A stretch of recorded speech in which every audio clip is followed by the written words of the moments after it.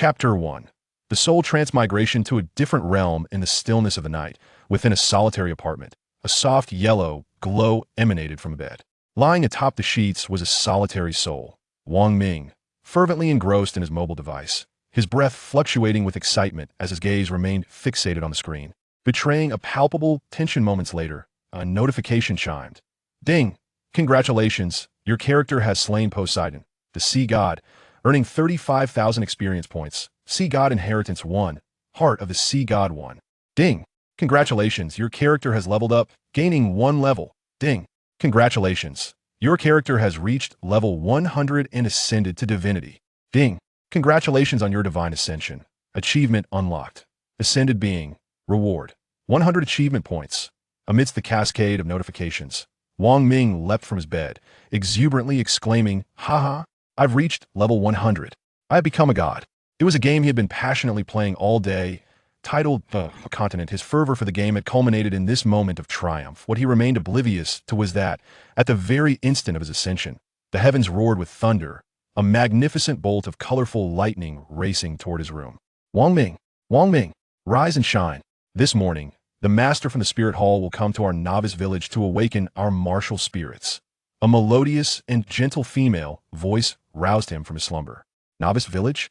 Wong Ming's eyes fluttered open, his gaze sharpening as he sat up, abruptly turning to the enchanting figure beside him. He beheld a delicate, blushing face framed by lustrous, shoulder-length hair, her eyes sparkling like stars. In an instant, realization dawned upon him, and he called out, Ji Meng. Yes, Wong Ming, what's the matter? Ji Meng replied, her expression laced with curiosity, sensing something unusual about him today. He offered her a reassuring smile, saying, It's nothing, let's go. With that, Wong Ming rose from his bed, and together with Ji Meng, they made their way to the spirit hall in the village for the awakening of their martial spirits. As they walked, Wong Ming reflected on his recent experiences, particularly the unsettling sensation in his chest prior to his unexpected arrival in this world. He surmised that he had somehow entered the realm of the game Douluo Continent, and the village they were in was aptly named Novice Village, evoking a sense of familiarity within. Little did he realize that he had perished from the game in a most tragic manner, now aware of his existence in a game world. Wong Ming felt a wave of reassurance wash over him. After all, he was a master gamer. Following Ji Meng, he arrived at the spirit hall, guided by the village elder. Jack, though dubbed a spirit hall, in this novice village, it was but a modest little house.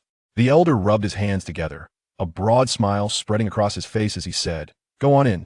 The master from the spirit hall is waiting for you. The crowd responded in unison, Yes, village elder. For any child able to become a spirit master, it was a momentous occasion for their village. They were but young children, naturally obedient, heeding the old village chief's instructions and entering the spirit hall without hesitation this year. Only 5 children from the novice village underwent their spirit awakening, marking the fewest participants thus far. Apart from Wong Ming and Ji Meng, there were 3 other boys. Upon entering the spirit hall, Wong Ming noticed a young man, appearing to be in his 20s. He donned a cloak adorned with the colors of the azure qilin and intricate animal patterns. With a dark water-green belt cinched at his waist, his jet-black hair framed a pair of bright, expressive eyes, exuding an air of cultured elegance.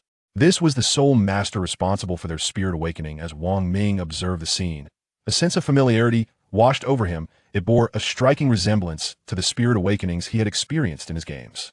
Prior to their arrival, the village chief had already conferred with Su Yuntao, who was merely awaiting the awakening procedure before proceeding to the next village. Upon seeing all 5 children assembled, he began his introduction.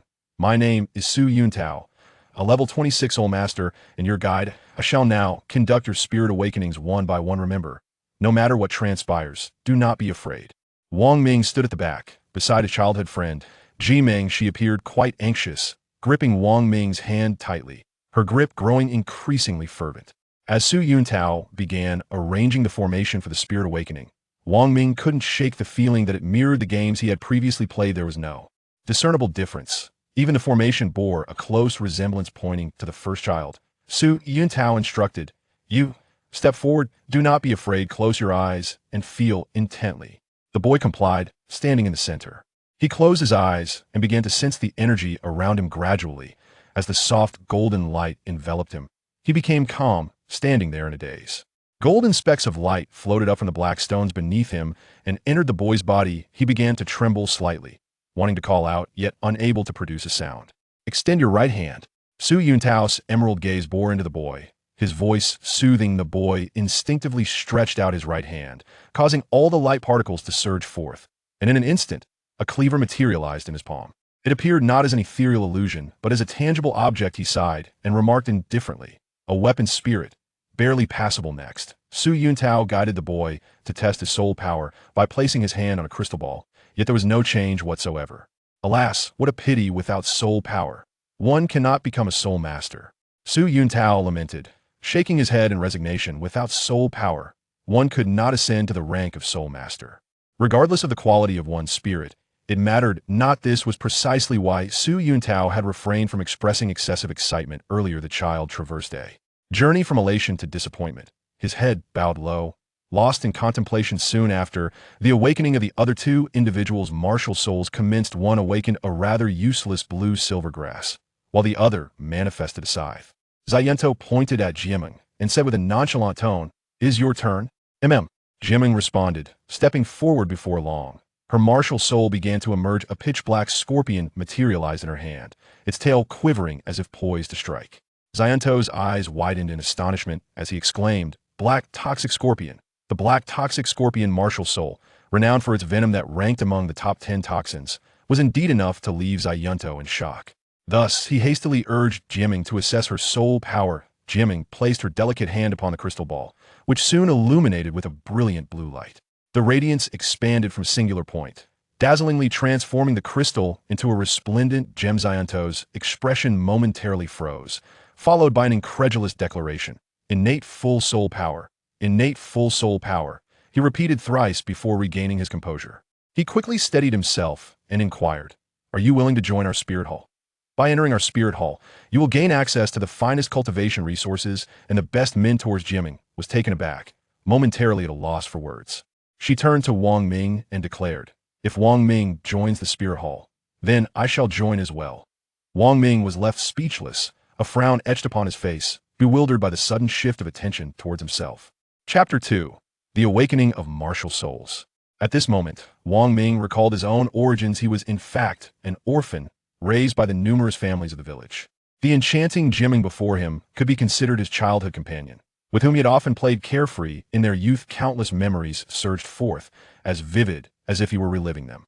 Su Yuntao's gaze remained fixed upon him, scrutinizing Wong Ming, and he soon realized that Wong Ming was the only one who had not yet awakened his martial soul. He mused that as long as Wong Ming's awakening was not a wasteful martial soul, the absence of one participant would be a small price to pay for the sake of an innate full soul. Power Genius stepped forward. "Awaken your martial soul," Su Yunta said calmly. He seemed to harbor no illusions regarding Wong Ming, believing it miraculous for a village to produce one individual with innate full soul power, and doubted the emergence of any other exceptional martial souls. Wong Ming nodded. He then entered the formation. In that instant, he felt a warm sensation enveloping his mind, gradually flowing into his limbs, a soothing comfort that nearly compelled him to exclaim, yet he restrained himself. Suddenly, a cold, mechanical voice echoed, "Ding! Game system activated." Wong Ming opened his eyes wide, staring in astonishment at the virtual interface before him. "Isn't this the game I played before? How have I reverted to level 1 after achieving godhood?" He was extremely frustrated, but the following announcement ignited his excitement. "Congratulations, host. You have awakened a divine martial soul, the Qilin martial soul." Wong Ming gazed at the martial soul in his hand, unable to suppress the smile on his face, secretly reveling in joy. It's no surprise that the martial soul I obtained after investing 999 is extraordinary." Observing Wong Ming's reaction, Su Yuntao assumed he had lost his mind from elation. He clasped his hand behind his back and encouraged, "Not bad. The lion martial soul. At least it was not a worthless martial soul. This would suffice for an explanation to the martial soul hall. By the way, what is your name?" Su Yuntao asked with a smile. Wong Ming regarded him and replied calmly. Wong Ming, given Su Yuntao's lack of experience, Wong Ming chose not to engage with him at his level. However, he was well aware of what Su Yuntao would say next. "Wong Ming, would you like to join our martial soul hall?" Su Yuntao inquired, raising an eyebrow, his face reflecting hope as he smiled broadly. Wong Ming nodded eagerly, responding, "I would be delighted." "Excellent." Su Yuntao replied with enthusiasm, then turned to Ji Meng to seek her opinion. Ji Meng smiled gently and nodded, saying, "I am willing to." Great.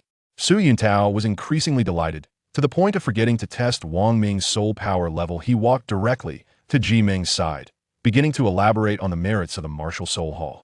However, Wang Ming did not need a test to ascertain his soul power level. He was certain it was level 1. The system's attribute panel made it abundantly clear. Character: Wang Ming. Level 1. Gold: 999. Health: 100. Experience: 0020. Attack: 12. Physical defense: 0. Magical defense: 0. Opening his backpack, he discovered the Novice gift package granted after his investment of 990. The backpack had 999 slots, with each slot capable of holding up to 100 identical items, a reward for his investment. At this moment, Wang Ming silently thanked his foresight in recharging, for otherwise, he would likely have lost these items. Open the Novice gift package. Ding! Congratulations, the character has obtained the Holy Soul Village Gloves LV1, Holy Soul Village Knee Pads LV1, Holy Soul Village Short Boots LV1, and Holy Soul Village Armor LV1. Instantly, 4 pieces of green equipment appeared in his backpack. Wang Ming viewed the 4 items with satisfaction. The least impressive gear was white, followed by green. All items received upon spending 999 had divine potential and were growth-type equipment. With the initial quality being green, he scrutinized each piece of equipment closely. Green Holy Soul Village Gloves LV1, Attack 3. Green Holy Soul Village Knee Pads LV1.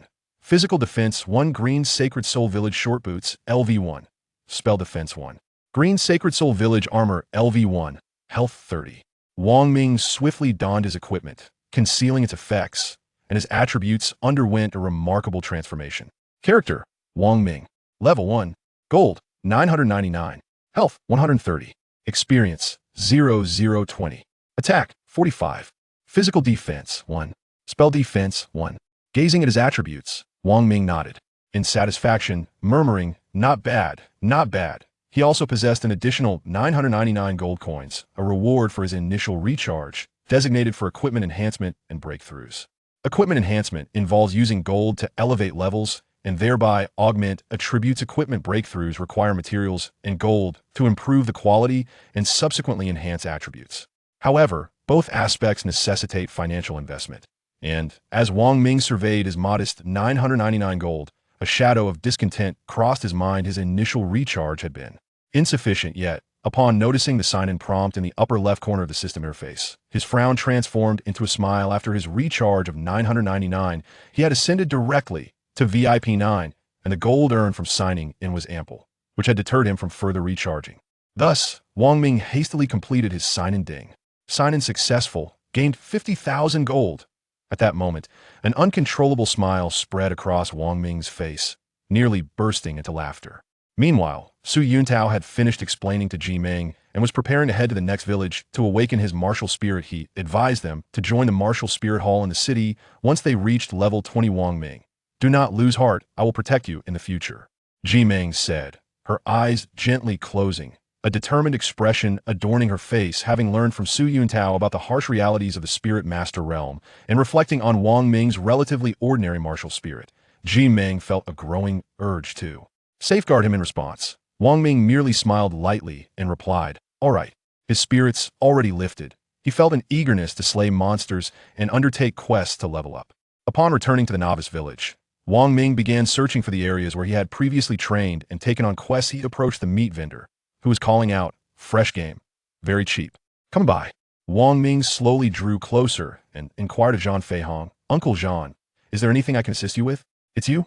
"Wang Ming, I have a freshly caught hare. Could you help me with the butchering?" Zhang Feihong ceased his calls, smiling as he replied, "Ding. Quest triggered. E-butcher the hare.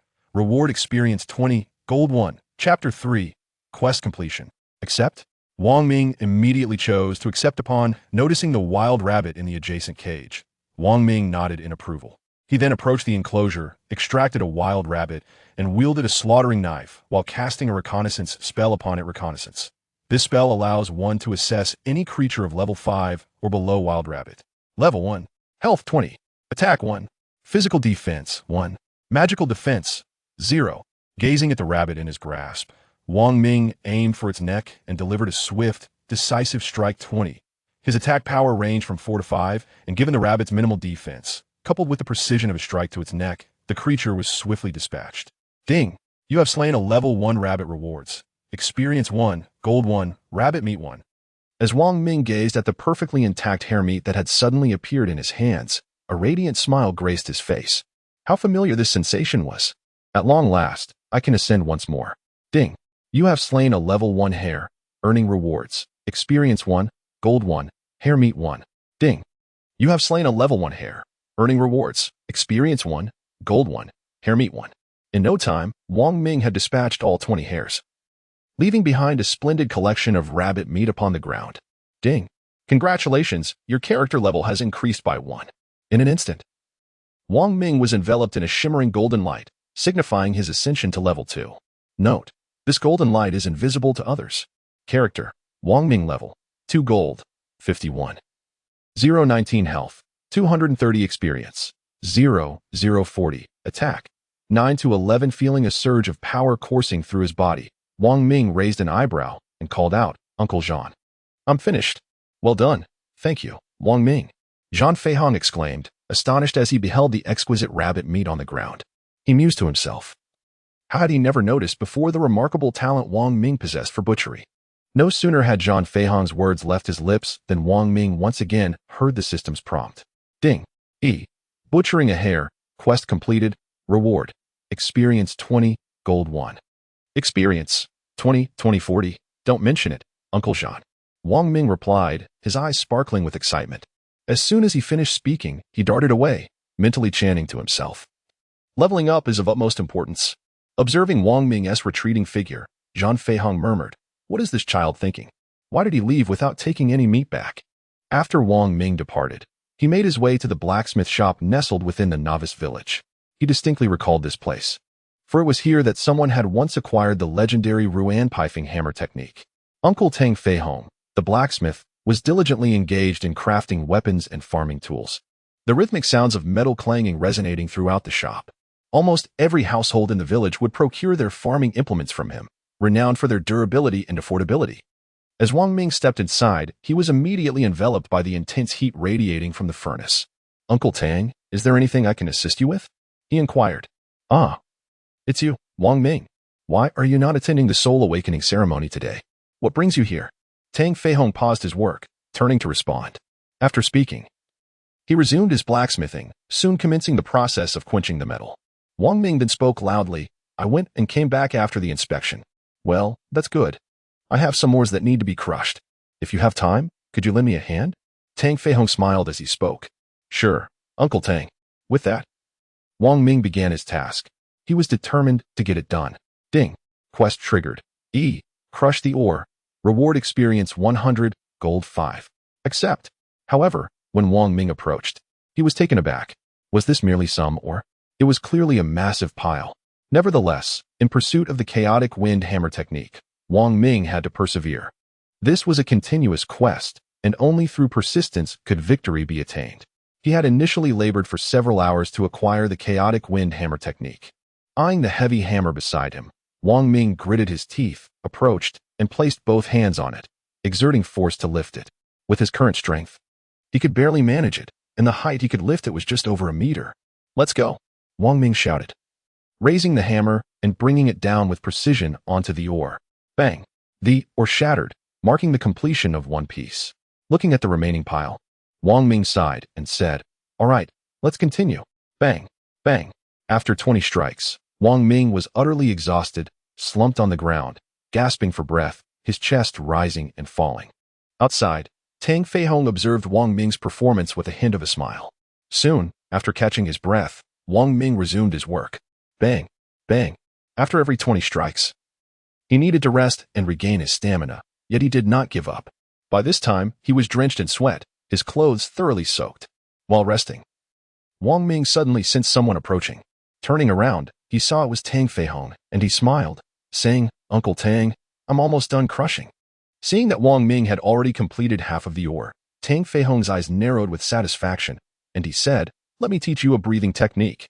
This way, you can conserve energy." "Sure. Thank you, Uncle Tang." Wang Ming's gaze shifted, and an extraordinary joy surged within him. Without a moment's hesitation, he readily agreed. He understood that this was an opportunity to be imparted with the Tang clan's breathing technique, albeit Tang Feihong had not explicitly stated what it entailed. Now, Listen closely to my words. Focus your energy in the dantian and gather your breath. Tang Fei Hong began to explain the breathing method. Wang Ming received a notification from the system. Ding. Congratulations, your character has acquired the Haotian sex breathing technique. Although this breathing technique may appear to hold little significance, it is, in fact, a prerequisite for mastering the chaotic wind hammer technique. Wang Ming's eyes widened, and he exclaimed joyfully, "All right, thank you, Uncle Tang. I understand now." Really? Tang Fei Hong's expression momentarily faltered, and he inquired in astonishment. Wang Ming nodded in agreement, exclaiming, "Indeed." He then resumed striking the oar with rhythmic precision. As the sound of his hammer echoed clang, clang, clang, Tang Fei Hong observed Wang Ming, who had already shattered more than 20 pieces of, or without so much as a hint of fatigue. His breathing remained remarkably steady, a clear indication of mastery. Had he truly grasped the art of regulating his breath in an instant? Could this child genuinely be a prodigy? Encouraged by this realization, Wang Ming struck with even greater fervor, effortlessly demolishing 40 pieces without issue, though he still needed to recuperate his strength. Before long, he had finished breaking the oar. The system's notification chimed in response. Ding. Shattered. Quest completed. Experience 100. Gold 5. Ding. Congratulations, character leveled up. Level 1. Ding. Congratulations, character leveled up. Level 1. Chapter 4. The chaotic hammer of the cloak. Wang Ming has ascended 2 levels in rapid succession. Character. Wang Ming level. For health. 530 experience. 20220. Attack. 23 to 25. The task has been accomplished, yet Wang Ming's arms are still sore, unable to straighten or exert force. Wang Ming slowly stepped outside, suppressing his pain, and said to Tang Fei Hong, "Uncle Tang, I have finished my task." "Well done," Tang Fei Hong exclaimed, his eyes widening in satisfaction. He was immensely pleased with Wang Ming's performance. He then inquired, "Are you willing to follow me to learn the art of blacksmithing?" "Absolutely." Wang Ming quickly nodded in agreement, knowing that a prompt response might grant him access to the elusive windstorm hammer technique. Tang Fei Hong regarded him with a stern gaze and declared, "Very well. I shall impart to you a set of hammer techniques." "Yes," Wang Ming replied, his eyes gleaming with excitement. With that, Tang Fei Hong began to wield the hammer. Demonstrating while instructing, this hammer technique is a method of continuous striking and forging, utilizing strength to perfectly unleash the power of a blacksmith. The most skilled blacksmiths can deliver 81 strikes in succession, shaping a piece of raw iron into their desired form. Ding. Congratulations, host. You have acquired the divine forging technique. Windstorm hammer technique. Windstorm hammer technique. Divine level movement follows thought, having the time required to craft equipment, ensuring every piece possesses random attributes. At last, Wang Ming had obtained the windstorm hammer technique. He immediately knelt and expressed his gratitude. "Thank you, master." "Ha ha ha. Good child." Tang Fei Hong chuckled heartily, stroking his beard. He then presented Wang Ming with a pitch-black iron block, saying, "I have no grand gifts to offer, so I will give you this piece of dark iron." "Thank you, master." Knowing its significance, Wang Ming graciously accepted the dark iron. Upon receiving it, its information quickly revealed itself. Green, dark iron LV10, an essential material for equipment breakthroughs. Equipment can be enhanced to level 10 before undergoing a breakthrough to improve its quality. After acquiring the dark iron, Wang Ming placed it in his storage space. Following a brief conversation with his master, he departed, eager to level up further. Upon reaching level 4, he promptly reinforced all his equipment. Gold -500. Gold -700. Gold -980. With each enhancement, the attributes of his equipment transformed instantaneously. Green, Saint Soul Village Gauntlets, LV4. Attack 12. He continued to enhance his other gear. Gold -500. Gold -700. Gold -980. 9 beams of golden light flashed. Green, Saint Soul Village Knee Pads LV4. Physical Defense 4, green. Saint Soul Village Boots LV4. Magical Defense 4, green. Saint Soul Village Armor LV4. Health 180. Wang Ming's attributes have undergone yet another transformation. Character, Wang Ming level. For health, 665 experience. 20220. Attack, 32 to 39. Wang Ming had no desire to venture out of the village to slay monsters. He believed it more prudent to accept the quest first, ensuring greater experience upon completion. He approached the tailor's shop, where Granny Wren was still busily weaving fabric, and inquired earnestly, "Granny Wren, is there anything I can assist you with?" "Ah, Wang Ming, my supply of raw materials is nearly exhausted. Could you kindly gather some for me? They can be found to the west of the village, Granny Wren replied. Her head bowed and an expression of concern etched upon her face. Of course, Granny Wren. Wang Ming nodded, promptly accepting the task. Ding. Quest activated. Gather raw materials. Reward. Experience 120, gold 1. Just as Wang Ming was about to depart, Granny Wren called out, Wang Ming, do be cautious of the crazed rabbits nearby. Understood, Granny Wren. He waved back, indicating that he had heard her. After leaving the tailor's shop, Wang Ming sought out the village elder, Old Jack. He was already aware of the achievements of both Wang Ming and Ji Meng regarding their martial soul awakenings and was elated that they would soon join the martial soul hall. Upon seeing Wang Ming approach, he greeted him with a beaming smile. Grandfather Village Chief, is there anything you require my assistance with? Wang Ming asked directly. Old Jack furrowed his brow in thought, then slowly recalled, to the west of the village, there are numerous crazed rabbits obstructing our ability to tend to the fields. If you have the time, could you address this issue for us? Understood, Village Chief. Just watch and see. Wang Ming replied confidently. Ding. Quest activated. Handle the crazed rabbits. Reward. Experience 400. Gold 2. Old Jack clapped his hands together and cautioned, be careful out there. Certainly, Village Chief. Wang Ming spoke as he sprinted ahead, covering a distance of more than 10 meters. Before long, he arrived at the western edge of the village. Gazing into the distance where countless rabbits roamed. In the early days of gaming, he had spent considerable time battling wild monsters in this very spot. Fortunately, he had invested some money previously, but it had still taken him a significant amount of time. After all, the task of dealing with the frenzied rabbits was rather peculiar, requiring the elimination of 100 rabbits to complete it. Collecting the necessary materials meant he needed to obtain a total of 20 rabbit pelts. The drop rate for rabbit pelts was rather low. On average, he would acquire 1 pelt after defeating 5 rabbits. Thus, the requirement of 100 rabbits was fortuitously aligned. Though Wang Ming had been unaware of this initially, and ended up slaying 200 rabbits, nearly overwhelming him. With a swift use of his reconnaissance skill, the attributes of the rabbits appeared on his interface. Frenzied rabbit level, 4 health, 350 attack, 7 physical defense, 3 magical defense. 1. These frenzied rabbits, while not particularly strong in terms of attack, possessed considerable bulk, making them suitable for novices. They were comparable in size to ordinary rabbits, yet their eyes glowed red, reminiscent of an affliction. Upon sensing the approach of a person, they would instinctively launch an attack. Wang Ming swiftly approached, delivering a powerful punch to the creature's head. -157. The weak point attack. For the frenzied rabbit, its vulnerability lay in its head. Striking there significantly amplified the damage, yielding remarkable results. Bang! With his gloved hands, Wang Ming unleashed another punch. -193. With 2 strikes, the frenzied rabbit met its demise. Ding! You have slain frenzied rabbit LV4. Rewards received. Experience 2. Gold 1. Rabbit fur X1.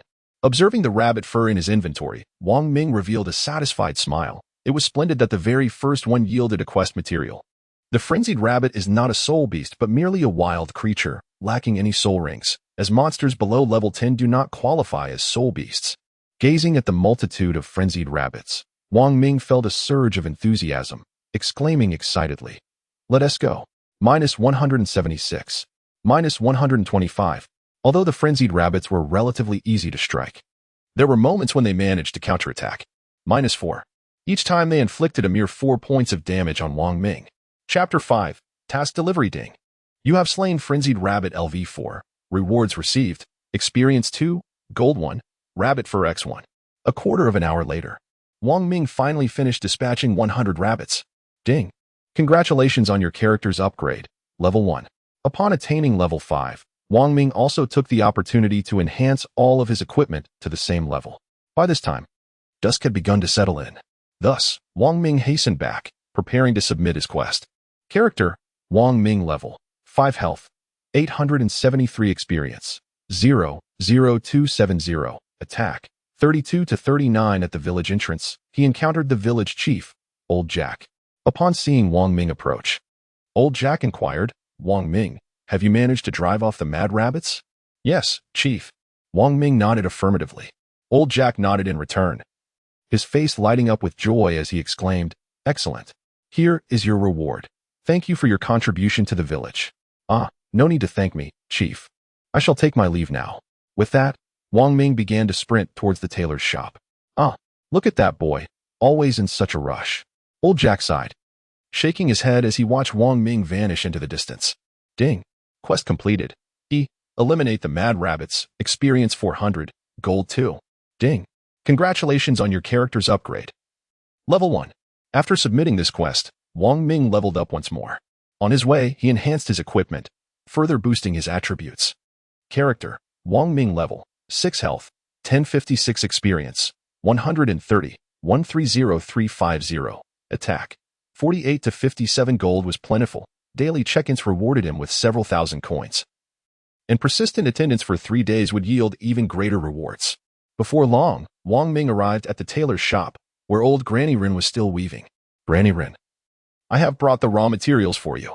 Wang Ming called out with a smile, producing all 63 units of materials from his backpack.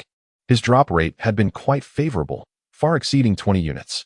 Since these items held little use for him, he decided to hand them all over to Granny Ren. Granny Ren received the materials, astonished, and exclaimed, Wang Ming, you gathered so much. Thank you. No need for thanks, Granny Ren. It was the least I could do. He replied with a shake of his head and a smile. Granny Ren then seemed to have an epiphany, suddenly recalling something. Wang Ming, please wait a moment. She hurried into the house, rummaging through her belongings. Ding. Quest completed. Collect raw materials. Experience 120, gold 1. Experience 270, 270350. Before long, Granny Ren emerged, holding something in her hand. She extended a piece of fabric towards Wang Ming, saying, Here, take this as well. It should be of use to you. Thank you. Granny Ren. Wang Ming accepted the fabric gratefully. Detect. Tattered burlap, an essential item for upgrading weapons to blue quality. Although Wang Ming had anticipated this, he was still taken aback by how effortlessly he acquired it, as such items are often elusive. In the marketplace, they cannot be purchased. One must either defeat monsters or complete quests to obtain them. After bidding farewell to Old Lady Ren, Wang Ming concluded his day's tasks and returned to his humble abode, a dilapidated yet functional wooden cabin. Upon arriving home, he spotted Ji Meng squatting at his doorstep. As soon as Ji Meng noticed his return, she sprang to her feet, greeting him with a radiant smile. However, as she attempted to move, she realized her feet had gone numb, and she lost her balance, tumbling downward. Ah, be careful, Wang Ming shouted as he rushed over. He swiftly caught Ji Meng in his arms, preventing her fall. Wang Ming gazed at Ji Meng, who had closed her eyes in fright, and inquired with genuine concern. Are you all right? At that moment, Ji Meng realized that she had not fallen after all. Slowly opening her beautiful eyes, she found herself looking at her dear brother Wang Ming. Rising to her feet, she blushed slightly and replied, I'm fine, Wang Ming brother. Ah, that's a relief. But what brings you here? Wang Ming shrugged, a subtle expression of curiosity gracing his face. Well, Ji Meng hesitated, unsure of how to articulate her thoughts. She had intended to seek out Wang Ming, but upon hearing that he had stepped out, she was left with no choice but to wait in his small room. This wait had stretched on for an entire afternoon, leaving her legs feeling quite numb. Noticing Ji Meng's silence, Wang Ming leaned in closer, locking his gaze onto her eyes and asked, Her embarrassment deepened, her cheeks flushing as if she might burst into tears. Finally, she managed to utter a few words. Wang Ming brother, I'm here to tell you that in 3 days, we will be attending Nodding Academy. Yes, I understand. Wang Ming nodded in acknowledgement. Seeing that Ji Meng was still lingering, he teased, What is this? Do you wish to come in and sit for a while? Humph, Wang Ming brother. Ji Meng huffed in playful annoyance before scampering away. As he watched Ji Meng flee, a thought crossed Wang Ming's mind. My sister has blossomed into a young lady. He chuckled heartily as he returned to his small abode. Of course, it was merely a jest. After all, they were still quite young. Upon re-entering his room, Wang Ming discovered a lunchbox on the dining table. Realizing it was the meal Ji Meng had brought him, he felt a warm sense of appreciation. After finishing his meal, he lay down on his bed and soon drifted into slumber. The following morning dawned bright and clear. The first thing Wang Ming did upon awakening was to check in. Ding. Congratulations, you have successfully checked in and received 70,000 gold coins. After getting out of bed, Wang Ming ventured outside once more in search of quests. In this novice village, the tasks were few, and although leveling up was possible, it was much quicker through completing quests. Unbeknownst to him, Wang Ming had wandered into the blacksmith shop, where he was greeted by his master, Tang Feihong, who promptly pointed to a corner and said, Come. Hammer those scraps of iron into fine iron blocks for me. I wish to see how much you have truly learned. Ding. Quest triggered. Refined scrap iron. Experience 1000. Gold 1. Accept. Excellent. Seeing that there was a task, Wong Ming immediately agreed without hesitation. However, upon reaching the corner, he was taken aback. Scrap iron? Fine iron? An overwhelming pile? Wong Ming turned back to look at Tang Fei Hong, his eyes filled with confusion, only to receive a nod in response. At this moment, he truly felt at a loss, convinced that his master was deliberately putting him through a trial.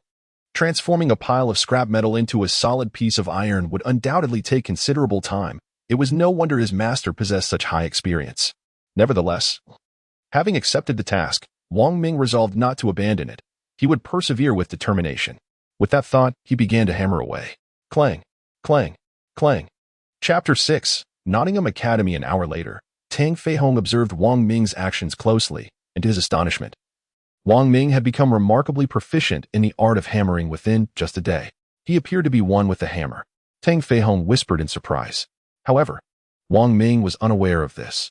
He continued to strike according to his own instincts. Fortunately, this time, Tang Fei Hong had provided him with a specialized small hammer, allowing for better precision in his strikes. Each blow vividly showcased Wong Ming's hammering technique. After a full day of labor, he had managed to reduce the scrap metal to a third of its original size.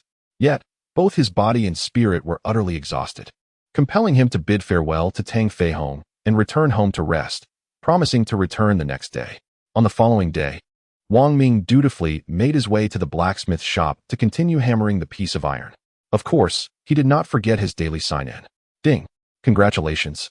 Character sign-in successful. Earned gold coins 80,000. Ding. Congratulations. Character has signed in for 3 consecutive days. Earned gold coins 50,000 and Secret Technique Codex X1. Green. Secret Technique Codex LV10. An essential item for breaking through to level 10 armor. Without delay, he resumed his hammering. This time, the iron block had taken on a square shape. Tang Fei Hong approached, examined the iron block, and nodded in satisfaction, patting Wong Ming on the shoulder, encouraging him. Well done. Tomorrow you shall succeed in your forging. Phew. Wong Ming wiped the sweat from his brow and replied, Yes, master. After a full day of hammering, he was thoroughly exhausted and went straight to bed upon returning home. On the third day, Wong Ming opened his eyes. Sign in. Ding. Congratulations. Character sign-in successful. Earned gold coins 100,000. Seeing the gold coins credited to his account, Wong Ming nodded with satisfaction, murmuring to himself, not bad.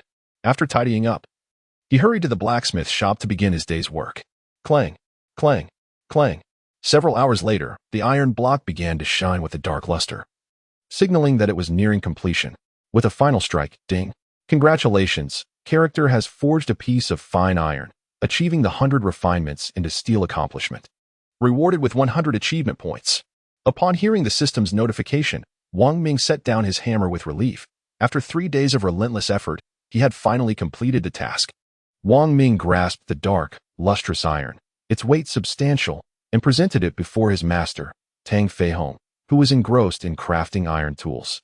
Master, I have forged this. Please inspect it. Excellent, excellent, excellent. Tang Fei Hong exclaimed thrice, his eyes gleaming as they fixated on the piece of iron. He could discern that this was indeed genuine refined iron, devoid of any impurities, achieving a purity of 100%. According to the traditions of their sect, Haotian sect, it was customary for a disciple to forge a piece of refined iron for their master upon taking them under their wing, and his disciple was undeniably a prodigy, which filled him with delight. Ding. Task completed. Forged refined iron. Reward experience 1000, gold 1. Ding. Congratulations. Character leveled up, level 1. Ding. Congratulations. Character leveled up. Level 1. Ding. Congratulations. Character leveled up, level 1. As 3 golden lights flashed, Wong Ming ascended 3 levels. Seizing the moment, he reinforced his equipment, and 12 golden lights shimmered as 4 pieces of equipment reached level 9. Wong Ming has undergone a profound transformation. Character, Wong Ming level, 9 health, 2876 experience, 10820, attack, 434 to 527 physical defense, 110 magical defense, 97 Wang Ming observed the joy radiating from his master and found himself equally elated. Having advanced 3 levels in his training, a testament to his arduous efforts over the past 3 days, Tang Feihong cradled the refined iron in his embrace, then crouched down to retrieve a medallion from within his robes, upon which was etched a hammer, indeed, the Haotian hammer. His eyes widened with intensity as he solemnly declared, "Disciple, this medallion symbolizes my sect. Should you find yourself wronged in the outside world, you may present this token, and others will think twice before daring to offend you." "Thank you, Master." Wang Ming expressed his gratitude as he accepted the medallion. Still, as he examined the description inscribed upon it, a sense of astonishment washed over him. The Elder Medallion of Haotian Sect, a symbol of authority that enables the bearer to command any subordinate force. The reason Tang Feihong refrained from disclosing its significance to Wang Ming at this moment was to prevent him from developing an inflated sense of entitlement during his initial stages of cultivation. It would only be upon venturing into the world that he would grasp the true value of this medallion. "Tomorrow, you shall commence your studies. I have little else of worth to bestow upon you. Consider this medallion as a parting gift," Tang Feihong stated with solemnity. The thought of parting from such a diligent and talented disciple stirred a tinge of reluctance within him. "Indeed, Master, I shall return frequently to visit you," Wang Ming replied earnestly. Tang Feihong's face broke into a gentle smile as he affirmed, "Very well." After bidding farewell to his master, Wang Ming returned home to sleep, utterly exhausted after 3 days. The following morning, it was Ji Meng who roused him. Otherwise, he might have forgotten the time to head to the academy. Both he and Ji Meng were escorted to Notting Academy by the elderly village chief, Jack. After completing the formalities for their enrollment, Ji Meng and Wang Ming made their way to the dormitory for working students, clutching their blankets. The co-ed dormitory arrangement left much to be desired, and it was perplexing to fathom the academy's rationale, or perhaps the game designer's intentions. The number of working students was quite limited, and among them, only Ji Meng was female. Just as Ji Meng finished arranging Wang Ming's blanket, a commotion erupted at the dormitory entrance. "Let us go take a look," Wang Ming exclaimed, moving closer to investigate. With Ji Meng closely in tow, upon closer inspection, they discovered that a group of self-funded students had come to their dormitory to cause trouble, attempting to intimidate them. The 2 groups of students found themselves locked in a standoff at the entrance.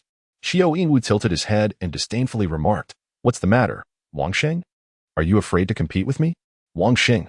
Although neither of them has reached the 10th level, Xiao Yingwu and Wang Sheng have known each other since childhood, and Xiao Yingwu has consistently bullied him. Wang Sheng was acutely aware that he could never triumph over Xiao Yingwu. Should he suffer defeat, it would not only be a personal loss, but also a blow to the dignity of all the work-study students. His own pride mattered little. Yet as the leader among them, he could not afford to falter. Xiao Yingwu had long perceived Wang Sheng's predicament, and, with a sudden glint of mischief in his eyes, he pointed towards a petite and charming figure among the work-study students. With a nonchalant tone, he remarked, "If that little sister were to become my maid, I would spare you all." Wang Sheng turned his head to look over. He recognized the individual as one of the 2 new students who had just arrived. However, as long as they were work-study students, he could not allow it. Absolutely not. Wang Sheng articulated each word distinctly, firmly establishing his stance. Chapter 7. The title Douluo Xiao Yingwu exhibited a peculiar smile at the corner of his mouth and remarked, "This is not up to you." As he spoke, he prepared to take action to seize the person. Ji Meng, frightened, instantly hid behind Wang Ming, clutching the hem of his garment tightly. Ding. Mission triggered. Punish the wicked. Reward experience 800. Gold 1. Wait. Upon hearing the system notification, Wang Ming stepped forward and called out loudly to halt the proceedings. The crowd parted, and Wang Ming reassured Ji Meng to stay back as he proceeded alone. Stepping forward, Wang Ming gazed at Xiao Yingwu and stated calmly, "I will compete with you." "Very well." Xiao Yingwu readily acquiesced. His intent for this visit was to suppress the work-study class and show them their place. It mattered not whom he targeted. Detection technique. Xiao Yingwu level, 9 health, 1289 attack, 76 to 89 physical defense, 23 magical defense, 14 Wang Ming. A lavish spender equipped with 4 formidable pieces of gear gazed upon the attributes of his opponent with a sense of satisfaction. He then shaped his hand into a fist, preparing to unleash the chaotic hammer technique. With a scoff, Xiao Yingwu, observing Wang Ming's movements, let out a series of derisive laughs. He charged forward, engaging Wang Ming in a fistfight. -580. With a single punch, Wong Ming struck. In an instant, Qiao Yingwu was sent hurtling backward, crashing against the wall. Bang! A wide mark was etched into the wall as he fell, subsequently spitting out a mouthful of blood. Splatter! With a single fist. Wong Ming nearly extinguished half of his opponent's life force, rendering him unable to suppress the urge to spit blood. Qiao Yingwu slumped onto the ground, unable to rise. And despite the agony coursing through him, he managed to utter, "You shall pay for this." His subordinates, witnessing the scene, hurriedly lifted Qiao Yingwu and fled the area. Ding! Congratulations, you have defeated the character Qiao Yingwu, LV9. Experience gained, 200. Ding! Mission completed. Eradicate evil, reward, experience 800, gold 1. Ding! Congratulations, your character has leveled up. Level 1. Wang Ming has once again leveled up, reaching level 10, which now allows him to acquire a soul ring. Character, Wang Ming level, 10 health, 4578 experience, 190, 190, 1000, attack, 534 to 579 after Qiao Yingwu and the others had slipped away. Wang Ming was about to return when he was intercepted by Wang Xing. With a furrowed brow, Wang Ming regarded him, uncertain of his intentions. To his surprise, Wang Xing suddenly smiled, his demeanor transforming to one of warmth, and then exclaimed, "Greetings, boss. Greetings, boss." The others echoed his sentiment. Wang Ming was momentarily taken aback, feeling somewhat at a loss. How had he suddenly become the leader of the dormitory? Observing the puzzled expression on Wang Ming's face, Wang Xing elucidated. The rule among us work-study students is that the strongest in the dormitory assumes the role of the leader, and everyone follows the leader's commands. Since you have defeated Qiao Yingwu, and I cannot best him, it follows that you are now the leader. Oh. Wang Ming finally grasped the situation. Very well. I shall accept this role. Wang Xing nodded in acknowledgement, replying, "All right, boss." Subsequently, Wang Ming approached and stood beside Ji Meng, observing her trembling form. He gently caressed Ji Meng's silky hair, offering her reassurance. "Do not worry. I shall protect you, and I have already driven them away." Ji Meng responded softly. Her gaze lowered, a shy expression gracing her features. It was her first experience being touched by a male, especially by her beloved Wang Gij, stirring an inexplicable flutter in her heart. After tidying up, Wang Ming was about to take Ji Meng out for a meal when two individuals entered the dormitory. One of them, Wang Ming recognized as Su Yutao, the one who had awakened his martial spirit previously. The other, however, was unfamiliar to him, emanating an aura too formidable for him to discern. Wang Ming's mind was rife with speculation regarding their presence. From the moment they entered, their eyes were fixated solely on Ji Meng. "Sir, the girl over there is the one," Su Yutao declared, pointing at Ji Meng with utmost respect. The other man nodded slightly, acknowledging the statement. "Ji Meng, come here for a moment. Someone wishes to meet you," Su Yutao called out to her. Ji Meng glanced over, then at Wang Ming, appearing reluctant to comply. However, Wang Ming understood their intentions and sensed no malice towards Ji Meng. "Go on," he encouraged, gently patting her back. Hearing Wang Ming's words, Ji Meng acquiesced, "All right," and slowly made her way over. Upon her arrival, Su Yutao introduced her, saying, "This is a distinguished individual from our martial soul hall. He will be your mentor from now on. You need only follow him to learn." Ji Meng looked at the elderly man before her, contemplated for a moment, and shook her head. "No, I want to cultivate with Wang Ming Gij." Su Yutao was momentarily taken aback, his expression shifting slightly as he fixed his gaze upon Wang Ming. It was the first time a title Douluo had been rejected. While there were many innate full spirit power cultivators in the martial soul hall, the 10 elite poison martial spirits were of a high caliber, worthy of his apprenticeship. At this moment, Wang Ming was fixated upon by the fierce gaze of the bloodstabber, akin to being ensnared by a venomous serpent, causing a slight tremor within his heart. Beads of cold sweat began to form on his back. Observing this, Su Yutao quickly interjected, "Esteemed sir, he is a title Douluo. Once you embark on your journey of learning under him, you will undoubtedly grow formidable. Do you understand? Title Douluo?" Ji Meng gazed at him in confusion. It was evident that, having only recently come into contact with soul masters, she was entirely unaware of the true extent of a title Douluo's power. Yet, Ji Meng was acutely aware of the strength she desired to attain. Her sole wish was to protect her brother Wang Ming. After a moment of contemplation, Ji Meng nodded in agreement. "All right, I will comply." "Excellent. What a good child." Su Yutao breathed a sigh of relief. He continued, "You may now accompany this esteemed gentleman." "Wait a moment. I wish to bid farewell to my brother Wang Ming. Ji Meng replied. Xiu Tao, hesitant to make a decision, turned to Bloodstabber for his approval. Bloodstabber inclined his head slightly, granting permission. Thus, Xiu now declared, go ahead. Ji Meng dashed over to Wang Ming's side. With a hint of reluctance, she said, Brother Wang Ming, I am about to follow that esteemed title Douluo to train. You must wait for me. Once I become strong, I will return to protect you. Yes, I will wait for you. Go now, and be sure to study diligently. Wang Ming replied with a smile. Wang Ming had long been aware of their conversation and recognized the individual as the title Douluo. It was evident that Ji Meng, by studying alongside him, would receive the finest education, alleviating Wang Ming's concerns. Chapter 8. The first soul skill. All right, I understand, Brother Wang Ming. Ji Meng uttered these words with a hint of reluctance, her eyes beginning to glisten with unshed tears. After speaking, she started to make her way towards Xiu Tao, occasionally glancing back at Wang Ming. Brother Wang Ming, please wait for me. Certainly, Wang Ming replied. Out of the blue, the notification sound of the system resonated. Ding. Task activated. The Beauty's Pact. Reward. Experience 50,000, Gold 1. Wang Ming. This task arrived rather unexpectedly. He was momentarily caught off guard. The promise of beautiful companionship. How could one possibly disregard the commitment made with a childhood sweetheart? When next we meet, our characters must attain level 80. Otherwise, we shall forfeit the X function. S-class tasks are indeed a rarity. Tasks are categorized into grades A, B, C, D, and E. An S-class task represents the pinnacle of challenges and is the most arduous of all. Wang Ming could not help but gaze at the receding figure of Ji Meng, sensing that this matter was far from resolved. Her departure had stripped his life of some of its vibrancy. As he looked at the desolate bed, he silently acknowledged that he would have to spend the night alone. The following morning dawned.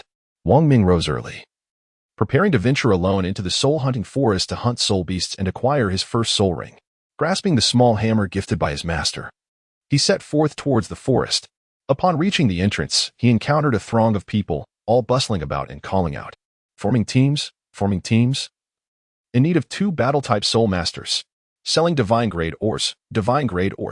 Wang Ming dismissed all distractions and made his way directly to the entrance of the soul-hunting forest. Just as he was about to enter, he was halted by the soldiers stationed at the gate, their weapons crossed to bar his passage. Ding. The soldier inquired. Observing the situation, Wang Ming produced the elder's token from the Haotian sect. The soldier examined it carefully to ascertain its authenticity. Soon, he respectfully returned the token to Wang Ming's hand, then opened the gate to grant him passage. Although Wang Ming did not possess the hand token from the spirit hall, entering with the elder's token from the Haotian sect proved to be comparatively straightforward. Wang Ming took a step forward, officially entering the soul-hunting forest. Ding.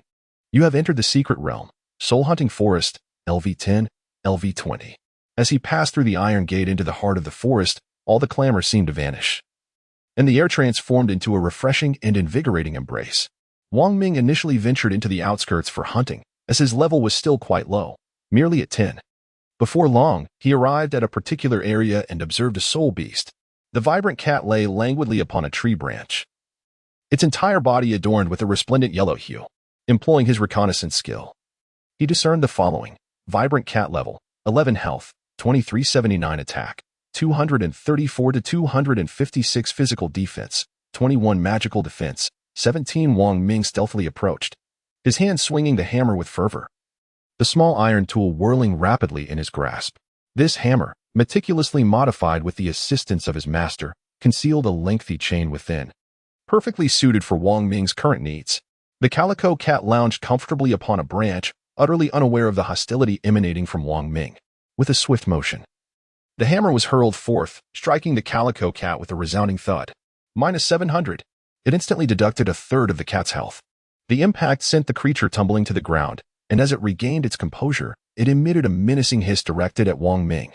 With a powerful leap, it sprang into the air, its claws gleaming ominously as it lunged towards him. Wang Ming was unceremonious, wielding his hammer with unyielding determination. With a swift motion, the hammer met the claws of the mottled cat in an intimate clash. However, its razor-sharp talons left no mark upon the iron. Instead, the hammer came crashing down upon its head. The sound resounded, bang. -1679.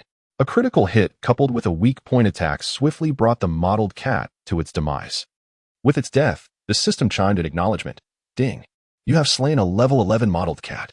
Rewards, experience 100, gold 1, 300 your modeled cat soul ring X1. Beast Claw X1.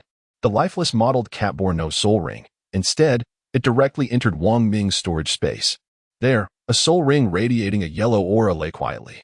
Yet, a 300-year soul ring was not what Wang Ming desired. He yearned for one that belonged to him, ideally one of 400 years. Moreover, if he were to absorb the modeled cat's soul ring, the associated soul skill would likely pertain to speed, which was not what he sought. In addition to the soul ring, another item emerged, the Beast Claw. Beast Claw, an item required to upgrade footwear to blue quality. Within the game system, one could exchange for exclusive soul skills through soul rings, but this required 3 soul rings of the same age, even after Wang Ming's VIP discount. Thus, Wang Ming embarked on a new journey. As he walked, he gazed at his hammer, pondering the materials his master had used to forge it. It was extraordinarily hard, seemingly akin to a soul guide device. However, Wang Ming's reconnaissance skill could not discern its properties due to its high level, while his own strength was steadily increasing. The weight of the hammer seemed to rise in tandem. Before long, he encountered new soul beasts, 2 sky-patterned poison goats, appearing to be a couple, engaged in an indelicate act. They moved swiftly, particularly the green patterns upon their bodies, which exuded potent toxins, deterring most from approaching. Sky-patterned poison goat level, 11 health, 2457 attack, 213 to 223 physical defense, 21 magical defense, 15 with their attack and defense, not particularly formidable. Wang Ming stealthily positioned himself, preparing for a surprise assault. In a sudden burst of speed, he lunged forward, his small hand maneuvering the large hammer straight towards the 2 sky-patterned poison goats. The unsuspecting creatures had no time to react, flustered and unable to escape. The hammer struck their heads with devastating force, leaving them utterly crushed. Minus 2,457. Minus 2,459. Ding. You have slain a level 11 sky-patterned poison goat. Rewards, experience 100, gold 1, 300 your sky-patterned poison goat soul ring X1, Beast Paw X1. Ding. You have slain a level 11 sky-patterned poison goat. Rewards, experience 100, gold 1, 300 your sky-patterned poison goat soul ring X1, Beast Paw X1. Having directly vanquished 2 sky-patterned venomous winds, I can finally proceed to exchange for the soul rings. Wang Ming activated the interface for soul ring exchange, seamlessly dragging his 300-year soul rings into the system. In no time, the soul rings were consumed by the system, revealing a selection of exchangeable options. The options presented were soul skills rather than soul rings, illustrating the advantage of this exchange process. There was no room for any other possibilities. What appeared was solely the designated soul skill, ensuring a secure and harmless transaction. Beast Transformation LV1 elevates all attributes to double their original value. Chapter 9. Once again defeating Windclaw, armor-piercing LV1. A whirlwind of swift windclaws is unleashed, annihilating foes with a base damage of 178 points while reducing the opponent's physical defense by 8. Shadow Flash LV1 instantly teleports behind the target, augmenting attack power by 123 points. Wang Ming examined the several soul skills currently at his disposal. After some contemplation, he opted for Beast Transformation, which grants a 2-fold enhancement to all attributes. Presently, this is merely a yellow soul ring skill at level 1. When he acquires the second soul ring, he will be able to upgrade the soul skill, and the soul ring will change color accordingly, resulting in an increase in potency. When he ultimately reaches the maximum level, the magnitude of enhancement for this Beast Transformation skill will be truly remarkable, a prospect that is indeed exhilarating. After Wang Ming made his selection, a yellow soul ring entered his body, which he absorbed instantaneously. Ding. Congratulations, the character has acquired the first soul skill, Beast Transformation. Ding. Congratulations. The character has achieved the first soul skill milestone, earning 100 achievement points. Ding. Congratulations, the character has attained the rank of Soul Master, completing the Soul Master achievement and receiving an additional 100 achievement points. Now that he has acquired the soul skill, Wang Lin gazed into his storage space, where the items for breakthrough equipment had transformed into a usable state. He could now enhance all his gear to a blue quality. Frayed burlap, mysterious iron, arcane tomes, and beast claws, along with 4,000 gold coins. Ding. The gloves of Saint Soul Village have successfully undergone a breakthrough. Ding. The knee guards of Saint Soul Village have successfully undergone a breakthrough. for beams of golden light flashed, and all 4 pieces of equipment had their quality upgraded to blue. Blue, Saint Soul Village Gloves, LV10. Attack 378. Blue, Saint Soul Village Knee Guards, LV10. Physical Defense 11. Blue, Saint Soul Village Boots, LV10.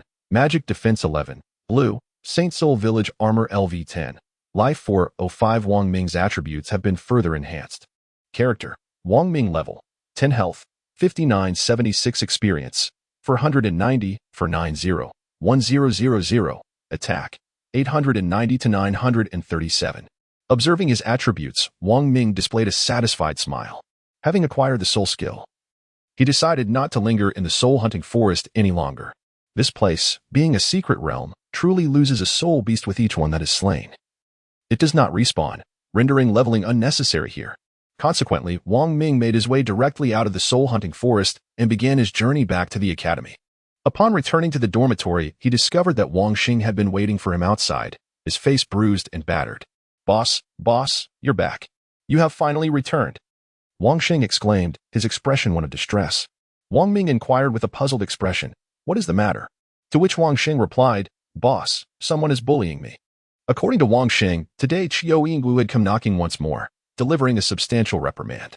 Qiao Yingwu was indeed poised to return, and he had already acquired his first soul ring. No sooner had he finished speaking than Qiao Yingwu arrived with a throng of followers. "Wang Ming, do you dare to engage in battle once more today?" Qiao Yingwu asked disdainfully. After his last encounter, he had remarkably reached the 10th level of soul power, prompting his elders to escort him to the soul-hunting forest, where he obtained his soul ring. Now, he was back to reclaim his lost dignity. Wang Ming replied nonchalantly, "Let us venture outside to battle." "Very well," Qiao Yingwu responded with a resonant voice. As for the reason behind his acquiescence, it was simply due to the task assigned by the system, which he had accepted. Ding. Task activated. D. Defeat once more. Reward: experience 1200, gold 1. Reconnaissance technique. Qiao Yingwu. Level: 11, Soul Master. Health: 3987. Attack: 309. Physical defense: 22. Magical defense: 19. The group arrived outside the dormitory, with Qiao Yingwu and Wang Ming each standing at the forefront on opposite sides. Wang Xing stood quietly behind Wang Ming and whispered, "Boss, be cautious of his soul skills." Wang Ming nodded in acknowledgement. Qiao Yingwu, maintaining his arrogant demeanor, was a 6th grade student with the martial soul of the Red Cloud Eagle, a level 11 soul master. Wang Ming, a 1st grade student, revealed his own martial soul, the Qilin, and he was a level 10 soul master as well.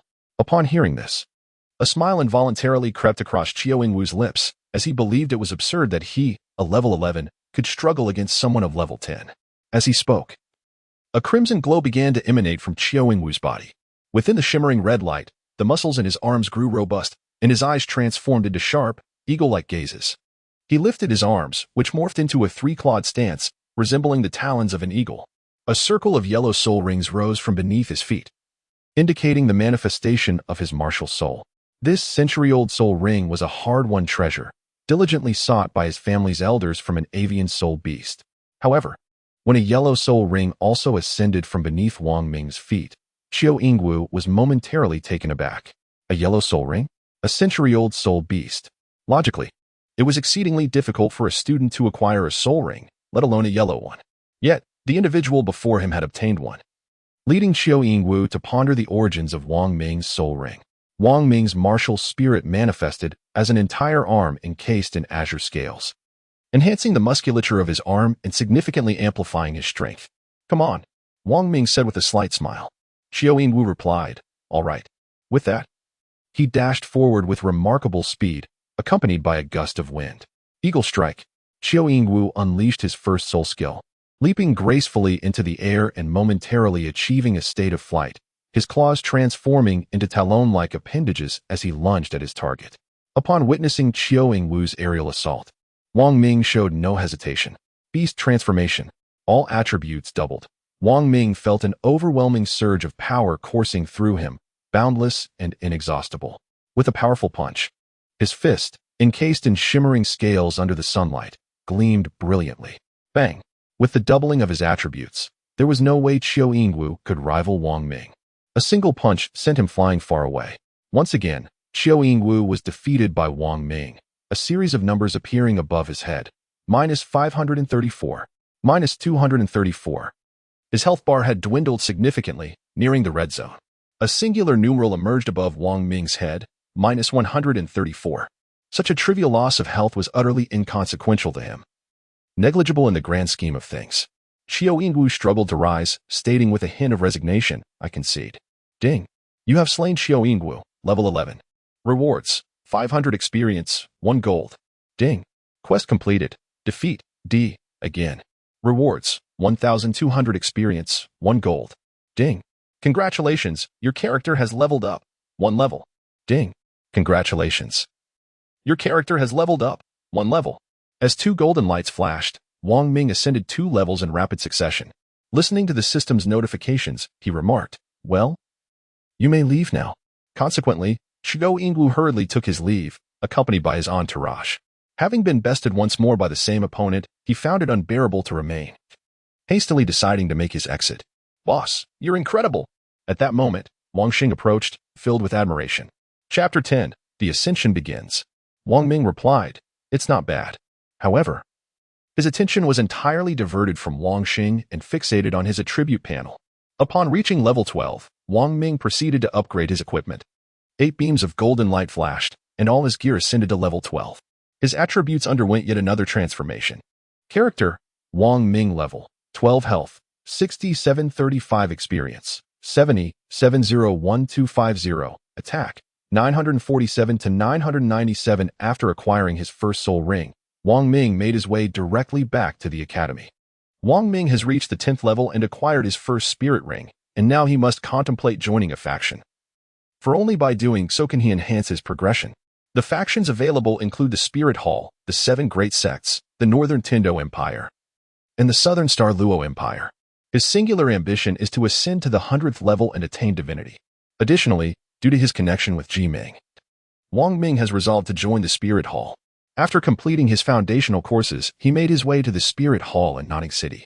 Upon arrival, he explained his purpose to the guards at the entrance, who graciously permitted him entry. Once inside the Spirit Hall, Wang Ming was taken aback by its vastness. The main hall spanned over 100 square meters, teeming with a diverse array of individuals. Even the staff and service counters at the Spirit Hall numbered more than 20. Upon inquiring in the hall, Wang Ming discovered that the Soul Master Certification Office was situated on the 2nd floor. He ascended to the 2nd level and joined the queue at the entrance of the certification office.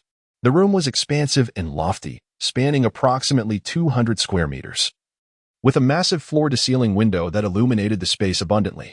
As the appraiser emerged, Wang Ming was already able to glimpse his attribute information. Matthew. Profession: Soul Master Appraiser of the Novice City Soul Hall, level 32. Although it was not yet his turn, Wang Ming patiently awaited his opportunity. "Next," called an aged voice. When his turn arrived, Wang Ming stood and entered the room, where Matthew was already awaiting him. "Unleash your martial soul and manifest your soul rings," Matthew instructed. Wang Ming nodded affirmatively. He stepped to the center of the intricately patterned floor, raised his arm with vigor, and, with a calm focus, summoned his Qilin martial spirit, which suddenly materialized behind him, accompanied by a yellow soul ring. A yellow soul ring? Matthew's expression shifted subtly, revealing curiosity on his face. After all, the child before him was merely 7 or 8 years old, clad in the uniform of the Nodding Academy. And it was indeed intriguing for a student to possess a yellow soul ring. After a brief moment, Matthew remarked nonchalantly, "Your assessment has concluded. Henceforth, you may collect a subsidy from the Martial Soul Hall each month using your badge, amounting to 1 gold soul coin." "Thank you." Wang Ming expressed his gratitude with a respectful gesture. In truth, the monthly subsidy was of little significance. What Wang Ming truly desired was not this. Just as Matthew was about to call in the next individual, Wang Ming boldly interjected, "Master, could you possibly recommend me for membership in the Martial Soul Hall?" Matthew raised his gaze slightly, observing Wang Ming with interest. He found the child rather amusing, as he was aware of his eligibility for a recommendation to join the Martial Soul Hall. However, in Matthew's eyes, to have cultivated to this extent at such a young age was indeed a mark of genius. Matthew rose, his curiosity piqued, and said, "Very well. As long as your contribution value reaches 1,000 within 20 days, you may come to me for the exchange." Ding. Task triggered. D. Qualification acquisition. Reward experience 2,000. Gold coin 1. Upon hearing the system's prompt, a smile graced Wang Ming's face as he readily replied, "All right, master, just wait and see." "Excellent," Matthew responded with a smile. With that, Wang Ming exited the room. Wang Ming was acutely aware of the secrets embedded within the game. Only by uttering a particular phrase could he trigger the quest. Without this utterance, he would have no opportunity to join the Spirit Hall. Merely registering as a Soul Master was a trivial formality and did not equate to actual membership in the Spirit Hall. To genuinely become a part of the Spirit Hall required considerable effort. As for Matthew, that was merely a jest. How could a mere child amass such a substantial amount of contribution points so swiftly? In his view, it was utterly implausible. Descending from the second floor, Wang Ming proceeded to the quest reception area to commence his tasks. Ding! The quest was activated. D. Eliminate the cave demon spider. Experience reward 1200. Contribution points 200. Ding! The next quest was triggered. D. Eliminate the scale armor beast. Experience reward 1200. Contribution points 200. Each of these quests required the extermination of 100 monsters. Although this task was arduous, the abundant contribution points offered were a considerable incentive, and the quests could be undertaken indefinitely, which was a significant advantage. After accepting these two quests, Wang Ming first prepared some necessary items: 500 portions of salt, filling 5 storage slots, and 500 portions of ice spirit spring, occupying another 5 slots. These items were readily available in the system store. It simply depended on whether one chose to purchase them. Acquiring them made completing the quest feasible. Without them, the task of slaying 100 monsters would be akin to scaling a daunting peak. Salt, capable of dissolving spider silk. Ice spirit spring, essential for maintaining a constant body temperature in high heat conditions. Wang Ming first ventured to the lair of the cave-dwelling arachnids outside the city of Nottingham. A green icon on the map consistently guided his progress. After the passage of an hour, Wang Ming approached the lair of the cavernous demon spider. Outside the cave, countless strands of white silk were entwined, while sporadic small spiders danced upon them. Observing these silken threads, a subtle smile graced Wang Ming's lips as he retrieved a pouch of salt. With a handful of salt in hand, he sprinkled it across the web, which swiftly appeared to dissolve, gradually vanishing from sight. Not bad. Wang Ming nodded in approval at the scene before him. During his previous gaming experiences, it was indeed salt that he had employed, a lesson learned after his untimely demise upon first entering the cave. Upon returning to the city and inquiring with others, he discovered the utility of such an item. Ding! You have entered a new map, the lair of the cavernous demon spider. As Wang Ming advanced, scattering salt along his path, he sought the elusive figure of the subterranean spider. Suddenly, a swift sound pierced the air, and a massive white web hurtled towards him from the side. In a moment of instinct, he quickly unleashed the contents of his salt pouch. Upon contact with the salt, the colossal web began to dissolve, creating a significant opening through which Wang Ming deftly evaded the trap. The subterranean spider revealed itself, resembling a creature no larger than a small human. It dangled from a web high above, its eyes having long since atrophied from years spent underground. Instead, it relied on the tactile sensitivity of its silk to perceive the world around it. Any slightest disturbance in the air would cause its threads to quiver, alerting it to changes in its environment. Chapter 11. The Subterranean Spider's Reconnaissance Art. With a swift application of reconnaissance art, the information regarding the subterranean spider materialized on Wang Ming's interface. Subterranean spider level, 15 health, 5,000 attack, 348 to 378 physical defense, 46 magical defense, 24. The spider's level fell within the range detectable by the reconnaissance art, being 3 levels higher than Wang Ming. However, as a premium user who had invested in enhancements, his attributes still surpassed those of the subterranean spider. Its multifaceted eyes flickered, and several legs delicately stirred the web, seemingly in search of Wang Ming's presence. Wang Ming would not grant him an opportunity. The heavy hammer swung forth, striking directly against the hardened carapace of the cavernous demon spider. A crisp clink resonated, and damage was inflicted, for 56. Observing the damage figures, Wang Ming recognized the toughness of the spider's shell, with its vulnerability lying in its abdomen. This knowledge was not lost on him. Yet would the creature allow him to strike so effortlessly? Clearly, the answer was no. In response to the painful blow, the cavernous demon spider emitted an enraged screech, unleashing another stream of webs. Cursing under his breath, Wang Ming hastily scattered a pouch of salt to dissolve the webs. If ensnared by these strands, death would be the only outcome. As the spider's webs disintegrated, Wang Ming hefted his hammer once more, delivering a powerful blow. Boom. This time, the hammer connected with the spider's maw, crushing its silk-spinning mandibles. Minus 789. The damage inflicted was considerably higher than before, following the destruction of its mouthparts. The trajectory of the webs it released was altered. The direction it intended to shoot was misaligned, causing the webs to veer away from Wang Ming entirely. A smile crept across Wang Ming's face as he continued to strike with his hammer, withdrawing and then striking again. Minus 467. Minus 370. In mere moments, the life force of the cavernous demon spider dwindled to nothing. Ding. You have slain the cavernous demon spider LV-15. Rewards. Experience 300. Gold 1. Spider leg 1. Spider leg. A token of victory from defeating the cavernous demon spider. Wang Ming's objective was to gather 100 spider legs. A task deemed complete only upon achieving this goal. Soon, the silhouette of the cave spider vanished from sight. Having dispatched the first one, Wang Ming gained valuable experience and continued his search for the elusive cave spiders.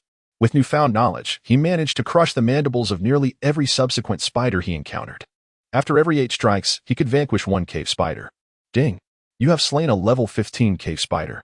Rewards. Experience 300. Gold 1. Spider leg 1. Ding. You have slain a level 15 cave spider. Rewards. Experience 300. Gold 1. Spider leg 1. Upon defeating the 4th cave spider, Wang Ming leveled up once more, reaching level 13. Ding. Congratulations. Your character has leveled up. Level 1. Experience 20,201380 after attaining level 13. The experience gained from each cave spider diminished by 100 points. Ding. You have slain a level 15 cave spider. Rewards. Experience 200. Gold 1. Spider leg 1. However, the number of strikes required to defeat each spider decreased to 6. Now, he could eliminate 1 cave spider with just 6 powerful blows. Before long, Wang Ming leveled up again, reaching level 14. Ding. Congratulations. Your character has leveled up. Level 1. Experience 40,401900 at level 14.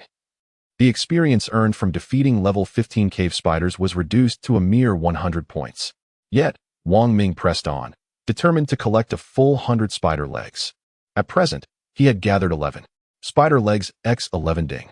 You have slain a level 15 cave spider. Rewards. Experience 100. Gold 1. Spider leg 1. With salt in his possession, Wang Ming moved through the cave with ease, treating the cave spiders as mere obstacles to be defeated with his hammer and salt, a strategy that proved consistently effective. After dispatching 19 more cave spiders, Wang Ming leveled up yet again. Ding. Congratulations. Your character has leveled up. Level 1. Upon reaching level 15, Wang Ming's attributes surged, undergoing a remarkable transformation. Character, Wang Ming level, 15 health, 14,000 experience, 40,402,200 attack, 1490 to 1534. His health had surpassed the 10,000 mark, allowing him to crush a cave spider with just a few strikes. With a triumphant swing of his hammer, he dealt a devastating blow. Minus 2090. The damage was substantial, and the cave spider met its demise instantaneously. Ding. You have slain a level 15 cave spider.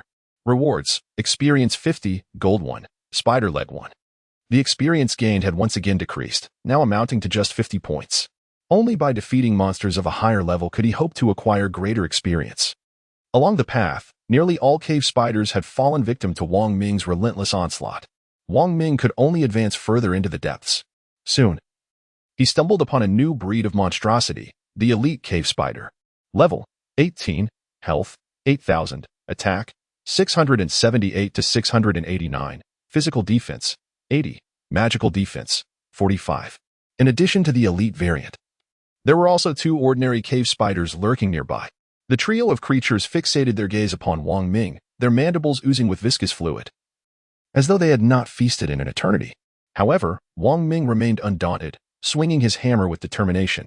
The 2 ordinary cave spiders, flanking the elite, surged forward, spitting webs in an attempt to thwart the advance of his hammer. The 2 strands of silk, one after the other, met the iron hammer. As the first web approached the hammer, it began to dissolve unexpectedly. Upon the iron hammer wielded by Wang Ming, one could distinctly observe the granules of white salt. It became apparent that he had coated his hammer with salt prior to the battle. Should the weapon become ensnared, it would be swiftly enveloped by the subterranean spider, rendering escape exceedingly difficult. Upon encountering the second web, the dissolution rate diminished somewhat, as the salt had been partially consumed. Nevertheless, he successfully pierced through the web, propelling his hammer towards the mandibles of one of the subterranean spiders with great speed. A damage value of -3,765 emerged. As Wang Ming yanked back, the hammer followed the trajectory of his strength, returning to him. Astonishingly, the subterranean spider was sent hurtling backward by the force of Wang Ming's strike. Crashing against the cavern wall, Wang Ming has ascended to the 16th level, effortlessly inflicting overwhelming damage upon a mere 15th level creature. The elite cave spider, witnessing one of its underlings being sent sprawling by a human, emitted a furious screech, vowing to tear the intruder limb from limb. With its 8 legs moving swiftly, as it approached Wang Ming, it propelled itself into the air with a powerful leap. Suspended mid-air, it unleashed a formidable web. The web produced by the elite cave spider is significantly more potent than that of an ordinary spider, measuring twice the size. Wang Ming, naturally, did not dare to be negligent. He took out 2 bags of salt and, with a grand gesture, scattered them into the air. Chapter 12. The Spider Queen. The salt granules dispersed like snowflakes, floating gracefully in the atmosphere. As they came into contact with the advancing massive spider web, the salt particles clung to it, swiftly dissolving the web and diminishing its former stickiness. Now it was Wang Ming's turn to act. Beast transformation. With all attributes doubled, he leaped into the air, and with a powerful strike of his hammer, sent the encroaching spider web flying aside, soaring beneath the elite cave spider's abdomen, its vulnerable spot. Wang Ming was not one to hold back. With his doubled strength and attack power, he brought down the hammer. -6,798. A thunderous sound echoed as a single blow sent the elite cave spider crashing into the cavern wall, tumbling to the ground. This strike obliterated 3/4 of its health. As the elite cave spider attempted to rise again, Wang Ming denied it the opportunity, swiftly appearing before it. Another strike followed. -1,211. Thus, the elite cave spider's health reached 0. Ding. You have slain the elite cave spider LV-18. Rewards. Experience 200, gold 1, spider legs 20. The remaining 2 cave spiders included one on the brink of death, which Wang Ming approached to claim its life. The last cave spider met a swift end as well, with a single hammer blow delivered while in beast form. Ding. You have slain the cave spider LV-15. Rewards. Experience 50, gold 1, spider leg 1. Ding. You have slain the cave spider LV-15. Rewards. Experience 50, gold 1, spider leg 1. From one elite cave spider, Wang Ming collected 20 spider legs, invigorating him to make the most of the remaining moments of his beast transformation. With a sudden surge of determination, Wang Ming plunged deeper into the cavern. He was poised to strike with a single blow at any ordinary cave spider that dared to emerge. The common cave spiders could withstand but one of his mighty swings, while the elite ones would succumb to no more than 3. Within the dark recesses, he encountered primarily elite cave spiders, accompanied by 2 ordinary counterparts. The rhythmic sound of hammering echoed through the cave, relentless and unyielding. Bang, bang. It was reminiscent of his past excursions in the game, farming dungeons. Wang Ming darted through the cavern, swiftly dispatching the cave spiders, all the while hearing the system's continuous notifications. Ding. You have slain a cave spider LV-15. Rewards. Experience 50. Gold 1. Spider leg 1. Ding. You have slain a cave spider LV-15. Rewards. Experience 50. Gold 1. Spider leg 1. Ding. You have slain an elite cave spider LV-18. Rewards. Experience 200. Gold 1. Spider leg 20. After a quarter of an hour, the effects of his beast transformation faded, and he finally came to a halt. During that time, he had vanquished a total of 20 elite cave spiders and 60 ordinary ones. Moreover, he had ascended 2 levels, reaching level 18. The collection of spider legs had amassed to 557, quietly resting within his system's inventory. Spider legs X557 character, Wong Ming level, 18 health, 19. 000 experience, 50, 503, 000, attack, 2098 to 2187. Wong Ming halted, contemplating whether he should first venture out to complete his task or continue his hunt. At present, he was aware that vanquishing an elite cavern spider would yield 50 experience points, whereas defeating an ordinary cavern spider would grant a mere meager 10. Regrettably, before Wong Ming could arrive at a decision, an enormous web surged towards him, surpassing all the webs he had encountered thus far. Alas, Wang Ming hastily retrieved 5 bags of salt from his storage space and scattered them all around. To his dismay, the salt did not dissolve the web upon contact. It merely slowed its advance slightly. Observing the web, Wang Ming muttered a curse under his breath, realizing the gravity of the situation. Wang Ming deftly evaded the intricate web. Yet another colossal creature descended upon him, the abyssal spider monarch, boss. He was aware of this formidable foe, but he had not anticipated encountering it so soon. It was highly probable that the numerous abyssal spiders he had previously vanquished had alerted it to his presence, prompting its emergence. The spider monarch was 3 to 4 times the size of the ordinary abyssal spiders, its forehead adorned with a multitude of compound eyes. Each fixated upon him with an unsettling gaze. Its forelegs twisted ominously around its mandibles, ever poised to unleash a torrent of silk. Beyond its web-spinning capabilities, the monarch wielded its razor-sharp, barbed legs as lethal weapons, the barbs laced with a paralyzing toxin that would impede the speed of any adversary's reactions. Wang Ming must now proceed with caution. He cast a reconnaissance technique, revealing the attributes of the spider monarch. Cave demon spider monarch level, 20 health, 12,000 attack, 1457 to 1534 physical defense, 256 magical defense, 135. The spider monarch possesses quite a formidable amount of health. However, Wang Ming is undeterred, having long been prepared. Basic antidote X100. Detoxification, restricted for use under level 20, basic speed enhancer X100, speed boost of 5. Duration of 10 minutes. Basic defense enhancer X100, increases magical and physical defense by 5, duration of 10 minutes. Each vial is priced at 100 gold coins, totaling 30,000 coins for the 3. Having wealth is indeed remarkable, as it allows one to procure goods at any time from the system marketplace. Wang Ming held a vial of antidote in his mouth, poised to swallow it at any moment. With his right hand, he swung a hammer, ready to strike. As he shifted his feet, in a flash, with an augmented speed of 5, he appeared as but a fleeting shadow, bringing the hammer down upon the spider monarch. The impact was formidable, dealing a staggering -467 damage. Vanquishing this foe would prove to be a relatively simple task. Enraged by Wang Ming's assault, the spider monarch surged forward. Its towering legs, each 2 meters in height, lunging menacingly towards him. A solitary man stood no chance against the multitude of spider legs. Wang Ming was swiftly struck by the spider's leg, crimson blood oozing from the wound, which exhibited a greenish hue indicative of poisoning. -346. Ding. Having been attacked by the spider monarch, the character succumbed to a poisoned state, suffering a 10 reduction in speed, lasting for 1 hour. Observing this, Wang Ming hastily consumed the antidote in his mouth. Ding. Antidote successful, negative status eliminated. Whenever he fell into a poisoned state, Wang Ming would promptly ingest the antidote. Albeit with a mere second's delay, yet he would still be ensnared by the spider monarch, delivering a fatal blow. -680. PFF. Wang Ming staggered back several meters after being struck, spitting out a mouthful of blood. He wiped the blood from the corner of his mouth, fixated on the spider monarch's health bar, and calmly declared, "It is time for you to be dealt with." In this brief moment, Wang Ming had expended 50 antidotes. Yet the spider monarch's health bar was reduced to a mere thread, posing little threat. He had even depleted more than half of his salt supply. With a heavy hammer raised, Wang Ming leaped into the air and brought it crashing down upon the spider monarch's compound eyes. -789. Chapter 13. Soul Skill Upgrade. The spider monarch's health bar reached 0, yet Wang Ming did not hear the system's notification sound.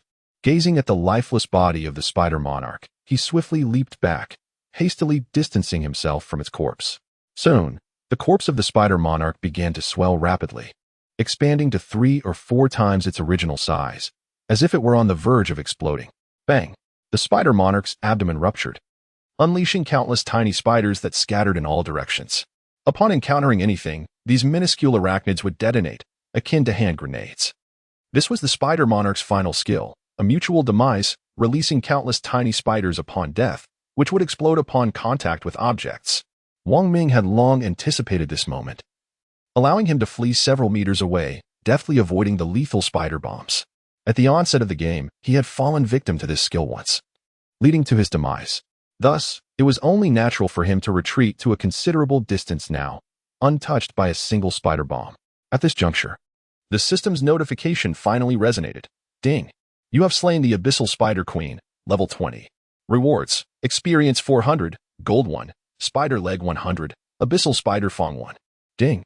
Achievement unlocked for the first kill of the boss. Rewards. Achievement points 100. Blue. Abyssal Spider Fong. Level 20. Knee pads breakthrough to blue quality 1. Required item. Following the extermination of the Spider Queen, the entire Abyssal Spider Clan cave had been thoroughly cleansed. Ding. You have completed the Abyssal Spider Cave. Rewards. Achievement points 100. Wang Ming emerged from the cavern, gazing at the plethora of magical spider legs within his backpack, numbering over 600. Although this was sufficient to secure 1,000 contribution points, he was acutely aware that it was far from adequate to truly obtain that coveted position. Accumulating even more contribution points was imperative. Furthermore, his own strength must be formidable enough to impress Matthew, compelling him to willingly grant the opportunity. As Wang Ming departed, a flash of golden light illuminated the cave of the magical spiders, causing all the creatures to resurrect and respawn. He had been absent for 5 days and needed to return to complete his quest and elevate his level, thus enabling him to venture to the next training locale. Within the confines of the cave, he remained oblivious to the conditions outside, unaware of the passage of day and night. Wang Ming once again arrived at the Spirit Hall in the city of Nottingham, seeking the individual who had attended to him during his previous visit. He emptied his bag, revealing more than 600 spider legs. The attendant displayed a look of astonishment before smiling and saying, "Esteemed Spirit Master, please hold on while we tally the count." Wang Ming nodded in agreement and took a seat to wait. After a brief moment, the attendant approached him with a smile and announced, "Dear Spirit Master, we have completed the count. There are a total of 670 spider legs, amounting to 1,340 contribution points, which have already been credited to your account." "Very well, thank you," Wang Ming replied with a smile and prepared to depart once more. Ding. Task completed. D. Extermination of the cave spider. Experience 1,200. Contribution points 200. Ding. Task completed. D. Extermination of the cave spider. Experience 1,200. Contribution points 200. Ding. Task completed. D. Extermination of the cave spider. Experience 1,200. Contribution points 200. Following the 6 notifications from the system, 2 beams of golden light flickered across Wang Ming's body. Ding. Congratulations. Your character has leveled up. Level 1. Ding. Congratulations. Your character has leveled up. Level 1. Ding. Achievement unlocked. Grand Soul Master. Reward. 100 achievement points. Wang Ming's level has finally reached 20, and it is time to seek out his second soul ring. With the Abyssal Demon Spider Fong and 5,000 gold coins, he can enhance the quality of the Blue Saint Soul Village knee pads to level 10. Breakthrough. Ding. The quality of the Saint Soul Village knee pads has increased by 1. Blue 1. Saint Soul Village knee pads level 20. Physical defense 340. Wang Ming's attributes have once again improved. Character. Wang Ming level. 20 health. 25. 000 experience. 1900. 1900. 4000. Attack. 2898 to 2987 before acquiring the second soul ring. Wang Ming can first elevate the level of his primary soul skill. Beast Transformation Level 2. All attributes multiply by 2. 5 for a duration of 15 minutes. After completing the upgrade, the enhancements are quite substantial. Wang Ming releases his soul ring once more, a violet hue emanating from it. The original century-old soul ring has successfully ascended to a millennium soul ring. This exemplifies the formidable nature of the Soul Ring system's upgrades. Of course, one must first invest to unlock these capabilities. Once again, Wang Ming ventured into the soul hunting forest, commencing his quest for millennium soul beasts. As long as the soul beast is a millennium in age, the type or specific lineage is of no concern.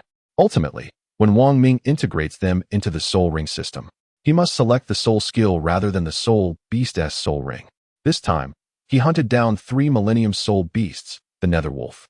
3 Millennium Netherwolf Soul Rings X2, 1,000-year Netherwolf Soul Ring X1. The trio of Netherwolves was conveniently a family unit, and after employing his primary soul skill, Beast Transformation, he managed to defeat them all with considerable effort. The 3 Violet Soul Rings were absorbed by the system, and soon after, the soul skill emerged. Qilin Arm Level 2. The gigantic Qilin Arm doubles in strength, with a base damage enhancement of 4,000. Wang Ming gazed behind him, astonished to find that only a singular soul skill had manifested, an unprecedented occurrence for him. It was highly likely that this soul skill was intimately tied to his unique Qilin martial spirit, hence its peculiar appearance. Yet, he had no alternative but to absorb this soul skill. Upon completion, Two resplendent purple soul rings materialized around Wang Ming's form, a sight that would undoubtedly enrage any onlooker. Once he had tidied up, Wang Ming hastened towards another training ground, the fiery Zhao Island. Renowned for its sweltering temperatures, the island was predominantly inhabited by the Linjia beasts, which were also the target of Wang Ming's current mission. From a distance, the island was shrouded in rising heat waves, and as he drew nearer, the oppressive warmth intensified. Upon ascending to the Fire Armor Island, an alert from the system echoed forth. Ding! You have entered a new map, Fire Armor Island. Ding! Your character is in a scorching state, losing 1 health point per second. Observing this, Wang Ming hastily consumed a bottle of Ice Spirit Spring. Ding! The burning state has been lifted. The effect of each bottle of Ice Spirit Spring lasts for 1 minute, and Wang Ming had prepared 100 bottles, which was more than sufficient. As he traversed the island, the ground had long since parched, revealing fissures that were remarkably regular in their square shapes. From above, they resembled armor adorning the island itself. Wang Ming embarked on a forward exploration, seeking the presence of the armored beast. Before long, he observed a creature reclining comfortably, relishing the warmth as if indulging in a sauna. Its body was adorned with fiery red scales, resembling a lizard yet significantly larger, comparable in size to a small crocodile, with 2 sharp fangs protruding from its jaw. Scout technique. Armored beast level, 25 health, 20. 000 attack, 1456 to 1567 physical defense, 346 magical defense, 236 chapter 14. The second soul skill, the armored beast, a level 25 creature, surpassed Wang Ming by 5 levels. However, its attributes were no match for his. The only concern was its ability to spew flames, which he needed to evade as much as possible.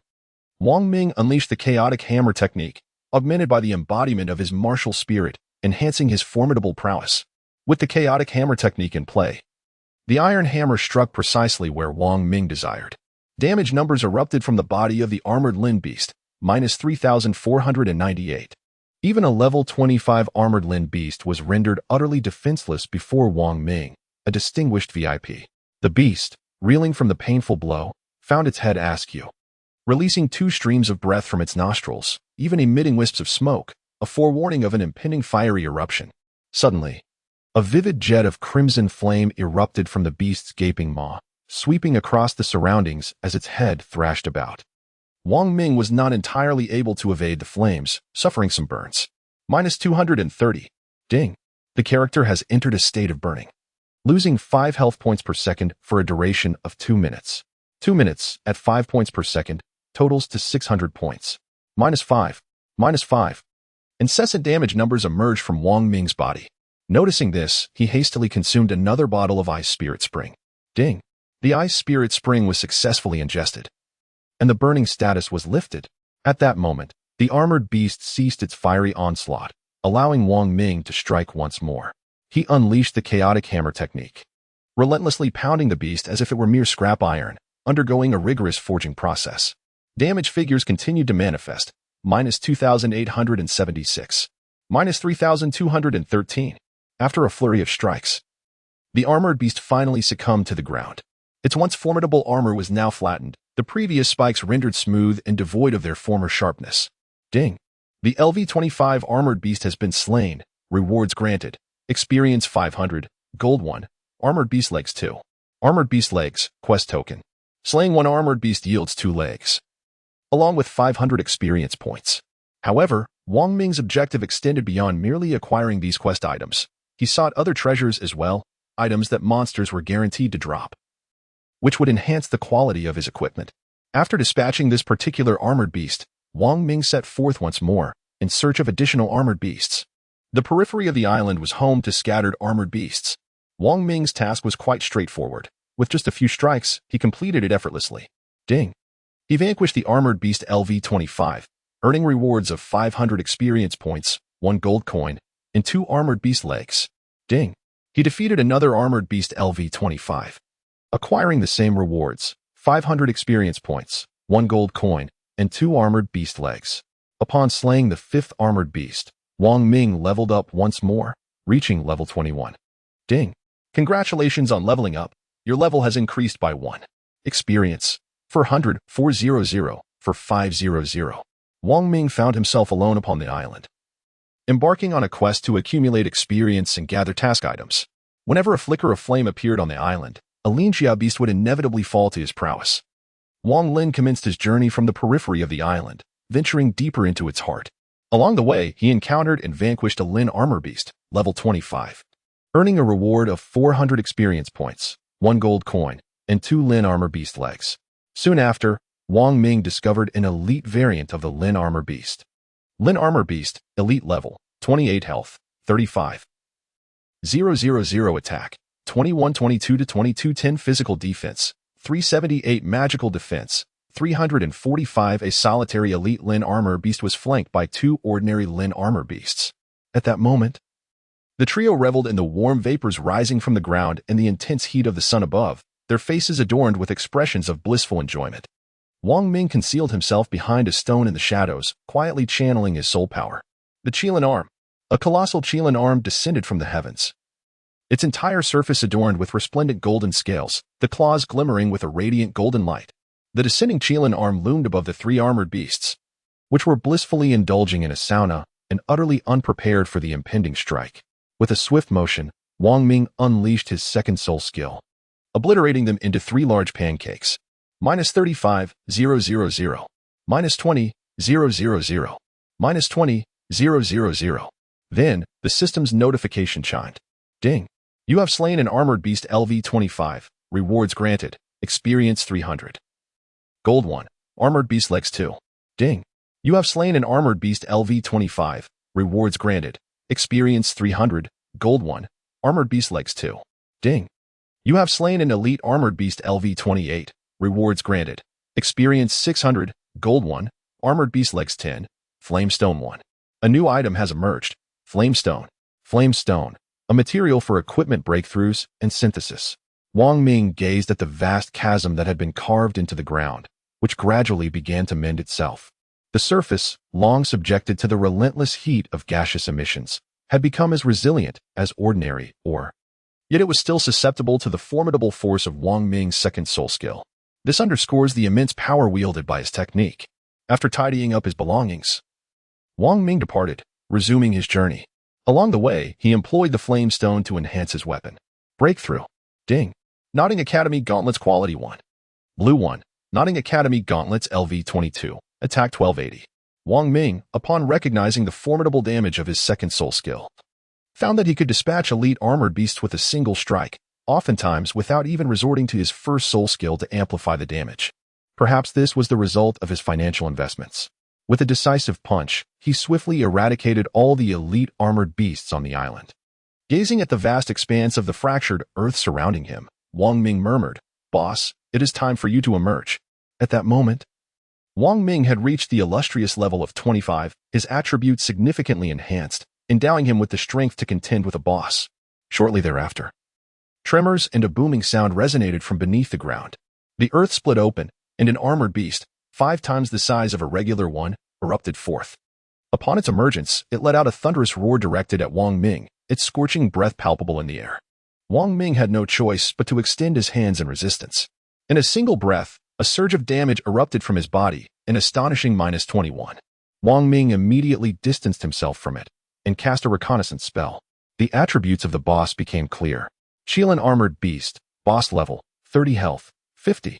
000 attack, 2822 to 2910 physical defense, for 78 magical defense, 445. Truly, the boss lives up to its title, possessing an extraordinary amount of health and formidable attributes. Qilin arm.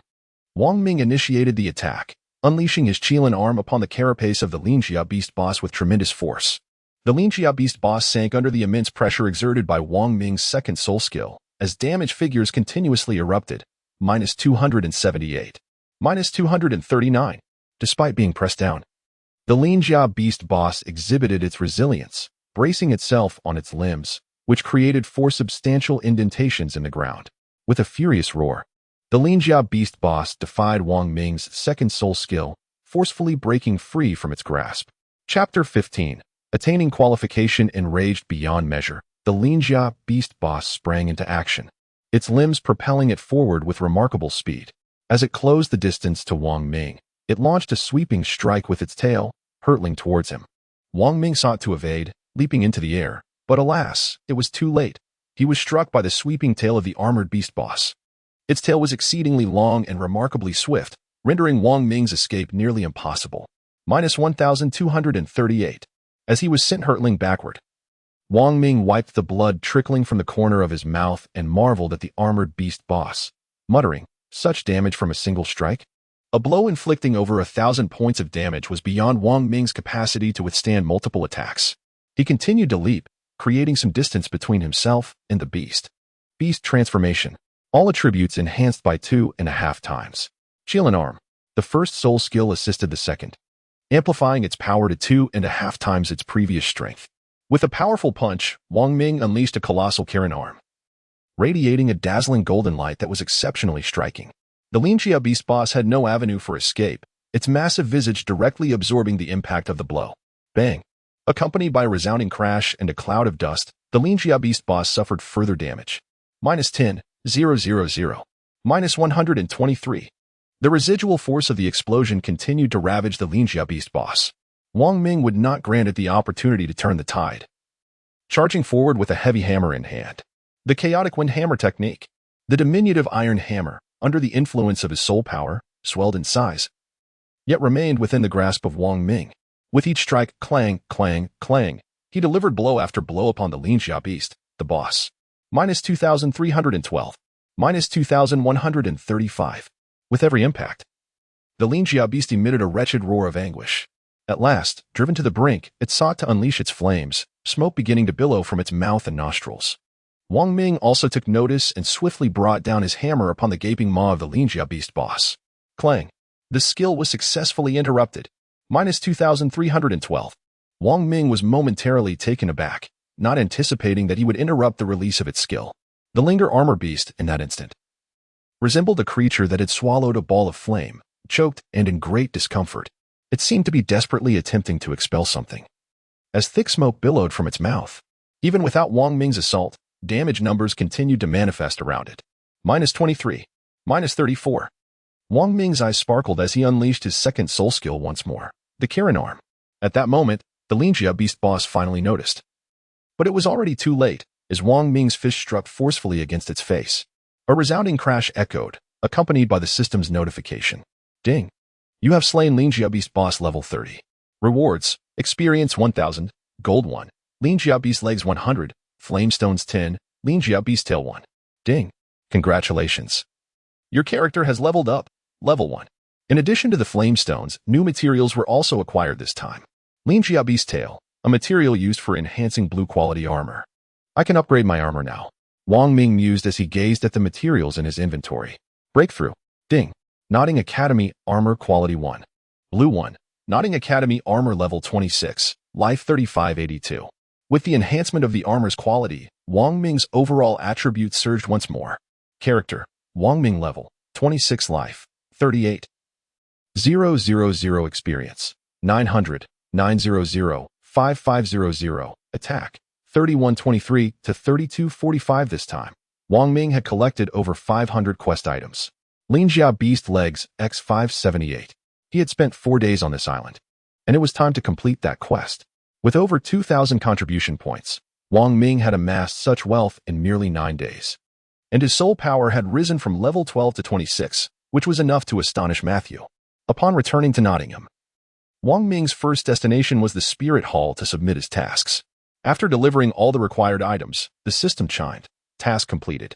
D. Exterminate the Linjia Beast. Experience 1,200. Contribution points 200. The sound echoed 5 times before finally ceasing. Congratulations, your character has leveled up. Level 1. Having completed the task 5 times, Wang Ming ascended to level 27. As he prepared to seek out Matthew, he noticed that Matthew was engaged in conversation with a boy sporting blue hair. So he refrained from interrupting. Instead, he observed from a distance, noting that it appeared Matthew had already conducted a soul master assessment and was attempting to recruit him into the Spirit Hall, which piqued Wang Ming's interest in the others present. Reconnaissance technique. Level 13 health. Attack. Physical defense. Magical defense. Wang Ming's expression flickered with surprise. It was the first time he had encountered such a situation. Apart from the level, all other attributes remained obscured. His gaze was fixed intently upon the individual, etching the person's visage deeply into his memory. At that moment, it seemed the stranger had also sensed Wang Ming's presence and cast a fleeting glance in his direction as he departed. Once the figure had left, Wang Ming stepped forward with a smile and said, "Master Ma, this marks the 9th day, and I have amassed over 2,000 contribution points. Please take a look." Wang Ming presented his badge, a tangible representation of his contributions. Matthew's expression momentarily faltered, then he glared and retorted, "Young man, do not attempt to deceive me. I can be quite accommodating." He believed that Wang Ming was merely causing trouble, questioning how one individual could amass such a significant amount of contribution points in a mere 9 days. Unless, Master Ma, a simple inquiry will reveal the truth." Wang Ming replied calmly, unperturbed by the hostility. Matthew's anger eased somewhat as he nodded. "Very well, I shall verify." His contemplation stemmed from a singular notion, the power of familial influence. Only a family with substantial clout could mobilize its members to assist in gathering contribution points for its offspring. Upon inspecting, Matthew discovered that Wang Ming indeed possessed over 2,000 contribution points, further solidifying his suspicions. He could not help but regard Wang Ming with newfound respect. After all, it was uncommon for a family of moderate power to act with such swiftness. As he regarded Wang Ming, Matthew silently resolved to grant him this opportunity. "Indeed, over 2,000 contribution points. It seems fitting to bestow upon you the nomination from the Spirit Hall," Matthew stated with a hint of indifference. Upon hearing this, Wang Ming displayed a smile and gratefully clasped his hands together, saying, "Then I shall have more of Master Ma." "Indeed, you deserve it," Matthew nodded in agreement. With a chime, the task was marked as complete, granting him the qualification, Experience 2,000, Gold 1. As the system's notification resounded, Wang Ming realized that he had indeed accomplished this task, bringing him one step closer to seeing Ji Meng again. Wang Ming stepped out of the Spirit Hall, gazing at the distant sky, a smile gradually spreading across his face as he murmured, "Dream, we shall meet again soon." Chapter 16. To the city of Ne, Matthias mentioned that he needed to rendezvous at the Spirit Hall the following day, and he would accompany Wang Ming to the assembly point. Ultimately, whether Wang Ming could join the Spirit Hall would depend on his own prowess. When Wang Ming revealed his soul power at level 27, Matthias was once again taken aback, astonished by his rapid cultivation progress. At this moment, he was convinced that Wang Ming would undoubtedly succeed in the assessment and gain admission to the Spirit Hall. Wang Ming returned to Nottingham Academy, originally intending to process his leave of absence. However, upon reflection, he realized he had no relatives, rendering the matter inconsequential. He proceeded directly to his dormitory. Upon his arrival, he discovered that 2 new residents had taken up residence, one of whom was the individual he encountered earlier that day, accompanied by a girl clad in a fan outfit. Observing their interaction, Wang Ming felt a sense of familiarity. At that moment, Wang Sheng approached him and whispered, "Boss, during your absence, 2 more work-study students have joined us. I find myself no match for either of them, especially that girl. She has now assumed the role of leader in our dormitory." Wang Sheng subtly gestured towards the girl in pink attire. Detective skills. Wang Ming furrowed his brow, realizing that this girl was also capable of perceiving levels. Suddenly, a spark of inspiration ignited in Wang Ming's mind as he recalled his previous gaming experiences. He finally remembered that these 2 individuals were indeed the protagonists of this world. Elusive and inscrutable, Tang San and Xiao Wu. Wang Ming never anticipated that they would appear in this place and encounter each other. He stepped forward, approaching Xiao Wu, and with a smile, said, "From now on, you shall be the leader. I am departing tomorrow." Xiao Wu was momentarily taken aback, unsure of the meaning behind his words. Wang Xing approached and inquired, "Boss, where are you headed?" Wang Ming nodded, a subtle expression gracing his face as he replied, "I have obtained the qualification to join the Spirit Hall, and I am preparing to give it a try." Upon hearing this, Wang Xing was taken aback and exclaimed, "What? The Spirit Hall? Boss, you are impressive." Meanwhile, Xiao Wu, who stood nearby, felt a jolt in her heart, but quickly composed herself, betraying not a hint of her inner turmoil. Tang San, too, was somewhat astonished. Recalling the words of Master Ma Ziyuno during his visit to the Spirit Hall earlier that day, it seemed that the coveted spot had indeed fallen to this individual. "I now have my own master, which means I must strive even harder," he declared. "Congratulations." Tang San was the first to voice his commendation. Wang Ming gazed at the individual before him and smiled gently, saying, "We shall meet again in the future." Tang San, perplexed, did not comprehend the meaning behind Wang Ming's words. Xiao Wu instinctively took 2 steps back. having sensed the intense scrutiny directed at her, as if he could see straight through her. Now, with his statement, she wondered if he had indeed uncovered her true identity. Should her secret be revealed to others? Her current strength would inevitably lead to her demise, a thought that filled her with dread. Having spoken, Wang Ming departed, returning to his bed to rest. Tang San had noticed Xiao Wu's subtle change and inquired with concern, "Xiao Wu, what is troubling you?" "Huh? I'm fine. Hee. Xiao Wu forced a smile. Her mind preoccupied, having barely registered what Tang San had just said. "Well, that is reassuring." Tang San nodded. Yet he was acutely aware that Xiao Wu harbored something beneath the surface. The night passed in silence. Xiao Wu was consumed with worry about whether Wang Ming had discerned her true identity. After much contemplation, she arrived at a conclusion. Only a soul Douluo of a certain caliber could uncover her true form, and she was certain that such a person would not be able to perceive her identity. The following day, Wang Ming departed the dormitory early, making his way to the spirit hall in Nodding City. Upon his arrival, Matthew had already been waiting outside. As he spotted Wang Ming, Matthew greeted him with a smile. "You've arrived. Let us board the carriage." "All right." Wang Ming complied and climbed into the carriage. Matthew, now aware of Wang Ming's true strength, felt a surge of joy. For if Wang Ming were to truly join the spirit hall, it would greatly benefit him, providing him with a formidable ally. As the carriage began to move, Matthew initiated a conversation. "Wang Ming, do you know why there is only one available position in our Nodding City?" Wang Ming shook his head, silently reflecting that the plot was about to unfold once more. Regardless of what he said, this Matthew knew would undoubtedly respond. Each year, the admission to the spirit hall is limited, with those under the age of 12 being eligible. More powerful cities possess a greater number of slots, whereas a marginal city like mine is afforded but a single opportunity, Matthew Nua elucidated. "Then, where are we headed next?" Wang Ming inquired further. "To Nei City. It is the nearest large city, where dedicated personnel will assess all those who have secured a slot, evaluating their strength and rank.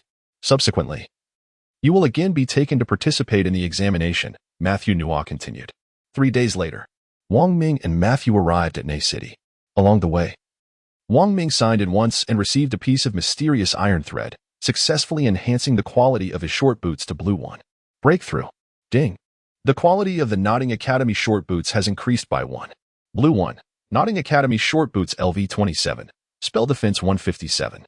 Upon entering Nei City, Wang Ming realized what a true metropolis was, as it was at least twice the size of Nodding City, which explained the necessity for testing here. Under the guidance of Ma Ziyuno, Wang Ming arrived at the spirit hall in the city. After presenting their token, the two entered. They found themselves in a spacious area, resembling a plaza, bustling with numerous children and their sponsors, all gathered to partake in the forthcoming assessment. Over 20 youths had already assembled, hailing from nearby cities, eagerly awaiting this momentous day. Shortly thereafter, an individual emerged from within, clad in a deep blue lantern-style robe. He was adorned with a dark green tiger-striped belt cinched at his waist. His dark red hair framed a pair of melancholic eyes. On his chest, he bore a badge intricately engraved with 6 intercrossed longswords. Wang Ming had come to realize the extent of his prowess. He was a soul master of the 6th rank, a true soul king. It was unexpected that such a significant assessment would necessitate the involvement of a soul king. Indeed, the spirit hall was deserving of its esteemed reputation. Wang Ming gazed at the individual, uncertain of the thoughts swirling within. Lu Jixin, now at the forefront, introduced himself. "I am Lu Jixin, a rank 57 soul king, and I shall oversee your assessment." As his voice resonated, astonishment and envy flickered across the faces of the children present, all marveling at Lu Jixin's lofty rank. "Wow, how impressive. A soul king. My father has yet to achieve such a level." Chapter 17. Participation in the contest. As Lu Jixin made his entrance, the introducer, reminiscent of Matthew Nua, stepped aside, leaving only a handful of children standing at the center of the arena. Observing these gifted youths before him, all hailed from nearby cities, Lu Jixin understood that only within the spirit hall would they grasp the true essence of genius. He produced a crystalline orb, shimmering with clarity, and began to call out their names. "Jiao Yuan, present." A young boy stepped forward, approaching Lu Jixin. "Unleash your martial spirit and place your hand upon the crystal." Lu Jixin commanded with an air of indifference. Zhao Yongyuan promptly manifested his martial spirit, revealing a wolf-like entity behind him, encircled by a yellow soul ring. A century-old soul ring. In this gathering, Nearly every participant's first soul ring was of the century variety, with several possessing innate full soul power. Thus, a mere century ring was hardly astonishing. After a brief moment, Lu Zixin regarded the glowing crystal orb and remarked coolly, "Martial spirit, howling moonwolf, soul power, level 15. Age, 11. Upon his declaration, an individual tasked with recording these details dutifully noted them down. The rigor of this assessment process was palpable. Should one's bone age exceed 12 years, it was likely they would not pass. Fear of deception loomed large. As the consequences of such actions were dire, death awaited those who dared to fabricate. The evaluations continued in an orderly fashion. No one dared to utter a sound, maintaining a hushed silence, fearful of speaking out of turn. "Wang Ming," Lu Zixin called out. "Present." Wang Ming responded with a nod and stepped forward, directly unleashing his martial soul. To others, his martial soul appeared somewhat indistinct, resembling a lion, yet its precise form was clear only to Wang Ming himself. As his martial soul was released, 2 violet soul rings encircled him. 2,000-year soul rings? A great soul master? Lu Zixin's gaze sharpened, his heart quickening with excitement. Just moments ago, they had encountered individuals of merely a dozen levels. Now, the emergence of a great soul master with 2,000-year soul rings was truly exhilarating. Typically, an ordinary individual could not withstand a 1,000-year soul ring as their first. All present looked at Wang Ming with astonishment, except for Maceo, who had already witnessed Wang Ming's soul rings before. At that moment, a smile played on his lips as he surveyed the many recommenders nearby, as if to say, "Look, this is the one I endorsed, ha ha ha." Lu Zixin scrutinized Wang Ming and asked again, "Are both your soul rings of 1,000 years?" "Indeed." Wang Ming replied earnestly with a nod. "Martial soul, lion, soul power, level 27, age, 10. Lu Zixin did not pose further inquiries and addressed the individual recording the information. He felt an inkling that the stoic young man before him possessed a martial soul that was anything but ordinary. However, there was no need to dwell on such matters. As long as his strength was formidable enough, the rest was not his concern.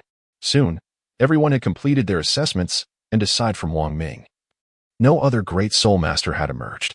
Nonetheless, Lu Zixin still wore a smile. A level 27 great soul master was already sufficient to satisfy their requirements. "Well, everyone here is a genius from various cities, and I'm sure you all harbor a sense of pride. I once felt the same. But after participating in the Martial Soul Hall's examination, I realized how laughable my previous notions were." Lu Zixin mused aloud. "You may not fully comprehend this now, but once you have experienced it for yourselves, you will undoubtedly understand." After saying this, he cast a glance at Wang Ming and nodded in acknowledgement. Following this, it was no longer Lu Zixin's role to introduce matters. Another great soul master stepped forward to elaborate on the specifics of their subsequent competition. A total of 24 individuals would compete here, leaving only the final 10, who would qualify for the ultimate trial at the Martial Soul Hall. Once Lu Zixin took his leave, the arrangements for the competition sequence began. Wang Ming received a notification that he was exempt from the competition and had advanced directly. Initially, he had anticipated defeating a few opponents to gain experience and items, but now he found himself bypassing the trials altogether. This left him somewhat disheartened. Had others known that Wang Ming did not desire the opportunity to be excused from the competition, they would likely be infuriated. The next day, as the participants were preparing to commence the contest, Wang Ming stood by observing. At that moment, Lu Zixin was also stationed at the periphery of the arena, attentively monitoring the developments on the field. Suddenly, the system's notification echoed through the air. "Ding. Task triggered. D. Participate in the competition. Reward, experience 1200. Common Beast Soul 1, Gold 1. Participate in this competition and secure a position within the top 10. Wang Ming gazed at the task description, a look of helplessness crossing his face as an unexpected scene unfolded before him. While there were no other surprises, there was one particular beast soul. An item Wang Ming was compelled to acquire. Blue, ordinary beast soul, material for equipment enhancement. The beast soul is among the most elusive materials, typically only dropping from formidable bosses, so it was indeed astonishing that this task offered such a reward. Wang Ming rose to his feet and approached Lu Zixin's side, calmly stating, "Senior Lu, I wish to participate in this competition." Lu Zixin fixed his gaze upon Wang Ming, a slight smile gracing his lips. He had not anticipated that Wang Ming would harbor such a notion. For Lu Zixin believed that the disparity in soul power was so significant that a contest was utterly unnecessary. This belief had led him to exempt Wang Ming from the competition. "Please, Senior Liu, grant my request," Wang Ming implored, bowing his head once more in gratitude. At that moment, his heart raced with anxiety, fearing that Liu Zixin might take offense. After all, he could not afford to provoke a Soul King at this stage. The atmosphere was thick with silence. Even the two competitors on the stage paused, their attention drawn to Wang Ming, who stood resolute. He was the first to dare make a request of a Soul King, and some spectators regarded the scene with a sense of intrigue. "Very well," Liu Zixin replied with a smile. "I am curious to see what you intend to accomplish," he mused inwardly. Wang Ming expressed his gratitude once more, thanking Senior Liu. Afterward, he returned to the arena where the competition was to take place. Only by securing a qualification could he consider this task accomplished. Following 3 rounds of trials, it was finally Wang Ming's turn. His opponent was a level 17 Battle Soul Master, possessing the martial spirit of the Dark Demon Turtle, a spirit that served both defensive and offensive purposes. Wang Ming recalled the name with clarity, Han Zong. The two stood on opposite sides, locking eyes in a silent standoff, neither willing to yield. The individuals present were imbued with a sense of pride. They would not concede simply due to Wang Ming's superior rank. "Begin," the referee announced loudly. No sooner had the words left his mouth than Han Zong unleashed his martial spirit, a turtle, entirely cloaked in black, with eyes emanating a faint yet striking red glow, materializing behind him. Chapter 18, The Death Valley. The Dark Demon Turtle, enveloped by a yellow soul ring, appeared formidable. Without hesitation, Han Zong activated his first soul skill, Powerful Barrier. This skill conjured a massive shield composed of soul energy, resembling a turtle's shell, which he positioned defensively before himself. Its defensive capabilities were exceptionally robust, possessing the ability to absorb attacking energy. Once the energy was absorbed, the shield could be wielded as a weapon, serving both offensive and defensive purposes. A black, turtle-shaped shield manifested before Han Zong, offering him formidable protection. Taking refuge behind the shield, Han Zong remained silent, his gaze fixed intently on Wang Ming, awaiting his move. The disparity in strength was too great, leaving Han Zong no choice but to adopt this defensive stance. Wang Ming gazed upon the ominous black shield, shrouded in tendrils of dark energy. A smile graced his lips. Without unleashing any soul techniques, he merely summoned his martial spirit and delivered a straightforward punch. His figure flickered, and with a single strike, he impacted Han Zong's formidable shield, akin to a stone plunging into a bottle. As Wang Ming's fist descended upon the great shield, it unleashed a cascade of ripples, and in an instant, Han Zong's shield shattered resoundingly, vanishing into thin air. His fist pierced through the barrier, striking Han Chong squarely in the chest. With a thunderous impact, Han Chong was propelled backward, tracing a graceful arc through the air before tumbling out of the ring. Wang Ming wins, the referee declared at that moment. Upon hearing this, the spectators were left in utter astonishment. Merely unleashing one's martial spirit had resulted in such formidable power, a truly terrifying display. What was even more striking was the effortless nature of that punch, which seemed to merely graze its target.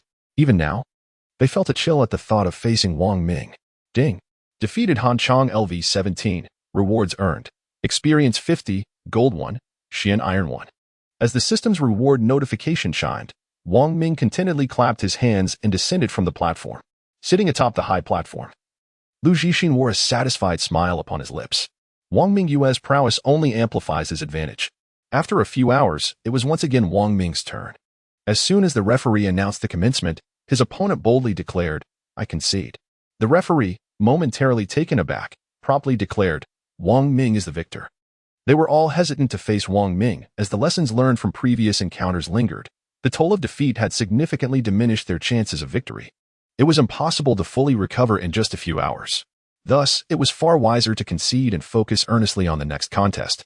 Wang Ming observed the individual across from him concede defeat. However, the system did not register his victory, prompting him to ponder deeply. It appeared that only by genuinely vanquishing his opponent could he attain the coveted rewards. Casting a glance at the others, Wang Ming unveiled a peculiar smile, secretly contemplating that they would soon come to realize his formidable prowess. The others, feeling the weight of his gaze, shuddered involuntarily, some even retreating a step or two. The day's match had concluded, leaving Wang Ming to await the morrow. On the following day, the first match featured Wang Ming, who was set to face Bu Qingyu, a soul master of level 16. Upon learning that his opponent was the esteemed Wang Ming, Bu Qingyu felt a wave of despair wash over him. passively resigning himself to this daunting reality. Ascending the arena, he offered Wang Ming a cordial smile, as if pleading for mercy. Wang Ming reciprocated with a smile of his own, for courtesy was essential. This exchange led Bu Qingyu to believe that Wang Ming had indeed granted him leniency, alleviating his anxiety considerably. The competition begins, the referee declared with authority. At that moment, every spectator fixated on the unfolding scene, as if they possessed the foresight to know that Bu Qingyu would inevitably concede. No sooner had the referee concluded his pronouncement than Bu Qingyu raised his hand, about to speak, when Wang Ming sprang into action. In an instant, he appeared before Bu Qingyu, who did not even have the opportunity to unleash his martial spirit. With a swift and powerful punch, Wang Ming struck Bu Qingyu in the abdomen. Bu Qingyu coughed, turning to Wang Ming with great difficulty, managing to utter a single word. Why? Wang Ming furrowed his brow in confusion, unable to comprehend the meaning behind the question. With renewed force, he delivered a decisive blow that sent Bu Qingyu hurtling off the stage. The latter landed heavily on the ground, producing a dull thud, causing the onlookers to avert their eyes in pity. He was utterly unfortunate, having been defeated before he could even utter a word of surrender. Ding. Defeated Bu Qingyu LV16. Rewards acquired. Experience 50, gold 1, black iron 1. Wang Ming, disinterested in his surroundings, departed the arena with singular focus, his goal being the coveted reward, Xian iron. Blue, Xian iron, a material for equipment advancement. Lu Zhixin also took note of Wang Ming's actions, surprisingly finding his disdain for him dissipating, instead developing an increasing admiration for Wang Ming's ruthlessness. His unwavering mercilessness towards adversaries was precisely what Lu valued. After several hours, it was once again Wang Ming's turn to compete. However, this time, he was denied even the opportunity to step into the ring, as his opponent remained outside the arena, motionless. When the referee called out his name, Bao Yun, he remained unmoved, shouting towards the referee, "I concede." At this, the referee could not suppress a smile, shaking his head lightly, and declared, "Wang Ming, victory." Wang Ming stood by, observing Bao Yun's series of actions. Rendered speechless, his expression darkened. The efforts of the predecessors bear fruit for those who follow.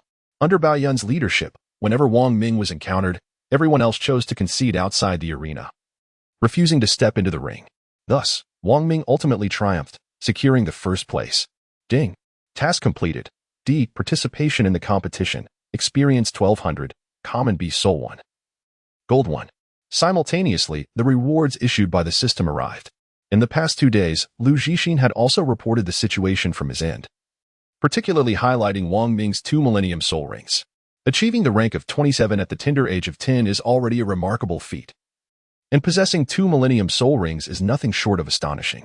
Such occurrences are rare across the entire continent, prompting the Spirit Hall to take notice. On the 3rd day, Wang Ming, along with 9 others, followed Lu Zhixin to the final assessment location. After 10 days, they were led by Lu Zhixin to a desolate and uninhabited area. Upon reaching the boundary, Wang Ming received a notification from the system revealing the name of this place. Ding.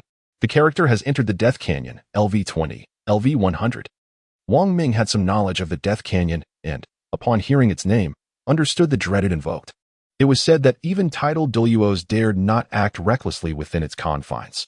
The reason it was called the Death Canyon was that those who entered rarely emerged alive.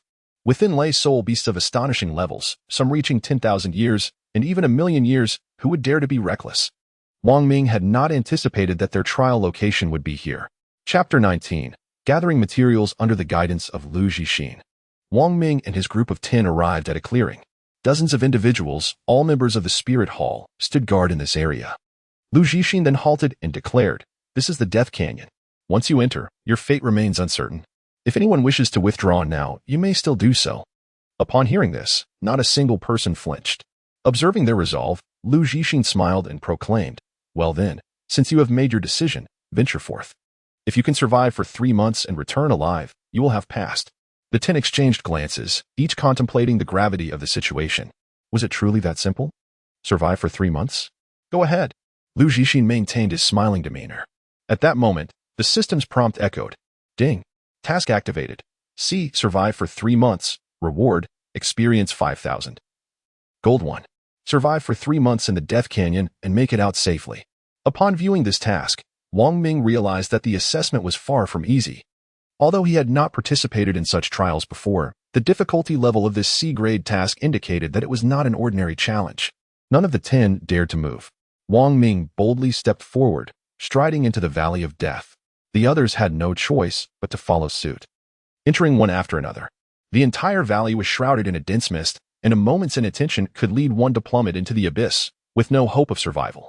Upon entering, Wang Ming swiftly distanced himself from the group, walking alone. Outside the Death Valley, Lu Zixin lingered, engaging in conversation with one of the guards. Lu Hunyuan. It is said that the Pope's disciple has also entered this trial. The guard whispered. Lu Zixin's eyes flickered, and he murmured. I did not expect the Pope's disciple to have entered as well. I wonder which of the two is truly more formidable? Lu Hunyuan, what do you mean? The guard inquired, sensing something unusual. Lu Zixin smiled lightly and replied, It is nothing. I shall return in 3 months. Indeed. As Wang Ming ventured into the periphery of the Death Canyon, he encountered only low-ranking soul beasts, which he effortlessly dispatched, setting his sights on the inner depths. True to its ominous name, the Death Canyon harbored creatures that were twice as formidable as those found in previous locales. Notably, the primary treasures yielded here were soul rings belonging to soul beasts, unlike dedicated leveling grounds that did not produce such rewards. Wang Ming had already amassed over a dozen century-old soul rings within the confines of the Death Canyon. Additionally, the abundance of other materials, such as Xian iron, heightened his exhilaration and anticipation for the valuable drops that awaited him in the inner sanctum. Before long, Wang Ming once again observed a soul beast. The fiery windstar victory frog. Its imposing figure measured approximately 3 meters in length, with skin adorned in a vibrant, toxic hue that vividly illustrated its venomous nature. This fiery windstar victory frog was estimated to be 3,000 years old, marking Wang Ming's first encounter with such an ancient soul beast since his entrance into the Death Canyon. Reconnaissance technique. Fiery windstar victory frog level, 32 life, 45.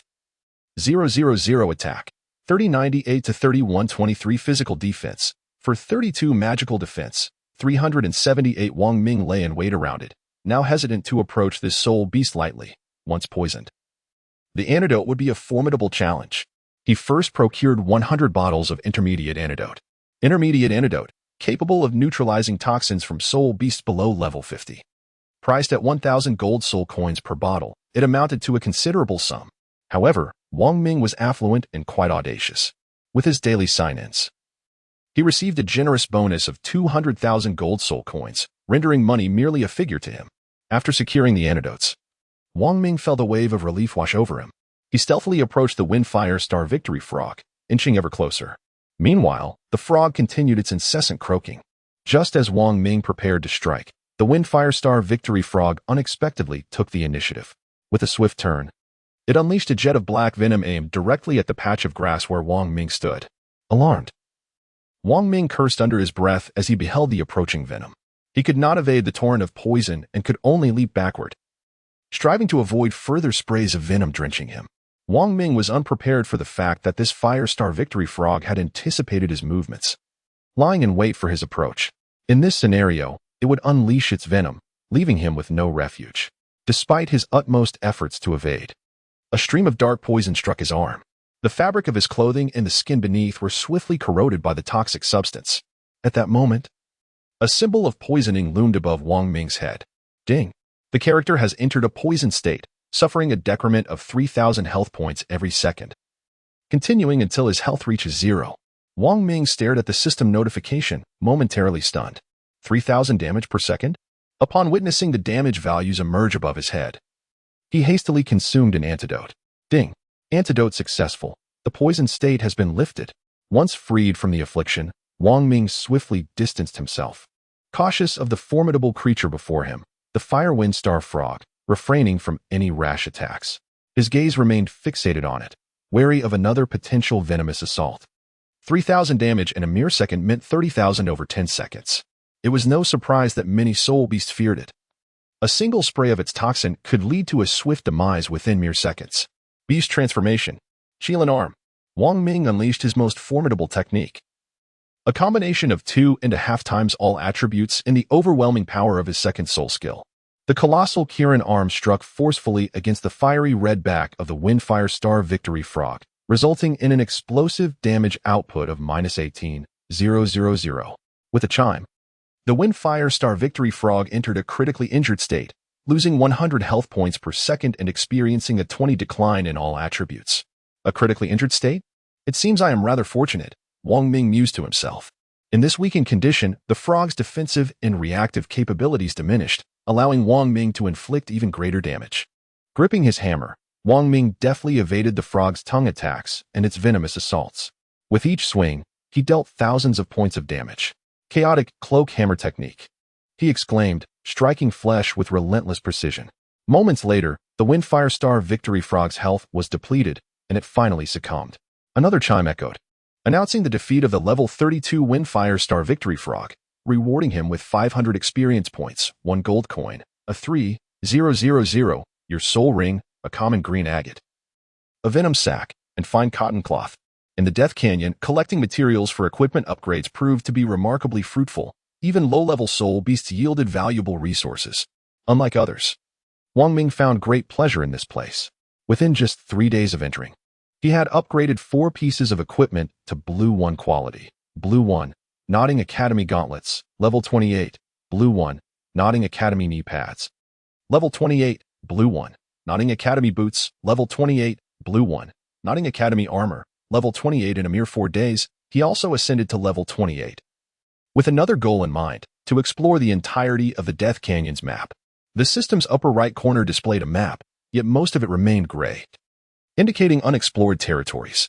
During his journey, Wang Ming encountered numerous human corpses, some of which he recognized, likely victims of other soul beasts or soul masters. Who could have imagined that he would endure a 3-month trial here, where death could not be blamed on others? Wang Ming strives to avoid others, refraining from any interactions, believing that solitary practice is the most effective way to level up. Wang Ming was traversing the Death Valley at a languid pace, ever vigilant of the movements around him. Suddenly, the sounds of a fierce battle and the roars of soul beasts echoed in the air. Ding. Task activated. D. Rescue the maiden. Reward, experience 1000. Skystone 1. Ring Breakthrough Stone 10. Accept. Upon hearing the system announce a new task, Wang Ming promptly accepted it. For it is widely acknowledged that products of the system are invariably exceptional. Among the rewards is the Ring Breakthrough Stone, an essential item for those who have reached level 30. The Ring Breakthrough Stone serves as a universal material for enhancing rings. Upon attaining level 30, players unlock the ring equipment slot, thereby augmenting their attack power and the percentage of attack. This presents a splendid avenue for enhancing combat strength. However, the Ring Breakthrough Stone can only be acquired through quests, daily sign-ins, or achievement points. Purchasing it with gold coins is simply not an option. Given this opportunity, Wang Ming was resolute in his decision not to forfeit the task.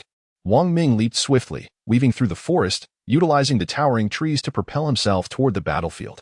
Upon his arrival, he beheld a woman engaged in a fierce struggle against a millennium-old soul beast, caught in a tense confrontation. Reconnaissance art. The beast's information instantly materialized before Wang Ming's eyes.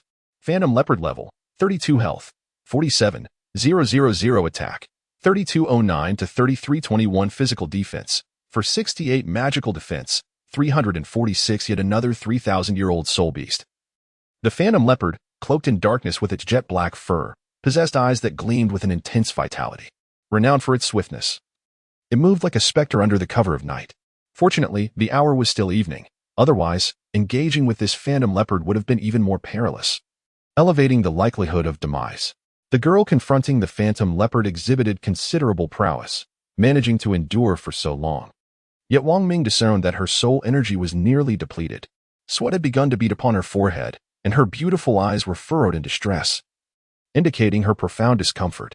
Wang Ming did not rush to take action. Instead, he concealed himself among the trees, carefully studying the mission's details. The objective was to rescue a young girl, ensuring her safety within a time limit of 1 hour. This meant that within this fleeting hour, her life must be safeguarded. Familiar with the specifics of the task, Wang Ming remained unhurried, suppressing his aura to remain even more hidden, intently observing the unfolding battle below. Hyena had been in the Death Canyon for over 10 days, exercising extreme caution. Who would have thought that this time she would be discovered by the Ghost Leopard? She was aware that if she did not escape soon, she might very well meet her demise here. As she watched the sun gradually descend, Hyena gritted her teeth. 2 yellow spirit rings materialized around her martial spirit. With her first spirit skill, Phantom Fox, the Ghost Leopard, which had lunged toward her, missed its target entirely. Hyena vanished from her original position, reappearing instantaneously behind the ghost leopard. With her second spirit skill, enigmatic fox fire, she gathered her soul power, conjuring 6 mesmerizing flames of fox fire that danced around her, both beautiful and perilously potent. The first and second skills were unleashed almost simultaneously, leaving the ghost leopard utterly unprepared. Go, Hyena commanded, as the 6 flames surged toward the ghost leopard's flank. A resounding explosion erupted as she struck her target. The surrounding trees trembled from the force of the blast, their fragile leaves swept away by the gust of wind. Hyena stood still, eager to see if the ghost leopard had been vanquished. To her astonishment, the creature burst forth from the ashes of the explosion, leaping into the air. Perhaps it was a trick of her eyes, but she thought she saw 2 ghost leopards charging toward her from either side. Momentarily stunned, her spirit skills depleted and her energy exhausted, she had nearly relinquished all hope for survival. With closed eyes, she whispered, "I'm sorry, master." A single tear escaped the corner of her eye. Meanwhile, from his vantage point in the tree, Wang Ming's gaze sharpened. He had discerned the true form of the ghost leopard. Propelling himself off the tree with a powerful push, he left a fleeting silhouette behind. He leaped onto the head of the ghost leopard on the right, swinging his hammer with precision. "Raging wind hammer technique," he exclaimed. The hammer struck the top of the ghostly leopard's head with a dull thud, causing its body to plummet downward. Its once razor-sharp claws, poised to strike Hyena's abdomen, were thwarted by Wang Ming's decisive blow. However, the claws grazed her garments, leaving 3 long, jagged marks. With a tearing sound, Hyena's attire was ripped apart. At that moment, she opened her eyes to see a figure wielding a hammer engaged in combat with the ghostly leopard. Exhausted from depleting her soul power and worn out both physically and mentally, Hyena could no longer hold on. She gradually descended, collapsing onto the ground. Wang Ming harbored no fear towards the phantom leopard before him. Regardless of how many illusions it conjured, he possessed the uncanny ability to discern its true form. Only the genuine embodiment bore a health bar atop its head, and the one adorned with such a bar was undoubtedly the real entity. With a resounding thud, Wang Ming struck the leopard's skull once more. The creature howled in agony, forced to retreat as another illusion dissipated into thin air. The phantom leopard now swayed precariously, on the brink of collapse. A chime echoed as the system announced the leopard's state of dizziness, lasting for 3 seconds. A flicker ignited in Wang Ming's eyes. First soul skill, beast transformation. Second soul skill, Qilin arm. In the state of beast transformation, the potency of the second soul skill surged dramatically. And given the leopard's current state of disorientation, evasion was utterly futile. It was the opportune moment to strike. The Qilin arm descended with formidable force, and the already fatigued phantom leopard finally succumbed to defeat. A notification sounded. Defeated phantom leopard LV-32, rewards granted. Experience 500, 3000 your soul ring 1. Phantom leopard hunter's claw 1, cotton 1, Xian iron 2. After vanquishing the phantom leopard, Wang Ming approached to assess the girl's condition. Chapter 21. The spectral wolf pack. As he neared Hyena, he found her unconscious, her abdomen revealing skin as white as jade. Being a normal man, he quickly removed his garment to cover her exposed midriff. Only then did he feel emboldened to lift her and place her against a tree for support. Minutes passed, yet no notification of task completion appeared. The girl remained in a state of unconsciousness, compelling him to take action. In the system, he purchased a bottle of basic soul power recovery potion for Hyena to consume. Basic soul power recovery potion recovers 20 soul power within 1 minute. After drinking it, Hyena coughed a few times and gradually opened her eyes. The azure sky and white clouds greeted her vision, and as she turned her gaze, a familiar silhouette flashed in her mind, and she instantly understood the sequence of events. It was this boy who had saved her. Wang Ming also noticed that she had awakened and inquired, "Are you all right?" "I'm fine now, thank you," Hyena replied softly. At that moment, she appeared fragile, her spiritual energy still not restored, rendering her unable to muster strength, only managing to open her eyes slightly and utter a few words. After hearing that single phrase, Wang Ming felt a wave of weakness wash over him. A surge of spiritual energy jolted through him, allowing him to regain his composure. Hyena's martial spirit, the 9-tailed fox, was indeed enchanting, as every movement exuded a captivating allure that ensnared the soul. Wang Ming observed that Hyena had regained consciousness. He initially anticipated that the task would indicate completion. However, the countdown persisted. It appeared that he would have to ensure her safety until the countdown concluded. 30. 23. He had intended to carry Hyena away from this place to seek refuge in a safer location, yet now that she was awake, how could he continue to hold her? Wouldn't that risk his own spirit's departure? Wong Ming stood aside, deep in contemplation. During their brief respite, a group of soul beasts had already set their sights on the two of them.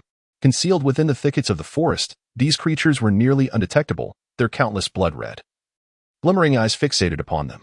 The soul beasts approached stealthily, drawing nearer until they were a mere 100 meters away from Wang Ming. Wang Ming observed that his map was adorned with more than 30 red dots. These crimson markers represented malevolent creatures, whether they be humanoid monsters or soul beasts, as indicated by the system. In contrast, the green dots symbolized creatures that harbored no ill intent towards his character. Hulaina served as a prime example of such benevolence. Wang Ming gradually approached Hulaina, whispering, "Be cautious, something is drawing near. How do you fare?" My legs still refuse to move." Hulaina replied with a sense of helplessness. Initially taken aback, she soon surveyed her surroundings with heightened vigilance. Observing Wang Ming's serious demeanor, she realized he was not jesting. In response to her silence, Wang Ming insisted, "You must stand behind me when the time comes." He understood that it was imperative for him to ensure the safety of the task-bearer within the stipulated time frame. Wang Ming rose to his feet, positioning the iron hammer firmly upon the ground, standing protectively before Hulaina. Behind him, Hulaina could merely perceive the imposing silhouette of Wang Ming. Moments later, the soul beasts concealed within the thicket began to emerge. As darkness enveloped the sky, dozens of blood-red eyes glimmered ominously amidst the underbrush.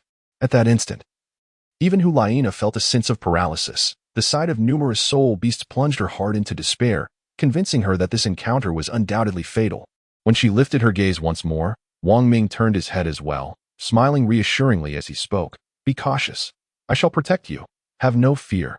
These words seemed to awaken a tender chord within Hulaina's heart, igniting a bomb filled with affection. She realized she had fallen in love with this taciturn yet caring boy standing before her. Gradually, the soul beast advanced further. "It is a pack of nether wolves," Wang Ming declared, his gaze fixed upon them. Over 30 nether wolves emerged, accompanied by a 1,000-year-old wolf king. The nether wolf king stood at the rear of the pack, its size 5 times greater than that of the ordinary nether wolves, and its fierce visage bore the remnants of a scar.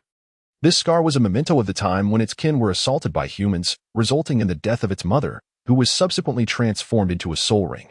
The scar was a lingering reminder of that traumatic event, instilling in it an instinctive desire to annihilate any humans it encountered. Reconnaissance technique. Wang Ming first bestowed a reconnaissance skill upon the Wolf King. Dark Phantom Wolf, boss level, 35 health, 68,000 attack, 123-4. 234 physical defense, 567 magical defense. For 35, the Wolf King is at level 35, accompanied by 4 elite Dark Phantom Wolves, each at level 25, and 30 ordinary Dark Phantom Wolves, each at level 20. All 35 Dark Phantom Wolves fixated their gaze upon Wang Ming, panting heavily and drooling. A howl erupted from the Dark Phantom Wolf King, a summons that spurred all the Dark Phantom Wolves into action, charging swiftly towards Wang Ming. Dozens of Dark Phantom Wolves surged forward, racing directly towards him. Wang Ming unleashed his first soul skill, Beast Transformation, a 2.5 times enhancement of attributes, devoid of any side effects, such as the merit of system-generated soul skills, flawlessly executed. With attributes doubling in an instant, Wang Ming roared with fervor. His martial spirit emerged, accompanied by 2 violet soul rings that enveloped him.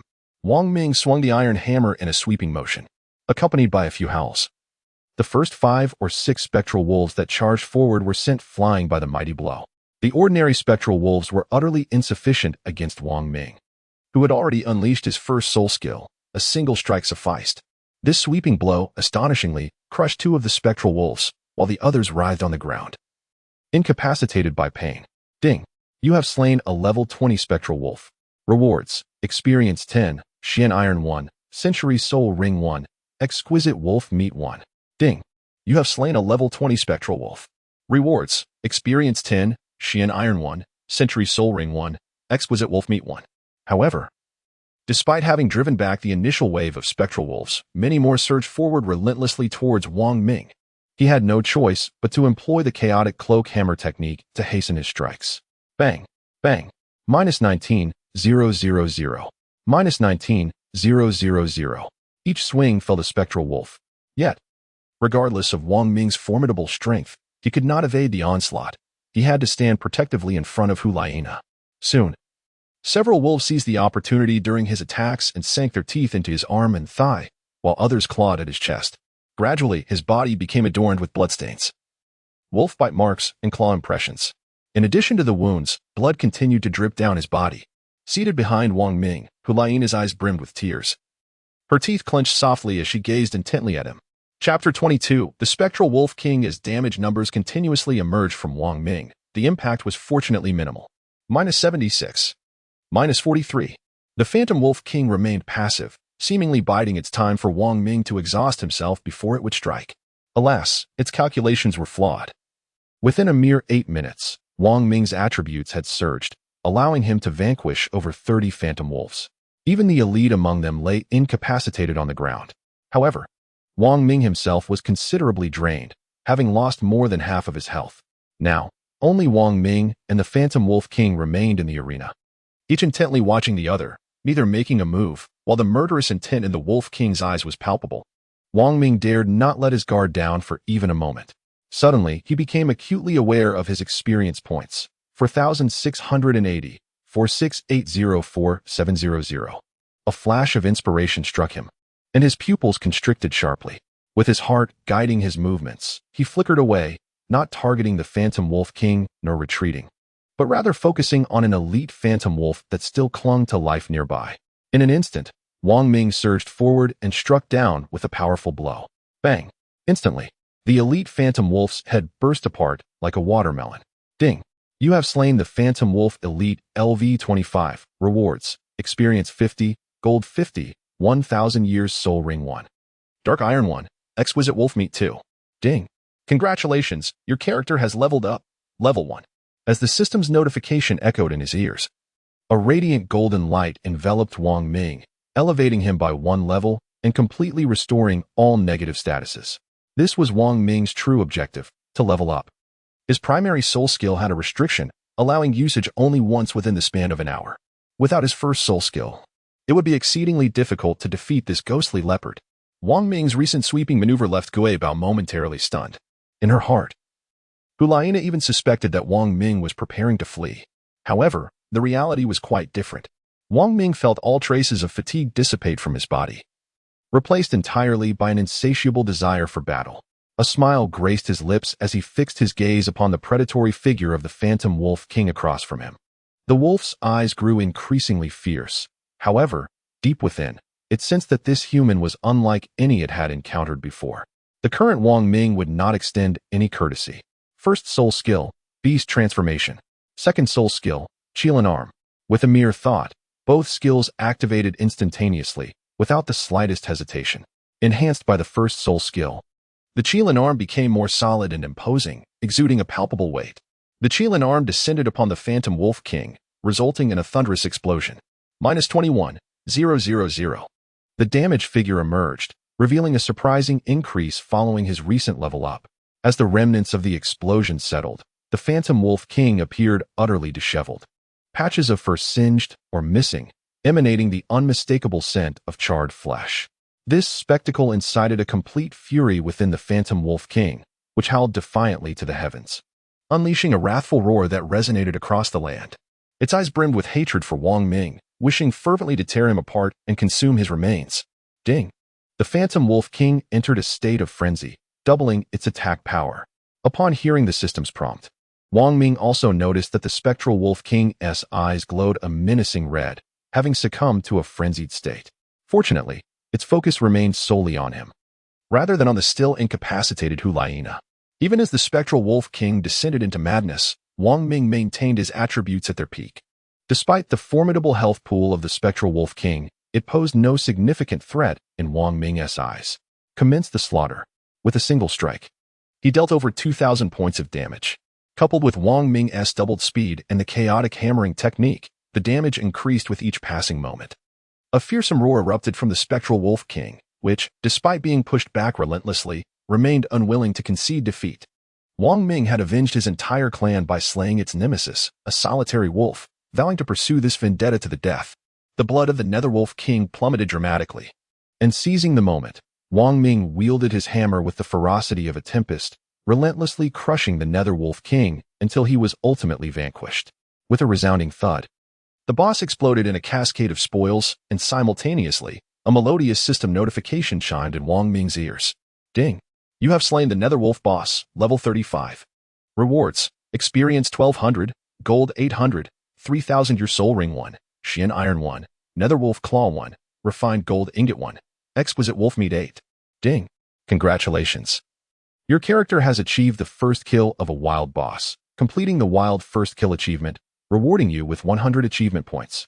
After dispatching the Netherwolf King, Wong Ming proceeded to eliminate all the remaining Netherwolves that were barely clinging to life. Ding! You have slain the Netherwolf, Elite level 25. Rewards: Experience 50, Gold 50. 1000 Your Soul Ring 1, Xian Iron 1, Exquisite Wolf Meat 2. Ding! You have slain the Netherwolf, level 20.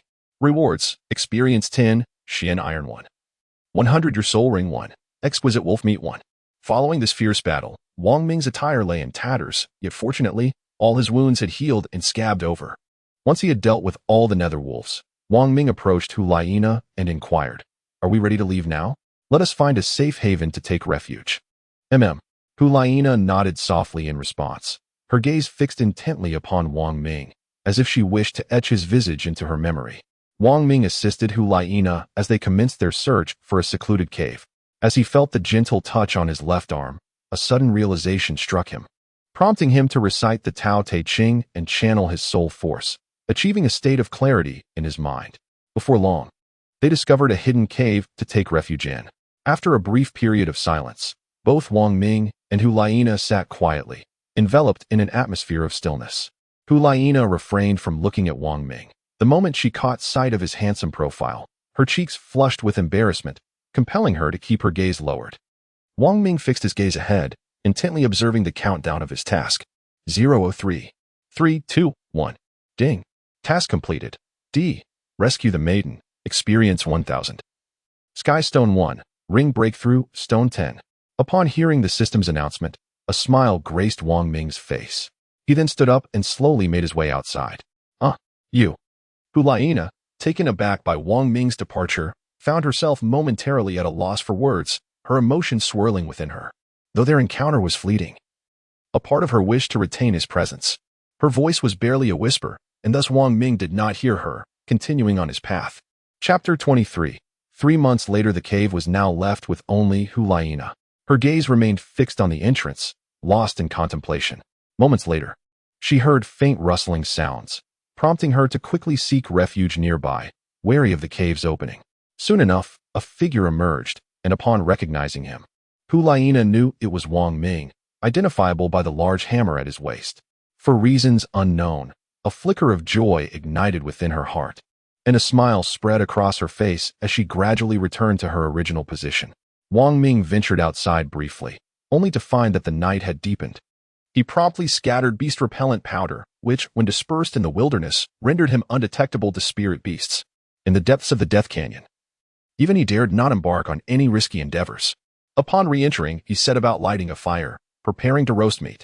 Today, he had acquired a considerable amount of exquisite wolf meat, for roasting is the most delectable of culinary pursuits. The exquisite wolf meat, sourced from the finest parts of the phantom wolf, boasted a delicious attribute of 10. Once the fire was ablaze, Wong Ming retrieved the wolf meat and began his grilling process, purchasing barbecue seasonings from the system to enhance the flavor. The wolf meat sizzled, emitting a delightful crackling sound as it cooked, infused with the aromatic seasonings. The enticing fragrance wafted toward Hulaina, who inhaled deeply, captivated by the scent akin to a divine delicacy. Having already expended considerable energy, she felt a sudden pang of hunger. Her stomach growled audibly, and upon hearing this, Wong Ming glanced back at her before returning his focus to the grill. This brief exchange only heightened Hulaina's sense of embarrassment. Ding! The character has acquired a portion of delicious roasted wolf meat. Wong Ming awaited the system's prompt. The moment it arrived, the barbecue would reach its zenith. As the sound resonated, he swiftly removed the wolf meat from the fire, slicing off a piece with his knife and offering it to Hulaina, saying, "Here you go." "Thank you." Hulaina replied, gazing at Wong Ming with gratitude as she accepted the roasted wolf meat. Holding it delicately in her hands, she took a gentle bite. The meat melted in her mouth, epitomizing the pinnacle of roasted delicacies. Hulaina felt as if she were floating on a cloud, utterly immersed in the experience. After savoring the first bite, she observed the boy diligently tending to the barbecue, and a sense of affection for him blossomed within her heart. Thus, the two spent a delightful yet silent evening together. The following morning, upon awakening, Hulaina discovered that Wang Ming had already departed. He was embarking on his journey to level up, aiming to reach level 30 in the shortest time possible and acquire his third soul skill. 3 days later, in the heart of the Death Canyon, Wang Ming finally attained the coveted level 30, thereby acquiring his third soul skill. The skill, known as Qilin Holy Light LV3, is a collective ability with an area of effect. The damage is maximized at the center of its range, boasting a base damage of 6,789. This newly acquired LV3 soul skill, adorned with a purple soul ring, signifies the essence of a 6,000-year-old soul ring, thus significantly enhancing its damage output. His first and second soul skills have each been elevated to level 3, resulting in a threefold increase in beastification attributes and amplifying the base damage of his Qilin arm. Upon reaching level 30, he also unlocked the ring system, through which he received his own ring. Green, Soulmaster S Ring LV1. Attack 23, Attack Bonus 1. At present, Wang Ming possesses only 10 breakthrough stones, which are insufficient to elevate the quality of the ring. Thus, he must first enhance it to level 10. In a flash of 9 golden lights, the ring transformed. Green, Soulmaster S Ring LV10. Attack 43, Attack Bonus 10. Wang Ming ascended to the 30th level. Navigating the periphery of the Death Canyon with an ease akin to a fish in water, utterly unperturbed by any Millennium Soul Beasts. After more than 2 months of leveling within this treacherous abyss, he successfully attained the 37th level. On several occasions, he narrowly escaped death with the aid of the system, deftly evading the ancient soul beasts. Character, Wang Ming level, 37 health, 84,000 experience, 3, 450, 3, 450, 700, attack, 5, 212 to 5, 234 physical defense, 890 magical defense, 876 during this period. Wang Ming did not encounter Hulaina again. As the 3-month deadline approached, he emerged from the Death Canyon. Despite his severely tattered appearance, the aura of malevolence and killing intent radiated from him, unmistakable and potent. The soldiers stationed at the Spirit Hall, upon witnessing Wang Ming's emergence, were struck by the dark energy swirling around him, his body continuously exuding the scent of blood. They could only wonder how many soul beasts he had vanquished. The soldiers could not help but express their astonishment. Wang Ming himself was unaware of the number of soul beasts he had slain. Whenever he encountered one, he would strike without hesitation, for the soul beast showed him no mercy. At this moment, Lu Zixin had long been waiting outside, and upon witnessing Wang Ming's state, he was momentarily taken aback. The Wang Ming of now was a stark contrast to the one he had known before. If the former Wang Ming could be likened to a novice, then the current Wang Ming resembled an invincible general, seasoned by countless battles and drenched in the blood of his foes. Even Lu Zixin found it difficult to discern the full extent of Wang Ming's prowess. Wang Ming caught sight of Lu Zixin, nodded slightly, and then stood behind him, awaiting the others. Apart from Wang Ming, only 3 others from their group had returned. The remaining 3 were equally disheveled. Lu Zixin led the 4 of them away from the Death Gorge. On the carriage, Lu Zixin turned to Wang Ming and suddenly inquired, "Wang Ming, have you managed to pierce through to the Soul Sovereign?" "Indeed," Wang Ming affirmed with a nod. Upon hearing this, the other 3 gazed at Wang Ming with wide eyes, as if witnessing a miracle. A breakthrough to the Mixed Sovereign in just 3 months was beyond their imagination. They felt it was already a stroke of luck to have survived. Lu Zixin's face broke into a smile at Wang Ming's confirmation, and he said with enthusiasm, "Excellent. Upon our return, you shall accompany me to meet the Pope." Wang Ming, neither servile nor arrogant, nodded slightly. The Pope, the supreme authority of the Spirit Hall, is not someone whom anyone can simply visit. Even Lu Zixin would require formal notification to meet with the Pope, and it must pertain to a matter of significant importance, or else the audience would be unobtainable. Lu Zixin's desire to introduce Wang Ming to the Pope was indeed at the behest of the Pope himself. After reporting Wang Ming's prowess, he received a response indicating that should Wang Ming return alive and elevate his spirit power by 3 ranks, he would be granted an audience with the Pope. A person of talent undoubtedly deserves proper cultivation. Naturally, Lu Zixin harbored his own ulterior motives, hoping that Wang Ming would look after him in the future. Days later, guided by Lu Zixin, Wang Ming arrived at the grand edifice of the Spirit Hall, the residence of the Pope. The main hall of the Spirit Hall was truly magnificent, far surpassing the size of the former Spirit Hall in Nodding City by several multiples. Few individuals traversed its vastness, save for the continuous patrols of soldiers. Under the guidance of Lu Jixin, Wang Ming stepped through the grand entrance. The system's alert chimed, announcing their entry into the Soul Master Hall. As they crossed the threshold, the two traversed a myriad of magnificent halls before arriving at a side chamber. Before them lay a lengthy hall, stretching 100 meters, culminating in a sealed door, where an individual awaited outside. Upon reaching the entrance, Lu Jixin paused and said, "Wang Ming, you may enter alone." Surprised for a moment, Wang Ming quickly nodded in agreement and replied, "All right." With that, he strode confidently inside. The person waiting outside was specifically there to grant him access. As Wang Ming stepped inside, he was immediately captivated by the opulent decorations, each worth at least 100 million gold soul coins. At the far end of the grand hall sat a woman, elegantly supported by a luxurious golden scepter. She possessed a cherubic face, adorned with bright azure eyes that sparkled with depth, and cascading golden locks. Upon closer inspection, it was clear that she was the embodiment of grace with her delicate, oval visage. Surely, she must be the Pope, Wang Ming mused silently as he approached with an unwavering demeanor. Beside her stood a familiar figure, Hulaina, whom he had encountered in the Forest of Death. Flanking the Pope were two others, one clad in vibrant orange armor, while the other was ensconced in a shroud of darkness, wearing black armor. To Wang Ming, their identities remained shrouded in mystery. "Salutations, Your Holiness." Wang Ming performed a respectful salute. However, the ghost Douluo, visibly displeased, reprimanded him sternly. "You are to kneel before the Pope." "Why should I kneel when I am not a member of the Spirit Hall?" Wang Ming retorted boldly. The ghost's eyes narrowed in disbelief. It was the first time he had encountered someone daring enough to defy a titled Douluo, and his irritation only grew. The aura of soul power belonging to a titled Douluo surged forth, pressing down upon Wang Ming. Ding. The character is subjected to the oppressive soul power of a titled Douluo. Bibiong observed Wang Ming intently, remaining silent, keen to gauge his resilience against such formidable soul power. The ghost unleashed a soul power of level 30, but Wang Ming, already at level 37, felt no strain, remaining unfazed.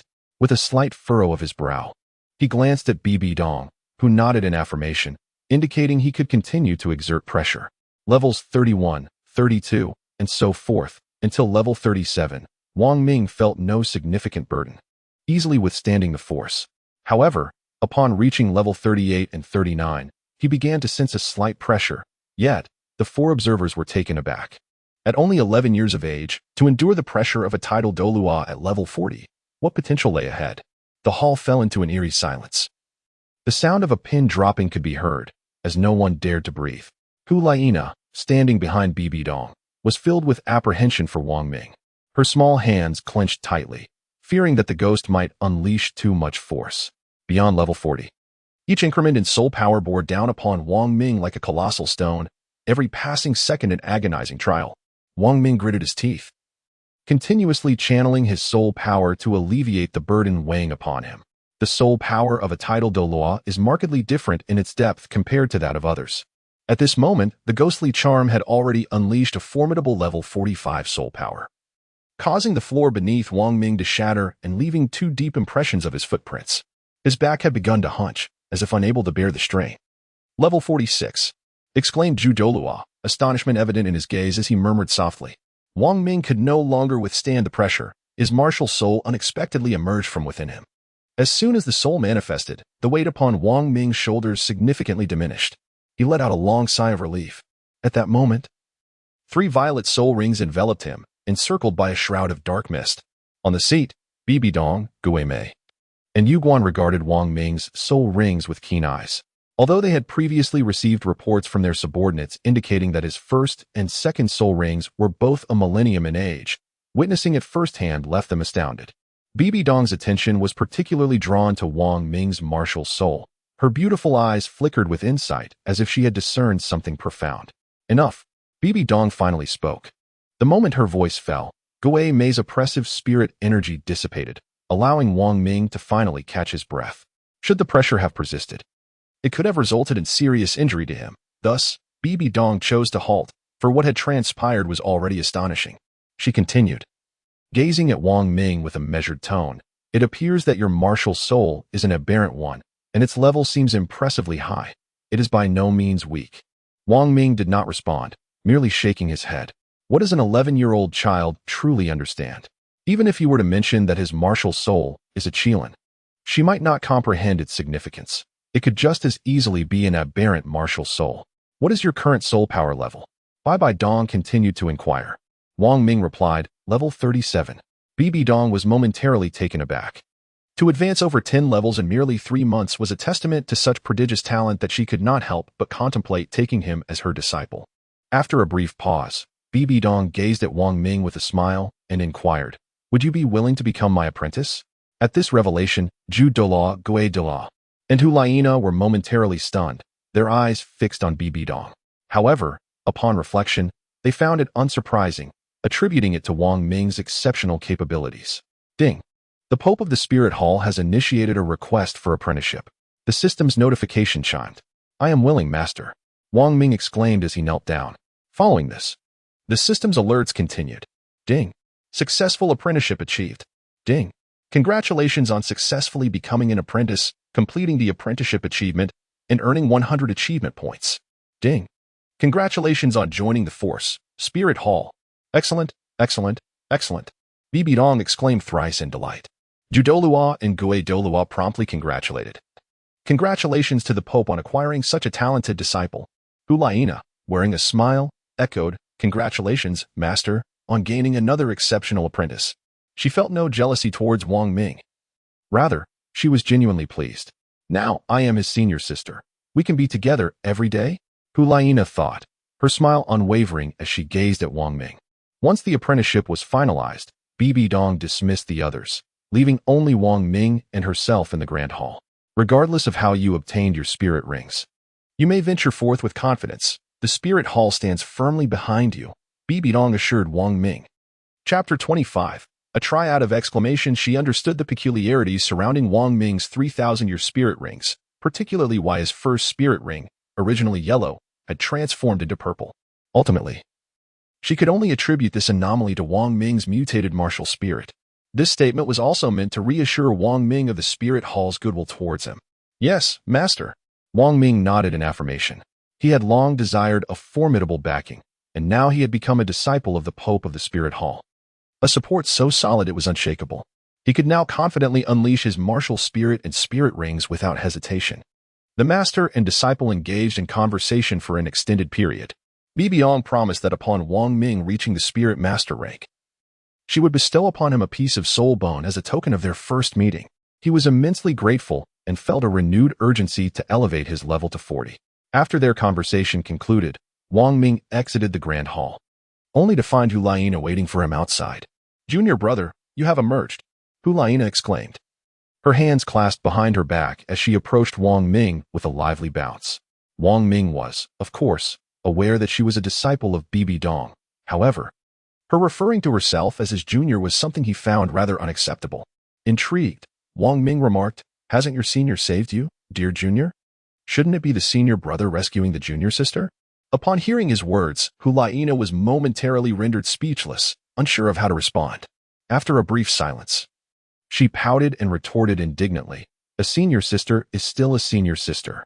I entered the sect earlier, so I am indeed the senior sister.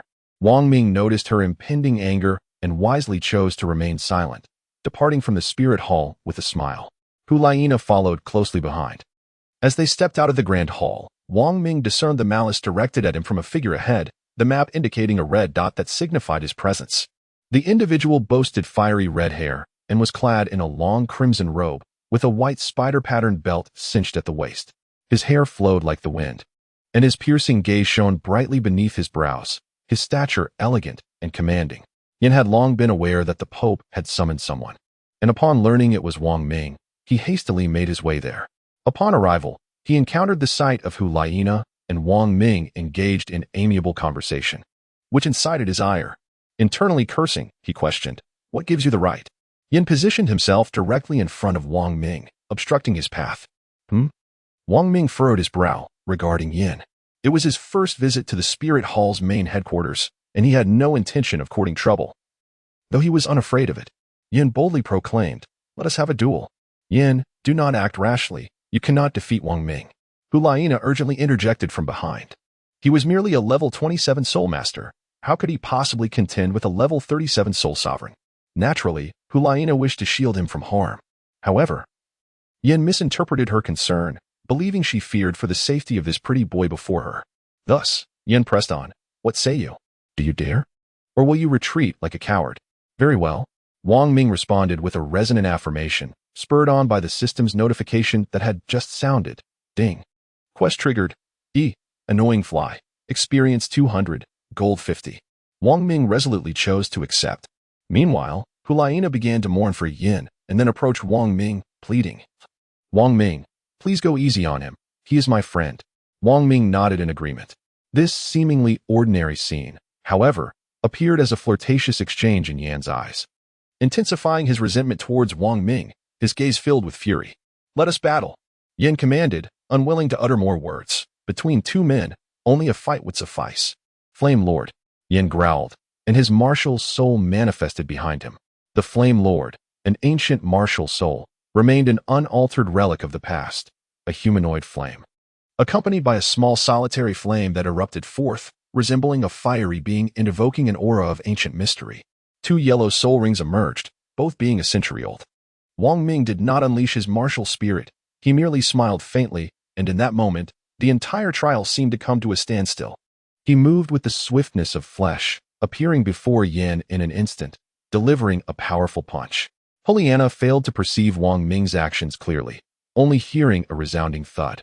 Yin was sent flying several meters, crashing heavily to the ground, with a trickle of blood escaping from the corner of his mouth. Where Yin had once stood, Wang Ming now leisurely clapped his hands and remarked, too weak, not worth it. At that moment, Yin, sprawled on the ground and clutching his abdomen, felt the searing pain of that punch. He was utterly unable to rise. Hearing Wang Ming's disdainful comment about him, he was consumed by rage and involuntarily spat out another mouthful of blood. In truth, when Wang Ming referred to it as not worth it, he meant that the task yielded too little experience, nothing more. It was Yin who misinterpreted his words. Upon receiving the system notification that the task was completed, Wang Ming departed alone. Ding. Task completed. Annoying fly. Experience 200. Gold 50. Hulaina approached with concern, asking, Yin, are you all right? I'm fine. Just go. Yin replied, feeling utterly humiliated. After glancing at the prostrate Yin, Hulaina responded, very well, take care of your injuries. With that, she left him behind, sitting alone in quiet contemplation. He needed to recuperate before he could rise again, grateful that Wang Ming's strike had not been more severe. As Yin focused on his recovery, nearing restoration, two individuals approached, engaged in conversation. Did you hear? The Pope just took on another soul master disciple. I did hear, yes. I believe his name is Wang Ming. Only 11 years old and truly formidable. These words reached Yan's ears, igniting a surge of fury within him, causing him to spew another mouthful of blood. With a faint gasp, he fell unconscious to the ground.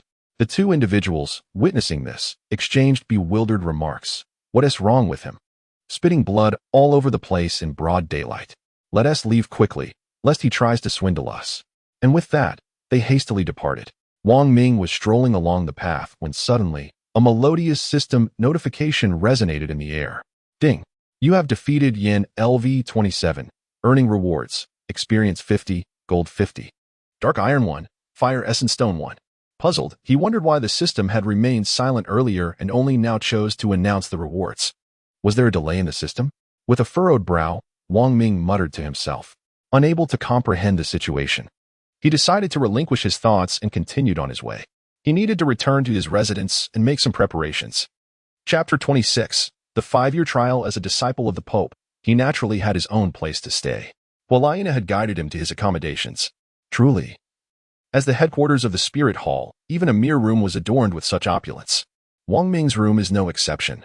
Hulaina's room is adjacent to Wang Ming's, and it remains uncertain whether this is a mere coincidence or a deliberate arrangement. Wang Ming, citing the fatigue from his arduous journey, requested the clingy Hulaina to depart. Leaving him alone in his chamber, he proceeded to examine his game attribute interface. Upon successfully joining the Wuhuan Hall, the faction interface opened before him. Faction Soul Skills, Attack Enhancement LV1, Attack 100 Life Enhancement LV1, Life 100 Physical Defense Enhancement LV1, Physical Defense 40 Magical Defense Enhancement LV1, Magical Defense 40 Critical Hit Enhancement LV1. Critical Hit 60 Speed Enhancement LV1. Speed 60 Damage Resistance Enhancement LV1. Damage Resistance 60. The faction soul skills can be regarded as auxiliary attributes, each possessing distinct level limitations. Attack can reach a maximum of level 60, while life, magical defense, and physical defense can ascend to a maximum of level 40. The remaining 3 attributes can only be upgraded to level 3. Each upgrade necessitates the expenditure of contribution points from the sect. Wang Ming's contribution points previously earned in Nottingham have not been deducted by Qiu. Thus, Wang Ming currently displays over 4,000 contribution points. To elevate his critical strike, damage resistance, and speed to level 2, a total of 10,000 contribution points is required. Wang Ming had no choice but to forego his current path and focus on enhancing other soul skills. Attack Enhancement Level 8, Attack 800, Life Enhancement Level 6, Life 3000. Physical Defense Enhancement Level 6, Physical Defense 240, Magical Defense Enhancement Level 6, Magical Defense 300. As the character's level increases, more subsystems will be unlocked, thereby augmenting combat prowess. Within the faction system interface, numerous tasks abound, all of which can contribute to faction contribution points. However, although these tasks yield a substantial amount of contribution points, the experience gained is relatively modest. Wang Ming is not in a hurry to answer. He is resting today and will address matters tomorrow. He is still unaware of Ji Meng's whereabouts, who is elusive like the stingray Douluo. According to Bibi Dong, Ji Meng is currently training alongside the stingray Douluo, which reassures Wang Ming, as she is under the protection of a titled Douluo. Naturally, this provides him with a considerable sense of security. On the following day, just as Wang Ming was preparing to undertake a task alone, a directive from his master arrived, instructing him to participate in the trials of the youth training group of the Spirit Hall, a mandate that he and Huliana must both fulfill. This also triggered a system mission. Ding. Mission activated. A 5-year trial. Reward. Experience 8,000. Gold 15,000. Ring Breakthrough Stones 100. Necklace Breakthrough Stones 100. The 5-year trial entails enduring and surviving through a grueling 5 years of trials, with additional rewards contingent upon the final outcomes. This is indeed a commendable mission. The value of the Ring Breakthrough Stones and Necklace Breakthrough Stones alone is substantial. Wang Ming naturally accepted this task. However, he was unable to comprehend the final sentence of the task description. On the way, Wang Ming, Huliana, Yan, and Huliana's brother, Xiaoyu, walked together. Embarking on their journey to the ultimate trial location, Xiaoyu could instantly discern his sister's fondness for Wang Ming, the newly accepted disciple of the Pope. His foremost desire was for his sister to lead a safe and joyful life, and if her affections lay with Wang Ming, he would wholeheartedly support her. As they walked, Xiaoyu suddenly shook his head and remarked, "I have heard that this time, the trials for the youth group will separate soul masters, support soul masters, and defend soul masters, but I am uncertain of the exact reasons." Upon hearing this, Wang Ming felt quite puzzled. "Shouldn't we form a team?" he pondered. Xiaoyu shook his head, indicating his ignorance. "It must be due to the differing training methods, hence the separation," Yan interjected. Hearing Yan's words, Xiaoyu chuckled, "Perhaps." Within the Grand Hall, Pope Bibi Dong sat solemnly upon her throne. Beside her, the Duke of Chrysanthemum bowed his head and inquired, "Your Holiness, must the trial proceed in this manner? Even your 2 disciples are to participate. Does that not imply there's no need for further discussion? My decision is final." Bibi Dong interrupted, her expression grave. Consequently, the Duke of Chrysanthemum dared not speak further and withdrew. Left alone, Bibi Dong gazed out the window at the figures of Wang Ming and his companions, murmuring softly, "I hope you will bring me some unexpected surprises, especially you." With that, her gaze intensified, fixating on Wang Ming. A few days later, the group arrived at a secluded location, presumably a forest, surrounded by dense greenery. The sight before Wang Ming was truly astonishing. He had not anticipated that the Spirit Hall had constructed a facility resembling a base within this wilderness. A vast arena stood amidst the expansive forest, and an incessant stream of battle spirit masters converged upon this place.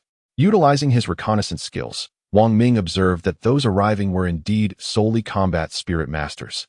With no other types of spirit masters present, Wang Ming and his companions casually found a spot to sit, awaiting the allocation of their dormitories. Fortunate that all the accommodations here were single rooms. Shortly thereafter, an individual approached them, took their registration, and remarked, You are free to choose any dormitory you wish." After uttering this, he departed. Consequently, Wang Ming and his companions opted for 4 adjacent single rooms to settle in. Gradually, more individuals began to arrive at the camp, and the influx of newcomers escalated. It soon became evident to Wang Ming that a significant issue had arisen. There were insufficient dormitories. Clearly, the number of single rooms could not accommodate everyone, implying that some would inevitably remain without shelter. Before long, those arriving later began to vie for the available dormitories. The rule was simple: defeat the current occupant, and the room would be yours. Most notably, there was no oversight. The patrolling soldiers, upon witnessing the commotion, merely glanced indifferently, as if they had seen nothing at all. It was as though such behavior had been tacitly accepted. Thus, a fervor for dormitory acquisition began to sweep through the growing crowd. Wang Ming also received a task issued by the system. Ding. Task activated. D. Dormitory defense. Rewards: experience 500, gold 100, influence contribution 500. Mutual assistance dormitory. Protect your own dormitory from being seized by others until everyone has arrived. As more individuals gathered, soon one approached Wang Ming's dormitory. With his fair complexion, others assumed he hailed from a prestigious family, resembling a pampered youth with no real strength. Easy to bully. Huoliang stood outside Wang Ming's dormitory, shouting loudly, "Hey, person inside, come out. Your dormitory has caught my eye. It is time to relinquish it to me." Chapter 27. The initial trial. The raucous noise attracted the attention of others. Yan was the first to rush out, followed by Huliana and Xiaoyu. The trio showed no concern for Wang Ming, but rather for the boisterous individual. Xiaoyu was also curious to witness the prowess of the person his sister valued. Huoliang continued his clamor outside. Within the dormitory, Wang Ming suddenly opened his eyes, murmuring, "It is time." Upon finishing his words, he dashed out with astonishing speed, catching Huoliang completely off guard, delivering a powerful punch to Huoliang's chest. To the onlookers, Huoliang was sent flying like a cannonball, soaring over 10 meters before coming to a halt. Ding. Defeated Huoliang. LV 24. Rewards: experience 20, gold 20. Xian Iron 1. At that moment, the door of Wang Ming's dormitory swung open, and he emerged. With his eyes slightly closed, he coolly declared, "Anyone who dares to approach again will meet a similar fate." He then unleashed the pressure of his soul sovereign, intimidating those around him. The aura of the soul sovereign surged forth like tidal waves, shaking every individual present. After uttering these words, Wang Ming retreated back inside, having awaited the arrival of more individuals to effectively deter them from causing trouble in the future. Truly a soul sovereign, Xiaoyu whispered, gazing at Wang Ming's dormitory in awe. Meanwhile, Yin, unimpressed, scoffed, "So what if he is a sovereign? I will reach that level sooner or later." The sinister moon cast a glance back at Yin, shook his head, and departed. From that moment onward, no one dared to confront Wang Ming in his dormitory. Days passed, and soon everyone gathered, amounting to over 200 individuals. Among them, more than 50 lacked individual accommodations and were relegated to a mere tent. These 200 souls were summoned, ostensibly to commence their training. As they lingered below the platform, many engaged in hushed whispers, speculating about the nature of this upcoming ordeal. Before long, a figure emerged upon the elevated stage, clad in a grass-green, patterned garment, cinched at the waist with a chestnut-hued geometric belt. His long, golden locks gleamed in the light, framing a pair of strikingly bright eyes beneath a pronounced brow. Tall and imposing, a prominent scar traversed his face, drawing immediate attention. As he made his presence known, the crowd fell into an eerie silence, breath held in anticipation of his words. Just his appearance was enough to instill awe in half of those present.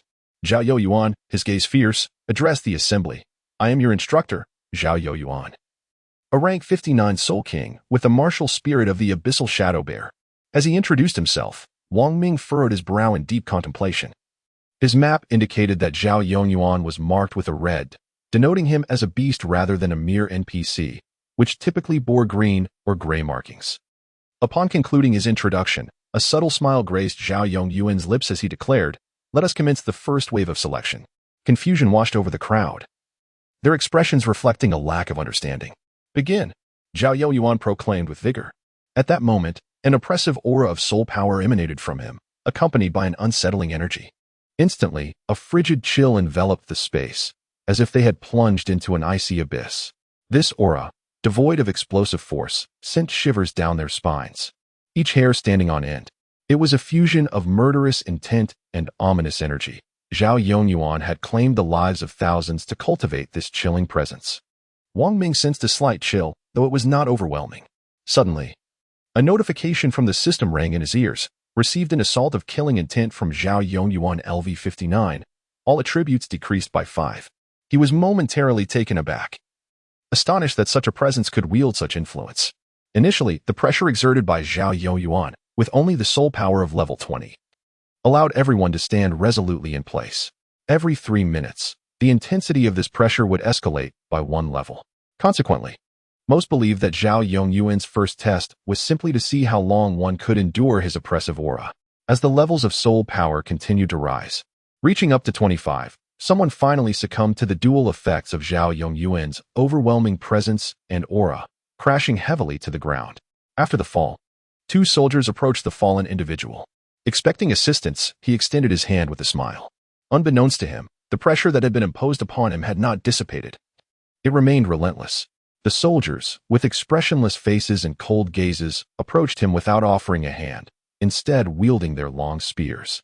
At that moment, terror washed over his features as he attempted to scream, but no sound emerged. He could only submit to the 2 spears as they accurately pierced his heart. Blood gushed forth, and he perished, his eyes wide open in disbelief, unable to comprehend why he had been slain.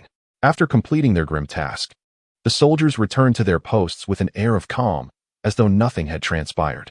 The onlookers, witnessing the unfolding events, were filled with expressions of concern, fear, and confusion. Wang Ming may very well be the only one who witnessed the entire scene, for he had long noticed the 2 gray figures on the field transform into red, signifying the 2 soldiers. It was then that he focused his gaze on them. Curious about their intentions, little did he know the outcome would be so grim. Fortunately, Wang Ming and his companions had witnessed bloodshed before. Their minds remained unshaken, diligently channeling their soul power to withstand the oppressive force. However, those who had never encountered such scenes found their spirits disturbed and began to waver. A hint of compassion flickered in Hulaina's eyes. On the platform, the instructor Zhao Yongyuan, with a sinister smile, remarked, "The weak do not deserve to survive." His scarred visage, coupled with his words, indeed bore an intimidating presence. Gradually, some began to falter. 2 individuals collapsed, rendered speechless and immobilized beneath Zhao Yongyuan's oppressive aura, surrendering all resistance. As they gazed upon the advancing soldiers, terror shone in their eyes. With a swift thrust, both were pierced through the heart by the soldiers' long spears. Succumbing to death, the 3 corpses lay unattended on the ground. Soon, the oppressive soul power reached level 35, prompting everyone to unleash their martial souls.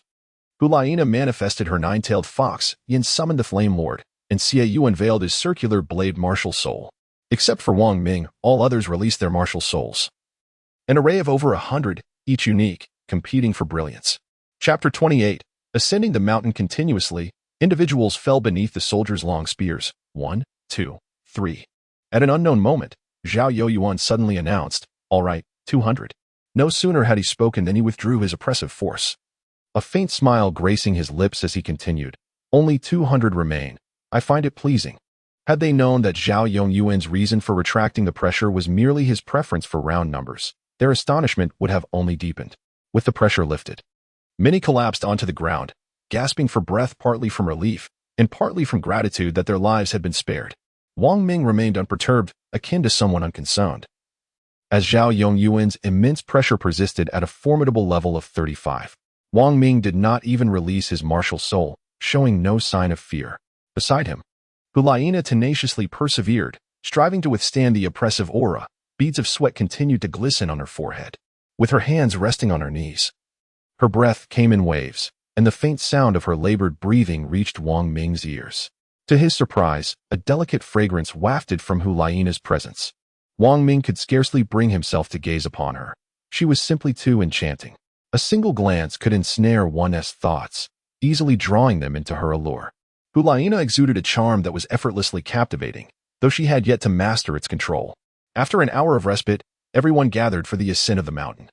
Under strict orders not to employ their soul powers, Zhao Yongyuan explained with authority before departing, casting a sidelong glance at Wang Ming as he left.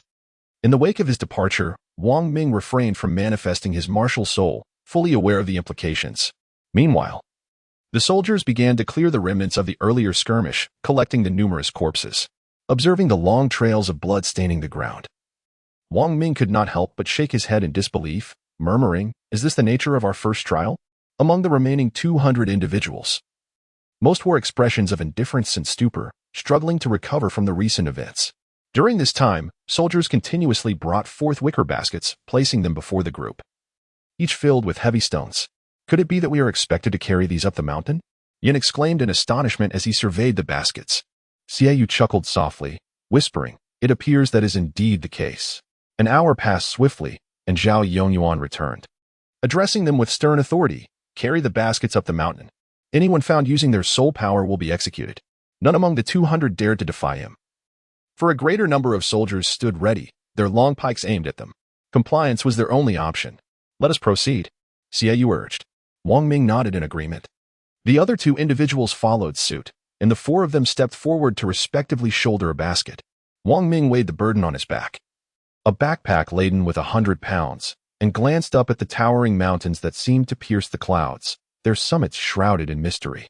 With only a few rugged peaks exposed, this mountain was at least 5,000 meters high, and descending it without the aid of soul power would be a formidable challenge. "Set forth," Zhao Yongyuan commanded, and simultaneously, Wang Ming heard the familiar chime of the system notification. Ding. Quest activated. D. Reach the summit. Rewards. Experience 500, gold 200. Xiantian Iron 1. Primary Body Refinement Water 1. Primary Body Refinement Water. Consumed after intense physical training, it can heal muscular injuries and enhance various bodily functions. Upon seeing the system's rewards, a smile graced Wang Ming's face as he joined his companions in their journey. Initially, Zhao Yongyuan accompanied them, informing them that they could only eat once they returned from the mountain's peak.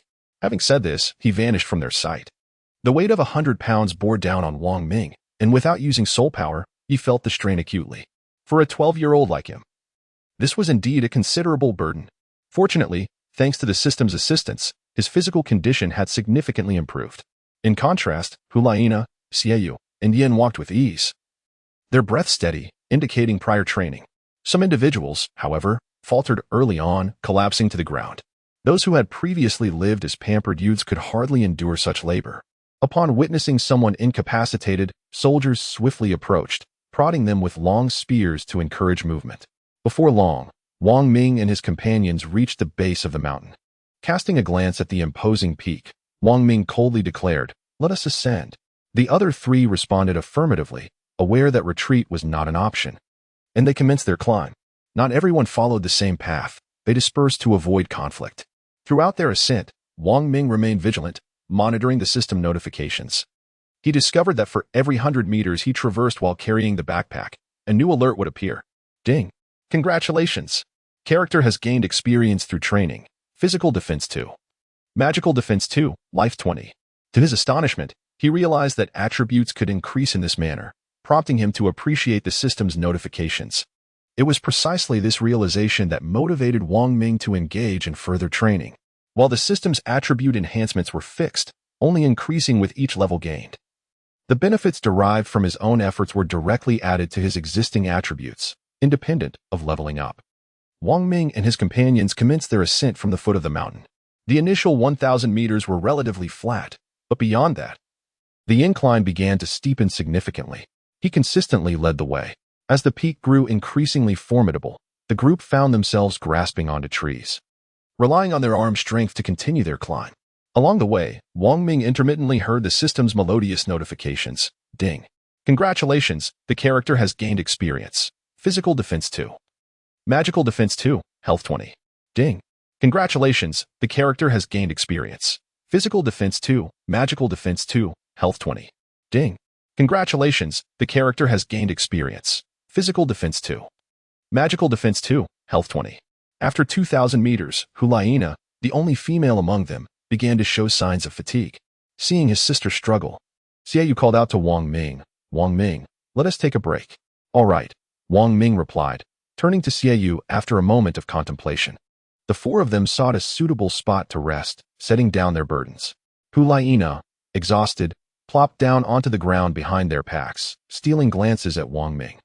In her eyes, he bore no trace of weariness, seemingly capable of continuing the trek, yet he chose to pause, undoubtedly to allow her the opportunity to recuperate. Wang Ming stood nearby, gazing intently at his interface, which displayed a notable increase in attributes. What was particularly significant was that this growth was contingent upon the distance traveled. The system's notification tone would only resonate with each step he took. It was not a mindless accumulation of effort, as if he were a fool exhausting himself for mere increments. Chapter 29. Ascending the summit among them. A few had proven to be relatively swift in their progress, though it could not be ruled out that they might have harnessed soul energy to enhance their speed.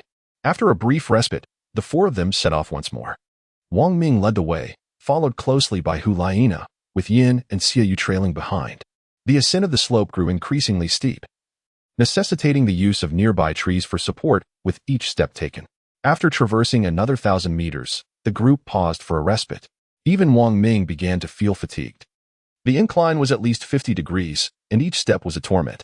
Wang Ming settled himself, gazing at the towering peaks above, feeling as though they were enveloped in a sea of clouds, with a daunting 2,000 meters still to ascend. The other three companions sat on the ground, panting heavily to regain their breath. "Have you all rested sufficiently?" Wang Ming inquired, eyeing them. Hulaina was the first to nod affirmatively, exclaiming, "Yes." He then turned his gaze towards Yin and Xiaoyu, both of whom also signaled their readiness. Thus, the quartet resumed their journey. A chime echoed, announcing, "Congratulations. The character has undergone training. Physical defense 2, magical defense 2, life 20. Another chime followed with the same message. Along the path, Wang Ming's system continuously provided encouraging notifications, uplifting his spirits, rendering any discomfort trivial. As they trekked onward, a sudden crack of a breaking branch pierced the air. Wang Ming swiftly turned to see Hulaina, who had inadvertently grasped a branch that had given way, sliding backward while letting out a startled cry.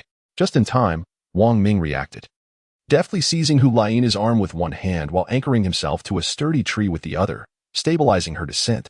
Hulaina clutched Wang Ming's hand as if it were a lifeline. "Are you all right?" Wang Ming asked with genuine concern. Upon realizing it was Wang Ming who had caught her, Hulaina offered a faint smile in response. "I'm fine. If you're fine, then please stand up quickly. I can hardly hold on any longer," Wang Ming urged through gritted teeth. Oh, Hulaina exclaimed, suddenly realizing she had yet to regain her footing, and promptly steadied herself, releasing Wang Ming's arm. The weight she had added felt like an additional 100 pounds, and Wang Ming was beginning to struggle under the strain. Once assured Hulaina was stable, he continued onward. Meanwhile, Yin, who had also noticed Hulaina's perilous slip, felt a pang of frustration as Wang Ming had been closer and thus quicker to respond. Nevertheless, this minor incident did not impede the group's progress, and they pressed forward. The sun blazed fiercely overhead, gradually descending towards the western horizon. They continued onward, counting down the distance. 500 meters, another 500, 300, 300, 100. 50. As they ascended, the frequency of necessary rest breaks increased. It seemed that after every stretch of travel, a pause was essential. The sun lingered behind the peaks, casting a faint red hue across the sky. At long last, the four companions, Wang Ming and his friends, reached the summit of the mountain. They flung their backpacks to the ground and called out loudly towards the distant peak. "Ah, ah, ah, ah." Their voices echoed through the valley, lingering in the air. After their shouts subsided, they reclined on the ground, gazing at the sky, lost in their thoughts. Time passed unnoticed until Hulaina finally inquired, "Wang Ming, what is your dream?" "My dream?" Wang Ming murmured, gathering his thoughts. After a moment of contemplation, he answered, "To become a deity, to reach level 100. "Oh, I see," Hulaina replied, turning to admire Wang Ming's handsome profile, her eyes shimmering with contemplation. Yin cast a hopeful glance at Hulaina, his heart racing. Ask me, he thought, and I shall say my wishes for your happiness." Unfortunately, contrary to his hopes, Hulaina remained gazing at the sky, not posing any questions to the others. Before long, the four rose to begin their descent. The path down was no easier than the ascent, particularly the initial stretch, where one had to tread carefully, lest they slip and tumble down the mountainside. This time, Wang Ming took up the rear, with Xiaoyu leading the way, followed by Hulaina and Yin. As they navigated the downhill trail, the system notifications continued to ring in Wang Ming's ears. Ding. Congratulations. Your character has trained and gained 2 physical defense, 2 magical defense, 20 health. Ding. Congratulations. Your character has trained and gained 2 physical defense, 2 magical defense, 20 health. Throughout the journey, Yin was engulfed in a cloud of gloom, his mind preoccupied with the perplexing thought of why Hulayina had not asked him anything earlier. As they walked, he suddenly slipped, his foot finding nothing solid beneath him, and he began to slide towards the precipice. In that moment, he realized the gravity of his situation. He was certainly doomed. "Help me!" He cried out, but they were all too exhausted, their bodies unresponsive. Unable to act in time to aid him, just as he thought he would meet his demise, Wong Ming grasped his hands, suspending him perilously at the edge of the cliff. Wang Ming lay upon the ground, his hands grasping Yin, while his other 2 feet were deeply embedded in the earth. Upon witnessing this, Hulayina hurriedly approached, seating herself upon Wang Ming's legs and pressing her hands down upon his thighs. Xiaoyu then rushed to the side, assisting Yin to rise. As Yin was pulled up, he took a moment to collect his thoughts before glancing at Wang Ming, who was diligently working in the soil, and sheepishly expressed his gratitude. "Thank you. No need for thanks. It's but a trifling matter," Wang Ming replied. Yin nodded in acknowledgement. At that moment, he finally comprehended why Hulayina favored Wang Ming over himself. His own narrow-mindedness stood in stark contrast to Wang Ming's magnanimity. With a gentle chuckle, Yin gazed at Wang Ming's silhouette, shaking his head in resignation with a faint smile. Wang Ming gazed at the system's notification, secretly pleased. Ding. Task accomplished. D. Rescue a friend. Experience points 500, gold 200, ring enhancement stones 10, Xian iron 1. Wang Ming, forewarned by the system's prompt, had long anticipated that Yin would encounter an accident. Thus, he deliberately positioned himself behind Yin, fully prepared to rescue him. At present, Wang Ming possessed 20 breakthrough stones, enabling him to elevate the quality of his rings to blue. Breakthrough. A flash of golden light illuminated the surroundings. Ding. Congratulations. The quality of the attacking ring for the Soul Warrior has transcended, elevating it to the attacking ring of the Soul Master. Following the enhancement, the level restriction transformed to 20. Wang Ming promptly advanced its level to 20. 10 beams of golden light shimmered through the air. Chapter 30. A month later, the ring had been fortified to level 20. Blue. Soul Master S attacking ring LV20, attack 780, with an additional attack increase of 20. The 20 breakthrough stones were entirely consumed, yet the expenditure was well worth it. A smile graced Wang Ming's face as he surveyed the attributes of the ring. 2 hours later, the 4 had descended the mountain. The initial stretch of the descent proved to be quite arduous, yet the subsequent path was relatively level, supporting one another. The 4 returned to their starting point. Upon their arrival, night had fallen, and the distant landscape was adorned with torches and lanterns. While their instructor awaited them at the destination, Zhao Yongyuan wielded a large blade, its surface stained with considerable blood, and several corpses lay piled at his left side. It was evident that these individuals had succumbed to his lethal strikes, their heads severed with a single blow, instilling a chilling dread in all who beheld the scene. Wang Ming and his companions approached without fear, confidently striding forward. "Very well, go ahead and rest," Zhao Yongyuan remarked with a nod. The 4 responded in unison, "Yes." Nothing untoward occurred as they made their way to the back to rest. Upon arriving, they discovered that warm water had already been prepared for everyone to bathe. This was no ordinary bathing water. It was infused with various medicinal herbs beneficial for body refinement. Wang Ming could feel a comforting warmth enveloping his body. As he bathed, Wang Ming took out his junior body refinement potion. Ding. Task completed. Reach the mountain summit. Rewards. Experience 500, gold 200, Xiantian iron 1, junior body refinement potion 1. At that moment, upon reaching the summit, the system alerted him that he had completed the task, but he was not in a rush to consume the potion. Consume. Ding. Successfully consumed junior body refinement potion. As the system notification echoed, Wang Ming, while soaking in the bath, felt waves of warmth coursing through his limbs, almost causing him to vocalize his pleasure. Simultaneously, numerical notifications began to appear. Physical defense 6. Magic defense 5. Life 35. After approximately 3 minutes, the notifications ceased. Wang Ming then exited the bath and encountered Yin and Xiaoyu. The 3 exchanged smiles and made their way to the campsite dormitory. Upon returning, they were pleasantly surprised to find a lavish feast awaiting them. Soul beast meat, a variety of meats, vegetables, and buns. The group commenced their grand banquet with delight. After Wang Ming finished his meal, he stepped outside to take a stroll. Unbeknownst to him, he wandered to the location where Zhao Yongyuan was present, a place already bustling with numerous individuals. As Wang Ming approached, he witnessed a person being mercilessly slain by Zhao Yongyuan's blade. with a swift motion. The hand fell and separation was endured, leading to an untimely demise. While executing the act, Zhao Yongyuan admonished, "Laziness leads to death." In Wang Ming's heart, a chilling realization dawned upon him as he recalled the reasons behind the deaths of those individuals. It was highly probable that they had never even reached the summit, perhaps hiding away somewhere, or had discarded their stones, or even resorted to using soul energy. Gradually, Wang Ming found himself unwilling to delve deeper into such thoughts, turning away and departing from that place. At the moment he glanced back, Zhao Yongyuan also cast a fleeting look at Wang Ming, the ferocity in his gaze unmistakable. Thus, the first day in this infernal trial ground came to a close.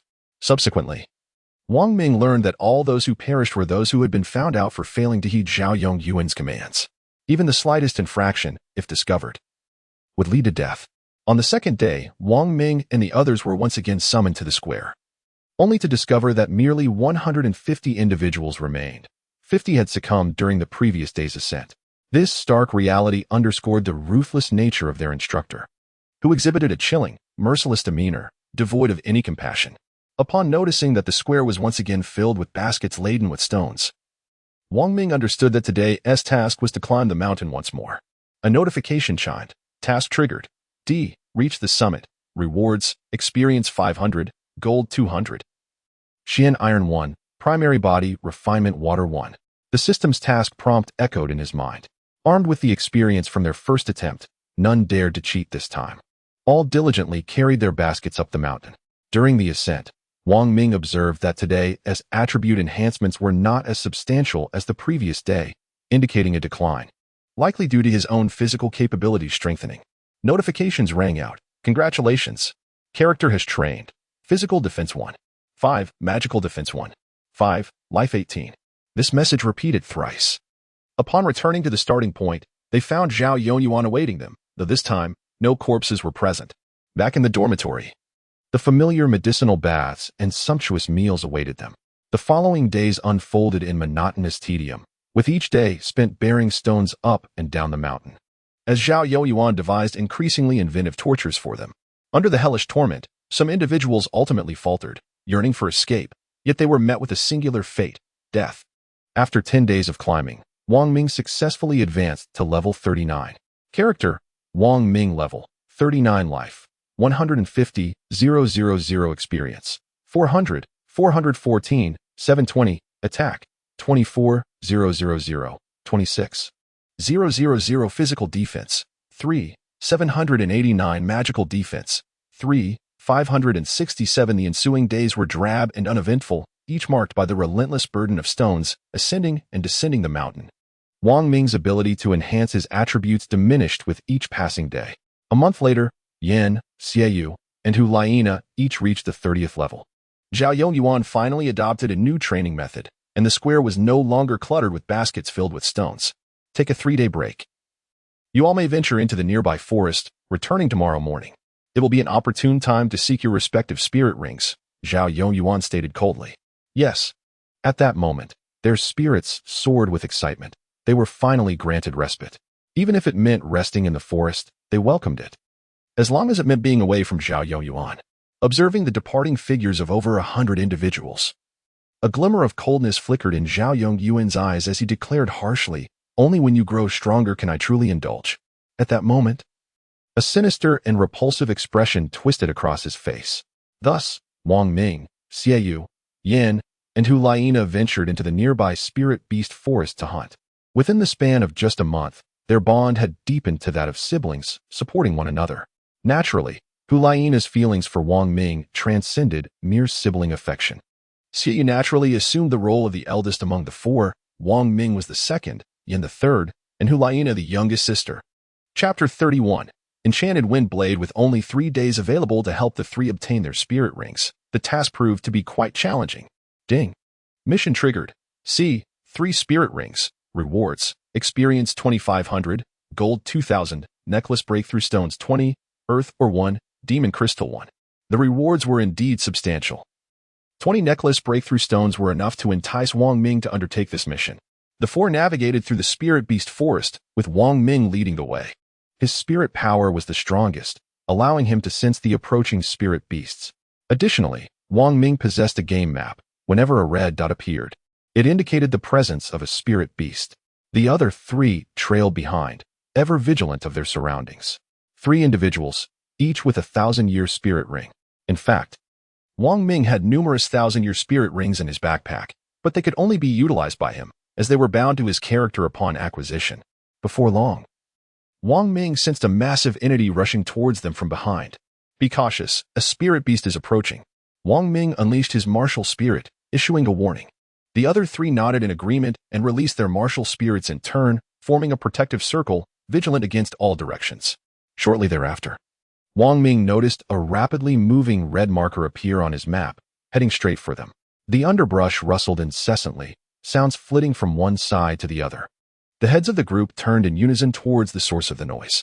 Wang Ming, however, followed the red marker on the map, constantly attentive to its position. Shifting left and right, Wang Ming noticed that the crimson mark had shifted. It dashed towards the position of Hulaina. Be careful. Wang Ming's martial spirit manifested as he swiftly pushed her aside, placing himself in front of Hulaina. Suddenly, a soul beast resembling a tiger emerged from the thicket. Its sharp claws aimed menacingly at Wang Ming. Remarkably, the 39th level Wang Ming stood his ground against the assault. Hulaina, having been pushed aside, called out towards Wang Ming. Wang Ming. Simultaneously, as her martial spirit enveloped her, she gradually sprouted fox-like pointed ears, and a fluffy fox tail emerged from her rear, radiating a captivating red glow, enhancing her allure to an extraordinary degree. Upon witnessing Wang Ming successfully endure the attack, Hulaina felt a wave of relief wash over her. The other 2 companions also sprang into action. Wang Ming, brimming with confidence, unleashed his skill, Reconnaissance. Wind Tiger level, 34 health, 54,000 attack, 12,000-13. 000 physical defense, 2312 magical defense. 1987 A millennia-old soul beast, the Wind Tiger, possessed formidable attack power and remarkable speed. Its entire body was cloaked in emerald green fur, allowing it to conceal itself effectively. However, before Wang Ming, it was utterly insufficient. Brother, I shall leave this soul beast to you, Wang Ming remarked with a smile. Seeing the Wind Tiger, which had approximately 1,500 years of age, Xiaoyu's face lit up with joy as he replied, "Excellent, little brother, thank you." Understanding Wang Ming's prowess, the 3 were quite at ease, for acquiring the soul ring was of paramount importance. They stepped back, allowing Wang Ming to confront the Wind Tiger alone. With a second soul skill, he summoned the Qilin arm. A colossal brown arm emerged, hurtling towards the Wind Tiger with great force. Wang Ming's soul skills were all locking techniques. No matter how the Wind Tiger attempted to evade, it was inescapable. Witnessing the formidable soul skill approaching, the Wind Tiger contemplated fleeing. "Fourth sister, assist me," Wang Ming called out resolutely. Hulaina nodded, certainly. With her second soul skill, Demonic Fox's Flash, a crimson radiance enveloped Hulaina, and in an instant, she appeared before the Wind Tiger, obstructing its escape. First soul skill, Enigmatic Foxfire.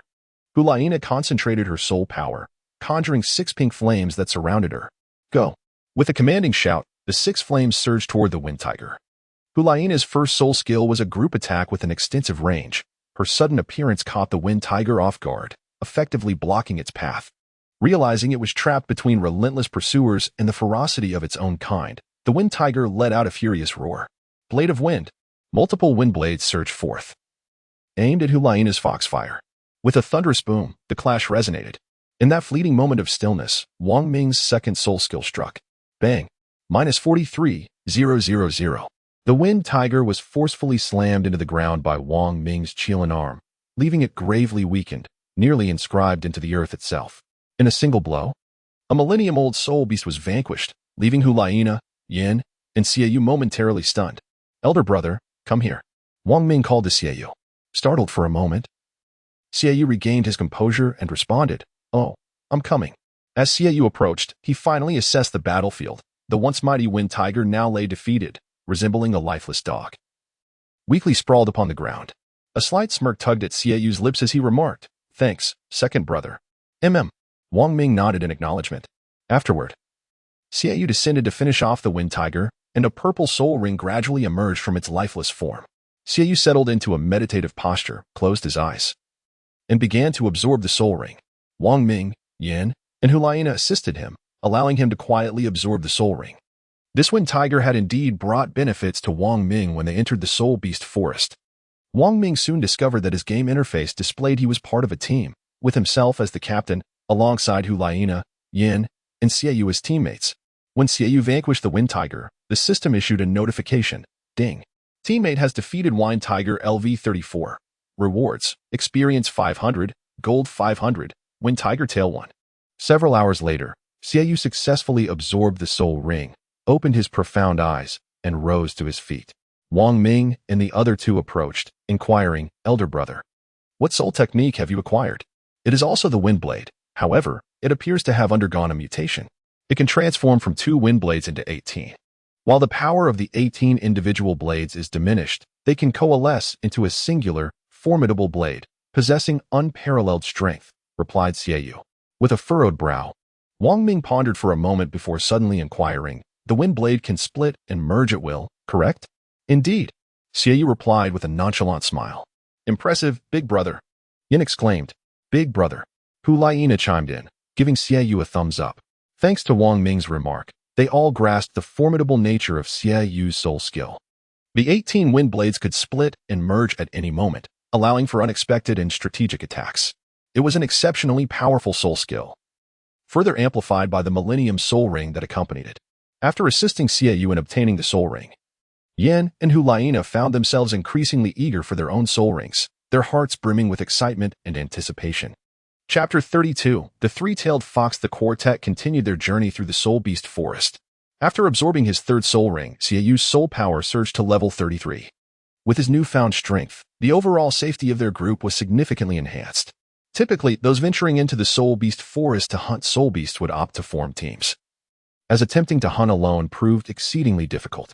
The forest was fraught with peril, where every occurrence was unpredictable. Thus, greater numbers offered increased security.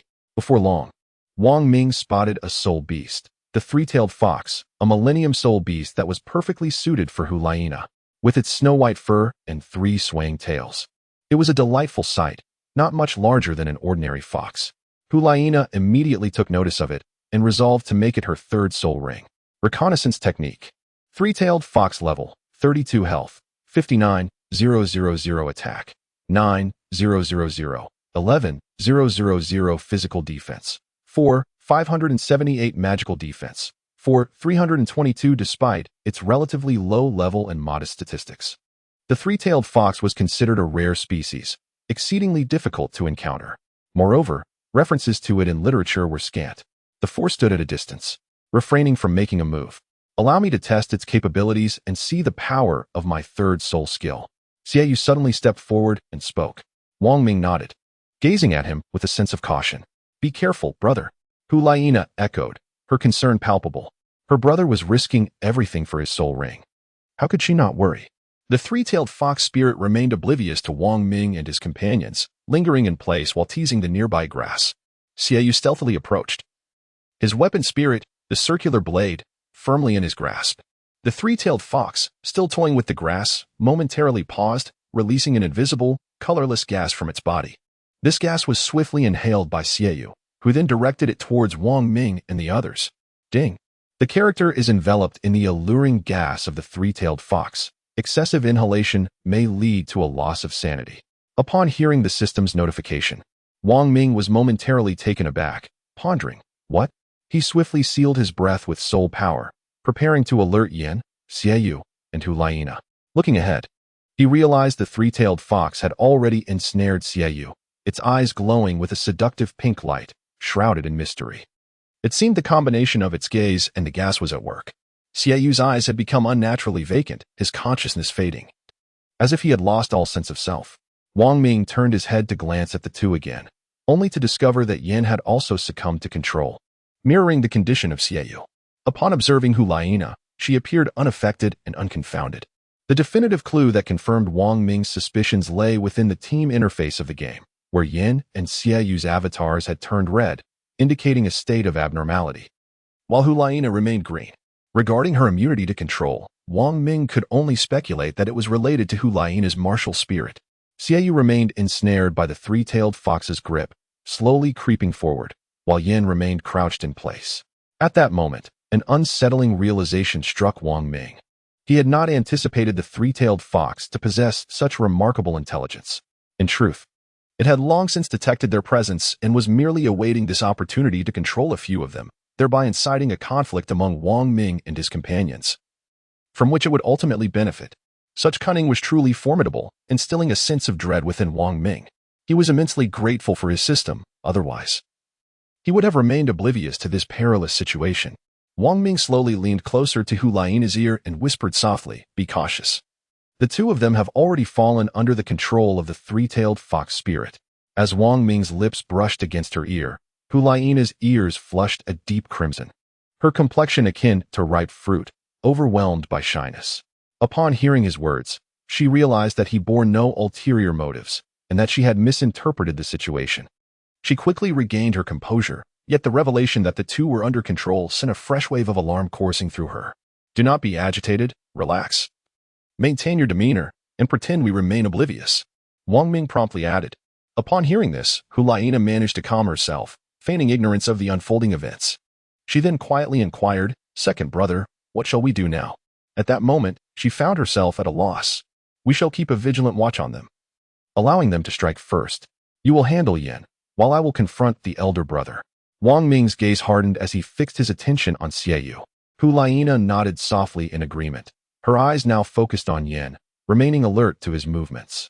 The entire forest seemed to fall into a profound silence, broken only by the whispering winds and the occasional calls of spirit beasts, leaving no other sounds to be heard. The silence was palpable. Both parties awaited an opportunity, a moment to strike. Suddenly, Xiaoyu halted and turned around. Third soul skill, illusory windblade. Xiaoyu made his move, and the instant he stopped, Wang Ming was already on high alert, prepared for action. Simultaneously, Yan also launched an attack, engaging Hulaina in combat.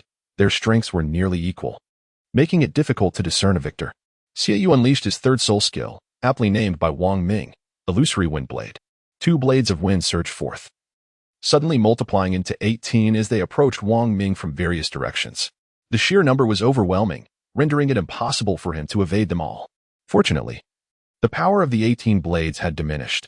Wang Ming did his utmost to dodge as many as possible. In that moment, his agility proved advantageous. He bent his waist, adopting a half-reclining position to evade the upper wind blades. The lower blades followed closely, compelling Wang Ming to push off the ground with his feet, momentarily suspended in midair. Several more wind blades zipped past beneath him, crashing into the trees behind. After a brief pause, Wang Ming's body began to plummet towards the ground. As he lay there, he noticed several wind blades descending towards him once again. With a swift turn in midair, he extended his palm to the ground like a spring, exerting force. With a whoosh, Wang Ming rolled to the left, continuing to tumble on the ground. The wind blades pursued him relentlessly, striking the earth in succession. Bang! Bang! Chapter 33. Enchantment of the Fox Demon. With each collision of the wind blade against the ground, a multitude of dust particles was propelled into the air. This dust enveloped a vast expanse, from which damage numbers incessantly emerged. -9,235. -13. -34.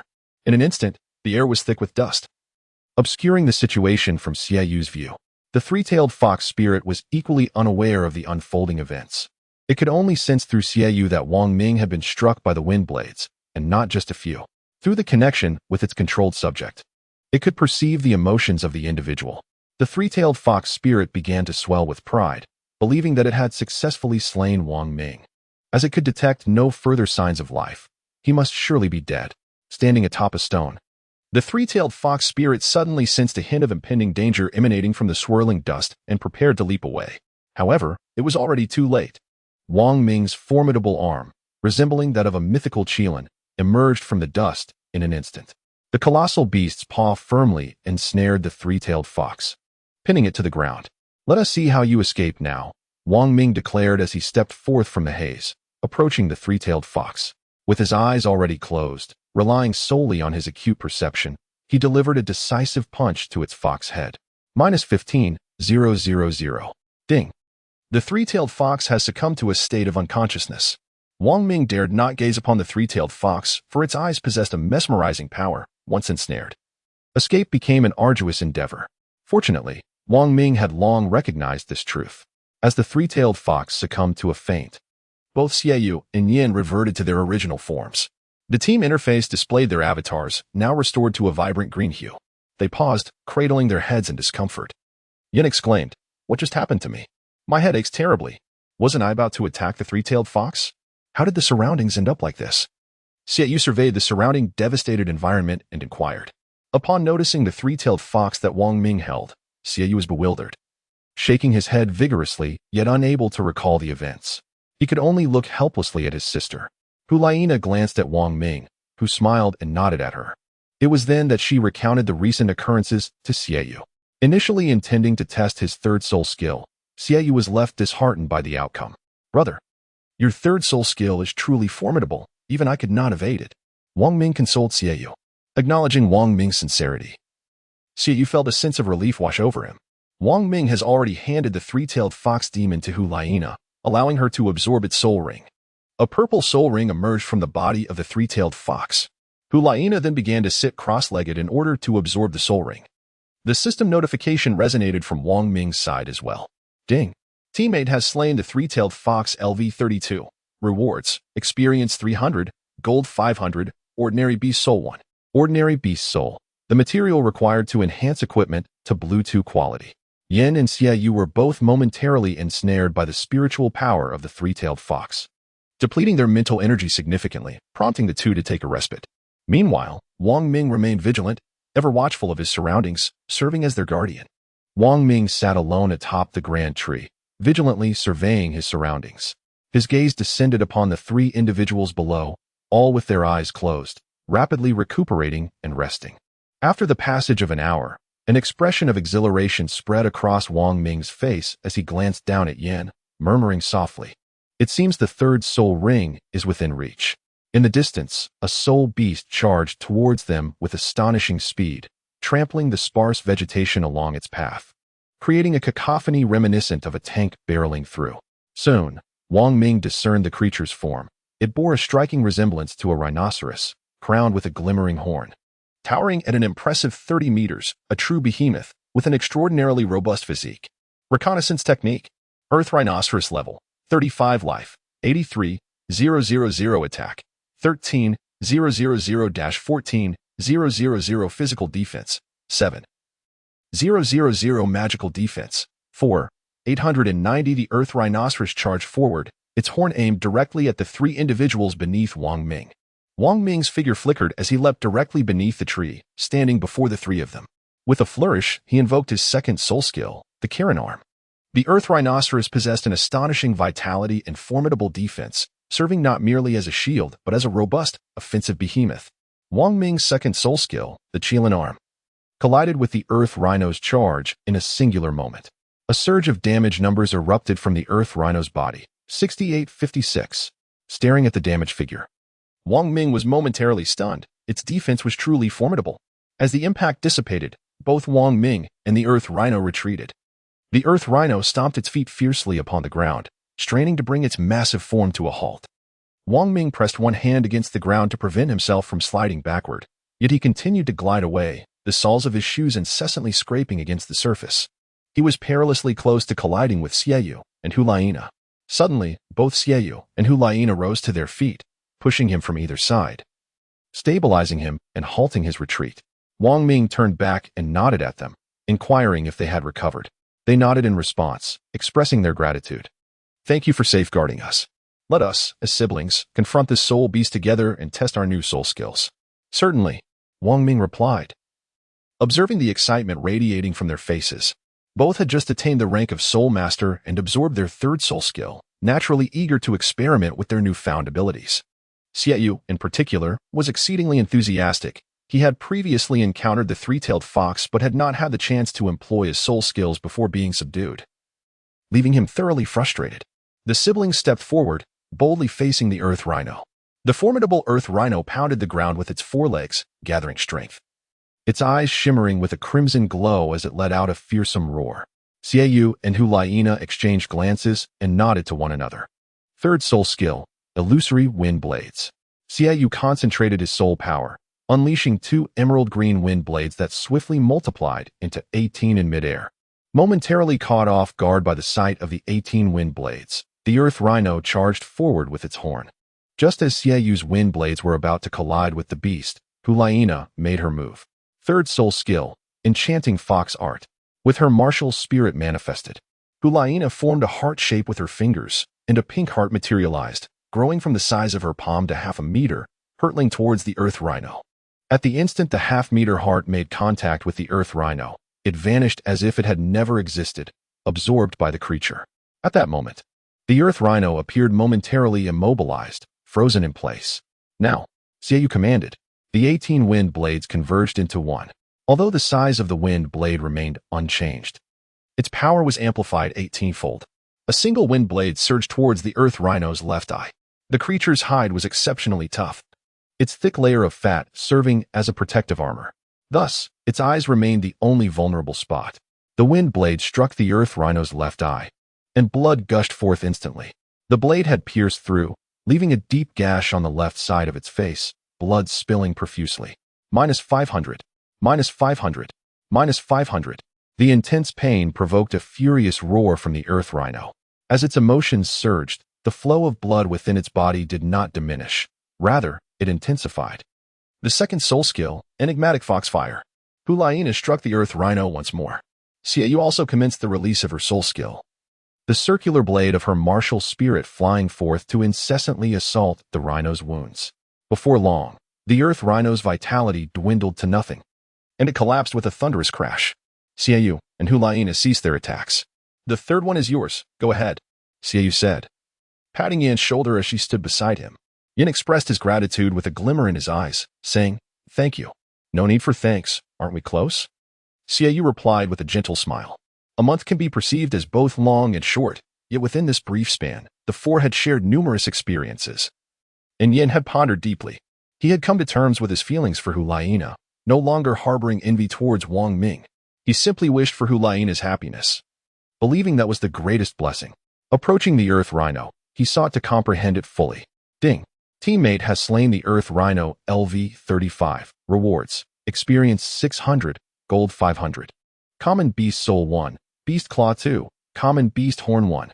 The Beast Soul was not a soul ring, but rather a spirit, a convergence of mental energy, manifesting in Wong Ming's backpack as a swirling grayish-white mist. This Earth Rhino was also a Millennium Soul Beast, and a purple soul ring gradually materialized. At that moment, the system notification chimed once more. Ding. Task completed.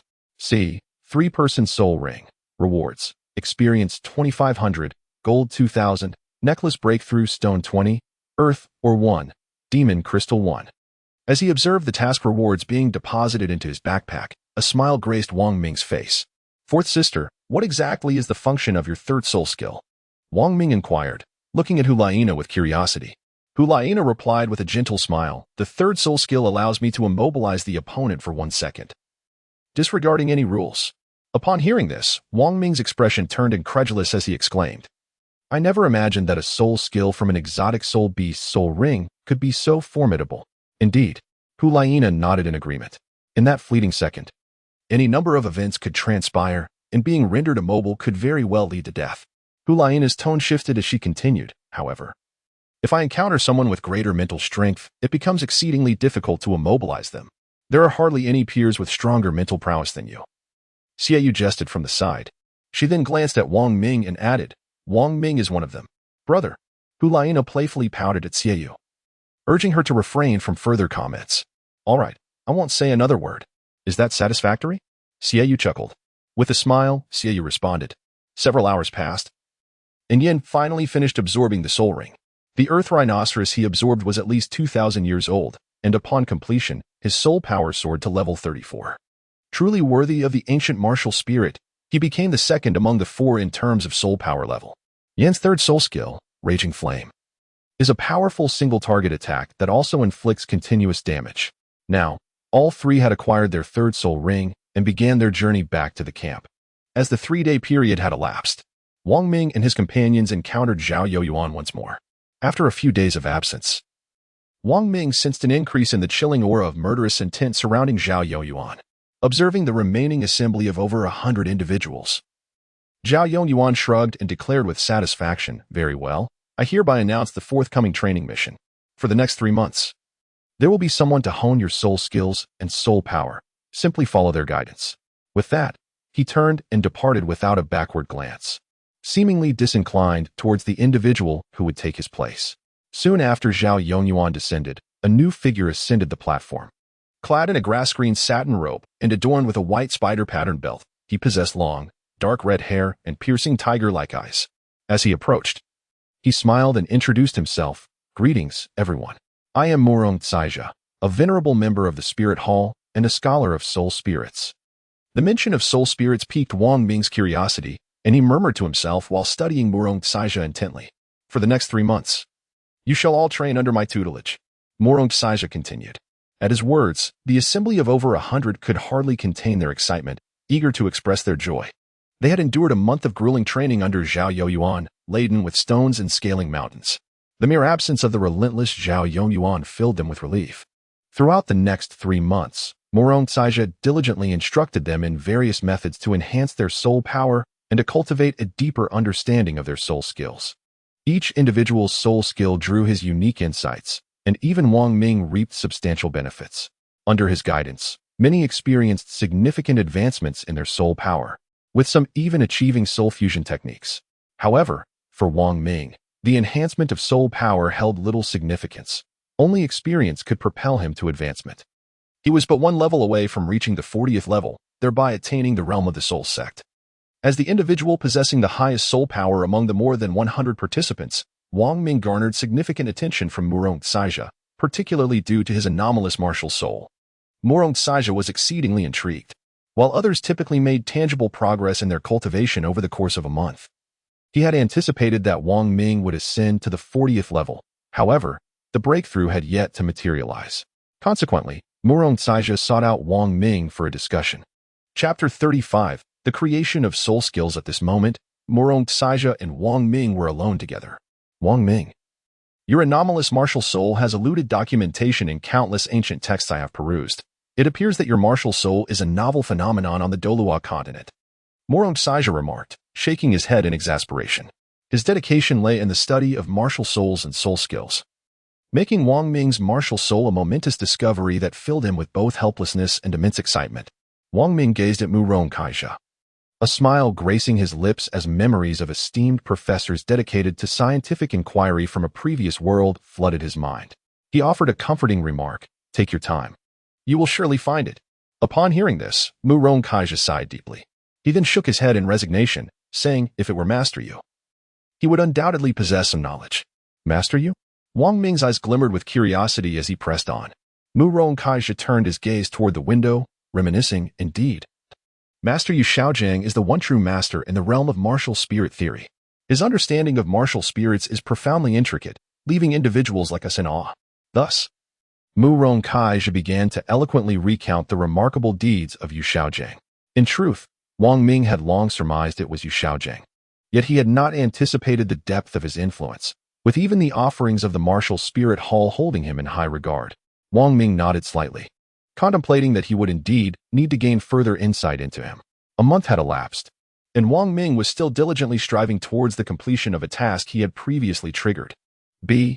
Creation of soul techniques. To create a soul technique and receive the System S acknowledgement, the rewards include an experience boost of 3,500, along with 20 breakthrough stones for rings and 20 for necklaces. The rewards were exceedingly generous, which was why Wang Ming devoted himself tirelessly to the study of crafting his own soul techniques. He understood well the challenges inherent in creating such techniques. However, this task was imperative to complete. His first and second soul techniques offered no further opportunities for creation, leaving only the possibility of a third. In an open expanse of land, Wang Ming stood alone, enveloped by 3 violet soul rings, his eyes tightly shut. Suddenly, he opened his profound gaze, fixating upon the horizon.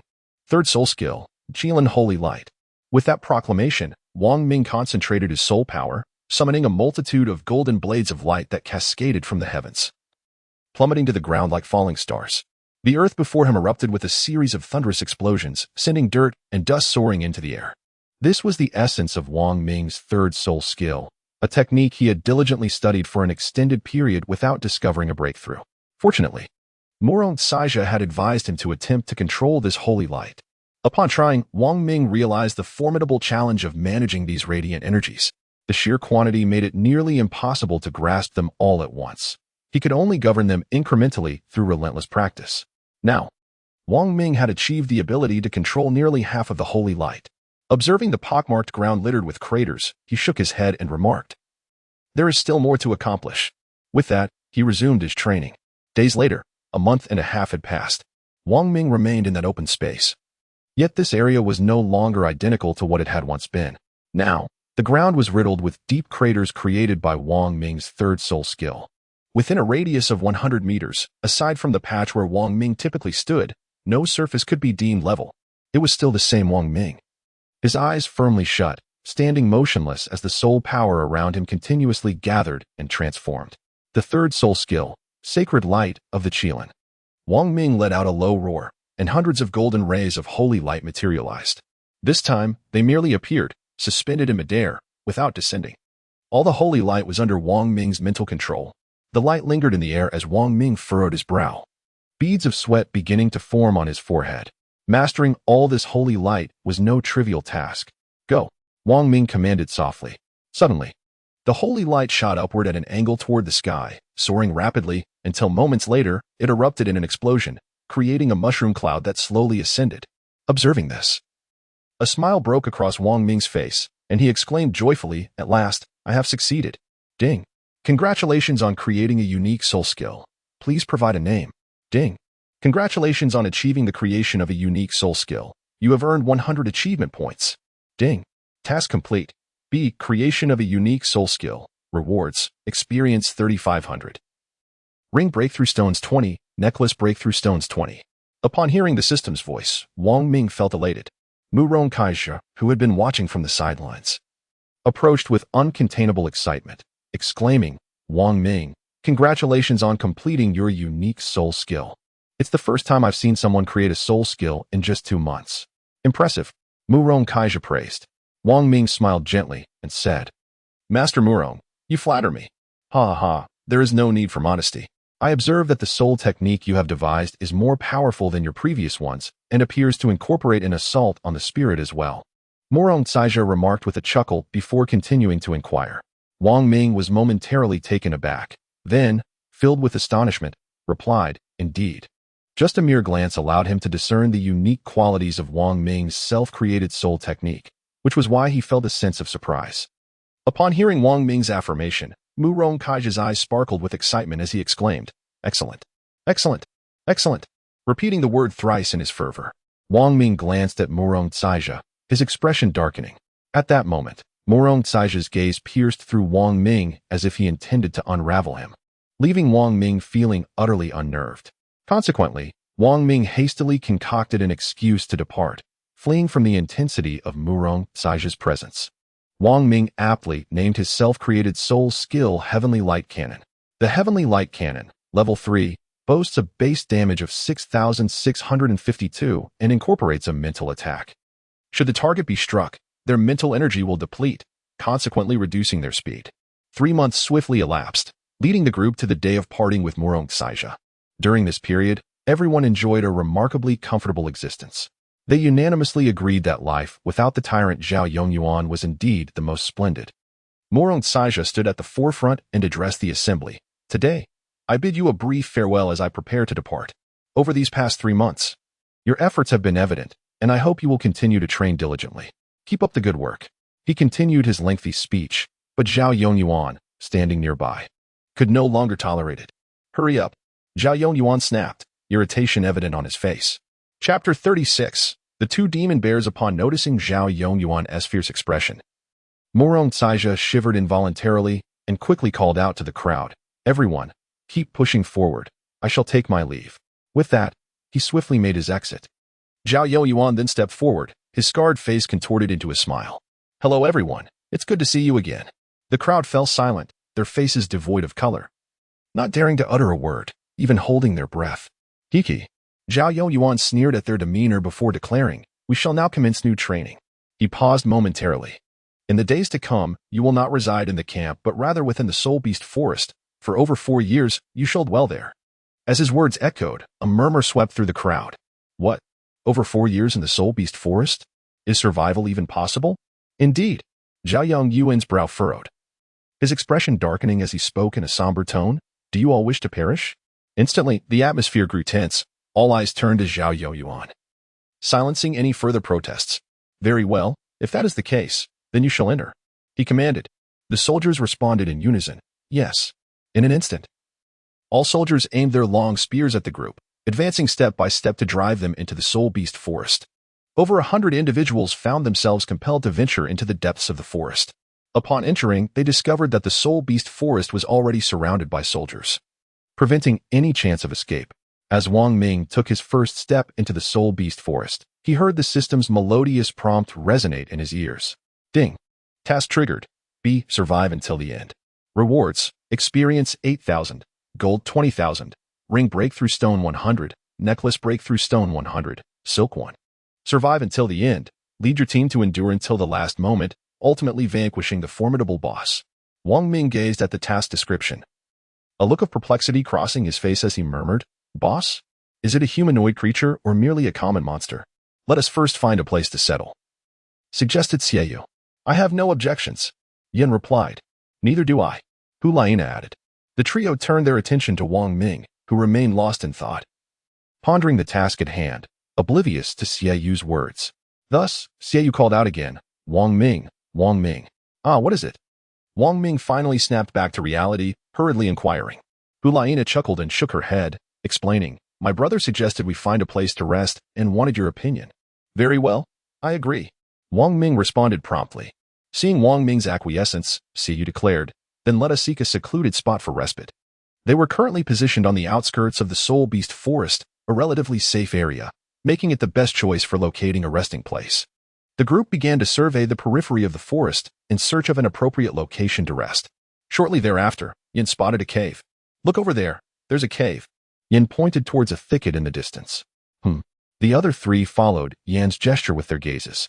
Beneath a small hill, they discerned a cave obscured by verdant vines.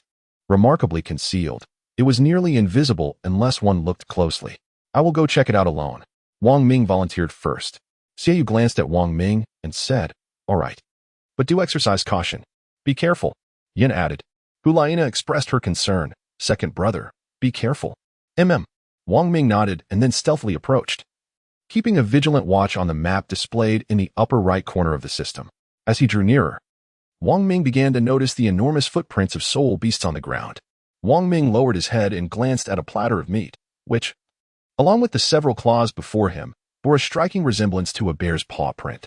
As he approached the cave, now merely 100 meters away, he noticed 2 red dots suddenly appearing on the map. Wang Ming came to an abrupt halt, refraining from advancing any further. The appearance of a red dot on the map signified the emergence of a creature, indicating that the beings within had detected Wang Ming's presence and harbored malicious intent towards him.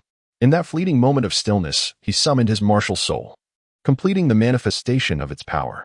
Not a second could be squandered. Simultaneously, within the sacred mountain cave, the sound of large soul beasts galloping echoed ominously. The surrounding trees began to sway, and the gravel and stones on the ground danced restlessly. All of this transpired in an instant. Suddenly, 2 dark figures surged forth from the cave, hurtling towards Wang Ming. A Qilin. Wang Ming summoned his martial soul, crossing his arms to shield his body. 2 dark figures surged forth, relentlessly colliding with him. Despite Wang Ming's soul power reaching the 30th level, he found himself continually forced backward by the impact of these shadowy forms. Damage numbers appeared above his head.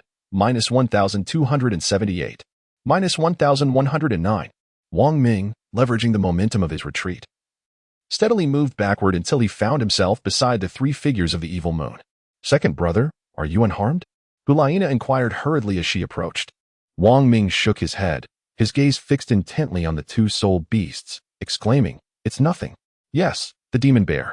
Xieyou recognized the 2 soul beasts and added, They appear to be a pair, 1 male and 1 female. Demon bear level, 38 health, 114,000 attack, 10,000, 11. 000 physical defense, 3908 magical defense, 3876 demon bear level, 36 health, 113,000 attack, 10,000 physical defense, 3812 magical defense, 3834. The profiles of the two demon bears materialized on Wang Ming's interface.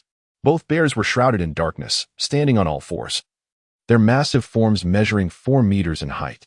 The larger one was the male, at level 38, while the slightly smaller one, presumably the female, was at level 36. Wang Ming cast a glance before speaking. I shall contend with the male, while the three of you can handle the other one. Very well, replied Xiaoyu, Hulaina, and Yin in unison.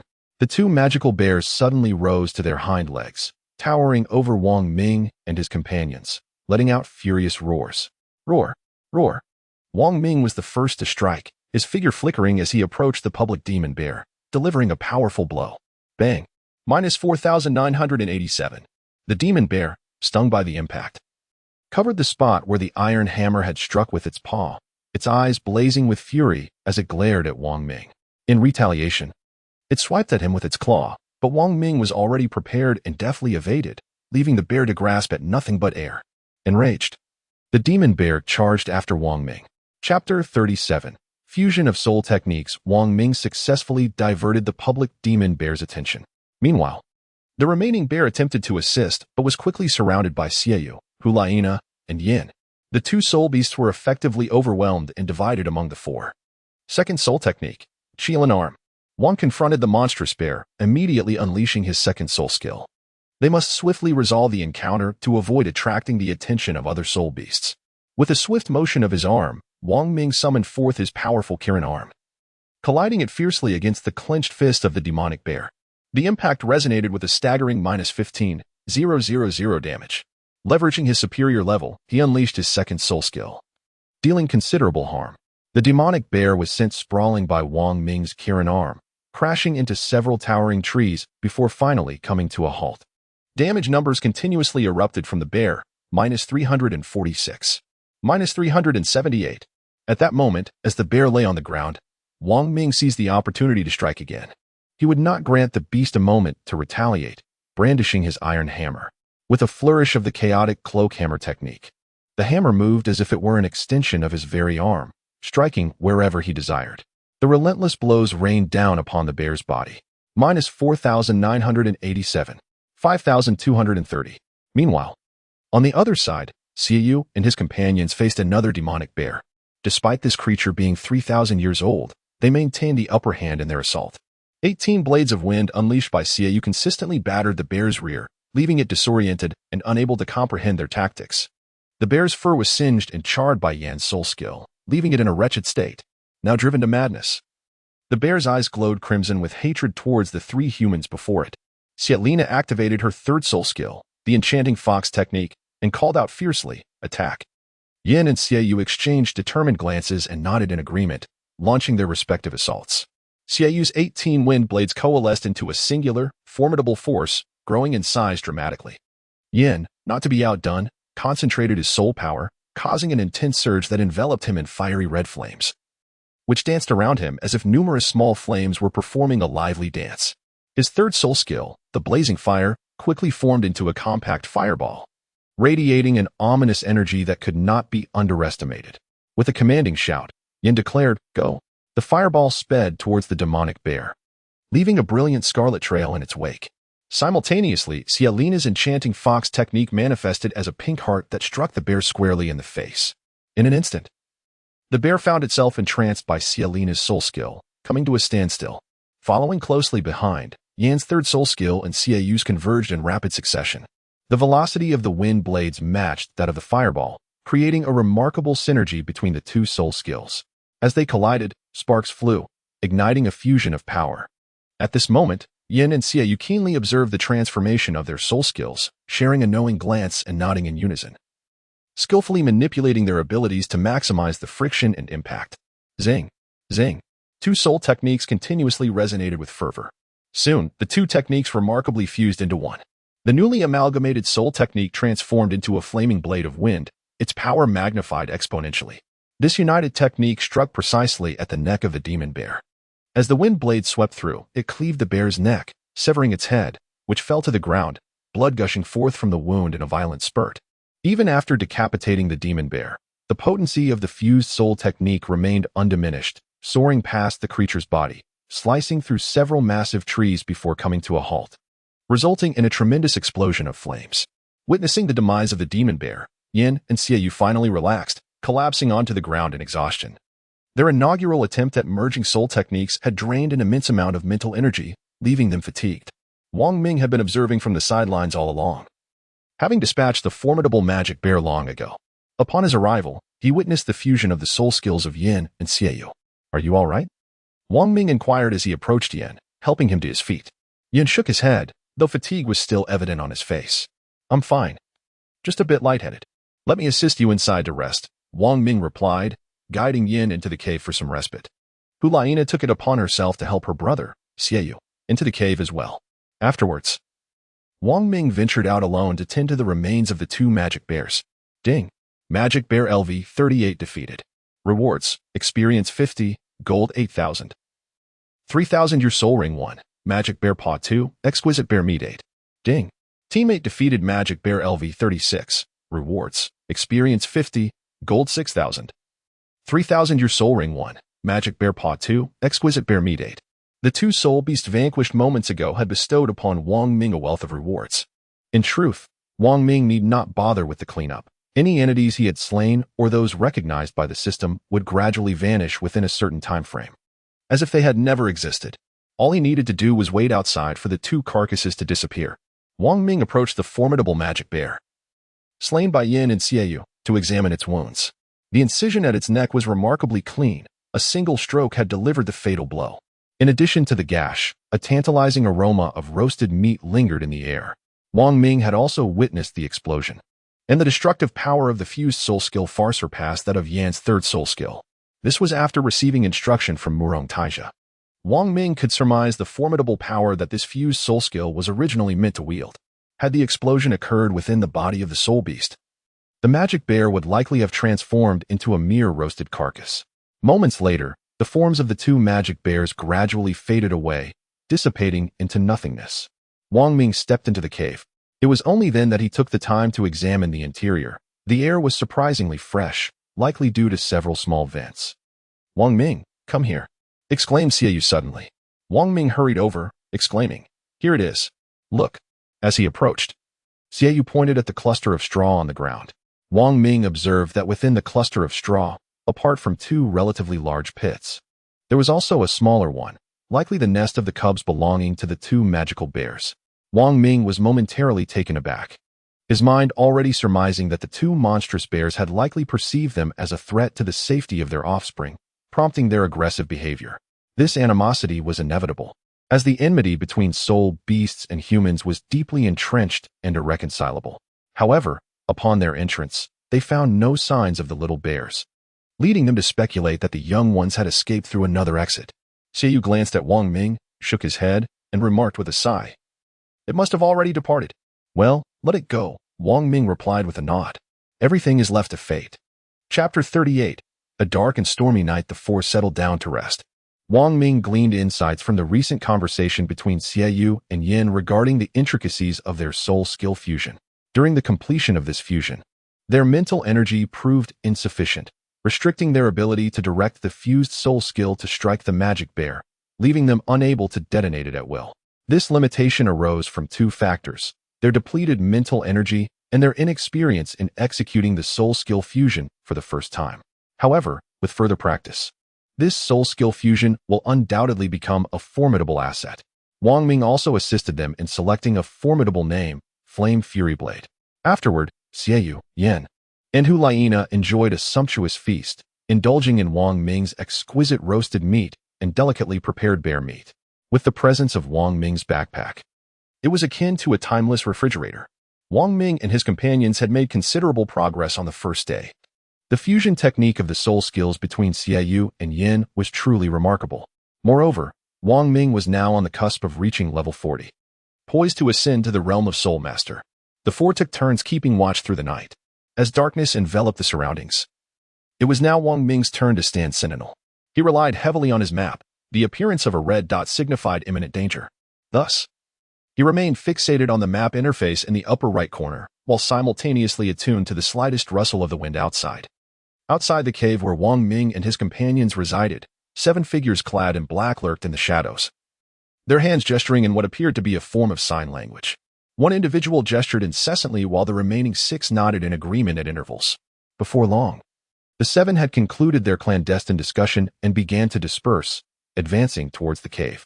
Inside the cave, Wang Ming's gaze was fixed intently on the map interface before him, where 7 crimson dots were gradually advancing towards the cave. He swiftly moved to the spot where Hulaina lay, gently touching her arm and whispering, "Wake up. Something is approaching." Hulaina promptly opened her beautiful eyes, quickly rising to respond, "All right." Having awakened, she proceeded to rouse the others. At that moment, Wang Ming heard the familiar sound of a task notification. Ding. Task triggered. D. The night is dark and windy. Reward. Experience 1,000, gold 6,000, night, cloak 1. The night is dark and windy. On this murderous night, facing the assassins clad in black, one must eradicate them completely, leaving not a single one alive. Note, this is a solo mission. Upon reading the task description, a flash of insight illuminated Wang Ming's mind. He realized that the 7 red dots outside represented 7 individuals, humanoid monsters. Wang Ming turned around, gazing at the 3 who had already awakened. He offered a gentle smile and waved his hand, mimicking the gesture of sleeping. This signified that they need not emerge, for he could handle matters alone, urging them to rest peacefully. Xiaoyu, Yin, and Hulaina were momentarily taken aback, feeling a touch of bewilderment. Yet they ultimately chose to place their trust in Wang Ming. Thus, the 3 remained in the cave. Wang Ming stealthily made his way out, patiently waiting near the cave entrance for the 7 humanoid creatures, concealed at the mouth of the cave. Although his vision could not discern the precise location of the 7, he could easily ascertain their approximate positions from the map. If one were to consider Wang Ming as the focal point, directly opposite him stood 2 rows of figures, 3 in the front and 4 in the rear, advancing towards the cave with synchronized speed and identical strides. These 7 individuals were seasoned members of a team that had survived countless battles in the soul arena. Their sole purpose for venturing here was to acquire soul bones. Their earlier gestures were a silent formation of infantry. Earlier in the day, they had detected sounds from this vicinity and had bided their time until nightfall to commence their hunt.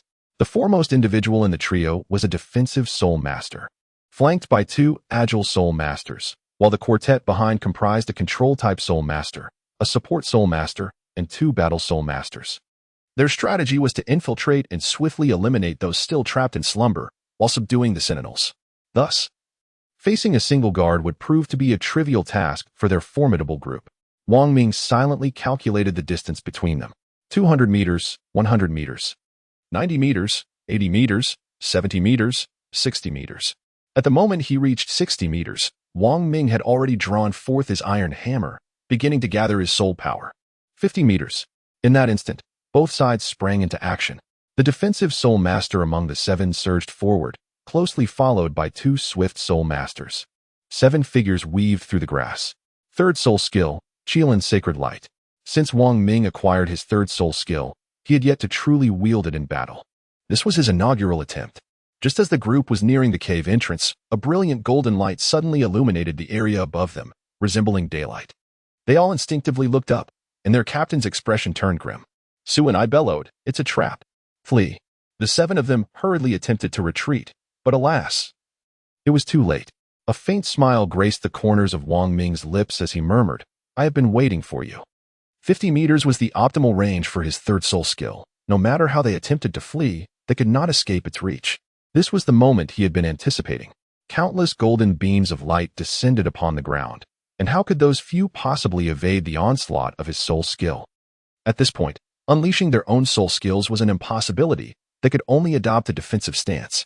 All 7 were struck by Wang Ming's sacred radiance of the Qilin. As Wang Ming basked in the brilliance of his skills, he witnessed damage numbers incessantly emerging from their heads, 6790. Minus 7,650. Even as the soul technique had yet to reach its conclusion, the onslaught of damage persisted. Ding. You have slain Hong Sina, level 27. Rewards, experience 20, gold 500. Ladies' Night Attire 1. Ding. Congratulations, your character has successfully defeated a humanoid monster, achieving the humanoid monster first kill accolade. Reward, 100 achievement points. Ding. Achievement points have reached 1,000, unlocking the achievement points exchange shop. At this moment, Wang Ming was utterly oblivious to the system's notifications. his gaze fixed unwaveringly upon the map. He noticed the absence of a red dot, and a glance at the system message log instantly revealed to him that he had annihilated an enemy. In the darkness of night, shouts echoed from the other side. Seventh Sister, Sina, Hong Sina, their team support Soul Master, ranked 7th, had perished so abruptly, leaving anger etched upon every face. Yet they were also battered remnants of a defeated force, a reality they evidently failed to grasp. Even if they were to come to this realization, what could they possibly do? As soon as Wang Ming unleashed his third soul skill, he materialized beside one of the 7 individuals. With his beastly arm gripping the iron hammer, he channeled his soul power, instantly adjusting the hammer's weight to 1,000 pounds, perfectly suited to his strength. Chapter 39, Achievement System. The Chaotic Gale Hammer Technique. Wang Ming unleashed the Chaotic Hammer Technique, striking down one foe after another. Ding! He defeated Quan Xiao, level 28. Earning rewards, experience 20, gold 1,000, male knight attire 1. Ding! He vanquished Pingyu, level 27, receiving rewards, experience 20, gold 900, female knight attire 1. As the captain of the group, Suni observed his comrades falling one by one beneath the relentless blows of that shadowy figure wielding the iron hammer. His eyes were filled with a tumult of emotions, rage, regret, and despair. Words eluded him, only tears streamed down his face. After dispatching 5 adversaries, only the final Soul Master remained, the highest ranked among them, a Soul Sovereign. Suni gazed at the lifeless bodies of his 6 brothers and sisters, directing a furious stare at Wang Ming, vowing to exact vengeance. As he prepared to unleash his third soul skill, Wang Ming's hammer descended upon him with overwhelming force. The disparity in levels was insurmountable. Suni stood no chance against Wang Ming. The hammer struck his chest with a resounding impact, 8760. Suni's back arched under the blow, blood spewing from his mouth as he was sent flying, tumbling over 10 times before finally coming to a halt. Wang Ming observed that the individual had collapsed, and he approached, poised to deliver a final blow. However, just as he reached the prostrate figure of Suni, the seemingly unconscious man abruptly sprang to his feet, concealing a small dagger beneath his abdomen, which he had already brandished and thrust towards Wang Ming. Wang Ming found himself unable to evade the attack, barely managing to turn slightly to avoid a fatal blow. The dagger plunged directly into his side. Seeking death, he exclaimed, a fierce expression of anger contorting his features as the searing pain coursed through him. With a decisive swing, a hammer descended with force. Su and I gazed upon the base of the iron hammer, despair etching itself upon his countenance, overwhelming guilt flooding his heart. I am sorry, my brothers and sisters. I cannot avenge you. I should never have brought you here. The fault lies with me.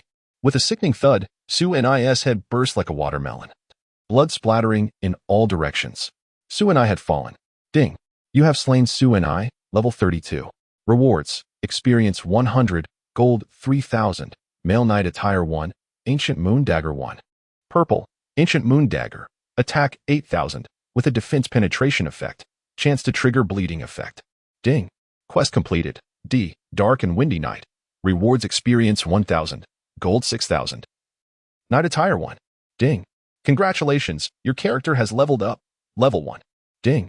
Congratulations, your character has reached level 40, achieving the Soul Sect milestone, rewarding 100 achievement points. Wang Ming gazed at the description of the revealed dagger, muttering to himself, no wonder this dagger could breach my defenses. The previous strike, while not particularly damaging, was fortunate in that he had evaded a fatal blow. After tidying up, Wang Ming re-entered the cave. Upon his safe return, the expressions of Xiaoyu and the others visibly relaxed, especially that of Hulaina. Wang Ming approached them and inquired, why have you not continued to slumber? Yin expressed his frustration, saying, with the commotion outside, how can we possibly find rest? Wang Ming, scratching his head, replied with a hint of embarrassment, I will pay more attention next time. It cannot be entirely blamed on Wang Ming. Dawn was approaching, and he likely wished for some rest. Xiaoyu came to Wang Ming's aid, offering an explanation. Wang Ming moved closer to Hulaina's position, producing the dagger he had just acquired and presenting it to her with a gentle remark. Here, this dagger is rather impressive. You should keep it. Hulaina nodded. Accepting the dagger, her face adorned with a blush as she replied. She grasped the dagger, drawing it from its sheath, revealing a silver blade that shimmered softly in the dark cavern, casting a faint silvery glow. Indeed, the purple-hued equipment was formidable in Wang Ming's eyes. This dagger also radiated a purple luminescence. Thank you, second brother, Hulaina said, carefully stowing the dagger away in her bosom while gazing intently at Wang Ming. Wang Ming nonchalantly remarked, "It's nothing. I'm not accustomed to using a dagger. It suits you quite well as a girl." Hu Na nodded in agreement. Unintentionally, she caught sight of the numerous blood clots forming on the left side of Wang Ming's abdomen, with the torn fabric of his clothing resembling the mark of a dagger wound. A fleeting image crossed Hu Na's mind, prompting her to inquire once more, "Second brother, how did you come by this dagger?" "Oh, it belonged to one of those individuals from earlier," Wang Ming replied directly. He pondered for a moment. He certainly could not disclose that it had been obtained from a conflict. Upon hearing Wang Ming's words, Hu Na reaffirmed her suspicions. The wound on his left side had indeed been inflicted by this very dagger, and despite his injury, he feigned nonchalance, not wishing to burden others with worry. "Thank you, second brother." Hu Na expressed her gratitude once again, her affection for Wang Ming deepening further in her heart. Wang Ming observed Hu Na and sensed an unusual aura about her today. He casually responded and returned to his seat, delving into the recent notifications from the system. With the achievement system activated, Wang Ming could utilize achievement points to exchange for rare equipment materials. Both the ring breakthrough stone and the item breakthrough stone could be obtained for 100 achievement points each. Wang Ming has transcended level 40, unlocking the necklace slot, and the system has graciously bestowed new equipment upon him. Ding! Congratulations on reaching level 40. The necklace equipment slot has been unlocked, and you have received the green Soul Warrior's Life Necklace LV1 as a gift. The green Soul Warrior's Life Necklace LV1 bestows an additional 1,500 life points, enhancing vitality by 1. There are only a limited number of necklace breakthrough stones available, sufficient to elevate the necklace to a blue 1 quality. The blue 1 Soul Warrior's Life Necklace LV30 grants an impressive 15,000 life points, increasing life by 30. Wang Ming has truly become a formidable force, a living shield. Upon reaching level 40, he placed the 3,000-year soul rings from his backpack into the 3 slots of the soul skill system. The system activated, and the disc spun rapidly, forming a purple circular shape. Before long, a soul skill emerged. Qilin Charge LV3, basic damage 8,500, accompanied by stunning and taunting effects, capable of both area and single target attacks. Quite impressive. Wang Ming gazed at the new soul skill, nodding and smiling in approval. The level of soul skills is capped at 10, with each level corresponding to the rank of the soul ring. LV1, 500-year soul ring. LV2, 1,000-year soul ring. LV3, 3,000-year soul ring. LV4, 6,000-year soul ring. LV5, 10,000-year soul ring. LV6, 30,000-year soul ring. LV7, 60,000-year soul ring. LV8, 100,000-year soul ring. LV9, 500,000-year soul ring. LV10, 1,000,000-year soul ring. The enhancement of soul skills is relatively straightforward in the early stages, requiring only gold coins, but after reaching level 5, it necessitates rare materials for further advancement. The higher the level, the more precious the materials become. Even with Wang Ming's investment of 999, acquiring them remains a challenge. Chapter 40, New Mission. Upon reaching the 10,000-year soul ring, the need for enhancement materials arises. Currently, Wang Ming has elevated all 5 of his soul skills to LV4, indicating they correspond to 6,000-year soul rings. The improvement of the soul rings has significantly enhanced Wang Ming's soul power. Meanwhile, in the original campsite, Zhao Yuan sat alone in his room, enjoying snacks and sipping wine, gazing out at the sky, murmuring, "I wonder how many have perished tonight, and how many still breathe." After finishing his drink in one gulp, he smacked his lips and remarked, "I hope a few will remain in the end." A twisted expression began to form on Zhao Yuan's face. If Wang Ming were present, he would notice a familiar glow emanating from Zhao Yuan, a golden light of a boss. Xiaoyu leaned against the wall, pondering the 7 individuals who had arrived that day. According to Wang Ming, they were likely a team, possessing a level of skill that could only be attained through years of collaboration. Given the remote location, why would they choose to hunt soul beasts here?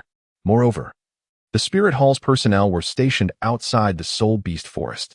The more he thought about it, the more he felt that the situation was far from simple. Xiaoyu turned to Wang Ming, seriousness etched on his face, and declared, "Wang Ming, these individuals may have been intentionally allowed in." Wang Ming furrowed his brow, contemplating for a moment before responding solemnly, "It seems their target is indeed us." "Without a doubt," Xiaoyu affirmed with a nod. Wang Ming continued, I fear they will send more individuals our way. Indeed, Xie nodded, glancing at his sister beside him. He resolutely vowed to himself that as long as his sister was safe, that would suffice. He was also aware that this was likely the scheme devised by that devilish instructor, Zhao Youyuan. This night was destined to be one of sleeplessness. Each of the four harbored their individual thoughts, yet they shared a singular goal: survival. Among the over 100 participants in the training, none knew the nature of the rewards bestowed by the Spirit Hall, which could drive them to such madness. Some were even willing to remain in the Soul Beast Forest, seeking opportunities to eliminate them. The Spirit Hall offered them, in addition to a bounty of 100,000 gold soul coins for each head, the chance to obtain a soul bone by slaying the last remaining survivor.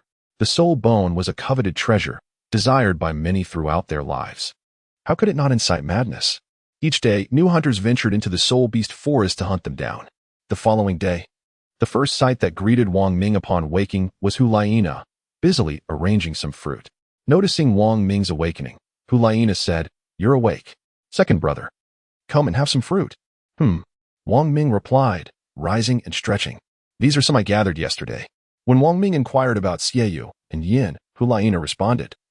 They both went out early to practice their soul skill fusion techniques. Wang Ming and Hulaina, having finished their fruit, decided to venture out to explore the surrounding terrain.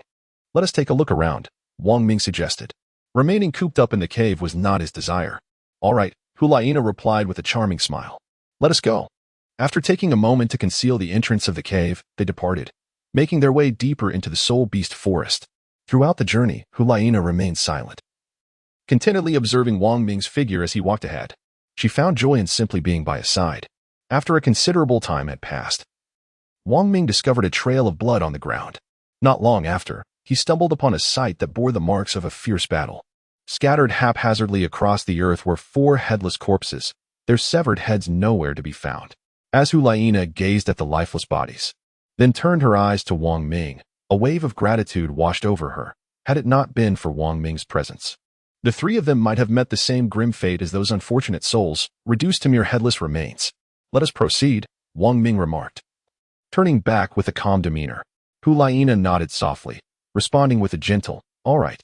With that, she fell in step behind Wang Ming, continuing their stealthy advance. As Wang Ming ambled along, he gazed at the map displayed on his interface. The once obscure black areas were steadily transforming into a vivid and detailed cartography.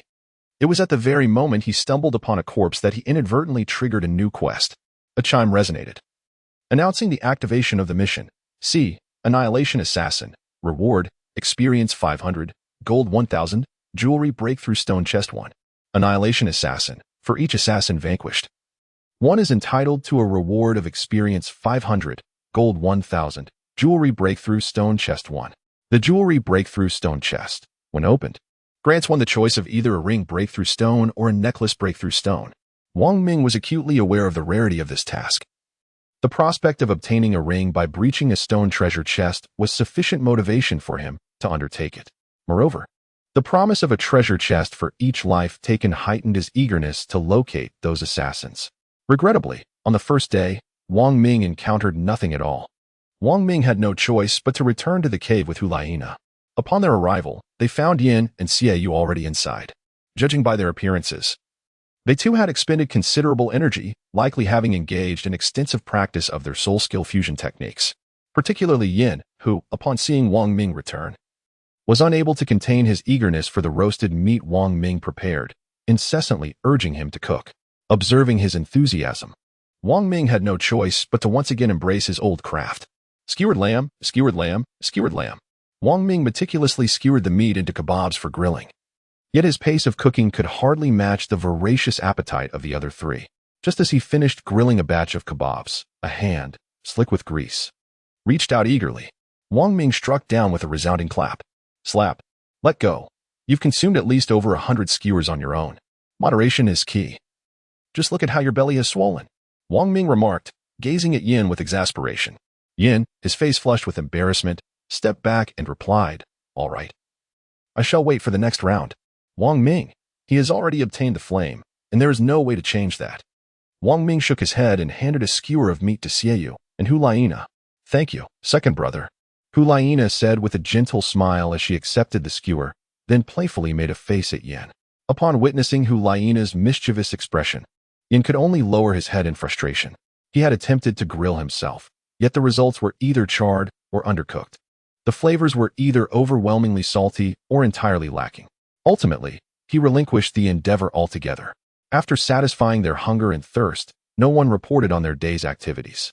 Yin and Xiaoyu ventured out to practice the fusion of their soul skills, and they had already begun to adeptly control the direction of their abilities.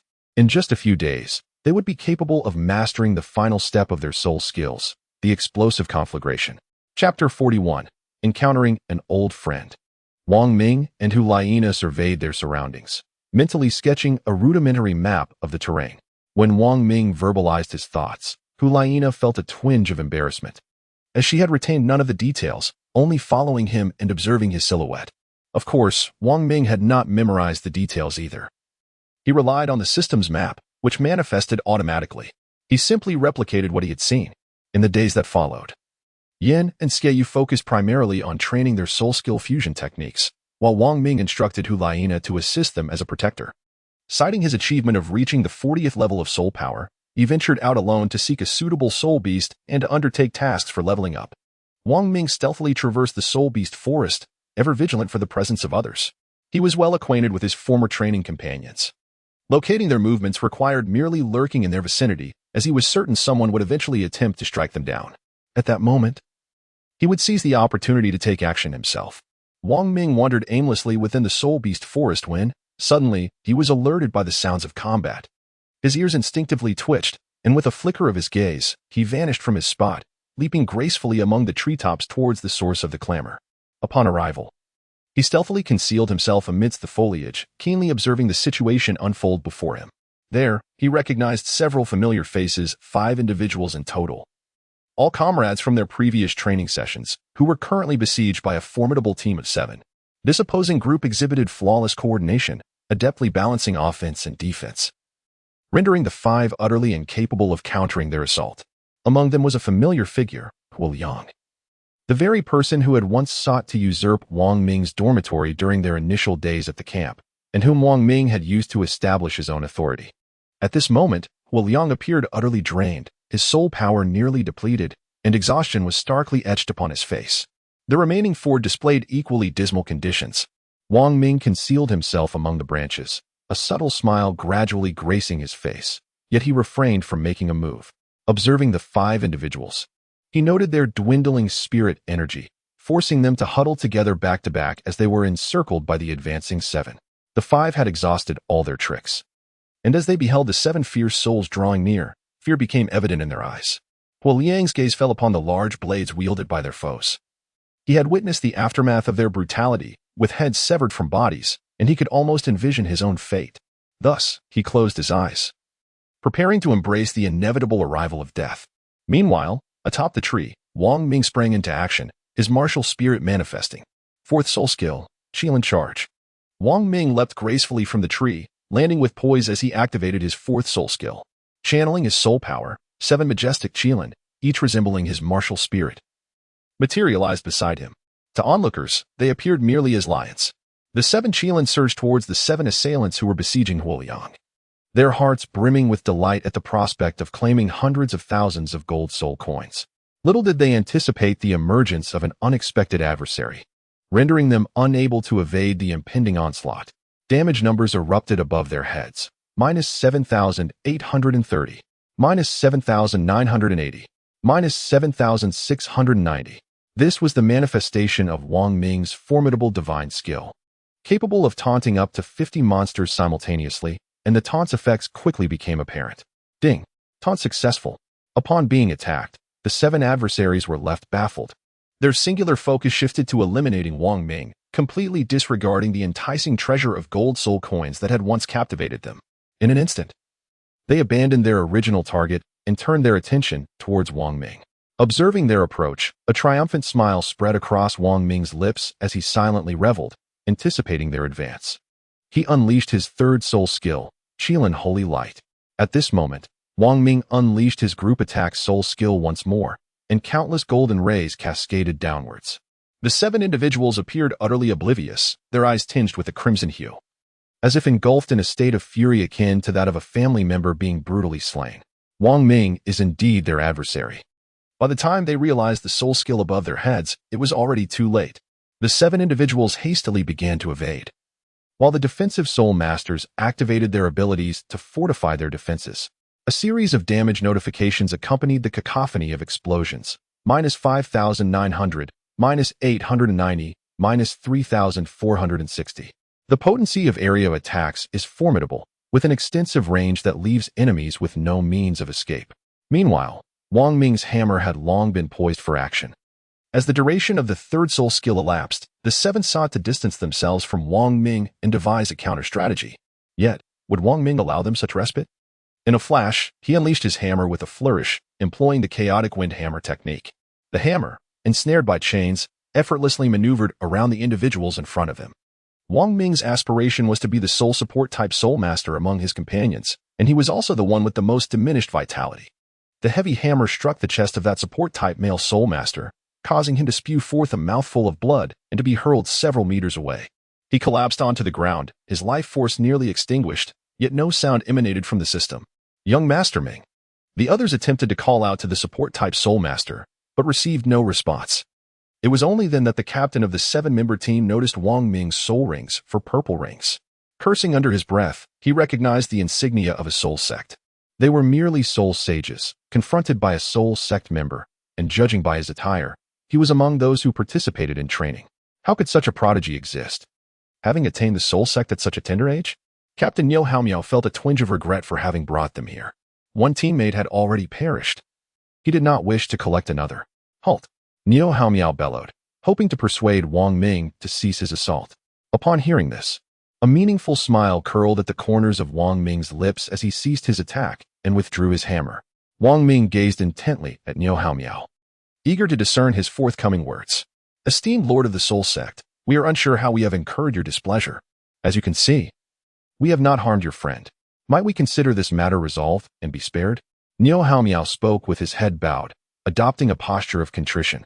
He believed Wong Ming's aggression stemmed from the actions of his own team, which had inadvertently attacked a friend of the Soul Sect, prompting this retaliation.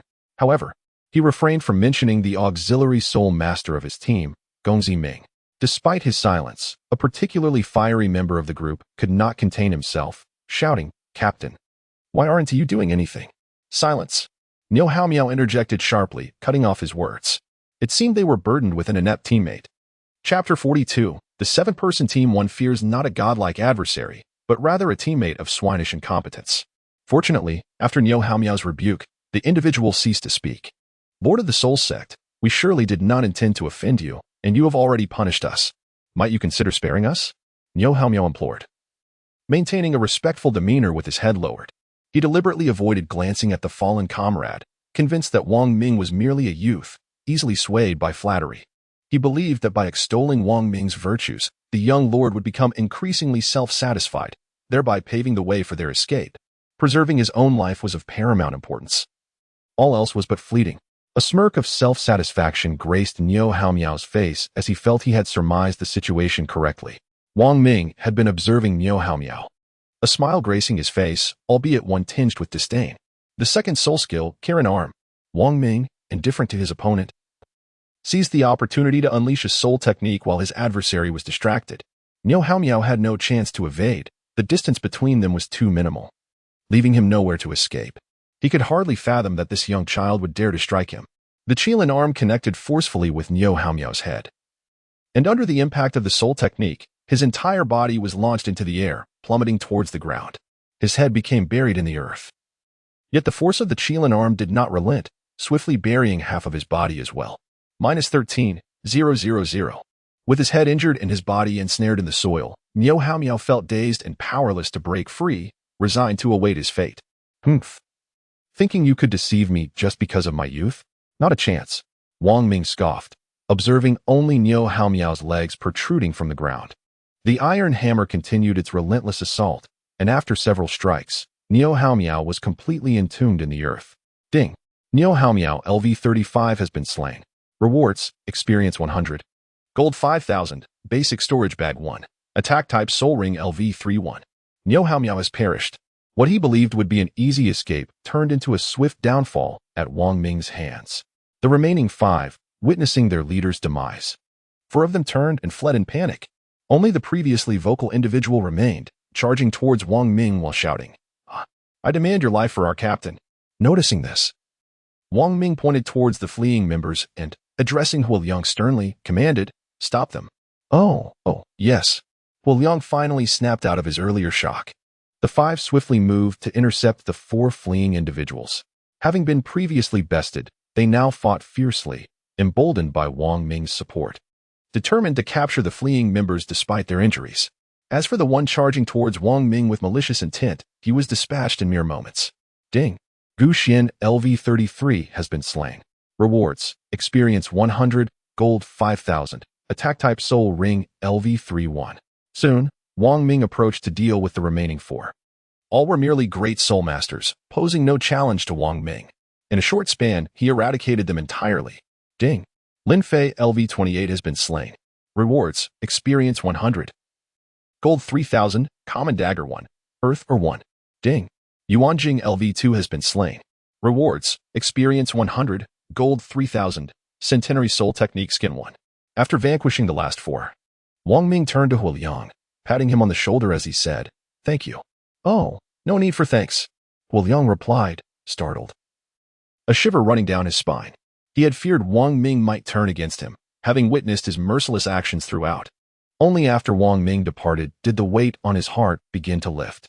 Wang Ming turned away to leave. However, his intention was not to depart, but rather to deal with the auxiliary soul master who had been left behind. He still lay there in a state of unconsciousness. Hu Liang initially presumed that Wang Ming would simply walk away, but upon realizing that Wang Ming's target was indeed that auxiliary soul master, a chill ran through him. In an instant, Wang Ming struck down, extinguishing the life of the still comatose soul master. Ding. You have slain young Master Ming, level 31. Rewards: experience 100, gold 6,000. Auxiliary soul ring, level 31. At this moment, Hu Liang's heart sank entirely, filled with regret for having provoked Wang Ming, the merciless killer who spared no one in his quest for annihilation. After Wang Ming eliminated the last individual, he turned to Hu Liang, offering a faint smile and waved farewell, saying, "Goodbye, may we meet again by fate." Hu Liang, taken aback, felt a twitch at the corner of his mouth as he forced a smile in response.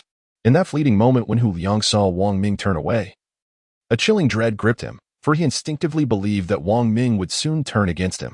The sight of Wang Ming's enigmatic smile deepened Hu Liang's trepidation, as his emotions churned like tumultuous waves in the ocean, one moment elated at the prospect of survival, the next engulfed by fear of potential demise at Wang Ming's hands.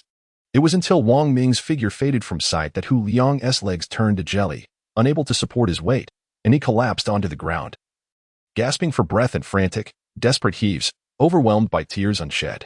Wang Ming walked along the path, contemplating the rewards he had just acquired. Auxiliary Soul Ring LV-3, an item for upgrading soul skills. 3 soul rings of the same level can be exchanged for one of a higher grade. Wang Ming possesses 3 distinct level 3 soul rings, which he can exchange for a level 4 soul ring of his choosing. He promptly opted for an offensive soul ring of level 4. Such a soul ring can only be obtained by vanquishing humanoid monsters, and the drop rate is contingent upon fortune. Today, Wang Ming was particularly lucky, as he obtained 3 level 3 soul rings in one go. His storage bag can merge with his backpack, thereby augmenting its capacity by 10 slots. The fusion was successful, as indicated by the sound of confirmation, and his backpack now boasts an additional 10 slots. In addition to this, Wang Ming eliminated several assassins, and the task of exterminating assassins is tantamount to completing the endeavor 7 times over. For each assassin slain, he is rewarded with 500 experience points, 1,000 gold coins, and 1 jewelry breakthrough stone chest. In total, he garnered 3,500 experience points and 7 jewelry breakthrough stone chests, all of which have been successfully added to his backpack. Jewelry breakthrough stone chests, X7. When Wang Ming returned to the cave, Xie Yan, and Hu Liang were already waiting inside, having prepared the barbecue grill and all necessary items, eagerly anticipating his arrival to commence the grilling. "Brother, you have finally returned. We have worked up quite an appetite today," Yin said, immediately approaching Wang Ming upon his entrance. Wang Ming gazed into Yan's eager eyes and then glanced at Xie and Hu Liang's expressions. A frown creased his forehead as he helplessly replied, "Well, just wait." Chapter 43. The Xiang brothers, the four, indulged in another delightful feast of skewered delicacies. By the end, Yan's belly was round and full, his lips glistening with grease, prompting Wang Ming to worry that his stomach might burst. Nevertheless, their days passed in leisurely tranquility. Yin and Xiaoyu dedicated themselves to practicing their soul skill fusion techniques, while Hulaina diligently cultivated and provided protection. Wang Ming wandered about, and whenever he detected the presence of others, he would eliminate them without hesitation. Gradually, the influx of external assassins diminished, making encounters with them increasingly rare. During this time, Wang Ming observed that those who entered were always in groups, 3, 5, or 7 individuals, each one seemingly ruthless and battle-hardened. Fortunately, their strength was not formidable. The most powerful among them possessed only the prowess of a soul sovereign, with not a single soul sect member appearing. Thus, 3 months passed. During this period, the soul power of the four had significantly increased. Xiaoyu reached level 37, Yin attained level 38, and Hulaina also achieved level 37. Wang Ming has ascended to level 45. In addition to his level, both his ring and necklace have been upgraded to the quality of Blue 2. Character: Wang Ming level 45 health, 293,000 experience, 650, 6, 501, 800 attack, 23,000 physical defense, 9, 308 magical defense, 8, 220. Presently, Wang Ming's health renders him akin to a formidable shield. The attributes conferred by his equipment, along with the enhancements from his faction's soul skills, bestow upon him significant advantages. It would not be an exaggeration to refer to Wang Ming as a one-punch hero. Among his peers, few can withstand 3 of Wang Ming's strikes. And should he employ his soul skills, his potency increases even further. Neither Xiaoyu nor Yin dares to challenge Wang Ming, fearing that he might inadvertently inflict serious injury upon them, which would be no trivial matter. In recent days, Wang Ming has ventured out infrequently, as the surrounding soul beasts have largely been eradicated by him, and it seems no new challengers have entered the fray. Wang Ming awaited their arrival, finding it more convenient. Today, Wang Ming and his companions ventured out together to search for edible fruits, while also seeking a breath of fresh air. For remaining confined within the cave was rather stifling. As they stepped outside, Yin eagerly scoured the surroundings for wild rabbits and wild boars, intent on capturing and dispatching them to procure their meat for Wang Ming, planning to indulge in a delightful barbecue that evening. At this moment, Yan's back was already laden with a generous assortment of meat. Wang Ming trailed behind Yan, observing his corpulent figure with a resigned shake of his head. In merely 3 months, Yan had transformed into a portly individual, sporting a double chin and plump cheeks. One could only wonder how much he had consumed to attain such a state. Is this truly a reflection of the experience one should gain from honing their skills in the wild? Rather, it seemed as though he had indulged in comfort, enjoying ample food and restful slumber, akin to a luxurious holiday, devoid of any semblance of rigorous outdoor training. Moreover, his weight gain would be hard for anyone to believe. As they continued their journey, Wang Ming and his companions sensed the commotion ahead, coming to a halt in unison, calming their minds as they awaited the approach of whatever lay before them. Wang Ming gazed at the map in the upper right corner of his interface, where 3 crimson dots had appeared, drawing ever closer to his position. Soon, the thicket ahead was parted, and 3 burly figures emerged. These men were unfamiliar to Wang Ming. They were presumably assassins.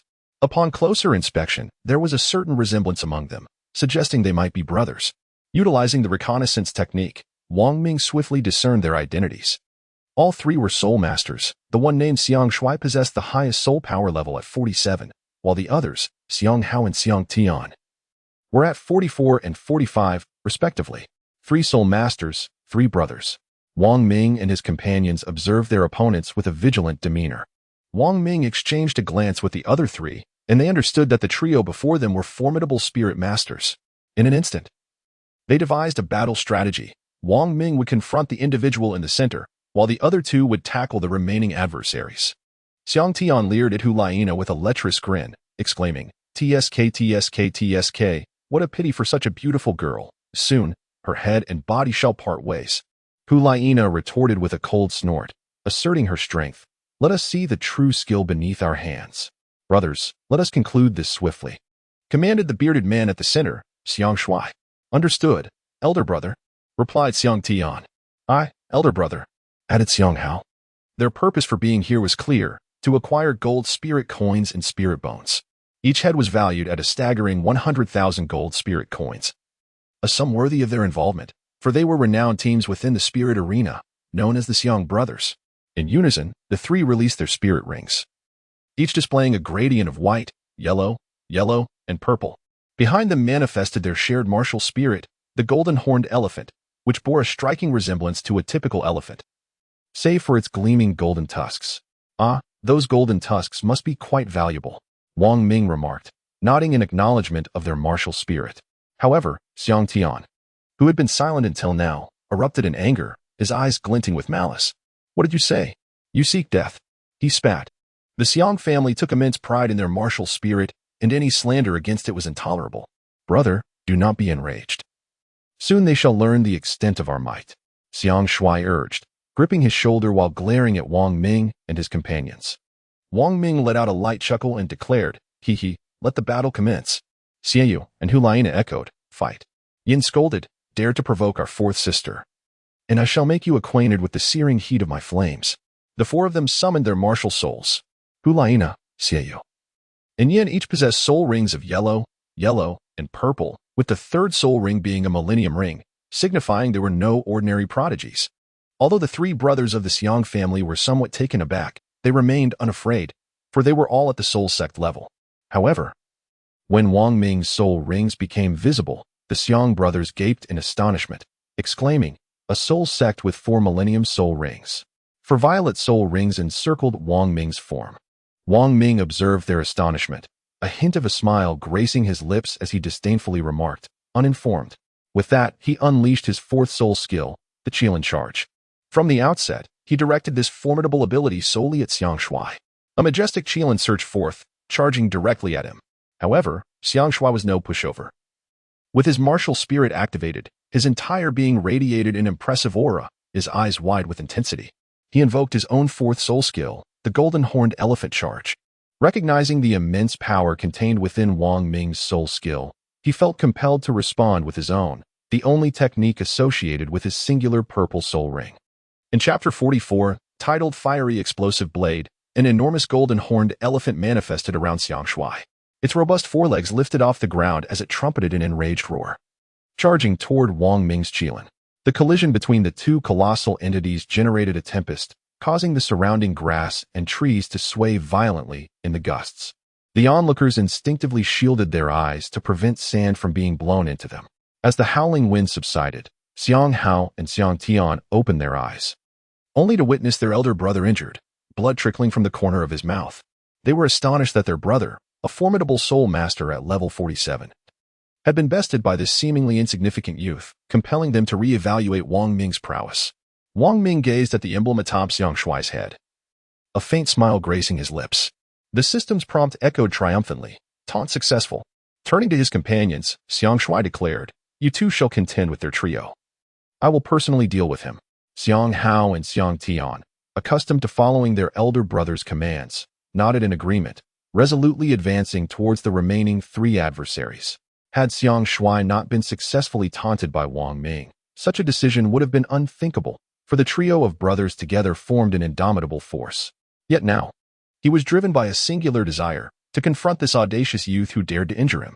Witnessing his comrades approach the trio of Xiaoyu, Wang Ming recognized that their tactical maneuver had succeeded, with his fourth soul skill inflicting over 10,000 points of damage.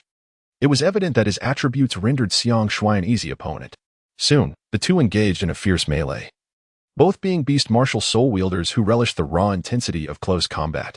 Wang Ming, relying on his substantial vitality, remained utterly unperturbed by the assaults of the Elephant General. Conversely, the Elephant General's health was gradually diminishing, -1,230, -1,390, -1,220. Although Xiaoyu Yan and Hulaina possessed the strength of soul emperors, they navigated the skirmish against 2 soul sects with remarkable ease. Xiaoyu and Yan each engaged one opponent, while Hulaina concealed herself nearby, poised to strike at a moment's notice, as her soul abilities were ideally suited for ambush. This necessitated that Xiang Tian and Xiang Hao remain vigilant against Hulaina, lest she unleash a surprise attack. Xiaoyu's third soul skill, the illusory wind blade, manifested as 18 swift blades of wind, making it exceedingly difficult for their adversaries to accurately evade them, resulting in fresh wounds appearing on their bodies. They found themselves at a distinct disadvantage. The four combatants were entwined in a fierce struggle, escalating into a fervent clash. Xiang Tian, known for his volatile temperament, could scarcely contain himself, eager to bring the confrontation to a swift conclusion. For soul rings encircled his form as he unleashed his third soul skill, the golden-horned elephant storm fist. Observing his elder brother prepare to unleash his ultimate technique, Xiang Hao quickly followed suit, activating his own third soul skill, the golden-horned elephant storm fist. Remarkably, their soul skills mirrored each other, likely a result of both absorbing the same soul beast S-rings. As their fists coalesced with soul power, they unleashed a torrent of punches that created a barrage of striking shadows, akin to a meteor shower descending upon Xiaoyu and Yin. The two exchanged glances and swiftly evaded, striving to avoid the onslaught. However, the sheer volume of punches rendered complete evasion nearly impossible. Both were struck, collapsing onto the ground, half reclining. As the residual energy of the soul skill dissipated, Xiang Tian approached Xiaoyu and Yin, a triumphant smile gracing his face as he proclaimed, "You were so confident, yet here you are, still defeated by us." In the face of the Xiang brothers, Xiaoyu and Yin revealed no trace of fear. Moments later, Xiang Hao sensed an anomaly, turning to Xiang Tian with wide, alarmed eyes and shouted, "Beware behind you, brother." Xiang Tian furrowed his brow, feeling an unsettling chill creeping along his back, as if he were being targeted. When he turned around, he found that the girl had mysteriously appeared behind him. At that moment, 6 enchanting fox flames surged toward his back, igniting a sense of panic within him, compelling him to evade. Xiaoyu, Yin, and Hulaina were poised for this very opportunity. Without hesitation, Hulaina deployed her first soul skill, instantly teleporting behind one of their opponents, then unleashed her second soul skill, the mesmerizing fox flames, to disrupt them. It was now time for the two of them to perform. Xiang Tian and Xiang Hao were so preoccupied with dodging Hulaina's soul skill that they failed to notice Yin and Xiaoyu. Third soul skill, Phantom Windblade. Xiaoyu swiftly unleashed his third soul skill, attacking twice with his circular blade, resulting in 2 wind blades that then morphed into 18. Third soul skill, Blazing Fire. Simultaneously, Yin released his third soul skill, hurling a massive fireball imbued with immense soul power. After a series of collisions, the 2 soul skills fused seamlessly. Fusion skill, Fiery Explosive Blade. The combined soul skill dramatically amplified in power, doubling the contained soul energy, radiating intense heat, and significantly increasing in speed. At that moment, Xiang Tian and Xiang Hao were drawn to the searing temperature and turned to see a flame-shaped blade before them. "Second brother, be careful," Xiang Hao shouted, stepping forward to shield Xiang Tian with his own body. As the fiery explosive blade struck Xiang Hao, his blood surged violently, and he spat out a mouthful of darkness. But this soul skill was far from over. "Explode," Yin uttered softly. The flames of the fiery explosive blade erupted in an instant. Boom, boom, boom. A brilliant display of fire lit up the surroundings, akin to a magnificent yet perilous firework. This was the culmination of 3 months of training for Xiaoyu and Yin, with Yin controlling the final explosion and Xiaoyu guiding the direction of the soul skill. Their teamwork rendered the execution flawless while minimizing energy expenditure. The efforts were worthy of the months spent by Wang Ming preparing their meals.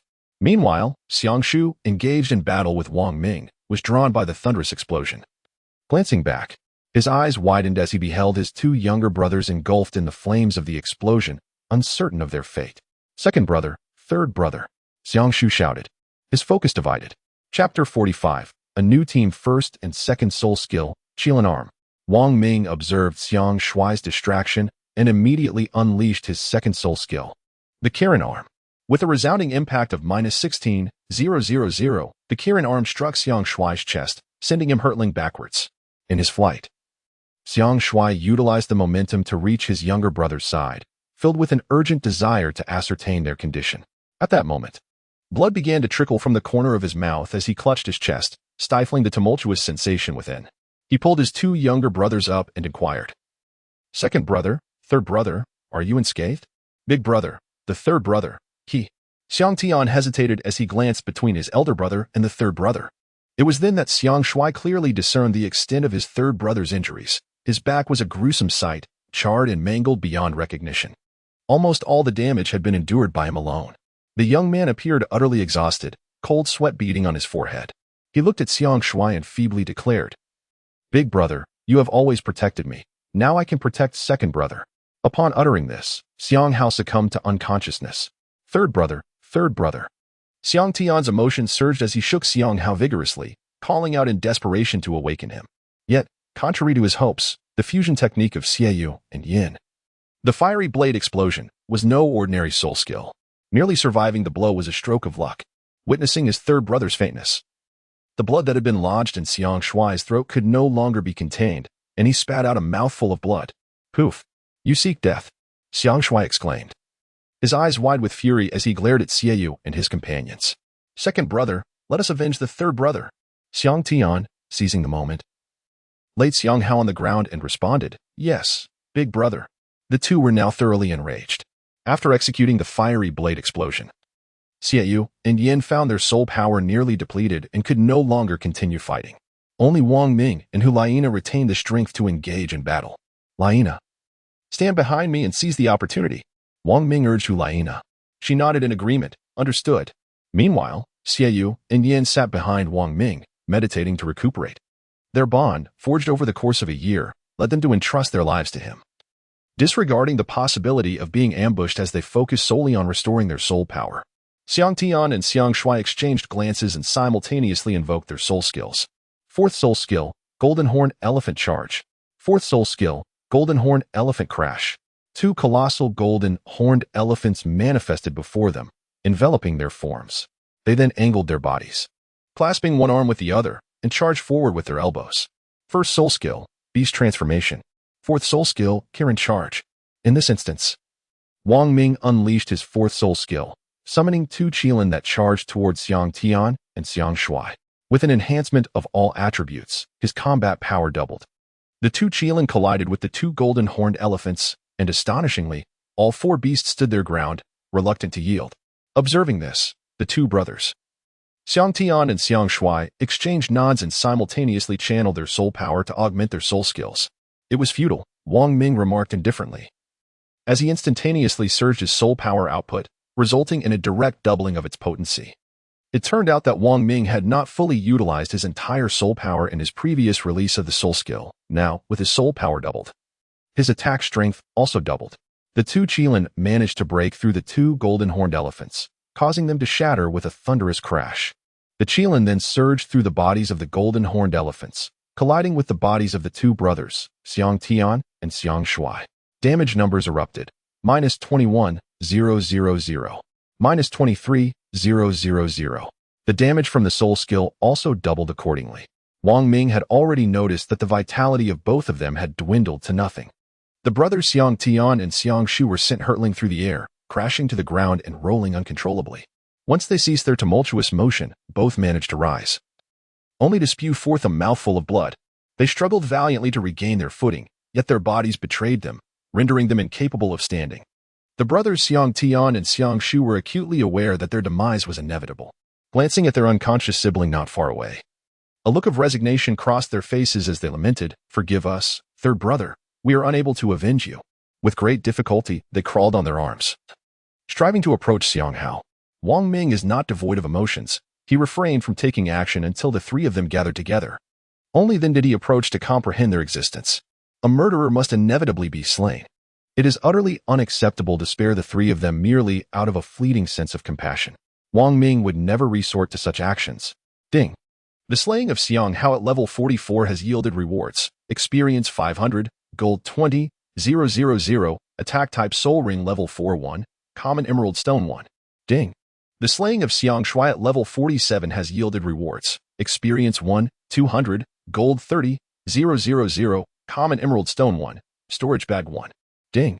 The slaying of Xiang Tian at level 45 has yielded rewards. Experience 600, gold 20, 000, attack type soul ring level 41, common emerald stone 1. Ding. Task completed. C. Annihilation Assassin. Rewards experience 500, gold 1, 000, jewelry breakthrough stone chest 1. Ding. Task completed. C. Annihilation Assassin. Rewards experience 500, gold 1, 000. Jewelry breakthrough stone chest 1. Ding. Task completed. C. Annihilation Assassin. Rewards experience 500, Gold 1, 000, Jewelry Breakthrough Stone Chest 1. These three individuals have provided Wang Ming with a plethora of valuable items. After a brief glance, he proceeded towards Xiaoyu and Yan, who had also completed their recovery. Wang Ming approached and remarked, "Let us depart. The commotion we caused was rather significant and may attract unwanted attention." "All right," responded the other three. Consequently, the quartet departed from the site and returned to their cave to rest. Today's confrontation had proven rather perilous. Had it not been for the fusion technique of Yin and Xiaoyu's soul skills, it would have been exceedingly difficult for Wang Ming to ensure the safety of the three. Meanwhile, throughout various parts of the Soul Beast Forest, new teams encountered one another. Each contingent possessed at least one soul master of considerable strength, and they had all entered that very day.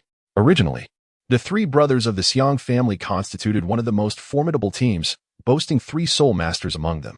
Unfortunately, they met their demise at the hands of Wang Ming and his companions within the Soul Beast Forest. Every 3 months, fresh teams would venture into the Soul Beast Forest to hunt and hone their skills for the Spirit Hall. Those who entered, whether individuals or groups, possessed gradually increasing levels of strength with the ultimate goal of identifying the most powerful spirit masters among them. Within the dormitory of the camp outside the Soul Beast Forest, Zhao Yuan observed the ceaseless flow of teams entering and exiting. Occasionally, a group would return bearing 1 or 2 trophies, claiming their rewards. "I wonder how they fared," Zhao Yuan mused, gazing into the depths of the Soul Beast Forest. Chapter 46. Solo instance. Following the previous battle, Xiaoyu and Yin required several days of rest. On the first day, Wang Ming and Hulaina stood guard in the cave to protect them. After a day, Xiaoyu and Yin had significantly recovered. In the ensuing days, Wang Ming ventured alone to seek out assassins, completing tasks to gain experience, while Hulaina continued to guard them within the cave. Months passed, and Wang Ming's original garments had long since been rendered unwearable due to damage. Fortunately, he had previously acquired several sets of night attire, including a few feminine outfits. Wang Ming provided each of them with several sets, thus resolving the issue of clothing. Clad in a nocturnal garment, Wang Ming navigated the forest with agility.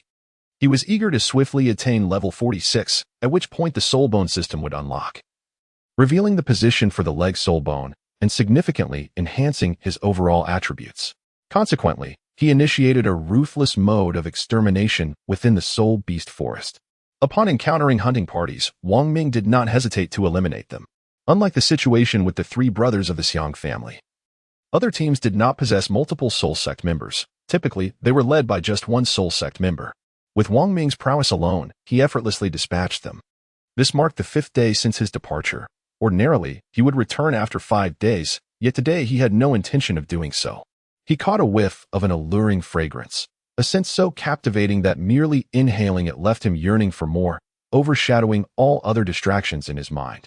Wang Ming followed the alluring fragrance until he arrived at a cavern. Gazing into the pitch-black abyss, he inhaled deeply once more and exclaimed with excitement, "Ah! The scent indeed emanates from within." Wang Ming cautiously entered the cave, and suddenly, the system's prompt resonated. "Ding! Congratulations!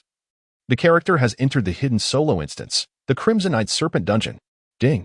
Congratulations! The character has entered a hidden instance for the first time, achieving the corresponding milestone and earning 100 achievement points." If anyone were outside, they would witness the entire cave gradually fading into nothingness, as if it had never existed. A solo instance? Wang Ming's expression turned grave as he gazed ahead, pondering thoughtfully. He had indeed heard of hidden solo instances in the wilderness. The dungeons are categorized into solo instances and team instances. Naturally, the former can accommodate only one participant.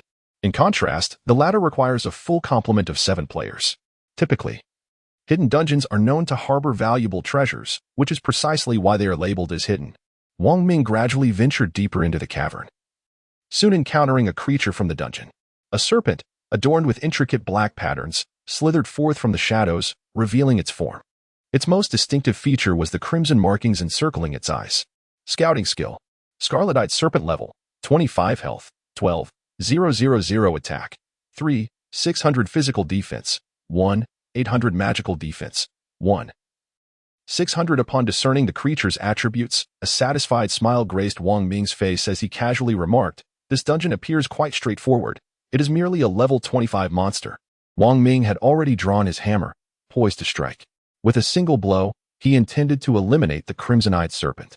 Suddenly, A rustling noise emanated from behind the creature. Upon closer inspection, Wong Ming noticed a relentless swarm of dark shadows emerging from behind, as hundreds of crimson-eyed serpents slithered towards his direction. The sheer density of these serpents sent a shiver down his spine. My goodness, how could there be so many snakes? Wang Ming's expression momentarily faltered, expressing his astonishment. Little did he expect that upon entering the dungeon, he would be greeted by such a horde of serpents. Third soul skill, Sacred Light of the Qilin. Wang Ming relinquished the use of the cumbersome iron hammer and began to concentrate his soul power. The Qilin martial soul and 4 violet soul rings materialized before him. As he unleashed his third soul skill, a multitude of golden light beams surged forth, bombarding the mass of serpents. The air was filled with the incessant sound of explosions. While damage numbers continually emerged, -7,900, -6,530. The 25th level crimson-eyed serpents were utterly incapable of withstanding the force of Wang Ming's third soul skill. Many of the serpents were obliterated, their flesh scattering in all directions. The melodious sound of the system notifications continuously echoed in Wang Ming's ears. Ding! You have slain a crimson-eyed serpent LV25. Rewards. Experience 20, Gold 2000, Exquisite Snake Meat 1, Ordinary Snake Skin 1. Ding! You have slain a crimson-eyed serpent LV25. Rewards. Experience 20, Gold 2000, Exquisite Snake Meat 1, Ordinary Snake Skin 1. Fortunately, Wang Ming possessed a group attack soul skill. Otherwise, he might have perished in this initial stage. Following the third soul skill, the attack of the Qilin Sacred Light, the crimson-eyed serpents were nearly vanquished. Wang Ming then brandished his hammer to finish off the remaining weakened foes. Even though each yielded a mere 20 points of experience, every little bit counts. And Wang Ming spared none, ensuring their total annihilation. Ding! You have slain a crimson-eyed serpent LV25. Rewards. Experience 20, Gold 2000, Exquisite Snake Meat 1, Ordinary Snake Skin 1. After collecting the remnants, Wang Ming meticulously inspected the area once more, ensuring no trace was overlooked before he ventured forth with assurance. At that moment, the hundreds of crimson-eyed serpents had coalesced into a sizable heap, a veritable meat pie of serpentine flesh. All that remained was to roast or fry it. Wang Ming pressed onward.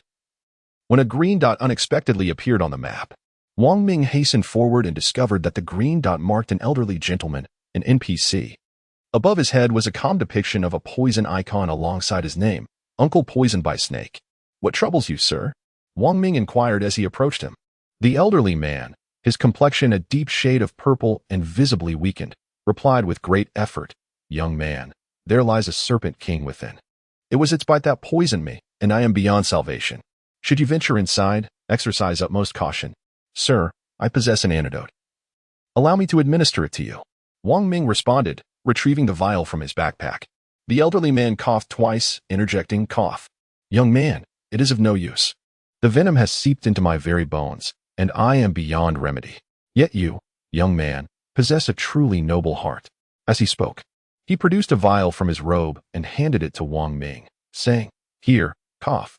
This potion can temporarily suppress the venom of the Serpent King. Keep it for yourself, as I can no longer benefit from it. Thank you, sir.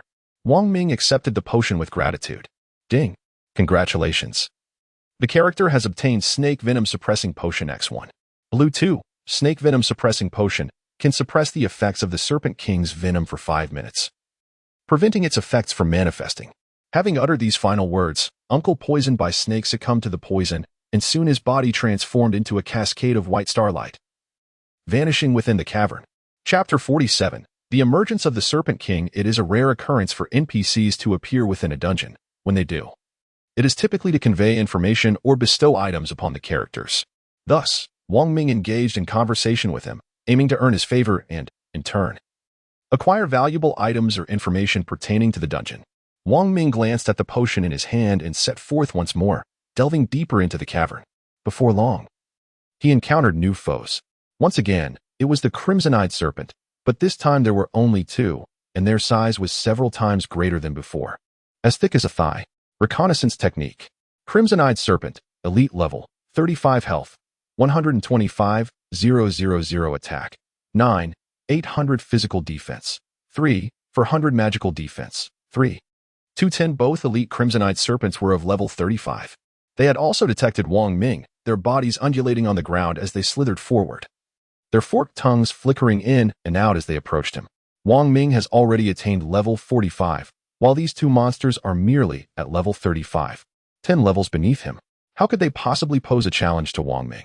As the two crimson-eyed serpents approached, they swiftly coiled their bodies, and with a powerful thrust of their heads, unleashed two streams of emerald green venom towards Wong Ming's position.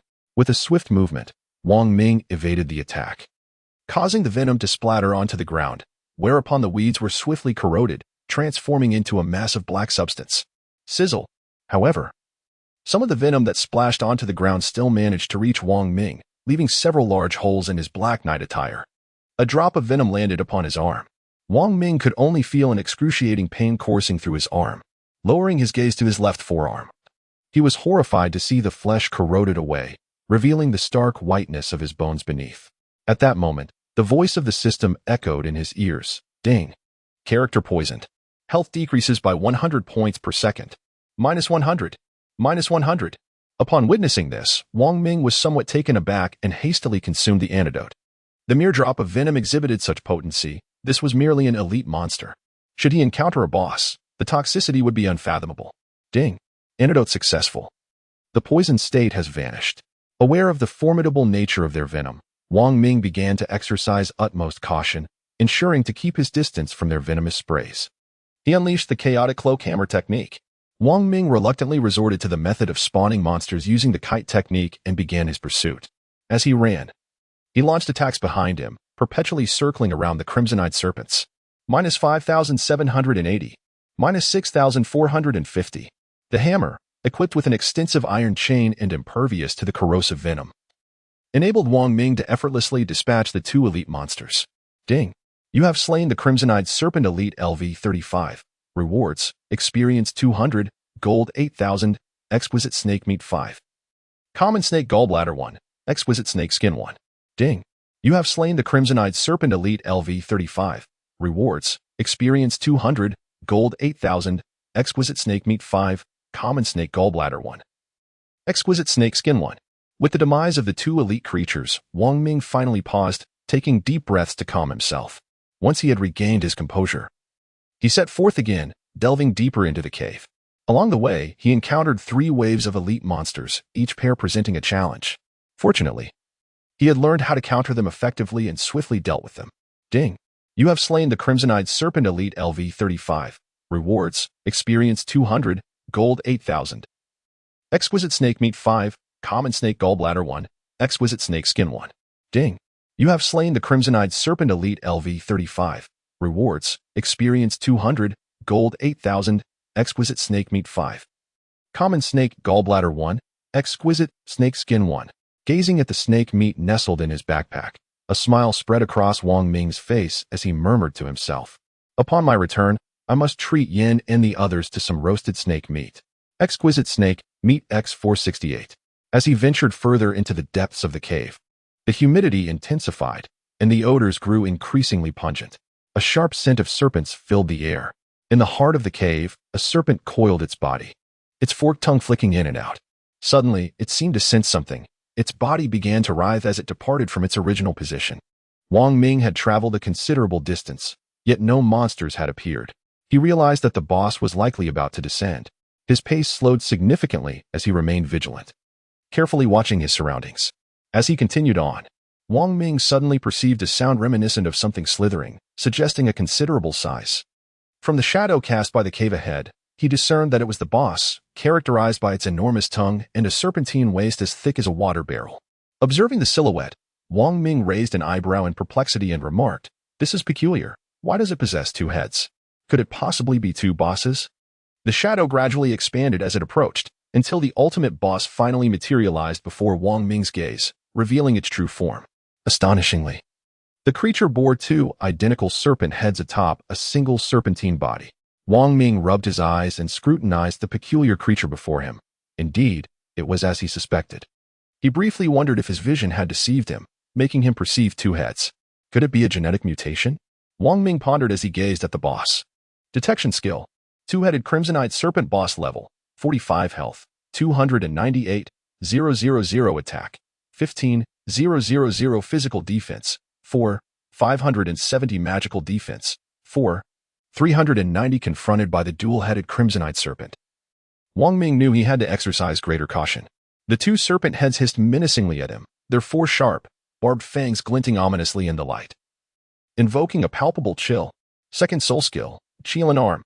Wang Ming first unleashed his second soul skill, probing the formidable boss. The Qilin Arm struck the heads of the two-headed crimsonite serpent, forcefully skewing both of them, causing the entire creature to nearly be sent flying backward. Damage dealt, 19,000. Wang Ming was astonished to discover that the damage inflicted by his soul skill was remarkably high. Upon closer inspection, he realized that this boss possessed relatively low defenses, which explained the significant damage. However, Wang Ming dared not let his guard down. The two serpent heads still loomed, having yet to unleash their venomous spray, and the quest items remained unutilized, rendering the dungeon incomplete. Hiss! Wang Ming's recent strike has thoroughly incensed the creature, causing both of its heads to emit a furious roar. The two-headed crimsonite serpent harbors a deep-seated hatred for any assault directed at its heads, for this is its Achilles heel.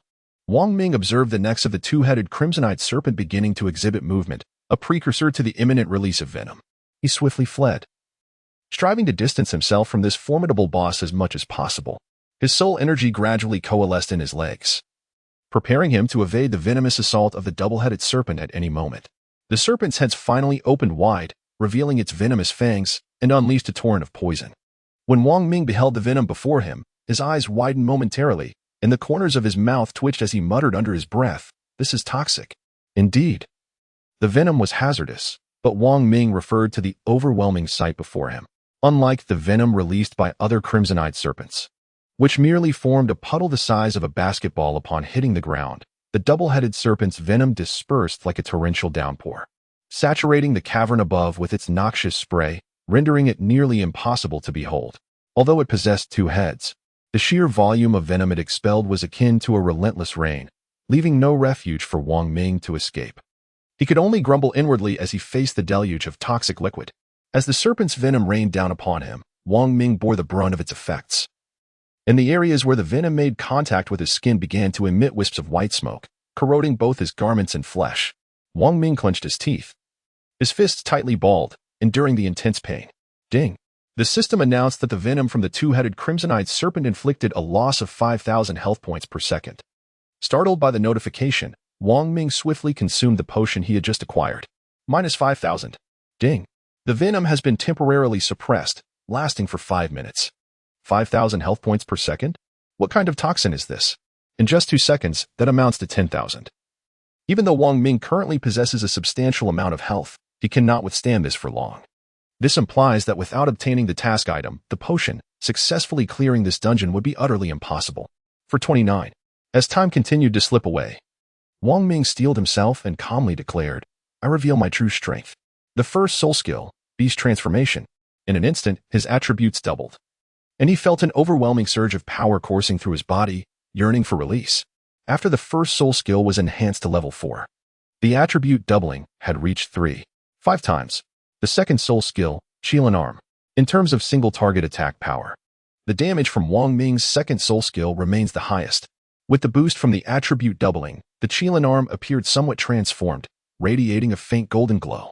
With a concentrated strike, the Qilin Arm crashed down upon one of the serpent's heads. No matter how resilient the serpent's skin and bones were, they could not withstand Wang Ming's blow, resulting in penetrating damage. Minus 48,000. The two-headed crimsonite serpent was sent crashing to the ground. Its struck head no longer retaining its former flat shape, but instead resembling a grotesque form. One blow successfully reshaped the two-headed crimsonite serpent, altering its appearance. Seizing the opportunity while the serpent lay incapacitated, Wang Ming once again gathered his soul power and unleashed a soul skill. The third soul skill, Qilin Holy Light. Hundreds of beams of light descended from the heavens, relentlessly striking the serpent's body. Its defensive value was already low, compounded by Wang Ming's attribute doubling. Each beam that hit the serpent created gaping wounds, blood gushing forth. Minus 2,380. Minus 1908. Minus 1980. The two-headed crimsonite serpent writhed in agony, rolling on the ground, kicking up dust and debris as its wounds multiplied. The earth beneath it became stained a vivid crimson with its blood. Gradually, the serpent's health diminished significantly. Before long, the duration of Wang Ming's third soul skill elapsed. The serpent raised both of its heads, letting out a furious roar directed at Wang Ming, as if it wished to devour him whole. "Beast, meet your end," Wang Ming shouted as he charged forth with his iron hammer, engaging in a fierce struggle with the two-headed crimsonite serpent. The chaotic cloak hammer technique. Although it was a skill honed for blacksmithing, it proved equally effective in combat. Wang Ming approached the formidable creature as if it were merely a sturdy iron mass, striking it with unwavering determination. Indeed, all things are susceptible to a hammer's blow. This encapsulates the essence of Wang Ming's unconventional hammering technique. At present, each of his strikes is directed solely at the squared head of the double-headed crimsonite serpent. Although the damage inflicted upon the serpent's head may not rival that dealt to its vital point, it remains formidable nonetheless. 8790. Minus 8,890. A minute later, the health of the double-headed crimson-eyed serpent finally dwindled to nothing, and with a resounding crash, it succumbed to Wang Ming's relentless assault. Ding! You have slain the double-headed crimson-eyed serpent. Boss level 45. Rewards: experience 2800, gold 50, 000, exquisite serpent meat 100, serpent king's bitter gall 1, serpent king skin 1, serpent venom fangs 2. Ding! Hidden solo dungeon, crimson-eyed serpent dungeon cleared. Rewards: prana immortal milk 5, experience 4500, gold 100, 000. Ding! First completion of the dungeon achieved. Unlocking first dungeon achievement. Reward: 100 achievement points. Ding! First completion of the hidden dungeon achieved. Unlocking hidden solo dungeon achievement. Reward: 100 achievement points. Ding! In 30 seconds, you will be automatically transported out of the dungeon. Wang Ming first glanced at his own condition, and the signs of poisoning had vanished. As the system announced the successful completion of the dungeon, the corpse of the two-headed crimsonite serpent also disappeared, along with the toxic affliction. Fortunately, Wang Ming managed to eliminate the two-headed serpent within 5 minutes, otherwise, his safe exit would have been in jeopardy.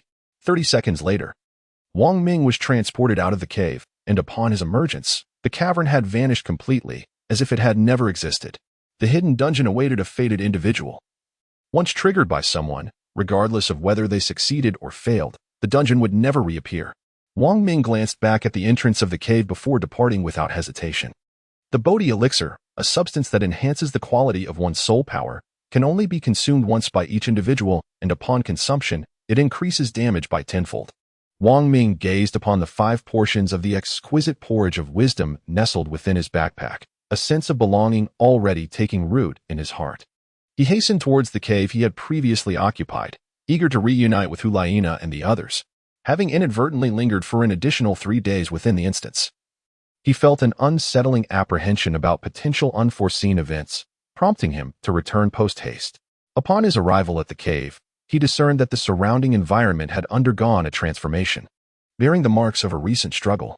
Wang Ming's heart skipped a beat, yet he managed to suppress the surge of excitement within him. He swiftly darted into the cave to ascertain whether he could spot the figures of Hulaina and her companions. Upon entering the cave, Wang Ming surveyed his surroundings, finding no trace of the 3 individuals. Lowering his gaze, he suddenly stumbled upon a patch of blood. He swiftly approached the crimson stain, dipped his finger into it, and brought it to his nose for a cautious sniff. With a faint murmur, he declared, "Human blood."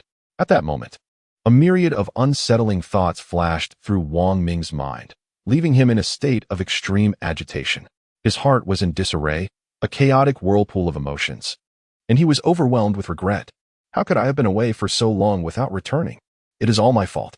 Wang Ming shook his head repeatedly, filled with self-reproach. Suddenly, a thought crossed his mind. Their absence might signify that they were still alive. If that were the case, there remained a glimmer of hope. I shall undoubtedly find them. Chapter 49. The reckless beasts seek their demise. Wang Ming emerged once more from the cave, resolutely following the trail of battle. As he pursued the path, he suddenly heard a voice crying out for help. Help! Help! In a surge of urgency, his ears instinctively perked up, directing him towards the source of the sound. With a swift turn, he hastened towards the origin of the cry. Before long, Wang Ming arrived at the scene. A hunter was relentlessly pursuing an individual, whom Wang Ming recognized as Huliang. Huliang was fleeing in desperation, repeatedly shouting, "Help! Help!" Wang Ming's gaze sharpened, and the iron hammer in his grasp danced with fervor. After taking aim at the hunter, he uttered a single word, "Go!"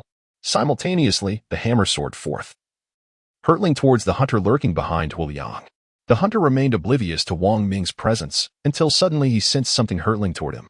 He looked up, only to find the hammer descending upon him. Instinctively, he raised both hands to shield his chest in a futile attempt at defense. Yet, this proved utterly ineffectual. For Wang Ming was a formidable level 45. With a single strike, the hammer sent him sprawling, rolling across the ground until he collided with a tree. Coming to a halt, the impact dislodged numerous leaves from the branches above, which fluttered gently to the ground. Huoliang stood in stunned silence, his mind struggling to comprehend the rapid turn of events. Just then, a figure descended gracefully, landing before Huoliang. "It's you," Huoliang exclaimed, recognizing Wang Ming. His heart racing with surprise, rendering him momentarily speechless. Wang Ming furrowed his brows deeply and inquired coldly, "Have you seen my friend?" Huoliang, having trained together with them, was well aware of the three individuals who frequently accompanied Wang Ming. Their faces were etched in his memory. "Ah, yes, I have seen them," Huoliang promptly replied. A sudden expression of anger flickered across Wang Ming's face as he interrogated, "Where are they? Speak quickly." The force of his shout startled Huoliang, who feared that a moment's displeasure from Wang Ming could result in his own demise. Hastily, Huoliang pointed in a direction and said, "Over there. I saw them a moment ago." In an instant, Wang Ming's figure flickered, dashing towards the direction indicated by Huoliang, leaving behind only an afterimage and a brief acknowledgement. "Thank you." Once Huoliang noticed that Wang Ming had vanished, he released a long, calming breath. "Phew, he has finally gone," he murmured to himself in relief. To him, Wang Ming was as much a devil as Instructor Zhao, both being merciless killers. During his desperate flight, Huoliang indeed encountered the trio of Xiaoyu, Yan, and Huolaina, and he dared not utter a falsehood. Otherwise, that devil might very well reduce him to a mere pulp. Such were his thoughts. Wang Ming, propelled by an unwavering resolve, sprinted relentlessly in the direction indicated by Huoliang, fervently yearning to reunite with Huolaina, Yan, and Xiaoyu. As he raced forward, he fervently murmured to himself, "You must all wait for me." In a secluded corner of the Soul Beast forest, Yan lay on the ground, his voice frail yet urgent, calling out, "Fourth sister, be careful." Xiaoyu echoed his alarm, "Sister, watch out," just as he intended to rush forward and push Huolaina out of harm's way. It was already too late. Xiaoyu could only watch helplessly as a colossal bear paw struck his sister, sending her flying through the air. Yet, in that harrowing moment, Huolaina felt no fear. Instead, an overwhelming calm enveloped her. A smile graced her lips as she gazed at her brother, who was desperately leaping towards her, while Yan, lying on the ground, looked on with a face full of anxiety. Suddenly, a figure materialized in her mind, Wang Ming. She longed to see that steadfast and robust silhouette once more. In an instant, the massive bear paw descended upon Huolaina's chest with a muffled thud. Bang! She was hurled backward, suspended momentarily in the air. Time seemed to stand still as Wang Ming emerged from the thicket behind them, a shadow darting forth, and leaped into action, catching Huolaina securely in his embrace. Wang Ming gazed at the exceedingly frail Huolaina cradled in his arms. A formidable bear paw print emblazoned upon his chest. He disregarded all else, hastily retrieving his precious beer Xianru and offering it to her lips. The crystalline essence swiftly glided down her throat, finding refuge in her belly. Before long, the once unconscious Huolaina stirred, coughing gently before slowly opening her eyes. Breathless, she uttered, "Second brother, cough, you have come." "Indeed, I have," Wang Ming replied with a gentle smile, his eyes brimming with tenderness. Wang Ming gazed at Huolaina and continued, "You should take a proper rest. Leave this to me." Huolaina nodded, unable to utter another word. After carefully placing Huolaina down, Wang Ming rose to his feet and surveyed the ground, where the battered figures of Xiaoyu and Yan lay, a far cry from their former selves. He turned his head, his gaze fixed intently upon the soul beast before him, the demon bear. At that moment, Wang Ming's eyes were filled solely with a seething rage towards the demon bear, along with an unwavering determination to slay it. Although he was unaware of the events that had transpired, he now comprehended that it was this very demon bear that had reduced his brothers and sisters to such a pitiable state. Wang Ming summoned his martial spirit with unwavering resolve as the Qilin emerged, commanding the reverence of all beasts. To everyone's astonishment, the Qilin behind Wang Ming let out a resounding roar that echoed through the air, signaling an unprecedented sign of impending evolution. The formidable bear demon opposite him seemed to sense the overwhelming pressure emanating from Wang Ming's martial soul, unleashing an enraged roar, its saliva flying in all directions. This creature had already endured a devastating assault from the combined martial soul technique, the fiery blade of the evil moon and yin, and now, with another adversary attempting to thwart its advance, its fury was palpable. Scouting technique. Demon Bear level. 52 health. 500, 000 attack. 19, 000 physical defense. 8. 000 magical defense. 7, 800. The level 52 Demon Bear indicated that it was a 10,000-year soul beast, which explained why the trio of Evil Moon had been so severely battered. Suddenly, Wong Ming noticed that there was not just one red dot on the map. In addition to the Demon Bear before him, another red dot lurked nearby, its precise location eluding him for the moment. Die. Wong Ming uttered coldly. First soul skill, Beast Transformation. The effects of the doubled attributes, combined with Wong Ming's seething anger, transformed his eyes into a blood-red hue, resembling a deity of death. Looking down upon all, Wong Ming was prepared to unleash his full strength. Under ordinary circumstances, he would refrain from utilizing his first soul skill. The doubling of attributes comes with temporal and frequency limitations, 10 minutes, and he could only employ it twice a day. His second soul skill, the Qilin arm. After the manifestation of his martial spirit, a faint golden glow seemed to radiate from Wong Ming. In Chapter 50, titled 10,000-Year Soul Ring, even the soul skill he unleashed, the Qilin arm, bore a hint of gold. The Demon Bear, refusing to be outdone, charged towards Wong Ming, rising to its full height and striking with its massive paw. The collision of the Qilin arm and the bear's pole resulted in a thunderous boom, causing the formidable creature to be pushed back several steps, leaving a 2 to 3 meter long skid mark on the ground. -23,000. The Demon Bear possessed remarkable defensive capabilities, and its health had not been significantly depleted by the efforts of Xie Yu and his companions, allowing it to maintain its peak fighting strength. Had he not utilized his first soul skill, Wong Ming would indeed have been no match for it. But the situation had changed. The confrontation between man and beast lingered in a stalemate. Ha! Wong Ming bellowed, channeling all his soul power.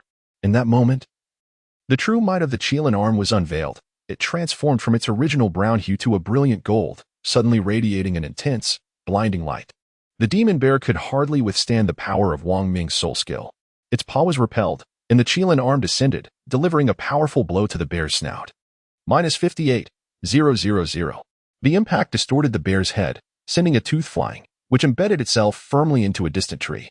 In quick succession, the entirety of the Demon Bear's body was sent hurtling backward. Wong Ming would not easily let it escape. The fourth soul skill, Qilin Charge. 2 Qilins materialized instantaneously. One leaped beneath the airborne Demon Bear, launching itself towards its midsection. Bang! The impact contorted the bear's waist into an arched shape, blood gushing from its mouth as it continued to ascend. -25,000. At that moment, the other Qilin awaited the Demon Bear in midair. Once the bear reached a certain altitude, the second Qilin swooped down, colliding forcefully with the bear's abdomen. Upon impact, the Demon Bear's body curved downward once more, and the Qilin vanished. -32,000. Crack! The sound of the bear's ribs fracturing was unmistakable. The Demon Bear plummeted rapidly, akin to a crashing aircraft, descending straight down. Bang! Its enormous form crashed heavily to the ground, resembling a cannonball, kicking up a cloud of dust and creating a massive pit several meters deep, embedding it within. -28,000. At this point, the Demon Bear's health had diminished to less than half. Yet, Wong Ming was not inclined to allow it an easy escape. The third soul skill, Qilin Holy Light. Numerous beams of golden light descended, relentlessly assaulting the fallen Demon Bear. With the enhancement of attack power, Qilin Holy Light effortlessly breached the bear's defenses. Countless beams of Qilin Holy Light struck the Demon Bear, creating hundreds of bloody wounds, with crimson liquid seeping out and gradually soaking into the earth. -4,800, -3,400. After the completion of the third soul skill, the Demon Bear was bereft of the strength to rise, its bones shattered and its body riddled with wounds, rendering it beyond salvation. Wong Ming gradually approached, his gaze fixed upon the bloodthirsty Demon Bear, his face still etched with unyielding fury. The sight of the bear's ferocious countenance ignited a deeper rage within him. Seizing a nearby iron hammer, he struck fiercely at its face. Bang! Bang! Bang! -1,230. -1,400. It was as if he were forging iron, with the Demon Bear lying there like a lump of metal. With each blow, the bear's face became increasingly flattened, its head sinking further as a mixture of milky brain matter and blood oozed forth. Ultimately, this ancient soul beast met its demise at Wang Ming's relentless assault. Its health bar reduced to 0. Ding. Demon Bear LV52 slain. Rewards: Experience 5,000, Gold 70, 000, Ancient Soul Ring 1, Demon Bear Soul Bone 1, Exquisite Bear Meat 50. Demon Bear Paws 4, Soul Bone Essence 10, Soul Bone Energy 10. Ding. Congratulations, your character has leveled up. Level 1. Ding. Soul Bone Interface unlocked. Please check.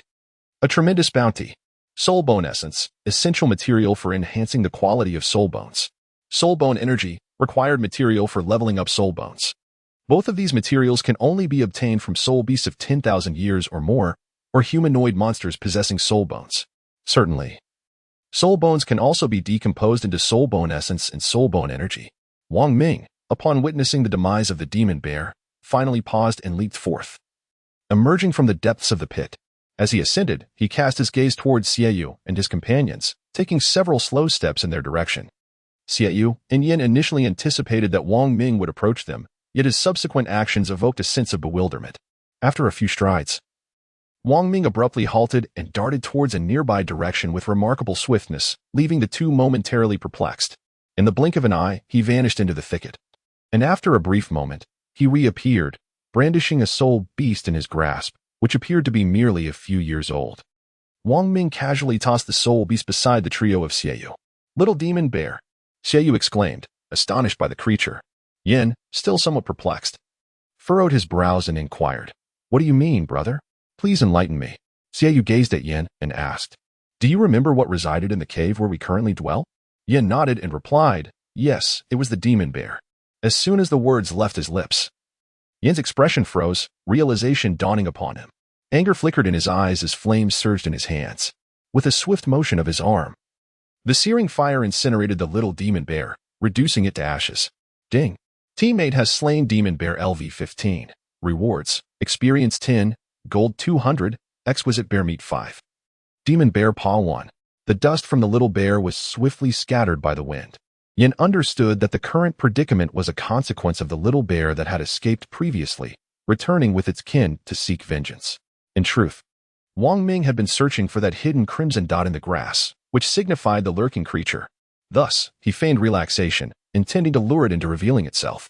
Indeed, as soon as Wang Ming made a move, the crimson dot began to stealthily retreat in the opposite direction.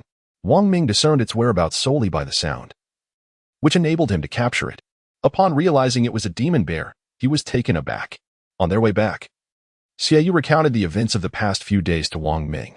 It was today, just as they had returned to the cave, that Xiaoyu, leading the way, was suddenly ambushed by the demon bear. Chapter 51. The Unlocking of the Soul Bone.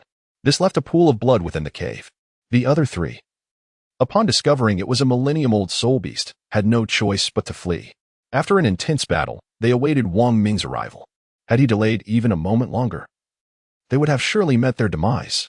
On the return journey, Wang Ming carried Hulaina, while Yin and Xiaoyu supported each other back to the cave. Before long, the four reunited within the cave. Wang Ming gently laid Hulaina upon the bed fashioned from grass, cast a fleeting glance at her, and then proceeded towards Xiaoyu and Yin. Unbeknownst to him, in that very moment of his turning away, the previously unconscious Hulaina subtly opened her eyes. Stealing a glance at Wang Ming, her cheeks flushing with a soft hue of embarrassment. In truth, Hulaina had awakened during their journey, secretly relishing the comforting experience of being carried by Wang Ming, which enveloped her in warmth and solace. Wang Ming approached Xiaoyu and Yin, revealing the rewards he had acquired in the hidden dungeon. He remarked, "These are the elixirs I fortuitously obtained over the past few days, Brahma Immortal Milk, renowned for its capacity to enhance the quality of one's soul power. They are truly valuable. You should consume them without delay." "What about Lina?" Xiaoyu inquired. Noticing that Wang Ming had only produced 2 portions, Wang Ming smiled faintly and explained, "I have already administered it to her. Rest assured, I shall provide you with protection." At that moment, both Xiaoyu and Yin felt reassured and accepted the elixir, proceeding to ingest it and channel their soul energy to refine it. Wang Ming had already consumed the essence, requiring merely a single click to integrate it seamlessly into his body, thus eliminating the cumbersome process of refining. He stepped aside to examine the newly unlocked soul bone system. Upon reaching level 46, the soul bone system would unlock, along with a new equipment slot for the leg bone. There are a total of 4 soul bone slots: leg bone, arm bone, torso bone, and skull bone. The leg bone unlocks at level 46, the arm bone at level 48, the torso bone at level 50, and the skull bone at level 52. Furthermore, soul bones are categorized by both level and quality, and the soul bone essence and energy obtained from the previous defeat of the 10,000-year soul beast serve as materials for enhancing both level and quality. Wong Ming gazed upon the skeletal emblem of the system before him and clicked on the words unlock. In an instant, the scene transformed, revealing the form of Wong Ming's own body. The skeletal figure merged with his physical form, ultimately becoming one. Ding! Congratulations, host, you have unlocked the soul bone system. You have received a soul bone grand gift package. Suddenly, a package appeared in his inventory. Soul bone grand gift package. Upon opening, one may obtain a Kirin leg bone LV11 and soul bone gift package 21. Open. Ding. Successfully opened. You have obtained a Kirin leg bone LV11 and soul bone gift package 21. Soul bone gift package 2 can be unlocked at level 47. This soul bone grand gift package encompasses 6 soul bones, which can be gradually acquired as one's level increases. To Wong Ming's surprise, the gifted soul bones were perfectly aligned with his martial spirit. Green, Kirin leg bone LV1. Attack 1329, magic defense 0. 5, speed 0. 5. With the additional skill of Kirin leg. Though the current soul bone is merely of green quality, it remains formidable. Such is the remarkable nature of divine-grade soul bones, which come with innate skills. Wong Ming gazed at the golden yellow leg bone, captivated by its allure. Fusion. Soon, on the system interface, the leg bone of Wong Ming's left leg successfully fused with this soul bone, emitting a gentle golden glow. Ding. Fusion successful. The current level of the soul bone is rather low, providing minimal enhancement to Wong Ming. After vanquishing the 10,000-year soul beast, the magic bear, he had obtained another soul bone, the magic bear's hand bone. Purple, magic bear hand bone LV52. Attack 18,000, strength 5. Wong Ming found this soul bone unnecessary, for he possessed a divine-grade soul bone bestowed by the system. However, he hesitated to disintegrate this one, deeming it too precious to lose. In a moment of contemplation, Wong Ming glanced towards the meditative figures of Xiaoyu and Yan, pondering to whom this soul bone should ultimately be bestowed.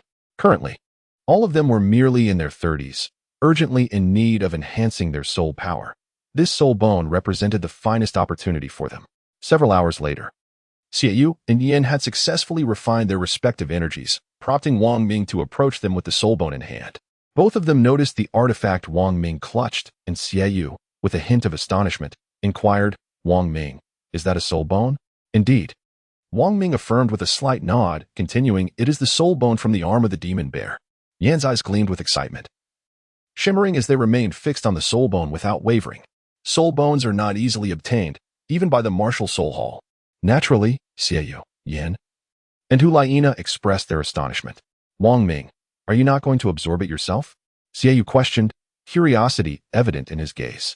While Xiaoyu also desired the soul bone, he understood that it was not acquired through his own efforts, thus rightfully belonging to Wong Ming. Furthermore, given Wong Ming's beast martial soul, it would be most advantageous for him to absorb this soul bone. Wong Ming shook his head and, with a solemn expression, remarked, "My martial soul seems to harbor some aversion towards it, perhaps due to the fact that I ended its life." In truth, there was no genuine aversion. However, Wong Ming could hardly admit that this soul bone was not of sufficient quality to pique his interest. "Oh, I see," Xiaoyu nodded thoughtfully. He had previously heard from a senior titled Douluo that the spirit rings of 10,000-year soul beasts carry the grudges of their former lives. Perhaps the soul bones do as well, which lent credence to Wong Ming's statement. "This soul bone will be entrusted to the 3 of you. You may allocate it amongst yourselves as you see fit, depending on who requires it most." Wong Ming extended his hand, holding the soul bone, and declared. Wong Ming successfully shifted the blame. Hulaina was the first to speak, smiling as she gracefully declined, saying, "I shall pass. For my martial soul is not of the strength type." Wong Ming placed the soul bone between Xiaoyu and Yin, observing the two of them. They turned to each other, exchanged glances, and fell into a moment of silence. "Hiki, I shall decline. The power of the arm soul bone is better suited for my elder brother. After all, he possesses the weapon spirit." Yin suddenly exclaimed with a smile. His decision to refuse the soul bone took considerable resolve. Wong Ming nodded, handing the soul bone to Xiaoyu. After much contemplation, He concluded that it was indeed most appropriate to bestow the soul bone upon Xiaoyu, not anticipating that both Yin and Hulaina would outright relinquish their claims. This serendipitously facilitated Xiaoyu's acceptance. As Xiaoyu received the soul bone, he jested with Yin and Hulaina, saying, "Well, I shall accept it. Hiki, rest assured. I am confident my second brother will surely procure a soul bone for you both." Yin and Hulaina gazed at Wang Ming, their faces beaming with smiles. Yet they remained silent. Chapter 52. Hidden Attributes. Indeed, when the time comes, I shall endeavor to find a soul bone for you, Wang Ming stated earnestly, nodding in affirmation. Xiaoyu, Yin, Hulaina, The three were momentarily taken aback, staring at Wang Ming in confusion. They understood that Xiaoyu's previous remark had been a jest, yet Wang Ming's reiteration of it genuinely astonished them. Initially, they thought it was also a joke, however. The tone and expression with which Wang Ming spoke suggested otherwise. "Second brother, are you being serious?" Yin asked, his eyes wide with curiosity as he looked at Wang Ming. Wang Ming nodded in affirmation, responding, "Indeed, yes. Is it true, second brother?" Yin unconsciously stepped a few paces closer, raising his voice slightly, still harboring some uncertainty. Hulaina, standing beside him, gazed at Wang Ming with eager eyes, keen to discern the veracity of his words. Wang Ming responded earnestly once more, "Indeed. You can rest assured that I shall fulfill my promises." Ha ha ha. Thank you, second brother. Yin was so elated that he nearly leaped with joy, seizing Wang Ming's arm and began to nuzzle against it. "Thank you, second brother," Hulaina remarked, casting a glance at Wang Ming. However, upon witnessing Yan's antics, both Xiaoyu and Hulaina were left with expressions of utter disbelief, their faces marred by a shadow of discontent. That very night, Xiaoyu absorbed the soul bone with remarkable ease, the process unfolding seamlessly without any obstacles, akin to water flowing smoothly. This success was undoubtedly attributed to the exquisite craftsmanship of Wang Ming's system. The reason Wang Ming had made such a declaration was due to the activation of a system task. Ding. Task activated. C. Granting soul bone. Experience reward 8,000, gold 50. 000, soul bone breakthrough stone 100, soul bone essence 100, soul bone energy 100. Granting soul bone. Acquired soul bones and bestowed one each upon Hulaina and Yin. The aspect of this task that captivated Wang Ming the most was the soul bone breakthrough stone, an essential material for enhancing the quality of soul bones. In truth, there was an additional reason. Wang Ming's ability to slay 10,000-year soul beasts guaranteed a 100 drop rate for soul bones. This was a hidden attribute bestowed upon him after he recharged 999, unbeknownst to others. All were aware of this truth, a shared understanding among them, known to heaven and earth alike. The following morning, at dawn, Wang Ming ventured forth alone in search of soul beasts, intent on fulfilling the system task assigned to him the previous day. After refining the immortal elixir, Xiaoyu, Yin, and Hulaina had significantly recovered from their injuries, bolstered further by Xiaoyu's complete absorption of his soul bone. With their well-being assured, he felt no trepidation regarding their safety and could confidently engage in hunting. While others regarded these students as prey, Wang Ming inverted this perception, treating them as hunters instead. Should they encounter any adversaries, he would accept all challenges without hesitation. However, within the Soul Beast Forest, news had spread of those who hunted the intruders. Many teams had entered, yet only a scant few emerged unscathed. They were either slain by soul beasts or vanquished by earlier entrants from other academies. Despite this peril, none dared provoke the Spirit Hall. Such was the formidable reputation of the Spirit Hall. Even if every last one of them were to perish, the fear of retribution would remain unwavering. Wang Ming has been traversing deeper into the Soul Beast Forest, for it is only in the depths that one may encounter 10,000-year soul beasts. It is solely these ancient creatures that can yield soul bones. However, 10,000-year soul beasts are not easily encountered. Wang Ming had ventured into the wilderness for half a month, yet he had not encountered a single 10,000-year soul beast. This was primarily due to his reluctance to delve too deeply into the forest. Should he venture further, even if he were to come across a 10,000-year soul beast, he would likely not survive the encounter. Outside the Soul Beast Forest, Zhao Yuan stood at the periphery, gazing into the depths of the forest before glancing back at the data spread across his desk.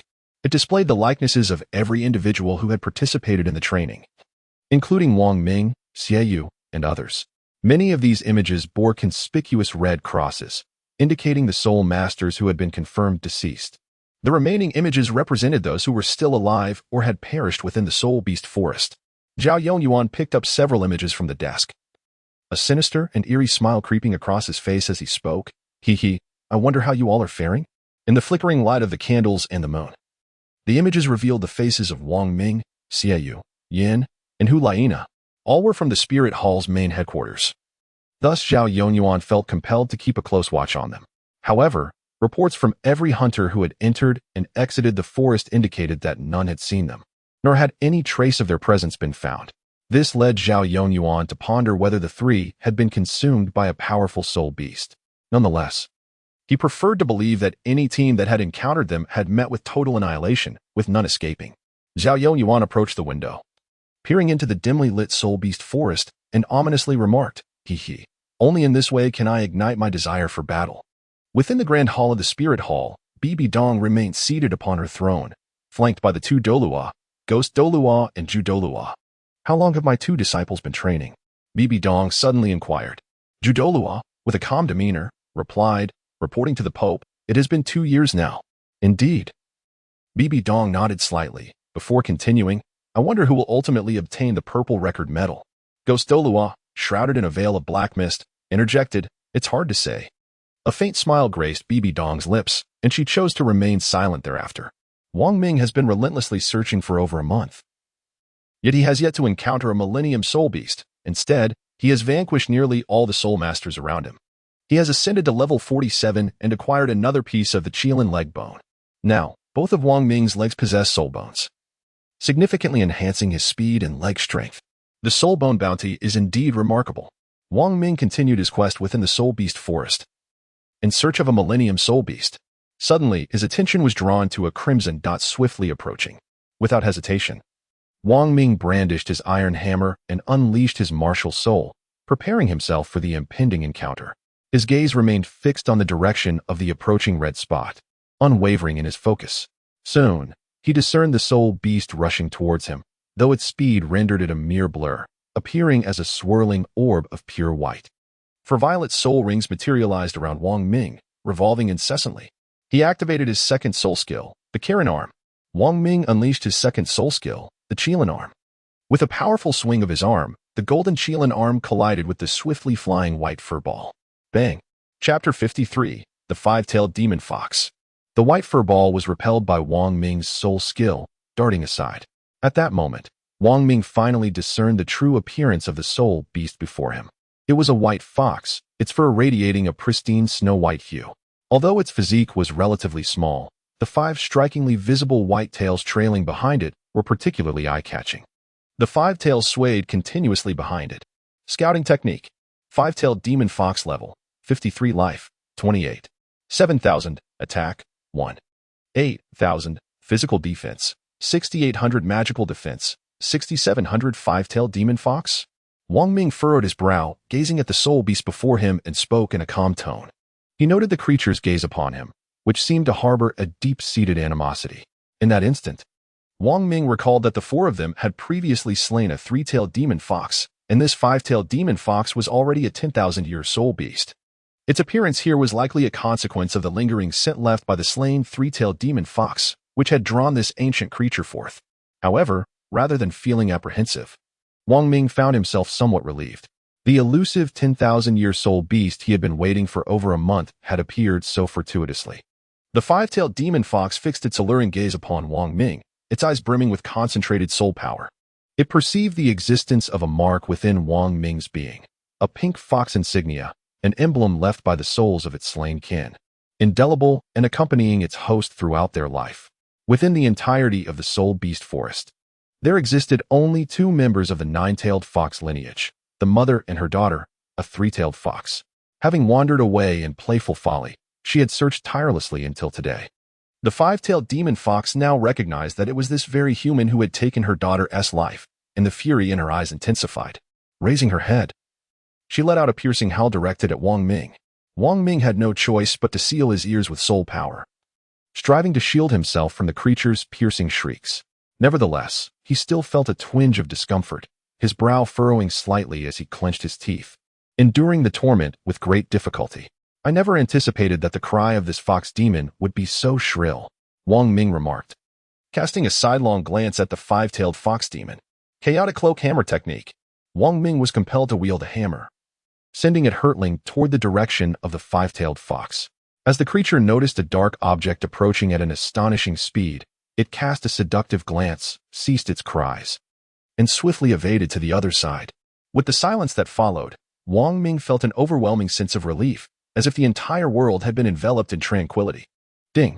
The character is currently under the enchantment of the five-tailed fox. Upon hearing the system's notification, Wang Ming furrowed his brow, puzzled by the circumstance. The five-tailed fox had done nothing overt, so why was he now ensnared in its charm? Consequently, he held his breath, contemplating that it might be due to some colorless and odorless gas it had exuded. Drawing from his previous experiences, Wang Ming was aware of certain strategies. This fox, once it had entranced a human, could manipulate their actions. Initially, he had contemplated deceiving it, but upon reflection, he realized that a fox, by nature cunning, would not be so easily ensnared. Before long, Wang Ming felt a palpable mental pressure, distinctly emanating from the five-tailed fox across from him. Truly, it was a rare species. The three-tailed foxes he had encountered previously lacked such capabilities, and he was taken aback to discover that this five-tailed fox possessed the ability to mount a psychic assault. Wang Ming had no choice but to continuously channel his soul energy to bolster his mental strength, persisting in his resistance. Thus, the standoff between the two, one human and one beast, endured, with neither party daring to strike, relying solely on the contest of mental fortitude. It goes without saying that the five-tailed fox possessed the advantage, for Wang Ming had not specifically trained his mental prowess. After a brief moment, Wang Ming's forehead began to bead with perspiration, yet he maintained an unwavering smile, devoid of any signs of discomfort. This was because he observed numbers continuously manifesting above his head. Spirit Power 10. Spirit Power 10. The system elucidated that under the duress of intense mental pressure, his spirit power was being refined, resulting in a steady increase.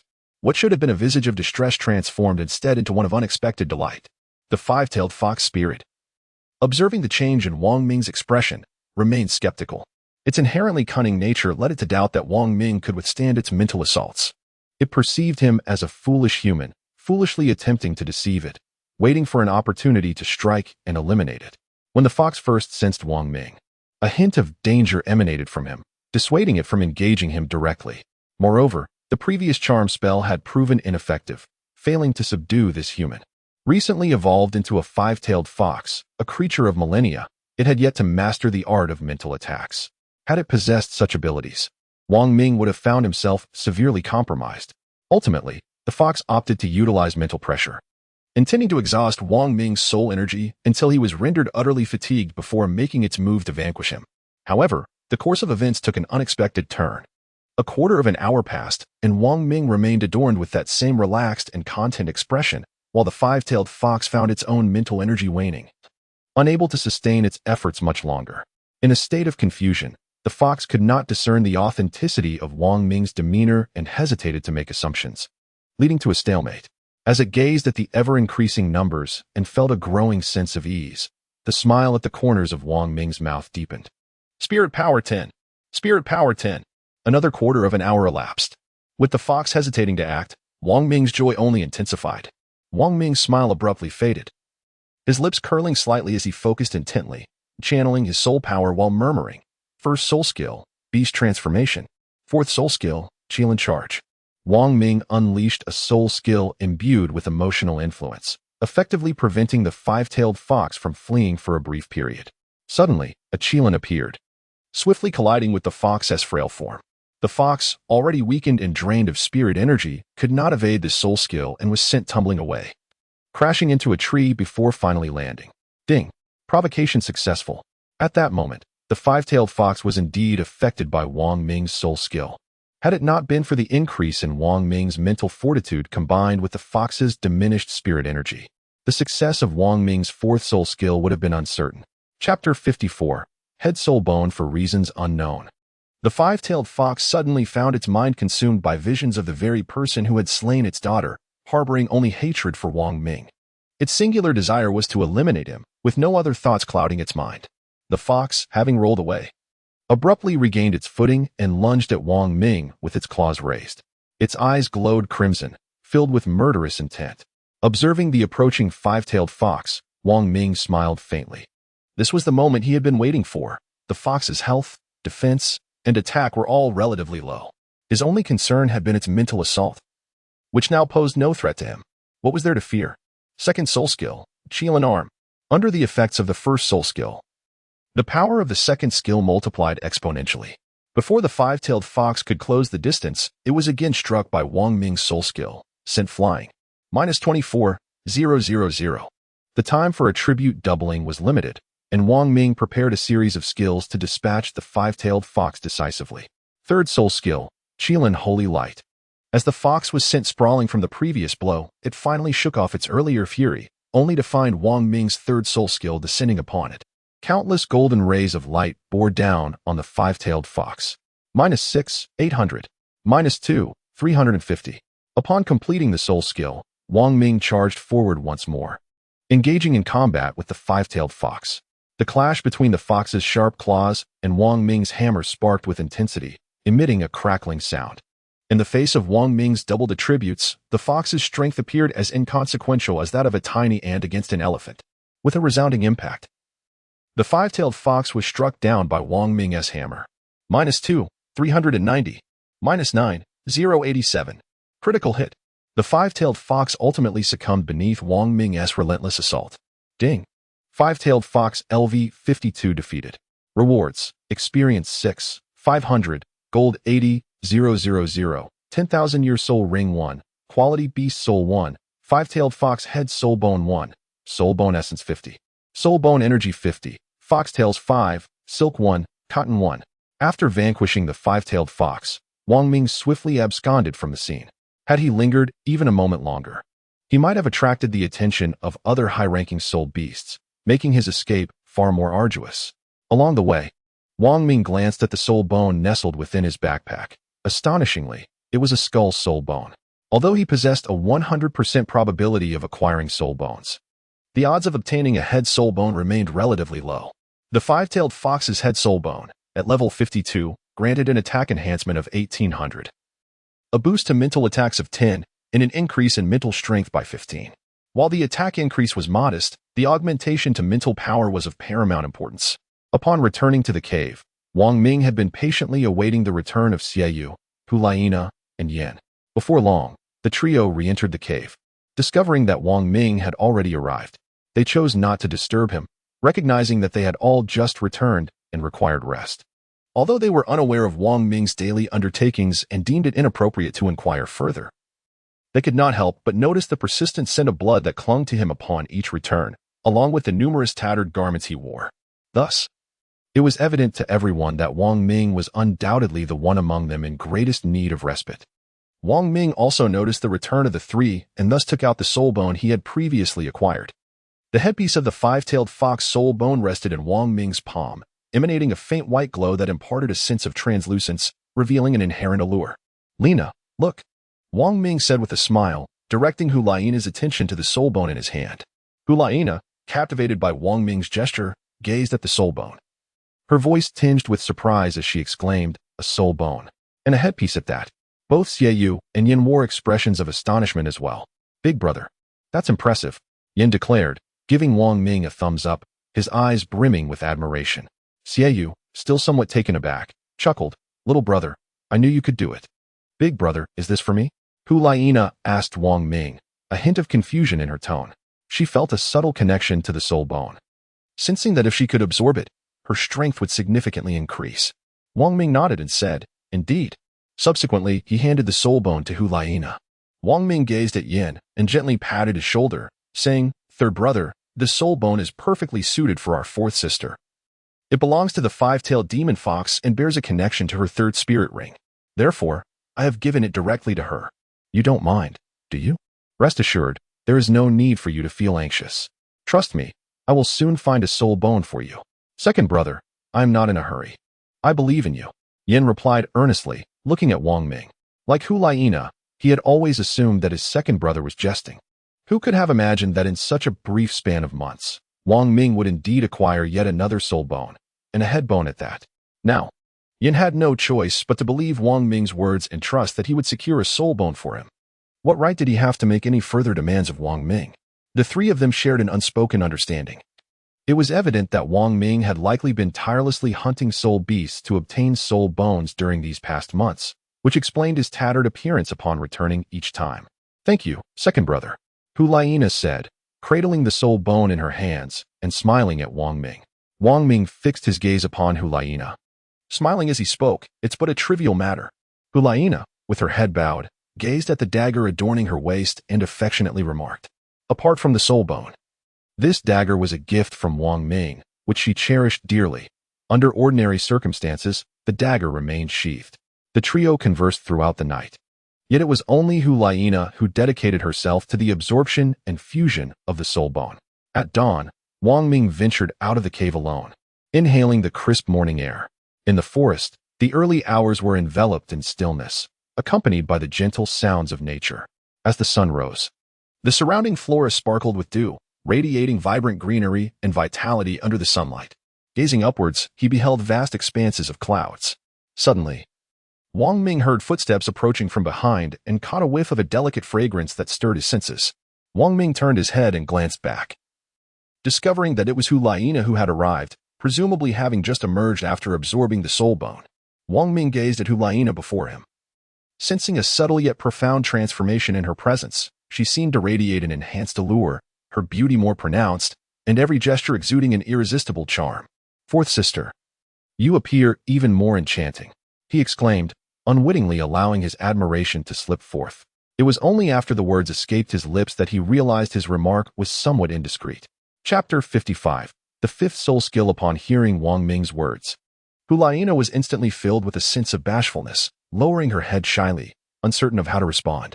Having just absorbed a soul bone, the allure emanating from her was a natural consequence of her body's transformation, one she could not yet fully control.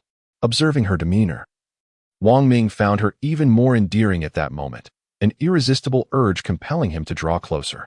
However, as he took a step forward, a sudden clarity struck him, awakening his senses. Wang Ming halted, taking a deep breath to recalibrate his emotions and composure. Just moments ago, he had fallen victim to Hulaina's enchanting allure, leaving him with a lingering sense of unease. Merely the faintest hint of her presence had successfully captivated him. "Brother, what is amiss?" Hulaina, sensing Wang Ming's distress, attempted to approach him, only to be halted by his intervention. "Stop." Wang Ming raised his hand to signal her to pause. Wang Ming then remarked, "I have nothing to concern myself with. Your enchanting aura has merely influenced me slightly." "Huh." Hulaina slightly parted her cherry-red lips, taken aback, yet secretly reveling in the moment. "I shall take my leave now, second brother." "Very well," Wang Ming nodded in response. As Hulaina spoke, she once again entered the cave, resuming her practice and mastering the ebb and flow of her captivating aura. Several months passed thereafter.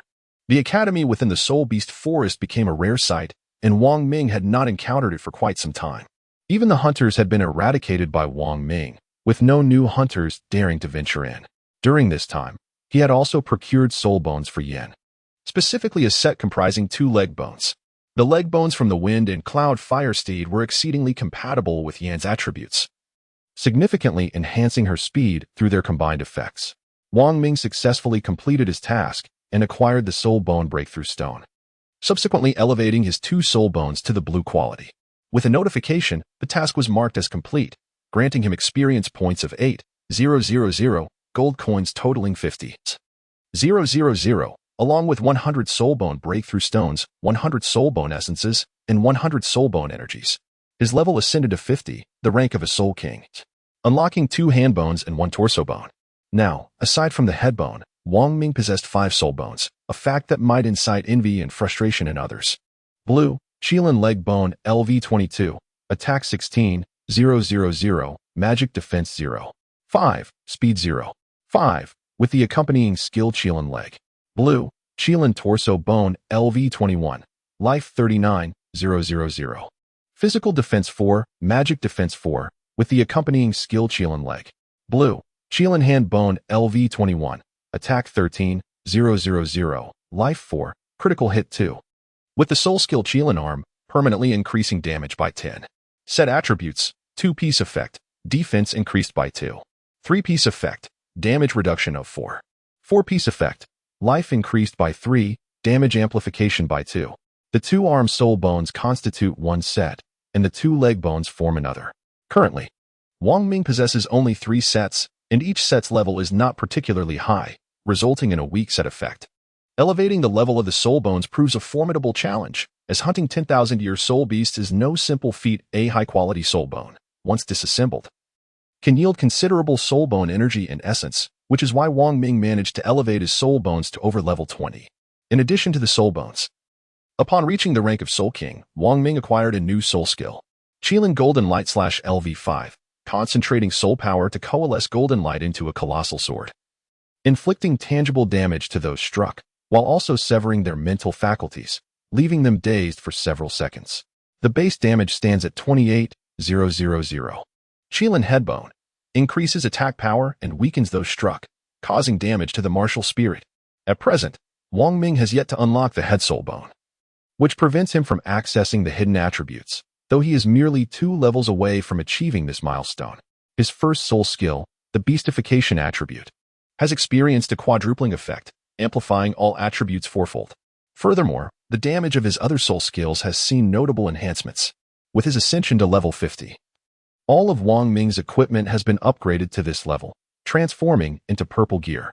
Purple, Shrek Gauntlets LV50, Attack 12,000. Purple, Shrek Knee Pads LV50, Physical Defense 2, 680. Purple, Shrek Boots LV50, Spell Defense 2, 680. Purple, Shrek Armor LV50, Life 57,000. The upgrades for his ring and necklace are somewhat lagging behind.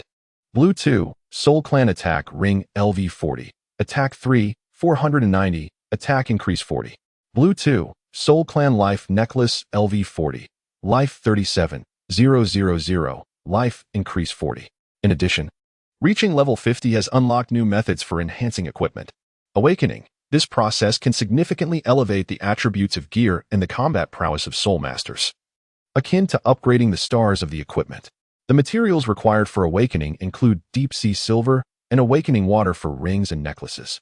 These materials fall under the category of special resources obtainable solely through achievement points or tasks, although they can also be redeemed with sect contribution points. Therefore, Wang Ming is currently reluctant to exchange for these materials and intends to return to the Spirit Hall to undertake some tasks before making further decisions. Wang Ming's fundamental attributes have significantly improved compared to before, transcending to an entirely different realm. Character: Wang Ming level 50 health, 50 4,000 experience, 570 57 02 million attack, 5 1,000 physical defense, 1 3,000 magical defense, 1 7,000. Wang Ming will only grow stronger and more invincible. Achieving victory with a single strike is his ultimate aspiration. The soul powers of Xiaoyu, Yan, and Hulaina are also on the verge of surpassing the 40th level, teetering on the brink of a breakthrough. For reasons unknown, the spirit beast forest today is unusually silent, devoid of any sound, which instead evokes a sense of unease. Wang Ming, Xiaoyu, Yan, and Hulaina embarked on a collective expedition today. The four traversed the soul beast forest, and the surrounding ambience instilled a sense of trepidation within them. Wang Ming suddenly halted, his gaze fixed intently ahead, a subtle smile gracing his lips as he remarked, "An acquaintance approaches." What acquaintance?" Yin inquired, somewhat perplexed. Upon hearing Wang Ming's tone, Xiaoyu and Hulaina sensed that it might not bode well, prompting them to swiftly prepare for battle, each summoning their respective martial spirits. Wang Ming observed the red dot on the map drawing ever closer. In truth, even before the red dot manifested, he had sensed an aura of familiarity, thus discerning the identity of the approaching individual. Soon, a figure emerged before the four of them. "Is that you, instructor?" Yin inquired with a furrowed brow, a look of perplexity crossing his face. He could not fathom why Zhao Yongyuan, this devil incarnate, would appear here, yet he was certain that his motives were not to offer assistance. Both Xiaoyu and Hulaina shared his confusion.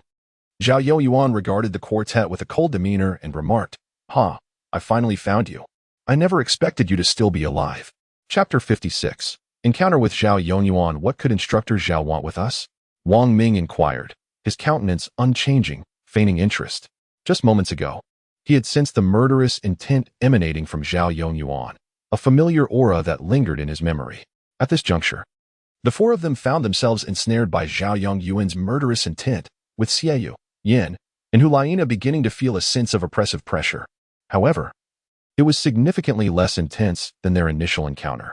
Remarkably, this time, Zhao Yongyuan's aura of slaughter bore no impact on Wang Ming. Observing the contented smile upon Wang Ming's face, Zhao Yongyuan felt a tinge of curiosity, which piqued his interest in the young man. Naturally, I come to offer you assistance, Zhao Yongyuan replied, clapping his hands, a cold expression adorning his features. Wang Ming bestowed a disdainful smile and inquired, Instructor Zhao, what assistance have you come to offer us? He had long been observant of Zhao Yongyuan, whose distinctive emblem was a scarlet mark, indicative of his malice towards the three of them. Moreover, a faint golden aura emanated from Zhao Yongyuan, a hallmark reserved for a true boss. Thus, it was evident that Zhao Yongyuan was a humanoid boss creature. Naturally, I am here to assist you in expediting your training duration. Zhao Yongyuan's countenance finally revealed the originally menacing expression. Wang Ming, feeling a twinge of impatience, raised his voice and admonished, Zhao Yongyuan, what exactly is your purpose here? I am well aware that your intentions are far from benign. I merely wish to understand the rationale behind your actions. Wang Ming's words took Zhao Yongyuan by surprise, intensifying his curiosity towards Wang Ming. Zhao Yongyuan's gaze fixated on Wang Ming as he pondered inwardly. Could it be that he knows I have come here to eliminate three of them? The atmosphere grew silent for a moment. Very well, I shall reveal it to you, Zhao Yongyuan suddenly declared with a resonant voice. It is noteworthy that Zhao Yongyuan addressed only Wang Ming, dismissing the other three entirely. Speak, Wang Ming replied, nodding at Zhao Yongyuan. Eager to discern the true purpose behind Zhao Yongyuan's presence here, do you comprehend the genuine intent of this training? It is to select the most formidable soul master. The strongest soul master can only be one, for he alone is the most powerful. As he spoke, a peculiar smile began to deepen at the corners of Zhao Yongyuan's mouth. At the moment Wang Ming and the others heard these words, their expressions changed in astonishment. And a sudden clarity dawned upon them, revealing the entire sequence of events. Wang Ming inquired, So, have you come here with the intent to slay three of us? Naturally, Zhao Yongyuan replied with a nod. Suddenly, he shifted his tone, scrutinizing Wang Ming as he continued, If you were to eliminate your three friends directly, then there would be no need for me to intervene, would there? After all, I believe the strongest among you is none other than yourself. His sinister chuckle was exceedingly irksome. Hulaina's face was a canvas of disdain towards Zhao Yongyuan. Wang Ming glanced at the three individuals behind him, then turned his gaze towards Zhao Yongyuan and calmly inquired, Allow me to pose one final question. Does the spirit hall permit such actions? Is it truly acceptable to trample on the lives of individuals like us? Zhao Yongyuan erupted into a loud and unrestrained laughter. After a brief moment, he ceased his mirth and fixed his gaze upon Wang Ming, his face adorned with a peculiar and unsettling smile, evoking a sense of dread. Do you have any idea how many lives have been taken? Zhao Yongyuan queried. Wang Ming shook his head and said, I do not know. Zhao Yongyuan lifted his gaze, a look of nostalgic longing gracing his features as he spoke. It seemed as though he was lost in the recollections of his past deeds, ensnared by the memories of the lives he had taken. At that moment, a palpable aura of sanguine malevolence began to emanate from Zhao Yongyuan, and Wang Ming could distinctly perceive the faint crimson haze that enveloped him. Wang Ming and the others soon realized that Zhao Yongyuan was indeed speaking the truth and not fabricating tales. From the moment you stepped through the door, your lives were entrusted to my hands.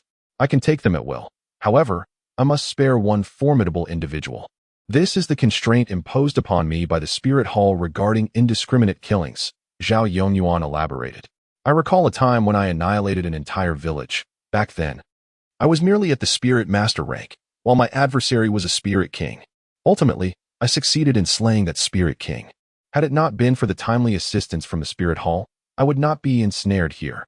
A myriad of emotions flickered across Zhao Yongyuan's face, one moment elation, the next desolation. The four were taken aback, realizing that Zhao Yongyuan harbored such a storied past. He had been trapped here for over a decade, and countless students had met their demise at his hands. Suddenly, Zhao Yongyuan reined in his aura, resuming a composed demeanor. He gazed at Wang Ming, shaking his head in a reflective manner, exclaiming, I never anticipated sharing so much with you. It seems we must reach a resolution now. With a smile, Wang Ming gestured for Xiaoyu and the others to step back. They were aware of Wang Ming's prowess, yet a hint of apprehension lingered as they collectively urged, Wang Ming, be cautious. Rest assured, Wang Ming replied earnestly without turning back. I shall return safely. Wang Ming's eyes brimmed with the fervor of battle as he proclaimed, "Let us fight." With that, he unleashed his martial spirit, the Qilin, as the myriad beasts bowed in submission. Since reaching the realm of a Soul King at level 50, his martial spirit had begun to undergo subtle transformations. The once dim mist now appeared to fade into obscurity. Wang Ming vaguely perceived the 5 golden yellow bones within his martial soul, corresponding precisely to the 5 soul bones adorning his own body, 2 arm bones, 2 leg bones, and 1 torso bone. Naturally, this was invisible to others. Only the master of the martial soul, Wang Ming, could behold it. Instantly, 5 black soul rings emerged, encircling Wang Ming and enveloping him in an aura of mystery. 10,000-year soul rings, 5 in total, unfurled before Zhao Yongyuan, overwhelming his perception and understanding. Zhao Yongyuan strained to widen his eyes, rubbing them in disbelief. After all these years, he still could not fathom the reality before him. This was knowledge he had never encountered nor witnessed. A Soul King in his teens was astounding enough, but one possessing an evolving soul ring and 5 10,000-year soul rings was unprecedented, an exclusive rarity on the continent. Good, good, good, Zhao Yongyuan exclaimed thrice, his eyes brimming with a fervent desire for battle. No, to be precise, it was a desire to vanquish Wang Ming. His greatest pleasures in life, aside from taking lives, were slaying prodigies. Yet, the spirit hall forbade him from eliminating the most formidable talents, and for over a decade, this yearning had festered within him. Cackling wickedly, Zhao Yongyuan fixed his gaze on Wang Ming, a nefarious grin spreading across his face. He too unleashed his martial soul, the dark shadow vanishing bear, a robust creature shrouded in darkness, its eyes glowing a haunting red. 5 soul rings adorned him, white, yellow, purple, and black. The 5th soul ring was also a 10,000-year ring, yet it paled in comparison to Wang Ming's detection technique. Zhao Yongyuan boss level, 50 health, 34,000 attack, 23,000 physical defense, 8,000 magical defense, 9,000. Upon witnessing Zhao Yongyuan unleashing his martial soul, Wang Ming began to concentrate his soul power, preparing to strike. His second soul skill, the Qilin arm. Wang Ming had not engaged in a contest with someone of equal caliber for quite some time, and he was eager to ascertain who among them possessed greater strength. Truly remarkable, the 5-path 10,000-year soul rings, Zhao Yongyuan exclaimed in admiration, as he felt the immense soul power and might emanating from Wang Ming's soul abilities. He no longer underestimated Wang Ming with the manifestation of his martial spirit. He was enveloped in its aura, his eyes gleaming with intensity as power surged forth from him, followed by a thunderous shout. Third soul ability, Phantom Bear Paw. Zhao Yongyuan's palms unleashed a flurry of strikes, creating hundreds of Phantom Bear Paw images that collided with Wang Ming's soul technique. Each impact of the numerous Phantom Bear Paws struck against Wang Ming's Qilin arm, causing his soul technique to flicker ever so slightly, diminishing its potency with each encounter. Nevertheless, the reduction was negligible. Zhao Yongyuan's soul ability simply lacked the power to contend with even a single one of Wang Ming's soul techniques. Every soul skill possessed by Wang Ming is derived from a 10,000-year soul ring, whereas Zhao Yongyuan's skill is merely a 1,000-year one. Even though he is a rank 59 battle soul king, his soul power remains inferior to that of Wang Ming. Wang Ming's attributes are nearly double those of Zhao Yongyuan. Bang! Minus 42,000. Wang Ming's soul technique struck directly against Zhao Yongyuan's chest, producing a muffled thud. Zhao Yongyuan clutched his chest, his body sliding backward, leaving 2 dragging marks upon the ground. With his body slightly hunched and head bowed, he spat a mouthful of blood, which continued to drip onto the earth. Releasing his right hand from his chest, he wiped away the excess blood from his mouth, raised his head, and a look of exhilaration and excitement illuminated his face as he gazed at Wang Ming, saying, impressive. It's been a long time since I've been injured." He was acutely aware of the severity of his wounds, yet Zhao Yongyuan relished this sensation of torment. Left in this place, he found no worthy adversary to contend with. After such a long wait, he had finally encountered one, driving him into a fervor of madness. Wang Ming gazed at the frenzied Zhao Yongyuan, shaking his head in exasperation as he remarked, "Utterly nonsensical." 5th soul skill, Qilin Golden Light Slash. Wang Ming unleashed his 5th soul skill, preparing to strike Zhao Yongyuan down in a single blow. In his hands, soul power coalesced into a resplendent golden light, forming a colossal sword. With a mighty leap, he soared into the air, aiming to cleave Zhao Yongyuan. Zhao Yongyuan, who had never known fear, felt a flicker of trepidation as he beheld the enormous blade before him. Should this sword connect, his demise would be inevitable. In that fleeting moment of contemplation, he vanished into the shadows, becoming elusive and indistinct. With arms crossed, he gathered his soul power, assuming a defensive stance. The fifth soul skill, Shadow of the Abyss. The golden giant sword descended upon Zhao Yuan, colliding with his outstretched arms. Wang Ming suddenly beheld a bizarre scene. The colossal sword, forged from concentrated soul energy, momentarily paused as it collided with Zhao Yuan's arm.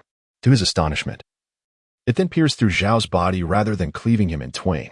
Not a single drop of blood was visible, and ultimately, the gigantic sword struck the ground, sending mud and stones flying in all directions. Nevertheless, Wang Ming still observed the damage indicator, -47,000. Wang Ming raised an eyebrow, gazing at the spot where Zhao Yuan had just been. Moments later, as the dust settled, Wang Ming could discern the situation clearly. Zhao Yuan was crouched on the ground, appearing utterly exhausted, panting heavily as if he had just emerged from a fierce battle. After composing himself with a deep breath, Zhao Yuan looked up at Wang Ming and said, "I never expected you to have grown this strong."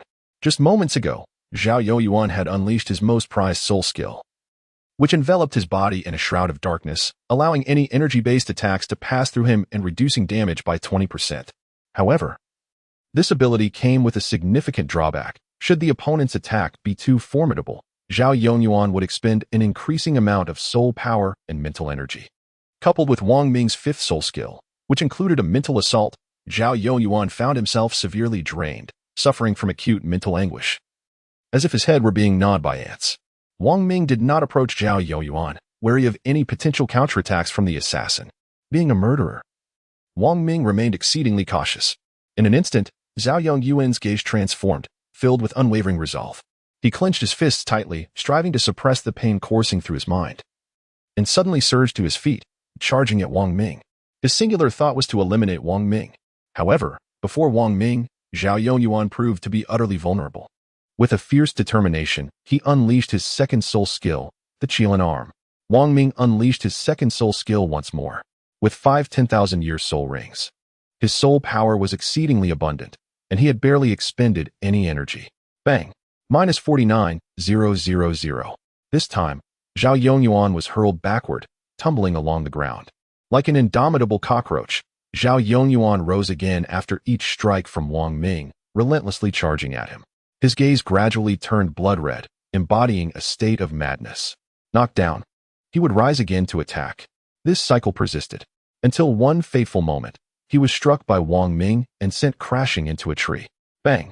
He collapsed to the ground, blood oozing from his mouth, yet he still yearned to stand, writhing in an attempt to rise. However, it seemed his body no longer obeyed his commands. Desperately, he dug his nails into his palms and bit down on his lips to stimulate his nerves. At last, through the agony, he managed to stand, gazing at Wang Ming. He weakly uttered, "Impressive. I do not regret dying by your hand." As he spoke, Wang Ming noticed damage numbers continuously appearing above Zhao Yuan's head, mercilessly depleting his final remnants of health. -380. -230. Chapter 58, Purple Medal of Honor. Just as Zhao Yuan finished his words, his health reached 0.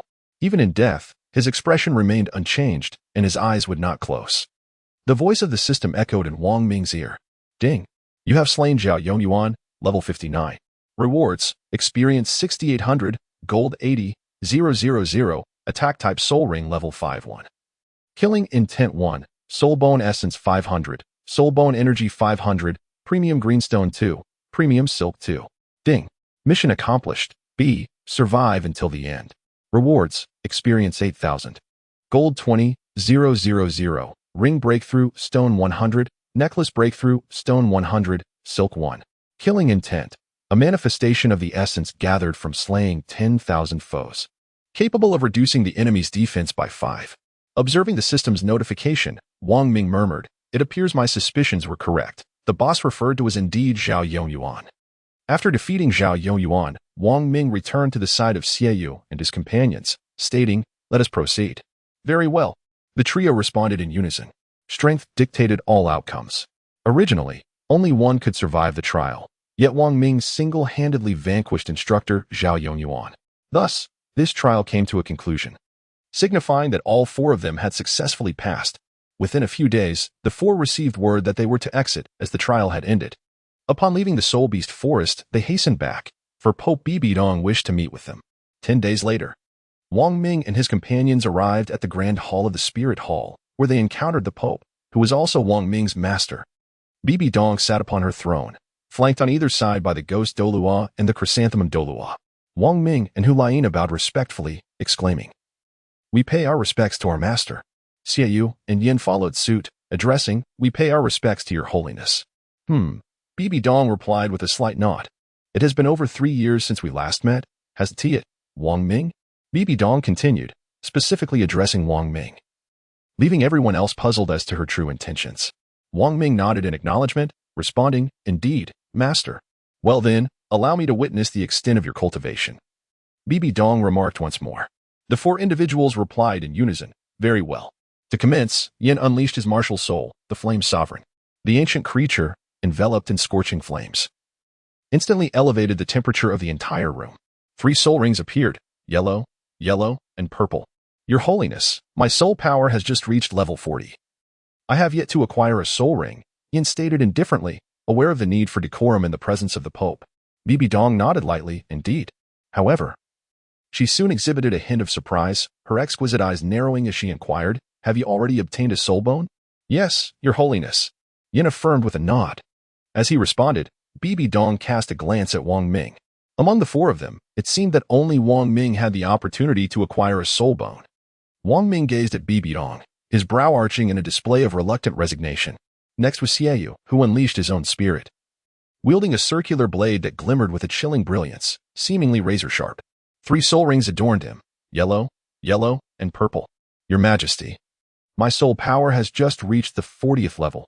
I have yet to acquire any soul rings," Xiaoyu remarked.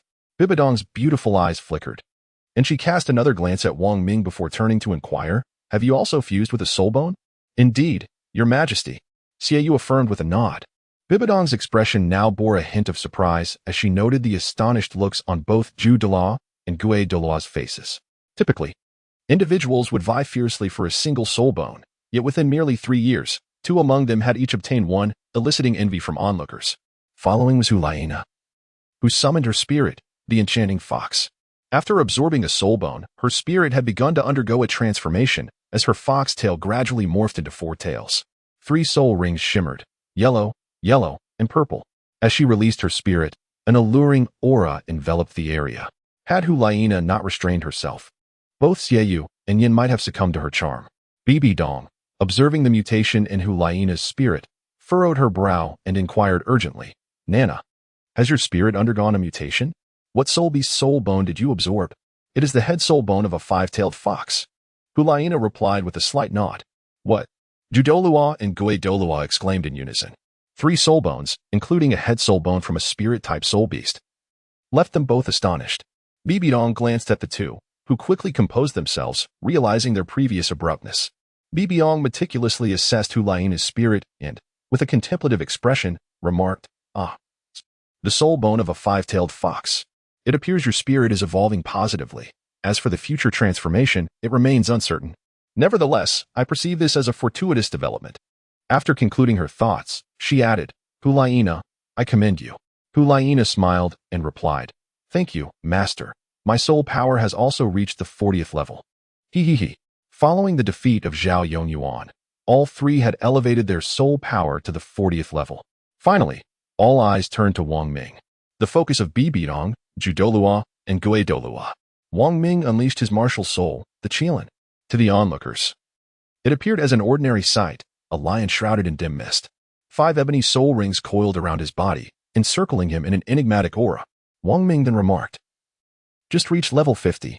If there were others present, they would undoubtedly be infuriated." Just reached level 50? It's no surprise they would be enraged. Zhu Douluo and Gue Douluo exclaimed in astonishment, 10,000-year soul rings? 5 of them? Bibi Dong, Zhu Douluo, and Gue Douluo could hardly believe their eyes. 5 10,000-year soul rings indicated that the previous soul rings had undergone a transformation, elevating their age. They were aware of the possibility of martial soul mutations. Yet the notion of soul rings mutating and increasing in age was truly unprecedented. Previously, they had only encountered 1,000-year soul rings. They could hardly fathom that such an occurrence was manifesting right before them. Bibi Dong nodded, then fixed her icy gaze upon them, stating coldly, "What transpires today must remain a secret." "Yes." The group responded in unison. Bibi Dong had issued a dire command. Should anyone divulge this information, they would face certain death. "Take 4 purple record medals and depart. Wang Ming will remain," Bibi Dong instructed. "As you wish, Your Holiness," they replied before exiting the Grand Hall, including the 2 titled Douluos. Chapter 59, The Heaven Do Empire. Wang Ming was familiar with the purple record medals, which could enhance equipment familiarity within the game. Beyond their additional attributes, they also symbolize strength. Just before leaving, Hulina cast a glance at Wang Ming, signaling him to wait for her outside. Now, the Grand Hall was left with only Wang Ming and Bibi Dong. "Wang Ming, were the soul bones acquired with your assistance?" Bibi Dong inquired, gazing intently into Wang Ming's eyes. Wang Ming did not conceal his thoughts and nodded in affirmation, responding, "Indeed. Why do you not assimilate and merge by yourself?" Bibi Dong continued to inquire. At this moment, Wang Ming was taken aback, silently reflecting, "I never anticipated that she could not discern that I have already acquired a soul bone. It seems this may be attributed to the nature of my martial soul." After a moment of contemplation, Wang Ming replied with a smile, "Their soul bones are not suited for me, so I have bestowed them upon others. Moreover, my strength far surpasses theirs. They too require enhancement in their abilities." "Indeed." Bibi Dong nodded thoughtfully, adding, "I shall seek suitable soul bones for you in due course." "Thank you, Master." Wang Ming expressed his gratitude. Subsequently, Bibi Dong inquired about various aspects of Wang Ming's martial soul, posing her questions with great attention to detail, to which Wang Ming casually responded, managing to navigate through the inquiries with ease. Bibi Dong even took a moment to extend her concern for Wang Ming. In the course of their conversation, Wang Ming also inquired about Ji Meng's well-being. Bibi Dong informed him that Ji Meng had reached the rank of Soul Sovereign and was currently training alongside the titled Douluo, thus unable to return for the time being. Knowing that she was in the company of a titled Douluo provided Wang Ming with a sense of reassurance. "You may go now and gather with the 3 of them. I will arrange for you to embark on further training in another location thereafter," Bibi Dong said, gesturing for him to leave. Wang Ming respectfully replied, "Yes, Master." After speaking, he departed from the Grand Hall. Bibi Dong gazed at Wang Ming's receding figure, then turned her attention to the window, ultimately murmuring, "Surely, only you possess the knowledge of this child's martial soul's secret. I am confident that my choice of Wang Ming is the right one. I apologize, Wang Ming." Suddenly, the expression on Bibi Dong's face turned stern, and she coldly remarked. Upon exiting the Grand Hall, Wang Ming encountered Hulina, who had been waiting outside. As she approached him, she presented an item, saying, "Here, second brother. This is your purple record medal." "Thank you," Wang Ming replied as he accepted the purple record medal. The purple record medal symbolizes the strength of the Spirit Hall, bestowing an enhancement of 50,000 to life and 1,000 to physical defense. Following this, Wang Ming, Xiaoyu, Yan, and Hulina took a well-deserved rest for 3 days. After this period, the Pope's command arrived, and Xiaoyu, Yan, and Hulina accompanied Zhu Douluo to the Star Do Forest to obtain soul rings. Wang Ming has been entrusted with a unique mission to journey to the Heavenly Empire. Only upon the completion of this task may he return, at which point additional assignments shall be bestowed upon him. Ding. Mission activated. B. Special mission. Reward of 10,000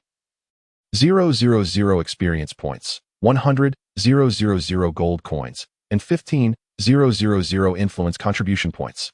This special mission is exploratory in nature. He is to proceed to the imperial capital of the Heavenly Empire and obtain further instructions regarding subsequent tasks. Upon witnessing the system's notification, Wang Ming felt a surge of joy. For such an abundance of contribution points not only allowed for the enhancement of sect skills but also provided the means to exchange for materials necessary for the ascension and awakening of weapons. Thus, he bid farewell to the other 3 and embarked alone towards the Tiando Empire. The Spirit Hall, encompassing the Hall of Pope, Hall of Elders, and Hall of Douluo, is situated from the foothills of the Six-Winged Mountain to the heart of Spirit City, overlooking the entirety of the Douluo Continent. Wang Ming found himself within the Hall of Pope. Upon exiting, he strolled along the bustling streets of Spirit City and observed that the soul power of its inhabitants was no less than level 20. Wang Ming journeyed eastward, making his way toward the direction of the Tiando Empire. Armed with the emblem of the Spirit Hall, his passage was remarkably smooth along the way. After 3 months, Wang Ming arrived at the imperial capital of the Tiando Empire. The majestic city gates, the orderly yet bustling shops, and the continuous flow of pedestrians all contributed to an atmosphere of sophistication. Although the Tiando Empire was quite prosperous, it still paled in comparison to the Spirit City. Within a secret chamber of the Spirit Hall in the imperial capital, Wang Ming was assigned to meet with a contact at this location. The specifics of the mission remained undisclosed by the system. It merely instructed him to await the arrival of the individual. As the night deepened and no one appeared, Wang Ming found himself growing increasingly impatient. Just as he was about to depart, the door to the secret chamber swung open, revealing a woman with her face veiled. Upon her entrance, a faint and delicate fragrance enveloped the air. Her face was concealed, leaving only her captivating eyes, which sparkled like shooting stars, and her silky hair, which cascaded gracefully. A closer inspection revealed her to be a striking beauty, a true enchantress. She was adorned in a deep camel-colored, intricately embroidered gown embellished with auspicious motifs, while her lower attire subtly swayed, revealing a dark yellow skirt intricately woven with beaded patterns. Elegantly dangling from her ears were pearly white jade earrings, and her hair was styled in an exquisite fashion, accented by a delicate hairpiece. Her hands, fair and delicate like tender green shoots, completed her enchanting presence. Wang Ming could not help but exclaim, "Beautiful." She gazed at Wang Ming, her disdain palpable, and asked curtly, "Are you Wang Ming?" "Yes," Wang Ming nodded in affirmation.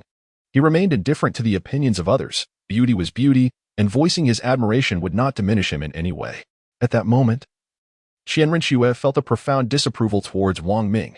Could someone so much younger than herself truly possess the formidable strength her mother had spoken of? The more her mother esteemed Wang Ming, the deeper her resentment grew. "Your task is to follow me and learn the etiquette of nobility, as well as the arts of music, chess, calligraphy, and painting, to cultivate your character," Qianren stated coldly. Suddenly, she shifted her tone and continued, "In addition to this, you must also participate in the Soul Arena competitions in the imperial capital of Tiando, achieving 10 consecutive victories to prove your strength to me. Special Task 1. Demonstrate your strength and earn the respect of those before you. Reward, contribution points 1,000. Wang Ming gazed at the task before him, shaking his head in disapproval. He had no desire to venture into the Soul Arena, for doing so would inevitably expose the secrets of his martial soul and its soul rings, leading to considerable trouble. However, Wang Ming soon discovered an alternative method to accomplish this task. A subtle smile graced his lips as he unleashed his martial soul, revealing 5 black soul rings before Qianren. Qianren was momentarily taken aback, her astonishment evident even through the black veil that shrouded her delicate face. She exclaimed, "You have already reached the Soul King realm, and all your soul rings are of 10,000-year age."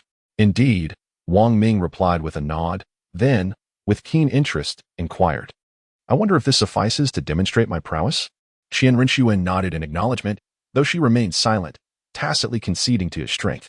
Chapter 60. A reunion with an acquaintance. Despite the myriad of objections swirling within her mind, Qianren could not deny Wang Ming's exceptional talent. If he were to truly enter the Soul Arena, it would indeed be quite unwise. "Very well, I shall arrange for someone to instruct you tomorrow." Qianren conceded with a hint of reluctance. Wang Ming gazed at her, a smile gracing his lips as he replied, "All right." Ding. Task completed. Special Task 1. Reward, influence contribution value 1,000. Observing the triumphant smile on Wang Ming's face, Qianren felt her anger intensify. With a cold snort, she departed from the scene. Her ire stemmed from the fact that her mother held such high regard for someone like him, even taking him on as a disciple to mentor. She had never received such guidance, praise, or care from her mother, and jealousy began to take root within her heart. Wang Ming was utterly oblivious to the fact that he had incurred the animosity of a woman. Although he utilized his reconnaissance skills to discern that the individual in question was Qianren, he chose not to reveal this insight, understanding without disclosing. Furthermore, the smile that had graced Wang Ming's face was a reflection of his satisfaction upon completing his task. With a contribution value of 1,000, he exchanged it directly for 4 pieces of deep-sea silver, each requiring 250 contribution points. Each of the 4 foundational pieces of equipment could be enhanced to 1 star with just 1 piece of deep-sea silver. As 4 golden beams of light flickered, the equipment awakened, achieving their first star. Purple, Shrek Gauntlets LV50, Attack 3780, Critical Hit Level 80. Purple, Shrek Knee Pads LV50, Physical Defense 1180. Accuracy Level 80. Purple, Shrek Boots LV50, Magic Defense 1782, Resistance Level 270, Purple, Shrek Armor LV 50, Health 54, 000. Speed 90. The aforementioned attributes are enhancements gained from the star upgrade and do not represent the final attributes. Currently, Wang Ming resided in a guest room within the Spirit Hall, dedicating his days to the study of etiquette. Though he felt a twinge of doubt, he resolved to follow the task, assured that it would yield rewards. Special Task 2. Resting Etiquette. Master all noble customs. Reward. Influence contribution value 15, 000. The following morning dawned. Wang Ming has always maintained the habit of rising early. Just as he was about to step outside, a maid stood at the door, poised to knock and rouse him. Noticing that Wang Ming was already awake, she gently announced, "Master Soul Master, someone has come to seek your presence." As a mere maid, she could not possibly comprehend the purpose of Wang Ming's visit. Her role was solely to convey the message. "Very well, I shall attend to them shortly," Wang Ming replied, nodding in acknowledgement. After Wang Ming tidied up, he proceeded to the secret chamber. Upon opening the door, he did not find Qian Rushui inside. Instead, he encountered an elderly woman resembling a housekeeper. "Esteemed Soul Master, greetings," the old woman said with a polite smile upon noticing his presence. Wang Ming gazed at the elderly woman before him. Despite her advanced age, she exuded a comforting and refreshing aura that made her remarkably endearing. "Hello," Wang Ming replied. Wang Pa gazed into Wang Ming's eyes, and then spoke. "I am here to impart the etiquette of nobility to you. You may call me Wang Pa?" "Very well, Wang Pa." Upon hearing this, Wang Ming finally understood the purpose of Wang Po's visit. Wang Pa continued, "Please take a seat.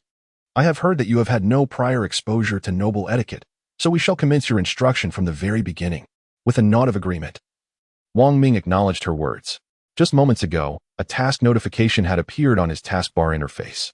Task completion, 0. Observing this notification, Wang Ming understood that this would be a prolonged endeavor. As he settled into his seat, Wang Pa began her lesson without delay. The intricacies of noble etiquette are exceedingly complex and cannot be encapsulated within a singular training session. Thus, we shall explore it through the lenses of clothing, food, shelter, and transportation. Wang Ming nodded in acknowledgement, indicating his understanding. Let us begin with transportation. For instance, as a noble gentleman, your posture while seated should not resemble this. It is imperative to adhere to the following principles. Firstly, your entrance should be composed. Secondly, your demeanor should exude ease, with shoulders relaxed and hands resting gracefully upon your thighs. This represents our customary seated position. However, when dining among fellow nobles or engaging in discussions, our seated posture must reflect. Wang Ming was uncertain how long he had been listening to the incessant ramblings of the old woman before him. Fortunately, his memory was quite remarkable, allowing him to retain the information with ease. It was not until noon, during the lunch break, that he found a moment of respite. As Wang Ming had been engaged in intellectual labor throughout the morning and was just about to partake in a meal, Wang Pa began to speak once more. "Esteemed Soul Master, let us seize this opportunity to elucidate some knowledge regarding dining and apply what we learn," she said with a smile. Wang Ming hesitated for a moment before finally responding, "Oh, sure." He was eager to conclude this task swiftly. However, the instant Wang opened his mouth, Wang Ming realized the magnitude of his error, an error of considerable consequence. They ought to have enjoyed a proper meal before embarking on the teaching endeavor. Instead, their repast extended for 3 full hours. As night descended, the day slipped away, and there was a slight alteration in Wang Ming's task progress. Task progress. 1. Wang Ming lay exhausted on his bed, devoid of the energy to move, feeling far more fatigued than after battling monsters. As he reclined upon the bed, slumber swiftly overtook him. He was acutely aware that the 15,000 contribution points were not easily acquired. In the dead of night, within the spirit hall of the Heavendo Empire, Qian Rinxue arrived to assess Wang Ming's progress in his studies. Upon glancing through the window and beholding his state, she smiled, her face radiating with brilliance. "I will make you proud. I will make you revel in your pride," she scoffed softly before departing. Subsequently, Wang Ming embarked on a grueling regimen of instruction, immersing himself daily in various etiquettes. After 2 months, he finally completed more than half of his etiquette training. Task progress, 76. Today was indeed a day of significance.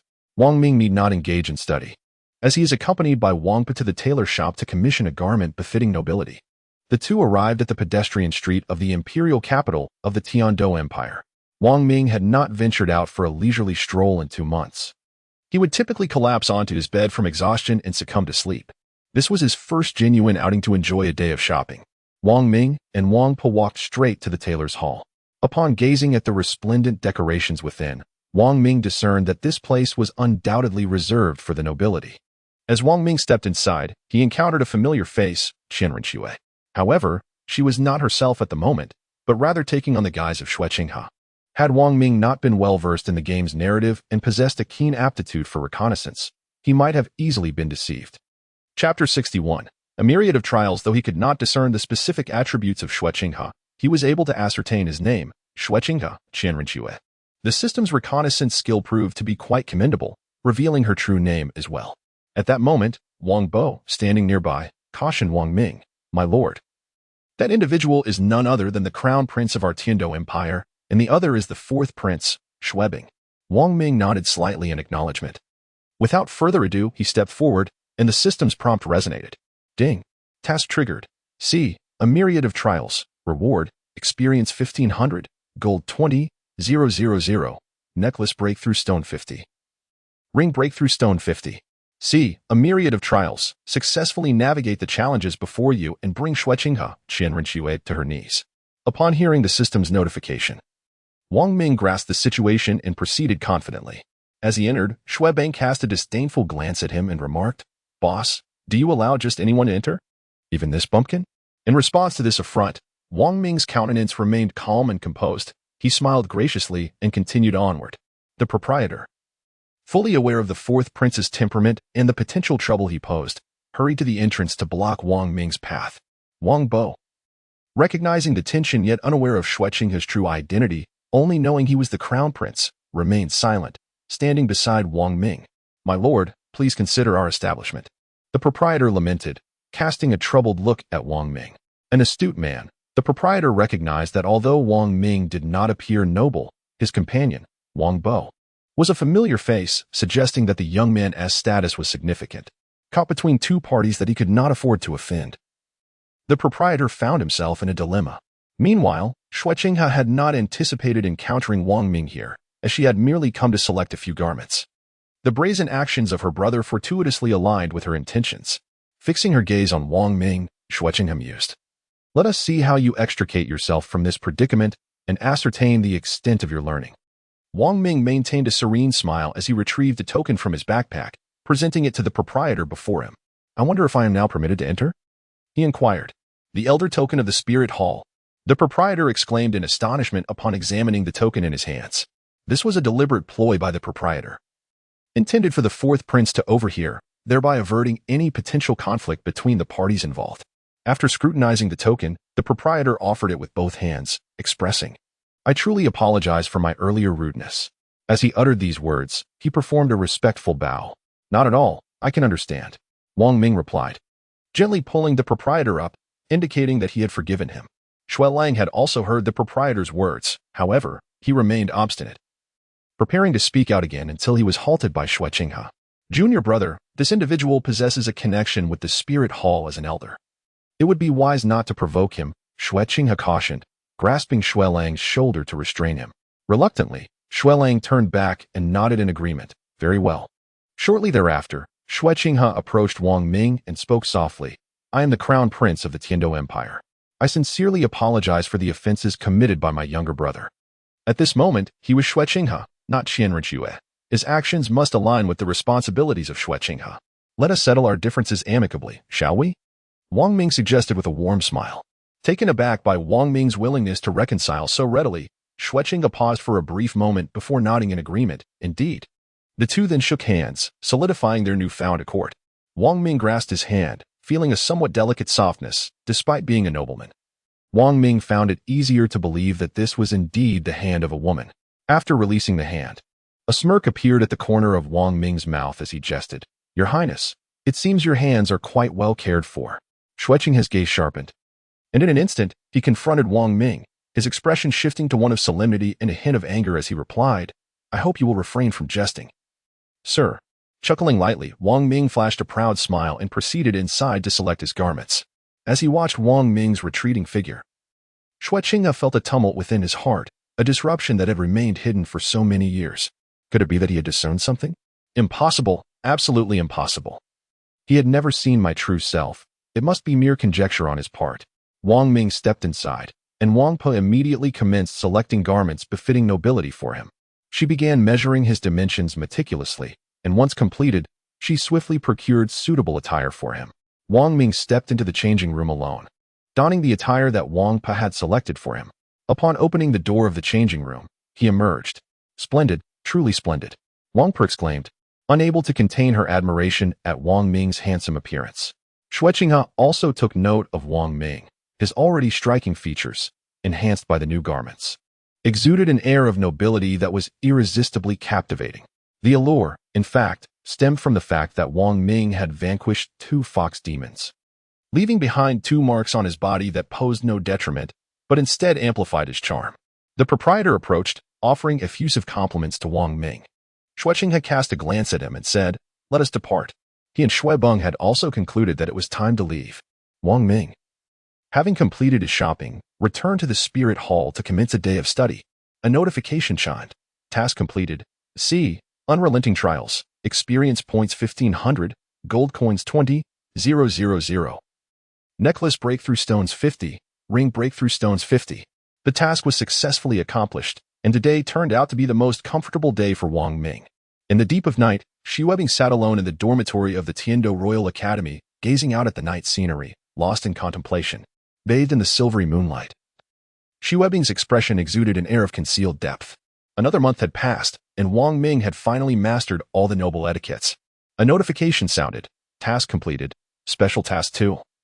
Reward, Influence Contribution Points 15,000. My lord, I have submitted everything that can be presented to you. You are now ready to embark on your journey, Wang Po remarked with a smile. Thank you, Wang Po. At that time, please collect an additional 1,000 gold soul coins, Wang Ming replied. Wang Po responded. Then I extend my heartfelt gratitude to you, esteemed sir. Chapter 62. A hasty farewell. Wang Po has devoted over 3 months to teaching Wang Ming.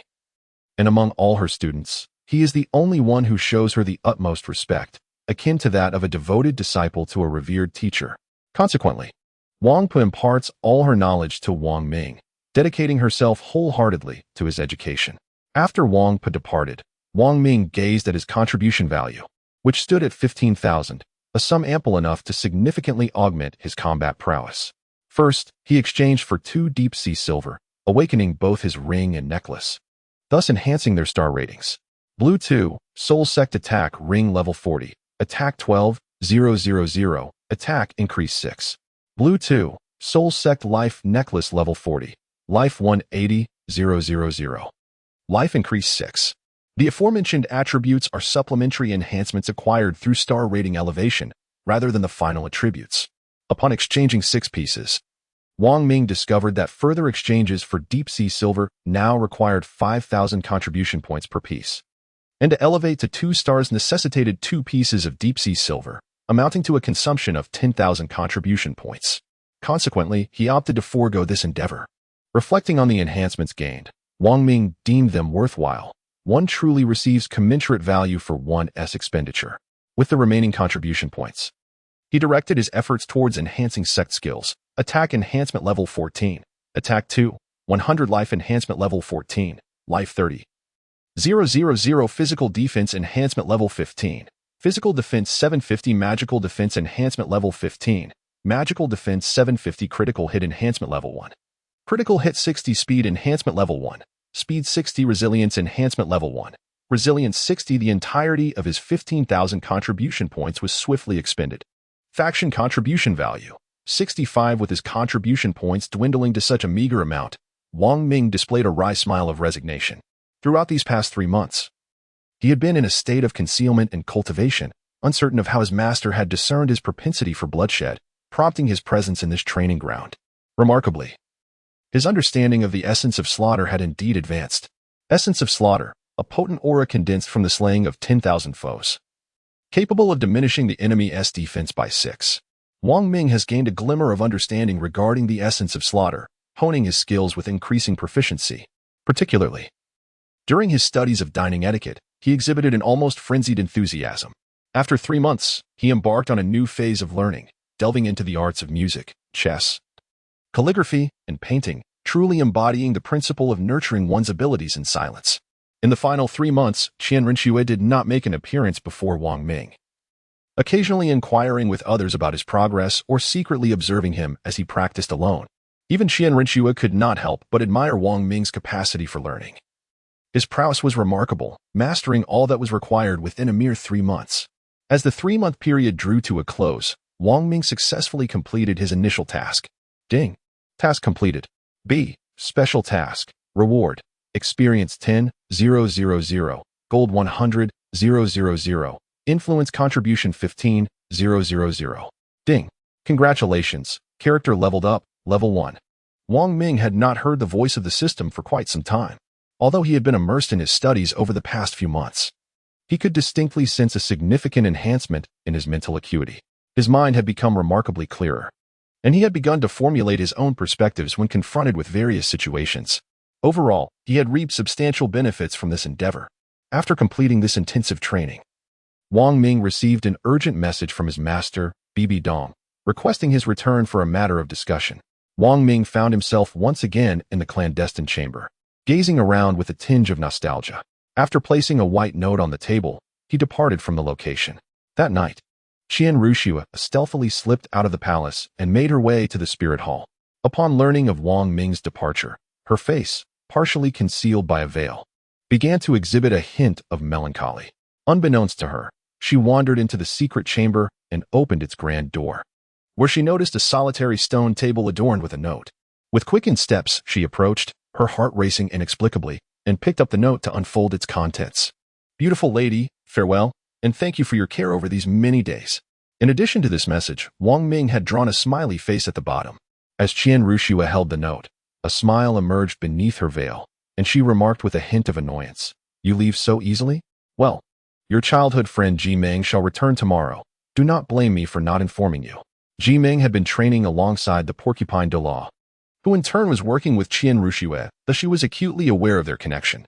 She had known for some time that Qian Rinxue would be returning to the Heaven Do Empire the following day, yet she chose to withhold this information from Wang Ming, relishing in the thought of his frustration. Nevertheless, this act inadvertently aided Wang Ming, as he had yet to reach level 80. Meanwhile, seated in a carriage on his journey, Wang Ming suddenly sneezed. Achoo! Wang Ming lifted the car curtain and gazed out at the sky, murmuring to himself, "Is someone cursing me?" Regardless, he resolved to upgrade his sex soul skills. Attack enhancement level 17. Attack 2550 life enhancement level 16. Life 36. 000 physical defense enhancement level 17. Physical defense 850 magic defense enhancement level 16. Magic defense 800 critical hit enhancement level 1. Critical hit 60 speed enhancement level 1. Speed 60 endurance enhancement level 1. Endurance 60. The latter 3 skills required 30,000 contribution points for each upgrade, and Wang Ming found himself yearning yet unable to fulfill the requirement. Contribution points 45. Wang Ming gazed at the scant contributions, lamenting to himself, "It feels as though I have regressed to the days of liberation." Wang Ming gazed at his attribute interface. Despite not having leveled up in the past 7 or 8 months, his battle power continued to rise. Character, Wang Ming level, 51 health, 65, 6,000, experience, 570, 57, 22,000, attack, 6,000, physical defense, 1, 6,000, magical defense, 1, 9,000. Observing his attributes, Wang Ming felt a surge of pride as he stroked his chin, murmuring to himself, not bad, formidable indeed." In the capital of the Heaven Do Empire, within the Spirit Hall, Ji Meng and Qian Rinxue were engaged in conversation. They shared a relationship of both hierarchy and friendship. Within the confines of the Heaven Do Empire, Qian Rinxue found Ji Meng to be her sole confidant. Even in Ji Meng's presence, Qian Rinxue still wore a veil. Opposite her, Ji Meng had become increasingly adorable over the span of 5 years, exuding an air of endearment, resembling a charming young girl. 5 years was an eternity. Wang Ming might hardly recognize her now. "Qian Jia, why haven't I seen brother Wang Ming? I heard he has also arrived in the Heaven Do Empire," Ji Meng inquired, her brow furrowed in confusion. Qian Rinxue's heart skipped a beat. Yet she maintained her composure as she replied, "Oh, he has been called back for an urgent mission." "Very well. Ji Meng responded with resignation, a hint of disappointment flickering in her eyes. Chapter 63. Return to Spirit City. A fortnight later, Wang Ming returned to the Pope's palace in Spirit Soul City. As soon as he entered the city, he encountered Hulaina waiting for him by the city gate. Brother, Hulaina called out while jogging towards Wang Ming's direction. Wang Ming noticed Hulaina approaching with a light jog, a smile illuminating his face. It had been quite some time since they last met, and he found himself missing her. Hulaina rushed over and embraced Wang Ming, her hands resting gently on his neck as she murmured incessantly, second brother. You have been away for so long, yet you never sent us a word. We were all quite worried. If I hadn't asked the master, we would have remained oblivious to your whereabouts. Wang Ming's expression turned slightly dark as he felt the softness before him, his hands instinctively flailing, uncertain of where to place them. That's right, fourth sister, there are so many people watching. He finally managed to say with resignation. All right. Only then did Hulaina release him. Once freed, Wang Ming let out a long sigh of relief and said, let us go. The master has summoned me for an important matter, and I must attend to it. Good, I will accompany you, Hulaina declared as she took hold of Wang Ming's arm, and together they made their way toward the papal hall. Just as they were about to enter, an elderly figure stood at the pinnacle of the elder hall, his gaze fixed intently upon Wang Ming. Suddenly, Wang Ming felt as though someone was watching him from behind, prompting him to whirl around and look towards the source of that sensation. It was indeed from the highest point of the adjacent grand hall. With a flicker in his eyes, he clearly discerned a silhouette watching him from across the way. However, the figure's features remained obscured. Noticing Wang Ming had halted, Hulaina looked at him curiously and inquired, what is wrong, second brother? What hall is that? Wang Ming pointed toward the hall where the figure stood and asked, who is that person in the hall? Following his gesture, Hulaina glanced in the indicated direction and noticed the shadow, then turned back to Wang Ming to explain. That is the elder hall, and the figure above is likely the father of the previous pope, Douluo. He oversees the elder hall. Is it him? Wang Ming's eyes widened in astonishment, his pupils constricting as he muttered to himself, fixating on Douluo's location. What's the matter? Second brother, do you know him? Hulaina asked, puzzled, for she was a disciple of Bibi Dong and aligned with the papal faction. For a long time, the faction led by the pope and that of Douluo had been at odds, a fact well understood by all. Wang Ming turned around and, gazing at Hulaina, shook his head and said, it's nothing, just go in. All right, Hulaina replied. Douluo had already perceived everything, watching Wang Ming's silhouette as he entered the papal hall. A trace of sorrow crept across his face. He gazed at the papal hall, murmuring softly, Bibi Dong, is he truly the one you have chosen? Wang Ming and another person arrived outside the grand hall, where Bibi Dong had long been awaiting their arrival. However, Bibi Dong permitted only Wang Ming to enter, while Hulaina remained outside to wait. Wang Ming entered alone, finding only Bibi Dong within, while both Ghost Douluo and Chrysanthemum Douluo were absent. I pay my respects to my esteemed master. Wang Ming greeted Bibi Dong with a bow. Bibi Dong fixed her gaze upon him, as if attempting to see through his very essence, and then spoke. Well, Minger, your demeanor has transformed significantly from before. Do you comprehend why I have sent you to learn in such a place? Disciple understands. Wang Ming nodded affirmatively. A smile graced Bibi Dong's face as she proclaimed, excellent. I hope that your forthcoming journey will lead you to the city of slaughter. It is imperative that you, through your own efforts, emerge from the hell road within a year. Bibi Dong's eyes remained locked on Wang Ming, eager to observe his response. Wang Ming nodded slightly and then said with an unperturbed demeanor, yes, master. Suddenly, a notification chimed. Task activated. The City of Slaughter. Reward. Experience 20,000. Gold 100. 000. Ring Breakthrough Stones 100. Necklace Breakthrough Stones 100. Soul Bone Breakthrough Stones 100. Deep Sea Silver 10. Influence Contribution 20,000. Bibi Dong furrowed her brows and inquired with some confusion, are you familiar with the City of Slaughter?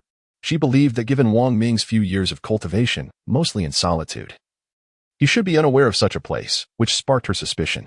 Unfazed, Wang Ming replied, the master has sent me there, which can only be beneficial for my cultivation. So what harm is there in going? Bibi Dong's lips curled into a smile as she exclaimed, excellent. I have indeed not misjudged you. Allow me to introduce you. The City of Slaughter was personally established by the god of Azura before his ascendance. In this realm, there are no rules. All are free to indulge in slaughter. However, in the midst of this enjoyment, one may very well become the victim themselves.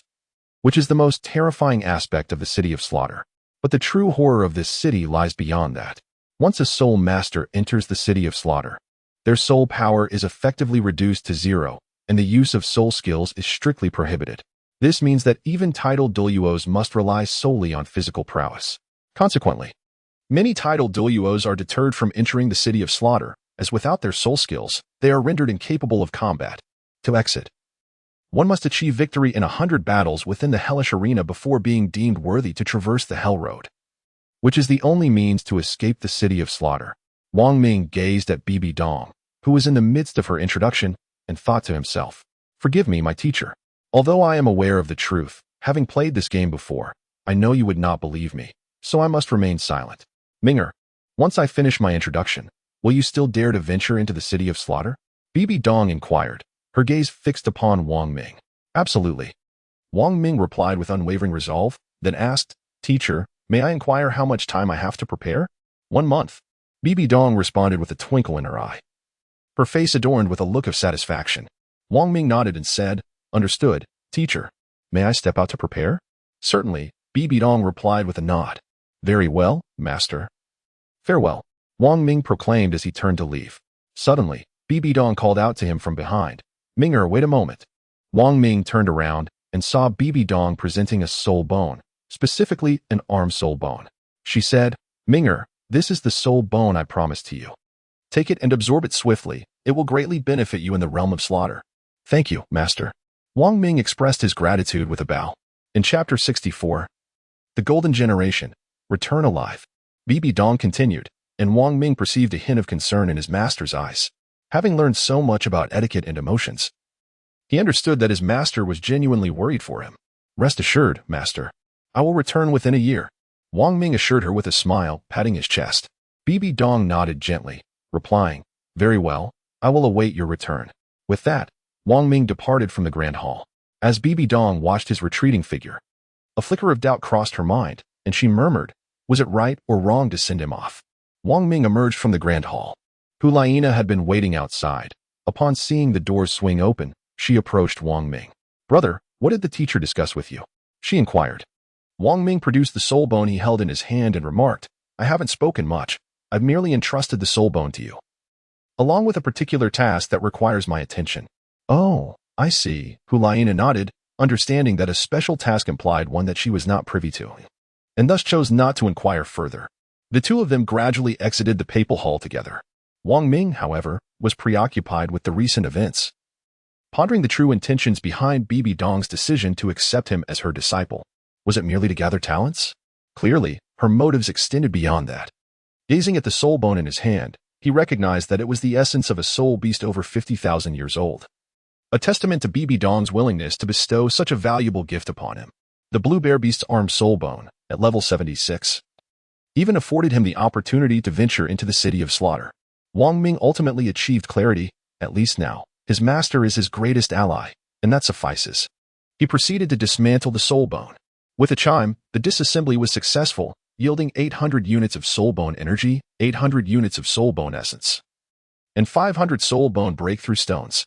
Wang Ming was not in a hurry to utilize his abilities. Rather, he aimed to reach level 52 to unlock the head spirit bone, thereby enhancing both its level and quality. The ascent to level 52 loomed large on the horizon. In addition to unlocking the head spirit bone, reaching this level would unveil another system, the body technique. This system is designed to augment the physical strength, defense, speed, and combat skills of a spirit master, seemingly crafted for the very essence of the City of Slaughter. Thus, Wang Ming's eagerness to attain level 52 was entirely justified. After Wang Ming and Hulaina ventured outside together, they proceeded to meet Yin and Xiaoyu. Along the way, Wang Ming learned that all three of them possessed fourth spirit rings, each a millennium spirit ring, yet derived from spirit beasts exceeding 5,000 years in age. The presence of spirit bones significantly enhanced their capacity to absorb the essence of such advanced spirit rings. Wang Ming was also pleased for them. When he once again laid eyes on Xiaoyu and Yin, he was astonished by Yan's transformation. He had lost at least 20 pounds.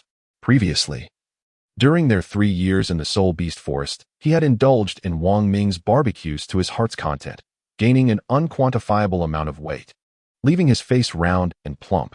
Now, However, he looked significantly improved, regaining his former handsomeness.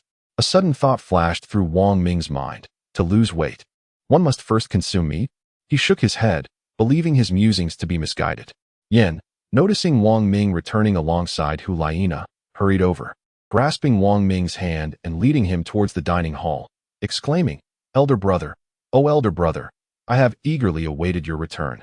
You cannot fathom how long I have yearned for your barbecued meat." Wang Ming, wearing a pained expression, regarded Yin and mused quietly. This explains your remarkable weight loss. Hey, third brother, what are you doing? Elder brother has only just returned, and you already wish to drag him off for barbecue? He hasn't even had a moment to rest. How can you be so inconsiderate? Hulaina interjected, preventing Yin from proceeding. Indeed, third brother. How could you act so thoughtlessly? Xiaoyu chimed in, echoing her sentiments. Although their attempts at concealment were commendable, after months of training, Wang Ming had honed his skills in reading subtle cues. The moment Yin mentioned barbecue, he observed both Xiaoyu and Hulaina swallow hard, a detail he deftly noted. Wang Ming could only helplessly say, "All right, I will prepare the barbecue for you." "Yay, second brother, you are truly wonderful," Hulaina exclaimed joyfully, almost on the verge of jumping with delight. Xiaoyu followed suit. "Indeed, splendid idea. Let us proceed to the barbecue." Wang Ming gazed at the three individuals with a furrowed brow, at a loss for words to express his sentiments. However, Xiaoyu, Hulaina, and Yin exchanged glances and soon erupted into hearty laughter, which quickly proved infectious, eliciting chuckles from Wang Ming as well. Their joyous laughter echoed for quite some time. Once the four had gathered in one location, Wang Ming finally proclaimed that everything was prepared. The barbecue grill, an assortment of meats, charcoal, tables, chairs, and beverages were all in place, leaving only the esteemed chef, Wang Ming, to complete the ensemble. Wang Ming cast a glance at Hulaina and the others, chuckling softly before he commenced the grilling. Before long, the three of them began to indulge in their meal. Wang Ming gazed at them as they indulged in the barbecue, occasionally reminiscing about the days spent together honing their skills in the forest. "I apologize, but I cannot reveal the destination of my journey. I do not wish for you to worry about me. However, I assure you that I shall return." Wang Ming silently made a resolute decision in his heart. After barbecuing a substantial feast, he joined the others in their merriment, indulging in food and drink. The four friends engaged in lively conversation, filled with joy. Xiaoyu even mentioned that they had all received the purple record medallion from the Spirit Hall, earning them the esteemed title of the Golden Generation of the Spirit Hall. Just as they were reveling in their meal, an elderly man appeared seemingly out of nowhere, having approached silently, unnoticed even by Wang Ming. A voice beside them inquired, "I'm curious about what delightful dish you are preparing. It smells exquisite. Might you allow an old man to partake as well?" The four individuals were momentarily taken aback, turning to gaze at the newcomer, who was none other than Douluo, the overseer of the Elder Hall. The encounter was rather unexpected, leaving the quartet still in a state of shock. It was Wang Ming who first regained his composure and spoke, "Certainly, esteemed elder, please proceed as you wish." Wang Ming harbored no fear of him, for Douluo is represented by a green icon on Wang Ming's map, signifying a friendly entity. Although Wang Ming found it rather peculiar, he chose to trust the system's judgment. "Well, thank you very much," Douluo remarked with a faint smile, before picking up the barbecue and beginning to eat.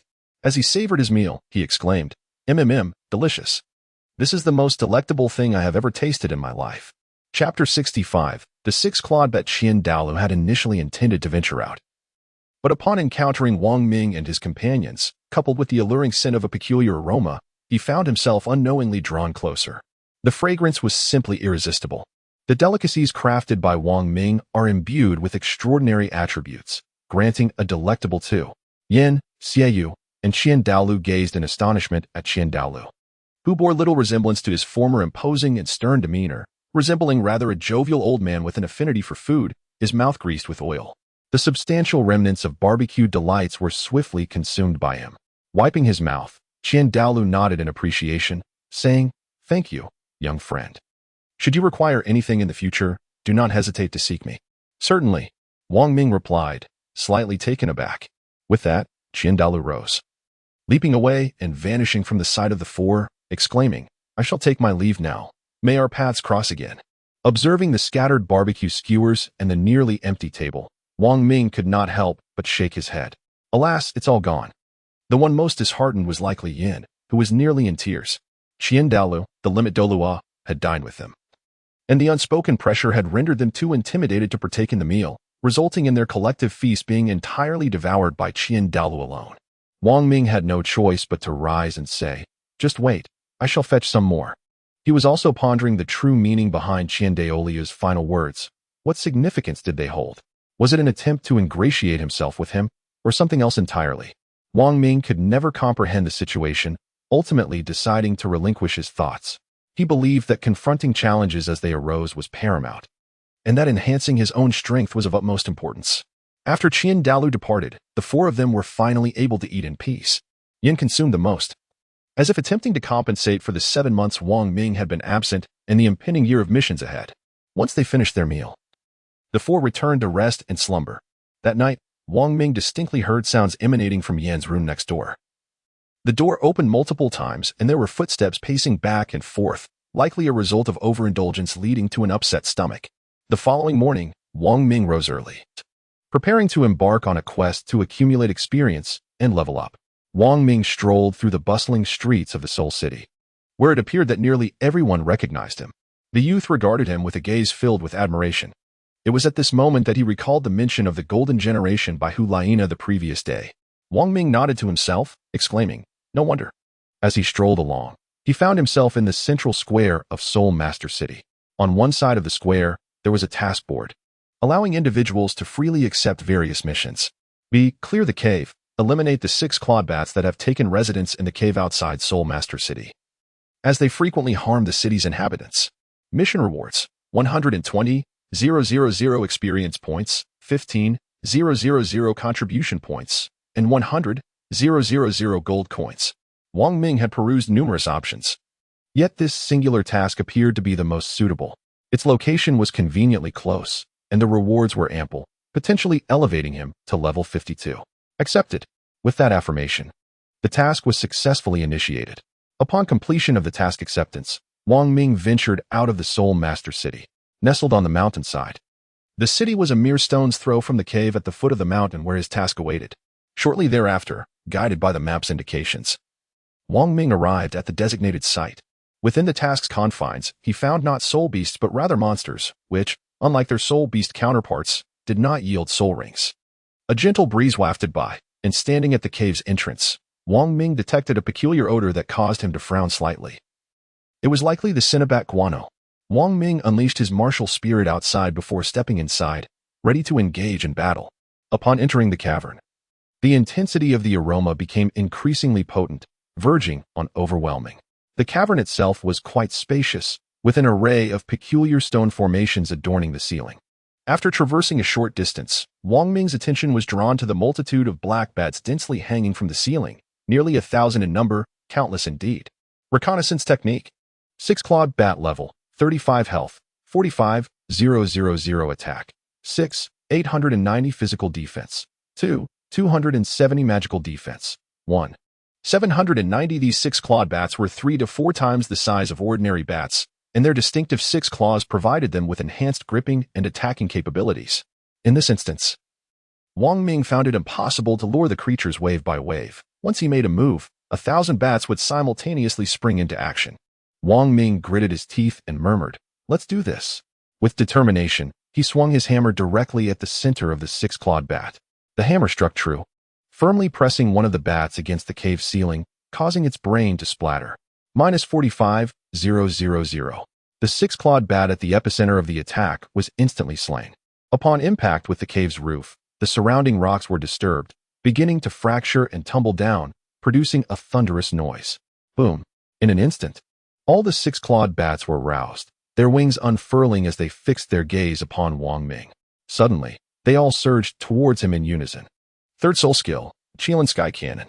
As the soul skill unleashed, the entire cavern was illuminated by Wang Ming's golden-hued aura, as if gilded with a layer of gold leaf. Wang Ming had long been prepared with this soul skill, awaiting the charge of the 6-clawed bats. This was his unique creation, capable of launching upward attacks against soul beasts, perfectly suited for dealing with these airborne swarms. Hundreds of golden beams of light surged forth, targeting the dense mass of 6-clawed bats. Upon striking a bat, each beam would erupt in an explosion, a key reason for Wang Ming's naming of this technique as the Qilin Cannon. The apex of the cave intermittently lit up with golden flashes, accompanied by the sounds of detonation.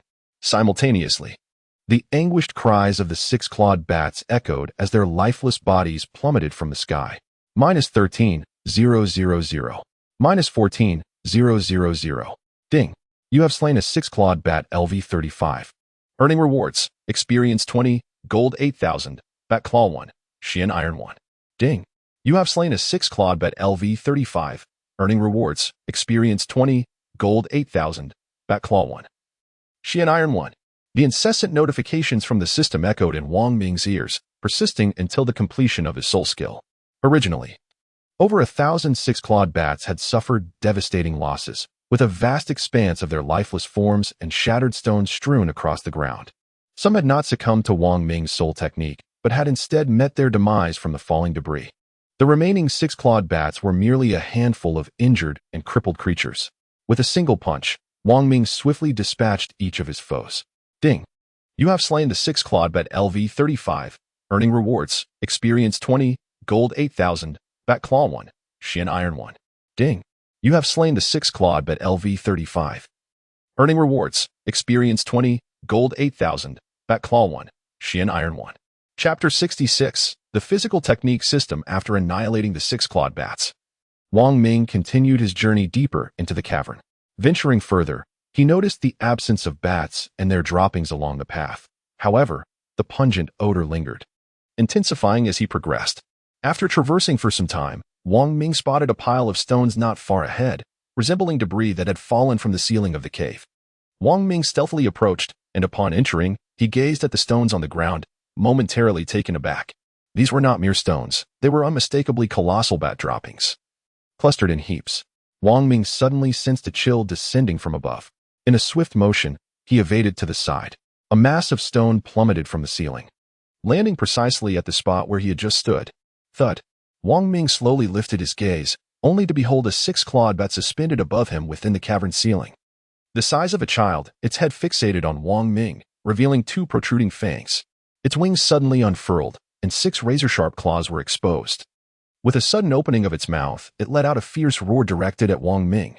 Alarmed, Wang Ming hastily retreated, fearing it might drop a feces upon him. Detection skill. Six-clawed bat, king boss level. 55 health.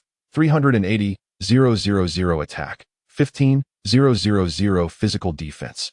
8, 000 magical defense. 7. 680. Observing the imposing six-clawed bat king and the droppings scattered below, Wang Ming couldn't help but marvel at its grandeur. Truly, the six-clawed bat king was worthy of its title, as even its excrement was of considerable size. The six-clawed bat king released its grip, soaring downwards toward Wang Ming with great velocity. Its 6 claws, as sharp as those of an eagle, emanated a chilling aura. With a resounding strike, Wang Ming thwarted the onslaught of the six-clawed bat king, his hammer colliding with the creature's razor-sharp claws, igniting a shower of sparks that illuminated the cavern. Impressive. Wang Ming realized the formidable sharpness of the six-clawed bat king's claws was not to be underestimated. After a failed dive, the creature ascended once more, hovering in midair. Its gaze fixed intently on Wang Ming. It perceived no hint of danger emanating from him, instead exuding a confidence that it could easily dispatch the man before it. This overconfidence stemmed from Wang Ming's 6 months of dedicated cultivation, during which his rapid ascension and mastery rendered him unable to conceal his aura effectively.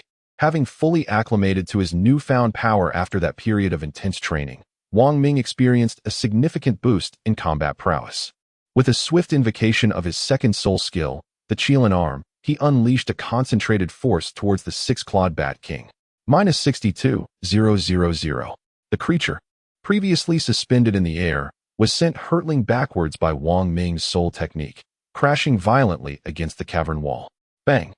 The entirety of the six-clawed bat king became embedded within the rocky surface, its expansive wings splayed out, trapped in the stone. Momentarily dazed, the creature shook its bewildered head before straining to extract its wings from the wall. As it finally freed itself, a menacing glare crossed its face, and it unleashed an enraged roar directed at Wang Ming. "Humph, seeking your own demise," Wang Ming remarked disdainfully, observing the six-clawed bat king, whose level was merely 4 ranks above his own. Chaotic cloak hammer technique. Ding, ding, -12, 000, -12, 000. Upon employing the chaotic hammer technique, Wang Ming achieved a harmonious union with his weapon, becoming one with it. The six-clawed Bat King was utterly incapable of inflicting any harm upon him, while Wang Ming relentlessly struck the creature with his weapon, initially intending to grant it a swift end. He was swiftly deterred by the unpleasant scent reminiscent of bat excrement wafting from his own body. Resolutely abandoning his previous thought, he decided that it would be far more prudent to bludgeon the six-clawed Bat King to death under the relentless assault of Wang Ming's iron hammer. The six-clawed Bat King was swiftly embedded once more into the cavern wall. However, this time, it would never have the opportunity to emerge again. Ding! The six-clawed Bat King has been slain. Boss level 55. Rewards: experience 1200, gold 120, 000, six-clawed Bat Claws 100, soul bone energy 500, soul bone essence 500. Soul beasts are the only sources of soul bones, while creatures above level 50 yield only soul bone energy and essence, with quantities often surpassing those dropped by soul beasts. Upon the demise of the six-clawed Bat King, Wang Ming heard the notification indicating the completion of his task. Ding! Task completed. B. Clear the cavern. Experience 120, 000. Contribution value 15, 000. Gold 100, 000. Ding! Congratulations, your character has leveled up. Level 1. Ding! Congratulations, your character has reached level 52, successfully unlocking the physical skills system. Ding! Congratulations, your character has reached level 52, successfully unlocking the head soul bone slot. Soon after, Wang Ming rummaged through his backpack and discovered a gift pack. Soul Bone Grand Gift Pack 6. Open to obtain the Kirin Head Soul Bone Level 1. Open. Ding! Opening successful. Obtained Kirin Head Soul Bone Level 1. This is the last piece of soul bone, Wang Ming exclaimed, his eyes narrowing to slits as he gazed upon the head soul bone in his backpack. A calm expression adorning his face. Fusion. With the final fusion of Wang Ming's last soul bone, his collection of soul bones was finally complete. His entire body suddenly radiated a golden glow, exceedingly brilliant, rendering it nearly impossible to behold. This luminescence was a manifestation of the soul bones within him. The soul bones had formed a complete set, bestowing upon Wang Ming an enhanced combat prowess. The attributes of the set were fully activated. The effect of 2 pieces increased defense by 2, 3 pieces reduced damage by 4. 4 pieces elevated life by 3 and intensified damage by 2. Moreover, what thrilled Wang Ming even more was the unlocking of the body technique system, which was his primary objective. The body techniques were classified into 7 skills: strong power, body enhancement, bone refinement, body protection, ghost shadow step, flexible bone, and soul concentration. Strong power augments attack power, body enhancement, increases life percentage, bone refinement, enhances physical and magical defense, body protection, boosts health points. The first 4 skills are foundational techniques, while the latter 3 serve as auxiliary skills. Ghost shadow step enhances speed and evasion. Flexible bone increases attack percentage, soul concentration, amplifies soul technique damage percentage. Each skill has a maximum level of 10 and requires body technique breakthrough stones for advancement, which are best obtained in the City of Slaughter. In that realm, defeating or killing an individual anywhere would reward the victor with body technique breakthrough stones. The City of Slaughter was an essential destination for Wang Ming. Wang Ming utilized his accrued contribution points to exchange for body technique breakthrough stones, acquiring a total of 14 stones at the cost of 14,000 contribution points, with each stone valued at 1,000 points. He subsequently elevated 7 body techniques to level 1. Strong Power LV1, Attack 1800, Healthy Body LV1, Life 0. 8. Bone Refinement LV1, Physical Defense 500, Magical Defense 500, Protective Shield LV1, Life 5000, Ghostly Steps LV1, Speed 12. Evasion 12, Flexible Bones LV1, Attack 0. 8. Soul Concentration LV1, Soul Technique Damage 0. 8. Chapter 67, Companion System. Upon completing the enhancement of all body techniques, Wang Ming felt an invigorating energy coursing through his body, flowing into his limbs and bones, instilling a profound sense of comfort. After reaching level 52, his attributes were once again augmented. Character: Wang Ming. Level 52. Life 53. 6. 10,000. Experience 520. 52. 0. 21 million. Attack 5. 7. 10,000. Physical Defense 1. 7. 10,000. Magical Defense 1. 9. 10,000. By the time Wang Ming returned to Soul Spirit City, 3 days had elapsed. Bibi Dong had already instructed Wang Ming to prepare for departure, as the journey ahead would consume approximately 20 days. Today, Wang Ming is set to depart. Yet he did not inform Hu Laina, Xieyu, or Yan. He chose to embark on this journey alone. However, Bibi Dong arranged for someone to accompany Wang Ming, Zhu Delaw, Yu Guan.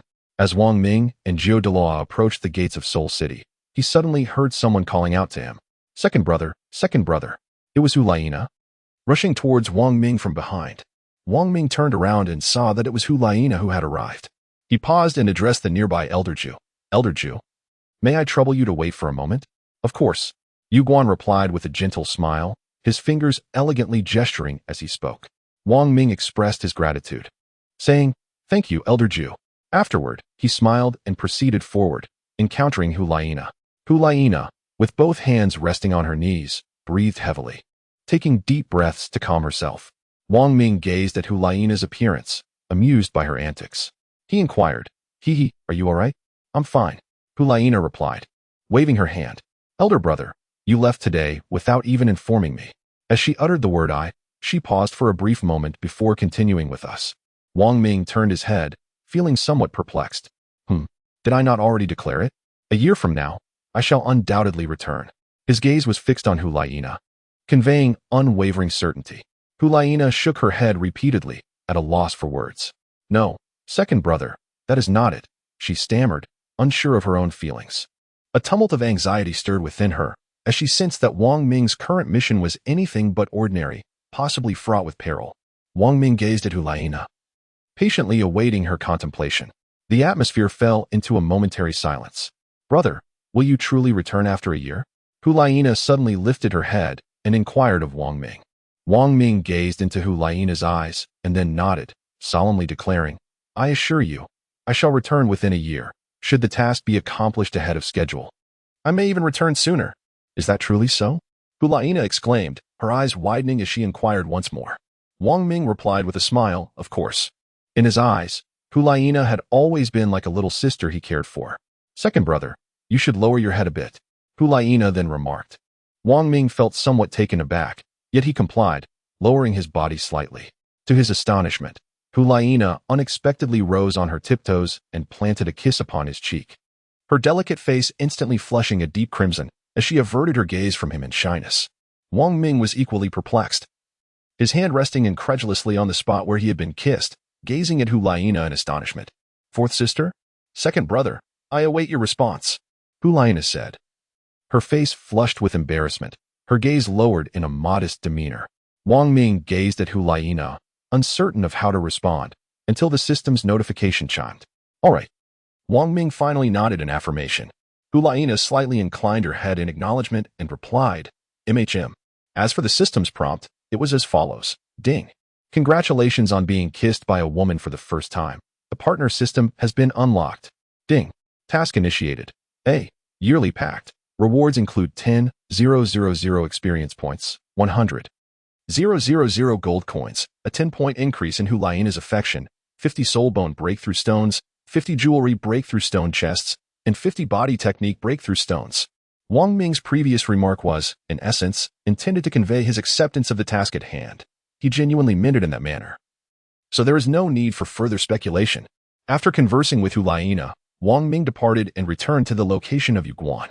Upon seeing Wang Ming's arrival, Zhu Douluo jested, "You truly are impressive, having captivated the saintess of our spirit hall."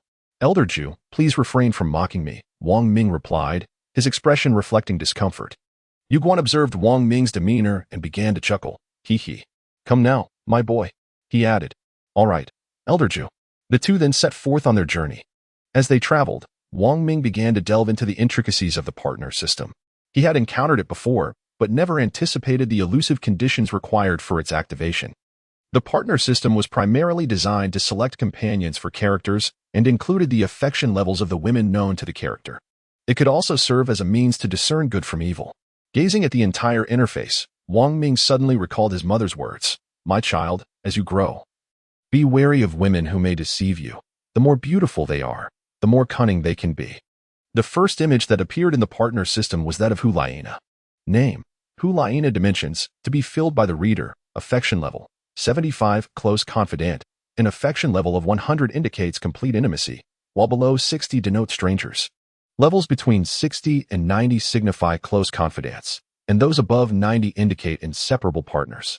However, such details were no longer Wang Ming's concern. He needed to focus his efforts on the city of slaughter. Unbeknownst to Wang Ming as he made his way, Bibi Dong and Qian Douluo observed him from a vantage point, each positioned in the heights of the Pope's Palace and the Elders' Hall, respectively. Bibi Dong, with a disdainful glance at Qian Douluo, remained focused until Wang Ming's silhouette faded from her view. With a cold huff, she departed. Qian Douluo, witnessing her actions, shook his head in resignation before entering the Elders' Hall. During the days of Wang Ming's departure, in another part of the continent, a city located thousands of miles away, the Grand Seoul Arena of Soto City welcomed 7 newcomers, each adorned with their own masks. They formed a team known as the Shrek 7 Monsters. Among them was Tang San, who possessed twin martial souls, alongside the other 6, Xiaowu, Dai Mubai, Zhu Qing, Oscar, Ning Rongrong, and Ma Hongjun. It had been more than 5 years since then. After completing his studies at the Nodding Academy, Tang San arrived at the Shrek Academy, which exclusively accepted exceptional talents, where he met the other 5. Under the guidance of their master, the 7 commenced a year-long training regimen. Chapter 68, The City of Slaughter, Part 1. Wang Ming followed the moonlight along his journey, discerning from the sun in the sky that both he and Zhu Douluo were traveling northward. As for their destination, he remained unaware. He simply noted that the air had gradually grown colder. The two continued along the rugged mountain paths, the external chill proving inconsequential to them. Under the protection of Zhu Douluo, Wang Ming safely traversed more than half a month. After this fortnight had passed, Wang Ming gazed into the distance and discovered a quaint little town, the first they had encountered in quite some time. Shortly thereafter, the two approached the outskirts of the town. As Wang Ming stepped into the settlement, a voice from the system resonated in the air. Ding! You have entered the map of the Slaughter Town. Is this truly the Slaughter Town? Wang Ming murmured to himself, surveying his surroundings. The town appeared modest in size. Yet upon entering, he sensed an unusual ambience enveloping the area. He could not quite articulate why, but he felt an eerie chill emanating from the people around him. This chill was familiar. It was the essence of his own murderous intent, suffused with the aura of slaughter. The individuals present had likely taken the lives of nearly 1,000 souls. Months of cultivating his spirit had not been in vain. Wang Ming had developed an immunity to this murderous atmosphere, remaining unaffected. Zhu Douluo glanced back at Wang Ming, nodding subtly in admiration, acknowledging his composure. Since entering the town, Wang Ming had not uttered a single word, maintaining his calm demeanor as he followed Yueguan. Yueguan led Tang San into the heart of the town, where they entered a tavern. Upon their arrival, every patron cast a fleeting glance at the two, but quickly disregarded them. The tavern was filled with a motley assortment of individuals, yet conversation was scarce. The decor was dominated by dark hues, imparting a somber and shadowy ambience. Yueguan guided Wang Ming directly to the bar, gesturing with a delicate flourish to the bartender and coolly instructing, "Prepare a Bloody Mary for him." "Are you certain?" The bartender's expression shifted slightly, but under Yueguan's piercing gaze, he refrained from questioning further and proceeded to prepare the drink. In no time, a Bloody Mary was served. Wang Ming has already caught a whiff of the metallic scent of blood, sharp and somewhat overwhelming. "Is this the infamous Bloody Mary?" he murmurs, gazing at the murky liquid before him. Zhu Douluo Yueguan glances at Wang Ming and gestures toward the wine glass on the table, urging, "Drink." With a nod of agreement, Wang Ming lifts the glass and consumes the Bloody Mary in one swift motion, leaving not a single drop behind. Observing that Wang Ming has finished the drink, Yueguan produces a token. This is the papal token bestowed upon him by Bibi Dong, intended to grant Wang Ming entry into the City of Slaughter. The waiter takes the token, his expression shifting momentarily before quickly regaining composure.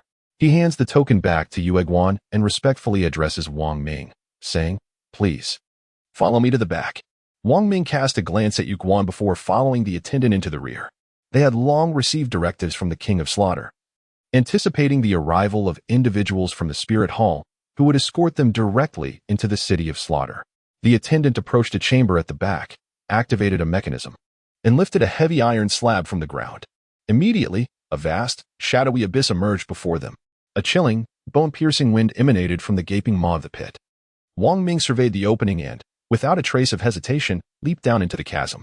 In an instant, Wang Ming found himself enveloped by darkness, his entire being submerged within it, rendering him invisible. After descending several meters, he landed steadily on the ground and proceeded onward.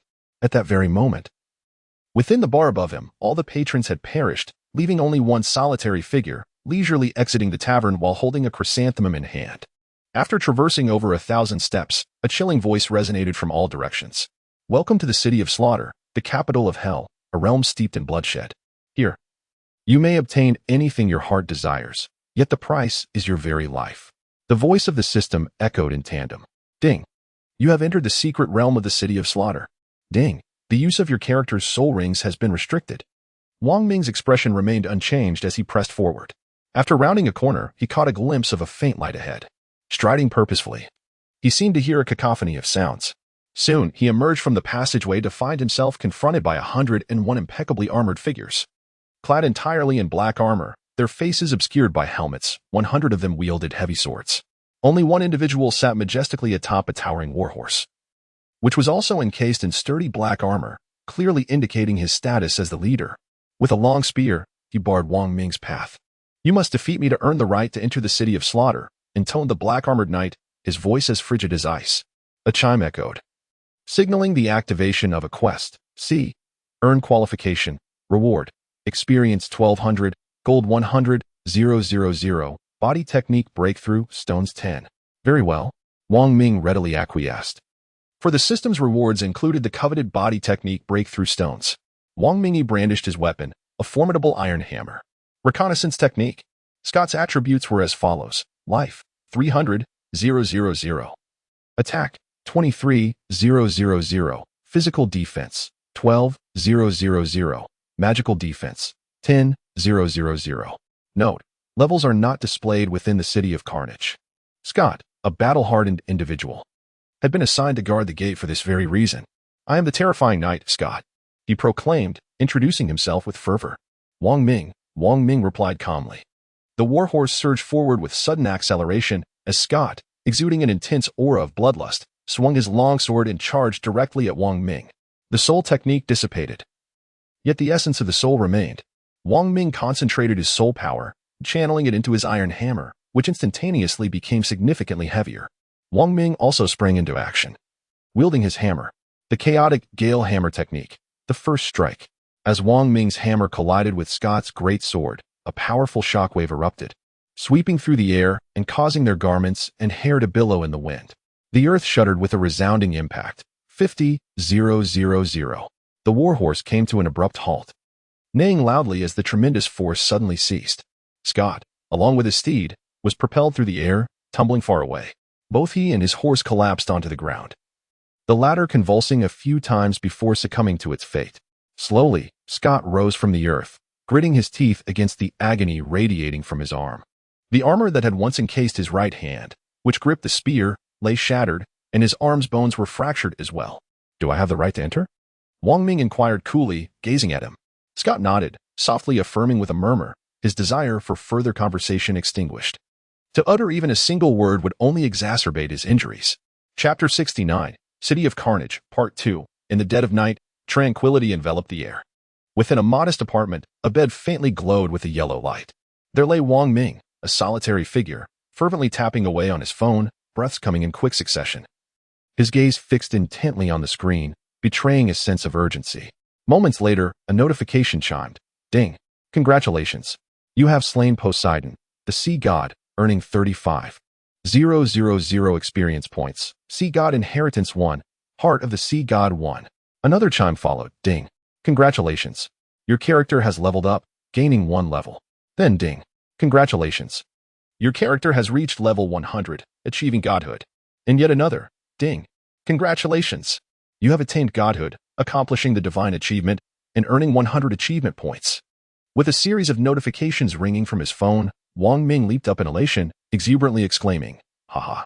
I'm level 100. I have become a deity. It was all due to the game he had been engrossed in all day, Douluo. His fervent passion for the game had culminated in this moment of triumph, and he was ready to revel in his success. Unbeknownst to him, at the very moment he ascended to divinity, the sky roared with thunder, a colorful lightning bolt striking directly into his room. Wong Ming, wake up. This morning, the master from the spirit hall is coming to our novice village to awaken our spirit. A melodious, gentle voice roused him from his slumber. Novice village? Wang Ming's eyes fluttered open, his gaze sharpening as he sat up abruptly. Turning to the side, he beheld a charming figure, Ji Meng, with her blushing almond-shaped face, eyes sparkling like stars beneath elegantly arched brows, and lustrous, shoulder-length hair. Upon closer inspection, she appeared remarkably petite and delicate. In an instant, Wang Ming seemed to grasp something profound and exclaimed, Ji Meng. Yes, Wang Ming, what is the matter? Ji Meng replied, her brow furrowed in confusion. Sensing something unusual about him today, he smiled gently at her and said, It's nothing. Let us go. As he spoke, Wang Ming rose from his bed and, accompanied by Ji Meng, made his way to the soul hall in the village to awaken their martial souls. Along the journey, Wang Ming continually reflected on his past experiences, particularly the sudden discomfort he felt in his heart that led to his unexpected transition into this realm. It appeared to be the world of Douluo Continent from a mobile game. And the fact that this village was aptly named Novice Village evoked a sense of familiarity within him. Little did he anticipate that he had succumbed to a fatal incident while gaming, realizing he was now within the confines of a game world. Wang Ming felt a wave of reassurance. After all, he was a master of gaming. Wang Ming followed Ji Meng, guided by the village chief, Jack, to the spirit hall nestled within their village. Though referred to as the spirit hall, within this novice village, it was merely a modest little dwelling. The elderly village chief rubbed his hands together, a smile spreading across his face as he declared, Step inside. The master of the spirit hall awaits your arrival. In unison, the children responded, Yes, village chief. For the village, the prospect of any child becoming a spirit master was of monumental significance.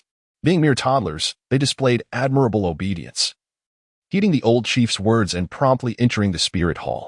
This year, only 5 children from the novice village were set to undergo their spirit awakening, marking the lowest number thus far. In addition to Wang Ming and Ji Meng, there were 3 other young boys. Upon entering the spirit hall, Wang Ming noticed a young man within, appearing to be in his 20s. He was clad in a robe adorned with the hues of the azure qilin and intricate animal patterns, cinched at the waist with a dark aquamarine belt. His raven black hair framed a pair of luminous eyes, exuding an air of refined elegance. This was the soul master tasked with their spirit awakening. As Wang Ming observed the scene before him, a sense of familiarity washed over him, reminiscent of his experiences during gameplay when awakening spirits. Prior to their arrival, the village chief had already conferred with Su Yuntao, who was now poised to guide them through the awakening process before heading to the next village. Once all 5 had entered, he introduced himself. I am Su Yuntao, a level 26 soul master and your guide. I shall now proceed to awaken your spirits one by one. Remember, no matter what transpires, do not be afraid. Wang Ming stood at the back. Beside him was his childhood companion, Ji Meng. She seemed perplexed and rather anxious, tightly clutching Wang Ming's hand, her grip growing ever more fervent. As she spoke, Su Yuntao commenced arranging the formation for the awakening of their martial souls. Wang Ming observed, and the more he looked, the more he felt it resembled the games he had played previously, without any discernible differences. Even the formations appeared strikingly similar. Su Yuntao pointed at the first child and instructed, You, step inside. Do not be afraid. Close your eyes and immerse yourself in the sensation. The child complied. Standing in the center, I shut, beginning to attune to the experience. Gradually, as the soft golden light enveloped him, he became tranquil, standing there in a daze. Golden specks of light drifted from the black stones beneath his feet and entered the boy's body. His form began to tremble slightly, a silent scream trapped within him. Extend your right hand. Su Yuntao's emerald gaze fixed on the boy as he spoke softly. The boy instinctively extended his right hand, and in an instant, all the light points surged forth, materializing a cleaver in his palm. It appeared not as an illusion of light and shadow, but as a tangible entity. He sighed, then nonchalantly remarked, A weapon spirit, barely acceptable. Next, Su Yuntao guided the child to test his soul power using a crystal ball, yet there was no change whatsoever. Alas, what a pity. Without soul power, one cannot become a soul master, Su Yuntao lamented, shaking his head in resignation. Lacking soul power meant he could not attain the status of a soul master. What good was a formidable martial spirit if one could not become a soul master? This was precisely why Su Yuntao had refrained from getting too excited earlier. The child transitioned from elation to disappointment, lowering his head, lost in thought. Following this, the awakening of the other 2 souls took place.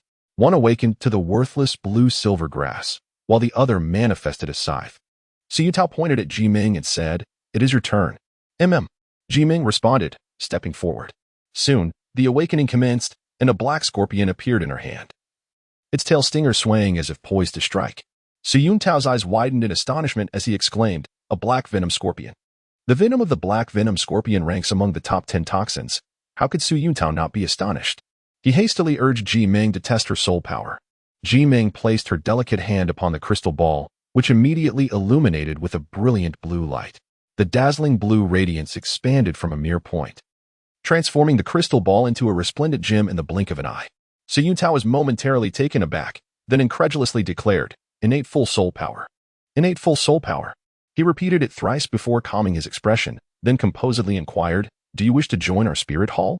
By entering, you will gain access to the finest cultivation resources and the most esteemed mentors. Ji Meng was momentarily taken aback, at a loss for words. She turned to Wang Ming and declared, "If Wang Ming joins the spirit hall, then I shall join the spirit hall as well." Wang Ming's expression turned dark, perplexed by how he had become entangled in this matter. Chapter 70, The City of Carnage, Part 3. In an instant, the head vanished, leaving only a gruesome spray of blood in its wake.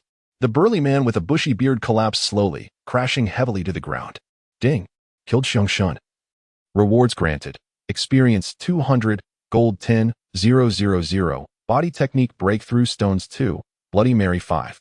The metallic scent of blood seemed to awaken those concealed in the surroundings, causing many to have their eyes redden, eager for action.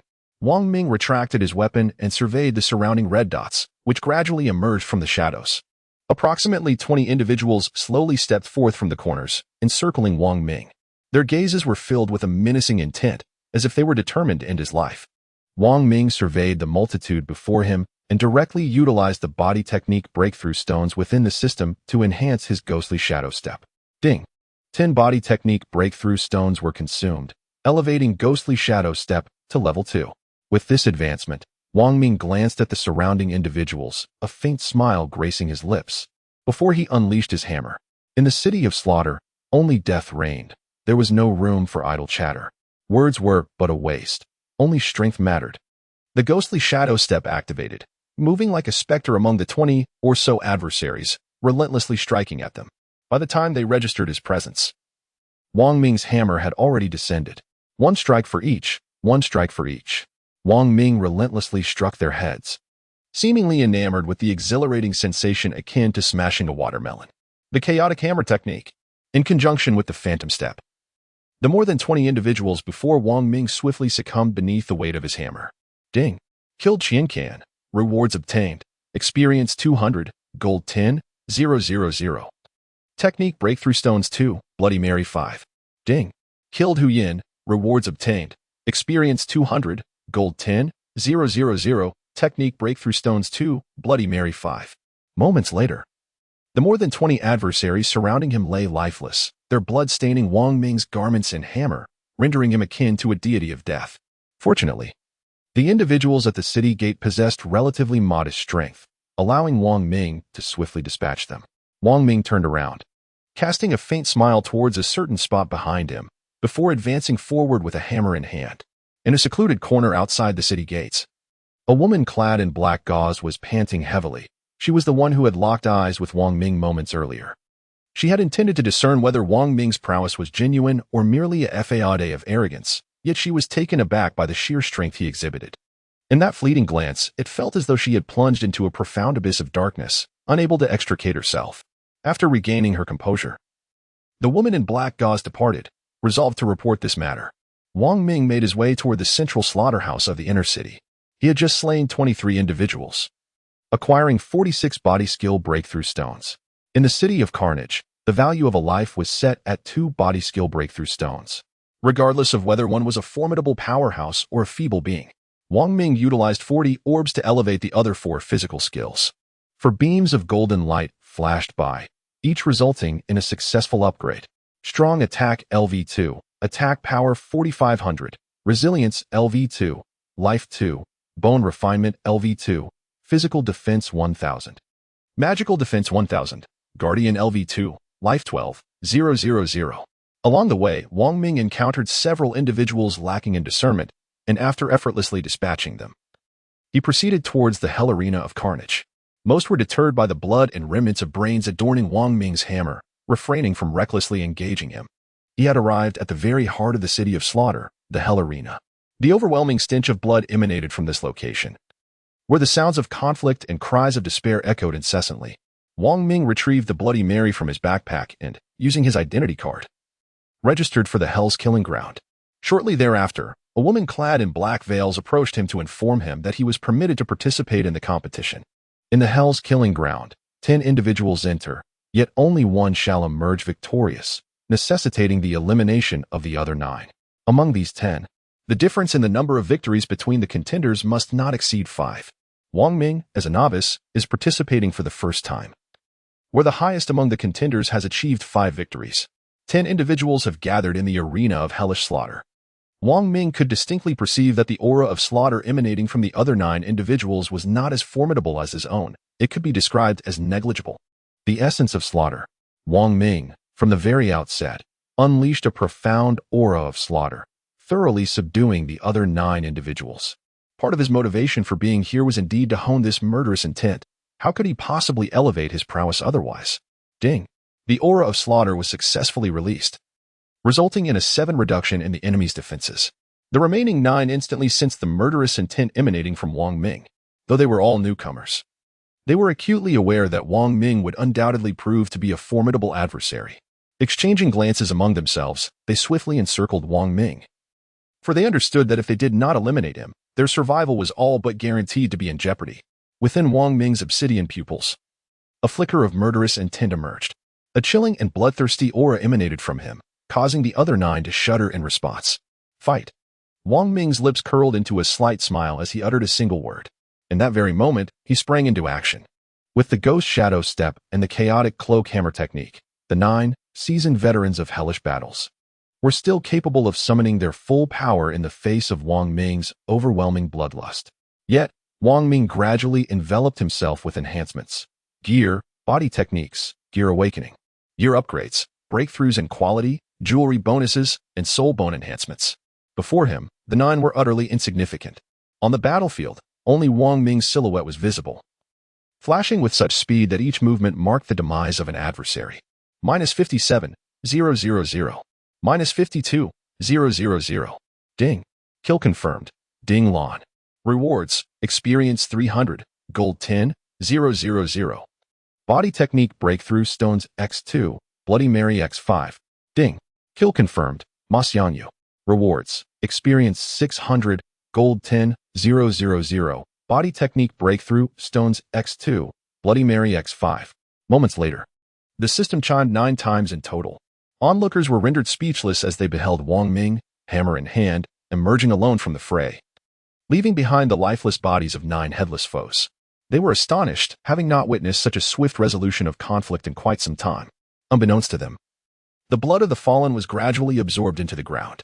Were the earth capable of speech, it might lament the significant reduction in the blood of these individuals, almost halved. In truth, the Bloody Mary that Wang Ming received as a reward was derived from the blood of those he had slain, with half of it directly deposited into his inventory. Author's note: tomorrow marks the launch of my work, and there's little to say. Yet I feel compelled to share. Initially, writing a novel was merely a whim. My first attempt ended abruptly, seemingly met with closure.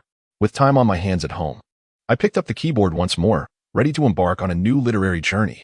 After completing 10,000 words, I approached my previous editor to inquire about a contract.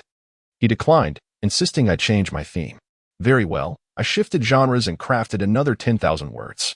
Alas, that too was met with refusal. I persevered, writing 5 volumes in total, 5. Each day, I penned another 10,000 words, and now, in retrospect, it feels exhausting. Ultimately, the editor's final verdict was disheartening. No. Your writing is subpar. Unacceptable. Subpar? Instantly, I felt a wave of frustration, clearly sensing disdain in his tone. Determined to prove him wrong, I continued to write on the platform, and unexpectedly, I secured a contract. It's a tale of tears. Others may criticize my work, but they cannot claim I am incapable. A man must not be deemed inadequate. Tomorrow at noon, the work will be launched. Once it is available, subscriptions will be required. And only subscriptions made with book coins will be valid. Book rolls will not count. Each chapter will cost approximately 0.1 currency. That seems to be the case. In any event, I shall be the first to subscribe for myself tomorrow. lest the subscriptions fall short of 100. To all the esteemed readers, I kindly encourage you to subscribe generously. Thank you. P.S.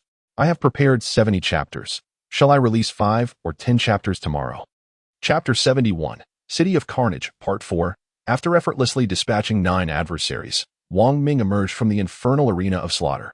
As soon as he stepped through the threshold, he instantly adopted a facade of feigned frailty, desperately attempting to conceal his true state.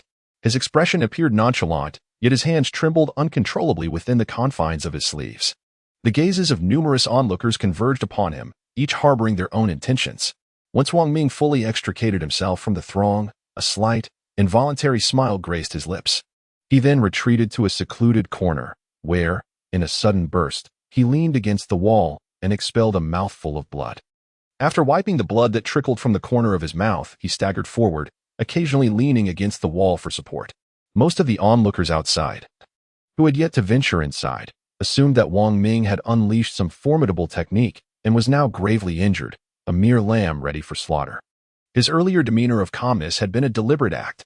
Thus, through his performance worthy of a Golden Horse Award, Wang Ming managed to deceive some of those present. Wang Ming deliberately ambled along the road, and after a brief while, he sat down on the ground, feigning rest. Before long, he discerned numerous red dots on the map, gradually encroaching upon his position. Soon, with his half-closed eyes, he could see that more than 50 individuals were approaching. They were likely intoxicated from excessive consumption of Bloody Marys. Deeply afflicted, with but one thought consuming their minds, a thirst for bloodshed and murder. When presented with an opportunity, they would undoubtedly strike. Wang Ming lay still on the ground, his back resting against the wall, sensing their relentless approach. A sudden smile crept upon his lips, embodying the essence of slaughter. The aura of slaughter emanated from Wang Ming, enveloping all those around him who harbored intentions of killing him. Instead of retreating in the face of this ominous presence, the onlookers became increasingly frenzied, rushing forward with a singular desire to bring an end to Wang Ming. The essence of carnage acted as a fuse, igniting the deep-seated madness within these individuals. Yet, this suited Wang Ming perfectly. With a sudden burst of energy, he activated the ghostly shadow step in the chaotic gale hammer technique. He leapt into the air, standing tall as he wielded his hammer with ferocity. His strikes were aimed directly at the heads of his foes, for the average person would not possess the soul bone of the cranium. Thus, it became the most vulnerable part of the human form.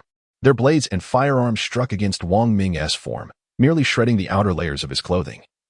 Failing utterly to breach his formidable armor, Wang Ming merely concealed the appearance of the equipment.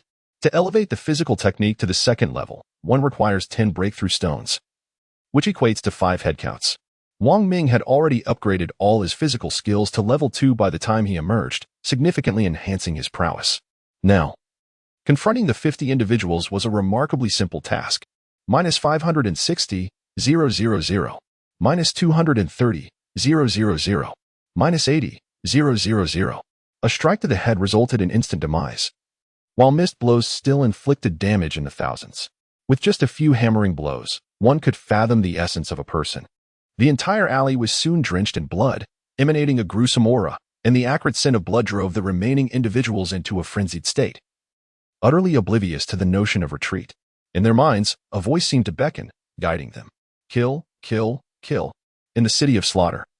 With each life Wang Ming extinguished, he not only garnered the rewards from the system, but also, Wang Ming could distinctly perceive the gradual enhancement of his killing intent. Although the increase was modest, he firmly believed that with time, his prowess would ascend once more.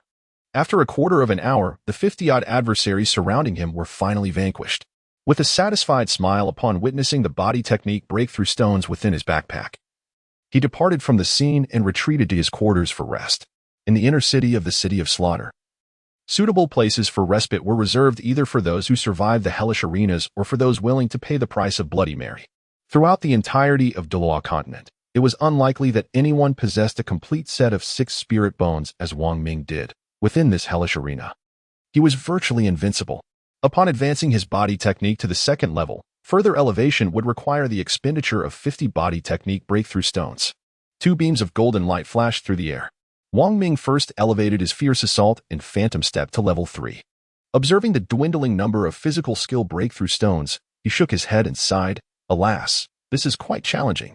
Wang Ming understood that his current facade would be rendered useless come tomorrow. Today was merely a whim of his. In the days that followed, he would consistently enroll in the Hell's Killing Field. With his ample wealth, Wang Ming unabashedly utilized potions to restore his soul power, completely unperturbed by the prospect of exhausting it. Moreover, he boasted 5 10,000-year soul rings along with 6 soul bones, endowing him with an exceptionally abundant reservoir of soul power. After a single session in the Hell's Killing Field, he had merely expended 1/6 of his soul energy. Wang Ming regarded this place merely as a site for the body technique breakthrough stones. However, it was not an everyday occurrence to access the Hell Killing Field. This left Wang Ming feeling quite discontented.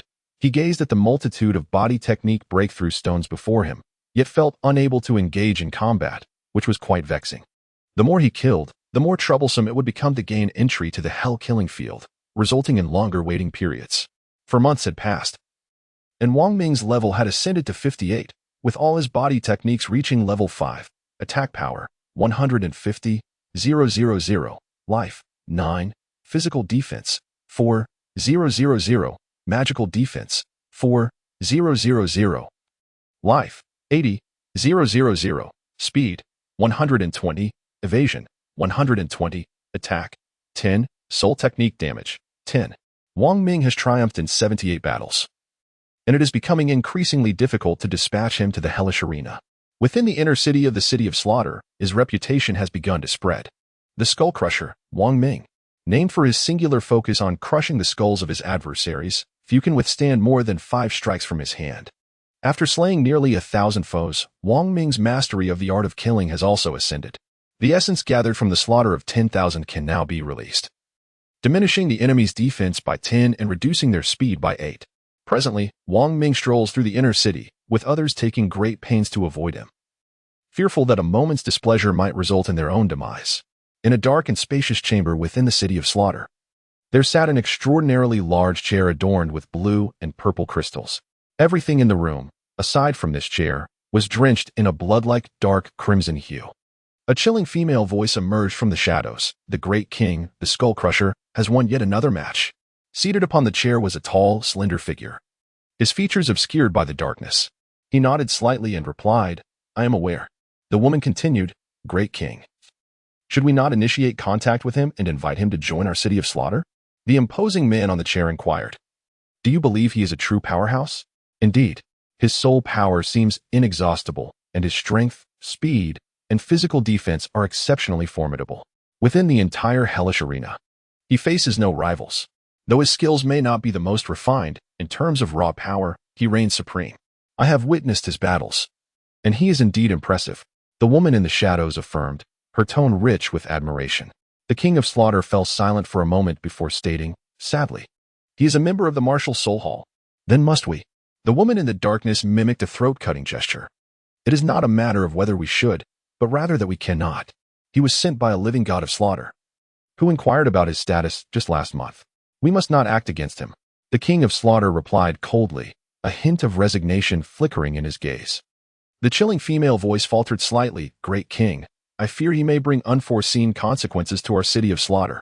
After all, every time a god of slaughter appears, it heralds a crisis for us.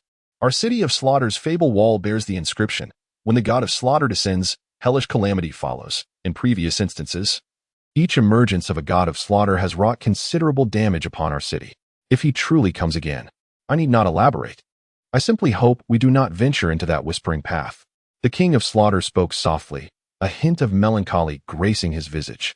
3 months had elapsed once more, and Wang Ming had finally triumphed in 100 battles.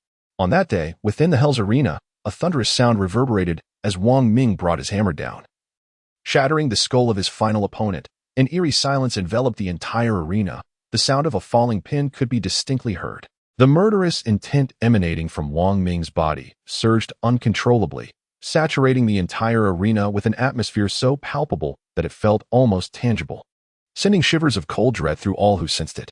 The name Skull Crusher echoed throughout the City of Slaughter, engraved indelibly in the minds of its inhabitants. 100 victories, 999 heads crushed. Each battle concluded in less than 5 minutes. Most significantly, no one dared to challenge him or join forces with him, for the only outcome was death. Even Tang San, who arrived later in the City of Slaughter, had heard tales of the formidable Skull Crusher.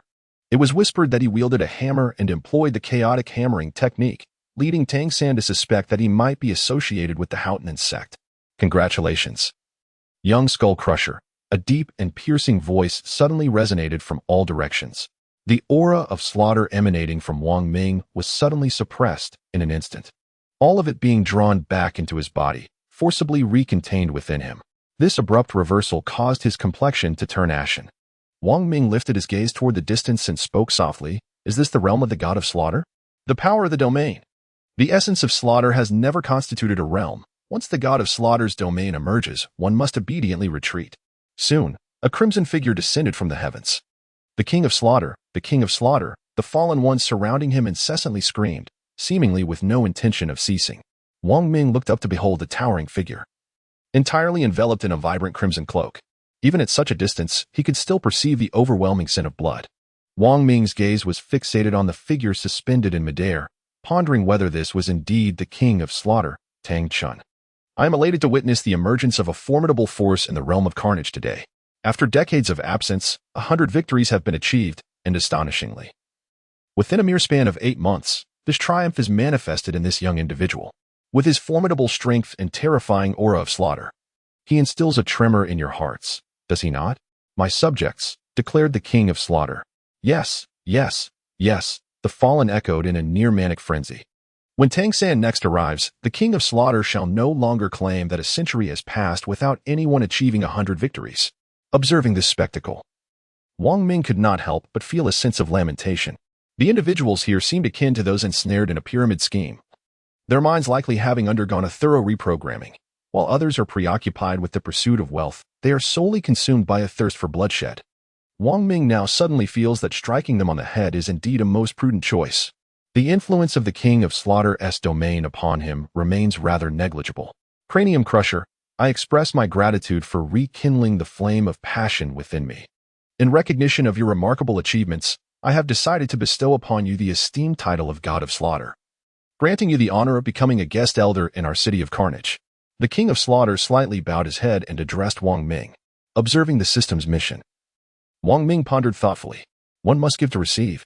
By opting not to tread the path of hell, one forfeits the domain of the god of slaughter. However, the rewards are indeed significantly more generous.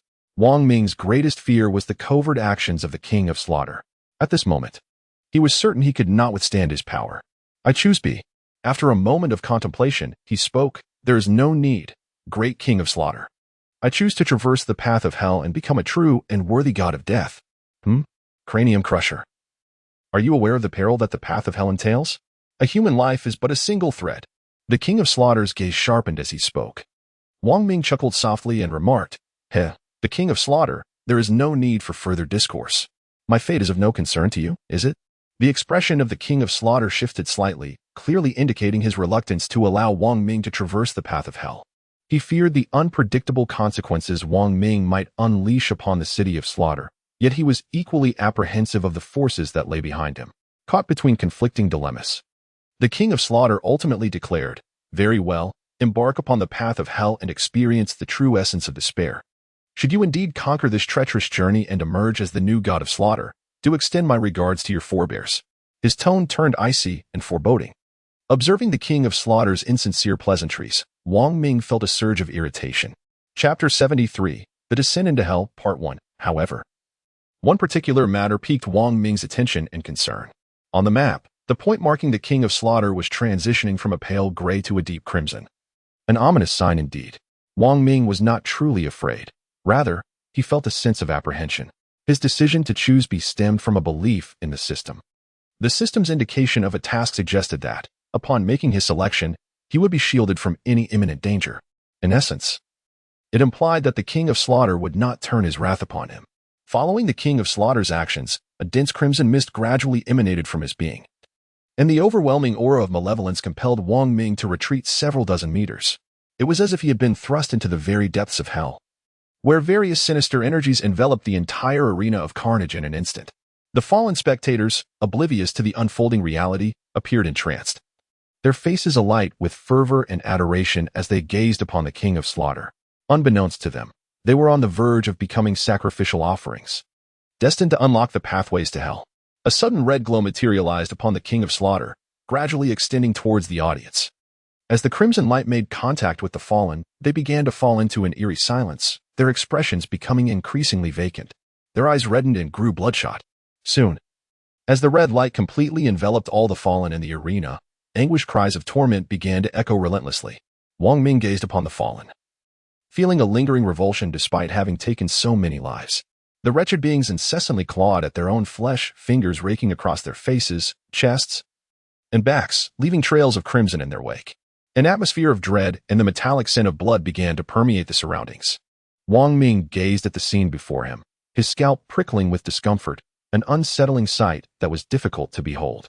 Wang Ming turned his head and was met with the sight of a burly man, his hands drenched in blood, scratching and clawing at his own backside. Crimson fluid oozing forth in a sickly yellow hue. Wang Ming's expression darkened with incredulity. Gradually, the blood pooled upon the ground, congealing into rivulets reminiscent of flowing streams, coursing through the narrow conduits toward the heart of the hellish slaughter arena. The phrase "a river of blood" was not an exaggeration. The aura of the King of Slaughter grew increasingly potent, as he proclaimed in a booming voice, "To become the sacrificial offering that opens the path to hell is your honor." The cacophony of the arena came to an abrupt halt. Apart from Wang Ming and the King of Slaughter, not a single soul remained alive. At that moment, the King of Slaughter was indeed deserving of his title. Under the influence of his bloodthirsty presence, the blood flowed into the arena, gradually forming a blood-red emblem upon the ground, a crimson bat. Suddenly, the voice of the system echoed through the air. Ding. Side quest discovered, path to hell. Would you like to enter? Hearing this, Wang Ming gazed at the King of Slaughter suspended in the air, his murderous intent enveloping Wang Ming entirely. The King of Slaughter was poised to strike, not necessarily to kill him, but certainly to lay a trap. Farewell, Wang Ming remarked with disdain, addressing the King of Slaughter. Enter. In an instant, Wang Ming's figure vanished before the King of Slaughter. The King of Slaughter was momentarily taken aback, his expression shifting to one of incredulity, swiftly followed by fury as he bellowed at the spot where Wang Ming had stood. What? He dared to enter on his own? Ah! His roar reverberated throughout the entire city of Slaughter, echoing in every corner.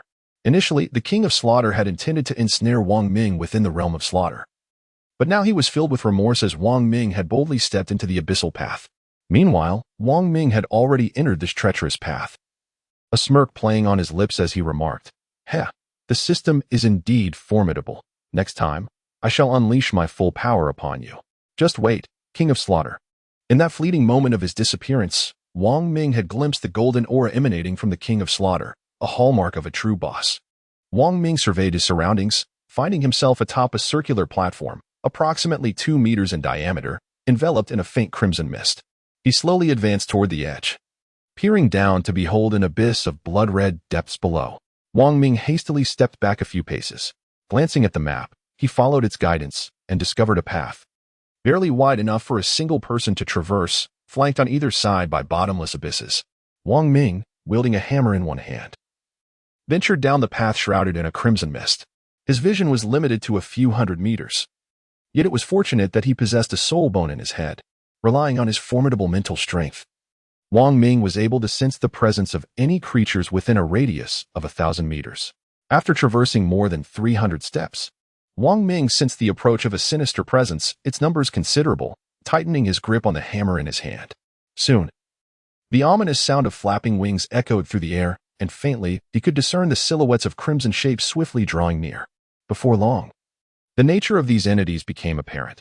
They were blood-red bats, each measuring nearly a foot in length, yet their wingspan extended to an impressive meter when fully unfurled. Gazing upon these bats, Wang Ming was suddenly reminded of Yan, chuckling to himself, "I wonder if he would indulge in this delicacy." Heh. Reconnaissance technique blood-red bat level, 45 health, 204,000 attack, 13,000 physical defense, 4,000 magical defense, 4. 200. These blood-red bats possess low health and lack strength and various attributes, yet their sheer numbers are overwhelming, easily exceeding 1,000. Wang Ming brandished a heavy hammer.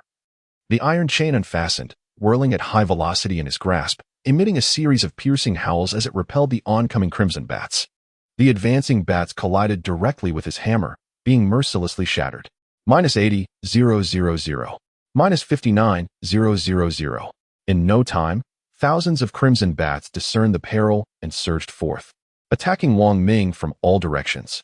At this point, His weapon could not cover such an extensive area, compelling him to evade the multitude of bats. The crimson bats circumvented Wang Ming's defense and launched an assault from behind, countless of them biting and clawing at him. However, the damage inflicted was negligible. -201, -129. To Wang Ming, these losses were but a mere trifle. Wang Ming felt no pain whatsoever. He merely experienced a slight sensation of contact, devoid of discomfort. Countless crimson bats fell victim to his strikes, plummeting into the abyss below. Ding! He had slain a level 45 crimson bat, earning rewards, experience 300, gold 70, 000. Bat fangs 1, and technique breakthrough stones 2. Ding! He had vanquished another level 45 crimson bat, receiving the same rewards. Chapter 74, Journey Through the Path of Hell, Part 2. To Wang Ming's astonishment, these crimson bats also dropped technique breakthrough stones, with each one yielding 2. This revelation spurred him to hasten his pace, relentlessly dispatching more crimson bats. The system notifications rang incessantly in his ears. Ding! He had slain a level 45 crimson bat, garnering experience 300, gold 70, 000, bat fangs 1, and technique breakthrough stones 2. Ding! Another level 45 crimson bat met its end, rewarding him similarly. As he continued his onslaught, Wang Ming suddenly sensed something gnawing at his backside. Wang Ming turned around and saw that a mass of blood-red bats had covered the ground behind him, clinging tenaciously to his rear. Wang Ming, observing the situation, swung his hammer with great force, scattering all the crimson bats in every direction. In his fervent focus, he had failed to notice the sensations behind him. After all, Wang Ming's defense was so formidable that the attacks from these blood-red bats felt no more than a mere tickle to him. Time passed slowly. Wang Ming finally eradicated over 1,000 blood-red bats. Gazing at the physique breakthrough stones in his backpack, a satisfied smile graced his lips. Had his soul skills not been restricted, he would have effortlessly annihilated them with his area of effect soul technique, the Qilin charge cannon, with 555 physique breakthrough stones. As long as his defenses remain formidable, nothing poses a challenge. Wang Ming had yet to take a closer look when a piercing shriek abruptly pierced the air, jarring him. Before him appeared a bat of considerable size. Furrowing his brow, Wang Ming focused his gaze ahead. Reconnaissance technique. Dark golden three-headed bat king, boss level, 60 health, 50. 000 attack, 21, 000 physical defense, 11, 000 magical defense, 12, 000. This bat measured approximately 4 meters in length, its entire body shimmering in dark gold. The most striking feature was its 3 heads. Its colossal wings, when unfurled, spanned over 10 meters, evoking a sensation as if they could eclipse the sun. Soul beasts exceeding level 50 were already considered 10,000-year soul beasts, while those above level 60 transcended the threshold of mere 10,000-year soul beasts. Wang Ming gradually tightened his grip on his weapon, gazing at the faint glow emanating from the formidable boss, murmuring, "I shall unleash my fury upon you." The 3 heads of the dark gold three-headed bat king screeched in unison, unfurling their terrifying wings and lunging toward Wang Ming. With a swift invocation of the chaotic cloak hammer technique and the phantom steps, the former amplifying his offensive power, he concentrated his energy, doubling the potency of his assault. Coupled with the mastery of the phantom steps, now elevated to level 5, Wang Ming stood invincible. The phantom steps, akin to the ethereal movement of a specter, were executed with exquisite precision. Wang Ming gracefully maneuvered around the body of the dark golden three-headed bat king, skillfully advancing and retreating, occasionally striking at the formidable creature. -33, 000, -32, 000. Wang Ming, relying solely on the phantom step, dispatched the dark golden three-headed bat king before even unleashing 20 strikes, sending it plummeting into the abyss. Wang Ming Xian gracefully descended from the air, observing the plummeting dark gold three-headed bat king. A chime echoed, announcing the defeat of the dark gold three-headed bat king LV60. Yielding rewards, experience 10, 000, gold 120, 000, body technique breakthrough stones 2, soul bone essence 500, soul bone energy 500, and bat king's blood fangs 6. Upon hearing the system's notification, Wang Ming Xian shook his head in disappointment, lamenting, "Why did only 2 body technique breakthrough stones drop? I had anticipated a far greater bounty." Within the confines of the dungeon he occupied, though not a genuine realm, it was nonetheless infused with the lethal energies of the city of Slaughter's Hell Road. Each life here was limited to merely 2 body technique breakthrough stones. However, within this dungeon, Soul rings would not materialize, for these were mere creatures, not authentic soul beasts. As he pressed onward, Wang Ming could distinctly sense the air growing increasingly searing, signaling that he was nearing his destination. Casting his gaze once more to the sides of the path, he beheld the dark, crimson liquid of the abyss flowing alongside him. The oppressive heat rendered his breathing uncomfortable, as though his throat and lungs were ablaze. It was unbearably hot. Wang Ming had no choice but to purchase several bottles of Ice Heart Spring Water. Ice Heart Spring Water reduces body temperature by 35, maintains inner tranquility, and possesses the ability to ward off inner demons. Each bottle cost 100,000 gold coins. Apologies. But Wang Ming was affluent and unperturbed by expense. He promptly procured 10 bottles. Ding. Ice Heart Spring Water consumed successfully. After partaking of the Ice Heart Spring Water, Wang Ming finally felt a significant alleviation of the searing heat and discomfort within his body. Wang Ming pressed onward, taking a sip of the Ice Heart Spring Water every half hour to maintain his optimal condition. As he walked, his ears perked up at the faint rustling sound, prompting him to halt and scan his surroundings, alert for any lurking threats. Soon, he noticed a pair of fiery red eyes ahead, accompanied by a 5-meter-long shadow that writhed ominously towards him. A serpent? Wang Ming raised his brow. He promptly acquired 100 portions each of Xionghuang wine and Xionghuang powder. High-quality Xionghuang wine x100, high-quality Xionghuang powder x100, each valued at 1,000 gold coins. Wang Ming purchased this ample supply as a precaution, for he had more than enough wealth at his disposal. With his current sign-in rewards amounting to nearly 1,000,000 gold soul coins, his treasure trove of gold coins had reached staggering figures. As the serpent-esque form gradually materialized, Wang Ming grasped a flask of Xionghuang wine in one hand and a pouch of Xionghuang powder in the other, activating a frantic tossing mode. He relentlessly hurled the wine and powder ahead, uncertain if he struck the advancing serpent. He continued to throw, depleting the flask in his hand before retrieving another from his backpack. The sound of shattering flasks echoed ominously from the opposite side. Wang Ming found himself unable to perceive even a trace of damage inflicted. Not a single point of harm was visible. After expending 100 bottles of Realgar wine and 100 packets of Realgar powder, he gazed at his empty hands, no longer inclined to make further purchases. Drawing forth his weapon, a heavy iron hammer, he awaited the emergence of the creature ahead. Accompanied by a rustling sound, the serpent gradually materialized before him. Its originally dark red body was now entirely cloaked in the golden powder, and remnants of shattered wine jars were scattered across its head and body. The 9 protrusions on its head and back were obscured by fragments of the 9 wine vessels. Wang Ming gazed at the serpent before him, a hint of curiosity stirring within him, yet he could not suppress a smile. He found himself perplexed, pondering why the potent Xionghuang had no effect on the creature, and could hardly fathom how it had been reduced to such a state by his own hand.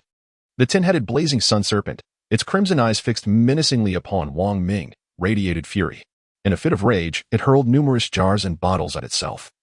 Though it sustained no harm, this act was a blatant provocation, a sign of its perceived disrespect.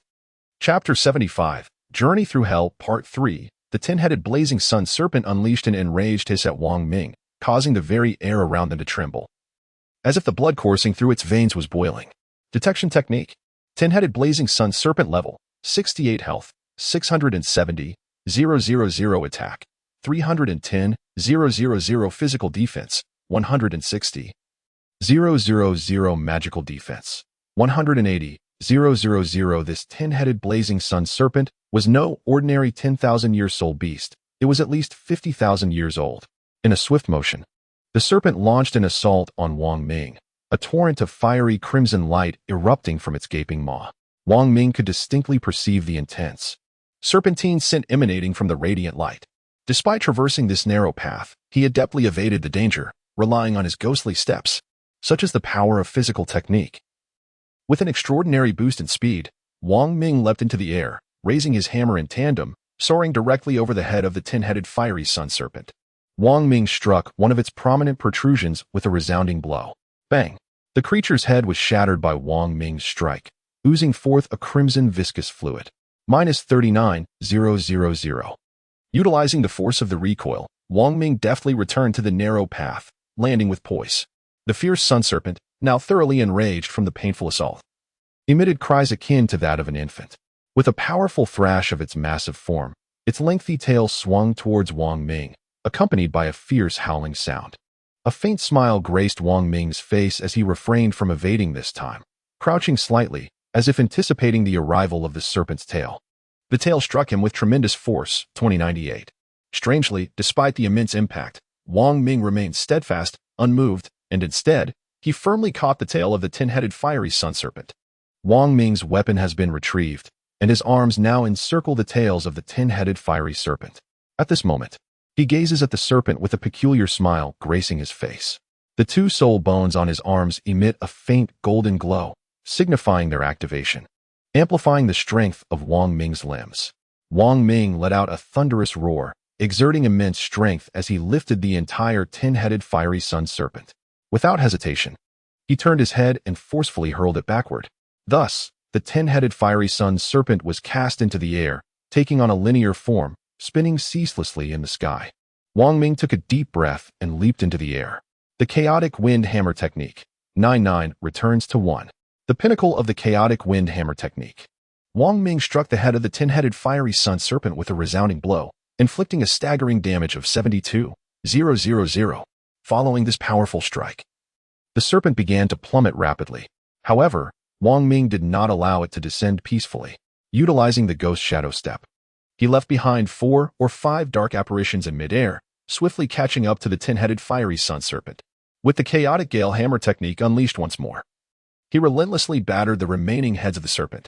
The other 8 heads shattered one after another, oozing crimson pus. Damage dealt, 23,000. 24,000.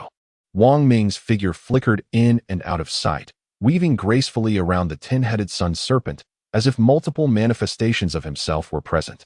After a brief moment, Wang Ming descended lightly to the ground, followed closely by the corpse of the 10-headed sun serpent. Ding! You have slain the 10-headed sun serpent LV68, earning rewards, experience 12.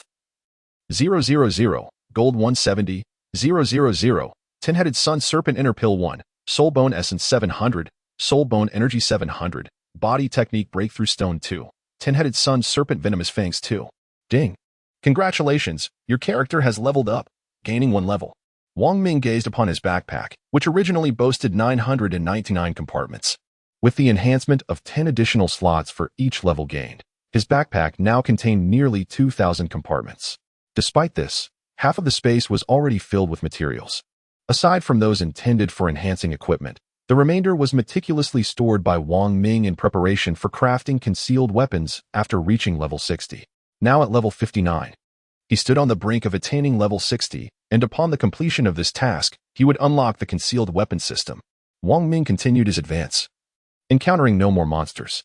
However, the bloodstains on either side became increasingly vivid, and the ambient temperature steadily rose. Wang Ming found himself compelled to consume a bottle of ice heart spring water every 10 minutes to maintain his inner tranquility. As he delved deeper, he sensed the murderous aura within him being incessantly lured by the surrounding heat. Without the restraining influence of the ice heart spring water, he would find it exceedingly difficult to resist succumbing to those primal instincts. Moreover, through prior cultivation and self-discipline, Wang Ming had honed his emotional control, enabling him to barely withstand the overwhelming surge within. Wang Ming was compelled to hasten his pace, employing the phantasmal steps to advance swiftly. The once abyssal blood, now vividly manifested before him, resembled seething liquid crimson, akin to boiling blood, exuding an almost scalding warmth. As the temperature in his surroundings escalated, the 6 soul bones within Wang Ming began to activate, radiating a gentle golden glow that enveloped him in a refreshing coolness, allowing his mind to regain a sense of tranquility. The heat in this place felt as though it could render a person thoroughly cooked.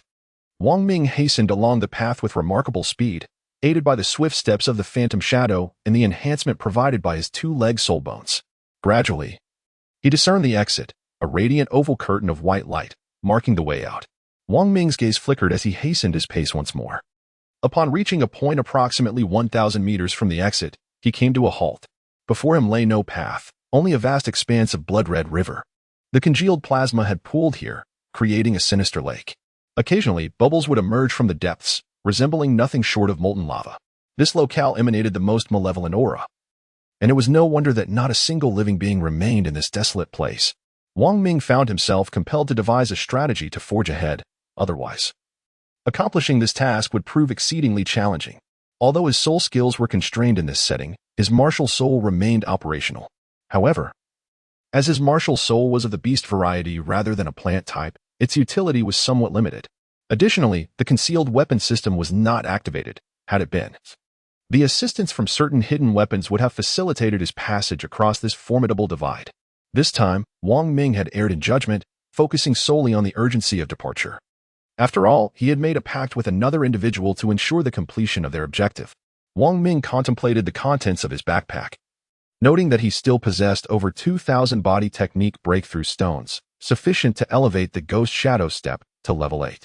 With that enhancement, he should be able to depart. In a flash, 3 beams of golden light illuminated the air, successfully raising the Ghost Shadow Step to level 8. Ghost Shadow Step LV8, Speed 380, Evasion 380.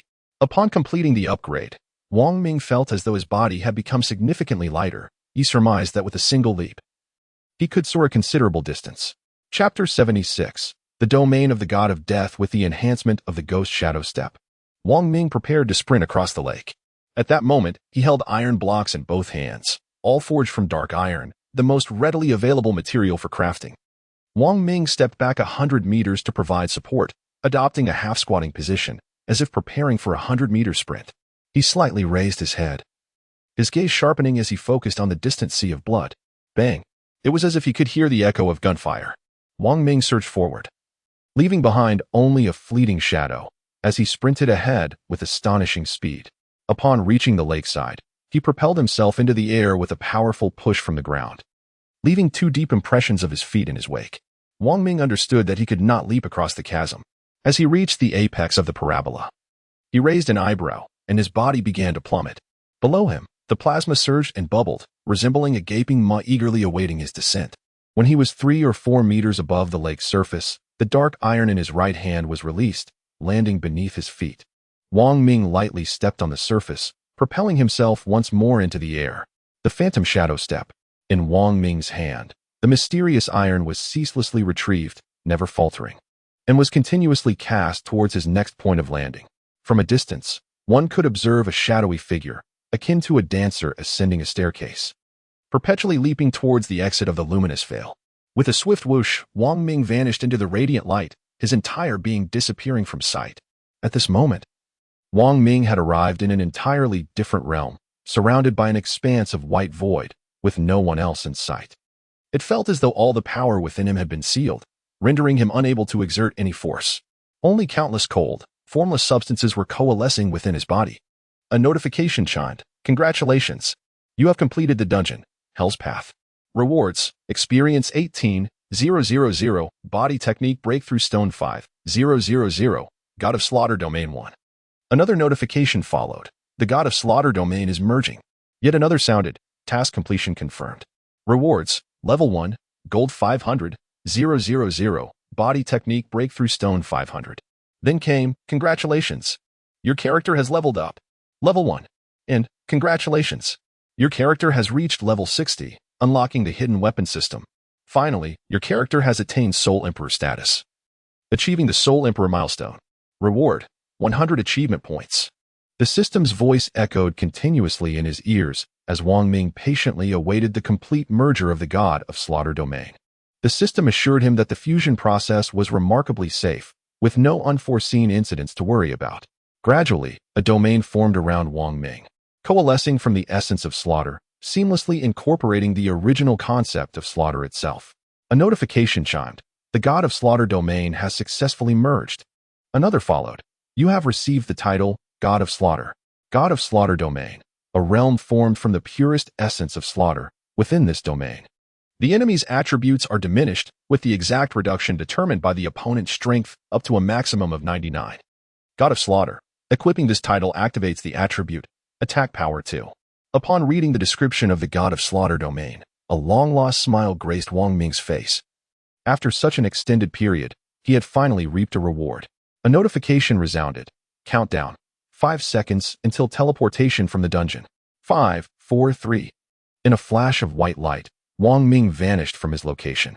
Wang Ming arrived at a certain location within the infamous killing town.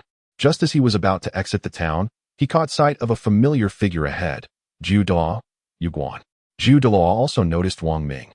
his enchanting eyes glancing at him, and in an instant, he appeared before Wang Ming. Elder Jiu. Wang Ming spread his hands, a tranquil expression gracing his face. Yuguan fixed his gaze on Wang Ming and nodded slightly, saying, "Indeed, well done, my child." He recognized that Wang Ming's emergence signified his successful acquisition of the God of Killing domain, along with the esteemed title of God of Killing. Thus, another Slayer was added to the world. Come, it is time for us to return. Both your teacher and your senior sister are awaiting your arrival. Yuguan emphasized the term senior sister with particular weight in his tone. Wang Ming smiled faintly and said, "Very well, Elder Jiu, let us depart." With that, the two embarked on their journey back to Spirit City. After a span of over 20 days, Wang Ming and Yuguan returned to the Spirit City, only to find, to their surprise, that they did not encounter Hulaina and her companions at the city gates. However, another individual was observing Wang Ming, Douluo.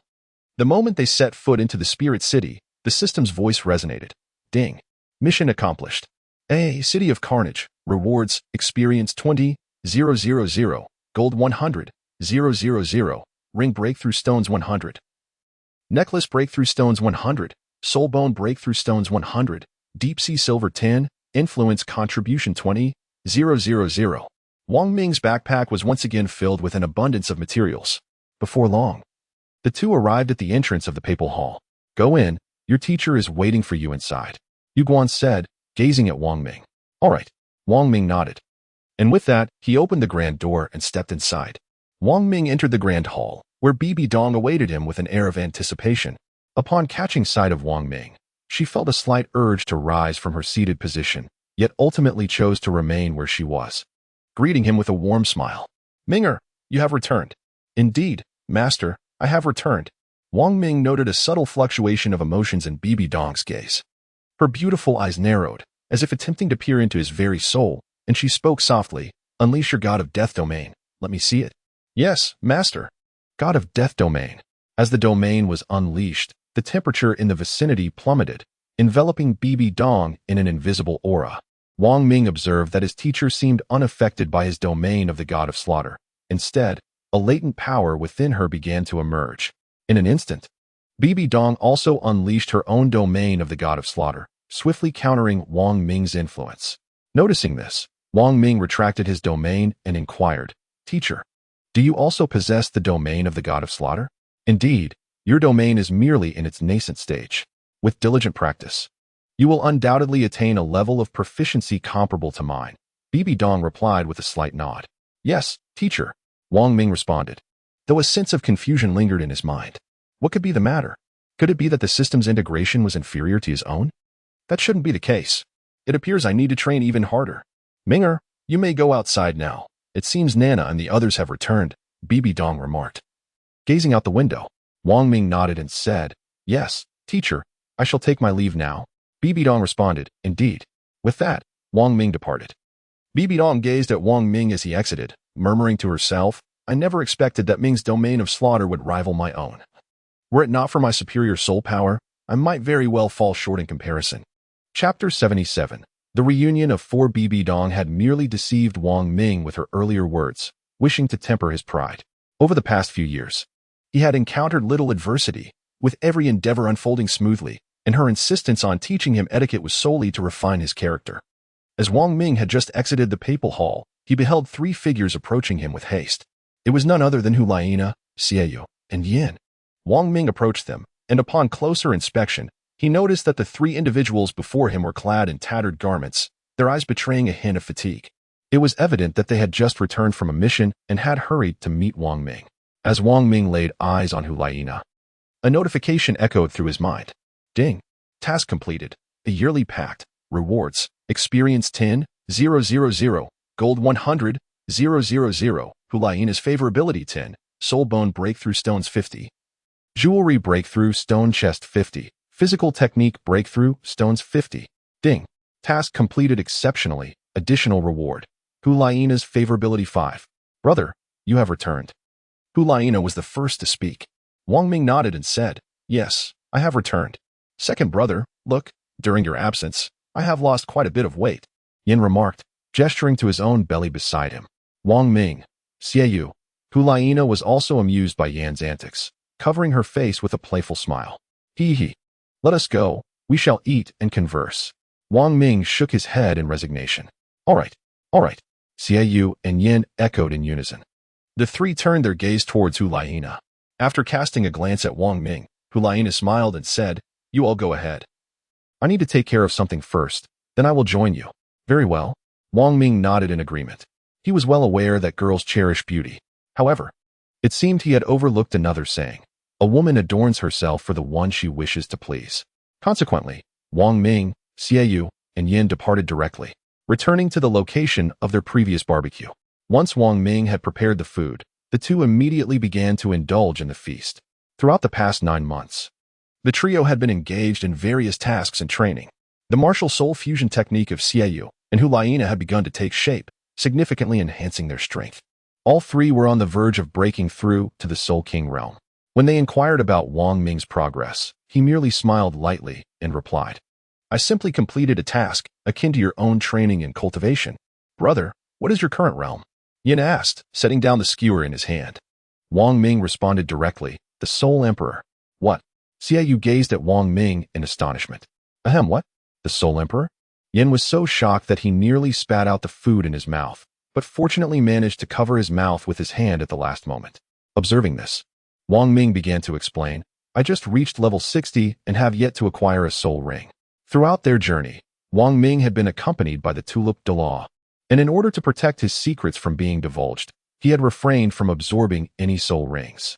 Xiaoyu looked at Wang Ming and remarked, Second brother, your speed in elevating your soul power is truly remarkable. Ha ha ha, you are not slow either. Wang Ming continued to turn the skewers in his hand.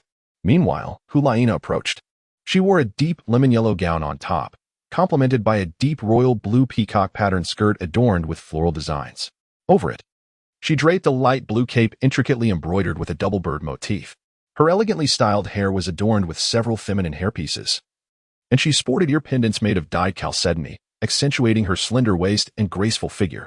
After Hulaina obtained her 4th soul ring, her martial spirit underwent another evolution, transforming into a 4-tailed fox, significantly enhancing her alluring abilities. Wang Ming gazed at Hulaina, momentarily lost in thought. At present, Hulaina's affection for Wang Ming had soared to an impressive 90 points, reaching a level akin to soaring together as one. Whenever Wang Ming desired, the opportunity was readily available. Brother, I have arrived. Hulaina approached and addressed him. Wang Ming nodded and said, Yes, please take a seat. It will be ready shortly. All right. Hulaina tilted her head and then shyly replied. Wang Ming proceeded to prepare his skewers, and this time, the 4 of them dined without any interruptions. They relished their meal with great joy.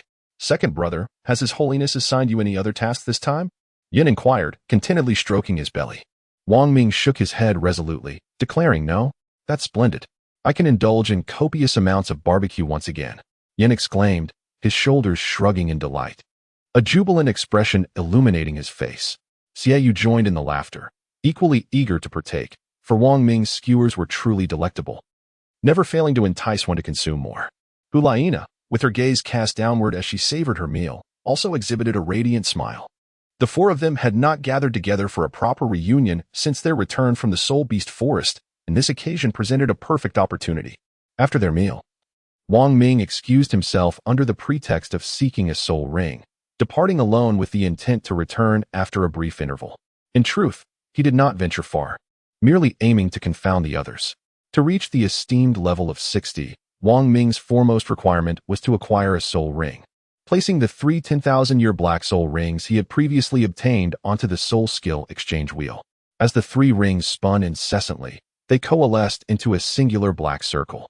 Soon, the wheel came to a halt, revealing a soul skill. Kirin's Wing, level 5, base damage 6,800. From behind, a pair of golden wings materialized, capable of transforming into a rain of arrows to assail foes, bypassing their defenses.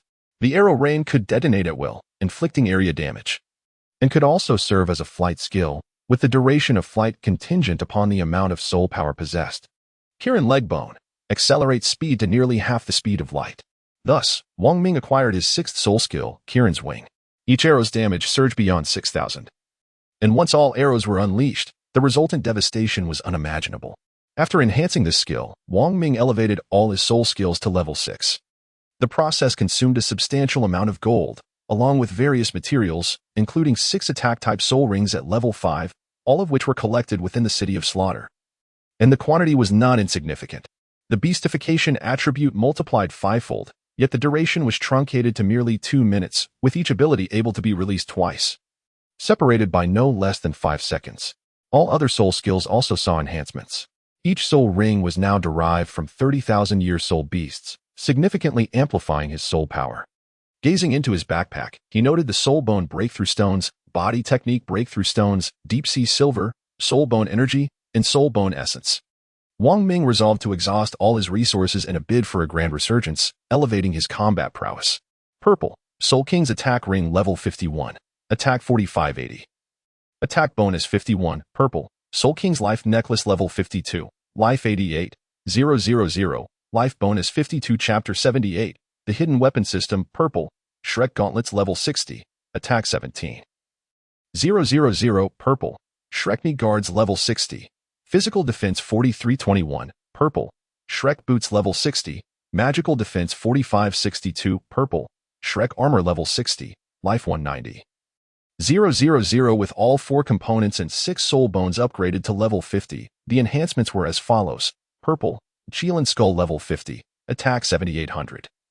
Attack increase 3, purple, Qilin torso bone level 50, life 230,000. Physical defense increase 3, purple, Qilin leg bone level 50, magical defense 4800. Magical defense increase 3, purple, Qilin hand bone level 50, life increase 3, physical defense 3790. After these enhancements, Wong Ming turned his attention to his true attributes. Character, Wong Ming level, 60 life. 1,000,000 experience. 1,206,000 attack. 100,000 physical defense. 23,000 magical defense. 24,000. Beholding his attributes, Wong Ming could not restrain a triumphant roar. Who dares challenge me? Fortunately, no one was around, or they would have surely deemed him a fool. With a staggering 1,000,000 in health and 100,000 in attack, the word that came to mind was formidable. Having absorbed all the soul rings, Wong Ming returned to Soul Master City. However, he did not head home directly. Instead, he ventured to the blacksmith shop of the Soul Master. Wong Ming needed to craft his own hidden weapons. Upon entering the blacksmith shop, he promptly tossed a bag of golden soul coins onto the counter and declared, "How many furnaces do you have? This will cover the expenses, and I also require a few assistants to stoke the fire." "Very well, esteemed boss." Esteemed boss. The proprietor of the blacksmith shop, enchanted by the glimmering coins, gazed at Wong Ming with admiration. "Assistants, take our esteemed guest to the private furnace in the back," he commanded without hesitation. "Certainly." One of the assistants stepped forward, bowing gracefully to Wong Ming, and gestured, "Please, sir." "Indeed," Wong Ming replied with a slight nod. As he walked, he couldn't help but marvel at the truth of the adage, wealth indeed grants one a position of authority. And Wong Ming was certainly not lacking in riches. Upon arriving at the forging chamber, Wong Ming prepared to commence the creation of his hidden weapons. Having only unlocked 2 types of concealed armaments, he needed to forge them, the sleeve arrow and the plum blossom needle. Together, these 2 weapons bore an aesthetically pleasing name. Needles hidden in the sleeve. B. Sleeve arrow. Effect. Inflicts 100 single target damage when wielded. B. Plum blossom needle. Effect. Inflicts a bleeding effect causing 150 physical damage over 6 seconds. Both of these were merely B-grade hidden weapons, the lowest tier available within the system. The pinnacle of hidden weapons reached the SS grade, possessing the capabilities of soul guidance technology, akin to soul guidance devices. Numerous other hidden weapons existed, including A-grade ones like the crossbow of Thorny Bloom and the shadowy sandshot. A-grade weapons such as the Meteor Chase and the Dragonbeard Needle, S-grade weapons like the Buddha S. Wrath Lotus in the tier of Guanine, and SS-grade treasures like the Protection of Mortal Realms, the Sealed Milk Bottle, and the Wailing Ghost Sorrow. A dazzling array of options overwhelmed Wong Ming's senses. After a brief glance, he began his task, retrieving his treasured materials: Xian steel, wild boar tusks, deep sea scales, ordinary green agate, empty stones, refined gold ingots, devil gathering water, and earth oregon. A vast collection of rare ores and soul beast materials tumbled forth, forming a magnificent mound upon the floor, radiating with various luminous hues. "Hey, assistant, stoke the fire for me," Wong Ming called out to the mesmerized helper, who had never before witnessed such an abundance of rare ores and materials. Wang Ming's call finally brought his wandering thoughts back to reality, and in a daze, he replied, Oh, all right. Only then did his companion proceed to stoke the fire at the back, initiating the idle mode. Wang Ming directly entered a state of automatic operation, allowing his body to be guided by the system to forge hidden weapons. Upon unlocking the hidden weapon, the system imparted to Wang Ming all the knowledge pertaining to it, including the intricacies of its forging. As the sounds echoed, Wang Ming, alone in the blacksmith shop, commenced his forging. Ding! Congratulations, the character has successfully forged a hidden dart. Hidden dart 1. Ding! Congratulations, the character has successfully forged a plum blossom needle. Plum blossom needle 1. Ding! Congratulations, the character has successfully forged a hidden dart. Hidden dart 1. After Wang Ming had forged 10 pieces of each of the concealed weapons, the system's voice resonated once more. Ding! A-grade concealed weapon, the crossbow with tight back flower, Shadow of the Sand, has been unlocked. To unlock more powerful concealed weapons, there exists but one method: relentless forging. With new blueprints in hand, Wang Ming began to forge new concealed weapons. Ding!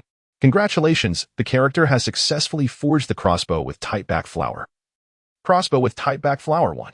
Ding! Congratulations, the character has successfully forged Shadow of the Sand. Shadow of the Sand 1. Ding! Congratulations. The character has successfully forged the crossbow with tight back flower. Crossbow with tight back flower 1. Wang Ming spent the entire day within the forge, meticulously crafting concealed weapons. With the aid of an automated system, he felt no fatigue whatsoever. It was, however, a different story for the several assistants tasked with stoking the fire. At this moment, the owner of the forge finally understood why Wang Ming required multiple assistants to maintain the flames. Wang Ming spent a full 5 days in the blacksmith shop and finally paused his hammering due to a lack of materials. It was not a complete absence of materials, but rather the absence of a specific, unique component. However, Wang Ming found himself unable to continue his crafting. Reluctantly, he acknowledged that the hammer in his hand was a high-grade item, and despite having reached level 60, he still could not ascertain the exact level of the weapon he was attempting to forge. Throughout those 5 days, Wang Ming had exhausted all the assistants in the blacksmith shop. Wang Ming gazed into his backpack, filled to the brim with concealed weapons. A satisfied smile gracing his face as he murmured to himself, I wonder if Tang San will be infuriated upon seeing these. After organizing his belongings, Wang Ming departed from the blacksmith shop. Upon his exit, the shop was left in utter disarray, with all the workers utterly exhausted, forcing them to close for a much-needed rest. At the Royal Academy of Do Empire, Tang San and his companions, under the guidance of several instructors, made their way to the esteemed institution. As they walked, Tang San suddenly sneezed at Chu. What's wrong, Sengu? Asked Wu, her concern evident as she stood beside him. Tang San turned to Wu, offering a gentle smile. I'm fine, Wu. MHM. Wu nodded in agreement. The group continued on their journey until they encountered an avalanche. After Wang Ming meticulously stored away all his concealed weapons, he returned to the papal hall, precisely at the designated time. Upon his return, he was once again drawn into a delightful barbecue by Yin. Shortly thereafter, Wang Ming's mentor summoned the 4 of them to the papal grand hall once more. Chapter 79. 3 Tasks. Wang Ming, Xiaoyu, Hulaina, and Yin were seated in the Pope's hall, where Bibi Dong regarded the 4 of them with a solemn expression. Are you aware that the elite competition of the continent's advanced Soul Master Academies is about to commence? The 4 nodded in acknowledgement, as they were indeed informed of this event. Very well, it has been decided that you shall represent us in this edition of the Soul Master Academy Elite Competition. Bibi Dong stated calmly. Wang Ming, yes, teacher. Hulaina, yes, teacher. Xiaoyu, yes, your holiness. Yin, yes, your holiness. Although Wang Ming verbally agreed, a sense of confusion lingered within him. The Soul Beast Academy competition? Had I ever attended an academy? Aside from a few experiences at Notting Academy, it seemed I had no formal education. Currently, there are only 4 of you, and we still need 3 more. I will select an auxiliary Soul Master and 2 defensive Soul Masters for you. You 3 will practice together with the other 3, honing your soul skills, Bibi Dong continued. Upon hearing that it involved the 3 of them, Hulaina realized her teacher had a new task for Wang Ming, yet she could not restrain her curiosity. Teacher, what about our junior brother? Shouldn't he join us in our practice? No need. Bibi Dong replied firmly, without a hint of hesitation. Teacher, why not? Hulaina's inquiry revealed her impatience. realizing too late that she had overstepped. Her expression turned slightly anxious. Wang Ming alone can match the three of you. If you can defeat him as a team, I will allow him to practice with you. Bibi Dong's gaze sharpened, a hint of annoyance directed at Hulaina. Hulaina. Yin and Xiaoyu exchanged glances, shaking their heads in unison. They all understood that they were no match for Wang Ming. Although they had not witnessed his prowess since his return, they could clearly sense his terrifying strength. Once unleashed, they would stand no chance. Wang Ming has his own assignments. I will send him to the Dou Empire to assess their strength, Bibi Dong clarified to them. Hulaina lowered her head, unable to meet Bibi Dong's gaze. Understood, teacher. Well then, you three may leave, Bibi Dong said, her tone laced with irritation. Yes, Hulaina, Yin, and Xiaoyu responded in unison as they gradually exited, leaving only Wang Ming and Bibi Dong in the Grand Hall. Minger, aside from the task I just assigned you, I have 2 more missions for you, Bibi Dong stated. Her eyes fixed intently on Wang Ming. Wang Ming nodded and said, Teacher, indeed, I will certainly accomplish this well. Great. The second task is to rendezvous with the individual from the Dou Empire who received you last time. Assist her with whatever she requires to the best of your abilities. The third task is to keep an eye on a certain person, Yu Gang. As Bibi Dong uttered the name Yu Gang, a contemplative expression crossed her face. Understood, teacher. I will fulfill this task. Wang Ming affirmed with a nod. Bibi Dong gazed at Wang Ming, a faint smile gracing her lips. Though her eyes betrayed a hint of melancholy, she waved her hand and said, You may leave now. Yes, teacher. Wang Ming withdrew, shaking his head in resignation as he murmured, I never imagined that the teacher still harbors lingering thoughts for that man. Having played this game, he understood all too well that it is a tragedy. The one who unties the knot must be the one who tied it. And her teacher had long since lost the ability to turn back. Ding. A task has been triggered. See, 3 tasks. Reward. Experience 8,000. Ring Breakthrough Stone 200. Necklace Breakthrough Stone 200. Gold 100. 000. 3 tasks. Complete the 3 assignments given by the teacher. Progress. 03. On this occasion, Wang Ming coincidentally received an additional task. Upon exiting the Grand Hall, he noticed that Xiaoyu and the others were waiting for him, lingering without leaving. Are you all waiting for me? Wang Ming approached and inquired. Yin replied, Yes, second brother, we are all waiting for you. Upon hearing this, a smile graced Wang Ming's face. However, the next statement left him both helpless and amused. We are all waiting for you to prepare our final barbecue before parting. Yin added. Wang Ming wore a grim expression as he turned to gaze at Xiaoyu, who nodded in acknowledgement. A glance at Hulaina revealed her gentle nod as well. Wang Ming had no choice but to relent and said, Let us depart. It was evident that the 3 of them were merely jesting. Otherwise, Hulaina would not have displayed such reckless behavior in the Grand Hall moments ago. The 4 of them then indulged in a sumptuous feast, savoring Wang Ming's barbecue. Particularly, Yin seemed intent on compensating for over a month's worth of barbecues in a single sitting. The following day, Wang Ming prepared to take his leave. Hulaina, Xiaoyu, and Yin all came to bid him farewell. Brother, exclaimed Hulaina, presenting him with a mask shaped like a fox. Wang Ming, still somewhat perplexed, inquired, What is this? This is a mask for you. Did not the teacher instruct you to investigate the strength of the soul masters in the Dou Empire? This mask will serve its purpose. Hulaina explained with a smile. In truth, her intentions were not as they appeared. This was merely a facade. Her underlying desire was for Wang Ming to remember her and not seek the company of other women. She had deliberately showcased a fox mask for him. Hulaina's hands, untouched by a rusty needle before, or numerous delicate wounds. Wang Ming gazed at the mask in his hands before turning to Hulaina and said, Thank you, fourth sister. It is time for me to depart. I shall await your arrival over there. With that, Wang Ming exited the gates of the Spirit City. Hulaina replied, Farewell. Second brother. Xiaoyu added, Goodbye, second brother. Yin chimed in, Farewell, second brother. I will miss you and your barbecue delicacies. Wang Ming. After more than 20 years, Wang Ming once again arrived at the imperial city of the Dou Empire. This time, he did not hasten to the Spirit Hall within the city. Instead, he first inquired about the location of the Blue Tyrant Academy. After making his inquiries, Wang Ming discovered that the Blue Tyrant Academy had undergone a name change and was now known as Shrek Academy. Wang Ming stood at the entrance of what used to be the Blue Overlord Academy, gazing at the prominent characters of Shrek Academy, murmuring to himself, Have you already entered? He was not yet ready to go inside. Instead, he turned and made his way alone to the Spirit Hall. Along the journey, As he passed a certain location, he noticed the figures of a man and a woman discreetly entering a particular place. Wang Ming felt a sense of familiarity with them. One adorned in a blue attire and the other in a pink skirt, both sporting long braided hair. Chapter 80. Entering the auction house thus. Wang Ming followed suit and arrived at the entrance. As he approached, he was halted by the guards stationed at the door.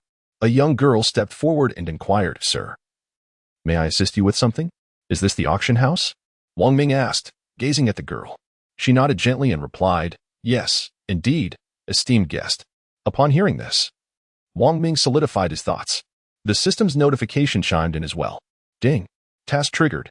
C. Enter the auction house. Reward. Experience 6,000. Gold 40,000. Soulbone energy 100. Soulbone essence 100. Jewelry breakthrough stone. Chest 100. Entering the auction house. Successfully entered the auction house and acquired the cat girl. Attracting the attention of Tang San and the sect leader Ning, Wang Ming gazed at the system's task, a faint smile gracing his lips as he inquired, "What must I do to gain entry?" Only guests possessing the certification for bidding may enter the auction hall to participate in the bidding process. The certification is categorized into several distinct levels, with the entry threshold set at 10,000 gold soul coins. This measure has been implemented to prevent malicious bidding. "And I kindly ask for your understanding," the young woman replied with a gentle smile. Wang Ming nodded and said, "Very well, I possess 10,000 gold soul coins. Where shall I verify my qualifications?" The young girl gestured politely. "Please, follow me." As she spoke, she began to lead him into the depths of the auction house. Wang Ming and the young girl entered a room. The girl looked at Wang Ming and smiled, saying, "You may allow me to inspect your assets now." Wang Ming nodded in agreement. While doing so, he retrieved 10 large empty burlap sacks. The girl beside him gazed at Wang Ming with a face full of perplexity. Wang Ming first grasped a burlap sack, then extracted the golden soul coins from his system. One by one, the coins cascaded into the sack, producing a delightful jingling sound. The golden coins emitted a radiant glow, resembling a shower of gold pouring into the sack. The jingling continued, and soon the first sack was filled. However, Wang Ming showed no signs of stopping. He moved towards the next sack. The enchanting sound persisted. The young girl nearby was utterly entranced, her gaze fixed upon the sack in Wang Ming's hands. It was her first encounter witnessing someone utilizing a storage device to carry such an abundance of golden soul coins.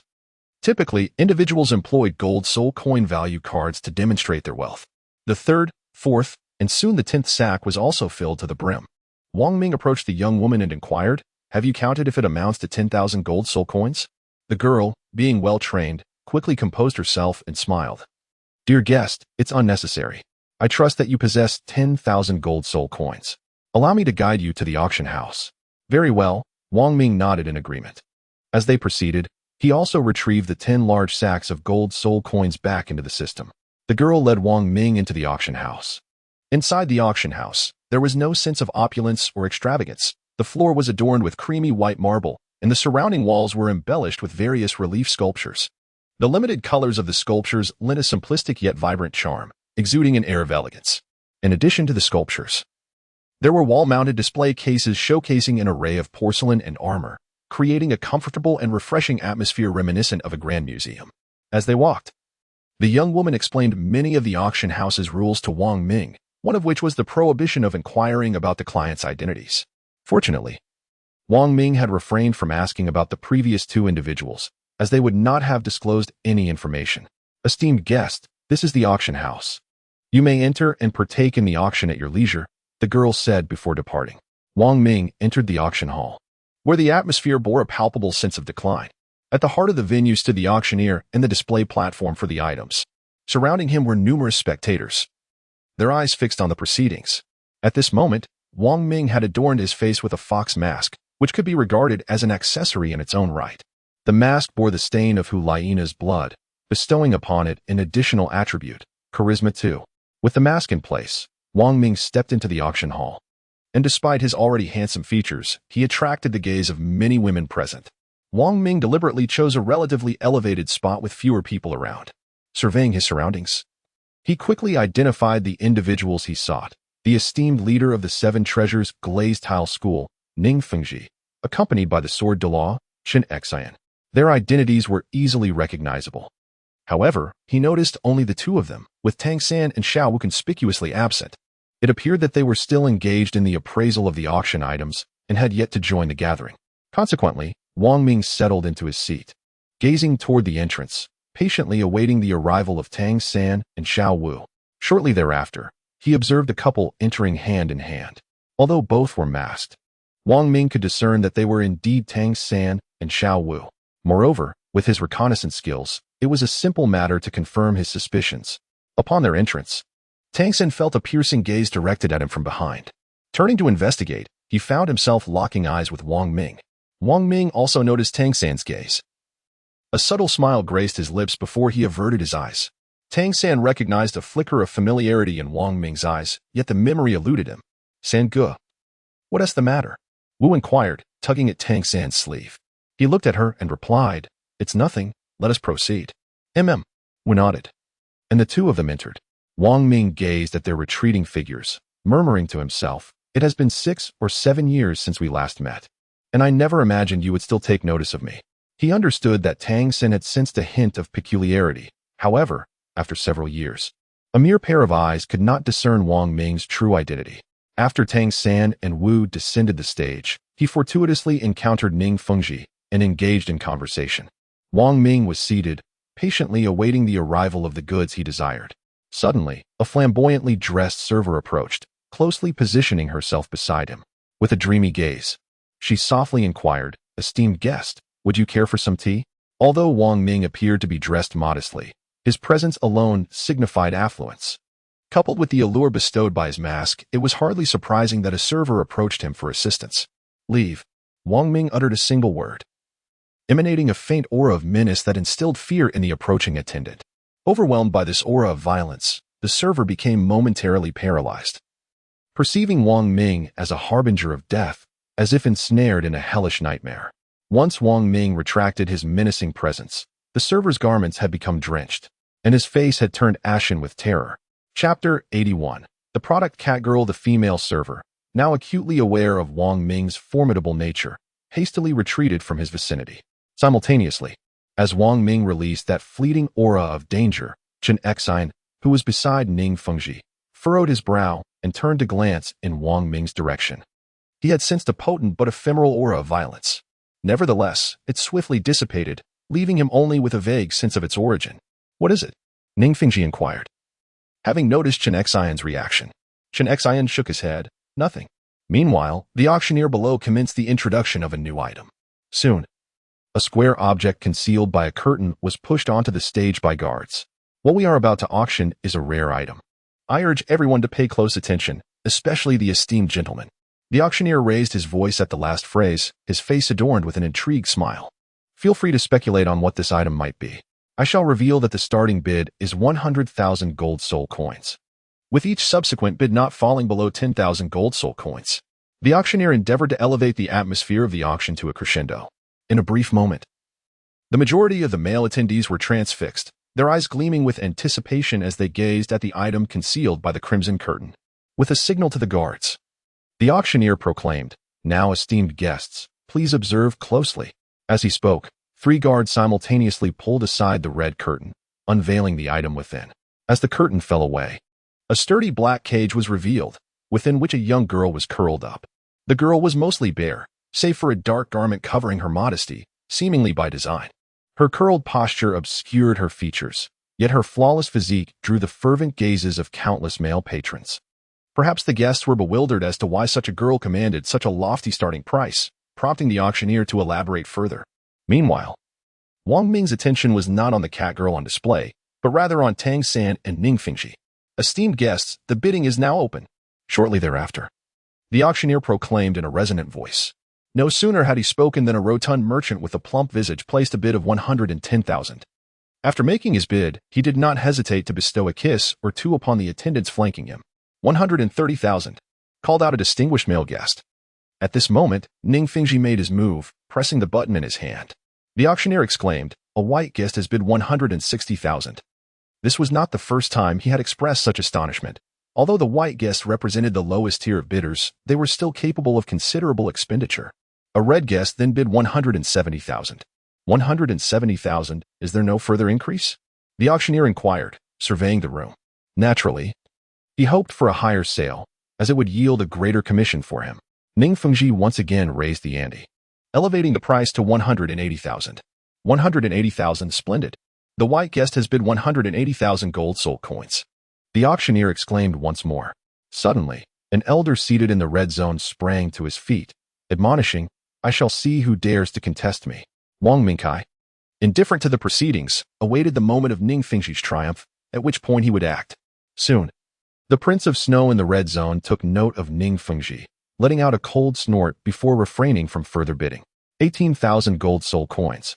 The auctioneer called for the second time. Observing this, Wong Ming finally made his move, 20,000 gold soul coins. As the words left his lips, all eyes turned towards him. 20,000 gold soul coins, a new white VIP had emerged. Even the auctioneer appeared somewhat taken aback, yet quickly turned to address Ning Fengji, asking, 20,000 gold soul coins, is there any further bidding? At that moment, only the two of them remained in contention. The auctioneer's words were directed toward Ning Fengji. Turning to look back, Ning Fengji noticed Wang Ming and then pressed the button once more. The auctioneer continued, 21,000. The white VIP has raised the bid to 21,000. Wang Ming, adorned with a mask, gazed at Ning Fengji with a subtle smile gracing his face, before decisively pressing the button 9 times. 300,000.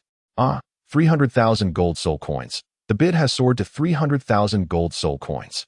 The auctioneer exclaimed in astonishment. He could hardly fathom that this item had indeed fetched such a remarkable sum. At this moment, Tang Xin turned to glance back.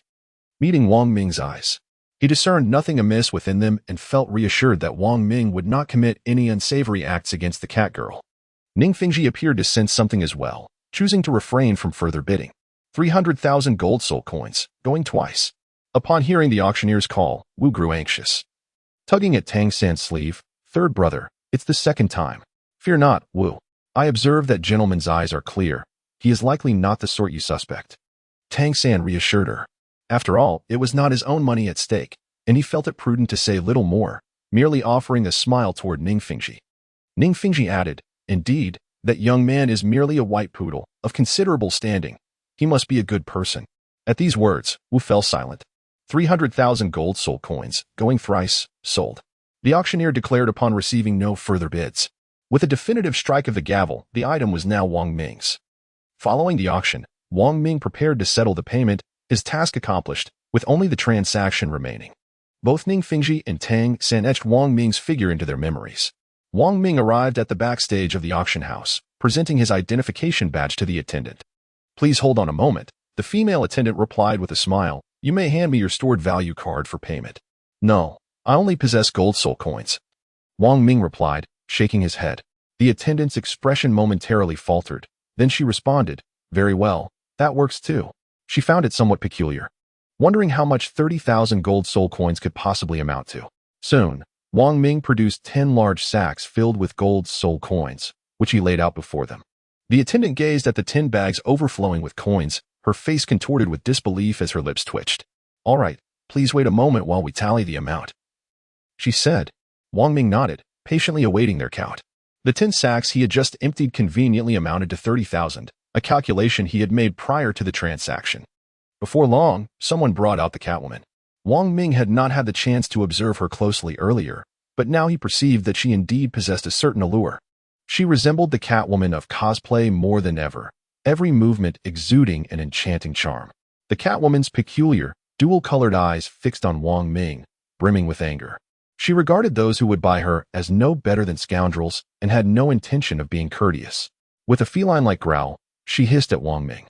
Wang Ming smiled faintly, seemingly unfazed. Esteemed guest, we have completed the count. It amounts to 300,000 gold soul coins. At that moment, a female attendant approached. This cat girl is now yours, my lord. As she spoke, the guard handed over the iron chain tethering the cat girl to Wang Ming. Wang Ming nodded slightly, accepting the chain and leading the cat girl outside. Ding. Mission accomplished. C. Entering the auction house. Experience 6,000. Gold 40. 000. Soul bone energy 100. Soul bone essence 100. Jewelry breakthrough stone. Chest 100. Wang Ming's ability to acquire the cat girl is partly attributed to a stroke of fortune. Prince Xuexing faced setbacks in Ning Fengji's realm. only to find another brash individual emerging to avenge him, thus he would naturally refrain from bidding further. Wang Ming led the cat girl to a secluded corner outside. The cat girl was equally perplexed, pondering why this masked man had brought her here instead of to a hotel room. Could it be that he harbored ulterior motives? Wang Ming gazed at the cat girl, and with a surge of soul power, the iron chain binding her was instantly shattered into fragments. Regaining her freedom, the cat girl swiftly retreated. Leaping a considerable distance, landing on all fours as she crouched low, her eyes fixated intently on Wang Ming, eager to discern his true intentions. Wang Ming removed his mask, revealing his handsome visage, and then turned to Catwoman, saying, "From now on, accompany me and serve as my maid by my side." Wang Ming retained her for subsequent tasks, intending to feign a roguish persona, thus benefiting his own objectives. Hiss, hiss, hiss. The Catwoman emitted a series of frantic cries. She had Wang Ming with suspicion, her reluctance palpable, as an urge to flee began to stir within her. Hee. Wang Ming regarded her with a derisive smile. The domain of the god of death. This marked Wang Ming's inaugural use of the complete domain of the god of death upon another. As the domain manifested, it enveloped the Catwoman in an immense pressure, compelling her to prostrate herself upon the ground. The Catwoman felt as though she were ensnared in hell, with the man before her resembling a demon. Advancing toward her step by deliberate step, Wang Ming approached and crouched down, observing the nearly overwhelmed Catwoman with keen interest. "So, are you willing?" he inquired. As he intensified his aura, unleashing even more of his murderous intent, Catwoman's face was compelled to press against his, her eyes devoid of color revealing a terrifying and fearful expression. She was frightened, gripped by dread. Never had she encountered such a brazen and shameless individual. How repulsive! In the presence of such lethal energy, she dared not even breathe. Ultimately, Catwoman had no choice but to blink in acquiescence. Ding! Congratulations, the character has subdued Catwoman, gaining a maid one. Wang Ming retracted the domain of the god of death and departed with the cat girl to procure her a few decent garments. The attire she wore was excessively revealing, proving somewhat inconvenient as they traversed the bustling streets. After acquiring the clothing, Wang Ming led the cat girl towards the Hall of Martial Spirits in the imperial capital of the Dou Empire. Wang Ming had previously visited this place where the steward, named Liang Lang, was well acquainted with him. Liang Lang had received word in advance that one of the golden generation from the Spirit Hall was to arrive. He did not expect that the individual would be Wang Ming himself. "Wang Ming, who is this?" Liang Lang inquired, glancing at the cat girl behind him. "This is the Spirit Hall. Not just anyone can enter. I must clarify. She is my maid, here to attend to my daily needs, Steward Liang. Is that acceptable?" Wang Ming explained. Liang Lang revealed a knowing smile, looking at Wang Ming with a glint in his eye, as if to say, "We are all men here. I understand." Realizing that bringing the cat girl was indeed a wise choice, Wang Ming replied, "Thank you, Steward Liang." Liang Lang patted his chest in assurance, stating, "No problem. Leave it to me." On this occasion, Liang Lang arranged for Wang Ming a guest room that contained a large bed, whether by intention or merely coincidence. As nightfall approached, Wang Ming sat quietly in a chair while the cat girl stood beside him, ready to serve him tea. "What is your name?" he suddenly asked as he lifted his cup. The cat girl momentarily hesitated. "Ah, my name is Zhu Yuner." "Zhu Yuner, a lovely name. You hail from the Star Luo Empire, correct?" Wang Ming queried, shaking his teacup. Zhu Yuner slightly faltered, remaining silent and shaking her head in denial. "Heh." Wang Ming chuckled softly, downing his tea in one gulp. He then gazed out the window, remarking, "Since you're here, why not enjoy a cup of tea before you leave?" Zhu Yuner looked outside in confusion, believing no one else had arrived. As she hadn't even heard footsteps. Suddenly, the door creaked open, and a masked woman in a pale yellow dress entered. Wang Ming recognized her as Qian Renxue. "Please, have a seat," he said with a smile, gesturing for her to sit. Qian Renxue's eyes narrowed as she fixed her gaze on Zhu Yuner, letting out a cold snort before taking a seat. "Pour the tea," Wang Ming instructed Zhu Yuner. "Yes," she murmured, promptly pouring a cup for Qian Renxue. Qian Renxue's eyes remained firmly on Wang Ming as she glanced at Zhu Yuner, then questioned in a reproachful tone, "Do you understand that your visit carries a mission? Do not lose sight of your task due to other matters." "Naturally, I will fulfill the task assigned by the teacher. However, might I inquire what your mission is?" Wang Ming smiled faintly and then inquired. At that moment, he observed that the affection level of Qian Renxue towards him had decreased from 45 to 40 on the companion system interface. Affection level, 40. When I need you, I will naturally inform you. Qian Renxue flicked her sleeve and exited without a backward glance. Watching her retreating figure, Wang Ming shook his head in resignation. Chapter 83. A Reunion with Tang San. Wang Ming noticed from the map that there was someone outside his residence. He then caught a faint, delicate fragrance in the air, which led him to conclude that it must be Qian Rinxue who had arrived. In this Dou Empire, it was likely that only she possessed the ability to discern his presence. Wang Ming found himself in a state of helplessness as Qian Rinxue stormed away in frustration. He yearned to inquire about his childhood sweetheart's whereabouts in the Dou Empire, especially since he had only reached level 60 and had not yet attained the threshold of 80. In the imperial palace of the Dou Empire, Qian Rinxue had transformed into a vision reminiscent of Shui Qinghe, possessing a strikingly handsome visage. She stepped to the window, gazing at the moon above. For reasons unbeknownst to her, the sight of the moon conjured vivid images of Wang Ming and that cat girl in an intimate embrace. A surge of soul power surged forth, shattering the illusion before her. Turning back to her chamber, she found herself incessantly berating Wang Ming in her thoughts. Humph. You deserve this. Once again, you shall not see Sister Ji Meng. You brought this upon yourself. Ji Meng had gone on a mission alongside her mentor, the sea cucumber Douluo. With Qian Rinxue lacking personnel, Bibi Dong had deliberately selected Wang Ming to assist. As the night deepened, darkness gradually enveloped the surroundings. Wang Ming climbed onto the bed and gazed at Zhu Yuner, a faint smile gracing his lips as he said, "Come up, let us rest." Zhu Yuner looked at Wang Ming with trepidation, torn between the urge to comply and the desire to resist. She hesitated, unsure of how to proceed. Ha! Wang Ming erupted into laughter at her demeanor. However, his mirth abruptly vanished as he fixed her with a chilling stare, declaring, "Do not attempt to flee, or I shall make you once again acquainted with the torments of hell." "Yes, I understand." Zhu Yuner trembled, thoroughly intimidated by Wang Ming's presence. With that, Wang Ming reclined to sleep. For the morrow he would prepare to fulfill the task assigned by his teacher.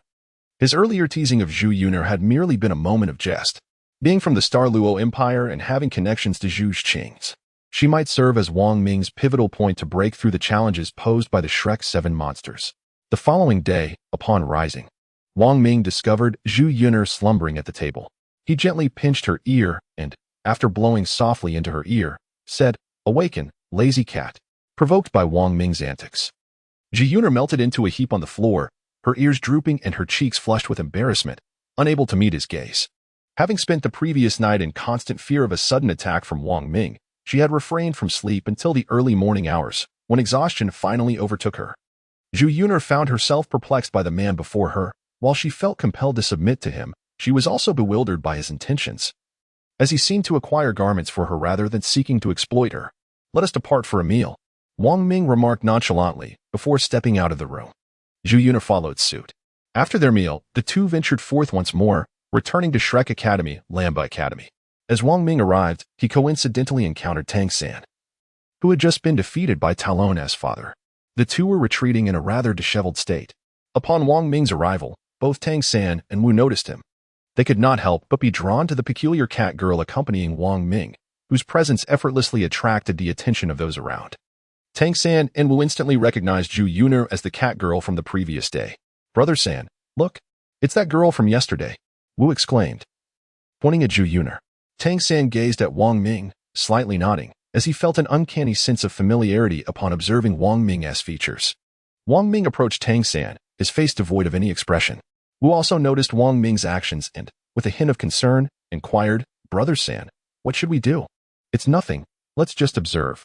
We are at the academy, so there's no need to worry," Tang San replied, suppressing the turmoil within him, his tone calm, yet strained. He had already sustained an injury from Talon's father and had been concealing the pain. Now, with another individual whose intentions were unclear approaching him, he couldn't help but feel a twinge of apprehension. "Tang San, it's been a long time," Wang Ming said as he drew closer. At these words, Tang San regarded him with confusion, racking his brain to recall if he had any acquaintance with this person.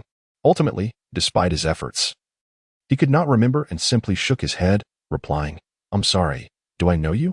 I seem to have forgotten. You don't recognize me either?" Wang Ming turned to Wu and asked. Wu's expression momentarily froze before she also shook her head, saying, "I don't know you."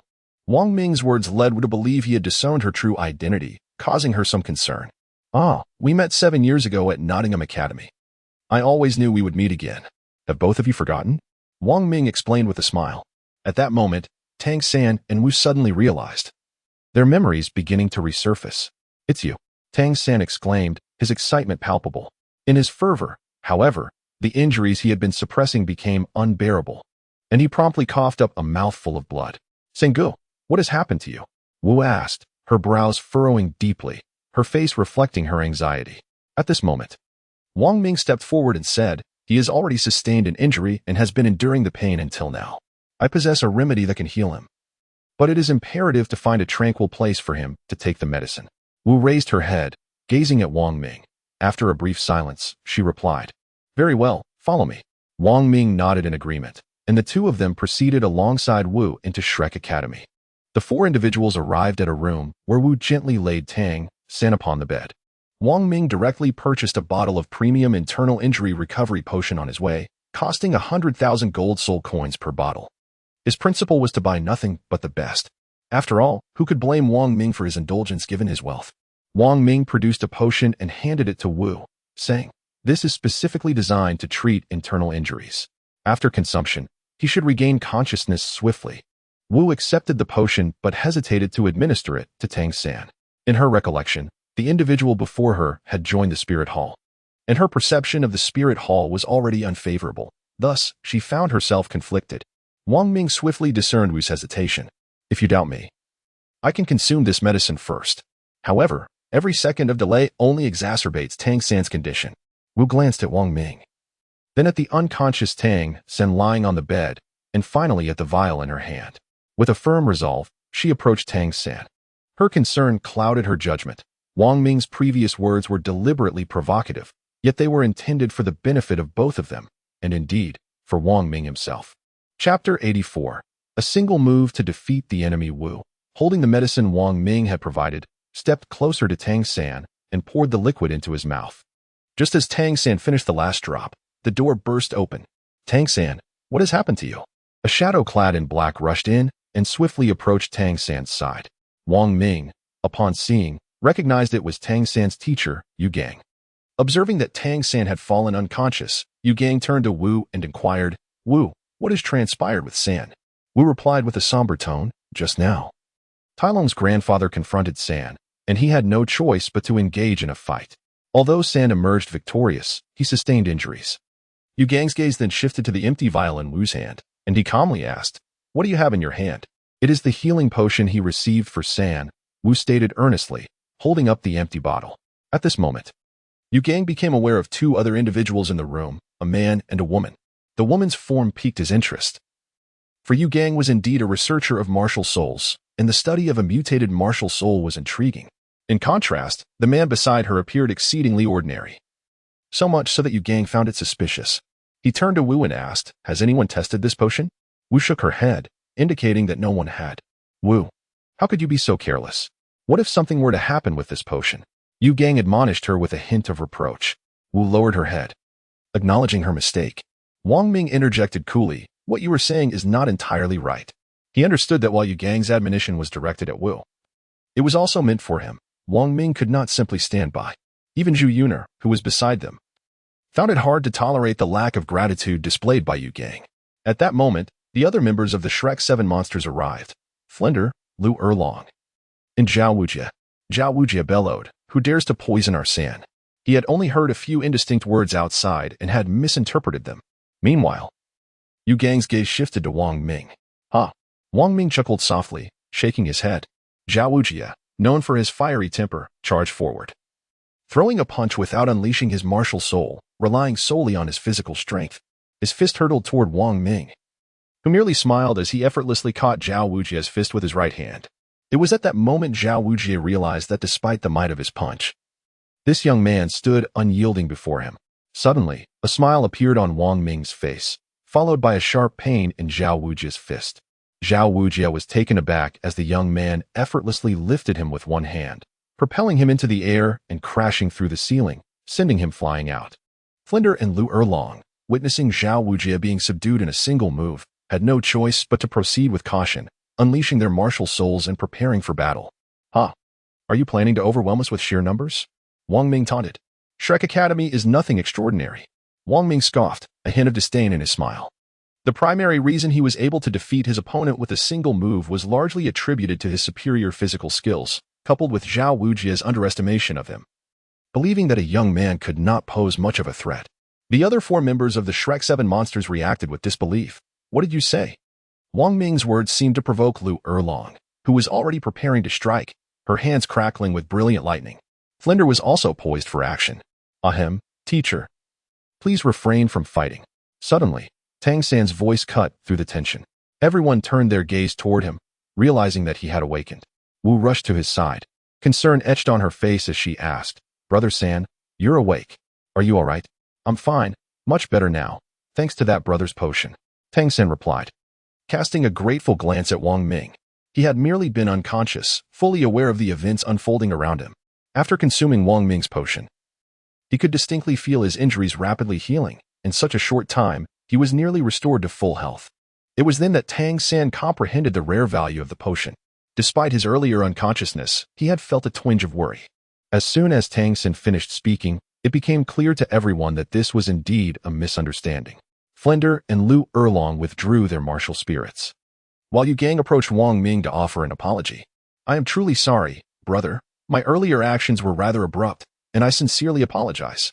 As Wang Ming was about to speak, a person burst in with great urgency, proclaiming, let us engage in another 800 rounds. It was Zhao Wuji, who entered covered in dust and immediately shouted at Wang Ming, ready to confront him. However, upon realizing the peculiar gazes cast upon him by everyone present, he paused. Teacher Zhao, please stand down. It was all a misunderstanding. Yu Gang finally interjected. Humph. Zhao Wuji scoffed lightly, somewhat unwilling to concede, and retreated. How could he, a soul sage, be content with having been defeated by a mere youth? Wang Ming cast a glance at Tang San and then said, it matters not. Let us treat this as if nothing has transpired. With that, Wang Ming prepared to depart, turning to Zhu Yuner and saying, Yuner, let us go. Oh, very well. Zhu Yuner replied, momentarily dazed, before following Wang Ming. Brother, Tang San called out, having forgotten Wang Ming's name and resorting to this address. Regardless of the circumstances, this individual had undoubtedly saved him. The value of that potion alone warranted a more respectful demeanor. Tang San still wished to express his gratitude in person. As Wang Ming and Zhu Yuner passed by the spot where Zhu Zhuqing stood, she suddenly called out to Wang Ming, smiling as she said, Young master, please hold on. What is it? Do you wish to detain me? Wang Ming frowned, his expression one of displeasure. Zhu Zhuqing quickly clarified, not at all. I merely wish to inquire about the person accompanying you, as they are an acquaintance of mine. Wang Ming turned to gaze at Zhu Yuner. In truth, he had noticed long ago that when Zhu Zhuqing entered, Zhu Yuner and Zhu Zhuqing were exchanging flirtatious glances. Wang Ming must be feigning ignorance. It is all quite deliberate on his part. Chapter 85, Hao Tian Douluo. What? Have you taken a fancy to the maid I purchased? Wang Ming inquired with keen interest. In your presence, what do I have to fear? Wang Ming immediately emanated a subtle aura of slaughter, instilling fear in those around him. Flanders and his companions felt the weight of this pressure, a formidable force imbued with a chilling sense of menace that was almost suffocating. Once released, Wang Ming swiftly retracted this energy. He was not one to expose his hidden cards. At that moment, Tang San finally descended from his bed, saying, My brother, that was not our intent. In truth, I merely wish to express my gratitude to you in person, as you have indeed rendered me a favor. Might I have the honor of doing so? Tang San gazed at Wang Ming with a pleading expression. According to the rules of the Tang sect, one must repay any act of kindness, a principle he was determined to uphold. Wang Ming gazed at Tang San, contemplating in silence for a moment before responding, All right. By the way, I am yet to learn your esteemed name. Tang San continued, I am Tang San.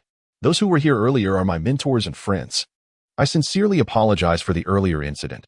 Their eagerness to assist was genuine, and I hope you can understand. Wang Ming nodded in acknowledgement, signifying his acceptance. In truth, Wang Ming felt a quiet sense of triumph within, realizing that he had already accomplished a significant portion of his task. Soon, the others departed, leaving only Wang Ming and Tang San in the room. Zhu Yuner was pulled outside by Wu Chang. It was only at Wang Ming's subtle gesture that she dared to step out. Tang San looked at Wang Ming and inquired, The potion you administered to me earlier must have been quite valuable, I presume? Wang Ming scoffed. What are you talking about? It's merely 100,000 gold soul coins for a bottle. What? Tang San's eyes widened in disbelief as he gazed at Wang Ming. The sum exceeded his wildest imagination. And even more astonishing was Wang Ming's demeanor, which suggested that 100,000 gold soul coins might indeed be of little significance to him. Is there a problem? Do you still want more? Wang Ming inquired, casting a curious glance at Tang San. Wang Ming directly exchanged 5 bottles from the systems store and held them in his hand, saying, "Here, take this." Tang San promptly declined, saying, "No need, brother Wang Ming. My injuries have already healed." Wang Ming retracted the potion and said, "Since you do not want it, let it be." Tang San nodded in response. In truth, Tang San was well aware that Wang Ming could effortlessly procure the cat girl for 300,000 gold soul coins without a moment's hesitation, thus revealing his affluence. "Brother Wang Ming, may I inquire about your current status within the spirit hall?" Tang San asked, gazing at Wang Ming. Wang Ming did not shy away from the truth, stating directly, "I am currently a member of the spirit hall, studying within its academy." Though he spoke boldly, a hint of embarrassment lingered in his demeanor. "I am not deceiving you, Tang San. We shall undoubtedly encounter one another in the Elite Soul Master Academy competition. I speak no falsehood." Oh, Tang San fell into contemplation, pondering thoughts unknown. While he harbored some aversion towards the spirit hall, the circumstances were peculiar. His discontent was directed at the institution's ethos, not at Wang Ming as an individual. There was no animosity towards Wang Ming. "What troubles you?" Wang Ming inquired, observing Tang San's expression. Tang San smiled faintly and replied, "It is nothing." They soon resumed their conversation. Outside the door, Ji Meng was engaged in discourse with 2 other girls. "Tell me, did that man ever act inappropriately towards you?" Wu's gaze fixed intently on Ji Meng. Despite Wang Ming's rescue of her elder brother, Wu remained convinced that Wang Ming had initially purchased Ji Meng with ulterior motives. Absolutely not. Ji Meng shook her head earnestly. Wu furrowed her brow, then reassured her. "You need not fear him. Speak your truth. If he ever lays a hand on you, I shall call upon our teacher for assistance. She is a soul Douluo." Ji Meng was at a loss for words in response to Wu's assertions. Truly, she did not believe it. Could it be false? She did not wish for Wang Ming to face the wrath of a soul Douluo, for he had treated her well, albeit sometimes scaring her for fun. She could only look to Zhu Xuqing for support. Zhu Xuqing finally spoke. "Wu, you need not press her. She is certainly speaking the truth." "Very well." At that moment, Wu ceased her inquiries. Shortly thereafter, Wang Ming and Tang San emerged together. Wu promptly approached Tang San to inquire about his situation, while Zhu Yun'er obediently moved to Wang Ming's side. Zhu Xuqing also approached Wang Ming, regarding him with a serious expression. "Young Master Wang, I hope you will treat Zhu Yun'er kindly." "Indeed, that is only natural." Wang Ming nodded in response. "As my maid, I shall ensure she does not suffer." With that, Wang Ming produced a cat-shaped hairpin and presented it to Zhu Yun'er, saying, "Here, a gift from my lord." Zhu Yun'er, Tang San, Zhu Xuqing, and Wu all recognized the exquisite value of the ornament. However, Wang Ming's gesture struck them as somewhat amusing. Surely, wealth could not be squandered so frivolously. Zhu Yun'er hesitated but ultimately accepted the piece of jewelry. Eventually, under Tang San's persistent insistence, Wang Ming also took residence here. Of course, part of the arrangement was also due to the intriguing dynamics at play, aimed at preventing Wang Ming from getting too familiar with Zhu Yun'er, as they had deliberately assigned separate rooms for the two. As they made their way out, Wang Ming encountered Yu Gang and his companions once more. Among them, Zhao Wuji was eagerly flexing his fists, brimming with anticipation, seemingly eager for another contest with Wang Ming. Wang Ming would never acquiesce. He certainly would not engage in a contest, as it would reveal too much of his prowess and easily arouse suspicion among others. The strength he had previously displayed before Zhao Wuji was already ample. Any further revelations would be inadvisable. Within a few days, Ning Rongrong arrived at Shrek Academy accompanied by her father. Wang Ming did not venture out. He merely observed from a distance, for he was not particularly acquainted with the Shrek 7 monsters. Only Tyrone's grandfather sought trouble with Tang San, yet a confrontation did not ensue, as he merely exchanged blows with Zhao Wuji. Strangely enough, this led to a conversation filled with perplexities. Shortly thereafter, Tyrone's grandfather and Tang San entered a room to engage in a discreet discussion. After the passage of half an hour, Tang San and Titan emerged. Wang Ming observed the unfolding scene, realizing that from this day forth, Tang San would be aware of his father's true identity, the Haotian clan, Tang Hao, and the Haotian Douluo. Chapter 86, The Commencement of Leveling Up. Wang Ming finds it inappropriate to frequently engage with Shrek Academy. He believes that fate should take its course. One day, he receives an anonymous letter, which unmistakably indicates that it is a task assigned to him by Qianren, now known as Shueqinghe. The mission is to investigate the talents of Tang San at Shrek Academy and to ascertain whether he possesses the potential to be lured into the Spirit Hall. The intention behind this recruitment is ultimately tied to Shueqinghe's identity, as her current objective is to fulfill the responsibilities associated with it. Shueqinghe's role is to attract exceptional talents for the Dou Empire, and Tang San is precisely the kind of talent worth pursuing. Thus, Wang Ming considers his task nearly complete, awaiting the commencement of the Continental Advanced Soul Master Academy Elite Competition. In the days that follow, he is fortunate enough to witness Tang San plucking 7 celestial-grade medicinal herbs. Such herbs are rare treasures, sought after yet seldom found, and it is impossible for Wang Ming to procure them from the system's marketplace. Half a year later, the Continental Advanced Soul Master Academy Elite Competition will take place. Tang San and his companions are preparing to venture into the Sunset Forest to hunt soul beasts and acquire soul rings. With the forest located in the heart of the Dou Empire, when Wang Ming offers to assist them, Tang San politely declines his help. The Sunset Forest is fraught with peril, and Tang San suggests that only when Wang Ming reaches the requisite level for soul rings should he join them, otherwise, his presence would merely increase the danger. Upon hearing this, Wang Ming realizes that Tang San still harbors reservations about him. Therefore, he refrains from insisting on accompanying them. Even after their return, they will engage in specialized training to prepare for the Continental Advanced Soul Master Academy Elite Competition. Meanwhile, Wang Ming plans to use this time to level up and enhance his contribution to the faction. After Tang San and his group depart, Wang Ming sets forth on his endeavors. Wang Ming then set off for the Spirit Hall, where he accepted over a dozen missions from various factions. Zhu Yuner was entrusted to the Spirit Hall, for there she would be safest. Wang Ming set forth alone, embarking on his journey of leveling up. His first destination was the Star Doe Forest, where he undertook the task of hunting 10 10,000-year soul beasts. This marked Wang Ming's initial mission. Not only would he receive rewards for its completion, but he would also acquire a significant number of soul bones, soul bone energy, and soul bone essence. Numerous other task locations were conveniently situated nearby, facilitating their completion. Within 6 months, he planned to return, perfectly timing his arrival for the elite competition of high-ranking soul masters across the continent. True to its name, the Star Doe Forest was indeed a marvel. Located in the heart of the continent and serving as the largest forest in the central region, teeming with an abundance of soul beasts, Wang Ming's choice to hunt the 10,000-year soul beast here is indeed justified. Upon entering the Star Doe Forest, Wang Ming began his journey deeper into the woods.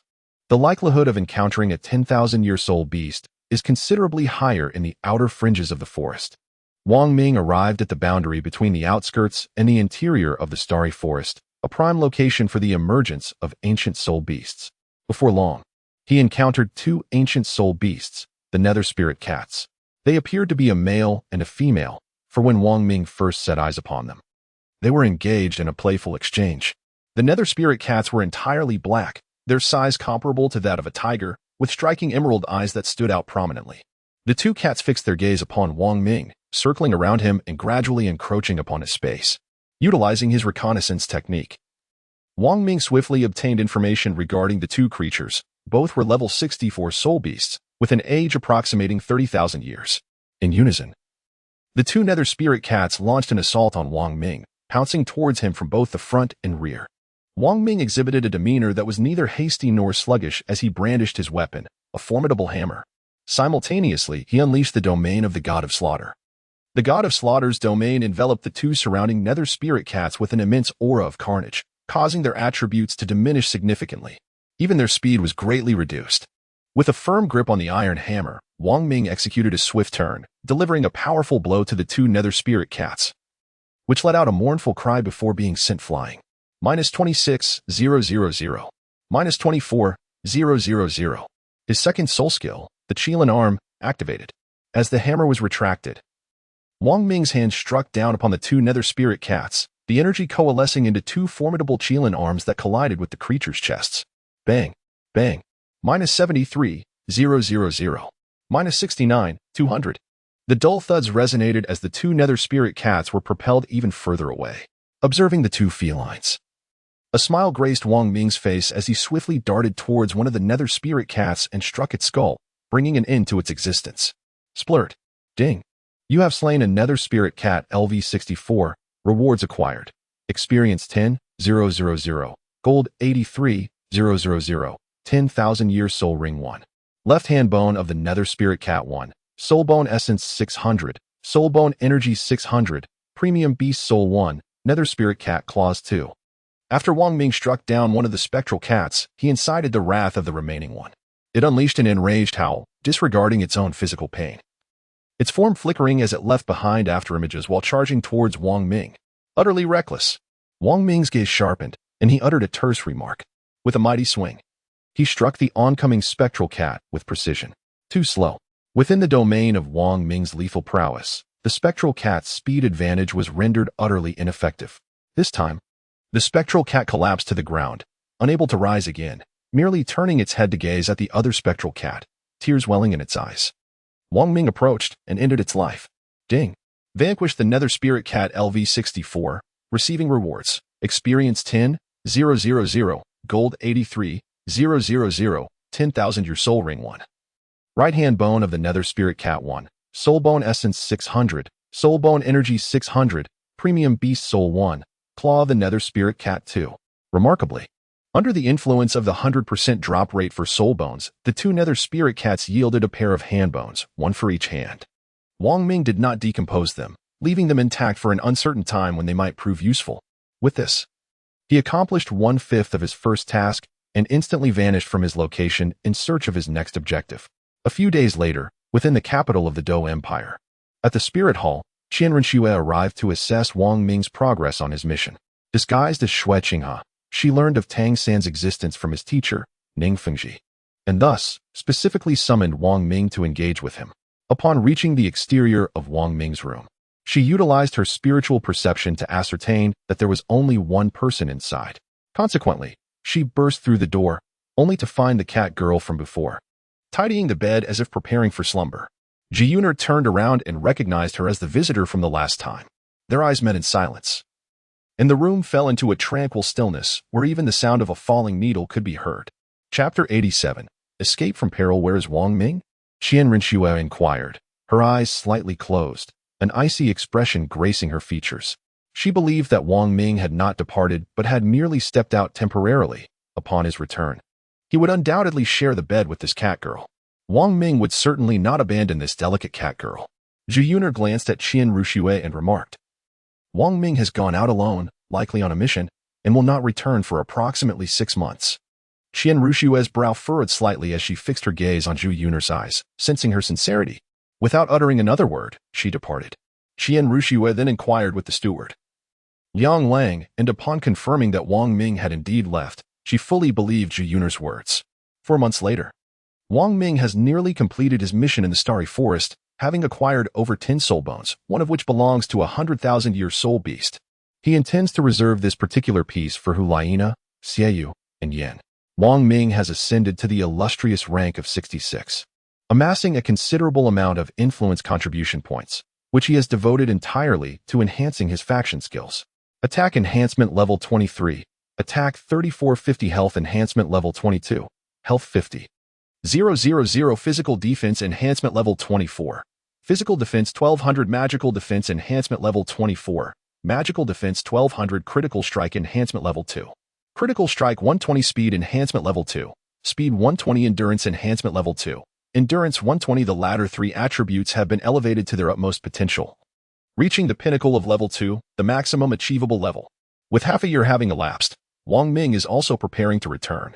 Just as he is about to embark on his journey back, he suddenly hears distant sounds of commotion, the startled cries of birds, and the ominous crashing of trees.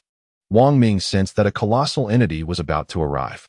Its speed was astonishing, and he believed it would soon be before him. Wang Ming furrowed his brow, gazing intently in the direction from which the sound emanated. He summoned his martial soul, and a mighty hammer materialized in his grasp. Though he could not recall when it had appeared, the noise grew increasingly nearer, and the ground began to tremble incessantly. As if the stones upon it were dancing in tandem, Wang Ming instinctively tightened his grip on the hammer in his hand. When he noticed the crimson dot appearing on the map, he sensed its presence, a colossal soul beast towering several dozen meters high, moving with the swiftness of lightning. Second soul skill, Qilin Arm.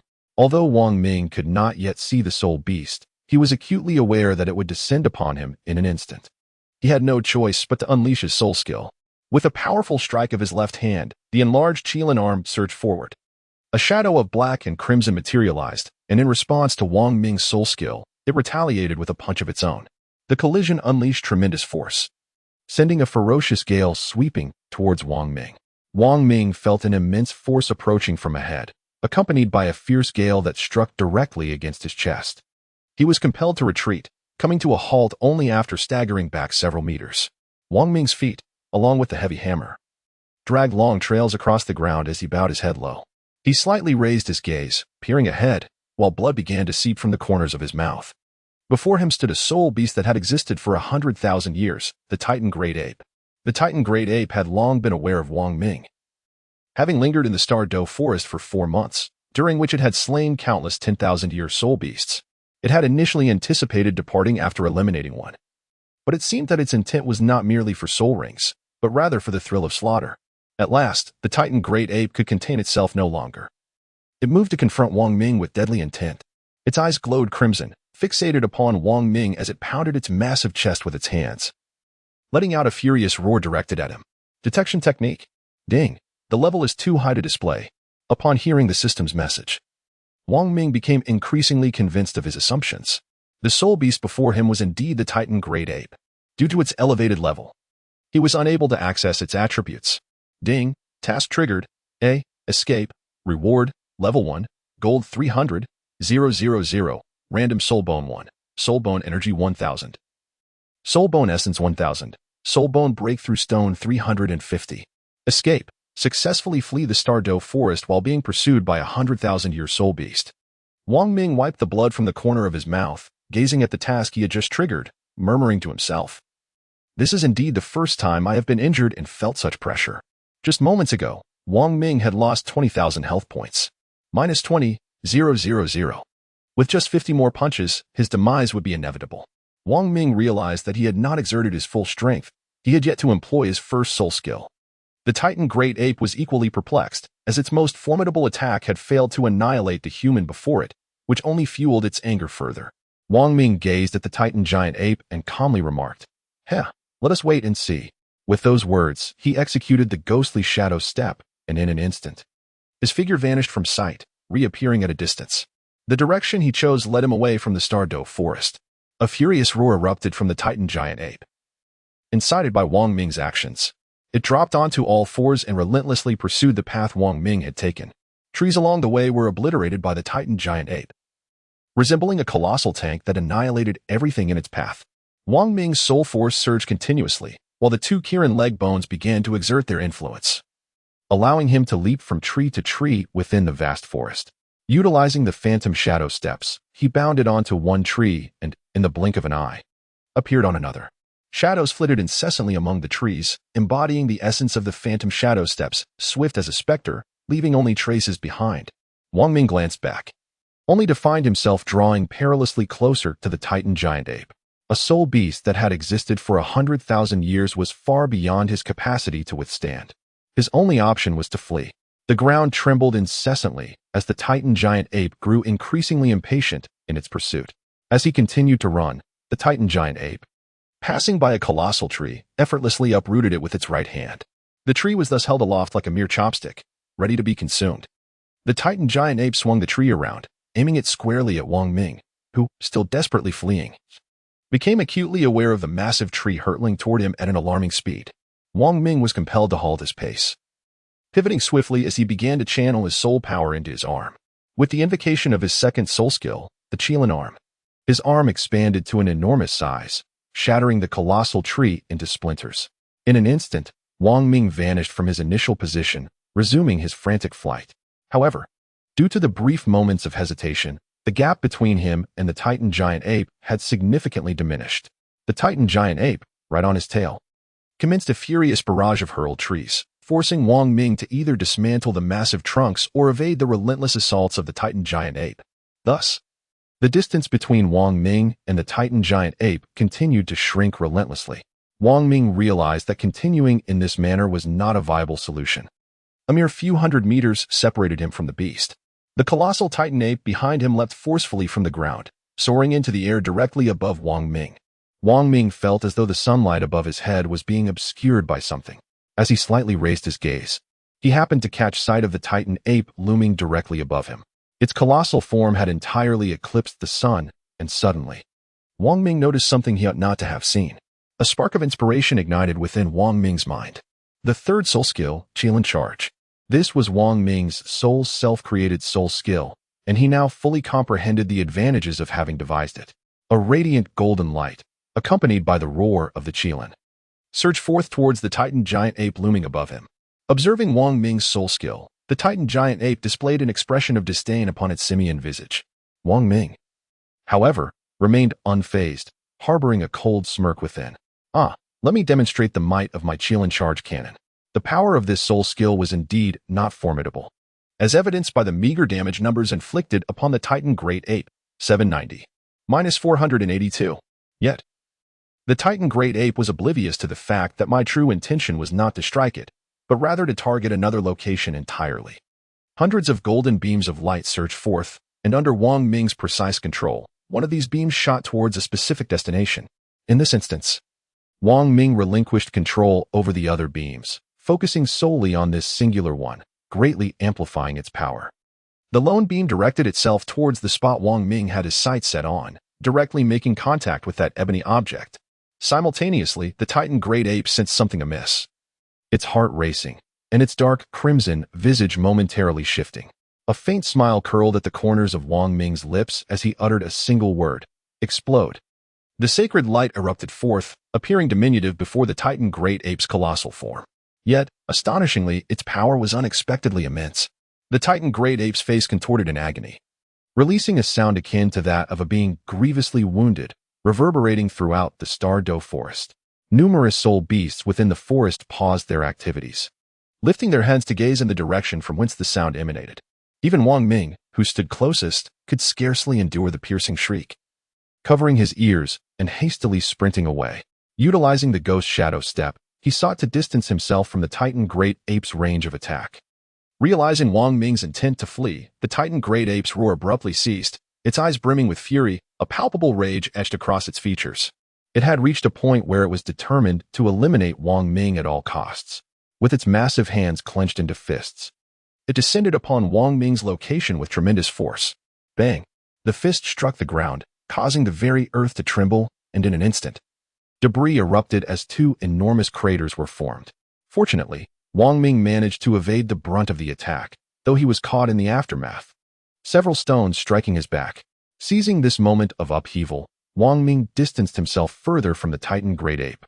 Wang Ming turned to gaze at the spot where the titan ape had been struck by his attack, a mosaic of chaos. "Ha ha ha, farewell, titan ape," he exclaimed, a wild smile illuminating his face as he burst into laughter. In response, the titan ape let out another furious roar directed at Wang Ming, suppressing its pain as it charged forward. At that moment, the titan ape was consumed by a singular thought: to slay him, to annihilate this human. Sixth soul skill, Feather of the Qilin. Wang Ming once again summoned his soul power, and instantly, a pair of golden wings, radiating a resplendent golden light, manifested behind him. This was Wang Ming's sixth soul skill, the Kirin wings, crafted from the very essence of his soul power. With his wings unfurled and a gentle flick, Wang Ming soared into the air, ascending gracefully into the heavens. Wang Ming gazed down at the titan great ape and provocatively declared, "Next time, I shall surely defeat you." The titan great ape halted, seething with indignation. It relentlessly uprooted nearby trees and hurled them into the air towards Wang Ming. However, after unleashing his sixth soul skill, Wang Ming's speed surged once more, enabling him to effortlessly evade the titan great ape's assaults. Casting a glance back at the titan, he swiftly soared towards the exit of the Douluo forest, leaving behind a golden streak in the sky.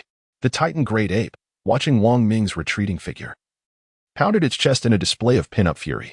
Just as it was about to pursue once more, an unusual sound resonated, halting the titan's advance. Reluctantly, the titan great ape ceased its chase, glanced in the direction Wang Ming had departed, and turned back, retreating into the depths of the Douluo forest. Wang Ming had been utilizing his sixth soul skill to soar through the air, only retracting his soul power once he realized that the titan great ape was not in pursuit. He then gracefully descended to the ground and began to run towards the exit. An hour later, Wang Ming finally escaped from the starry forest. At the very moment he emerged, the system notification chimed. Ding. Quest completed. Escape accomplished. Rewards, level 1, 300, 000 gold coins, 1 random soul bone energy 1000. Soul bone essence 1000, soul bone breakthrough stone 350. Ding. Congratulations, your character has leveled up. Level 1. Upon hearing the system's announcement, the final weight that had burdened Wang Ming's heart evaporated. He collapsed onto the ground, taking a moment to rest and restore his soul power. The completion of the system task signified that the Titan giant ape would no longer pursue him, granting him a true sense of safety. Now, as Wang Ming reflected upon the recent events, he felt a twinge of fear. Had he not resorted to a cunning tactic, escaping the clutches of the Titan giant ape would have been exceedingly difficult. However, he also recalled an uncanny sound, reminiscent of a bovine call, yet tinged with an unsettling quality. Wang Ming could only surmise that this was the call of the azure bull python. It was likely thanks to this very sound that he managed to escape. After a brief moment, Wang Ming rose to depart for the imperial capital of the Dou Empire. Unexpectedly, the voice of the system echoed once more. Ding. The character is being pursued by the Titan great ape of the Stardow Forest. Should one enter the Stardow Forest, it will inevitably be sensed. Upon reading the system's notification, Wang Ming's expression darkened, and he could only offer a resigned smile, saying, "Let us take it one step at a time." Wang Ming has been thoroughly resented by the Titan great ape, who has memorized his appearance and scent. Deep within the Stardow Forest, in the midst of a tranquil lake, a great gorilla is soaking, mending its wounds. It is only here, submerged in the water, that it finds solace. Suddenly, a cluster of bubbles emerges from the depths, as if something is about to surface. Chapter 89. Xiao Wu eavesdrops. A soul beast with the body of a serpent and the head of a bull gradually rises from the lake's bottom. With its enormous eyes fixed upon the bathing Titan great ape, it surprisingly speaks. "Second brother, did I not warn you against venturing out of the Stardow Forest so recklessly? Brother, that person is utterly detestable for having attacked me. I shall not rest until I have avenged myself." The Titan great ape responds, its face a mask of fury. Alas, upon leaving the starry forest, Wang Ming hastened directly towards the Dou Empire, not daring to delay even for a moment. After more than 20 days, he finally succeeded in returning to the Dou Empire. Wang Ming first proceeded to the Spirit Hall, intending to retrieve Zhu Yuner. Along the way, he encountered Liang Lang, and thus, Wang Ming inquired, "Manager Liang, is Zhu Yuner still within the Spirit Hall?" Liang Lang, with a lewd grin, replied, "Indeed, my dear brother, she has remained confined to her chamber, never stepping outside even once." Wang Ming nodded and said, "Well, I appreciate your assistance, Manager Liang. No need for thanks. We are all men, and I understand." Liang Lang replied. After exchanging a few words, Wang Ming returned to the guest room and took Zhu Yuner away, intending to revisit Shrek Academy. Along the way, Wang Ming inquired, "Yuner, during my absence, has anyone come looking for me?" "Yes," Zhu Yuner replied, nodding her head. "Who?" "The masked lady who visited our room late at night last time, the one whom you asked me to serve tea," Zhu Yuner elaborated. "Oh?" Wang Ming fell into deep contemplation. Since Qian Renshua sought him out, it was evident that there was a matter of significance, and he could not disclose this to Zhu Yuner. It seemed he had a chance to meet her. In the midst of his thoughts, the two arrived at Shrek Academy, just in time to encounter Tang San and his companions returning. The two groups collided directly. "Wang Ming, what brings you to our Shrek Academy?" one of Tang San's companions inquired as he stepped forward. Wang Ming smiled as he explained, "Isn't the elite competition of soul masters across the continent about to commence? I merely came to see when you would be competing, so I can cheer you on." We are uncertain as well. We will know when the time comes." Tang San turned to Yu Gang, hoping for clarification. Yu Gang nodded coldly, responding, "Indeed." Upon realizing Wang Ming's affiliation with the Spirit Hall, he had developed a sense of wariness towards him. Meanwhile, the figure of Wu, standing behind, regarded Wang Ming with disdain, huffing, "Humph, it must be intentional." Together, they proceeded into Shrek Academy. They were to discuss matters, and Wang Ming, understanding the situation, discreetly withdrew. His intent was not to uncover their soul skills or probe into their secrets, but rather to fulfill his mission. At present, his progress remained at 0, indicating that he had yet to complete a single task. That evening, although Wang Ming had no intention of staying at Shrek Academy, he and Zhu Yuner were compelled to do so due to Wu's insistence. They were assigned 2 rooms, distantly spaced apart. Before nightfall, Wang Ming addressed Zhu Yuner, saying, "Come. Let us go to my room first." Ah? Zhu Yuner's eyes widened momentarily before she nodded, unable to meet Wang Ming's gaze. Following him, she entered his room. In the corner, a pair of sparkling eyes observed the unfolding scene. Watching Zhu Yuner enter Wang Ming's chamber, the figure gradually stepped forward. It was Wu, emerging with an expression of indignation as she glared at Wang Ming's room, pouting, I knew Yuner must be deceiving me." With that, Wu stealthily approached, positioning herself outside the door to eavesdrop on the conversation between Wang Ming and Zhu Yuner. Inside Wang Ming's residence, Wang Ming had long been aware of Wu's presence, as a white dot persistently appeared on the map. Beyond Wu, he could not conceive of anyone else it might signify. His previous remarks had been deliberately crafted. "Please, take a seat," Wang Ming said, directing his gaze toward Zhu Yuner. She felt somewhat taken aback and harbored a flicker of fear, responding in a timid voice, "Young master, I dare not." When I instruct you to sit, you should sit. Do you not heed my words?" Wang Ming's brow furrowed, and his tone grew stern. Zhu Yuner, startled by his demeanor, promptly plopped down beside him, her body trembling incessantly. "Now, that is more obedient." Wang Ming's tone shifted unexpectedly, tinged with a hint of playful teasing. Wang Ming cast a glance out the window, then retrieved 2 pieces of soul bones from his backpack, placing them delicately on the table. They were, in fact, the leg bones of a team of nether spirit cats that he had previously acquired. The mention of soul left Zhu Yuner astonished by Wang Ming's actions. Just as she was about to utter the word soul bones, Wang Ming successfully silenced her, leaving her to emit muffled sounds of confusion. Wang Ming gazed at Zhu Yuner before shaking his head, signaling her not to be overly astonished. Zhu Yuner nodded, indicating her understanding of Wang Ming's intent. Wang Ming finally loosened his grip on Zhu Yuner's mouth. Outside, Wu listened intently to the commotion within, nearly unable to suppress her impatience, convinced that Wang Ming was mistreating Zhu Yuner. However, after a while, the sound ceased. Wu had no choice but to endure, waiting to observe the unfolding events. Capturing them in the act would serve as the most compelling evidence, ensuring that Wang Ming could not deny his actions. This was Wu's conjecture. "I have examined your body, and it appears there is an issue that hinders your ability to cultivate. Thus, I wonder if merging with this soul bone might help resolve your predicament," Wang Ming continued.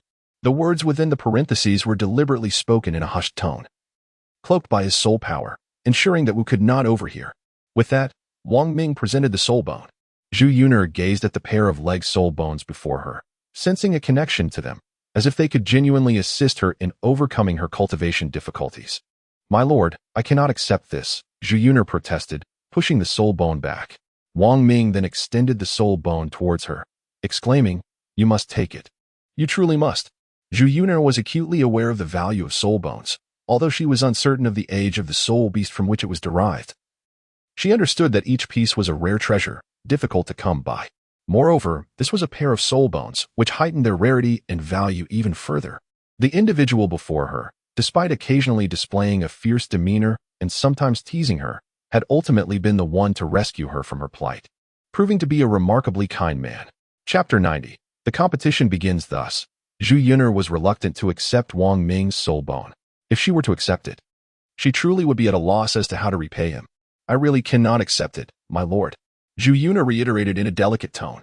Wang Ming earnestly reiterated, "You must." The two of them continued to push the soul bone back and forth within the confines of the room. Outside, Wu, eavesdropping, clenched her teeth in a surge of furious indignation. Her patience had reached its limit. With a swift movement of her long leg, she forcefully kicked the door open, exclaiming, "You lecher! Let us see how you will explain this." Bang! The room was instantly enveloped in silence. The sound of a pin dropping could be heard.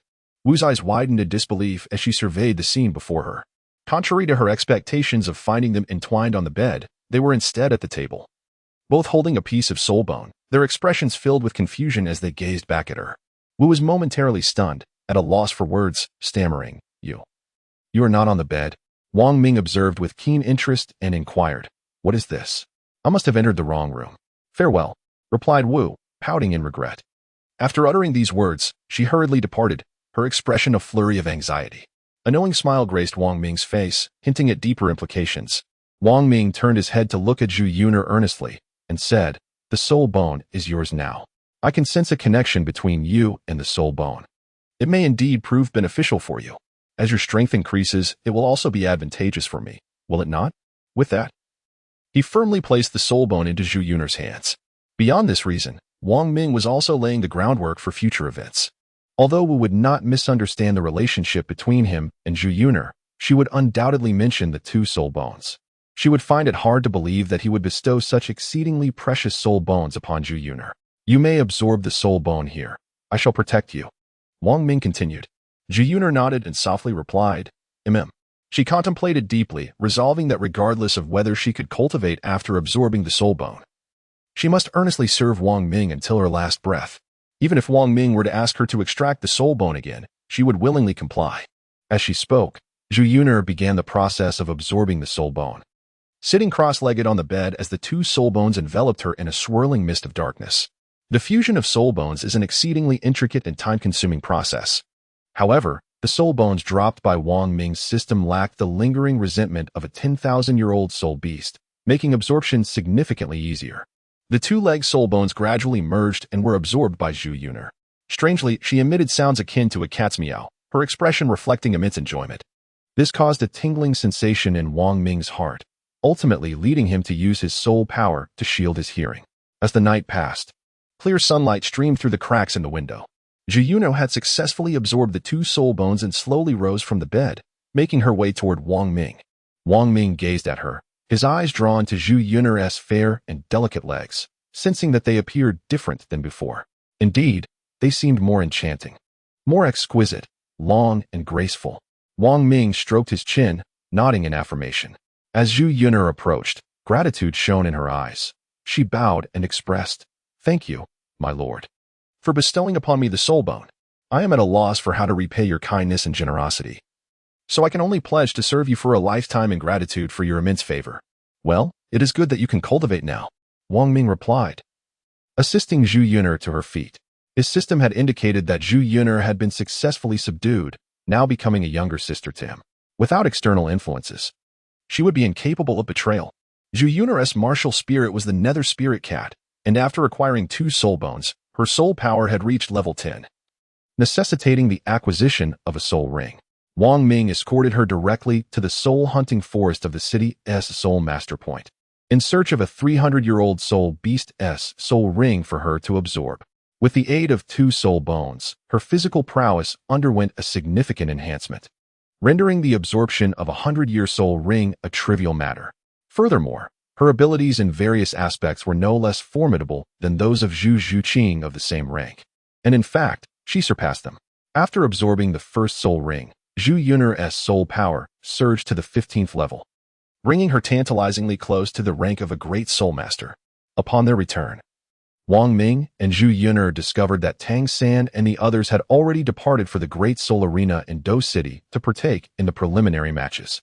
Consequently, the two hastened to the competition venue. When Wang Ming arrived, the Platinum Instructor had just announced the participating teams.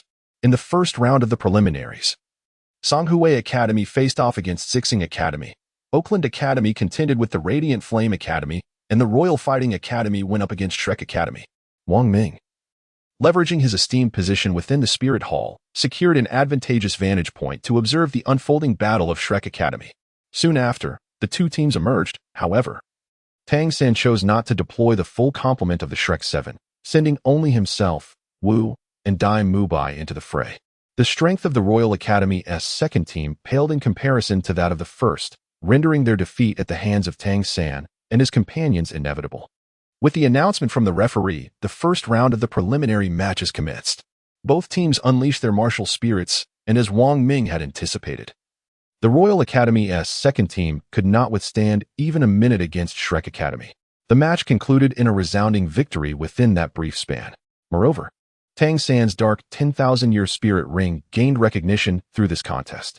Following their triumph, Wang Ming had other teams to observe to fulfill his teacher's assignment, delegating the task of congratulating Tang San's team to Zhu Yun'er. He remained behind to continue watching the competition. Outside the Do Great Spirit Arena, Zhu Yun'er encountered Tang San and his companions. Zhu Zhuqing inquired directly, "Yun'er, why have you returned? Did you not go to acquire your spirit ring?" "With the young master's assistance, I swiftly absorbed my spirit ring and returned to witness your match," Zhu Yun'er replied with a smile, Wu standing behind her, felt uncertain of what to say, harboring some regret regarding past matters. She had only confided in Tang San and Zhu Xing about Wang Ming's gift of the spirit bone to Zhu Yuner, leaving the rest of the seven unaware. Tang San could not help but marvel again at Wang Ming's wealth and generosity. Zhu Yuner then rejoined Tang San's group. As for the infatuated Ma Hongjun, he dared not approach Zhu Yuner, mindful of both Wu and Zhu Xuqing on his team, as well as the indelible memory of Wang Ming's decisive victory over Zhao Wuji's lingering in his mind. In Chapter 91, titled 10,000-Year Spirit Ring, Tang San encountered Ning Fingxi along the way, engaging in conversation for a while. After their discussion, he accompanied Ning Fingxi to a tea house, where Xue Qinghe began his own recruitment endeavors. At this moment, Wang Ming was engrossed in observing the matches of other teams. Once all the competitions had concluded, he turned his attention to his own task progress, which had advanced to two-thirds completion. It was evident that both the teacher and Qian Renxue had received his confidential message. A few days prior, Wang Ming had relayed information regarding Tang San to Qian Renxue, and he had shared the current situation and details about Yu Gang with his teacher. With two-thirds of the task accomplished, all that remained was to monitor their competition.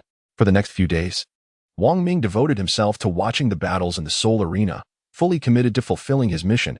He had no need for further exploration. After 10 days, he finally received the notification that his task was complete. Ding. Task accomplished. See, 3 tasks. Experience reward 8,000. Ring breakthrough stones 200. Necklace breakthrough stones 200. Gold 100. 000. Following the completion of his task, Wang Ming returned to Spirit City with Zhu Yuner. Meanwhile, under Tang San's leadership, Shrek Academy had successfully triumphed over numerous teams. Wang Ming should also return to prepare for the upcoming competition. 10 days later, he arrived in Soul Master City, first paying a visit to his teacher before proceeding to meet with Hulaina and the others. The 6 of them were diligently training in the arena of Soul Master City. Wang Ming could clearly see that Hulaina, Xiaoyu, and Yin had all attained 5 soul rings: yellow, yellow, purple, purple, and black. Hulaina's martial soul had evolved from the 4-tailed demon fox to the 5-tailed demon fox. Suddenly, she experienced a sense of familiarity and turned to glance back, only to catch sight of Wang Ming not far away. A wave of joy surged within her heart. She halted her training and sprinted towards him. However, after just a few steps, she noticed Zhu Yuner, a stunning cat girl, standing behind Wang Ming. She froze, her heart sinking momentarily, as if she had lost something vital. Her pace slowed significantly. Wang Ming observed Hulaina and the others approaching, prompting him to walk towards them as well. "Fourth sister," Wang Ming called out, with Hulaina being the first to reach him. Hulaina blinked her eyes and, with an icy demeanor, pointed at Zhu Yuner, inquiring, "Second brother, who is she?" "She is my maid," Wang Ming introduced. Wang Ming would never openly acknowledge that Zhu Yuner was a maid she had purchased herself, as it represented a shadow in her heart that was best left unspoken. "Oh." Hulaina nodded, yet her heart remained shrouded in skepticism.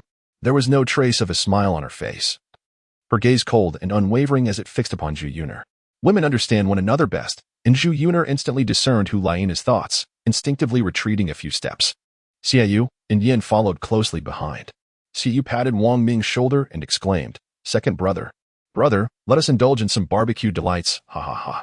Yin, sporting a gluttonous expression, turned to Wang Ming and chimed in. Wang Ming chuckled softly and said, "Ah, I understand. No rush, my dear brother.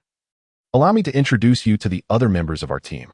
Xiaoyu then continued, "This is our soul support type soul master, Lan Qi, who wields the exquisite martial soul, the radiant golden scepter, and possesses a soul power of level 46. Additionally, we have 2 defense type soul masters, the twin brothers Ma De Long and Ma Er Long, both of whom possess the martial soul of the mighty diamond armor, with a soul power of level 48. After the introductions, Wang Ming looked at the trio. The twins bore an uncanny resemblance to each other, robust and sturdy. While the only support-type soul master also had a rugged appearance, being a male. Wang Ming gazed at them and proclaimed, "I am Wang Ming, a level 65 soul emperor. It brings me great joy to make your acquaintance." Ma Delong, Ma Erlong, and Lan Qi all responded with warm smiles, "Hello." The 3 of them had long heard of the illustrious quartet known as the Golden Generation, having only encountered 3 members until now. At last, they were face to face with the final individual.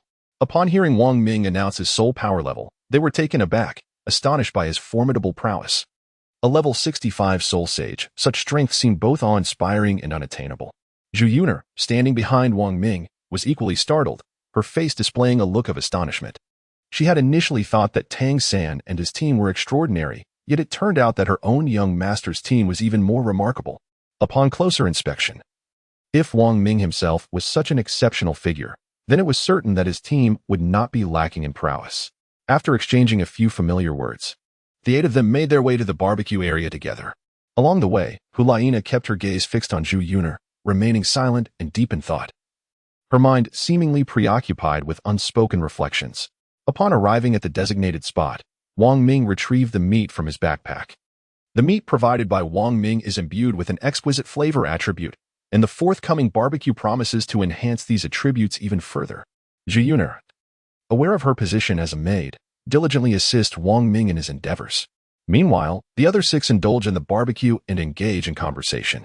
Yet, one individual, Hulaina, remained silent, her wide eyes fixed intently on Wang Ming and Zhu Yuner. With a skewer in hand, she bites down with fervor, savoring each piece. Suddenly, Wang Ming senses an unsettling aura and turns to find Hulaina's gaze filled with melancholy, frustration, and anger, causing him to shake his head in exasperation.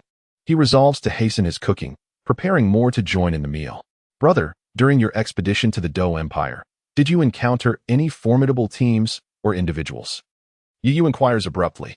His question draws the attention of the others, all eager for information from Wang Ming. Wang Ming gazed at the crowd and said, "Indeed, haha." After uttering this phrase, he abruptly fell silent. "Second brother, please do not keep us in suspense any longer. Just get on with it," Yin urged. Wang Ming nodded with a smile and remarked, "Indeed, I have encountered a team worthy of our attention, the Shrek Academy." Xiaoyu gazed at Wang Ming, pondering thoughtfully as he inquired, "Shrek Academy? Is it a renowned institution? I have never heard of it." "No, it is not particularly famous," Wang Ming replied with a shake of his head. "This academy only admits monsters, meaning students endowed with exceptional abilities, all at the Soul Master level. The only distinguishing feature is one individual, Tang San, whose 4th soul ring is a 10,000-year soul ring." Wang Ming continued, "A 10,000-year soul ring?" Xiaoyu regarded Wang Ming with a hint of skepticism, feeling a twinge of curiosity. "Surely, such a thing cannot be the sole reason for your interest. After all, you possess 6 10,000-year soul rings." Thus, Xiaoyu pressed further, "Brother, a single 10,000-year soul ring should not warrant such attention from you." "Indeed," Wang Ming affirmed with a nod. "Aside from the 10,000-year soul ring, his martial spirit is the blue-silver grass." Yin also ceased his previous actions, looking at Wang Ming in astonishment. "A useless martial spirit, blue-silver grass?" "Yes, and he is likely a twin martial spirit user. His father is the renowned Hao Yin Douluo. Tang Hao," Wang Ming elaborated. The others stared at Wang Ming in shock, exclaiming, "Haotian sect? Tang Hao?" The name of the continent's premier weapon martial spirit, the Haotian hammer, is known to all. Xiaoyu fell into contemplation once more, musing for a moment before asking, "Then his other martial spirit must be the Haotian hammer." "Indeed. That seems to be the case, as confirmed by our instructor." Wang Ming nodded in agreement. The group fell silent, all aware of the enmity between the Spirit Hall and the Haotian Douluo. For a moment, they were at a loss for words. It was Wang Ming who broke the silence, stating, "No need for further thought. We shall simply defeat him in the arena, and we need not concern ourselves with other matters. Indeed, with our formidable strength, how could we fear failing to overcome a soul master?" Xiaoyu echoed. Their apprehension was not about defeating Tang San, but rather the shock of knowing his lineage. After their meal, they each returned to the training ground to continue their practice. That evening, Wang Ming arranged a room for Zhu Yuner, situated right next to his own. After Zhu Yuner departed, Wang Ming stepped out of his room and approached Huoli Na's door. "Knock, knock, knock." Wang Ming rapped thrice upon the door. A voice from within promptly inquired, "Who is it?" "It is I, your second brother," Wang Ming replied from the threshold, then asked, "May I come in?" Upon hearing this, Huoli Na, still reclining on her bed, hurriedly scrambled up, donned a garment, and rushed to open the door for Wang Ming, lowering her gaze as she said, "Come in." Bathed in the luminous glow of the moonlight streaming from behind her, Hulaina's cheeks resembled the ripest of apples. Wang Ming nodded and followed Hulaina into her chamber. At present, Hulaina was clad merely in a nightgown, complemented by a light outer garment. Upon realizing Wang Ming's arrival, the thought of dressing more appropriately slipped from her mind. "Fourth sister, I have come to discuss a matter of importance with you," Wang Ming stated earnestly, gazing into Hulaina's eyes. Meanwhile, Hulaina's anxious hands fidgeted beneath the table, and her feet gently glided across the floor, betraying her nervousness. I am listening, second brother, she replied. Wang Ming, I must speak of matters concerning Zhu Yuner. Upon hearing the name Zhu Yuner, Hulaina's body froze for a moment. Her mind momentarily bewildered. As for her background, I wish for you to understand that she was, in fact, procured by me at an auction. Confined within a black iron cage, reduced to a mere object of sale. Subsequently, Wang Ming narrated Zhu Yuner's origins to Hulaina. As she listened, her emotions shifted from anger to pity, and then to regret. She felt a twinge of remorse for her unwarranted ire towards Zhu Yuner that day. A sense of secret delight stirred within her. Wang Ming's deliberate explanation was a clear indication of his interest and affection for her, was it not? Second brother. I have come to understand, Hulaina declared, gazing at Wang Ming. Observing her expression, Wang Ming discerned that Hulaina would no longer harbor resentment towards Zhu Yuner. He affectionately ruffled her hair and said, very well, I understand. He then retrieved a soul bone from his backpack, the torso bone, a relic from a 30,000-year-old soul beast. The Blood-Yang tiger. Wang Ming was aware that Hulaina's defensive capabilities were rather limited, thus he deliberately saved this for her. Here, this is a piece of a spirit bone. Remember to absorb it, he said, placing the spirit bone in her hands. Hulaina gazed at the spirit bone before fixing her eyes on Wang Ming and said, thank you, second brother. Well, I shall take my leave now. With that, Wang Ming stood up and made his way toward the door. Suddenly, he felt someone grasping his hand. Turning around, he discovered it was Hulaina. Her cheeks flushed as she looked at him. In a low voice, she earnestly asked, second brother, would you like to stay? However, before she could finish her sentence, Wang Ming interrupted, I have other matters to attend to. I must go. With that, he swiftly dashed back to his room. As she watched Wang Ming's retreating figure, Hulaina stared at the doorway with a perplexed expression, murmuring to herself, second brother, what is the matter? I wanted to ask if you would stay and guard me. But why did you leave? Upon returning to his chamber, Wang Ming reclined upon his bed, his mind inundated with visions of Hulaina clad in her night attire. He could only shake his head repeatedly, yearning to dispel such thoughts, murmuring to himself, how young is she? I am nothing short of a beast. In the ensuing days, Wang Ming and the other 6 individuals diligently practiced their soul skills and honed their teamwork. After all, the finals were swiftly approaching. The Dou Empire had already finalized the list of participants. Wang Ming and his companions merely needed to wait here for their arrival at the Spirit Hall. One day, Wang Ming was summoned to the Papal Hall by Bibi Dong. Minger, your previous mission was executed exceptionally well. I have dispatched Elder Yu and Elder Gui to assassinate Tang San. As Bibi Dong spoke, a flicker of ferocity glimmered in her eyes. Elder Yu? Wang Ming inexplicably recalled the moniker Juju. He instinctively sensed that this assassination would inevitably fail due to the intervention of the 7 Treasure Glazed Tile School. Suddenly, a knock echoed from outside the door. Enter. Bibi Dong commanded with authority. There is an elder seeking an audience. His name is Yu Gang. Came the voice from beyond the door. Bibi Dong, contemplative, replied coolly, oh, let him in. Yes. She did not dismiss Wang Ming, but rather instructed him to remain. Shortly after, the grand doors swung open, revealing a man with short black hair, Yu Gang, the master. Upon entering the hall, Yu Gang's gaze fell upon Bibi Dong before surveying the surroundings and noting Wang Ming. He recognized him as the individual who had once been classmates with his disciple and had even saved him.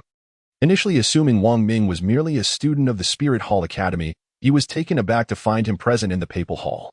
Chapter 93. The astonishment of the scoundrel. It is evident that Wang Ming's identity holds considerable weight.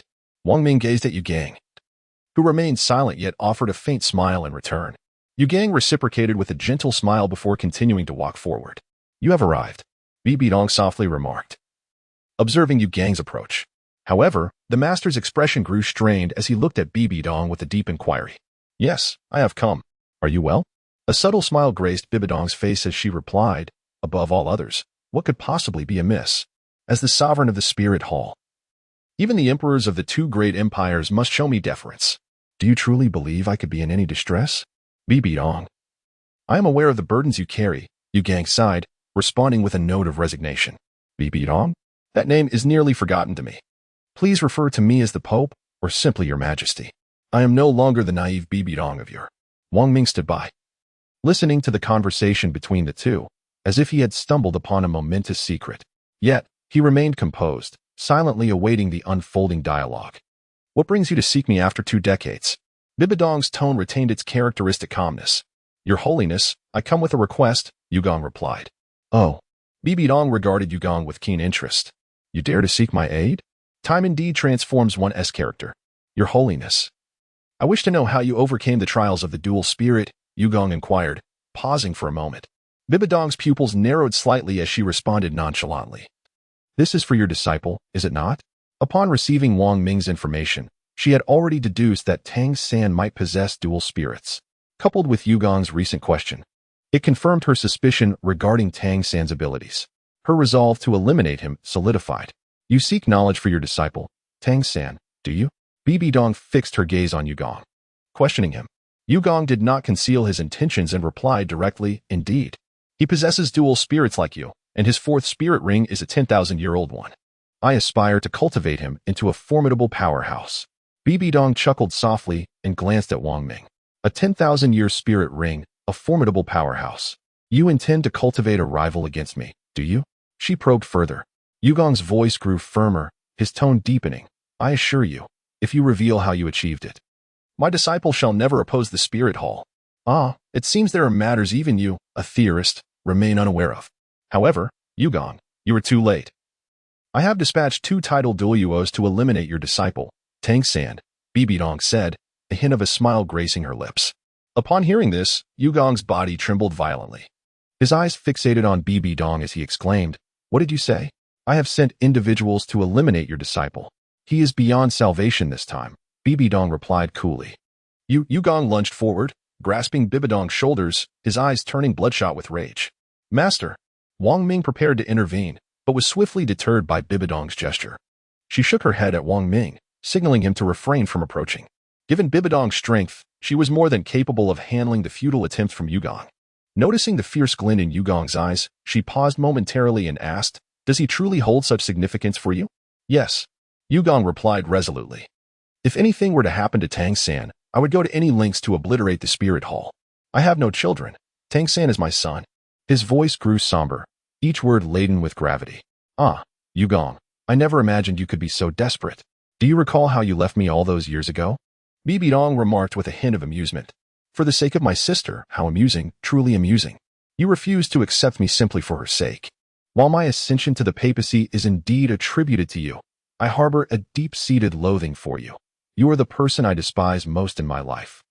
I am determined to make you suffer. I shall not only slay your disciple but also bring an end to Lu Erlong. No, I shall not kill her. I wish to torment her, to inflict upon you the utmost anguish. A smile, both mocking and enigmatic, began to grace Bibidong's lips, her emotions flaring. Her gaze as frigid as a serpent's. It seemed as if torturing Yugong was her sole delight. At that moment, Yugong was thoroughly terrified by Bibidong. The image he held of her was far from this, prompting him to instinctively retreat a few steps. Suddenly, a knock resonated from outside the door. Begone! Who dares to disturb me? Bibidong bellowed towards the entrance. The voice from outside paused for a few seconds, then continued, Your Excellency, the 2 elders have sent word. They have failed to complete your task and await your instructions. What? They have failed to accomplish the mission? Bibidong raised an eyebrow, astonished. She then turned to Yugong and remarked coolly, It seems your disciple has been rather fortunate. Yugong, realizing Tang San was unharmed, felt his tension gradually ease. Wong Ming had long anticipated the unfolding of events, thus he refrained from uttering any words and quietly remained at the side. Your desire to eliminate Tang San likely stems from his father, Yugong remarked while gazing at Bibidong. Bibidong, unreserved in her response, retorted, Indeed, and what of it? Do you believe your disciple Fu possesses exceptional strength? Dual martial souls? 10,000-year spirit rings? Spirit bones? She regarded Yugong with an expression of disdain, clearly underestimating him. Yugong fell into silence, tacitly acknowledging her words.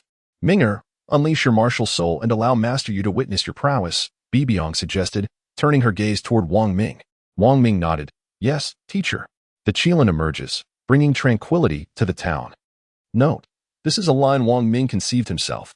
Wang Ming's Qilin martial soul was instantly unleashed, releasing a resonant howl that summoned gentle breezes. 6 black soul rings encircled him, and though his martial soul was shrouded in dark mist, it still emanated a faint golden glow. Yugong's eyes sparkled with intrigue as he fixated on Wang Ming, as if attempting to strip him bare, utterly astonished. Unconsciously, he murmured, Soul Saint, 6 10,000-year soul rings. A mutated martial soul. His face betrayed an uncontrollable excitement. He is the same age as your disciple. Bibi Dong interjected. Yu Gang was aware of this. Having once been classmates with Tang San, hence their ages were likely similar. When Wang Ming effortlessly sent Zhao Wujie flying, Yu Gang began to suspect Wang Ming's prowess. However, he could never have anticipated the sheer magnitude of Wang Ming's abilities. Furthermore, the master, as expected, instantly deduced that Wang Ming possessed a mutated martial soul. Well, what do you think? Do you believe my disciple can triumph over yours? Bibi Dong inquired, a mocking tone dancing on her lips as she observed Yu Gang's astonishment. Yu Gang turned to her, silent for a moment before finally responding, Until we have a contest, everything is not determined by rank. As he uttered these words, a sense of uncertainty gripped his heart. He had heard tales of the golden generation of the Spirit Hall, but had only encountered 3. He never imagined that Wang Ming would be the 4th, the strongest of them all. Ha! You may leave. I wish not to see you again. Bibi Dong declared with a smile, having thoroughly shaken Yu Gang's confidence. Concern for Tang San and the other's safety filled his thoughts as he hurriedly departed, leaving behind words that failed to touch Bibi Dong's heart. Child, you may step back, Bibi Dong said placidly. Wang Ming lowered his head and replied, Yes, teacher. He then departed from the Pope's Grand Hall. Tang San and his companions were en route to Spirit City, and they would soon arrive there in just a few days. After a brief period, Tang San and his group reached Spirit City and encountered Yu Gang. Upon seeing Tang San safe and sound, Yu Gang felt a wave of relief and approached him, asking, San, are you all right? Teacher, you already know? Tang San replied with a smile. I'm fine. Thanks to Uncle Ning and the old monster. Otherwise, we might not have made it here. Yu Gang sighed. San, I regret allowing you to participate in this competition. It has drawn the attention of the Spirit Hall to you. Teacher, there is no need for you to blame yourself. This was my decision, and besides, isn't this also a form of challenge for me? Experience is what truly matters, is it not? You're right. Focus on your cultivation. As long as I draw breath, I will not permit them to harm you, Yu Gang said, a smile gracing his face. He intended to withhold information about Wang Ming's strength from Tang San, believing that only by witnessing it himself would Tang San's fighting spirit be ignited, preventing him from retreating. His own words could lead to misunderstandings and possibly undesirable outcomes.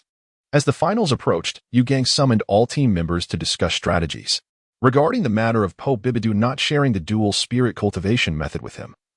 He had only confided in Lu Erlong. As for Wang Ming's team, Bibidu entrusted the command to him, assigning but one task, to secure the championship and ensure that the 3 soul bones did not fall into the hands of others. There were a total of 33 teams, with 3 teams receiving buys in the first round, leaving 30 teams to compete, where the losers would be directly eliminated and the victors advancing from 30 to 15. Adding the 3 teams that had buys, there were 18 teams in total. In the second round, the first-place teams from the 2 empires would receive buys, leading to 16 teams competing for 8 spots, plus the 2 that received buys, resulting in 10 teams. The third round would see the second-place teams from both empires advance with buys, narrowing the field from 8 to 4, plus the 2 teams, totaling 6 teams. In the fourth round, there were no buys, reducing the teams from 6 to 3. The fifth round, the final showdown, would see the 3 teams first select 7 members through a round-robin elimination to determine the strongest team. The 2 losing teams would then compete in a team match, and the victors alongside the individual match winner would determine the ultimate champion. Wang Ming initially believed that the teacher would employ certain strategies to grant his team a bye in the first round. However, it appeared that the teacher had no such intentions, and they were not given a bye. Upon learning that their first opponent was merely an obscure academy, Wang Ming pondered the best approach to vanquish them. Conversely, the team from Card Island Academy lamented their misfortune at facing the strongest team from the Spirit Hall Academy. Feeling utterly at a loss, the first competition for Shrek Academy was against the Blaze Academy, which, regrettably, opted to forfeit, resulting in Shrek Academy receiving buys in both the first and second rounds. Wang Ming was well aware of all this. Moreover, the members of the Blaze Academy had joined forces with the Kamikaze Academy, forming an even more formidable team for the upcoming Soul Master Tournament. Wang Ming had also received an A-level mission. Ding. Mission activated. A. Claim the championship. Rewards include 39,000 experience points, 200,000 gold coins, 500 soul bone breakthrough stones, 500 jewelry breakthrough stone chests, 500 body technique breakthrough stones, and a contribution value of 30,000. To claim the championship, one must secure the final victory in the elite tournament of Soul Master Academies. Soon, the day of the competition arrived. The Wuhuan Temple Academy faced off against the Card Island Academy, with both teams having reached the venue. The match featuring the strongest team from the Wuhuan Temple attracted the largest audience, all eager to witness the extent of the Wuhuan Temple's prowess. Naturally, Yu Gang and Tang San's group were also present to watch the event. Upon spotting Wang Ming on the field, Tang San was initially taken aback. Wang Ming? However, he soon realized that Wang Ming's strength was commendable, and given his age, it was entirely reasonable for him to participate in the competition. Wang Ming opted for a full lineup of 7 participants, with himself positioned at the forefront, while the remaining 5 formed a protective circle around the auxiliary spirit master. Lan Qi. The opposing team from Card Island Academy mirrored Wang Ming's formation, with their own auxiliary spirit master likely situated in the center. Before the match commenced, everyone began to unleash their martial souls. Unleash your martial souls, my comrades, Wang Ming urged, his voice steady amidst the anticipation. His intent was to instill a sense of awe and trepidation in their opponents from the very outset, aiming to unsettle them psychologically. The 7 individuals surrounding Wang Ming simultaneously unleashed their martial spirits, with Wang Ming's 6 black soul rings taking center stage, resembling a brilliant star that captivated the attention of all present. 6 10,000-year soul rings, a soul emperor. Behind him stood 3 others, Hulaina, Xieyu, and Yan, each adorned with an optimal arrangement of soul rings, yellow, yellow, purple, purple, and black, designating them as soul kings. Following them were Ma Dalong, Ma Erlong, and Lan Qi, possessing the configuration of yellow, yellow, purple, purple, marking them as soul sect. All eyes were drawn to this formidable team from the Spirit Hall Academy, their strength awe-inspiring, evoking gasps of admiration from the onlookers. 10,000-year soul rings, a soul sage. Wang Ming, who would have imagined you were so formidable? Tang San gazed at Wang Ming, his eyes brimming with a fighting spirit, aware that his greatest rival in this contest was undoubtedly Wang Ming. Chapter 95, The Final Showdown. 1. Wang Ming gazed ahead. Having long noticed Tang San, a smile gracing his lips, his eyes fixated on him, imbued with a hint of murderous intent. Tang San understood that this was a declaration of war, a palpable pressure weighing upon him. The purple extreme demon eye. He activated the purple extreme demon eye, barely managing to withstand Wang Ming's penetrating gaze. Wang Ming noticed a fleeting violet gleam in Tang San's eyes, and then withdrew his gaze to observe the 7 opponents across from him. The 7 adversaries were merely at the rank of Soul Master, a realm far inferior to that of Wang Ming's team. Even before the match commenced, it was evident to all present that the outcome was predetermined. The Spirit Hall Academy would undoubtedly triumph. Let the match begin, the referee proclaimed, signaling the start of the contest. Simultaneously, Wang Ming slightly turned his head and nodded at the teammates behind him. They had previously agreed that Wang Ming would take the lead in this first round, while the others would simply observe from the sidelines. Wang Ming did not wield his hammer. Instead, he unleashed the oppressive aura of his Soul Emperor, laced with a hint of murderous intent. Under such an overwhelming pressure, the 7 members of the Card Island Academy were paralyzed with fear, beads of cold sweat forming on their foreheads. Observing them, a subtle smile graced Wang Ming's face. Third soul skill, Qilin Sacred Light. Wang Ming unleashed his devastating area of effect soul skill, a magnificent golden beam surging towards the opposing 7, leaving them with no avenue for escape. Under the weight of Wang Ming's oppressive aura, they found themselves unable to even activate their own soul skills. In an instant, the 7 were vanquished by a single strike from Wang Ming. The resounding impact echoed -34,000, -31,000. A dazzling golden light flashed, and the team from Cardao Academy collapsed, rendered unconscious and unable to rise. The referee's voice rang out, declaring that with just one move, Wang Ming had incapacitated all 7 members of the Cardao Academy team. This victory undoubtedly belonged to the Spirit Hall Academy. Our Wang Ming is truly worthy of the title of Soul Emperor. The referee did not forget to proclaim Wang Ming's name. Wang Ming scarcely overlooked any aspect. The majority of individuals were unfamiliar with him. He dismissed the referee with indifference and instructed his comrades to depart, stating, "Let us go." Hulaina and her 5 companions exchanged faint smiles before following Wang Ming out of the arena. Ding. Defeated Chu Dantong, level 36, rewards, experience 200, gold 3000.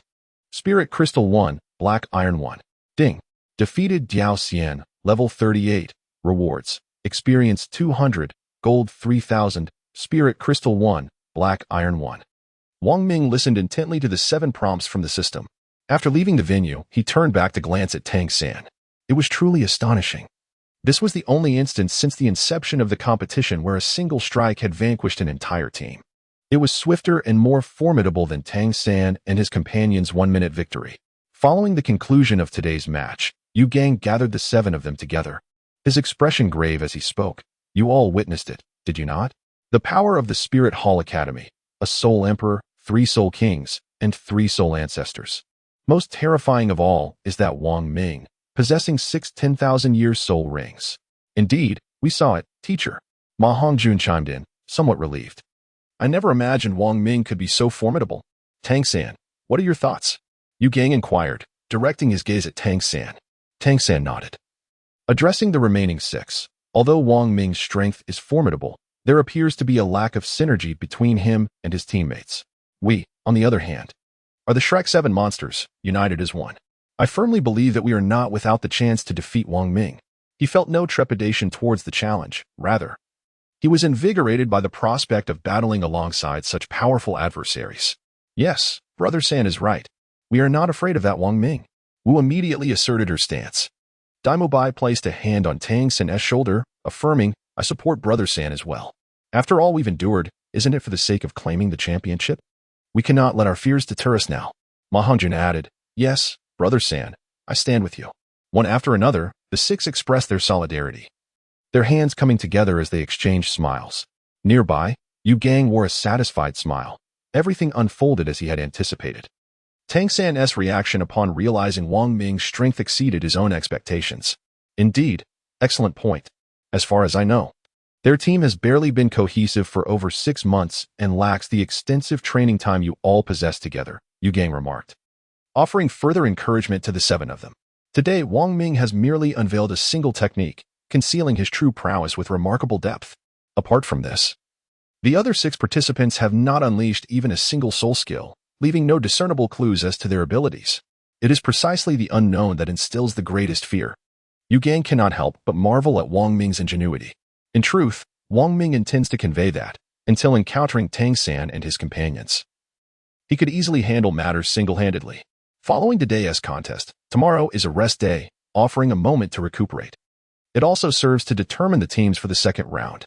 One cannot help but wonder if it is Wang Ming's influence at play in the second round.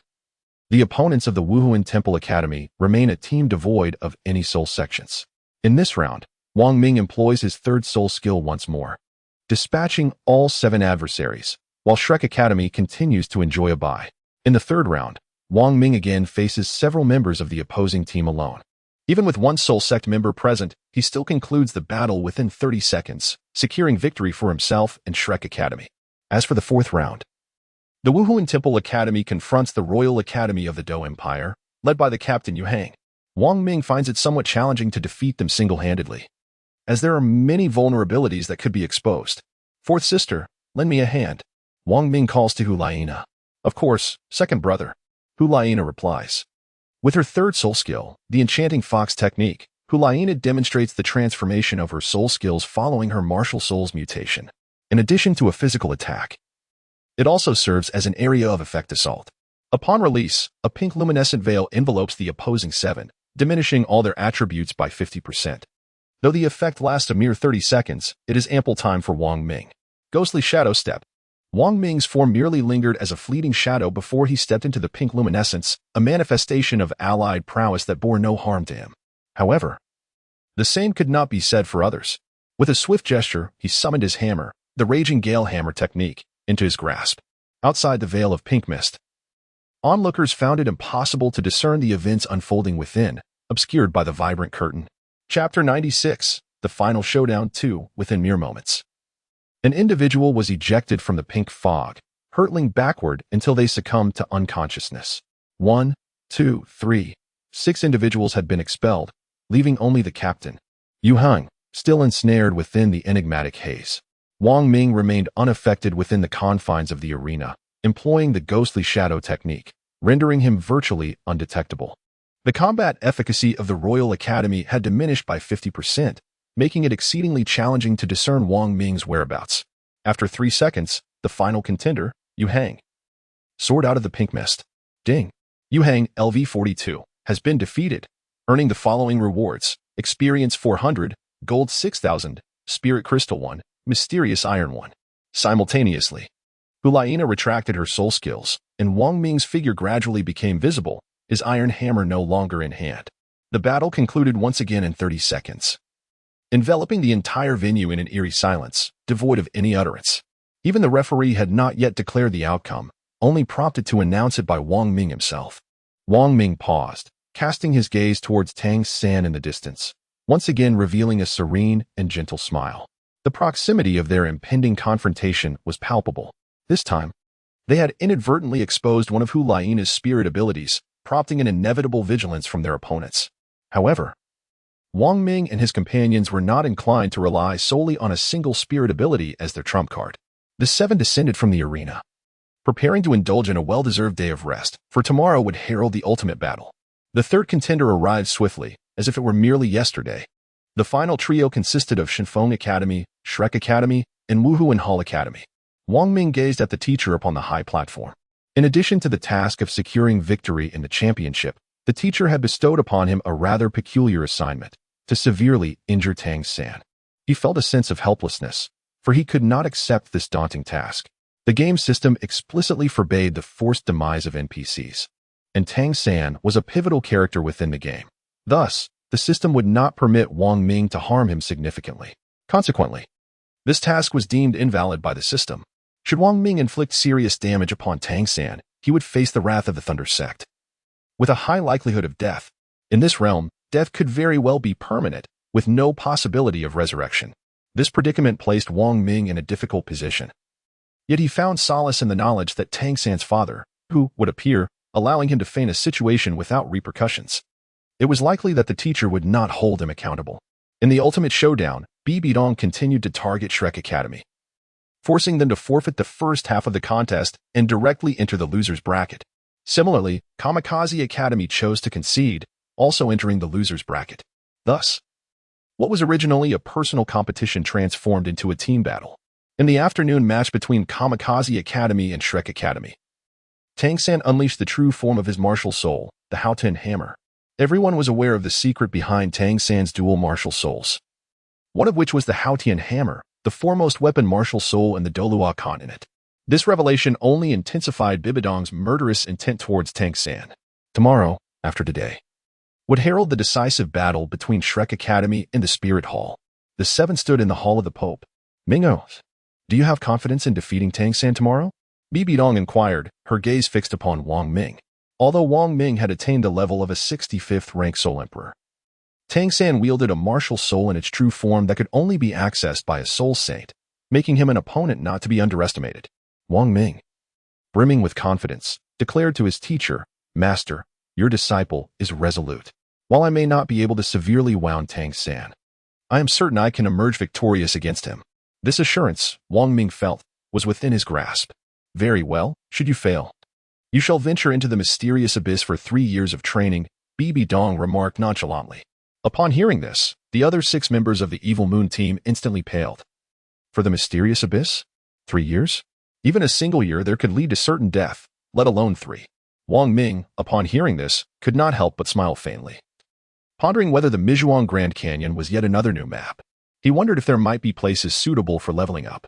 Indeed, one by one, the group retreated, leaving only Bibidong in the Grand Hall. "Tang San, you must perish," she murmured, gazing out the window. "Your lineage and talent can only serve as a threat to the Spirit Hall, and it is utterly impossible for us to become allies." The final battle was imminent. Under Wang Ming's leadership, the Spirit Hall Academy ascended to the arena. Wang Ming is not one to indulge in verbal sparring. The individual on stage uttered no words. Merely gazing at Wang Ming and the 7 members of the Shrek 7 monsters, Tang San, Xiao Wu, Dai Mubai, Zhu Qing, Oscar, Ning Romrong, and Ma Hongjun. Wang Ming gazed at Tang San and remarked, "Tang San, it has been a long time since we last met. I never anticipated encountering you here." "Neither did I," Tang San replied. Wang Ming continued, I wonder if you can surpass me today? Tang San furrowed his brow and replied. The only way to find out is to give it a try, is it not? Ha ha ha, indeed. After reminiscing, the referee announced, final preparations are complete. Both sides may now unleash their martial spirits. The 14 combatants exchanged glances, enveloped in a profound silence, yet the air was thick with tension. The two teams released their martial spirits. It was undeniable that with Wang Ming present on the field, his martial spirit and soul rings drew the most attention. Wang Ming did not instruct Hu Laiina to unleash her alluring fox charm, nor did he take action himself. This left the Shrek team, who had originally prepared to block all their senses, feeling somewhat perplexed. Fortunately, with Tang San's presence, the 7 did not act recklessly. Wang Ming gazed at the 7 individuals across from him, a subtle smile gracing his lips. I shall swiftly bring this battle to an end. Wang Ming has sensed a subtle stirring within his own domain of the god of death. Additionally, a newly emerged white dot has revealed itself, presumably representing Douluo, the father of Tang San. In the realm of lineage, Wang Ming finds himself at a disadvantage, for in this world, he lacks a father, the domain of the god of death. Wang Ming instantaneously unleashed his domain of the god of slaughter, imposing a direct 15 reduction in all attributes upon the 7 adversaries opposite him. Despite the disparity in their levels, the decrease was limited to a mere 15. Tang San was the first to feel the chilling aura emanating from Wang Ming's divine artifact. A bone-chilling cold that enveloped him as if he had plunged into an icy cavern, causing him to shudder involuntarily. This marked Wang Ming's inaugural demonstration of his god of slaughter domain before Hu Laiina and her companions, a true unveiling of his formidable power. Ning Fengji, standing beside Shen Xin, narrowed his eyes, intently observing Wang Ming. The god of slaughter domain, could it be him? He pondered. Those with a modicum of strength were aware of the origin of such power, the city of slaughter. They were astounded that Wang Ming, at such a tender age, had already acquired the god of slaughter domain and earned the title, becoming the 3rd god of slaughter in existence. Hu Laiina, positioned behind, gazed at Wang Ming with a complex expression. Brother, is this where you vanished to that year? Chapter 97, The Final Showdown, 3. She had heard her teacher mention the city of slaughter and deduced that this was indeed the god of slaughter domain, for her teacher possessed a similar power. Upon sensing it, Hu Laiina immediately recognized the essence of the god of slaughter domain. When she departed, it had merely been a straightforward mission. But upon noticing Elder Ju accompanying them, a flicker of doubt arose within her. Fortunately, a year later, Wang Ming returned alive, as the god of slaughter domain manifested. An overwhelming aura of carnage radiated throughout the arena, eliciting concern on Yu Gang's face. San, you must win. Upon feeling the weight of this pressure, Tang San glanced back at his companions, all of whom were visibly affected. At that moment, he was oblivious to the existence of the domain known as the god of slaughter. His martial spirit, the blue-silver emperor, alleviated some of the pressure he felt, exhibiting signs of awakening as the azure vines began to emit a faint glow. In an instant, the trio on Wang Ming's side sprang into action. Xiaoyu and Hu Laiina executed a martial spirit fusion. The fusion technique, charming enchantment, transformed them into a single entity, possessing Hu Laiina's physique, yet resonating with Xiaoyu's melodious voice. Yan also charged forward, leaving Wang Ming and the 2 defensive soul masters, along with 1 support soul master, behind. Wang Ming's domain of slaughter exerted a formidable pressure upon them, following the fusion of their martial souls. Both Xiaoyu and Hu Laiina experienced a notable enhancement in speed, relentlessly assaulting the 2 support-type soul masters, thereby significantly disrupting their efforts. However, under Tang San's meticulous control, swiftly incapacitating the 2 support soul masters proved to be a formidable challenge. With a decisive invocation of his 4th soul skill, Blue-Silver Prison, Tang San was compelled to employ his own 4th soul skill to firmly restrain Wang Ming's allies, granting him a fleeting moment of clarity for contemplation. He had never anticipated that Wang Ming possessed such a formidable asset capable of influencing all 7 of them. Initially, he believed that evading the martial soul fusion techniques of Xiaoyu and Hu Laiina would suffice, yet he found himself outmaneuvered. With a flourish, he activated his 1st soul skill, Recovery Sausage. I possess a substantial sausage. Meanwhile, Oscar crafted a recovery sausage and presented it to Tang San, the individual who had just endured the greatest exhaustion. Wang Ming remained inactive, yet he could not help but admire the seamless cooperation of the Shrek 7 monsters. Xiaoyu, Hu Laiina, and Yin were all ensnared within a prison crafted from blue silver grass, desperately striking against the bars, striving to shatter their confinement and escape. Ghost Shadow Steps. Wong Ming executed the Ghost Shadow Step, his figure flickering before arriving at the location of the three individuals. With a gentle yet forceful punch, the blue-silver prison shattered with a resounding crash. After two mighty blows, the three from the evil moon were liberated. Tang San, unleash your full potential. Wong Ming remarked indifferently as he regarded Tang San, surprised by Wong Ming's ability to effortlessly counter his fourth soul skill with a single strike. Tang San realized the formidable strength he possessed. Reluctantly, he acquiesced to Wong Ming's suggestion and prepared to unleash his entire power. Very well, Tang San declared with conviction. Ding. Task activated. A. Shock the continent. Rewards include 1 level, 200,000 gold, 800 soul bone breakthrough stones, 800 jewelry breakthrough stone chests, and 10 deep sea silver. The task, Shock the Continent, called for the world to recognize Tang San's might and the synergy of the Shrek's 7 monsters, yet it remained oblivious to Wong Ming's ferocity. The challenge was to make the entire continent tremble at his presence by defeating the Shrek's 7 monsters single-handedly. Upon hearing the task, Wong Ming did not hesitate and accepted it. He turned to the 6 companions behind him and declared, "You are forbidden from intervening. I shall battle the 7 alone." Second brother, Hulayina exclaimed anxiously. "Captain." The others exchanged puzzled and concerned glances, mirroring the surprise reflected on Bibi Dong's face from the high platform.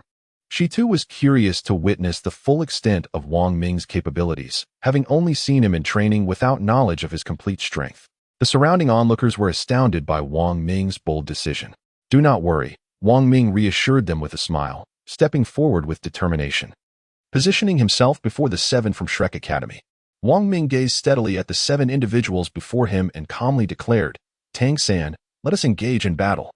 He then activated his second soul skill. The Qilan arm Wong Ming unleashed a powerful punch, each of his soul skills derived from soul rings aged 30,000 years. Their might beyond reproach. Tang San was acutely aware of the ferocity of these abilities, prompting Dai Mubai and Ma Hongjun to step forward. The first soul skill, Phoenix Fire Line. The second soul skill, White Tiger's Fierce Light Wave. Both soul skills were unleashed in an attempt to counter Wong Ming's formidable attack. However, the disparity in soul power, coupled with their levels, rendered the duo's efforts futile against the force of Wong Ming's strike. An explosion resounded, sending Dai Mubai and Ma Hongjun reeling backward, only to be caught by Tang San, who employed his martial soul, blue-silver grass, in the nick of time. Nevertheless, he could not stabilize them, and they continued to be propelled several meters back before finally coming to a halt. "Ning Rongrong, now," Tang San called out. Ning Rongrong nodded, activating her martial soul to release her soul skills. The first soul skill, First Amplification. The second soul skill, Second Agility. The third soul skill, Defense Enhancement. Oscar also began to move his hands, crafting sausages. Third soul skill, I possess a mushroom sausage. Envisioning a fantastical mushroom sausage, Wong Ming refrained from intervening as the opposing support soul master unleashed their martial spirit, for this was his first encounter with the fantastical dreamy mushroom sausage, which sparked an alternative notion within him. Each member of the Shrek 7 monsters consumed Oscar's dreamy mushroom sausage, and in an instant, a pair of exquisitely beautiful blue wings materialized behind the 7, allowing them to soar into the sky. Wong Ming gazed at Oscar and inquired, "Oscar, after the competition, might I request 2 mushroom sausages?" Oscar looked at Wong Ming with a puzzled expression, remaining silent as he turned his gaze towards Tang San. He could not comprehend the meaning behind Wong Ming's words. However, Tang San promptly responded on Oscar's behalf, "Certainly. Thank you." A smile graced Wong Ming's face, while the others were left dumbfounded. Was this a contest of combat? Why did it not seem so? Hulayina and the others also sensed an air of peculiarity. The sixth soul skill, Qilan's Feather. This marked the first occasion on which Wong Ming unveiled his sixth soul skill before the audience. A pair of golden yellow wings manifested behind him. With a powerful flap, Wong Ming soared into the air, aligning himself on the same plane as Tang San and the others once more. The marvel of Oscar's mushroom sausage was already astonishing, and now the emergence of a flight soul skill left the spectators utterly astounded. Initially, Wong Ming had no intention of revealing his abilities. He could have simply utilized his self-created soul skill to bring them down, but in order to fulfill the task of astonishing the continent, he realized he had to adopt a more flamboyant approach. Chapter 98. The Final Match 4. The golden wings beat rhythmically as Wang Ming regarded Tang San with a smile that held profound significance. Tang San, too, had not anticipated that Wang Ming possessed a flight soul skill, and it was evident that his ability surpassed theirs in duration. Once again, he had underestimated him. On the sidelines, Bibi Dong observed her disciple, then turned to Yugong, as if to convey, "This is my disciple, superior to yours." The third soul skill, Qilan's Holy Light. Wang Ming once again unleashed his soul skill, which he rarely demonstrated before the world. Countless beams of light descended, targeting the position of the Shrek 7 monsters. It was a collective assault, with no place to evade. The fourth soul skill, White Tiger Meteor Shower. Daimubai had no choice but to employ his own soul skill. White Tiger Meteor Shower, in a futile attempt to counter Wang Ming's technique. Yet it proved to be in vain. The White Tiger Meteor Shower. Upon encountering Wang Ming's Qilan Sacred Light, either was devoured or neutralized, vanishing instantaneously without effect, as if it had never existed. The first soul skill, Phoenix Fire Line. Blue Silvergrass. The third soul skill, Netherworld Slash. The others hastily utilized their soul skills to fend off Wang Ming's assault. Wherever the Qilan Sacred Light passed, there were no obstacles. Their soul skills were merely diminished in part. The group was compelled to evade Wang Ming's soul technique, yet they could not escape his mental prowess. As these sacred lights were under his psychic control, several beams were about to strike Ning Rongrong's chest when Oscar leaped forward, shielding her from the onslaught. -23,000. -21,000.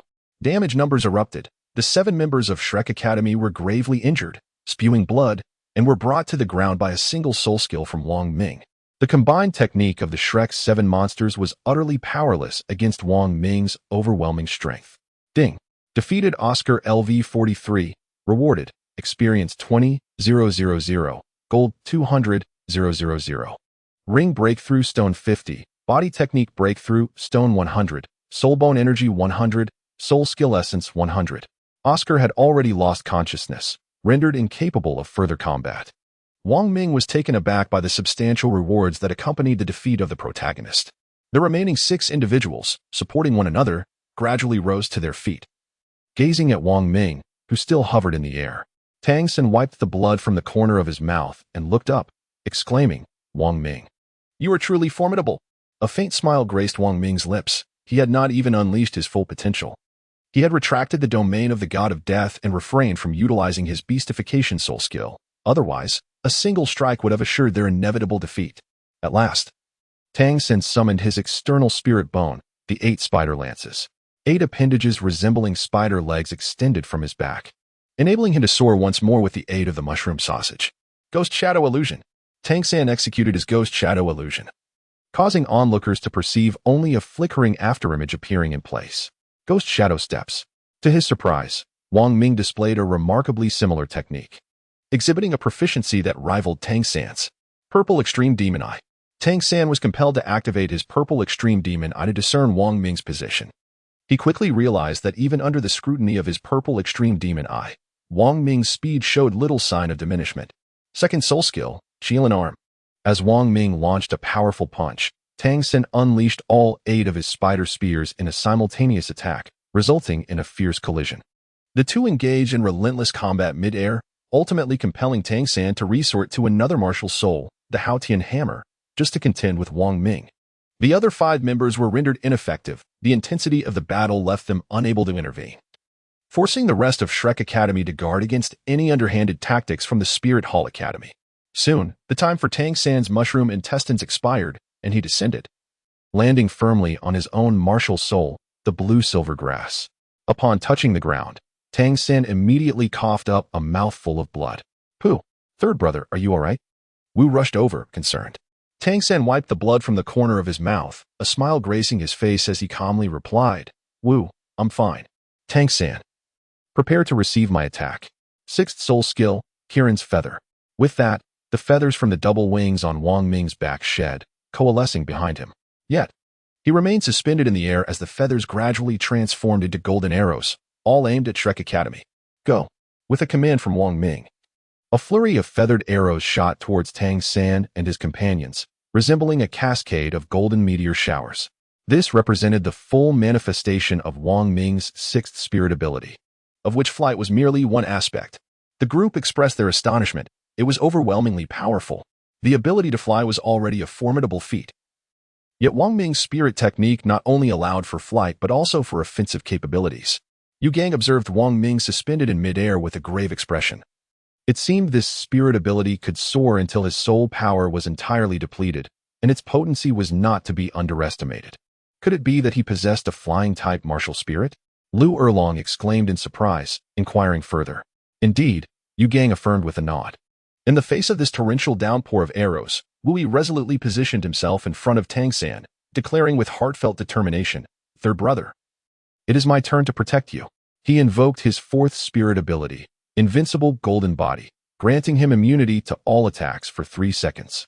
Daimubai, standing firmly alongside his companions, unleashed a powerful roar from his White Tiger spirit.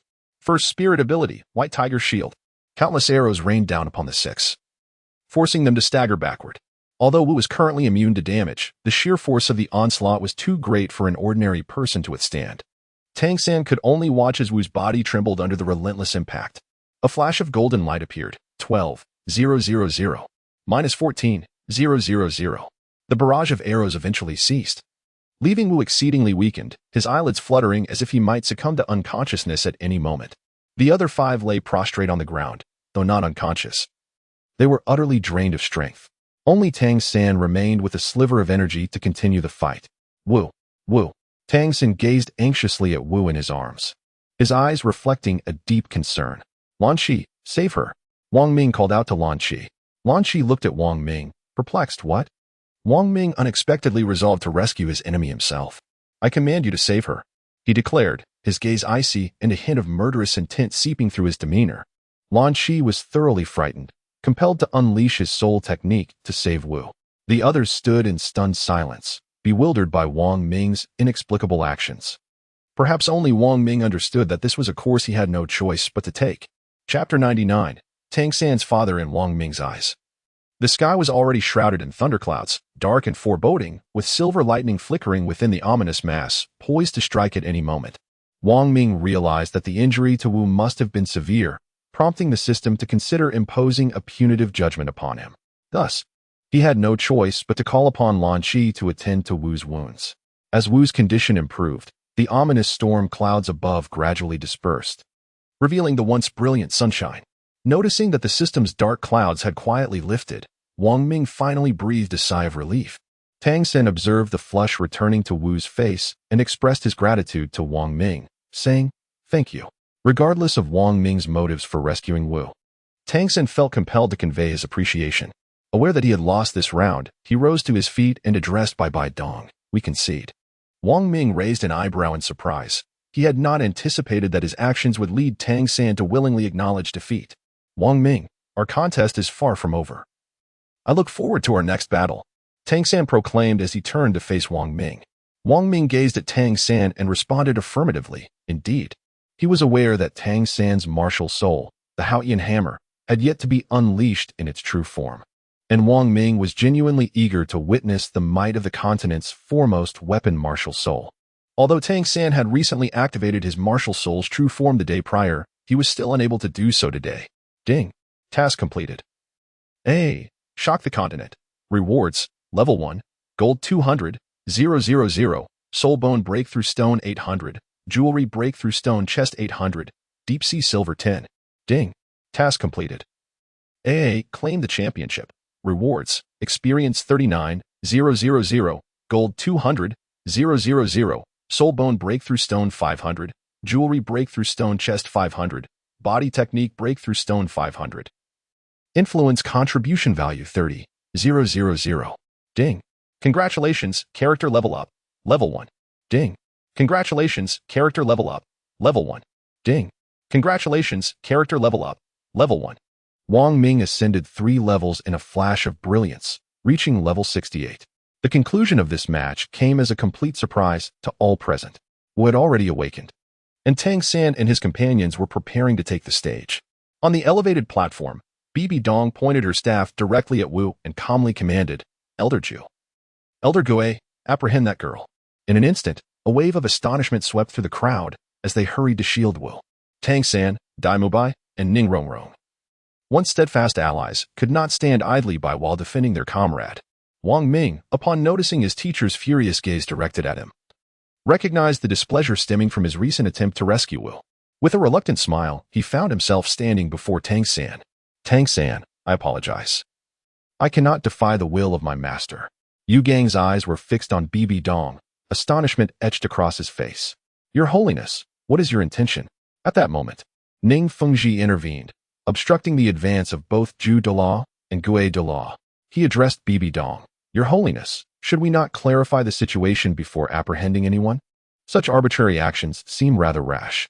Bibi Dong cast a cold glance at Ning Fengji, uttering icily, Patriarch Ning.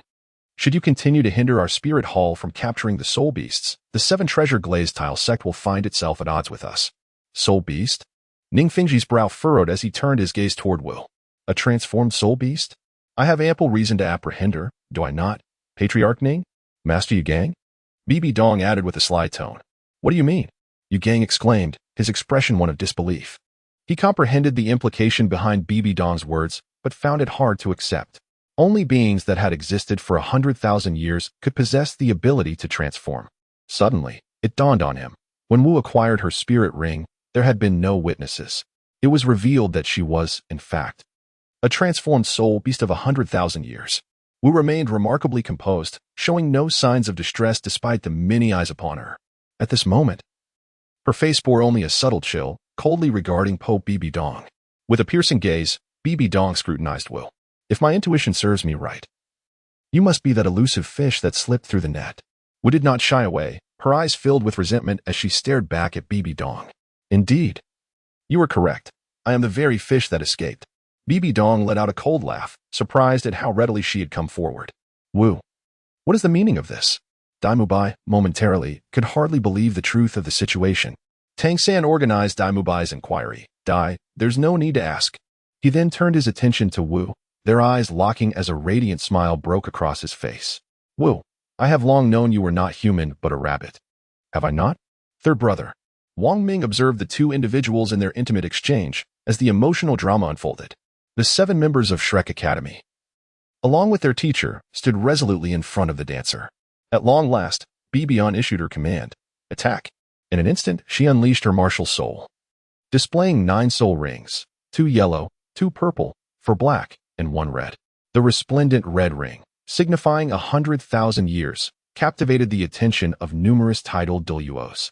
The likes of Dugu Bo and others were momentarily paralyzed by the overwhelming presence of Bibidon's martial soul in the domain of the god of death. The ghost Douluo and the chrysanthemum Douluo swiftly approached. Witnessing this, Wong Ming had no choice but to engage. He activated his 5th soul skill, the Qilin Golden Light Slash. A brilliant golden radiance coalesced into a massive golden sword, aimed directly at Tang San. The chrysanthemum Douluo and ghost Douluo followed closely behind. Tang San, already under immense pressure and weakened from prior injuries, found himself utterly incapable of countering the assault. Wang Ming is compelling Tang how to take action. Just as the golden giant sword was about to strike Tang San's head, a deep and furious roar resonated through the space. You dare to lay a hand on my son? Begone! Wang Ming beheld a hammer materializing before him, shattering his soul technique in silence. The immense force struck against his chest, causing him to spew forth a mouthful of blood. With a gasp, he was propelled backward, one hand bracing against the ground as he slid in retreat, emitting a hissing sound, the soles of his shoes beginning to smoke. -180,000.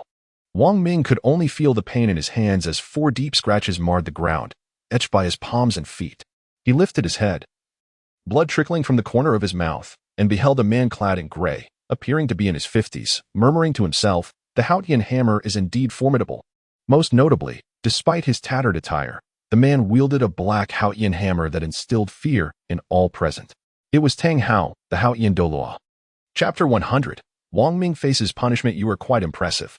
Tang Hao remarked, his gaze fixed on Wang Ming, his tone unassuming. With but a single strike, Wang Ming had nearly lost 1/5 of his vitality. The arrival of Tang Hao altered the dynamics of the situation once more, as Tang San engaged in nostalgic recollections with his father. However, Bibi Dong would not permit Tang Hao to depart unchallenged. With a command, 7 titled Douluos emerged, encircling Tang Hao. Not a trace of fear marred Tang Hao's face. Instead, he urged Tang San, Watch closely, for this is the true form of Haotian. Gradually, the sky darkened, filled with ominous clouds, and amidst the thunder and lightning, the very ground trembled as a massive black hammer materialized in Tang Hao's grasp. The colossal hammer, stretching 100 meters, swung towards the Pope's palace behind them. Tang, how dare you? Bibi Dong reprimanded coldly. At that moment, the 7 figures launched their assault to intercept the gigantic hammer in midair. Upon contact, they were struck down, crashing to the ground like cannonballs, stirring up immense clouds of dust. Bibi Dong, do you truly believe you can detain me thus? Await my return. The spirit hall shall eventually repay its debts in full. With this parting declaration, Tang Hao vanished from sight, along with Tang San and Wu. Bibi Dong, watching the dissipating figure of Tang Hao, muttered, I never imagined he would remain so powerful. I thought this would suffice to defeat him. I was mistaken. She then turned her gaze towards Wang Ming in the distance. Rather than pursue Tang San and his companions, she allowed the others to escape. Thus, the elite competition of the Advanced Soul Master Academy concluded flawlessly. 2 individuals became known to all. Tang San, the son of the Haotian sect's Tang Hao, possessing twin martial souls, and Wang Ming, a prodigy of the Spirit Hall. A soul emperor adorned with 6 black soul rings, who had single-handedly vanquished the 7 from Shrek Academy, leaving a profound impact on the entire continent. Wang Ming, Hulaina, Xiaoyu, and Yin stood solemnly within the grand hall. The countenance of Bibi Dong bore no trace of a smile. Instead, it was marred by a palpable anger. Wang Ming, have you forgotten the task I entrusted to you?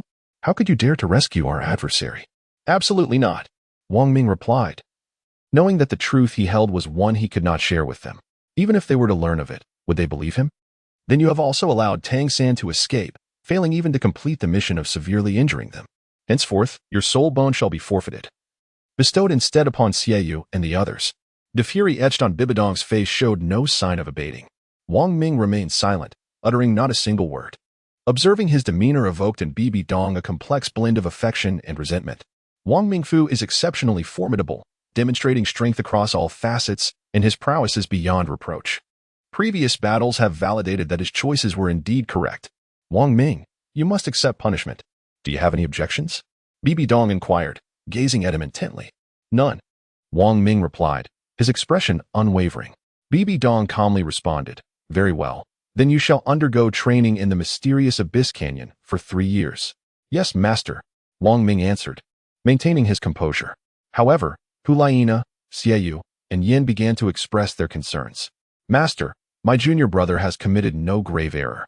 Why impose such a harsh punishment upon him? Hulaina questioned. Xiaoyu and Yin echoed her sentiments, urging, we implore your holiness to reconsider. Even the spirit Douluo and ghost Douluo began to advocate for Wang Ming, pleading for the Pope to deliberate further. Wang Mingfu. They both clearly understood the perilous nature of the mysterious canyon. They were acutely aware that once Wang Ming entered, the likelihood of his return was exceedingly slim. This punishment was far too severe. However, Bibi Dong gazed at the crowd with a serene smile and said, what? Do you find it unjust? If so, why not join him? The crowd was momentarily taken aback. I am willing to accept this punishment. Rest assured, I shall return safely. If you accompany me, it will only serve to complicate matters, will it not? Wang Ming remarked with a faint smile. Elder brother, second brother. Wang Ming turned to Bibi Dong and said, Teacher, I am willing to accept this punishment. I shall bear it alone. Very well, she replied, in that case. You may all leave. Wang Ming and Hulaina responded in unison, yes, teacher. Meanwhile, Xiaoyu and Yin acknowledged, yes, your holiness. The group then took their leave from the grand hall of the Pope. Once outside, the 3 of them hung their heads in silence, reluctant to speak. Finally, Wang Ming offered words of reassurance. Do not worry about me. You are well aware of my capabilities. 3 years will pass in the blink of an eye, and I shall return swiftly. However, Hulaina's face betrayed her anxiety as she remarked, but brother, this is the Misty Valley, a place that stands in equal renown with the City of Slaughter. Wang Ming gazed at Hulaina with a faint smile and remarked, having braved the City of Slaughter, what fear do I have of the Misty Gorge? After a moment of contemplation, Hulaina replied, brother, I shall once again plead with our teacher, surely. They will not allow you to venture into the Misty Gorge.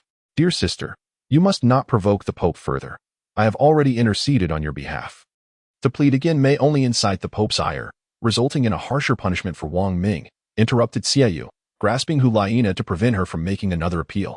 Indeed, fourth sister, added Yan in agreement.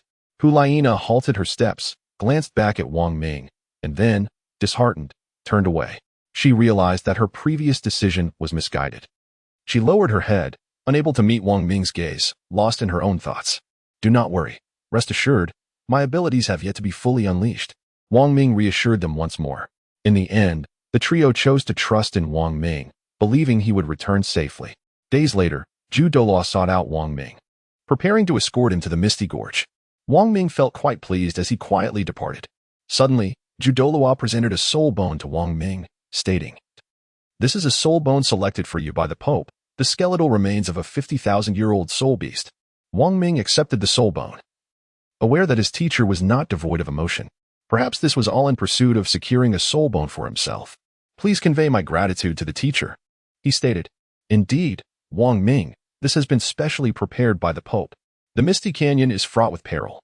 Once you attain the Soul Sage realm, you may return," Douluo advised. "Understood, and I also wish to thank Douluo and Ghost Douluo for their advocacy on my behalf." Wang Ming responded with a bow of appreciation. "No need for thanks. You are a talent, a true talent, the kind I admire. We simply wish to prevent your premature demise." Chapter 101. The teacher's intent, the kind you admire? Wang Ming mused, noticing the slight twitch at the corner of Douluo's mouth. As if his thoughts had taken a turn, the two then set off on their journey. However, along the way, Wang Ming began to sense that this path did not seem to lead to the Misty Canyon. The map indicated a direction entirely different from what they had anticipated. Yuguan appeared to have sensed Wang Ming's confusion. "Do you believe that our destination is not the Misty Canyon?" he gently inquired. Covering his mouth with a delicate gesture, Wang Ming nodded and said, "Indeed. In truth, His Holiness the Pope has tasked me with escorting you not to the mysterious canyon, but rather to the island of the sea god." Yuguan nodded, his expression turning grave as he elaborated, "The island of the sea god?" A look of astonishment crossed Wang Ming's face. "Yes, indeed, the island of the sea god, a place most suitable for your training. However, once you arrive there, it is imperative that you do not disclose your identity as a member of the Spirit Hall," Yuguan added. Wang Ming inquired with a hint of perplexity. "What is the reason for this?" Yuguan regarded him and elucidated. "Our Spirit Hall once engaged in a fierce battle with the local soul masters of Sea God Island, known as the Sea Soul Masters. Thus, if they discover your affiliation with the Spirit Hall, you shall undoubtedly become a target of their ire. The very question of your survival upon returning remains a grave concern." Wang Ming, taken aback, displayed a countenance of disbelief. Sea God Island. Wang Ming is well aware of this. He had learned about it during his previous forays into gaming. It is undoubtedly one of the must-visit realms. The soul masters there are few, and most of their martial souls are related to the sea, embodying gentle and simple dispositions. As long as no conflict arises, all is well, unless it is a formidable entity like the Spirit Hall, which, with its vast resources, dares to provoke an unknown power. According to their accounts, there are even limit Douluos among them, and ordinary individuals would not dare to act recklessly in their presence. A few days later, Wang Ming and Yuguan arrived in Hanhai City, the sole port city along the western coastline of the empire, constructed by the sea. In order to reach the Isle of the Sea God, Wang Ming must charter a vessel from the port of this city and then embark on a maritime journey lasting approximately 10 hours to arrive at his destination. "My task has been accomplished, so take care of yourself along the way." Upon reaching Hanhai City, Moonlight bid farewell to Wang Ming. He was the one escorting Wang Ming away, ensuring that no ill-intentioned individuals could approach him. Wang Ming responded, "Elder Ju, take care on your journey." "Ha ha ha, my child. I eagerly await your return as a deity." The figure of Yuguan had already vanished, leaving behind those words. Suddenly, a notification chimed. Task activated.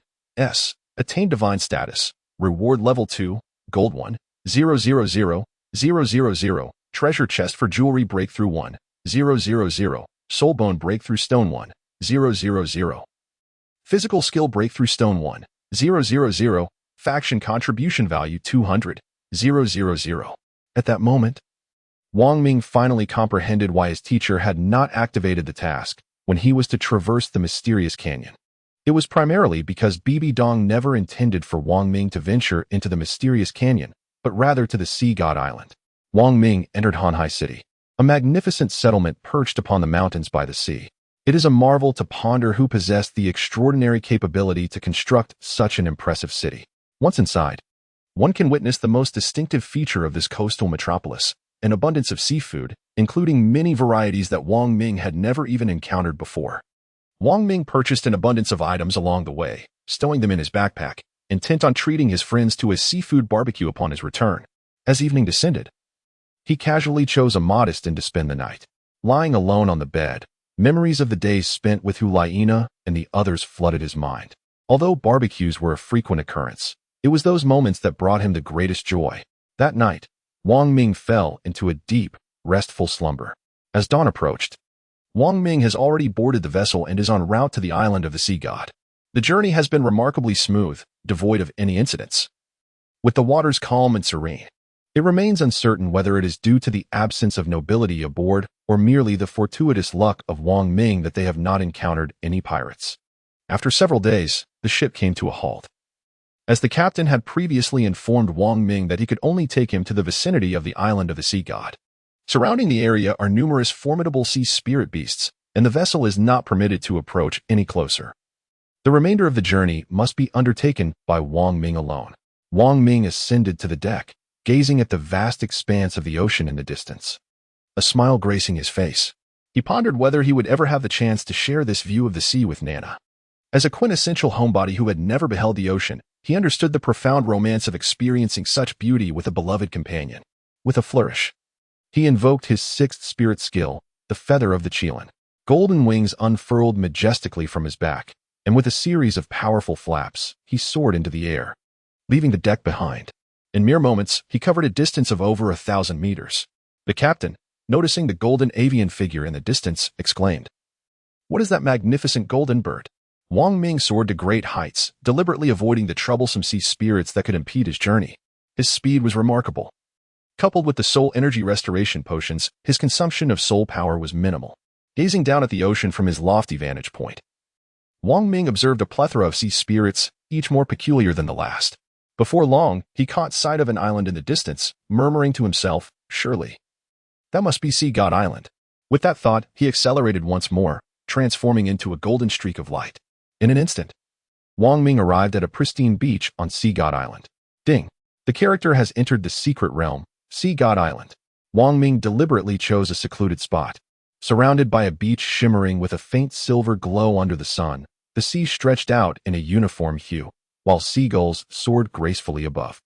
The sky was a vibrant azure, enveloping the entire environment in a tranquil and harmonious atmosphere, evoking a profound sense of comfort.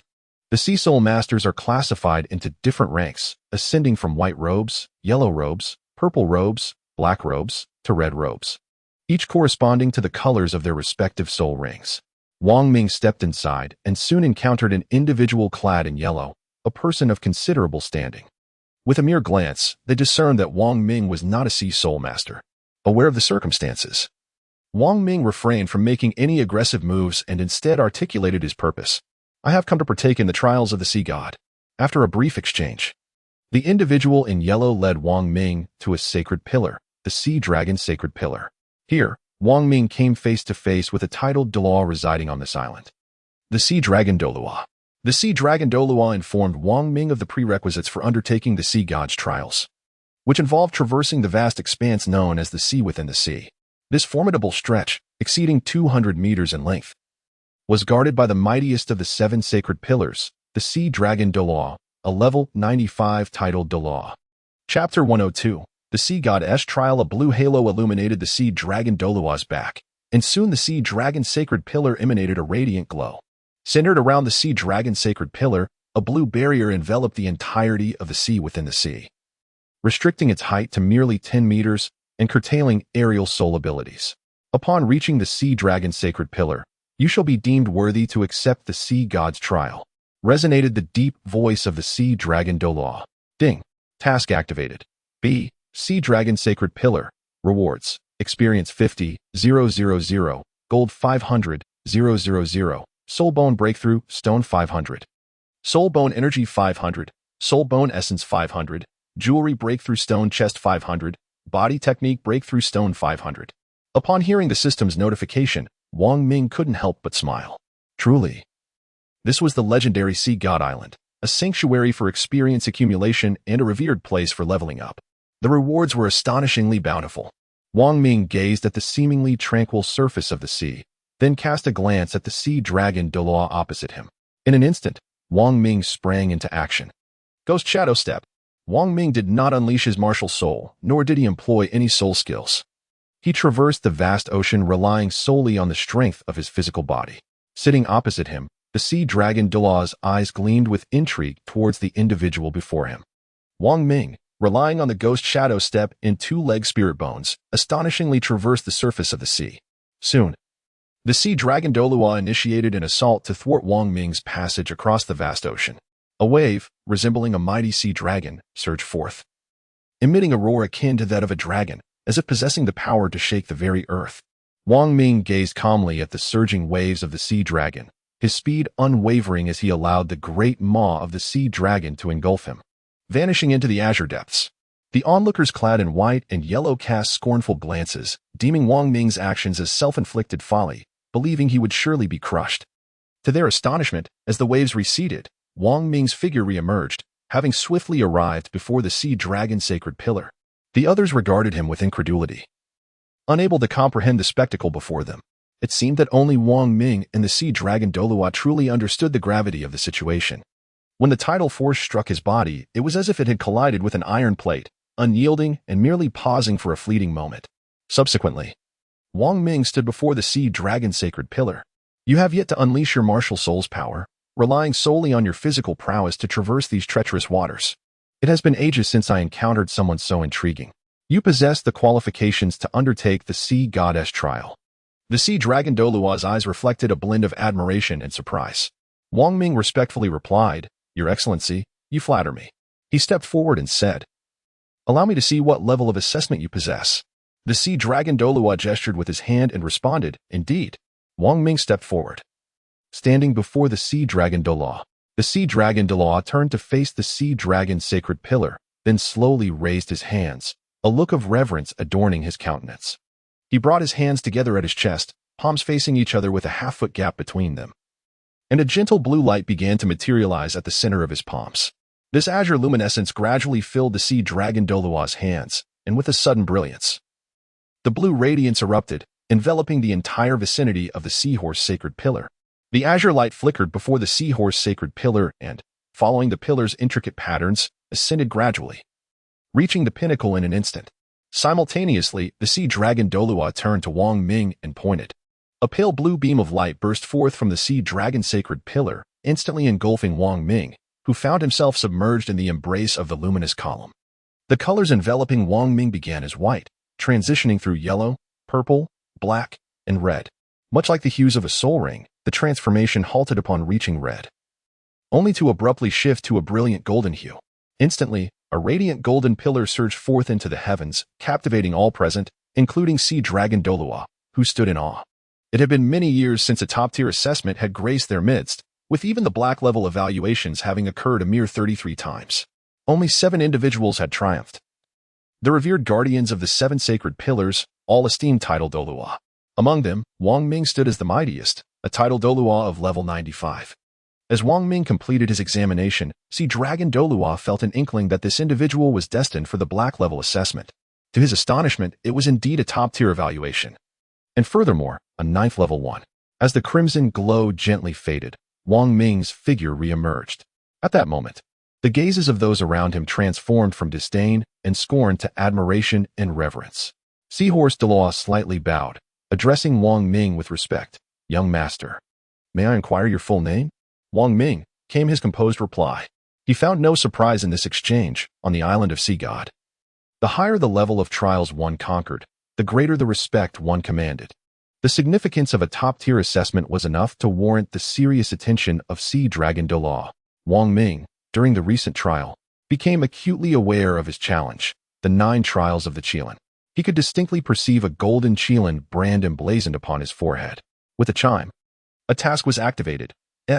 9 trials of the Qilin. Reward, complete awakening of the Qilin martial soul. Level 5, gold 50 million, soul bone, body technique.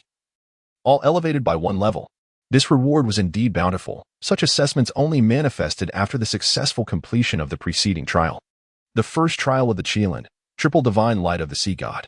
Young man, you are quite remarkable. I find you rather inscrutable. A gentle, warm voice resonated. Its source yet unseen. In an instant, a mature woman appeared before Wang Ming, seemingly in her 30s. She was enveloped in a flowing crimson robe, her sea blue hair cascading behind her. Possessing an exquisite countenance, her captivating azure eyes shimmered with profundity, and her pale blue locks, upon closer inspection, rendered her a vision of unparalleled beauty. In her right hand, she grasped a 3-meter-long golden staff, intricately engraved with magical runes. The staff's apex adorned with a diamond-shaped protrusion reminiscent of a spearhead. Wang Ming immediately recognized that the person before him was Poseidon, the grand priest of the island of the sea god. I pay my respects to the esteemed priest, the sea dragon Douluo said, slightly bowing to Poseidon. The others outside the sacred pillar quickly rose and paid their respects as well. We pay our respects to the esteemed priest. Wang Ming glanced at Poseidon and offered a slight bow, smiling as he addressed her, honorable deity. He held a deep fondness for the elder sister. Poseidon nodded slightly. Her gaze fixated on Wang Ming, as if she sought to penetrate his very essence. What you have obtained is not the 9 trials of the sea god, but something beyond my knowledge, Poseidon remarked coolly, observing him. The 9 trials of the sea god? What is that? Wang Ming inquired, feigning ignorance despite his awareness. In order to avoid arousing the suspicions of this esteemed deity. Chapter 103, the light of the sea god. Poseidon seemed poised to speak, but quickly withdrew her words, shaking her head with a chill. This matter is one you need not concern yourself with. Very well then, I shall take my leave. Just ensure this individual is well accommodated, Poseidon instructed, turning to the sea dragon Douluo. The sea dragon Douluo bowed in response. Understood, honorable deity. No sooner had he spoken than Poseidon departed. Subsequently, the sea dragon Douluo personally arranged for Wang Ming's lodging. After leaving the forest, Wang Ming, under the guidance of the sea dragon Douluo, arrived at the sea dragon city he was sworn to protect. Sea Dragon City was modest in size, yet it was replete with all necessities. The bustling atmosphere within the city was far from desolate, creating a vibrant ambience. If you require anything, feel free to inquire with the townsfolk. They are eager to assist you, the sea dragon Douluo advised. I have other matters to attend to and cannot remain by your side for long. I apologize. Wang Ming responded with a smile. It's all right. You may go about your business. After the sea dragon Douluo departed, Wang Ming gazed at his map, which indicated the location of the task. Surely, that must be the site of the light of the sea god. After securing a place to stay, Wang Ming hastened towards the forbidden grounds of the task location, the island of the sea god. As he traversed through the dense forest, he arrived at the sacred site, the temple of the sea god. Raising his gaze, he beheld a majestic hall standing proudly upon a circular stone staircase, bathed in the glow of the setting sun. The white steps shimmered like a jade ribbon gracefully draped over the mountain of the sea god. It is said that the staircase comprises 1,001 steps, and upon completing the ascent, one would reach the summit of the temple of the sea god. As Wang Ming took a step forward, he entered the circular sea, and a soft golden glow enveloped him, serving as a protective measure against harm. Upon leaving the circular sea, he found himself before a stone staircase. Gently, he extended his hands forward and soon sensed an invisible barrier obstructing their advance. With a delicate yet determined push, he managed to part the intangible obstruction slightly, feeling a faint rebounding force against his palms. A chime resonated, entering the light of the sea god. All offensive skills will be reflected. Thus, he realized that only enhancement skills could be utilized here, as any attack would be countered. With the system's notification in mind, Wang Ming prepared to ascend the first step of the staircase. Wang Ming resolutely placed his right foot upon the first step of the staircase, experiencing the rebound force reverberating through half of his body. Fortunately, Wang Ming had prepared for this moment. With his soul energy in motion, he was able to stand firm and steady. Wang Ming did not pause to catch his breath. Instead, he continued his ascent, stepping onto the second step of the staircase. With a resounding thud, he took another step forward. It was evident that the pressure on the second step had increased by approximately tenfold compared to the previous one. However, this was well within Wang Ming's capacity to endure. Yet, the distance to his goal remained considerable. Thud, thud. Wang Ming ascended the steps, one after another. 10 steps, 20 steps, 30 steps. Upon reaching the 30th step, beads of sweat dripped from his temples. each droplet a testament to the pressure exerted by the light of the sea god. Yet, this was not the limit of Wang Ming's potential. Beyond the next 10 steps, he found that mere physical strength was insufficient to carry him further. Wang Ming unleashed his martial soul, the Qilin, enveloping himself in its power. At this moment, the tension etched on his face began to ease, allowing him to forge ahead. As he continued on his path, he noticed numbers materializing above his head. Experience 500. Attack 100. Magic defense 20. Various attributes were displayed, with experience being the most prominent. As Wang Ming ascended higher, he garnered an abundance of experience. Upon unleashing his martial soul, he climbed over a dozen additional steps, nearly succumbing to the mounting pressure. Steadying himself, Wang Ming promptly activated his God of Slaughter domain to alleviate some of the burden. The God of Slaughter domain. Each successive step imposed an additional increment of 10, resulting in an increasingly formidable challenge as he ascended. Although the percentage increase remained a constant 10, the foundational magnitude escalated. Upon reaching the 68th step, Wang Ming's legs began to tremble, nearing the brink of collapse. Wang Ming lifted his head and cast a glance at the staircase ahead, exhaling deeply. The first soul skill, Beast Transformation, Ghost Shadow Step. Wang Ming's attributes surged fivefold in an instant, albeit only for the fleeting duration of 1 minute. Thus, he simultaneously employed the Shadow Step technique to enhance his velocity. The moment he underwent his Beast Transformation, he felt as though the immense pressure weighing upon him had entirely dissipated, and he vanished from his original position, leaving behind merely an afterimage. 5 seconds later, Wang Ming's form materialized, now standing at the 98th step. This was the farthest he could reach in terms of speed. Under the strain of pressure, he could no longer maintain his previous pace and advance step by painstaking step, with a rhythmic sound of his footsteps echoing as the final second ticked away. Wang Ming completed his last step. His strength diminished fivefold in an instant. Wang Ming's entire waist was forcefully bent downwards, as an immense pressure surged towards his face. Striking him first at the head, the crushed Skull King, Wang Ming, felt his skull violently rebound, propelling his entire being into the air. With his head pointed downward, he soared like a rocket, compressed and propelled by this overwhelming force. Bang! Wang Ming was propelled down from the 112th step. His head buried deep in the earth, his entire being seemingly thrust into the soil, bouncing a few times. After a moment, he regained his composure. With both hands pressed against the ground, he extricated his head from the earth. He then slumped onto the ground, spitting out the sand that filled his mouth. Gazing at the steps ahead while murmuring to himself, I was indeed too careless to have been struck down in such a manner. Wang Ming did not anticipate the formidable rebound of this pressure. He nearly lost control.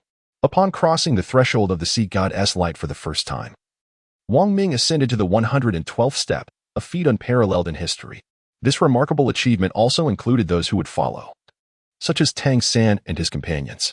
Unbeknownst to them, this moment was observed from the shadows by Poseidon, who was keen to witness the prowess of this golden test participant. It was precisely because Poseidon had witnessed Wang Ming's ascent that, upon the arrival of Tang San and the others, she relayed to them the news of Wang Ming's unprecedented achievement on the 112th step. Upon learning that it was Wang Ming, they were taken aback. For both he and they had already reached the realm of soul emperors. Chapter 104. The God-sent soul rings seated upon the ground. Wang Ming glanced at his experience bar and discovered that he had progressed by 1/50th once again. This place truly deserved its reputation as a sanctuary for leveling up. How magnificent! Wang Ming marveled at the steps ahead. Subsequently, he settled into a meditative posture to recuperate his soul power. In that moment, he resolved not to return to the Sea Dragon City, but to remain here for training and advancement. With the ability to exchange for food and water through the system at any time, he had no concerns regarding sustenance or attire. Once his soul power was restored, Wang Ming prepared to ascend the steps once more. This time, he refrained from employing his Beast Transformation soul skill, which could only be used twice. It was wiser to reserve it for the final challenge. Wang Ming approached, yet it was not as far as the last time, merely a mere 98 steps. Without employing his Beast Transformation skill, the immense and sudden pressure dissipated, preventing him from being forcefully cast down into the sandy ground. Instead, in the very moment of being ejected, he invoked his aerial soul technique, the feather of the Qilin, which tempered his descent, allowing him to land steadily. Wang Ming was no longer inclined to consume sand once more. After a month of rigorous training, he had ascended over 200 steps, achieving a remarkable level of 69. He was now one step closer to reaching the coveted 70th level, which would grant him the opportunity to receive a divine soul ring. Wang Ming was determined to obtain the 100,000-year soul ring. After the passage of another month, he finally reached level 70, able to ascend to the 277th step without the aid of beast transformation soul skills. Upon reaching this milestone, Poseidon reappeared. I never anticipated your progress would be so rapid. You are the most gifted individual I have ever encountered, even making me feel inferior. Poseidon gazed intently at Wang Ming. Were it not for Poseidon's fervent devotion as a follower of the sea god, one might question why the sea god had not chosen Wang Ming to undertake the 9 trials. Wang Ming smiled faintly and said, I truly feel quite embarrassed by such a grand offering. Indeed, you have reached level 70, granting you an opportunity to receive a divine soul ring. The duration of the soul ring you can acquire will depend on your capacity to endure it. As he spoke, Poseidon drew closer to Wang Ming, lightly tapping his staff upon Wang Ming's head. A golden orb materialized above him, radiating a brilliant golden light that enveloped Wang Ming entirely. Ding! The divine soul ring is in progress. Wang Ming tightly closed his eyes. Initially, he felt quite at ease, but gradually, a sense of pressure began to envelop him, manifesting as a painful weight that seemed to compress every cell within his body.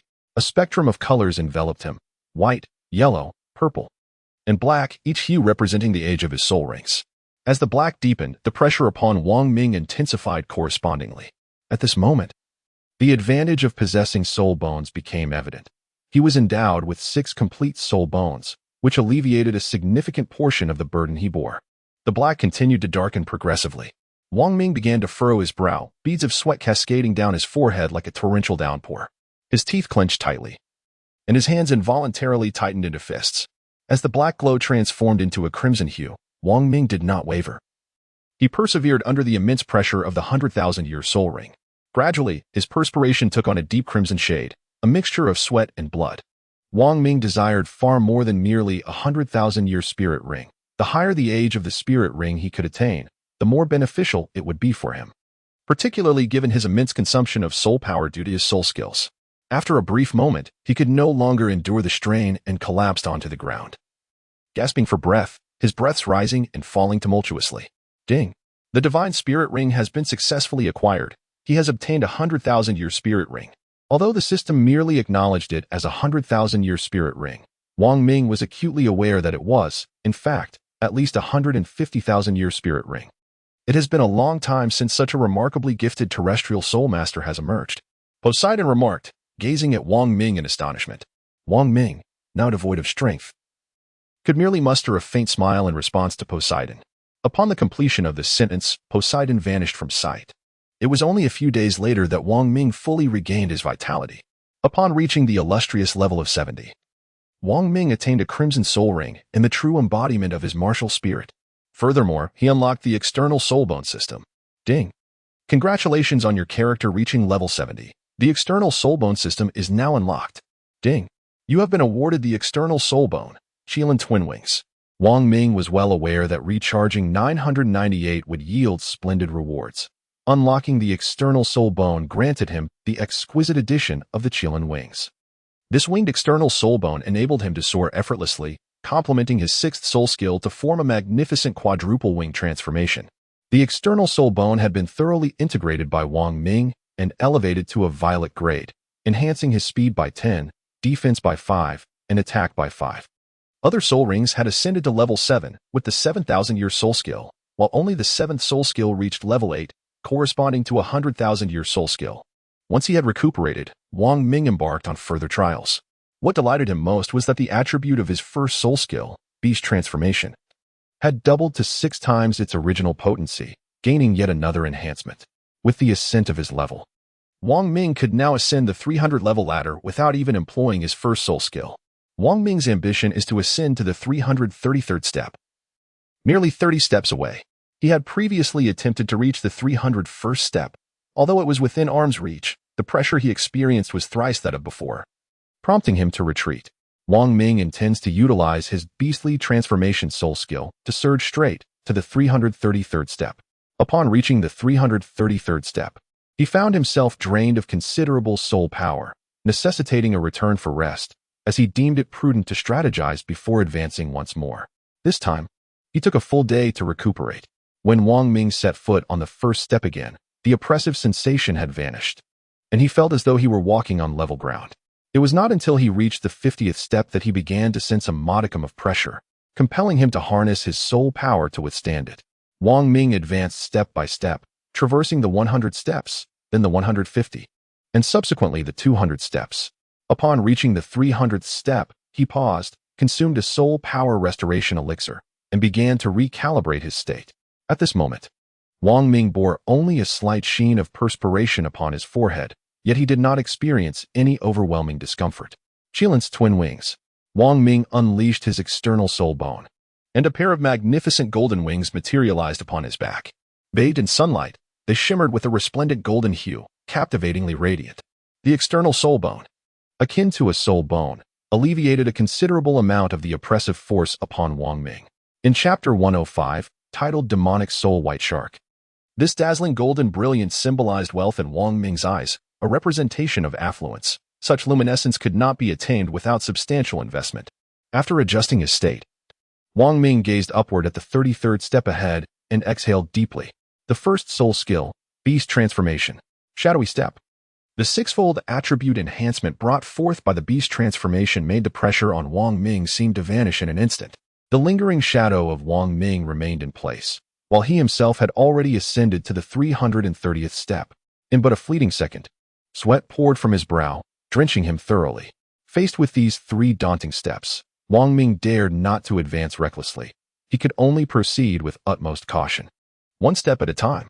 As Wang Ming took a step forward, a palpable force akin to a tidal wave surged forth, bending his entire body slightly and causing him to descend abruptly.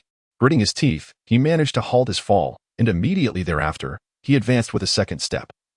As a potent energy began to manifest around him, the domain of the god of death, this intangible realm, in the face of such overwhelming pressure, seemed to be contorted and deformed. Wang Ming furrowed his brows as he gazed at the nearby first step of the staircase, though it appeared within arm's reach. To him it felt as though it lay 1,000 miles away, tantalizingly close yet ultimately unattainable. The effects of his beastly transformation were slipping away, second by second. Wang Ming had no choice but to take this step, otherwise, he would have to start all over again. As he lifted his right foot, the bones of his leg and soul began to assist him in alleviating the pressure. Merely raising his foot consumed a significant amount of soul power. With his right foot elevated, Wang Ming decisively brought it down, only to be met with the overwhelming pressure that surged forth anew, causing his right foot to bend under the weight, accompanied by the unsettling crack of bone. Experience gained, 800. Ding. Congratulations, your character has leveled up, increasing by 1 level. Wang Ming had long been attuned to his experience bar, which was but a hair's breadth away from leveling up. He had been anticipating this very moment. His soul power was fully replenished, all adverse statuses were eradicated, and his skills were entirely refreshed. First soul skill, Beast Transformation. Wang Ming once again employed his first soul skill, extending the duration of attribute enhancement, and he felt invigorated. His previously bent legs gradually straightened, and a confident smile adorned Wang Ming's face. Wang Ming lifted his left foot, standing atop the 333rd step of the adjacent staircase. A chime resonated as the domain of the god of death evolved, amplifying its effects. The system's notification sounded once more. Wang Ming had not anticipated that the realm of the god of death would undergo evolution under the immense pressure exerted upon it. However, this development proved to be fortuitous. Ding. The task of the Qilin examination has been completed, yielding rewards. Level 1, Soul Bone Breakthrough Stone 1000, Soul Bone Energy 1000, Soul Bone Essence 1000. Ding. Congratulations on the character's upgrade, Level 1. Taking advantage of the fleeting moment before the beastly transformation subsided, Wang Ming swiftly descended the staircase, lest he be propelled back into the sandy depths. Meanwhile, Zhang Poseidon remained hidden in the shadows, his visage etched with astonishment. Murmuring to himself, originally granted a year to accomplish his task, he had astonishingly completed it in merely 3 months. Upon reaching the bottom, Wang Ming examined the system's notification, turning his attention to the second assessment. The second Kirin trial, break through the circular blockade without slaying any sea spirits or employing soul techniques, and reach the opposite shore. Had he not unlocked the external soul bone, Wang Ming would have needed to deliberate and experiment extensively to achieve this objective. However, With the acquisition of the external soul bone, the Kirin wings, his chances of succeeding in the second Kirin trial had significantly increased. With the Kirin wings at his disposal, Wong Ming could traverse the maritime expanse with remarkable speed, utilizing the versatile external soul bone for both sea and sky. After resting and adjusting for a day, Wong Ming prepared to attempt a breakthrough through the maritime blockade. Upon reaching the designated location, he found that his seventh soul ring was restricted, preventing the release of his martial spirit in its true form. This limitation allowed him to navigate the mere 100 meters of the maritime blockade with greater speed. Even all other soul abilities were rendered unusable, forcing him to rely solely on his physical prowess to pass through the barrier. As he approached, Wong Ming discerned the marine spirit beast within, most of which were below level 50. Suddenly, he noticed a patch of pure white not far ahead. Upon closer inspection, he realized it was the snow-white belly of a marine spirit beast. The abyssal great white shark? Wong Ming exclaimed in astonishment. Reconnaissance technique. Abyssal great white shark level. Life, 10,000 attack. 10,000 physical defense. 10,000 magical defense. 10,000. Wong Ming was unable to gauge its true strength, his gaze fixed intently upon the soul demon great white shark, lost in contemplation. This formidable creature was at least 100,000 years old, so why had it manifested here? Was it truly intent on thwarting my passage through the circular sea? Such an effort seemed excessive. The soul demon great white shark appeared to have sensed Wong Ming's scrutiny, its large eyes narrowing menacingly at him. However, Wong Ming was not one to be easily intimidated. He had not grown strong by succumbing to fear. With a fierce resolve, he summoned the twin wings of the Qilin. Behind Wong Ming, a pair of resplendent golden wings emerged, their radiant glow captivating even the attention of the soul-devouring great white shark. At that moment, Wong Ming wore a frown, beginning to regret his decision to invest money earlier. Had the soul-devouring great white shark not noticed him, he could have traversed at least half the distance unimpeded. Now that he had drawn its attention, any movement on his part would inevitably alert the formidable creature. Wong Ming revealed a smile tinged with helplessness. Time was of the essence, and he had no choice but to take action. Ghostly shadow step. Wong Ming, treading lightly with the ghostly steps, gradually approached the circular sea domain. At the very moment he entered the waters, his wings unfurled, and he soared into the air, becoming but a golden speck against the vastness of the sea. The aquatic spirit beasts within the realm were utterly incapable of matching Wong Ming's velocity. As they attempted to impede his progress, they were swept away by the formidable currents conjured by his piercing gaze. Naturally, the lower-tier sea spirit beasts could not hinder him. However, the formidable soul-devouring great white shark, stationed at the periphery, had already launched its assault, its massive tail sweeping horizontally towards Wong Ming. An invisible yet colossal wave surged towards him, a force so immense that even from a distance, Wong Ming could sense its potency. While the potential damage might be minimal, the sheer power was daunting. A single strike could send him hurtling far away. Goodness, how ruthless! Wong Ming exclaimed, glancing at the soul-devouring great white shark with resignation. Chapter 106. The demonic shark accelerate, accelerate, accelerate. Wong Ming urged himself, desperately channeling his soul energy in hopes of traversing the entire circular sea before the shark's attack could reach him. The ideal was splendid, yet reality proved to be rather harsh. Wong Ming did not successfully traverse the circular sea area. Nearly 10 meters away from the shore, the left side of his body was mercilessly struck by the soul-devouring great white shark. An overwhelming force surged toward him, contorting Wong Ming into a shape reminiscent of the character from Moon, his entire body being compressed and bent. With a piercing scream, Wong Ming was abruptly propelled outward, breaking through the circular maritime expanse and emerging from the opposite side. Wong Ming fell to the ground, and in that moment, he enveloped himself with his mythical Qilin wings, shielding his body. After rolling for an extended period, he finally came to a halt. As his wings unfurled, Wong Ming's figure emerged. He was curled within the embrace of his Qilin wings, and only then did he rise to his feet. Wong Ming retracted the twin wings of the Qilin and gazed ahead at the formidable demon soul great white shark king not far away. Its cavernous mouth appeared to be grinning, curving upwards slightly, as if mocking Wong Ming. Wong Ming, truly, the soul beast, the great white shark king, which has existed for 100,000 years, possesses formidable power in the depths of the ocean, exhibiting swifter reflexes that render it exceedingly challenging for Wong Ming to evade its onslaught. Wong Ming found himself contemplating alternative methods to traverse the circular sea. Suddenly, his stomach rumbled with a series of growls. Gurgle, gurgle. Consequently, he retrieved a barbecue grill and commenced grilling. After preparing the assortment of meats he had previously stored, he began to cook. Sizzle, sizzle. The oil dripping from the grilled meat splattered into the flames below, producing a delicate crackling sound. Only after sprinkling his special barbecue seasoning did the dish feel complete. This time, he dined alone, which felt rather lonely, yet paired with a refreshing Sprite. It was an exquisite combination. Burp. Wong Ming contentedly let out a hearty belch, feeling utterly satisfied. How delightful. After Wong Ming finished his meal, he reclined and gazed at the azure sky. Moments later, Wong Ming heard the sound of someone eating and turned to see a young girl beside him, persistently feeding herself the remaining skewers of barbecue with both hands. She noticed Wong Ming as well, but merely cast a fleeting glance, as if she had not seen him at all, while continuing to savor her meal, exclaiming, human food is truly delicious, though it is far too scarce. Wong Ming began to scrutinize the girl before him.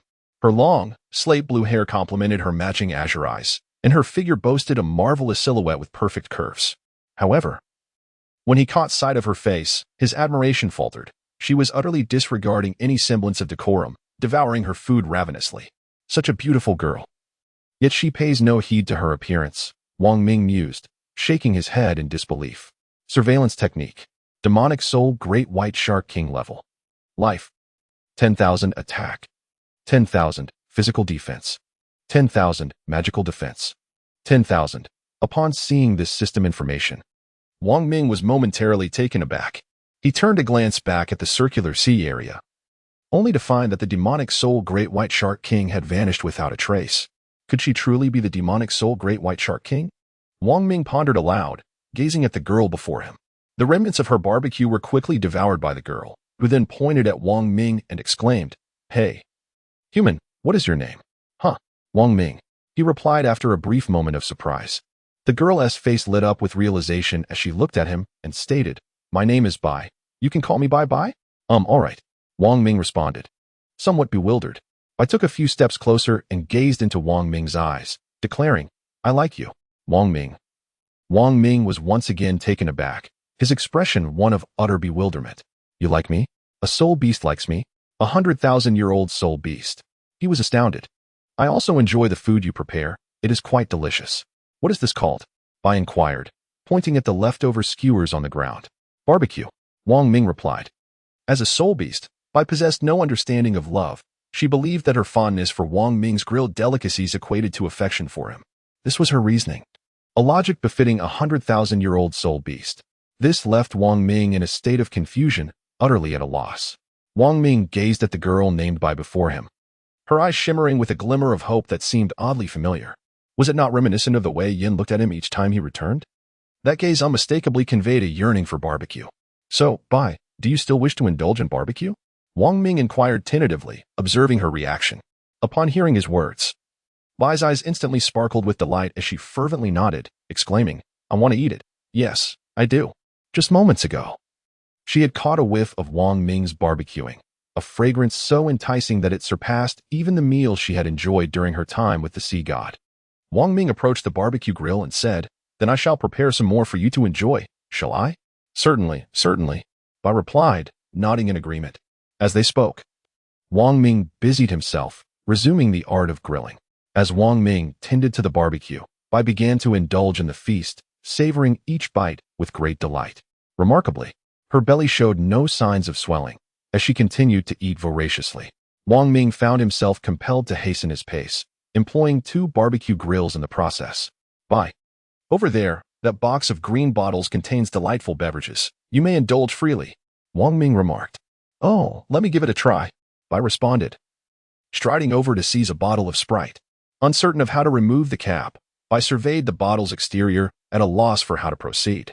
Ultimately, with a decisive slice, she removed the entire mouth of the bottle, pouring its contents into a cup. Bai took a tentative sip of the Sprite, her large eyes blinking in surprise. After savoring the refreshing taste, she nodded appreciatively and exclaimed, It's delicious, thank you." She then quickly drained the cup. "Ah, delightful," Bai remarked, smacking her lips. Burp. The effervescence escaped, prompting Bai to let out a small burp. Wong Ming gazed upon her visage, a smile gracing his lips. At this moment, Bai bore little resemblance to her former self, appearing entirely as a voracious glutton. Even Wang Ming was on the verge of forgetting that her true essence was that of a great white shark spirit. 3 hours later, during this interval, Wang Ming had been diligently roasting meat, and half of the stored provisions had been consumed by. She continued her indulgence without pause. Thank you, Wang Ming. This roasted meat is absolutely delightful, and the water in this green bottle is equally refreshing, Bai exclaimed, her face radiant with joy as she looked at Wang Ming. Wang Ming waved his hand and said, It's one matter, yet I remain uncertain. Chapter 107. The Tide of Body Refinement. Wang Ming waved his hand and said, It's a simple matter, but I wonder if you could perhaps grant me a moment of leniency as I traverse the circular sea? His inquiry was merely a tentative probe, yet it left Bai momentarily speechless. She had a great fondness for Wang Ming's barbecued delicacies, and he alone held the power to decide whether to prepare them for her. Most importantly, Bai could not exert pressure on those who came to take the examination. However, she also could not disappoint the expectations of the sea god by casually granting favors to others. Bai found herself ensnared in profound contemplation. Why, you see, it won't be long before I can break through this barrier. Just now, I was merely 10 meters away from success. With a little more cultivation, passing through may not be a difficult task at all. If you could just grant me a fleeting second of opportunity, I would undoubtedly succeed in navigating the circular sea. At that point, I would willingly acknowledge that I would prepare a sumptuous barbecue for you, allowing you to feast to your heart's content. How does that sound? Wang Ming interjected, persistently tempting Bai with the allure of his culinary skills. Bai gazed at Wang Ming, her expression reflecting her inner conflict.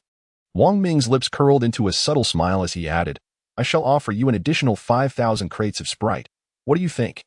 The value of 5,000 crates amounted to a mere 50,000 gold soul coins, an insignificant sum for the affluent Wang Ming. However, he recognized the need to be cautious with his words. Should he speak too freely, Bai might perceive the offer as trivial, leading to complications. Well, very well then. I accept your proposal. Just a second, mind you, only a fleeting second, Bai remarked, feigning reluctance as he gazed at Wang Ming. In truth, his heart was already racing with joy, and he regarded the challenge as merely a brief yawn. Wang Ming, suppressing the excitement within, expressed his gratitude. Yes, thank you. Bai, you are truly wonderful. With Bai's assistance, Wang Ming effortlessly traversed the circular sea region, by fully unleashing his soul power and accelerating his flight. He crossed the area in an instant. Ding! The second trial of the Qianlin was completed, yielding rewards. Level 8, Gold 1, 000, 000, Body Technique Breakthrough Stones 20, 000, and Influence Contribution Value 200, 000. A flash of golden light enveloped him as his level ascended to 79. Bai, thank you.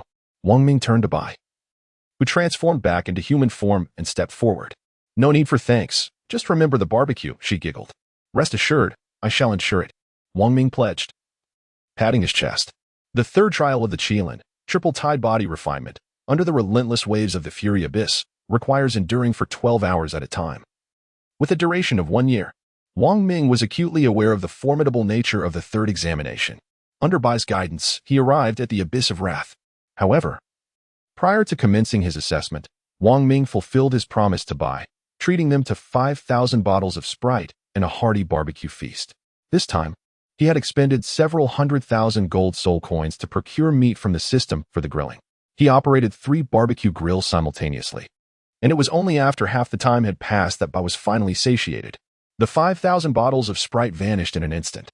The Abyss of Wrath is a valley where Wang Ming's trial would unfold upon a silver pillar beneath the cascading waters. Aware that this was a place for physical refinement, he did not dare to be complacent.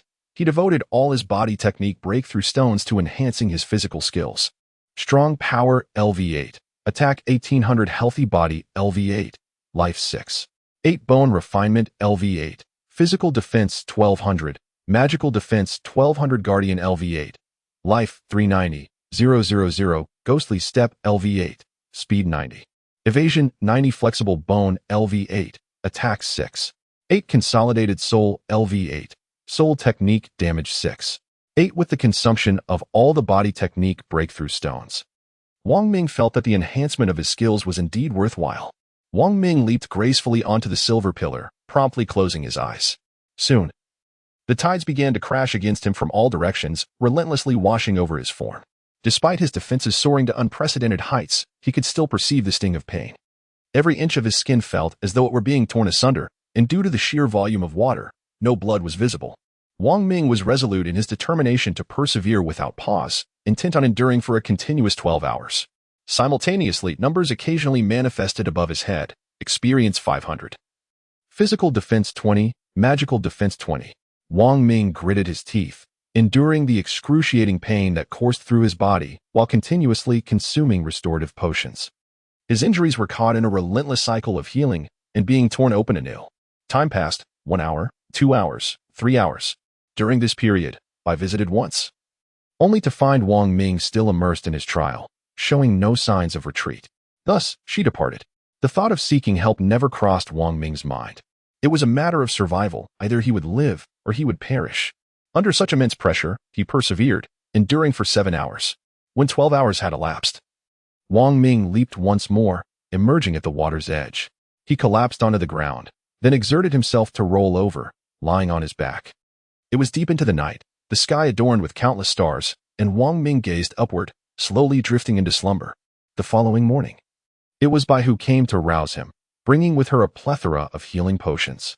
Part of her motivation stemmed from a desire for Wang Ming to successfully pass the assessment. Otherwise, she would have no one to prepare barbecue for her.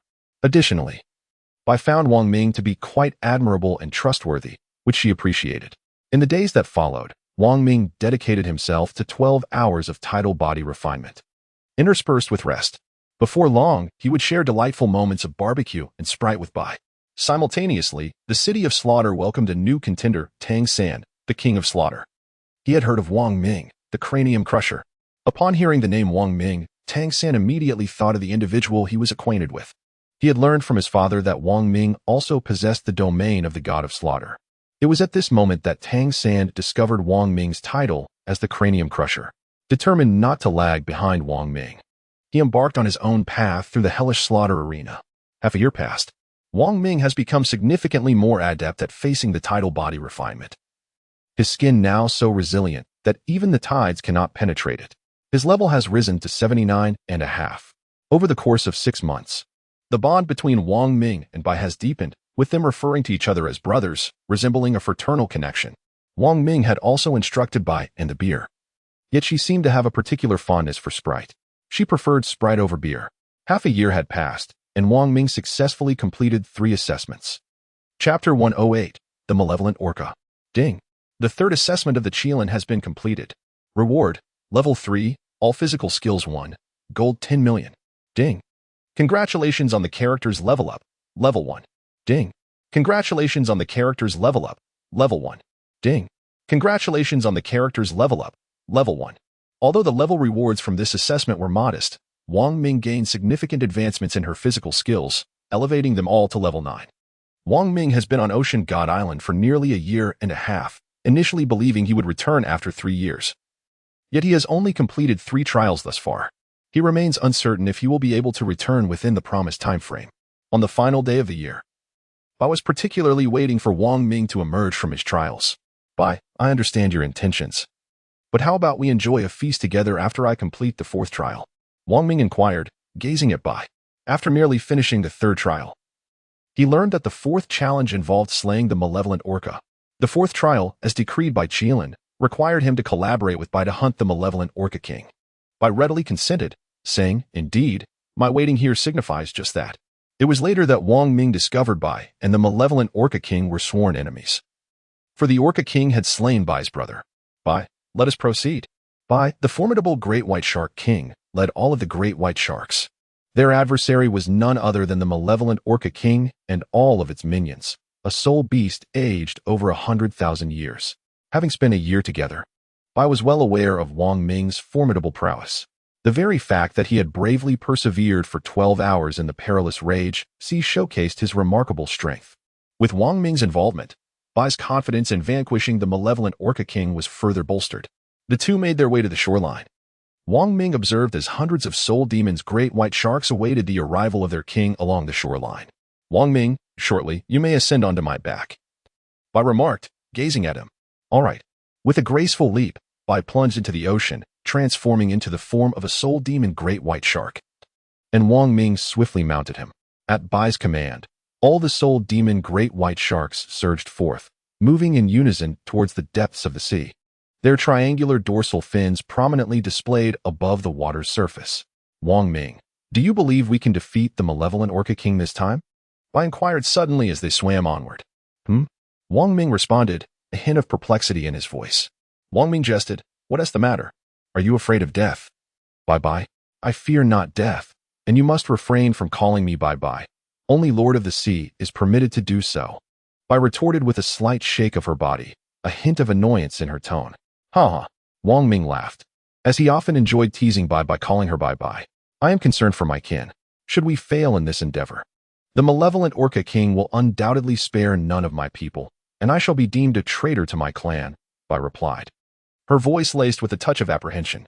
Wong Ming was also aware of the intricate relationships among the sea soul beasts. The soul-devouring great white shark and the evil demon orca were sworn enemies, and should the opportunity arise to eliminate one another, they would undoubtedly seize it without hesitation. Rest assured, Bai, I shall protect you.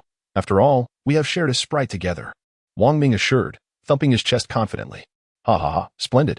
Bai regarded Wong Ming's words as mere jest, for they were about to confront a 100,000-year-old soul beast. Wong Ming, possessing merely the soul sage realm, may boast formidable defenses. Yet how effective are they when confronted by a soul beast of 10,000 years? An hour later, Bai suddenly cautioned. We have now entered the territory of the evil demon tiger whale. They may strike at any moment. Their sonar locating abilities necessitate our utmost vigilance. Curiosity ignited within Wong Ming. Wong Ming is undaunted, for he possesses a system that grants him unparalleled awareness. With the map in hand, he can swiftly detect the presence of any adversary. As he ventures into the territory of the malevolent tiger whale, the overall speed of the demonic soul great white shark significantly diminishes. Wong Ming sat cross-legged atop the white dorsal fin, a hammer materializing in his hand. Suddenly, he noticed a crimson dot had appeared on his map. 1, 2, 3 more and more crimson dots began to multiply. Wong Ming gently touched Bai's dorsal fin and cautioned, Bai, the malevolent orcas are approaching. Trust me, they are right beneath us. Prepare your kin for battle. After a moment of hesitation, Bai, upon noticing the earnestness in Wong Ming's eyes, ultimately chose to place her trust in him. Very well, I believe you. Bai conveyed this vital information to all her kin through their unique method of intercommunication. All the soul-eating great white sharks, along with Wong Ming, feigned ignorance, continuing their leisurely advance. Below them, a formidable pod of malevolent orcas drew ever closer. These orcas, twice the size of the great whites, possessed robust bodies cloaked in darkness, with particularly large heads. Their cavernous mouths gaped open intermittently, revealing fearsome teeth akin to swords, instilling a sense of dread in all who gazed upon them. Known for their bloodthirsty nature, the orcas thrived on ambushes. Their innate skills seemed purpose-built for such stealthy attacks, rendering them nearly unmatched in their aquatic domain. However, this time they faced Wong Ming, who, equipped with a mapping system, had the advantage of monetary investment. They were about 200 meters away from us. Wong Ming alerted Bai. Understood. Bai responded. Attack. With a commanding shout from Bai, all the soul-eating great white sharks, previously floating on the surface, suddenly plunged into the depths, their powerful tails thrashing as they swam downstream. Bai followed closely behind. Wong Ming simultaneously leapt from the dorsal fin of the white creature, plunging into the vast ocean. The Qilin wings unfurled instantly, allowing Wong Ming to navigate the water with the grace of a fish, effortlessly. After descending over 100 meters, he beheld the malevolent orca pod engaged in fierce combat with the formidable soul-devouring great white sharks. In the distance, the white creature was locked in battle with a sinister orca king. Fortunately, their clash was far enough away that the residual waves of their struggle barely reached him. With a majestic sweep of his golden wings, Wong Ming soared forth like a rocket, leaving a trail of bubbling water in his wake. The spirit manifested, a Qilin. The spirit enveloped him. 7 soul rings encircled Wong Ming's form. 6 black, 10,000-year soul rings, and 1 resplendent, golden-red 100,000-year divine soul ring. Wong Ming wielded a hammer in his right hand, while his other hand gathered soul power, preparing to strike. Chapter 109. All red. The domain of the god of death. The domain of the god of death demanded an immense amount of soul power, yet at this moment, Wong Ming could afford no such concerns. The number of evil demon orcas was twice that of the soul demon great white shark, placing the latter at a disadvantage. Wong Ming needed to assist, ensuring that Bai was free from worries. The release of the domain of the god of death instantly enveloped dozens of evil demon orcas, causing the surrounding seawater to grow significantly colder, becoming piercingly frigid. The overall attributes of the evil demon orcas plummeted, allowing the previously disadvantaged soul demon great white sharks to gradually gain the upper hand. Fourth soul skill, Qilin charge. Wang Ming came to a halt, and the fourth soul ring began to radiate with brilliance. From behind him, a multitude of over 50 golden Qilins surged forth. Upon their emergence, these Qilins charged in all directions, vanishing only upon colliding with a malevolent tiger whale. -14, 000. -12, 000. Wang Ming's fourth soul skill is essentially a superfluous ability, akin to a monster-attracting technique. Under the influence of his mental prowess, the already bloodthirsty abyssal orca becomes increasingly susceptible to Wang Ming's taunts. Those abyssal orcas struck by his soul skill swiftly turn, emitting furious roars, their massive jaws snapping open and shut as they propel themselves towards Wang Ming. Observing the approaching throng of abyssal orcas, a triumphant smile graces Wang Ming's face as he continues to concentrate his soul power. Third soul skill, Holy Light of the Qilin. In an instant, countless beams of golden holy light materialize, engulfing the abyssal orcas before him. With the sound of explosions resonating, a flurry of damage figures emerges. -12, 000. -10, 000. Wang Ming awaited this moment. These malevolent orcas were predominantly ancient sea soul beasts, with the weakest among them being 5,000 years old. Their strength was not to be underestimated, yet before Wang Ming, they remained insufficient. Ding. Slaying the malevolent orca LV-38 granted rewards. Experience 600, gold 5,000. 5,000 year soul ring 1, beast soul 1, malevolent orca, tooth 1. Ding. Slaying the malevolent orca LV-37 granted rewards. Experience 600, gold 5,000. 5,000 year soul ring 1, beast soul 1, malevolent orca tooth 1. The relatively weaker malevolent orcas were swiftly obliterated by Wang Ming's area attack. The remaining creatures were severely injured, their bodies riddled with wounds, blood staining the surrounding waters crimson, their combat prowess nearly extinguished. Most importantly, they remained ensnared within Wang Ming's slaughter god domain, where the spectral shadow step reached its 9th level, enhancing his speed beyond measure. In an instant, Wang Ming found himself before a wounded malevolent orca. With a swift motion of his right hand, Wang Ming brought down his iron hammer, striking the formidable head of the malevolent tiger whale with a resounding crash. The impact echoed, inflicting a staggering -120, 000 damage. Despite the resilience of the tiger whale's skull, Wang Ming succeeded in creating a gaping wound, resulting in the creature's demise. Ding. Elite level 61 malevolent tiger whale slain. Rewards received.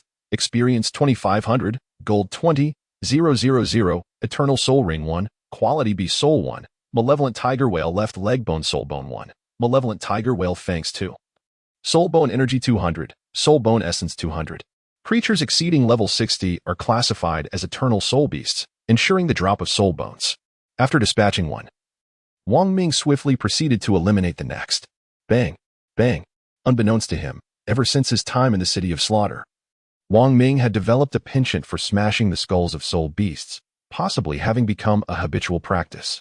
One after another, the malevolent tiger whales fell victim to his relentless strikes, their lifeless bodies gradually sinking to the ocean floor.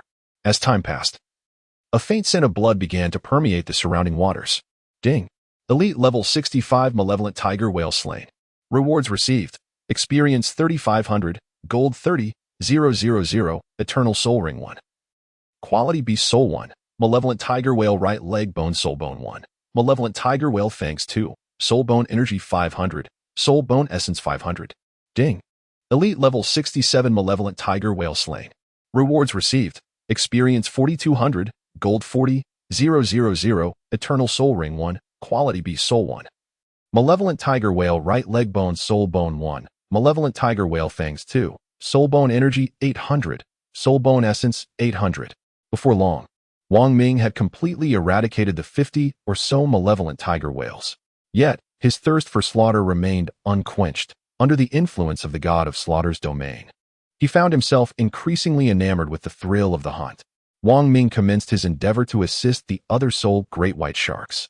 With his dual wings trembling, he stirred a myriad of bubbles, causing him to vanish from sight. He unleashed his second soul skill, the Karen arm. With his right hand wielding a hammer and his left hand executing the second soul skill, they harmoniously complemented each other. Wherever Wang Ming goes, the lifeless body of a malevolent killer whale sinks into the depths of the ocean. Ding! Congratulations, your character has leveled up, gaining 1 level. After vanquishing the white-headed malevolent killer whale, a golden light enveloped Wang Ming, elevating him to level 80. Ding! Congratulations, your character has reached level 80. Achieving the Soul Douluo milestone and earning 100 achievement points. Upon hearing the system's notification, Wang Ming swiftly inserted 3 soul rings, each over 50,000 years old, into the soul skill system. He had awaited this moment, although his strength as a soul sage was indeed feeble. Attaining the realm of Soul Douluo heralded a transformation. The soul skill roulette spun incessantly, and soon, Wang Ming's 8th soul skill materialized before his eyes. Holy Exorcism Array LV7. Countless beams of sacred light are ignited, drastically diminishing physiological activity within the affected area as a photon storm engulfs the entire domain. Dark-type martial souls are rendered ineffective, while damage dealt to Dark-type soul beasts and soul masters is amplified by 45. The 8th soul skill emerged as a 7th level skill, derived from a soul ring of a 6,000-year-old soul beast. Wang Ming will not be content with this. Observing Bai, who is engaged in a fierce battle in the distance, she notices the multiple bloody wounds that have marred her body, clearly indicating that she is at a disadvantage. Elevate! Elevate! Wang Ming elevated the level of his soul skills to 8. Thus, all his soul rings became those of 100,000 years, their power augmented beyond mere doubling. A flash of golden light enveloped him, and every soul skill ascended to level 8, transforming his soul rings from black to a vibrant crimson. Soul Douluo, 100,000-year soul ring. After the enhancement of his soul skills, an invigorating surge of boundless energy coursed through Wang Ming's body. With a powerful tremor, he let out a fierce roar, stirring the tumultuous waves of the sea. Wang Ming was enveloped in a golden radiance, captivating all the sea spirit beasts with the brilliance he exuded. Character: Wang Ming level, 80 health, 269, 000 experience, 50, 501, 800 attack, 28, 3, 000 physical defense, 3, 9, 000 magical defense, 4, 5, 000. Upon hearing Wang Ming's voice, Bai momentarily lost focus and was seized by the enchanting tiger whale king, who swept him away with a powerful tail strike. With a thud, Bai was sent hurtling through the air, crashing towards Wang Ming's direction. Chapter 110. The 8th soul skill. Suddenly, the once resplendent golden light retracted sharply, and a stream of golden brilliance surged forward. Within that golden glow stood Wang Ming, his golden qilin wings gleaming resplendently behind him. Wang Ming swiftly soared to Bai's side, positioning his hands firmly against Bai's back to absorb the entirety of the impact.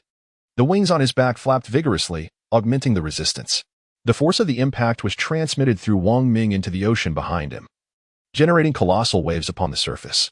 Bai gradually regained his composure, albeit weakly murmuring, "Thank you, Wang Ming."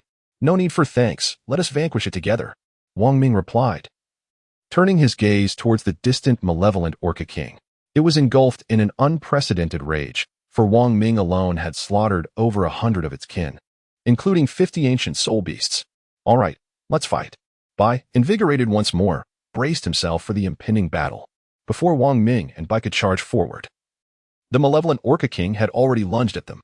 The crimson soul ring of Wang Ming AO stands out as the most prominent feature in anyone's eyes. "Humans, how dare you slaughter hundreds of my kin and annihilate our soul beasts for 100,000 years?" roared the malevolent tiger whale king in fury. Wang Ming vehemently exclaimed, "What utter nonsense you brew!" As he unleashed his second soul skill, the qilin arm, Wang Ming delivered a powerful punch with his left hand, striking the side of the malevolent Orca King. The creature's corpulent form rippled in response. -82,000.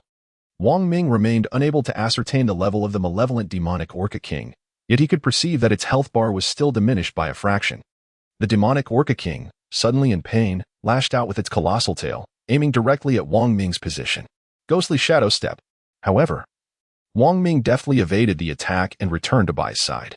"Great white shark, how could you associate with one who has hunted our soul beasts for 100,000 years? Are you not afraid of death?" the demonic Orca King remarked, casting a disdainful glance at Bai.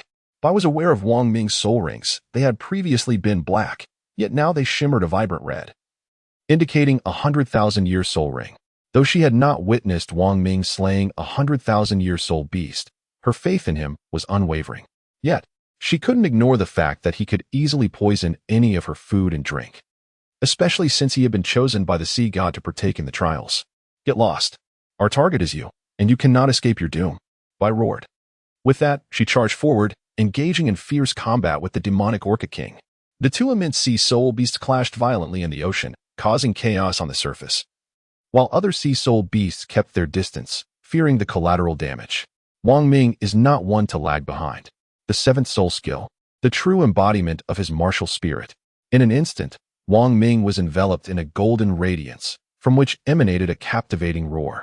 A resplendent golden qilin emerged, with the soul bone still adorning Wang Ming's back, its majestic wings unfurled. This marks the first occasion Wang Ming has unleashed the true form of his martial spirit. Only in this state does his martial spirit reveal its original golden hue, otherwise shrouded in a veil of dull mist. Wang Ming's martial soul has yet to fully awaken. Upon completing the 9 trials of the qilin, it will achieve its ultimate form, reaching a zenith of power. In his true martial soul manifestation, Wang Ming has grown to the same size as Bai, exhibiting remarkable swiftness. Even within the vast ocean, he rivals Bai in speed. Although the evil demon Orca King possesses formidable strength, its velocity pales in comparison to that of Bai and Wang Ming. Wounds begin to surface on its body, continuously using blood. Wang Ming's qilin claw relentlessly assaulted the abdomen of the evil demon Orca King. After executing his strikes, he swiftly retreated, evading capture by the formidable beast. The evil demon Orca King could inflict no harm upon him. -34,000. -42,000. The health bar of the Orca King continued to deplete, mirroring the diminishing numbers of its kin. As its health dwindled to 1/3, the Orca King prepared to flee, sweeping its massive tail and sending a cascade of water that obscured the vision of Wang Ming and Bai. Though the orca craved blood, it was not devoid of intelligence. It would not persist in a battle it could not win. As the spray settled, Wang Ming noticed the Orca King attempting to escape and swiftly retracted his 7th soul skill. Let us see how you fare against my 8th soul skill, Wang Ming declared nonchalantly at the fleeing beast. 8th soul skill, Holy Exorcism Array. The evil demon Orca King, in the midst of its retreat, suddenly sensed an ominous presence above. Raising its gaze, it beheld a cascade of golden holy light descending, encircling it in a radiant formation. The soul skill did not merely cease. It continuously unleashed beams of light that pierced through the Orca King's body, disregarding its defenses. The creature, initially believing it would sustain minimal damage, found its tail impaled, leaving a palm-sized wound. The holy light inflicted a burning effect upon the dark-type soul beast, and the Orca King writhed within the confines of the circle, desperately seeking an escape. Alas, it was too late. The perimeter of the array had solidified, and the holy light continued to rain down, fully forming the array, which depicted a majestic qilin at its center.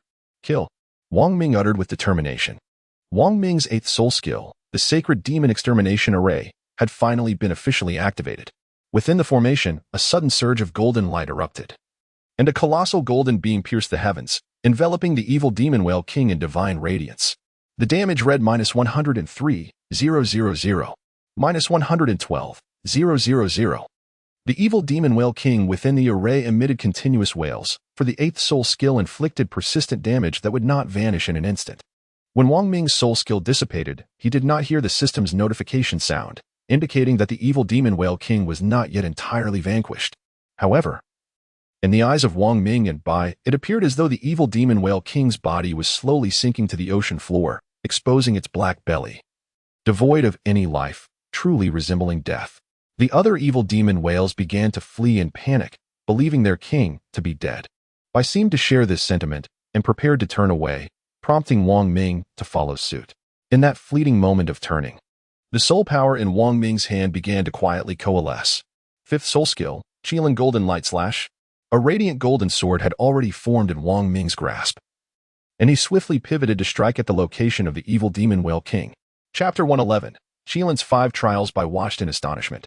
Having sustained significant injuries, she may not have realized that the evil demon whale king was merely feigning death. The wounded evil demon whale could not escape Wang Ming's soul skill. Coupled with the fact that all of Wang Ming's soul skills were advantageous against it, the creature had already been severely scorched by the holy light, with visible patches of its massive white bones. The holy sword struck down upon the back of the evil demon whale king. -160,000. The last remnants of the evil demon whale king's health were obliterated by Wang Ming, successfully leading to its demise. Ding! You have slain the evil demon whale king LV92.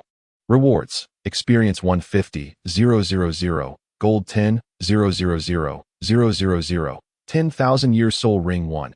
Evil Demon Whale King's Head Soul Bone 1. Soul Bone Energy 5,000. Soul Bone Essence 5,000. Evil Demon Whale King's Blood Tooth 2. Upon hearing the system's voice, a smile finally blossomed on Wong Ming's face. Had he not pretended to retreat, it would have been exceedingly difficult for Wong Ming's holy sword to pursue the evil Demon Whale King. Wong Ming turned to Bai, a smile gracing his lips as he said, "Bai, I can protect you, can I?" With a gentle nod, Bai's eyelids began to droop, as if engaged in a silent battle. Her substantial frame swayed precariously, on the verge of collapsing. "Bai?" Wong Ming called softly. No sooner had his voice faded than he noticed that Bai's eyes had fluttered shut. Exhausted and weary, she succumbed to slumber. Fortunately, Wong Ming had foreseen this moment. He swiftly positioned himself beneath her, cradling her form as he began their journey homeward. Wong Ming occasionally lamented, "Bai, you are indeed quite heavy." One day, the evening glow enveloped the sky, painted with shades of crimson and purple clouds. Two figures sat atop a mountain, joyfully indulging in barbecued delicacies while sipping on Sprite. These two were Bai and Wong Ming. Upon their return, they embarked on yet another round of grilling. "Wong Ming, you have already passed 4 assessments. I wonder how much longer we can remain together," Bai exclaimed, downing her Sprite in one swift motion, casting a wistful glance at Wong Ming. She was acutely aware of Wong Ming's formidable strength, which was now on par with that of an ordinary title Douluo, and she anticipated that he would swiftly pass the subsequent assessments as well. Wong Ming jestingly inquired, "Haha, what is it? Are you reluctant to part with my barbecue? Or is it me as a person?" This question left Bai momentarily speechless, engulfed in silence, uncertain of how to respond. She could only focus on indulging in the barbecue and sipping on Sprite. Bai, being merely a spirit beast, possessed no comprehension of the intricacies of human emotions and affections. Yet, she understood that as long as she was in the company of Wong Ming, she would feel an overwhelming sense of joy and comfort. Wong Ming gazed at the taciturn Bai, shook his head, and rose to continue the barbecue. The completion of the 4th trial significantly enhanced Wong Ming's prowess. A chime echoed. The 4th trial of the Qilin completed. Rewards: Level 3, Gold 10 million, Equipment Quality Enhancement 1 across the board, and Enhancement Levels 10. Previously, elevating all soul skills to level 8 had consumed a substantial portion of Wong Ming's resources, leaving his equipment untouched. However, this new reward has fortuitously allowed him to bolster his gear, including 2 pieces of jewelry. Purple 3, Shrek Gauntlets LV83. Attack. Purple 3, Shrek Knee Pads LV83. Physical Defense. Purple 3, Shrek Boots LV83. Magical Defense. Purple 3, Shrek Armor LV83. Life. The levels of the 2 pieces of jewelry lag slightly behind. Attack Ring of the Soul Sage LV75. Life Necklace of the Soul Master LV73. Upon reaching level 83, Wong Ming finally felt liberated from the burden of the task he had undertaken years prior. Wong Ming's 5th assessment involves vanquishing the 7 titled Douluo, Guardians of the 7 Sacred Pillars. The challenge, known as the Kirin's 5th trial, requires him to defeat these 7 titled Douluo on Sea God Island within a span of 24 hours. The commencement of this trial is at Wong Ming's discretion. Once the first contest begins, the entirety of the assessment officially commences. With his current strength at level 83, it is certainly feasible for him to overcome each opponent, provided he meticulously formulates a strategy to accomplish this feat within the allotted time. Among the 7 titled Douluo, the Sea Dragon Douluo stands as the most formidable, possessing a rank of 95 and the capability of wielding a domain. The Sea Phantom Douluo ranks at 93 with the martial soul of an illusory serpent. The Sea Spear Douluo, at 94, wields a spear. The Sea Maiden Douluo, also at 93, possesses the martial soul of a black demon flute. The Seahorse Douluo, at 93, embodies the martial soul of a seahorse. And lastly, the weakest among them, the Sea Ghost Douluo, ranks at 92 with a martial soul of a devilfish. If these 5 titled Douluo were positioned in close proximity, Wong Ming could unleash his first soul skill, thereby amplifying his attribute 7-fold. Consequently, defeating all 7 titled Douluo simultaneously might not prove exceedingly difficult, although the Sea Dragon Douluo could present considerable challenges. Wang Ming understood that should he attempt to exploit any loopholes, the system's rewards would inevitably diminish, as the system calibrated its rewards based on the completion of tasks. Once the overall age of his soul rings was elevated, the duration of his first soul skill extended to 3 minutes, within which he was certain he could vanquish the sea dragon Douluo. However, he lacked the time to defeat other title Douluos, as he would have to wait 12 hours before utilizing his first soul skill again.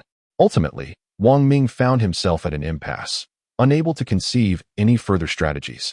He decided to disregard his worries and proceeded directly towards the sea dragon sacred pillar. There was no point in overthinking it. He resolved to act. Upon reaching the location of the sea dragon sacred pillar, the sea dragon Douluo remained seated in meditation. "Ah, a guest. Have you come to challenge me?" The sea dragon Douluo inquired, slowly opening his eyes. Wang Ming nodded in agreement. "Indeed. Excellent." The sea dragon Douluo then rose, preparing to engage in a contest with Wang Ming. He summoned his martial soul, the sea dragon, a majestic azure aquatic serpent. 9 spirit rings materialized around his form, 2 yellow, 2 purple, and 5 black. With the manifestation of his martial soul, he declared, "Qilin, martial soul embodiment." Wang Ming was equally unreserved, directly unleashing his martial soul, enveloped by a halo of crimson soul rings surrounding his form. The sea dragon Douluo's eyes gleamed with astonishment, his heart marveling at the sight. Were all of them 10,000-year soul rings? He found it utterly incomprehensible, attributing the phenomenon solely to the divine bestowal of soul rings. His first soul skill, beast transformation. Wang Ming's attributes surged 7-fold, and his eyes sparkled with brilliance. The second soul skill, Qilin arm.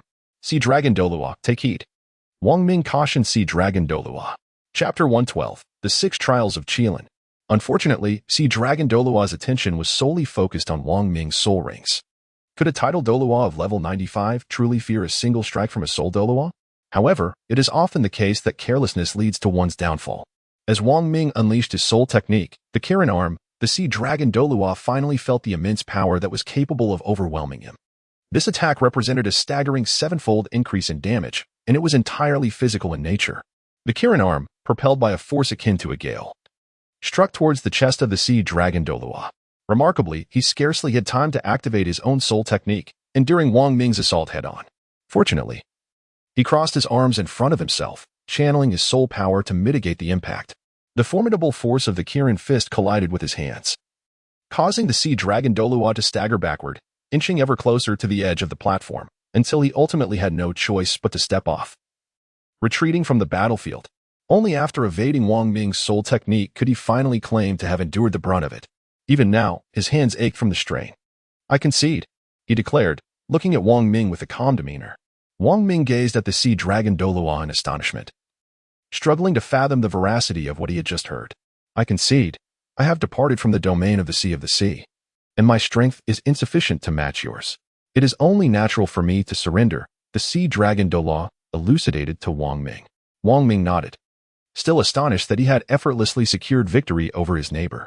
"Very well, I shall now venture to another location." With that, Wang Ming unleashed his Qilin wings, and in an instant, his figure vanished from sight, leaving only a golden trail shimmering in the distance. The sea dragon Douluo, watching the direction in which Wang Ming had departed, remarked with a hint of schadenfreude, "Sea spear Douluo, misfortune awaits you." His hands still struggled to straighten, and the sea dragon Douluo realized that Wang Ming's strength had undoubtedly been augmented, with the enhancement likely exceeding a minute. If it indeed surpassed the previous minute, the outcome would be dire, and he wondered how long it would take for him to recover. It would be wiser to concede early, the sea dragon Douluo thought, maintaining a sense of perspective. A minute later, the sea dragon Douluo heard distant explosions and cries of anguish emanating from the direction of Sea Spear Douluo. Unmistakably his voice among the chaos. "Alas, Sea Spear Douluo, I am truly sorry." The sea dragon Douluo sighed, shaking his head. In a mere 2 minutes, Wang Ming successfully vanquished the Sea Spear Douluo. A notification chimed. Defeated Sea Spear Douluo LV 94, rewards received, experience 12, 000, gold 5, 000, 000, soulbone energy 1, 000, soulbone essence 1, 000. As for the defeat of the sea dragon Douluo, the system did not acknowledge it. It was merely a concession from others, thus yielding no rewards whatsoever. With 3 minutes elapsed, Wang Ming's strength was restored to its previous state, and his soul power was nearly replenished. He chose to cease challenging other titled Douluos and, once his soul power was fully recovered, proceeded to the next title Douluo. A notification sounded. Defeated Sea Woman Douluo LV93. Rewards received. Experience 12, 000, Gold 5, 000, Soul Bone Energy 1, 000, Soul Bone Essence 1, 000. Another notification chimed. Defeated Seahorse Douluo LV93.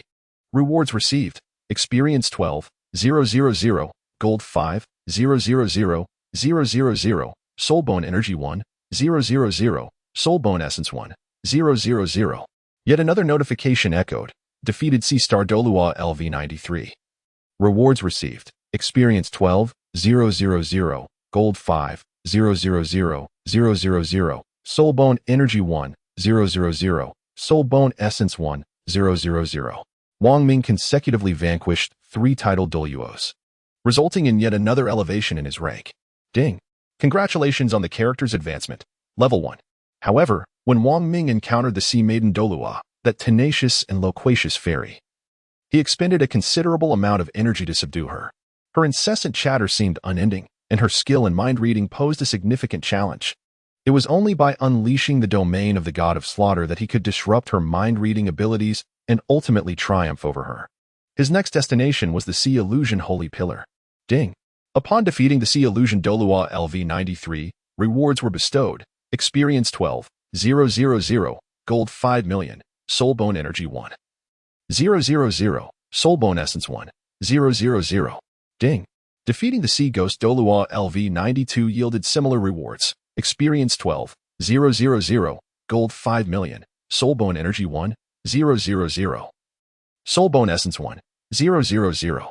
After each battle, Wong Ming could restore himself to peak condition in a mere hour. Each confrontation consumed approximately the same duration. And upon vanquishing the final title Douluo, Wong Ming successfully completed his 5th trial. Ding! The Qilin 5th trial is complete. Rewards include Level 2, Gold 60 million. All equipment star ratings increased by 1, and Soul Bone Breakthrough Stones 20, 000. Ding! Congratulations on the character's advancement. Level 1. Ding! Congratulations on the character's advancement. Level 1. Qilin 6th trial. Endure the joint assault of the 7 holy pillar Douluos for the duration of an incense stick. Wang Ming gazed contemplatively at the 6th examination content. To endure for the duration of a single incense stick? He pondered whether defeating all of them within a mere 3 minutes would yield greater rewards. It was likely that the Sea Dragon Douluo and his companions could scarcely believe that Wang Ming's interpretation was indeed this, to vanquish them all, rather than merely to endure their onslaught for the time it takes to burn an incense stick.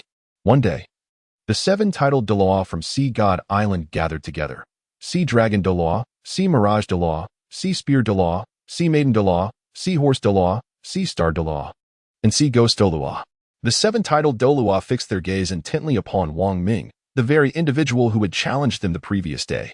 Each of them bore soul rings of 100,000 years, a fact that alone ensured Wang Ming was etched into their memories.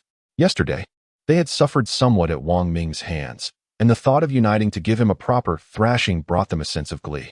Except for Sea Dragon Douluo and Sea Spear Douluo, the others were eager to unleash their frustrations upon Wang Ming.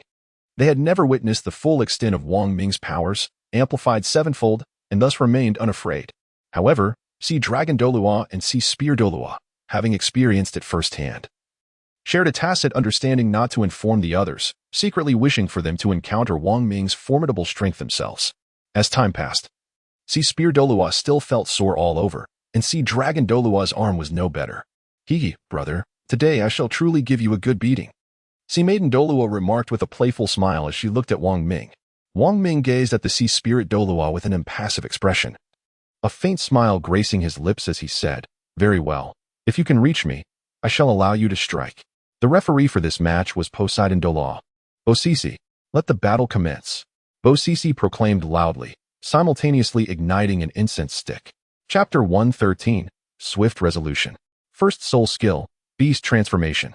Wang Ming swiftly transformed, doubling his attributes. The 7 titled Douluos, already accustomed to overwhelming their opponents through sheer numbers, seemed disinclined to make the first move, allowing Wang Ming to take the initiative. Seizing the opportunity, he wasted no time in executing a decisive strategy. The dual wings of the Qilin unfurled behind him, and with a few powerful flaps, he ascended into the air. He unleashed his sixth soul skill, Qilin's Feather. Behind Wang Ming, a pair of golden wings unfurled once more. However, this time he held nothing back. The wings spread wide, transforming into countless feathers.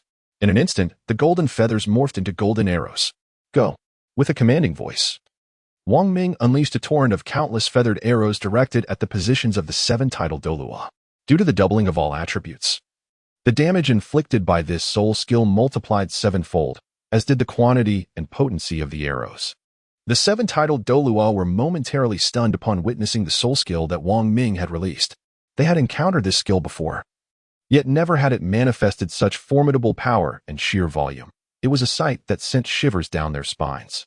While others faced rain, Wang Ming conjured a deluge of golden arrows, each possessing immense strength. In response, the seven immediately activated their soul skills to fend off the golden rain of arrows. Their abilities were all water-related, creating a barrier resembling a curtain of water to shield against the relentless barrage. Nevertheless, several golden arrows pierced through their defenses, striking their bodies with force. The numbers flashed before them. -102, 000. -110, 000. The golden arrows breached their physical defenses, inflicting considerable damage even as they pierced through their forms. Did they think that Wang Ming's arsenal consisted solely of this one soul skill? No, they were gravely mistaken. The third soul skill, Kirin Meteor Shower. This was yet another soul skill of Wang Ming's own creation, derived from the original Kirin cannon. By altering its trajectory downward, it transformed into a distinct ability. The meteor shower detonated upon contact with any object, and the mental energy required from Wang Ming was significantly reduced. As the seven titled Douluo beheld the cascading beams of light descending upon them once more, their expressions were marked by despair, revealing their helplessness.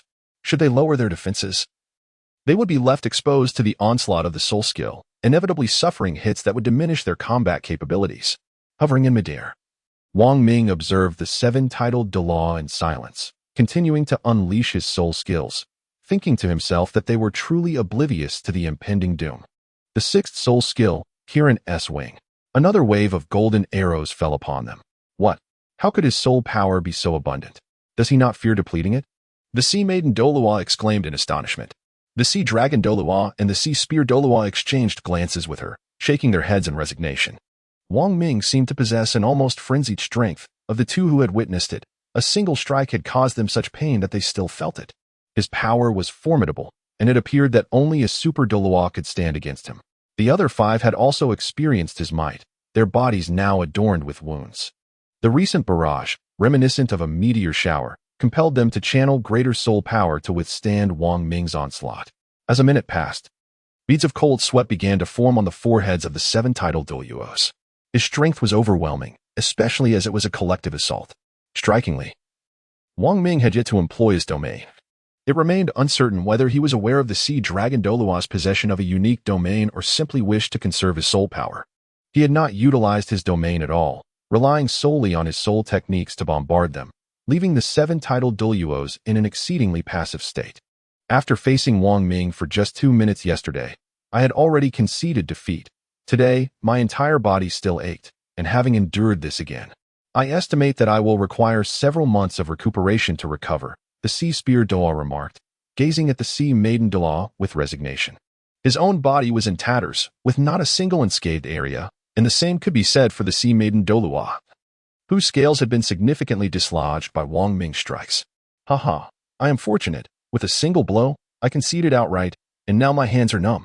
The Sea Dragon Douluo began to revel in their misfortune. The Sea Spear Douluo turned to the Sea Dragon Douluo, questioning him with a tone of accusation. Ah, could it be you? Did you deliberately direct Wang Ming towards me? What? I did nothing of the sort. I merely accepted my defeat. Is conceding not allowed? The Sea Dragon Douluo replied, maintaining a composed demeanor. The two titled Douluos found themselves engaged in a verbal spar, and as their banter unfolded, the overall defensive system began to falter, revealing a vulnerable point. Wang Ming's gaze sharpened as he focused intently on a specific point. With a swift invocation of his fifth soul skill, the Qilin Golden Light Slash, a colossal sword of golden radiance manifested, striking at the friliest part of the barrier. The golden giant sword cleaved through the shield, aiming directly at the seven titled Douluo. A thunderous crash erupted as the ground was carved into a massive pit by Wong Ming's strike. The 7 titled Douluo were sent sprawling to the ground, each spitting out a mouthful of blood. Uft, uft, uft. The sea lady Douluo cast a flirtatious glance at Wang Ming, inquiring, "My lord, do you not possess the sensibility to cherish beauty?" Wang Ming, indifferent to her presence, seized the opportunity in her moment of weakness. With a flourish, he unleashed his 6th soul skill, the feather of the Qilin. Wang Ming's back sprouted a pair of wings once more, each feather transforming into golden arrows. "I concede." Upon witnessing this, Sea Dragon Douluo hastily declared. Following closely with Sea Spear Douluo, "I too surrender." The other 5 titled Douluo, seeing the 2 mightiest yield, had no choice but to follow suit. Sea Star Douluo proclaimed, "I concede." Sea Demon Douluo echoed, "I surrender." Sea Maiden Douluo added, "Young master, I too yield." As the 7 conceded simultaneously, the incense beside them had only burned for 2.5 portions. Before it extinguished, Wang Ming had thoroughly subdued the 7 titled Douluo, compelling their surrender. Such a feat was unprecedented and likely unmatched in history. Even if Tang San were present, he would not have achieved this. Ding. The 6th trial of the Qilin is complete. Reward, level 3, gold 30 million, soul bone levels all 10, quality all 1. Ding. Congratulations on character leveling up. Level 1. Ding. Congratulations on character leveling up, level 1. Ding. Congratulations on character leveling up, level 1. 3 beams of golden light flickered, and Wang Ming's level ascended to 90, reaching the realm of title Douluo. The rewards this time were indeed abundant. The soul bones had all been elevated by a tier. Yet Wang Ming still had 3 trials remaining to complete. Chapter 114, title Douluo having spent nearly 2 years on Sea God Island. Wang Ming remarkably advanced from Soul Emperor to the realm of title Douluo. Wang Ming has acquired his 9th soul skill, the Golden Light Clone. Golden Light Clone LV8. It transforms into multiple luminous phantoms, each possessing its own full strength, while simultaneously enhancing the wielder's capabilities. Upon merging, all abilities reach their zenith. Qilin Skull strengthens mental fortitude, allowing for independent attacks during fusion. Holy Spirit Radiance, where a luminous sphere materializes above the enemy, unleashing a beam of light that adversely affects the opponent's martial soul, resulting in a decline in their power. Yet another soul ring of 100,000 years. Wang Ming's foremost concern remains the 7 trials of the Qilin. In this realm, attaining divinity through conventional means is utterly unattainable for him. Thus, he is determined to ascend to godhood through his own strength. The 9 trials of the Qilin were conceived precisely for this purpose, to assist Wang Ming in his divine quest.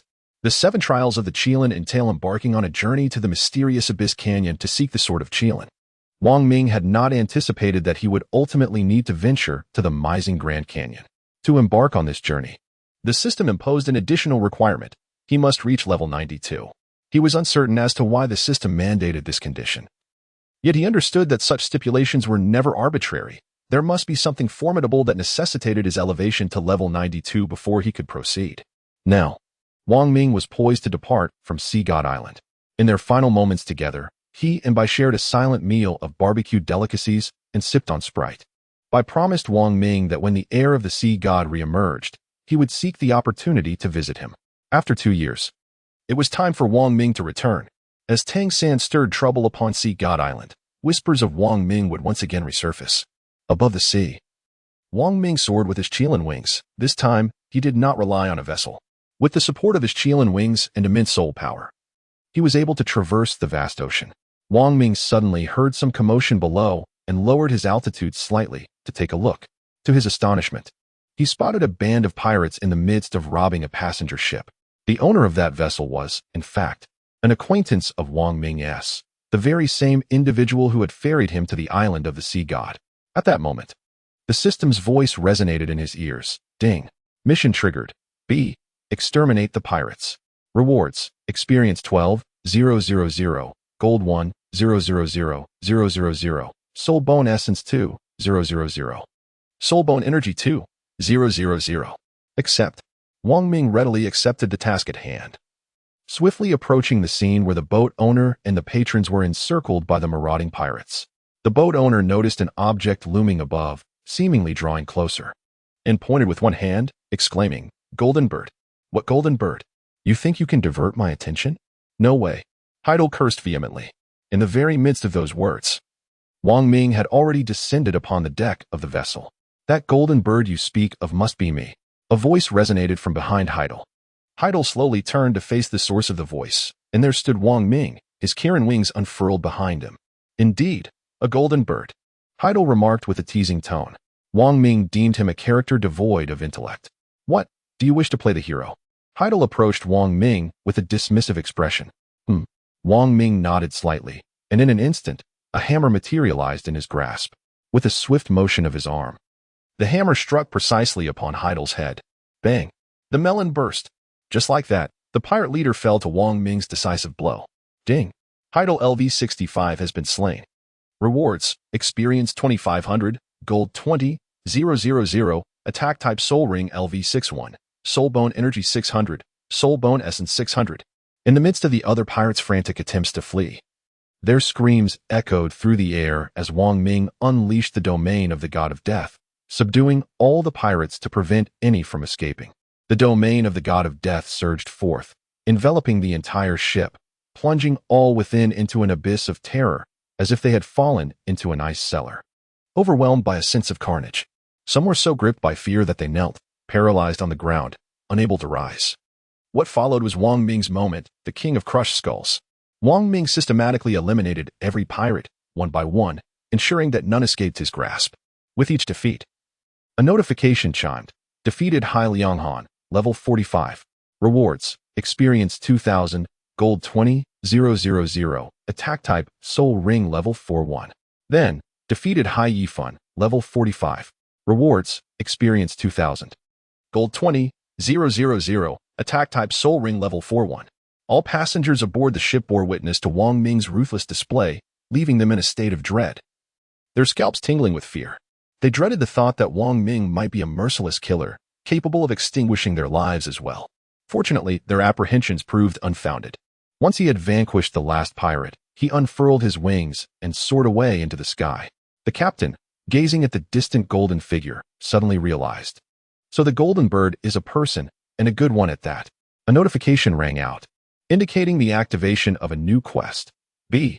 Exterminate the pirates. Rewards: Experience 12,000, Gold 1,000,000, Soul Bone Essence 2,000, Soul Bone Energy 2,000. Wang Ming now eagerly accepts every task he encounters, having swiftly elevated his level to 92 and successfully completed the 9 trials of the Qilin. 2 weeks later, he returned to Hanhai City, rested for a night, and then resumed his journey towards Wuhuan City. 2 months later, Wang Ming arrived at the Soul Master City and proceeded directly to the Hall of the Pope. He sensed that his teacher was waiting for him there. Teacher. Upon entering, he discovered his mentor seated with poise, yet noticed the absence of Ghost Douluo and Chrysanthemum Douluo. Bibi Dong gazed at Wang Ming, her beautiful eyes narrowing as if attempting to see through him. She remarked, "Your strength eludes my perception after 2 years of cultivation on Sea God Island. I wonder what you have gained." Teacher, please observe. Wang Ming unleashed his martial spirit. 9 crimson soul rings encircled him, causing Bibiong's eyes to flicker as her pupils widened in astonishment, fixated on Wang Ming's soul rings. 10,000-year soul rings, 9 of them. Bibidong's face was filled with disbelief. Wang Ming nodded and remarked, "Indeed, teacher, this is all the result of the divine bestowed soul rings." Bibidong fell into deep contemplation, thoroughly astonished by Wang Ming. 9 soul rings, each 100,000 years old. She had possessed merely one such soul ring over the years, and yet her soul power had only reached the 99th level. Wang Ming, having only spent 2 years on the Sea God Island, has already attained the esteemed rank of title Douluo, provoking immense envy, even among his mentors. Chapter 115, A Narrow Escape. Minger, I have resolved to unify the entire continent. Would you be willing to assist me? After a moment of contemplation, Bibi Dong inquired of Wang Ming, her tone markedly different from her usual demeanor. Wang Ming gazed at Bibi Dong, bowing his head in reverence as he replied, "I shall dutifully obey your command, master." Wang Ming received a prompt from the system, indicating the presence of a task, which he chose to accept. Ding. The task was triggered. Unification of the continent. Reward: all equipment, jewelry, soul bones, levels, physical skills. All levels 1, and a staggering 100 million gold coins. Excellent. Minger, I knew I was right about you, exclaimed Bai Dong, her excitement palpable as she gazed at Wang Ming. You may step outside now. Your senior sisters are already waiting for you beyond the Great Hall. In 2.5 years, I will entrust you with your first mission, Bai Bai Dong said to Wang Ming.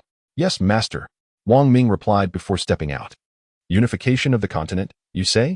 It sounds quite intriguing. Wang Ming stepped outside, where Hulaina, Xiaoyu, and Yin awaited him. Second brother, Hulaina exclaimed, rushing towards Wang Ming to embrace him. Yin remarked, second brother, congratulations on your return from your trials. Xiaoyu added, second brother, I extend my heartfelt congratulations on your safe return. Wang Ming gently pushed Hulaina aside and said, well, let us proceed outside. All right. The three responded in unison. Subsequently, the four engaged in lively conversation while enjoying their meal. Wang Ming merely informed them that he had not ventured to the Misty Canyon, but rather to the island of Poseidon. As for the experiences he underwent during his journey, he chose not to elaborate, simply sharing his current rank with the three of them. Naturally, their faces registered astonishment. Over the past 2 years, they had not relaxed in their training and had merely reached the realm of Soul Emperor, falling short of the rapid advancement Wang Ming had achieved. Moreover, considering Wang Ming's age, still not yet 18, it is likely that he is the only title de law under such an age on the continent. Wang Ming understood that Tang San was likely with his aunt at this moment, shedding his former glamour. In just 2 years, the Shrek 7 monsters would reunite once more. Through Huliana and the others, Wang Ming learned that the Shrek Academy was steadily growing and flourishing, bolstered by the power of the Dou royal family.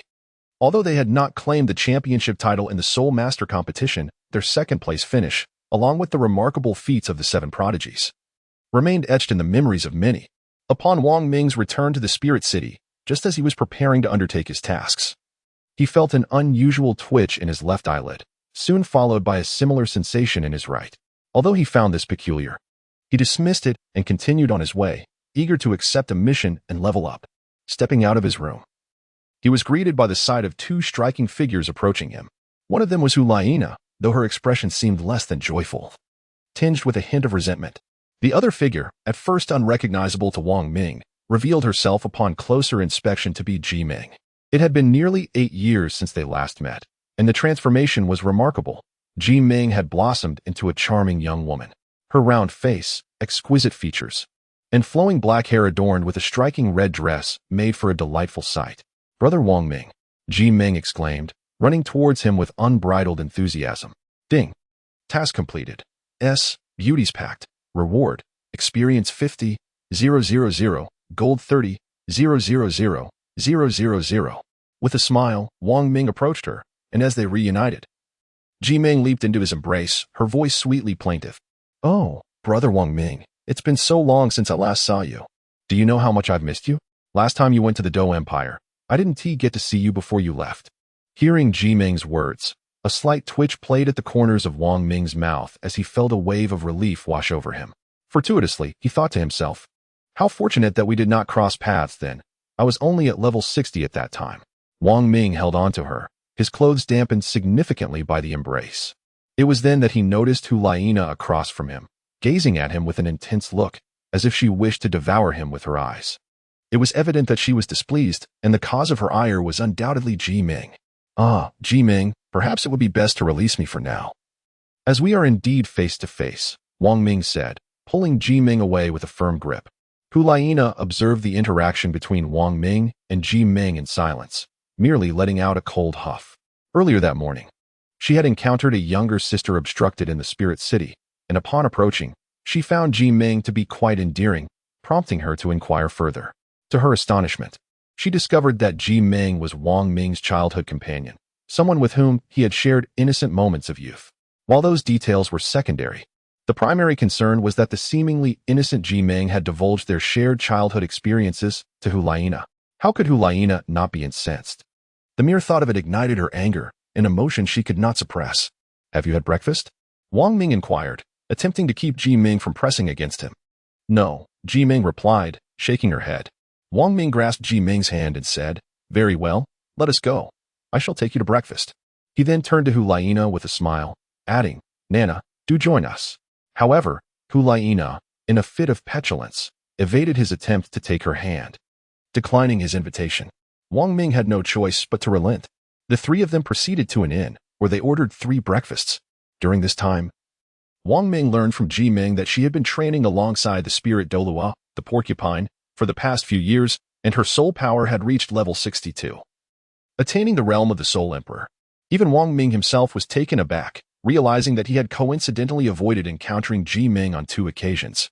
Whether it was divine intervention from the system or some other reason, Wang Ming had been spared. With Hulaina present, he refrained from offering Ji Meng the rare Brahma immortal milk he had previously set aside for her in front of Hulaina. As Wang Ming contemplated securing a room for Ji Meng to stay in the Spirit City, it was Hulaina who took charge of the arrangement. This puzzled Wang Ming.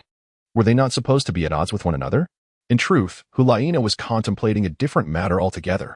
She decided it would be prudent to keep them from residing too closely, as it might lead to unforeseen complications, and thus, it was deemed best for Ji Meng to share accommodation with her. Consequently, Ji Meng's lodging was arranged to be with Hulaina. Upon learning that Wang Ming was embarking on a mission, Ji Meng insisted on accompanying him, prompting Hulaina to express her desire to join as well. With no other options available, Wang Ming reluctantly decided to take both of them along to undertake the faction missions. Their capabilities were not to be underestimated. And with Wang Ming's formidable strength, the tasks were swiftly accomplished. The completion of 3 missions yielded an inconsequential contribution for Wang Ming. Chapter 116. Defeating Zhao Wuji after reaching level 90, the path to further advancement became exceedingly arduous. Ji Meng's mentor advised her to remain within the martial Soul City, while Wang Ming ventured out to engage in missions, accumulate faction contribution points, enhance faction skills, and bolster his own combat prowess. 2 years later, Wang Ming had just reached the esteemed level of 91 when his mentor assigned him yet another task. The soul hunting operation. Bibi Dong wished for Wang Ming to assist the Spirit Hall in confronting the Thunder Tyrannosaurus family and to establish contact with Tang San in order to ascertain the circumstances of the Haoyin clan. Ding. Task activated. A. Soul hunting operation. Rewards include 150,000 experience points, 3 million gold coins, and 100,000 contribution points. Half a month later, in the imperial city of the Dou Empire, a man accompanied by 2 unparalleled beauties made his entrance into the capital. The trio consisted of Wang Ming, Hulaina, and Ji Meng. Wang Ming contemplated the perilous nature of this mission. Initially, he believed he could undertake it alone. However, Hulaina and Ji Meng insisted on accompanying him. Ultimately, Wang Ming relented and brought both of them along to the Dou Empire. Wang Ming, accompanied by 2 young ladies, made his way directly to the grand entrance of Shrek Academy. In comparison to 5 years prior, when it was known as Bluon Academy, the current Shrek Academy exudes an even greater sense of magnificence. Although it has not claimed the championship title, the influence of the Shrek 7 remains profoundly strong. Wang Ming arrived at the entrance, intending to step inside, but was halted by the 2 guards stationed at the door. Unauthorized personnel are prohibited from entering. Wang Ming glanced at the guards flanking him, a faint smile gracing his lips as he spoke. I am Wang Ming of the Spirit Hall. Please notify the teachers inside. Wang Ming of the Spirit Hall? The one who claimed victory in the Soul Master Tournament, defeating 7 champions single-handedly? The guard stared at Wang Ming in astonishment. Indeed. Wang Ming nodded, implicitly affirming the guard's words. At present, he had no desire to antagonize Shrek Academy. He was merely here to await the arrival of a specific individual. Upon recognizing Wang Ming's identity, the guard hastily entered to relay the message. Within Shrek Academy, the guard promptly communicated the news. What?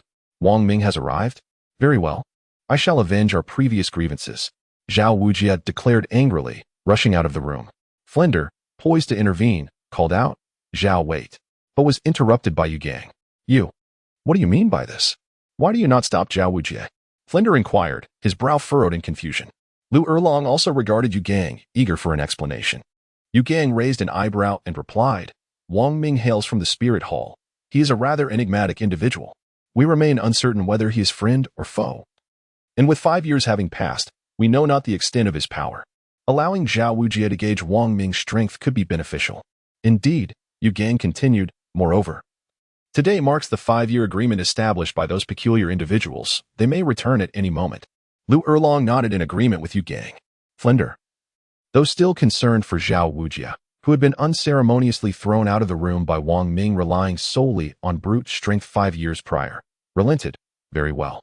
Let us step outside and observe, Yu Gang suggested. Agreed. Where's Wang Ming? Zhao Wujia shouted as he burst through the doors.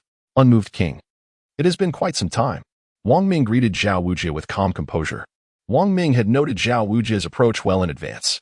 This time, it seemed Zhao Wujie had learned his lesson. Upon emerging, he unleashed his martial spirit, the powerful diamond bear, and activated its embodiment. He believed that his previous defeat at Wang Ming's hands had been due to his own underestimation of the latter, having approached without even summoning his martial spirit. With a disdainful grunt, Zhao Wujie proclaimed, "Humph, Wang Ming, let us battle," fueled by a desire for revenge and to reclaim his lost honor. Zhao Wujie wasted no time in invoking his second soul skill, the powerful diamond palm. Without hesitation, he unleashed the technique, the second yellow soul ring illuminating briefly. A paw formed from concentrated soul power surged toward Wang Ming's chest. Wang Ming maintained a serene smile upon his face, his demeanor unwavering. And he made not the slightest movement, nor did he unleash his martial spirit. As the soul skills drew ever closer, both Hulayina and Ji Meng grew increasingly anxious. "Wang Ming, be cautious," they thought, yearning to rush to his aid. However, their bodies remained unresponsive, ensnared by an unseen force. They cast another glance at Wang Ming, who, at that moment, was gently shaking his head with a smile, signaling to them that there was no need for concern, nor for them to approach. Wang Ming extended his right hand, seemingly delivering a gentle punch that collided with Zhao Wujie's soul technique. This blow was not solely a manifestation of physical strength. It also bore a portion of Wang Ming's soul power. The fist directly shattered Zhao Wujie's formidable diamond palm, yet Wang Ming's fist did not retract. Instead, it struck Zhao Wujie's chest with unyielding force. At the moment Zhao Wujie's body was hurled backward, he noticed a faint smile at the corner of Wang Ming's mouth. Zhao Wujie felt as though his chest had been assaulted by the legendary Titan ape from 10,000 years ago. His garments were torn apart, and his entire skirt flew away. With a resounding thud, Zhao Wujie hit the ground, immediately spitting out a mouthful of blood. He thought to himself, so powerful, defeated by a single punch, and he has yet to unleash his martial soul. A wave of regret and guilt surged within him, overwhelming his emotions. And his injuries flared up again, causing him to cough out another mouthful of blood.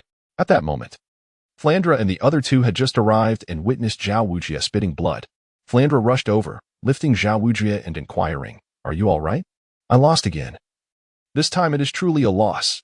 Zhao Wujie's face was etched with despondency. After uttering these words, he dragged his injured body away.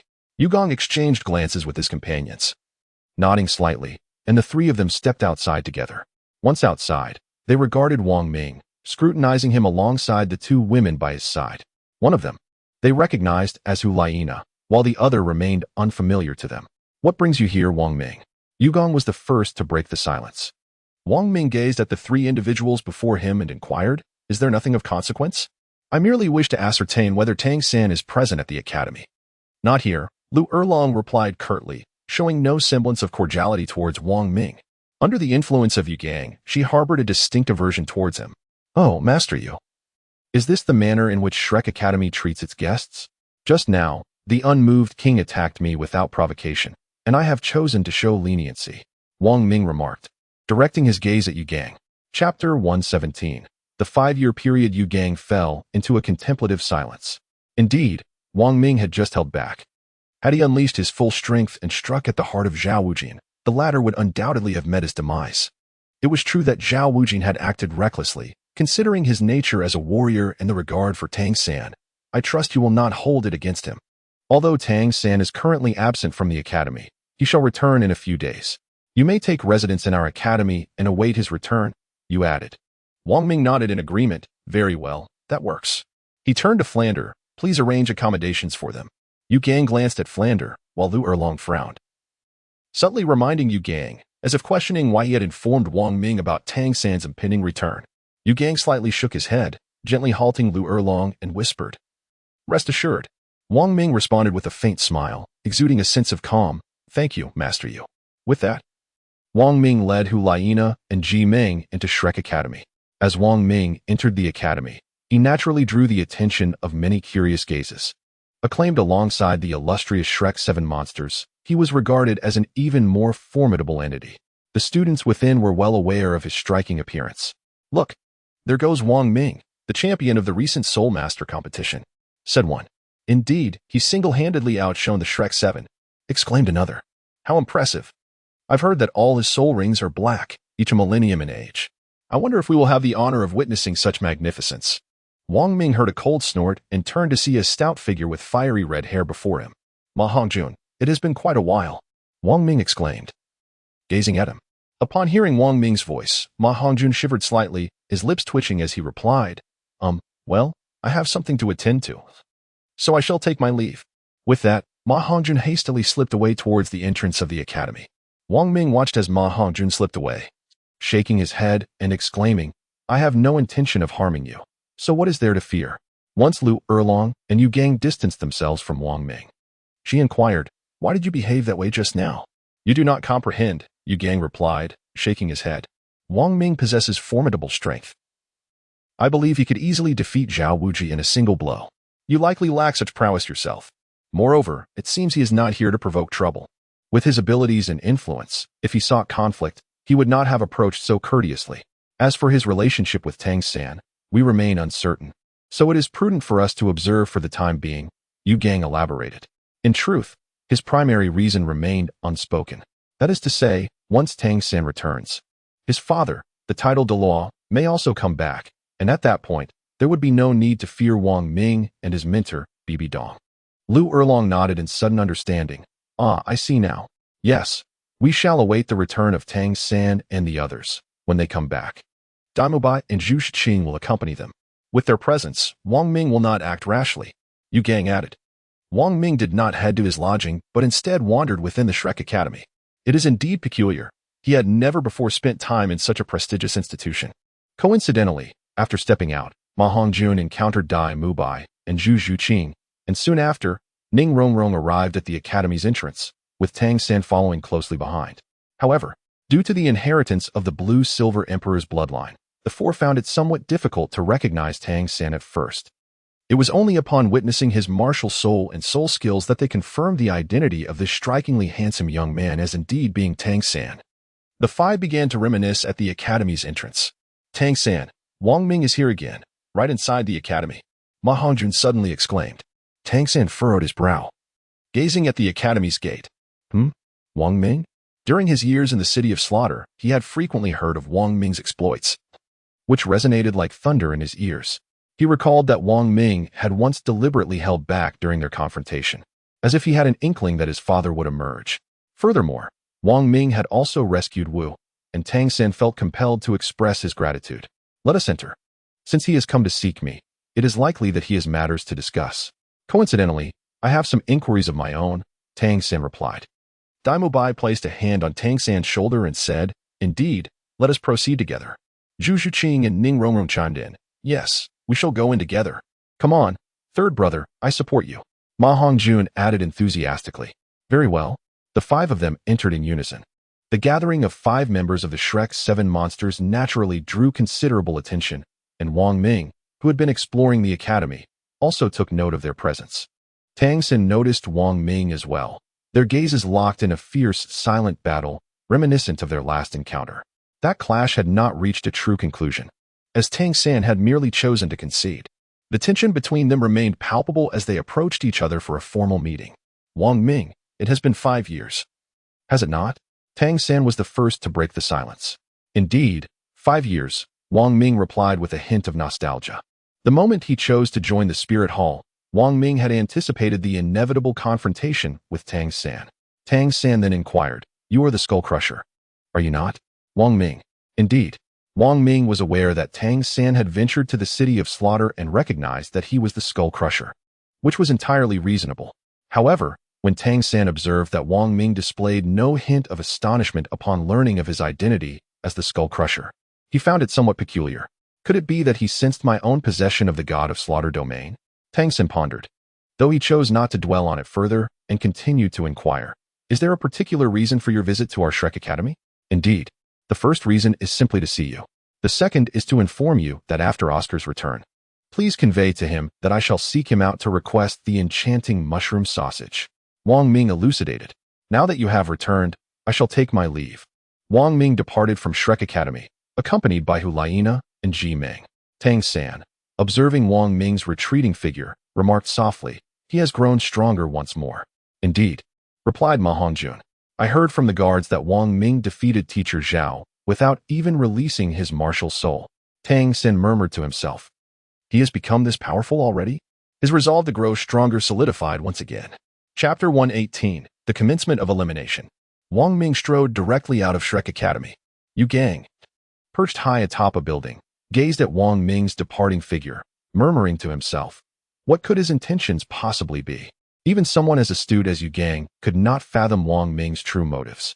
Tang San, too, was oblivious to Wong Ming's intent. Yet, the desire for vengeance that once burned within him receded once more, for at present, he could not even triumph over Wong Ming, let alone challenge the Spirit Hall. After Wong Ming departed from the Spirit Hall, he convened with the two esteemed elders of the Hall spirit ranks, preparing to launch a joint assault on the Blue Lightning Tyrant Dragon clan. Their names are not mentioned here. Let us refer to them as the third elder and the fourth elder. Naturally, Hulaina and Ji Meng were among them. Originally, Zhu Yuner wished to accompany them to support Wong Ming, but due to the vigorous objections from these two, she remained in Spirit City. Her talent is formidable, with her soul power having already reached the 34th level. Wong Ming's realm is rather low, thus Zhu Yuner chose not to accompany her. As a maid, Zhu Yuner possesses a certain self-awareness. Understanding her place and adhering to her master's words is paramount. Even now, they are merely converging, not yet heading to the blue electric Tyrannosaurus family. Ah, my young brother Wong Ming. I never anticipated that you would attain the rank of title Douluo at such a tender age. I am truly in awe, remarked the third elder as he gazed at Wong Ming. He himself is merely a title Douluo of the 94th rank, yet his age exceeds a century. One cannot compare his achievements with Wong Ming, who has reached such heights before reaching adulthood. Of course, the fourth elder is similarly in a modest position, being only a title Douluo of the 93rd rank. Indeed, young brother Wong Ming. In the Douluo Continent, strength reigns supreme. Wong Ming's prowess is indeed formidable, allowing him to be on equal footing with those two ancient beings. The two elders have offered him undue praise. Wong Ming responded with a demeanor that was neither humble nor arrogant. Ji Meng, captivated, gazed at Wong Ming, for in her eyes, he was her shining star. Ji Meng is truly an ardent admirer of Wong Ming. Brother Wong Ming is truly remarkable, able to call the elder of the title Douluo his brother. Does that imply that Brother Wong Ming is also on such familiar terms with my teacher? If so, that would mean Brother Wong Ming is a generation above me. That simply cannot be. What is the matter, Ji Meng? Wong Ming inquired, noticing Ji Meng with her head bowed, shaking it repeatedly. Ji Meng lifted her gaze to meet Wong Ming's eyes, and her face instantly flushed. She mumbled, "Ah, Brother Wong Ming, it's nothing." "Oh, very well then." Wong Ming turned around and resumed his conversation with the two elders, deliberating on the timing and strategy for assaulting the Blue Electric Tyrant Dragon sect.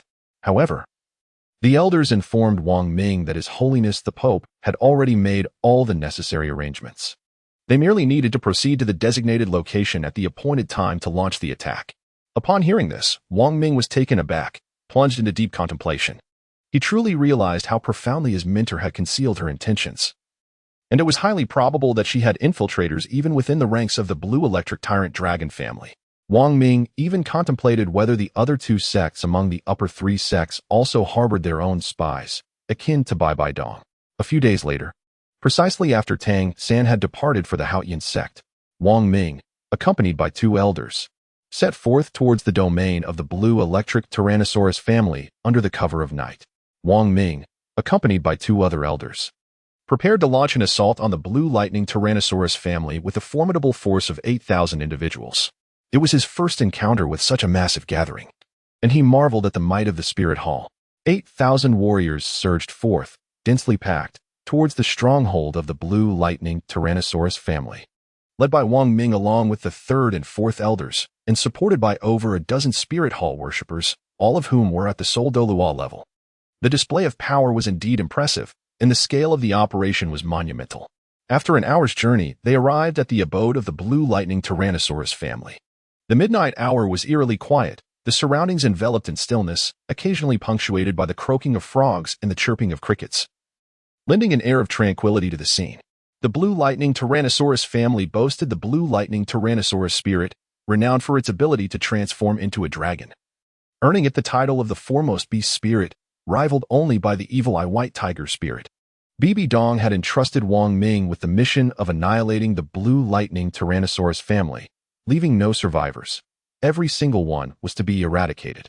Beneath the silvery moonlight, Wang Ming observed two colossal blue dragons standing sentinel on either side of the entrance to the blue lightning Tyrannosaurus family, undoubtedly their spirit manifestation. Their estate resembled a grand manor, replete with numerous chambers.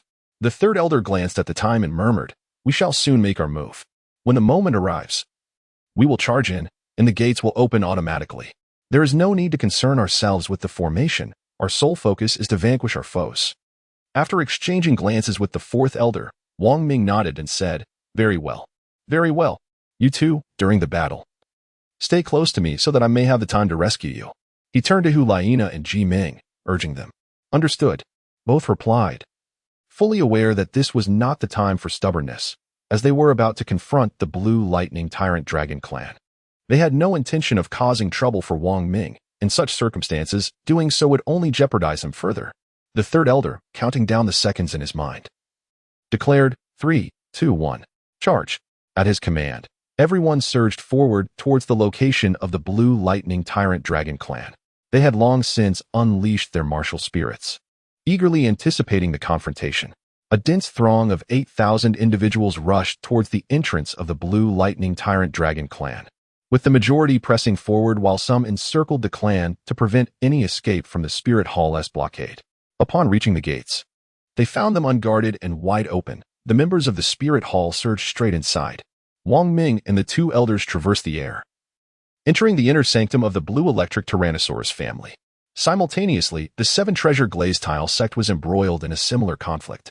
Upon their entry, the trio encountered individuals whom they swiftly eliminated, advancing directly towards the heart of the Blue Electric Tyrannosaurus family with the singular aim of confronting the clan's patriarch and several other elders.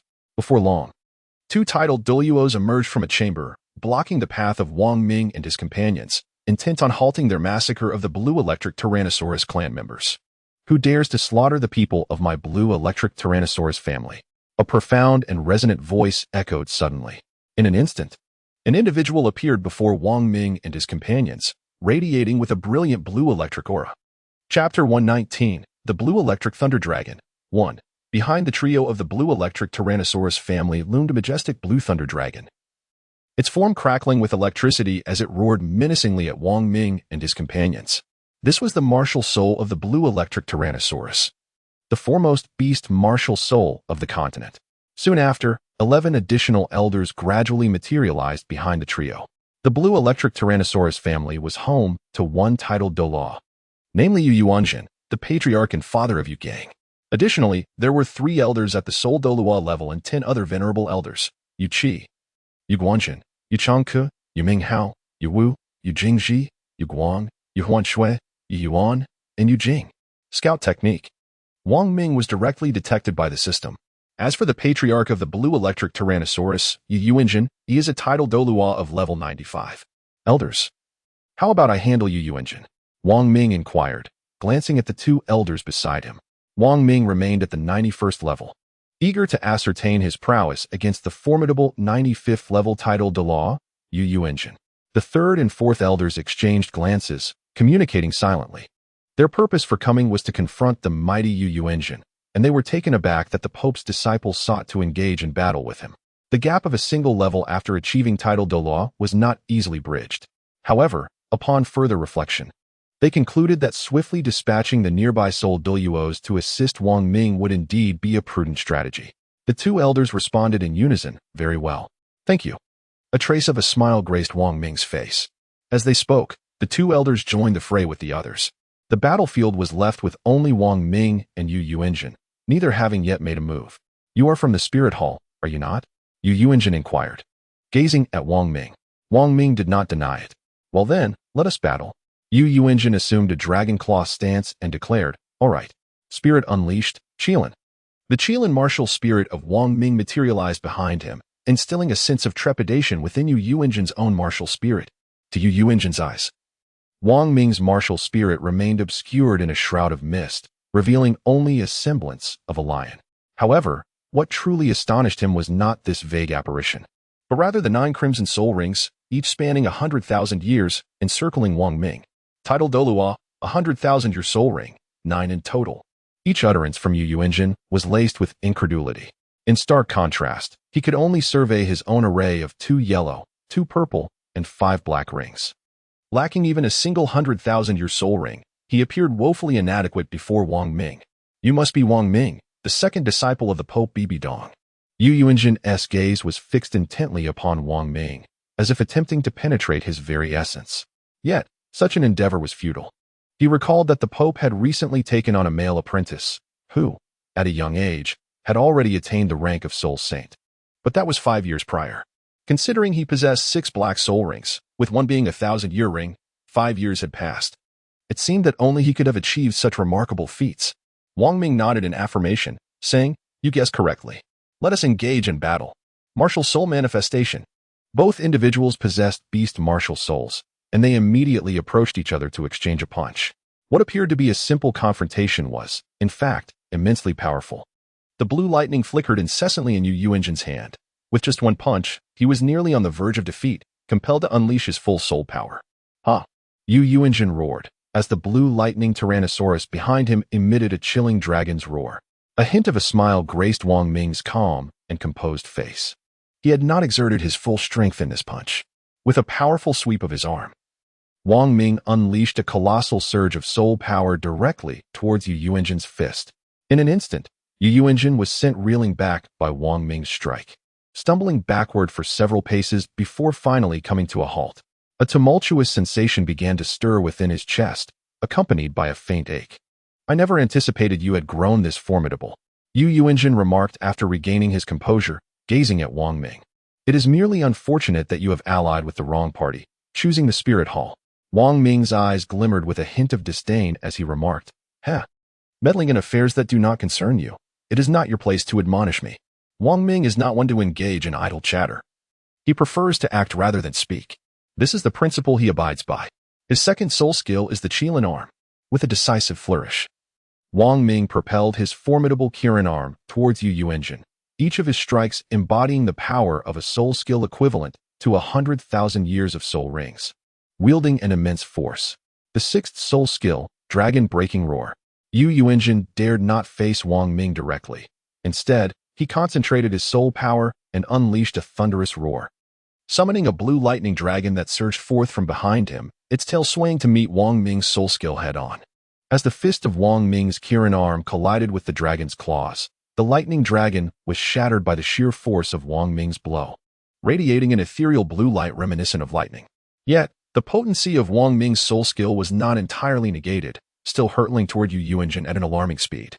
Yu Yuanjin's eyes widened in alarm as he crossed his arms defensively over his chest. With a resounding crash, the Kirin arm struck Yu Yuanjin's chest, sending him reeling backward, leaving a distinct trail etched into the ground by his sliding feet.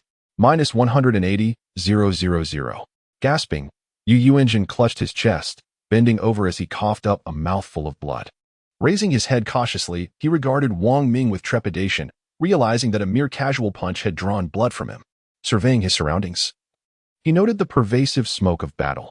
2 of the 3 elders had vanished, and among the remaining 10 family leaders, 1 had already perished, while the others faced overwhelming odds, besieged by an enemy force that was double their numbers. The chilling cries of his kin echoed through the air, "Ah, help!" In a moment of desperation, Yu Yuanjin recognized the dire situation. His family, numbering over 1,000, was outmatched by the 7,000 to 8,000 soldiers of the Spirit Hall, an overwhelming 6-fold disparity. Dragon transformation. With a steely resolve, Yu Yuanjin chose to fight fiercely to protect the others as they made their escape. He leaped into the air, initiating his dragon transformation. In the dimly lit environment, a remarkable figure emerged, and the blue electric Tyrannosaurus Rex spirit behind him began to stir violently, churning within the clouds. Suddenly, the blue electric Tyrannosaurus Rex spirit materialized above Yu Yuanjin, lunging down to bite at his form, emitting thunderous roars. At the moment of collision between spirit and host, blue lightning exploded forth, obscuring the scene from Wang Ming's view. Before long, a genuine blue lightning dragon manifested before Wang Ming's eyes. This was the unique ability of the blue electric Tyrannosaurus Rex spirit, dragon transformation. In comparison to other members of the blue electric Tyrannosaurus Rex clan, Yu Yuanjin's transformed form was grander, with the blue lightning dragon sprouting a pair of colossal dragon wings. The two front claws shimmered with intensity, seemingly harboring greater energy than the rest of its form. It was only upon reaching the pinnacle of level 90 that one could attain dragon claws and wings. With each additional feature, an extra skill could be acquired. This was precisely why their blue electric Tyrannosaurus Rex spirit was hailed as the foremost beast spirit on the continent. Wong Ming gazed at the azure lightning dragon suspended in midair, a subtle smile gracing his lips. Truly, the blue electric Tyrannosaurus Rex spirit was formidable. Let us see who shall claim the title of the continent's paramount beast spirit. With a flourish, the golden-hued wings of the Qilin unfurled. In mere moments, Wang Ming found himself facing Yu Engine.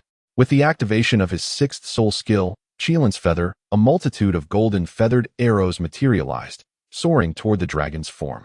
Yu Engine, with his colossal tail, executed a sweeping motion, dispersing a portion of the arrows with crackling blue lightning. However, the sheer size of Yu Engine rendered it impossible to evade all the incoming projectiles, and several arrows struck the body of the blue lightning dragon, detonating upon impact. Boom. Boom. The aerial Yu Engine resembled a target ravaged by explosive firepower, with golden bursts erupting across his massive frame.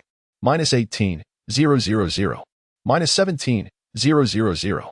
As pain surged through him, Yu Engine emitted a furious roar, his immense blue claws swinging menacingly towards Wang Ming's position.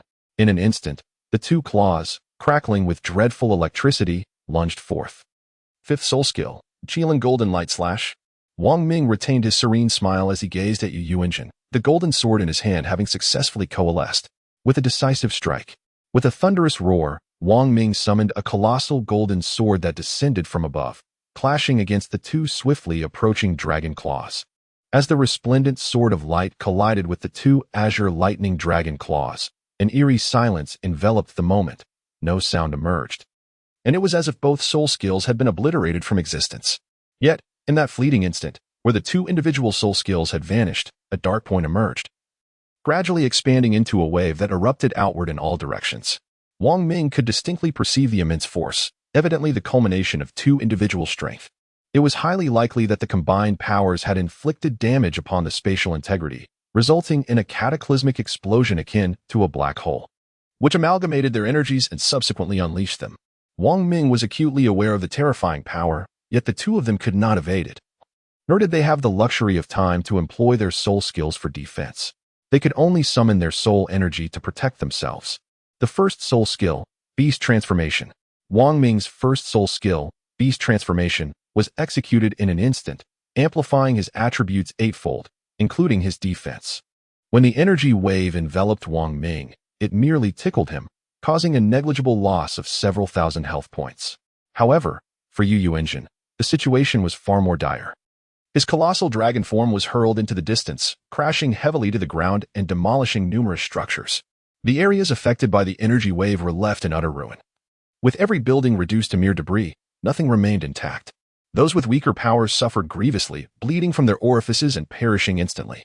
As Yu Engine rose and shook his dragon head to dislodge the dust, he surveyed the remnants of his family. The once mighty blue lightning tyrant dragon clan, which had instilled fear across the continent, now lay in shambles. In just half an hour, the number of clan members had dwindled to less than half. Yu Engine seethed with resentment towards the spirit hall and lamented his inadequacy in safeguarding his kin. Wong Ming, I am willing to exchange my life for that of the remaining members of the Blue Lightning Tyrant Dragon clan. Would you permit it? Yu Engine gazed at Wang Ming, recognizing that he was impervious to the effects of the previous dark energy wave, understanding that Wang Ming surpassed him in strength. Yu Engine had relinquished hope for Lin Kong, seeking to barter for the lives of his people. Chief, no, we still have the strength to fight.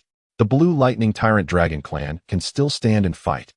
The remaining members of the clan cried out in unison, rallying to their leader. We take pride in the Blue Lightning Tyrant Dragon clan.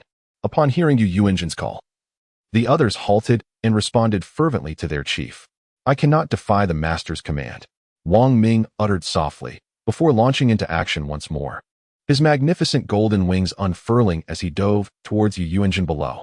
Then I shall not hold back, Yu Engine replied. A mix of helplessness and fury etched across his face. His soul power surged dramatically as he bellowed, members of the Blue Lightning Tyrant Dragon clan, flee swiftly. I shall cover your retreat. Those who disobey are no longer of my clan. Thinking of self-detonation? Not a chance.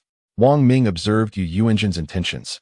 He recognized that Yu Yuanjin aimed to harness the immense power of self-destruction to create an opportunity for more of the Blue Lightning Tyrant Dragon clan to escape, while simultaneously seeking to deliver a devastating blow to the Spirit Hall, aiming to annihilate more of its elite members, including Wang Ming himself.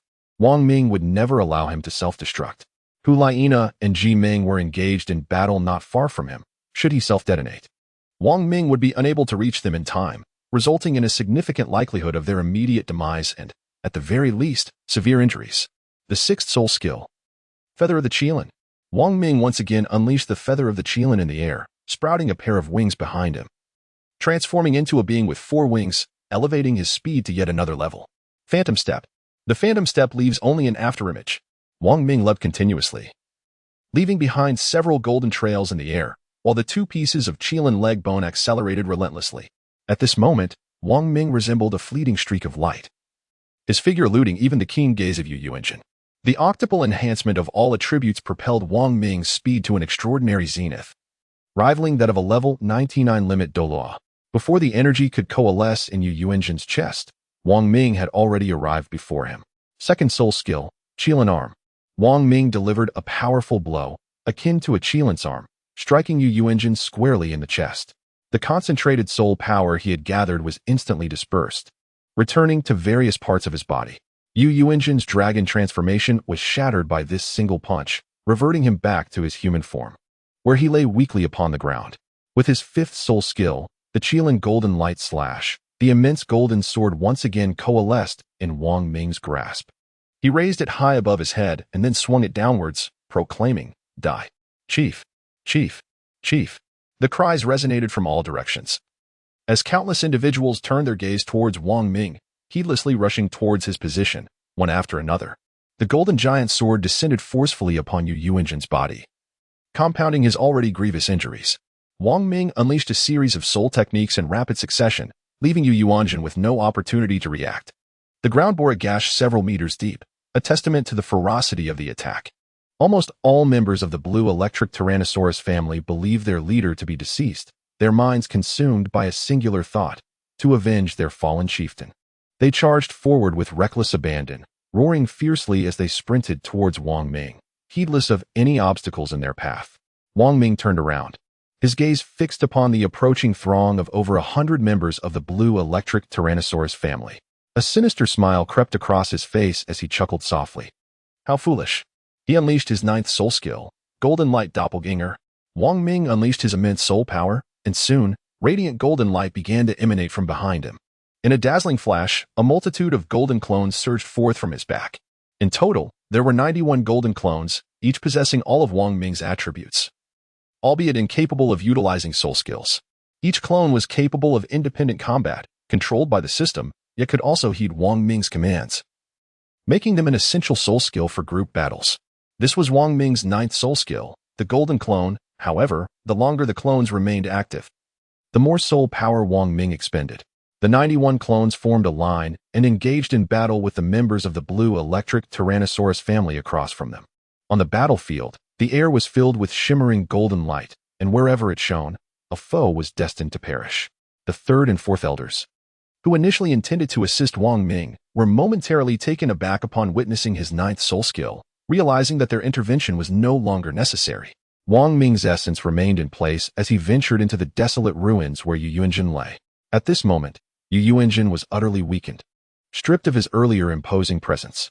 His body was marred with numerous injuries, and a deep wound on his chest was evidently inflicted by Wang Ming's soul power. Coughing several times, Yu Yuanjin spat out a mouthful of blood, gazing at Wang Ming with great frailty. He implored, "Might you grant a path of survival for the children of my clan, allowing the blue electric Tyrannosaurus family a chance to endure?" "Indeed, I shall." Wang Ming readily acquiesced. Yu Yuanjin slowly closed his eyes, proclaiming, "Then I shall embrace eternal rest." "Very well." With a single word, Wang Ming struck down Yu Yuanjin with a hammer. A spray of blood erupted as Yu Yuanjin instantly met his demise. Ding! Yu Yuanjin, level 95, has been slain. Rewards obtained. Experience 35,000, Gold 5,000,000. Attack type Soul Ring, level 91. Soul Bone Energy 2000, Soul Bone Essence 2000. After vanquishing Yu Engine, Wang Ming promptly retracted all the golden light avatars he had previously summoned, then proceeded to eliminate the remaining foes. Wang Ming merely acquiesced to Yu Engine's request, without any genuine intent to adhere to it, serving only as a comfort to a dying man. After a few hours, the once mighty Blue Lightning Tyrant Dragon clan was utterly annihilated, reduced to mere ruins. Not a single soul remained from the clan. Ding, mission accomplished. A soul hunting operation. Rewards include 150,000 experience points, 3 million gold coins, and 100,000 contribution points. Ding, congratulations on the character's level up, level 1. Following the obliteration of the Blue Lightning Tyrant Dragon clan, Wang Ming vanished and returned to Soul Master City. In the Pope's Hall of Soul Master City, Bibi Dong gazed at the information in her hand, her expression a complex tapestry of emotions. Approaching the window, she looked out at the bright moon and murmured, "You gang. Haha, I suppose this serves as retribution for you." Furthermore, the Seven Treasure Glazed Tile School was ambushed by the Spirit Hall, resulting in the deaths of 2/3 of their members. Wang Ming returned to his residence as if nothing had happened. Hulaina and Ji Meng were not gravely injured. After providing them with potions to heal their wounds, he retired to rest alone. He had now reached the formidable level of 92, enabling him to venture into the mysterious canyon to undertake the 7 trials of the Qilin. However, he had yet to devise a suitable explanation for Ji Meng and Hulaina regarding his impending journey, particularly to the enigmatic mysterious canyon. Wang Ming pondered throughout the night, yet he could conjure no suitable words. After a sleepless night, he found himself with dark circles under his eyes. "Brother Wang, what has happened to your eyes? Did you not sleep well last night?" Ji Meng intently inquired, her gaze fixed upon him. Wang Ming rubbed his eyes and said, "It's nothing. I will be fine in a moment." Humph. Beside them, Hulaina observed their playful banter with a cold snort before gracefully exiting the Spirit Hall. Wang Ming gazed at the silhouette of Hulaina, a helpless smile escaping his lips. For the time being, he was reluctant to depart from the Spirit Hall, uncertain of when he would return from the mysterious forest, with the possibility of being gone for as long as 3 years, or perhaps never returning at all. This matter weighed heavily on him, leaving him at a loss for words. As he walked on, he pondered deeply. Wang Ming suddenly heard the sounds of a struggle emanating from outside the door. One of the individuals involved was none other than Hulaina. Wang Ming and Ji Meng exchanged a glance and stepped outside together. "Hulaina, did you and your companions annihilate the Blue Electric Tyrannosaurus family and launch a surprise attack on the 7 Treasure Glazed Tile School?" "Huh, and what of it?" Wang Ming swiftly emerged, only to witness Hulaina engaged in a fierce battle with those outside. Upon observing the tendrils, he immediately recognized that the newcomer was Tang San. Once he stepped outside completely, Wang Ming beheld the remaining 6 members of the illustrious Shrek 7. Tang San and his companions were relentlessly assailing Hulaina, but fortunately, the surrounding guards were aiding her. Otherwise, she would have succumbed long ago. Hulaina was besieged by several adversaries, and a trickle of blood stained her lips. Tang San brandished his formidable hammer, poised to strike down upon Hulaina's head. Wang Ming had already moved. A flash of golden light heralded his arrival before Hulaina, whereupon he unleashed a powerful punch directly to Tang San's chest. It was only upon impact that Tang San became aware of Wang Ming's sudden presence, rendering him defenseless, too swift for any reaction. A muffled sound emanated from Tang San's chest as he was sent reeling backward, crashing into the wall on the opposite side of the street, leaving behind a human-shaped indentation. His figure vanished from sight. "Are you all right?" Wang Ming turned to Hulaina. Concern etched across his face. She met his anxious gaze and nodded affirmatively, yes. Chapter 122. A swarm approaches Ning Rongrong. Zhu Zhuqing, go check on San. With Tang San absent, Dai Mubai assumed the role of the group's anchor, directing their actions. Understood. Ning Rongrong and Zhu Zhuqing exchanged glances, nodding in agreement before sprinting towards the spot where Tang San had fallen. Meanwhile, Dai Mubai maintained a vigilant watch on Wang Ming, wary of his potential moves. Though uncertain of Wang Ming's current capabilities, the fact that he had defeated Tang San with a single punch without even unleashing his martial spirit instilled a deep caution in Dai Mubai. Upon hearing that Hulaina was unharmed, a radiant smile spread across Wang Ming's face. "Good, you should head to the back now." "All right." Hulaina obediently retreated, joining Ji Meng as they stood together. Wang Ming turned around, gazing at the 3 individuals before him, Dai Mubai, Oscar, and Ma Hongjun. the realm of the god of death. His eyes were filled with a palpable aura of killing intent, as if a tangible force was continuously emanating from his back, enveloping the trio in an instant. Daimubai and the others looked at Wang Ming's back, feeling as though they had plunged into the depths of hell. Their eyes reflected sheer terror. Though they were not overtly afraid, their bodies betrayed them, with their legs beginning to tremble. He has grown even stronger, Daimubai managed to utter with great difficulty. The three were suffocated by Wang Ming's oppressive domain, struggling to breathe as if the air had been stolen from them. Wang Ming advanced step by step towards the trio of Daimubai, Oscar, and Ma Hongjun. With each stride he took, it seemed as though they were inching closer to the brink of death. Even Oscar, who had endured 5 years of trials in the frigid north, found it exceedingly difficult to withstand the lethal aura emanating from Wang Ming. The sound of his footsteps reverberated, striking at the very core of their beings. At that moment, the three were drenched in sweat, their temples soaked, and they could hear the distinct patter of perspiration hitting the ground. Who has caused her to bleed? Wang Ming inquired in a chilling tone. Daimubai, Oscar, and Ma Hongjun exchanged glances but remained utterly silent, a palpable sense of defensiveness enveloping them. Who? Wang Ming pressed once more. The atmosphere was thick with silence, no one daring to respond, save for the echo of Wang Ming's voice resonating through the streets. Wang Ming understood that he could not harm these protagonists. He merely wished for them to experience a taste of hellish torment. In Wang Ming's eyes, dark clouds had begun to gather, heralding the potential descent of the system's wrath. It is I, Wang Ming, who has set them free. Suddenly, a faint voice echoed through the air. Wang Ming turned around and beheld Tang San, who was being supported by Zhu Zhuqing and Ning Rongrong as he emerged from the wall. Tang San had already attained the god of death domain and, with a single glance, recognized that Wang Ming was utilizing the same domain. Moreover, it was evident that Wang Ming's god of death domain surpassed his own by a considerable margin. Wang Ming turned his gaze toward Tang San, unleashing a torrent of murderous energy directed solely at him.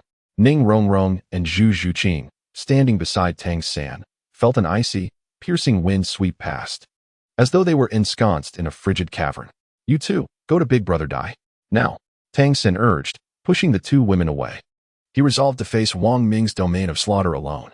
Tang San's own domain of slaughter was inherently weaker than Wang Ming's, and coupled with his previous injuries, it now merely clung closely to his body, alleviating the pressure exerted by the domain. So formidable, Tang San thought, casting a glance at Wang Ming. Regretting his decision to confront him, they had originally come to consult Wang Ming, but instead, they encountered Hulaina, who was already in a foul mood. Their conversation barely commenced before it escalated into conflict. Consequently, Tang San found himself inevitably drawn into the fray. It was you who injured Hulaina? Wang Ming questioned, his icy tone fixed firmly on Tang San. Behind him, Hulaina gazed at Wang Ming with a dazed expression. When a boy exhibits such concern, it indicates he holds you in high regard, and this thought warmed her heart. Just as Wang Ming prepared to strike, he sensed an approaching presence, accompanied by the resounding roar of a dragon. A blue lightning dragon surged toward Wang Ming's position, thrashing about as it opened its enormous maw. Ghost Shadow Step. As Wang Ming swiftly evaded the attack, he positioned himself at the rear and raised his gaze to behold Yu Gang, Flander, and Lu Erlong before him. Yu Gang assisted Tang San to his feet, inquiring with concern, San, are you all right? I'm fine, teacher, Tang San replied, retracting his right hand from his waist with a measured tone. Initially, he had intended to deploy his hidden weapon to delay Wang Ming for a moment. But now that the teachers had arrived, he anticipated that Rong's father would soon follow, rendering his plan unnecessary. Teachers. At that moment, Daimubai, Ma Hongjun, and Oscar were also being supported by Ning Rongrong and Zhu Zhuqing, joining the group behind the teachers. Very well, move to the back, Flander instructed after glancing at the three. The five of them, supporting one another, retreated together. Wang Ming, was it your spirit hall that sought to annihilate our blue lightning tyrant dragon clan? Lu Erlong inquired, despite being consistently pressured by Yu Gang. Wang Ming gazed at her with a faint smile and replied, indeed. What is. What is not. There is no need for me to deny it. Nor do I fear acknowledging it. As Wang Ming responded to this statement, it was evident that Yu Gang's expression was also stirred, showing a trace of fluctuation. Humph. Let's go, Lu Erlong said with a flick of his sleeve, expressing his indignation. With that, he prepared to depart. Wang Ming would certainly not allow them to depart so easily. Tang San, do you think you can leave just like that? The domain of the god of death. Wang Ming exerted his utmost to activate the god of death domain, enveloping all of them within its grasp. Even the formidable Lu Erlong, a soul de law, was not immune to its influence. Perhaps the most at ease among them was Tang San, who, like Wang Ming, also possessed the god of death domain. Wang Ming, what are your intentions? Tang San inquired, gazing at him. As Wang Ming was about to speak, he sensed a hint of perilous energy and instantly unleashed his martial soul. 7 Killing Sword, Sword Douluo, Chen Xian. Wang Ming immediately recognized the identity of the approaching figure. A smile graced Ning Rongrong's face. It was Grandfather Jian who had arrived. And salvation was at hand. 5th Soul Skill, Qilin Golden Light Sword. Wang Ming wore a faint smile on his face, his soul skill already coalescing in his hands.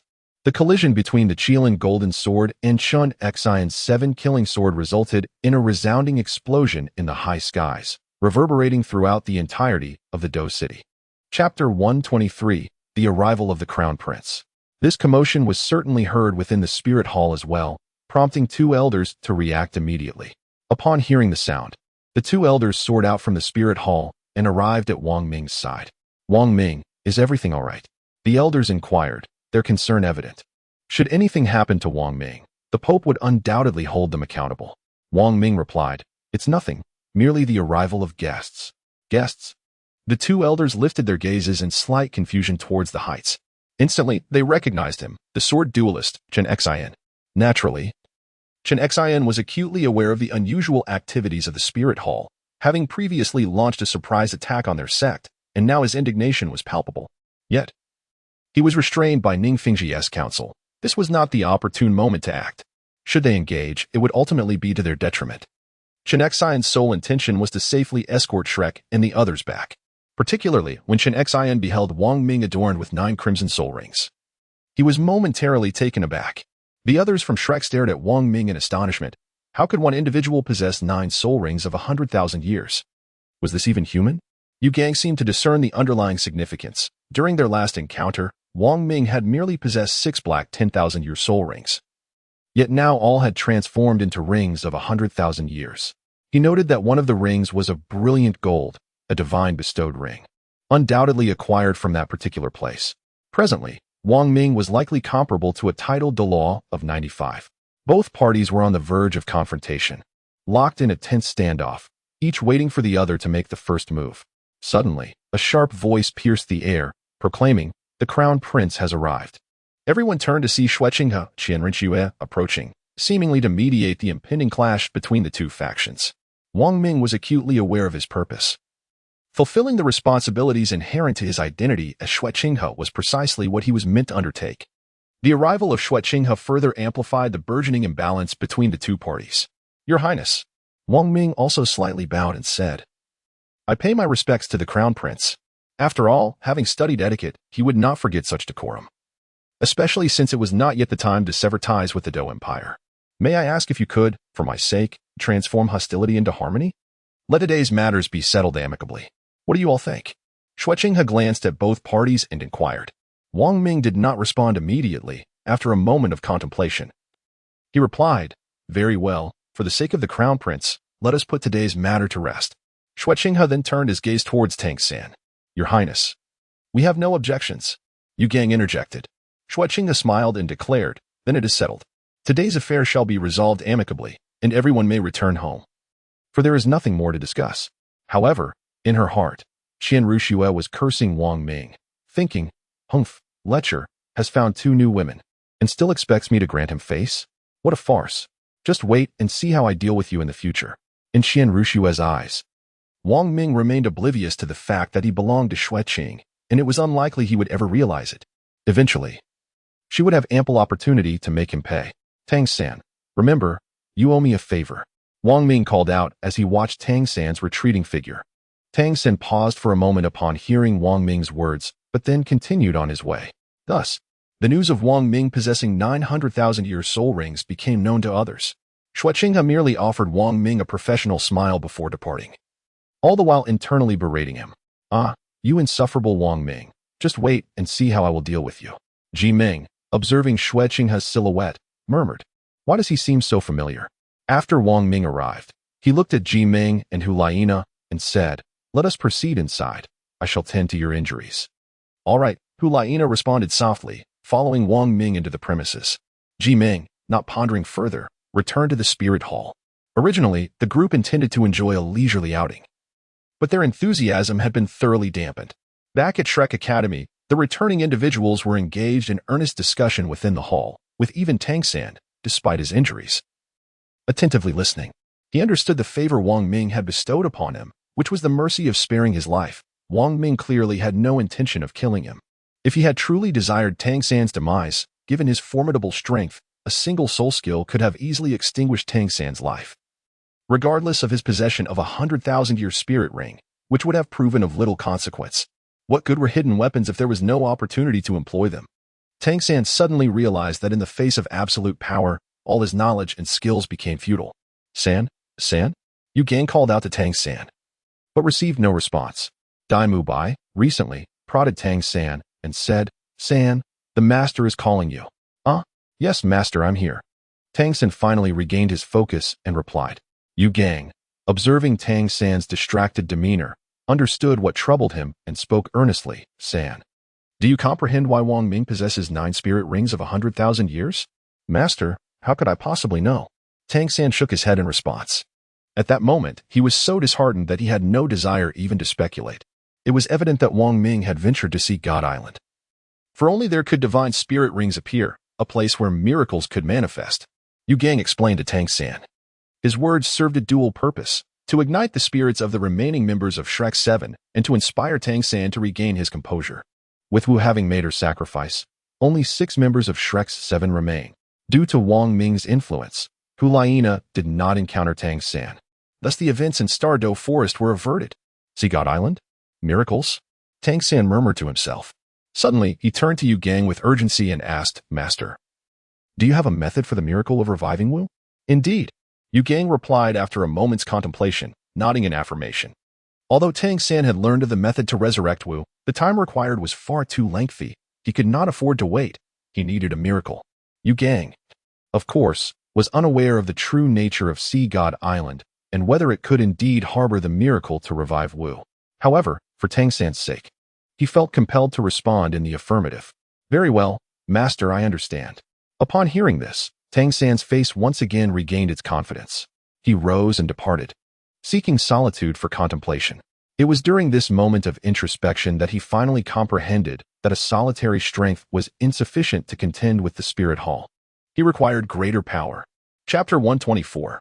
A poem recited the 2 great empires, the 9 major sects, and various other factions. Naturally, there was one place that Tang San resolved to visit, Sea God Island, and the holy hall of the spirit city. Wang Ming sought out his teacher. Teacher, I wish to venture out on my own for a period of training, he said, gazing at Bibi Dong with determination. Bibi Dong appeared somewhat puzzled. You have already attained the rank of title Douluo. Where else do you intend to train? Wang Ming gently lifted his head, and with a serene smile, he said, Teacher, it is the assessment for my Sea God Island. I must venture into the misty Grand Canyon. What? Bibi Dong looked at Wang Ming in astonishment, seemingly unable to grasp the gravity of his words. She shook her head, revealing a bemused smile. Minger, I did not expect you to still pursue the misty Grand Canyon. You have already completed 9 assessments, and this marks your 7th. There are only 3 more to go, and I eagerly await your triumphant return. Bibi Dong smiled, tacitly acknowledging Wang Ming's decision. Thank you, teacher, Wang Ming said, slightly bowing in gratitude. Bibi Dong then waved her hand, saying, Very well, you may go now. Shortly, I shall have someone deliver some protective items for you. Thank you, teacher. Wang Ming is aware that each time he ventures outside, his teacher bestows upon him numerous protective measures, essential living necessities, and golden soul coins. Although the teacher may not verbally express much concern for him, their actions speak volumes.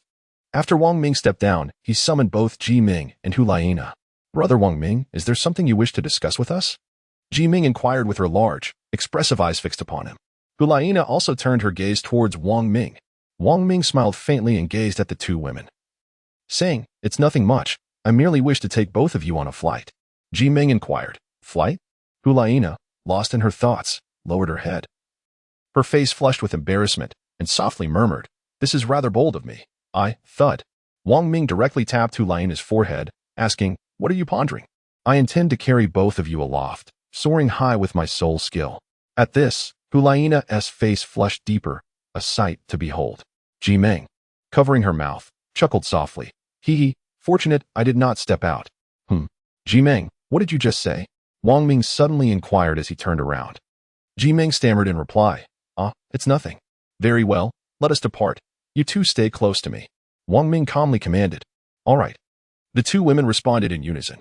Qilan wings. Golden feathers unfurled from Wang Ming's back, fluttering gently. The golden plumage shimmered brilliantly under the sunlight. It was the first time Ji Meng and Hulaina beheld Wang Ming's wings up close. They appeared vividly lifelike. The two women's bodies pressed closely against Wang Ming, inevitably causing some friction. Wang Ming, unreservedly, wrapped his strong arms around the waists of the two women and declared, let us depart.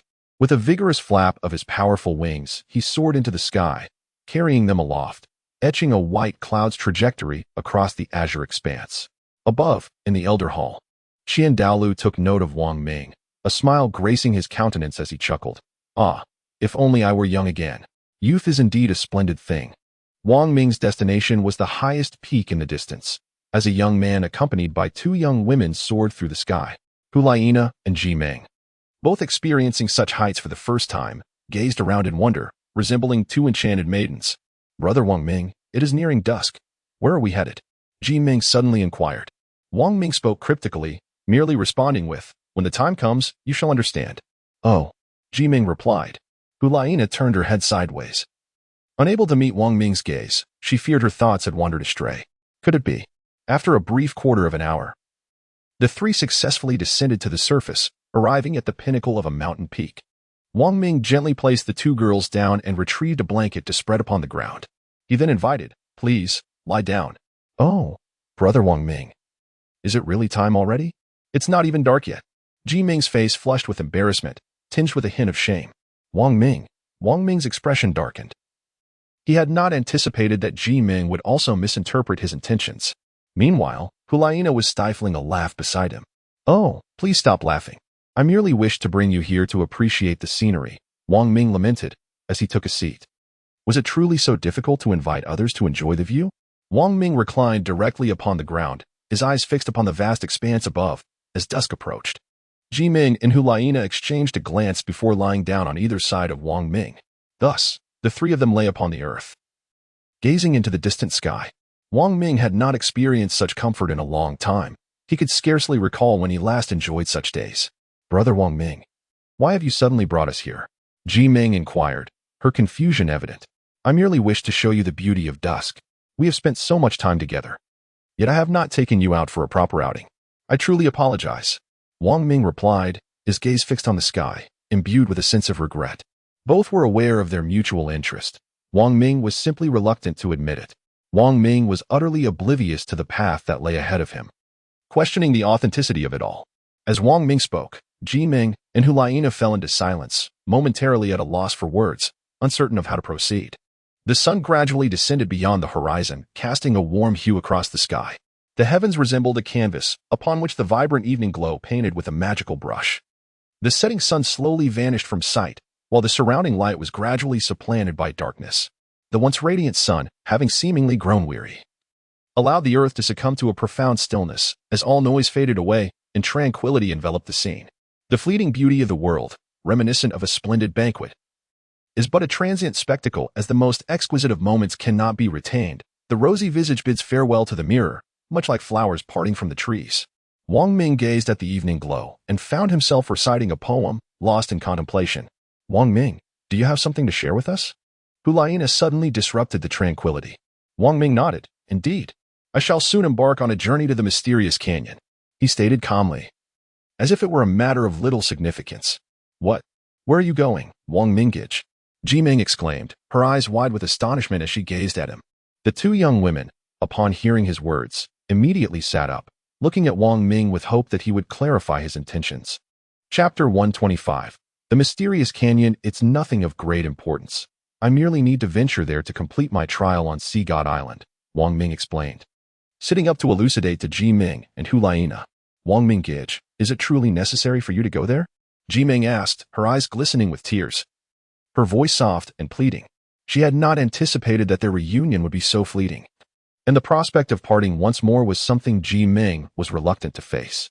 Wang Ming did not shy away from the topic, responding candidly, "Indeed, if I were to remain absent for a year, I would likely face the wrath of the sea god.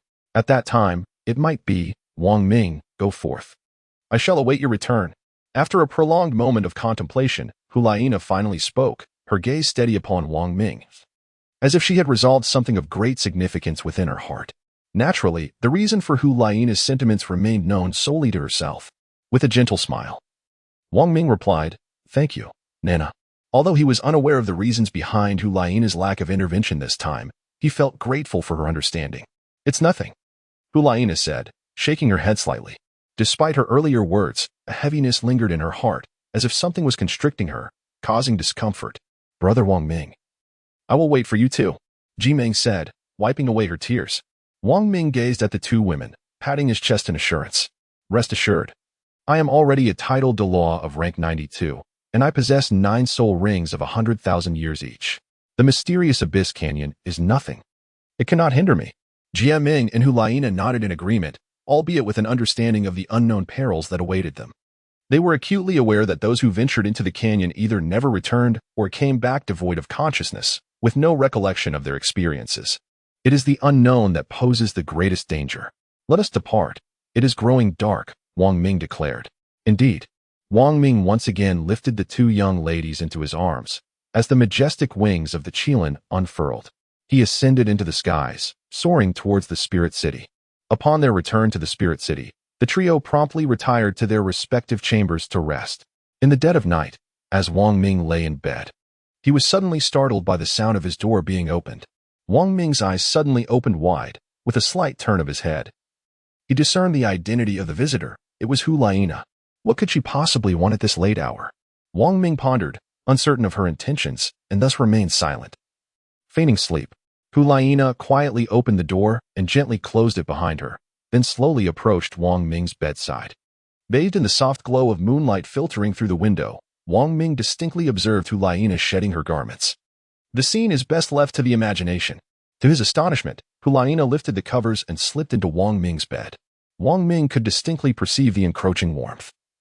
Yet he dared not make a hasty move. "Wang Ming, I know you are awake." Suddenly, Hulaina spoke, shattering the tranquility. Wang Ming realized that he could no longer maintain his facade and, in a tone of resignation, inquired, what is it?" In that moment, Hulaina had already taken hold of Wang Ming's hand with one hand, turning her head to face him, drawing closer. Wang Ming could distinctly feel the fervent energy emanating from the opposite side. "Wang Ming, you must have enchanted me. I yearn to leave a lasting memory." Hulaina's warm breath brushed against Wang Ming's neck. As a fox spirit with a mutated martial soul, Hulaina had transformed into a six-tailed demon fox, her allure surpassing that of the past. Had it not been for Wang Ming's formidable mental strength and the fact that Hulaina had refrained from utilizing her charm skills, he might have truly succumbed to her enchantment. He had been exerting immense restraint, suppressing his own desires. "Rest assured, I shall return," Wang Ming calmly stated while gently caressing Hulaina's head. However, before he could finish his words, Hulaina's lips had already pressed against his. "Wang Ming, why has taken me?" The sweet, delicate voice of Hulaina echoed once more. The following morning, Hulaina returned to her chamber. As Wang Ming stepped out, Ji Meng and Hulaina emerged from the adjacent quarters. "Wang Ming, did you hear any noise last night? It was so loud that I could hardly sleep." Ji Meng expressed her discontent, gazing at Wang Ming with a frown. I don't think so. I slept quite soundly," Wang Ming replied, trying to ease the situation. Hulaina, however, flashed a smile at Wang Ming, seemingly hinting at something.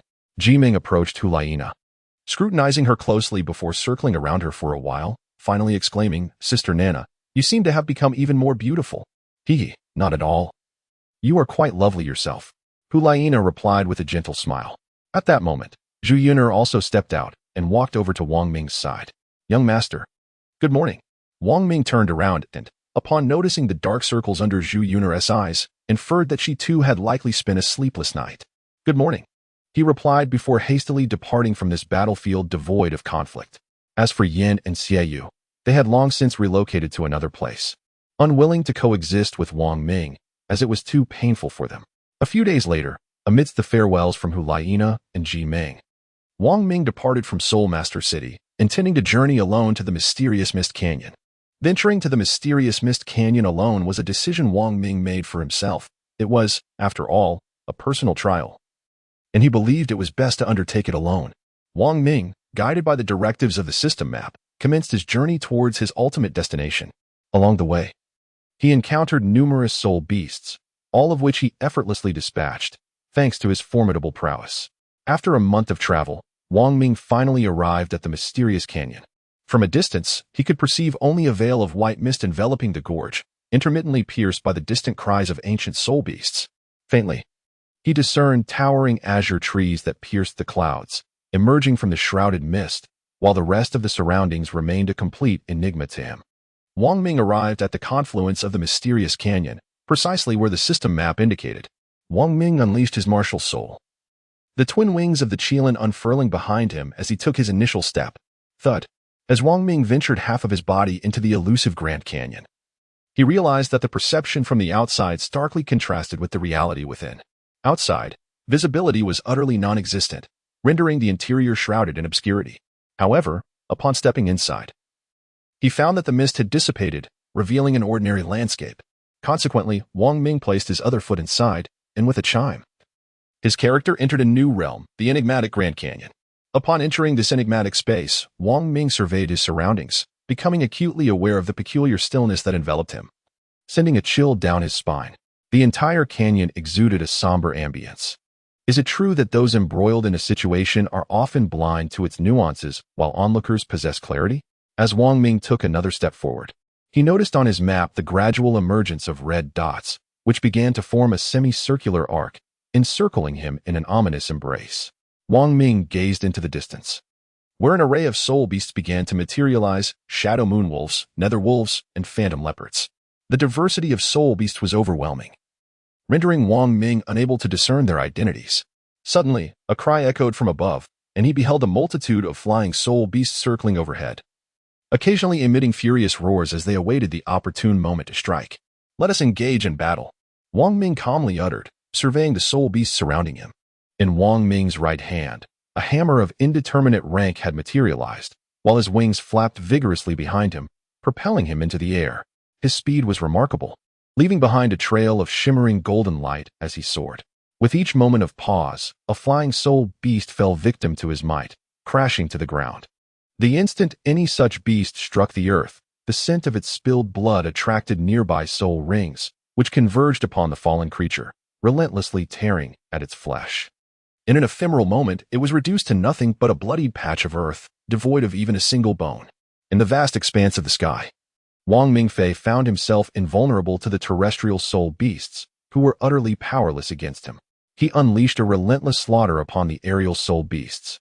With a chime, he vanquished the red cloud eagle of level 45, receiving rewards: experience 500, gold 2000, eagle claw 1, dark iron 1, and a 7,000-year soul beast soul ring 1.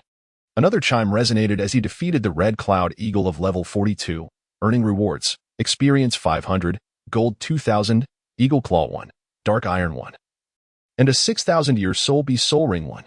Wang Ming harbored no desire for delay. After vanquishing the airborne spirit beast before him, he promptly set forth towards the final task location indicated by the system. As for the aforementioned flying spirit beasts, they were entirely eradicated by Wang Ming, leaving not even a trace of bone for the ground-dwelling spirit beasts to consume.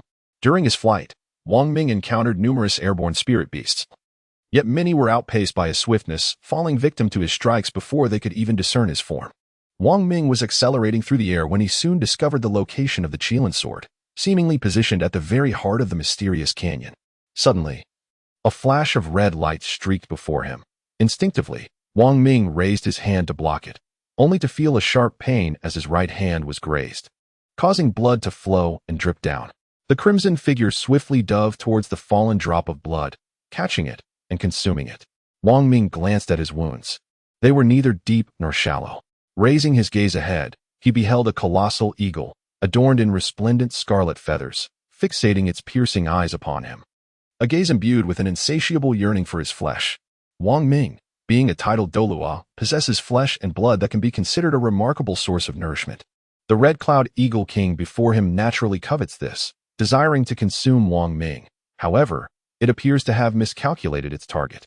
Wang Ming is no ordinary tidal Douluo.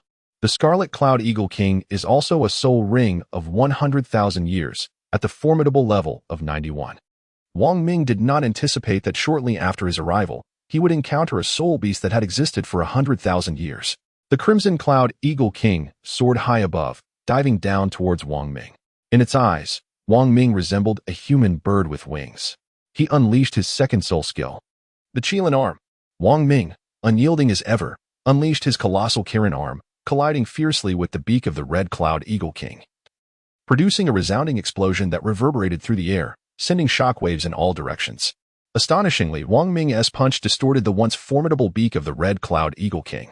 Reeling from the blow, the Eagle King, unable to withstand the indignation, lunged at Wang Ming with its sharp, glimmering talons once more. Employing the Ghost Shadow Step in the chaotic cloak hammer technique, Wang Ming's figure danced through the air, accompanied by a cacophony of metallic sounds reminiscent of blacksmithing. The Red Cloud Eagle King, in turn, emitted shrill, ghostly cries of anguish. Moments later, as Wang Ming's form finally stilled, the Eagle King's talons lay utterly transformed. Reduced to mere round spheres, their former sharpness obliterated. In the Eagle King's eyes, only fury remained as it disregarded all caution, charging headlong at Wang Ming, intent on annihilation. Regrettably, it had miscalculated when it chose Wang Ming as its prey. Summoning his fifth soul skill, the Kirin Golden Sword. A magnificent golden blade collided with the entirety of the Red Cloud Eagle King's form, first striking its head. A flash of golden light cleaved through, splitting the Eagle King's skull. It emitted a wretched scream of pain, yet this soul skill was far from over. The golden sword embedded itself within the Eagle King's body, and time seemed to slow as the blade gradually bisected the creature. Remarkably, not a single drop of blood was shed, only 2 crimson halves of flesh fell straight downwards. The sound of the system's notification echoed in Wang Ming's ears. Ding! He had slain the Red Cloud Eagle King, level 91, and was rewarded with 30,000 experience points, 5 million gold coins, 2 Eagle King Iron Claws, 100 Xian Iron, 1 10,000-year Soul Beast Soul Ring, 1 Red Cloud Eagle Left Arm Bone, 1 Red Cloud Eagle Right Arm Bone, 2,000 Soul Bone Essence, and 2,000 Soul Bone Energy. The corpse of the Red Cloud Eagle King thudded to the ground, unleashing a resounding echo. The surrounding land soul beasts, drawn by the scent of blood, swiftly converged upon the fallen body, beginning to tear and devour it. Wang Ming merely cast a fleeting glance before transforming into a golden streak of meteor and departing. After soaring at great speed for half an hour, he finally arrived at his destination. The true mystical canyon, though not particularly deep, stretches impressively long. Thus, Wang Ming spent the majority of his time gliding along the canyon's edge. Wang Ming stood upon the designated location, his gaze keenly focused on the task at hand.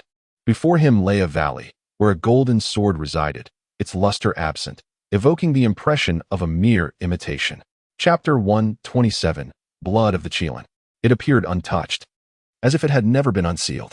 Surrounding the altar were numerous soul rings, teeming with countless 10,000-year soul beasts, and dozens of century-old rings as well.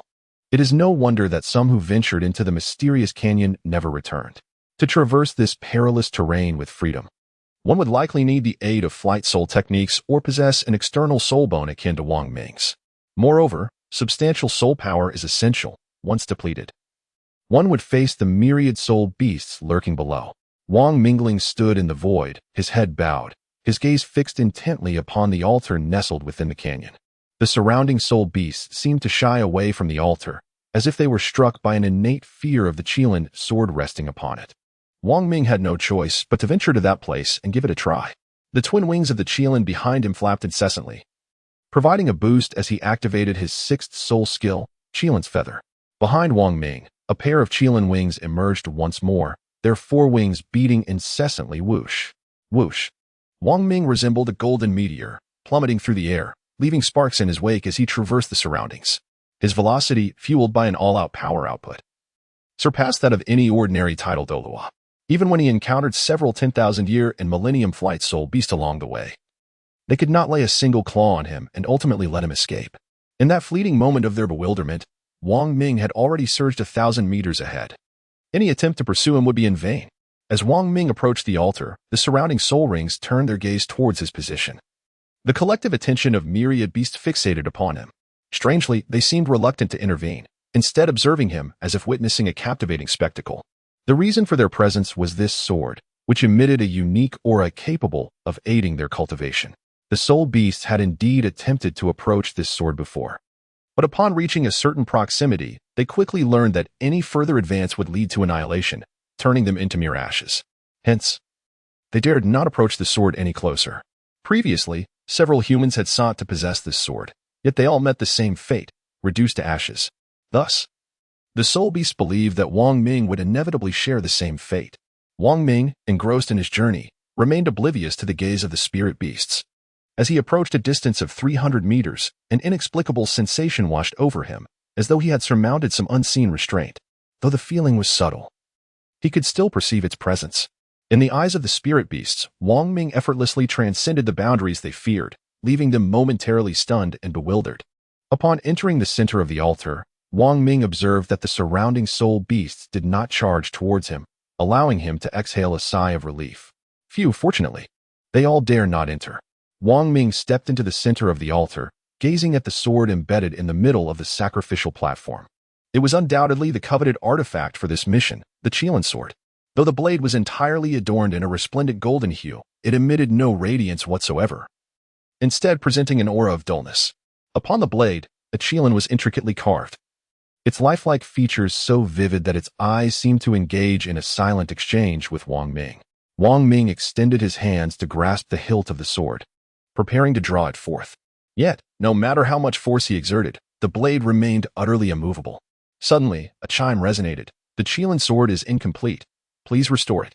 As the system's voice echoed, Wang Ming found himself puzzled, only to feel a faint golden glow emanating from the hammer nestled within his backpack.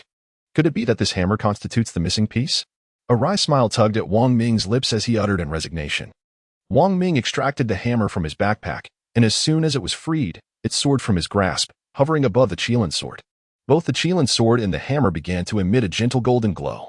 The hammer commenced a rapid rotation, enveloped in the warm radiance, and gradually transformed, as if the iron fragments on its exterior were shedding. Once they fell away, they were dissolved by the golden light, vanishing as if they had never existed. Surrounding them, countless soul beasts fixated on Wang Ming, observing the altar's transformation. Bathed in this golden illumination, they felt an overwhelming sense of comfort, akin to a mother's embrace. A soothing sensation enveloping them. Thousands of soul beasts lay prostrate on the ground, basking in the soft golden glow. The light radiating from the Qilin sword and the hammer grew increasingly brilliant, and after a brief moment, the hammer finally transformed into a droplet of golden liquid. Wang Ming could sense a profound connection between himself and the droplet of liquid. Suddenly, a name emerged in his mind, Blood of the Qilin. This memory seemed to be etched deep within the recesses of Wang Ming's consciousness, only now being triggered and brought to light. The name burst forth in an instant. As the blood of the Qilin gradually descended, it dripped onto the hilt of the sword. At that moment, the golden radiance emanating from the Qilin's sword intensified to an overwhelming brilliance, compelling Wang Ming to shield his eyes from its dazzling glow. When the light flickered and subsided, he lowered his hand and could still distinctly see the droplet of Qilin's blood slowly merging with the Qilin sword. 3 minutes later, the system's notification chimed. Ding. Qilin's sword successfully completed. Upon hearing this, a smile graced Wang Ming's face as he extended his hands to rest upon the hilt of the Qilin sword. Wang Ming felt an intense sense of kinship, as though this was inherently his own possession. Channeling his soul power, he earnestly endeavored to draw forth the Qilin sword. As he summoned his soul energy, the sword began to emanate a resplendent golden light. To his astonishment, his body started to erupt with wounds, blood flowing freely. Yet, he felt no pain. Whether it was due to the radiance of the golden light or some other reason, Wang Ming remained oblivious to the transformations occurring within him. It was only when a drop of blood fell onto his hand that he realized his face was already drenched in crimson. It was an appalling sight. Wang Ming, driven by a desire for comfort, incessantly urged his soul power, never anticipating that it would culminate in such a predicament. Wang Ming's entire body began to exude blood, which flowed onto the altar, embedding itself within the intricate patterns. Those with a discerning eye could perceive that the blood-filled design resembled a crimson Qilin. As the entire Qilin became saturated with Wang Ming's lifeblood, the altar began to emanate a golden radiance, illuminating the entirety of the Mijuan Grand Canyon, casting a glow akin to that of daylight. Wang Ming, surprisingly, felt no particular sensation. He simply found himself enveloped in the golden glow, experiencing an overwhelming sense of comfort and exhilaration. Moreover, he was now like an arrow drawn taut on the bowstring, with no possibility of retreat. Chapter 128. The galloping beast bathed in the golden radiance. Wang Ming's flesh began to disintegrate, revealing the bones beneath, perhaps due to the influence of the soul bone. His skeleton was entirely gilded. The blood pooling on the ground gradually transformed into a golden hue, gathering and converging towards Wang Ming's form. Waves of golden liquid enveloped his body, instilling a tingling sensation as his original skin and flesh began to regenerate. This miraculous transformation was undoubtedly a result of the golden fluid before him. After a quarter of an hour, Wang Ming's physique returned to its original state. However, he was acutely aware that he was no longer the same. His combat prowess had significantly increased. Ding. Physical transformation successful. All attributes increased by 20. Wang Ming's attributes are already formidable, and with the additional 20% enhancement, his strength has become truly formidable. After a series of events, Wang Ming feels that he can now draw the Qilin sword. With a determined grit, Wang Ming placed one hand firmly upon the hilt of the Qilin sword, and with a powerful tug, he drew it forth. A chime resounded. Qilin's 7 trials completed. Rewards. Level 2, quality of soul bones all increased by 1, quality of accessories all increased by 1, level of accessories all increased by 10. Another chime echoed, congratulations. Your character has leveled up, level 1. Yet another chime followed, congratulations, your character has leveled up, level 1. A flash of golden light enveloped him, and Wang Ming had ascended to the illustrious rank of level 94 title Douluo.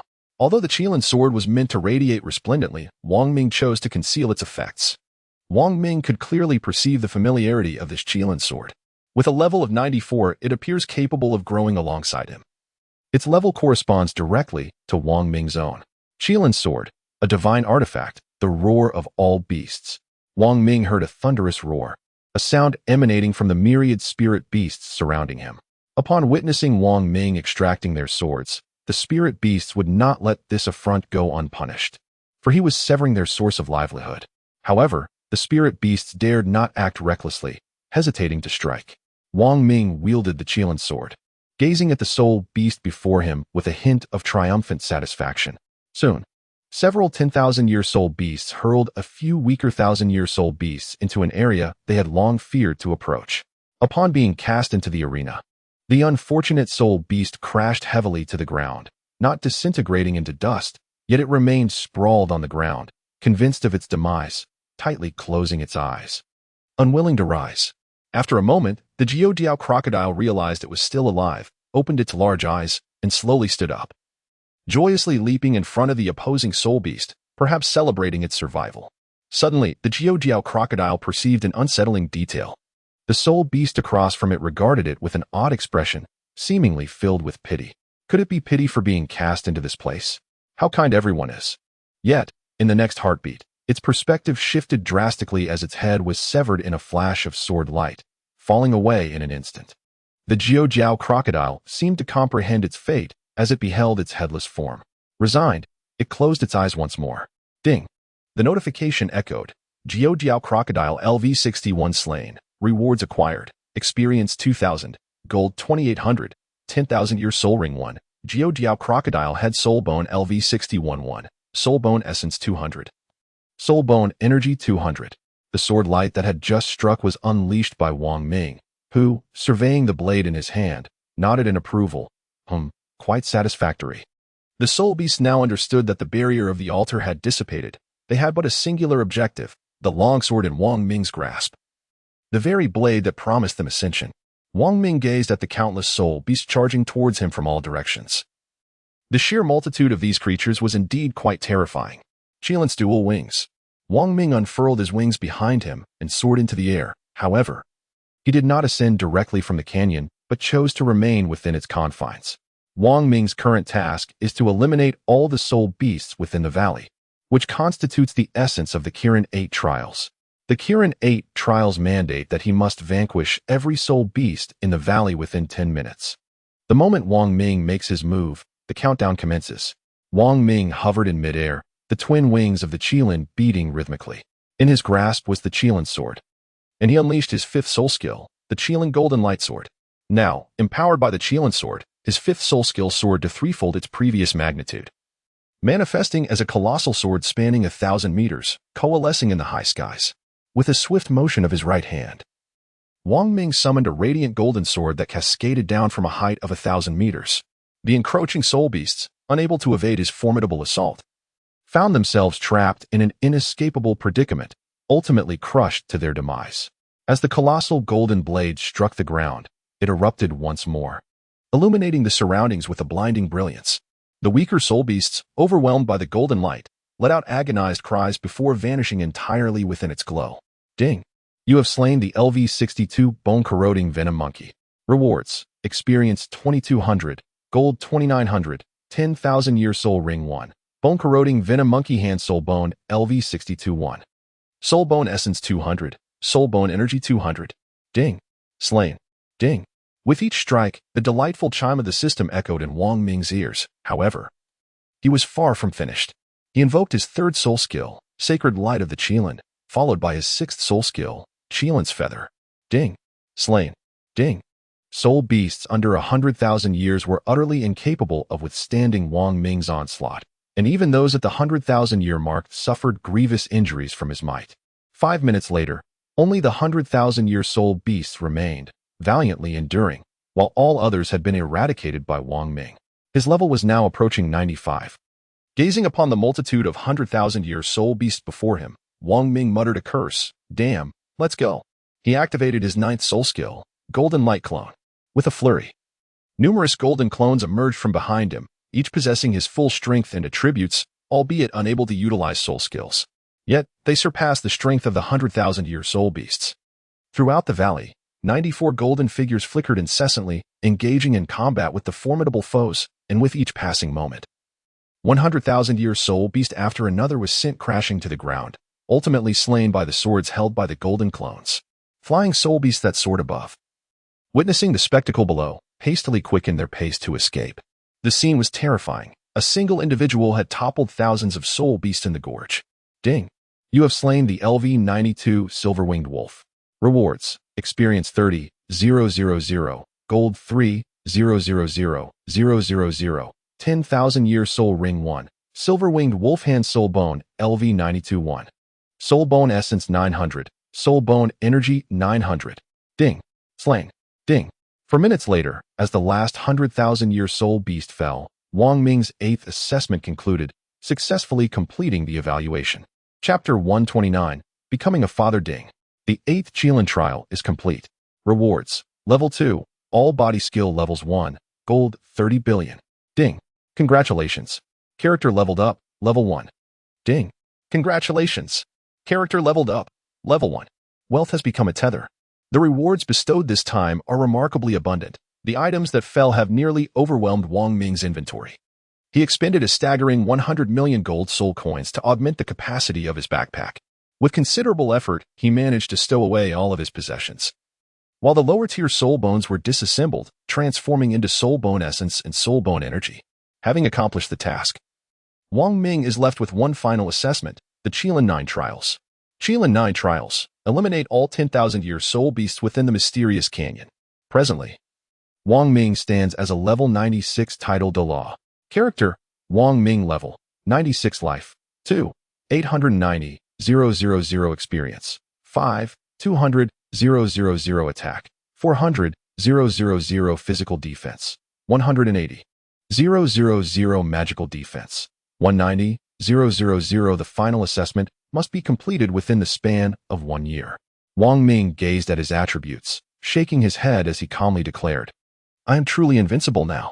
This was merely the manifestation of his abilities without any enhancements. Once he acquired further augmentations, his strength would rival that of any supreme Douluo. Even ordinary deities would find him a formidable opponent.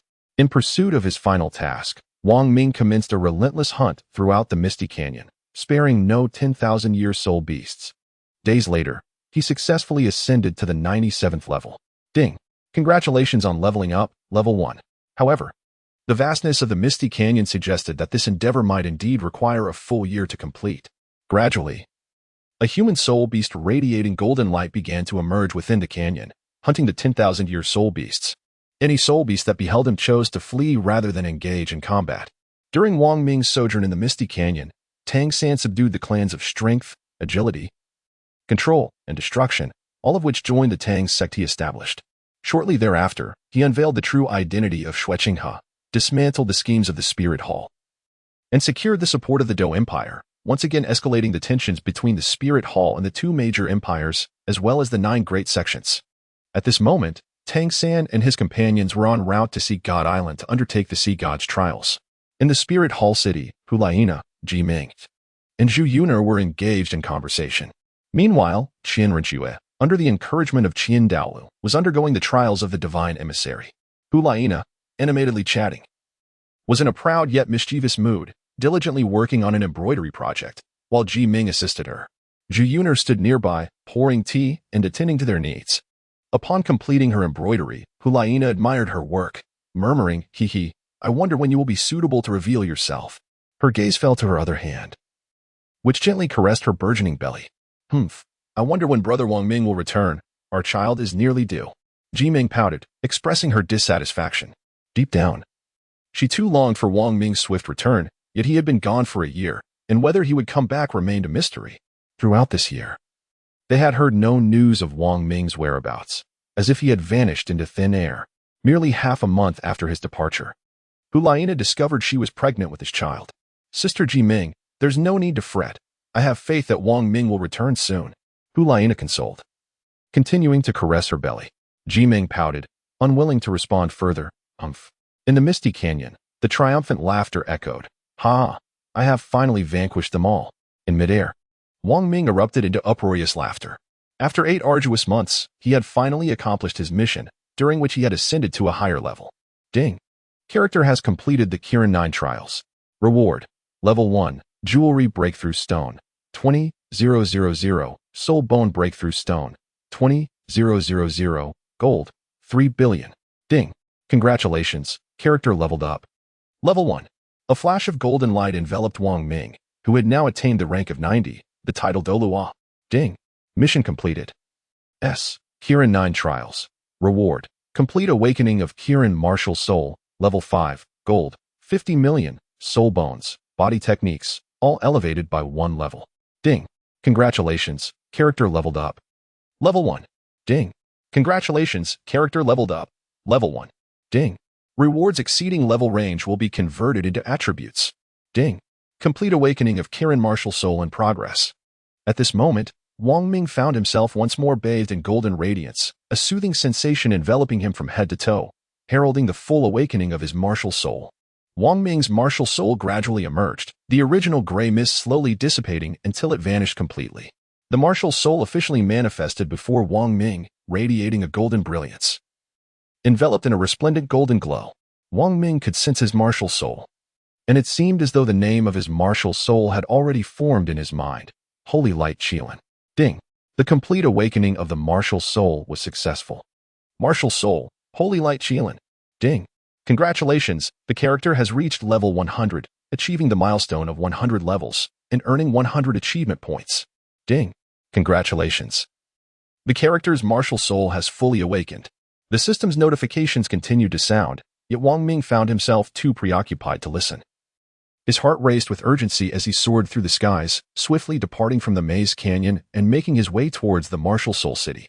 3 months later, Wang Ming successfully returned to the Martial Soul City. After a year of relentless slaughter, the moment he arrived back in the city, a profound sense of peace enveloped him, and he felt an immense relaxation wash over his entire being. Wang Ming, with a heart full of trepidation, made his way towards his residence, eager to ascertain the well-being of Hulaina and Ji Meng. As he stepped into the courtyard, he was taken aback by the scene before him. Hulaina cradled an infant in her arms, while Ji Meng playfully entertained the child, eliciting delightful laughter. Am I truly to become a father? Wang Ming could scarcely believe it, his face a canvas of astonishment. Wang Ming stepped inside, and the two individuals within seemed to sense his presence, turning their gazes toward the entrance. Brother Wang Ming. Ji Meng immediately rose to her feet. Wang Ming, I have returned, Hulaina exclaimed. A smile graced Wang Ming's lips. It had been a year, yet everything felt as though it had transpired just yesterday, as if time had stood still. Wang Ming strode forward, enveloping Hulayina in his embrace, inquiring, "This is our child, isn't it?" "Indeed, she was just born a month ago, and we are still awaiting your choice of name," Hulayina replied, a look of contentment gracing her features. "Let us name her Wang Lin," Wang Ming mused, inspired by his martial spirit, the Qilin, finding the name quite fitting. Chapter 130. The potential for divinity. Hulayina nodded in agreement, gazing down at the infant in her arms. "Yes, Wang Ling is a beautiful name. My daughter, from now on, you shall be known as Wang Ling. Do you remember?" In an instant, the baby in Hulayina's embrace broke into a smile, giggling with delight. At this moment, Wang Ming realized that Hulayina had given birth to a daughter, nearly leading to a significant misunderstanding. After much contemplation, he found the name Wang Ling quite appealing and decided against considering any other names. Thus, the name of Wang Ming's daughter was joyfully settled. Wang Ming had been away for nearly 2 years, and his return coincided with the day his child would turn 1. After such a long absence, he found himself rather nostalgic for Hulayina. During their conversation, Wang Ming shared some of his experiences with both Hulayina and Ji Meng.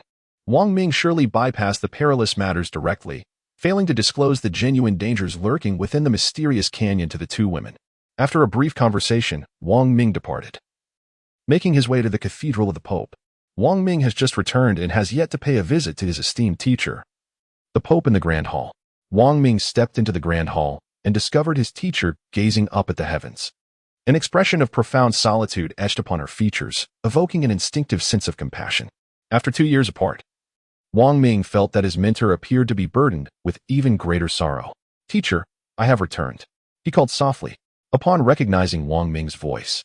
Bibidong's face illuminated with a faint smile, which she quickly composed into her usual dignified demeanor. "Ah, it is indeed my dear Minger who has returned." With that, Bibidong gracefully seated herself upon the opulent chair in the hall. "Yes, teacher, I have returned." Bibidong scrutinized Wang Ming, attempting to discern the depths of his power, only to find that she could no longer penetrate the veil of his strength. "Minger, what level have you attained?" she inquired, her gaze fixed upon him with curiosity. Wang Ming naturally would not disclose that he had already reached the pinnacle of level 100. No one would dare to believe such a claim. Achieving divinity at level 100 meant he could not be permitted to linger on this continent for long. This was, indeed, one of Wang Ming's secrets. "Master, I have already attained the rank of level 98 title Douluo," Wang Ming responded. "Excellent, excellent, excellent," Bibidong exclaimed, uttering 3 praises in succession. The greater Wang Ming's prowess, the more advantageous it becomes for Bibidong, thus facilitating the ultimate realization of his ambitions. "Minger, I shall soon embark on a campaign across the vast expanse of the continent. Do you wish to lend me your support?" Bibidong inquired, fixing his gaze upon Wang Ming. Wang Ming replied directly, "Teacher, I am willing." Several years ago, he had already accepted the task assigned by his mentor, and it was undoubtedly necessary for him to comply. However, Wang Ming harbored his own unspoken concerns. He refrained from taking decisive action against the protagonist without the assurance of their stance. Should he choose to intervene, it would inevitably be with the severity of thunderous justice, and the consequences were too dire to contemplate. Nevertheless, Wang Ming could still act to hinder others. Perhaps this was his final mission. Wang Ming himself could not ascertain why the system had entrusted him with this task. "All right," Bibidong proclaimed, her voice resonating as if it had unleashed all her pent-up grievances. At this moment, Bibidong could no longer discern Wang Ming's true strength, suggesting that his prowess might indeed surpass her own. The 9-path 10,000-year soul rings were something even Bibidong would covet. "You may leave now. I shall have someone inform you of matters that require your attention," Bibidong continued. "Understood, master." Your disciple takes his leave. Wang Ming departed from the papal hall. Upon stepping outside, he sensed a pair of eyes fixated upon him. As he gazed in that direction, he discovered it was Douluo. Wang Ming's figure flickered, and he instantly arrived at the location of Douluo. Rather than being astonished by Wang Ming's sudden appearance, Douluo's eyes sparkled with enthusiasm as he inquired, "Prince, I presume your strength has reached the pinnacle of a limit Douluo, has it not?" Wang Ming nodded in acknowledgement, tacitly affirming the statement. Having achieved the ultimate rank of 100, he felt that being at 99 was merely a matter of semantics. It was quite comparable. "Prince, you must have pledged to your mentor to assist him in unifying the continent, have you not?" A trace of melancholy flickered in Douluo's gaze. Wang Ming nodded once more, thinking to himself, "Whatever you say is what it is. After all, it is merely your conjecture." Daolu sighed, a look of regret crossing his face as he said, "Well, if that is the case, you should assist your teacher more." "Of course," Wang Ming replied. Although he was aware that Daolu was ultimately destined to meet his demise, he felt powerless to alter the course of fate, as if everything were predestined. "I shall take my leave now." Wang Ming instantly vanished from his original position. Naturally, after reaching level 100, his 10th soul skill did not possess a roulette. And upon completing the Qilin 9 trials, he seemed to awaken some other memories. Divine Realm Luminous Explosion Level 10 unleashes the door to the hall, summoning the radiance of the Divine Realm to launch an assault. Enemies struck by this holy light are amplified in their disappearance, plunging into a state of extreme exhaustion. Wang Ming's 10th soul skill remains a formidable offensive technique.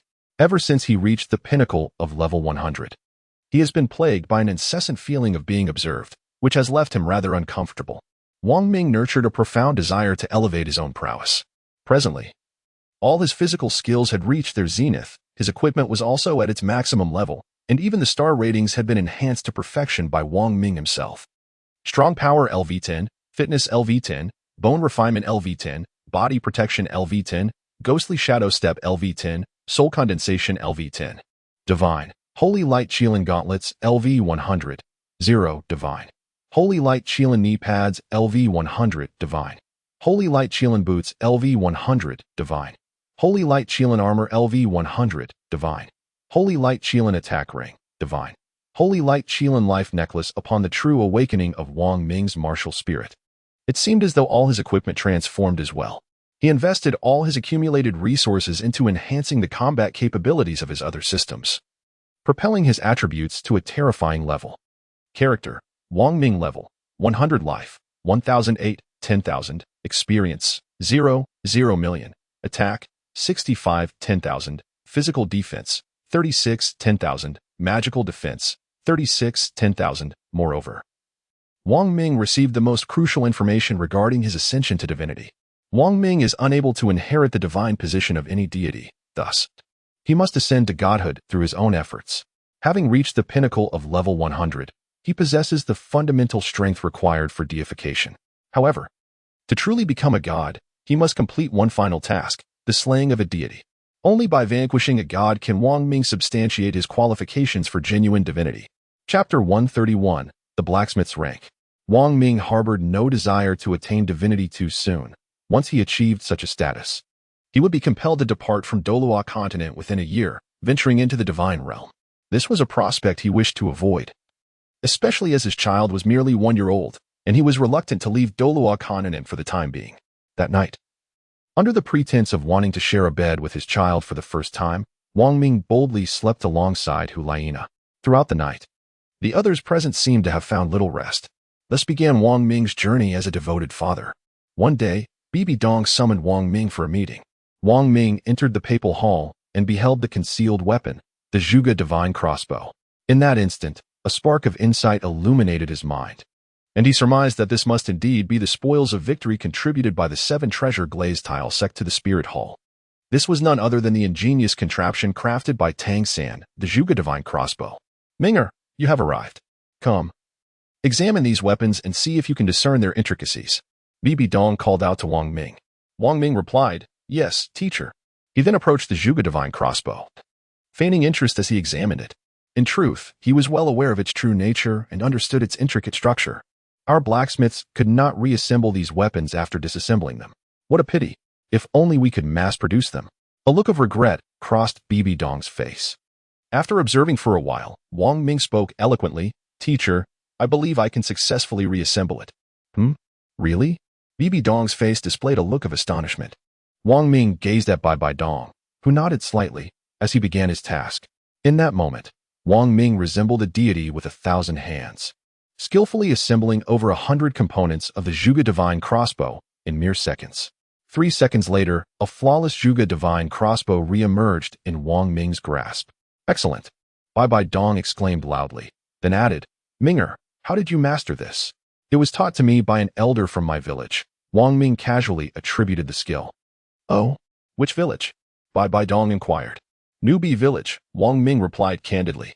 Upon hearing this, Bai Dong furrowed her brows and murmured, "Newbie village? Why does that sound unfamiliar?"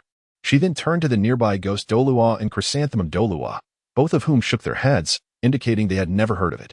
Is that so? Wang Ming's expression mirrored his confusion. Suddenly, he recalled something, the hammer. Within that hammer lay the blood of a Qilin, and it was a gift bestowed upon him by Uncle Blacksmith, his Minnertang Fei Hong. Was there a connection? Mingo? Bai Dong called out again as she noticed Wang Ming lost in thought. Wang Ming gradually regained his composure and smiled. Teacher, perhaps I have misremembered. Oh, indeed. Dong nodded. In truth, even if Sayunto were to arrive, he would not recall the existence of a village known as the Novice Village. Wherever he awakened his martial soul, it was determined by the system. Once he completed his assigned tasks, he would forget everything that had transpired, as if he had never set foot there. In this world, it seems that only Wang Ming and Ji Meng were aware of this novice village. Even if Dong were to investigate, she would find nothing, instead uncovering that Wang Ming hailed from a humble and respectable background. This is the formidable power of the system. Minger, the task of crafting these weapons shall be entrusted to you. What do you think? Dong gazed at Wang Ming. Certainly, teacher. A notification chimed. Task activated. A. Hidden weapon manufacturing. Experience reward 20,000, gold 200,000, Xiantian iron 100, hidden weapon material chest 1,000. The hidden weapon material chest. It can yield materials for crafting hidden weapons with varying grades, entirely dependent on luck. Upon reading the system's description, a smile graced Wang Ming's face. Luck? I beg to differ. I am a VIP 9. Luck holds no value before me. Wang Ming had invested 999, essentially maximizing his luck. The implication being, what one desires, one shall obtain. Thus, whenever Wang Ming slayed a 10,000-year soul beast, it would invariably drop soul bones. In the past, Wang Ming had amassed countless soul bones within the mysterious canyon. Wang Ming has equipped all the soul bones of those around him, including Hulaina, Ji Meng, Zhu Yuner, Yin, and Xieyu. Each individual possesses 6 soul bones, just like Wang Ming himself. Wang Ming presented a soul bone from a soul beast aged 100,000 years to his minner, Dong. Now, Wang Ming has undertaken yet another task. One that ultimately aids the influence of the Spirit Hall, potentially altering the final outcome of the entire narrative. Upon assuming this task, Wang Ming commenced the instruction of the blacksmiths within the Spirit Hall on the art of forging the Zhuge Divine Crossbow.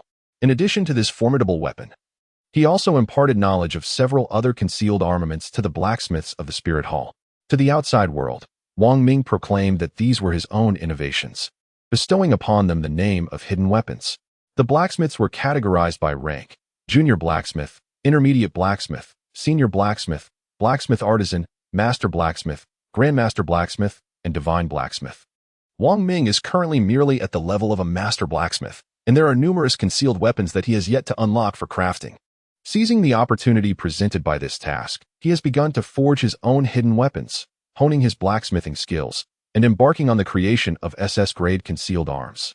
His previously nurturing lifestyle has once more transformed into that of a diligent laborer. Wang Ming embarked on an incessant journey of forging concealed weapons. During this period, he spent nearly half of his time at the blacksmith's forge. Previously, due to his limited capabilities, he struggled to gather sufficient materials. However, with the unwavering support of the Spirit Hall, Wang Ming found himself thriving in his craft, rapidly elevating his blacksmithing skills. One concealed weapon after another was meticulously forged by his hands: the sleeve arrow, the meteor chasing the moon, the torrential rain pear flower needle, and the peacock feather. After 6 months of relentless dedication, Wang Ming finally attained the esteemed rank of Master Blacksmith, now merely half an experience bar away from the coveted title of Divine Craftsman. Teacher Wang Ming, having been entrusted with an assignment by Dong, has exceeded expectations.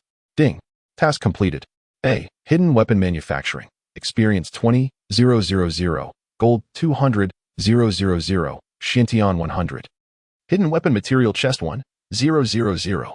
In the Pope's palace, Dong gazed at the towering pile of hidden weapons before her, murmuring, Minger, just how many surprises will you bestow upon me? Elder Ju, did Wang Ming lead the team in producing all of this? Dong inquired. Your Holiness, indeed. This is merely half of the total. The other half is already stored as reserves, and the blacksmiths are tirelessly crafting more, replied Yueguan. Chapter 133. The Howling Sky Douluo. The three turned around, momentarily stunned, realizing the formidable power of this individual. They had not detected any of Wang Ming's movements. In the blink of an eye, he had ascended. They couldn't help but silently admire Wang Ming's immense strength. At this moment, they recognized that during the previous contest of speed, the other participants had merely been accommodating them. In the eyes of others, they appeared as nothing more than a trio of attention-seeking jesters. Thus, along the way, they introduced themselves. The leader was Tang Long, followed by Tang Tian and Tang Yu. The four continued their ascent into the mountains, navigating treacherous terrain where any attempt to invade would prove exceedingly difficult. Only an aerial army could manage such a feat soon. They reached a mountain peak enveloped in swirling clouds and mist, where one misstep could lead to a perilous fall. Brother Wang, there lies an iron chain. Crossing it will swiftly take us to Haotian sect. Tang Long pointed towards a chain obscured by the fog, explaining. Indeed. Wang Ming's gaze sharpened as he peered into the mist, where indeed lay a black iron chain, akin to the size of an arm, stretching between two peaks. This chain was remarkably long, traversing numerous smaller hills along its path. Most importantly, the surrounding environment rendered this iron chain nearly imperceptible to the untrained eye. Tang Long leapt down, plunging into the clouds, closely followed by Tang Yu and Tang Tian. The three landed adeptly upon the chain and began to sprint along its length. Observing their actions, Wang Ming also took a leap, descending into the depths below. After a short while of running, the trio realized that Wang Ming had vanished from sight, stirring a sense of concern within them. Where's Brother Wang? Tang Long inquired. I saw him jump down just moments ago, Tang Yu replied. A look of worry crossed Tang Tian's face as he remarked, could it be? Do not fret, I am unharmed. Suddenly, Wang Ming's voice resonated once more. Wang Ming suddenly materialized before the three of them. Tang Long and the others gazed at Wang Ming in astonishment, for he was now soaring through the air, a pair of golden wings unfurling majestically behind him, aiding his ascent. Ah, Brother Wang, I thought you had vanished. I never anticipated that you possessed the soul technique of flight, Tang Long exclaimed, his eyes fixed upon Wang Ming's magnificent wings. Wang Ming said little, merely offering a faint smile as he remarked, let us proceed. Very well.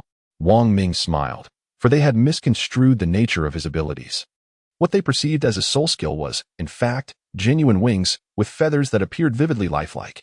A moment ago, when he vanished, he had merely surveyed his surroundings and discovered that upon many peaks along the path, the Haotian sect had meticulously arranged numerous defenses and traps. Thus, aside from this iron chain, traversing to their domain would require navigating through the intricately laid snares of the Haotian sect, a feat demanding exceptional skill to truly reach their sanctuary. Wang Ming could not help but exclaim in his heart, truly worthy of the Haotian sect. Having remained hidden for so long, they have not been idle.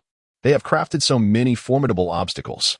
After a quarter of an hour, the four crossed the iron chains and safely descended to the ground.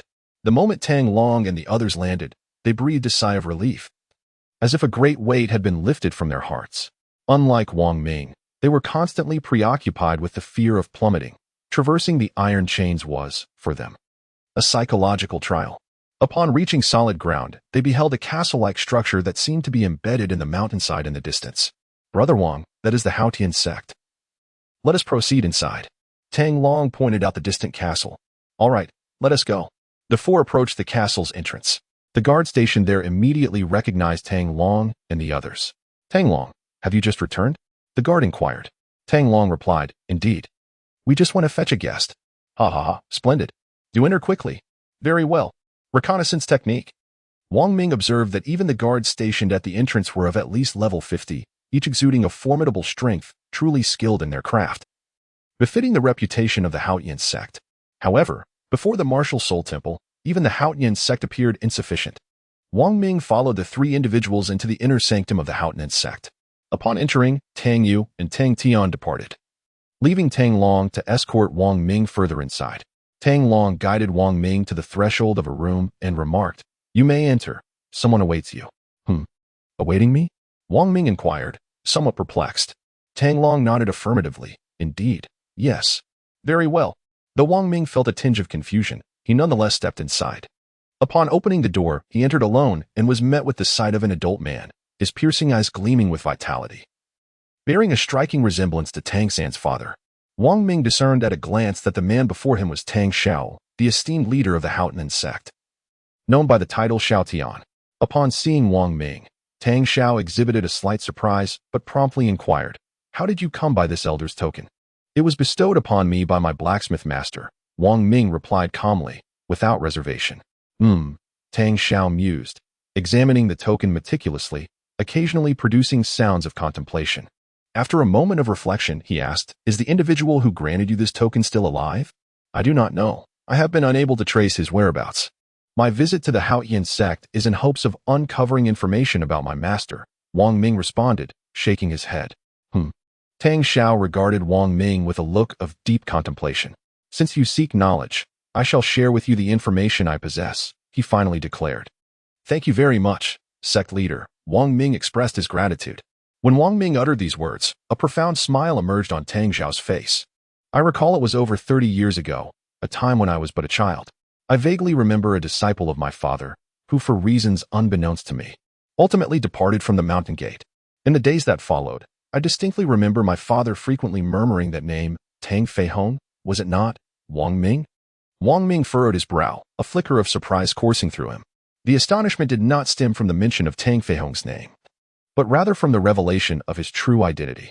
Previously, he had introduced himself as Wang Lin, yet now Tang Xiao referred to him as Wang Ming. It was evident that his true identity had been uncovered. "It seems that the master of the Tang sect has already discerned my authentic self," Wang Ming remarked nonchalantly. Indeed, Wang Ming, the most esteemed disciple of the Pope of the Spirit Hall, Bibi Dong, had attained the realm of Soul Emperor with 6 10,000-year soul rings 7 years ago. Now, he was likely a titled Douluo, wasn't he? Tang Xiao spoke with a tone of mild astonishment. Chapter 132, composed and pretentious.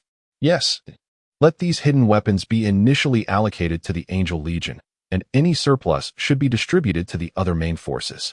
Once forged, they will then be provided to others," Bibi Dong commanded. Yu Guan slightly bowed his head. "Yes, Your Holiness." Aside from Pope Bibi Dong, Wang Ming also left Zhu Douluo quite astonished. He understood that Wang Ming's strength had undoubtedly surpassed his own. In merely a few years, his prowess had eclipsed that of Zhu Douluo, who could hardly fathom the truth of it. Yet, the reality lay before him, and he dared not disbelieve it. In Yu Guan's eyes, Wang Ming resembled an enigma. In the days that followed, the Spirit Hall commenced the extensive collection of various materials for forging and began the mass production of hidden weapons. To outsiders, it appeared that the Spirit Hall was poised for a significant undertaking. Wang Ming, having attained the rank of Master Blacksmith, departed from the Spirit Hall with the intention of visiting the Novice village. He sought to consult his blacksmith mentor, Tang Fei Hong, regarding the hammer he had previously received. After a month of arduous travel, he finally arrived at the Novice village, only to be taken aback by the astonishing revelation that the village seemed to have vanished. No longer appearing on the map, Wang Ming gazed at the desolate expanse before him, the very site that once housed his cherished memories of the Novice village. Yet now, it lay barren, plunging him into a profound contemplation. Were all those memories mere illusions? And what of Ji Meng? Who was she, exactly? What had I truly endured? Finding no answers, Wang Ming hastened back to Soul City. As for the village's obliteration, he refrained from mentioning it to Ji Meng, cognizant of the fact that her parents were no longer present and fearing it might cause her distress. Thus, he chose to remain silent. Wang Ming gazed at the token of the Haotian sect nestled within his backpack, an elder's insignia. Wang Ming could only place his final hopes regarding the Novice village upon the token of Haotian Zone. Since Tang Fei Hong was able to obtain this token, it was evident that he must have some connection with the Haotian sect.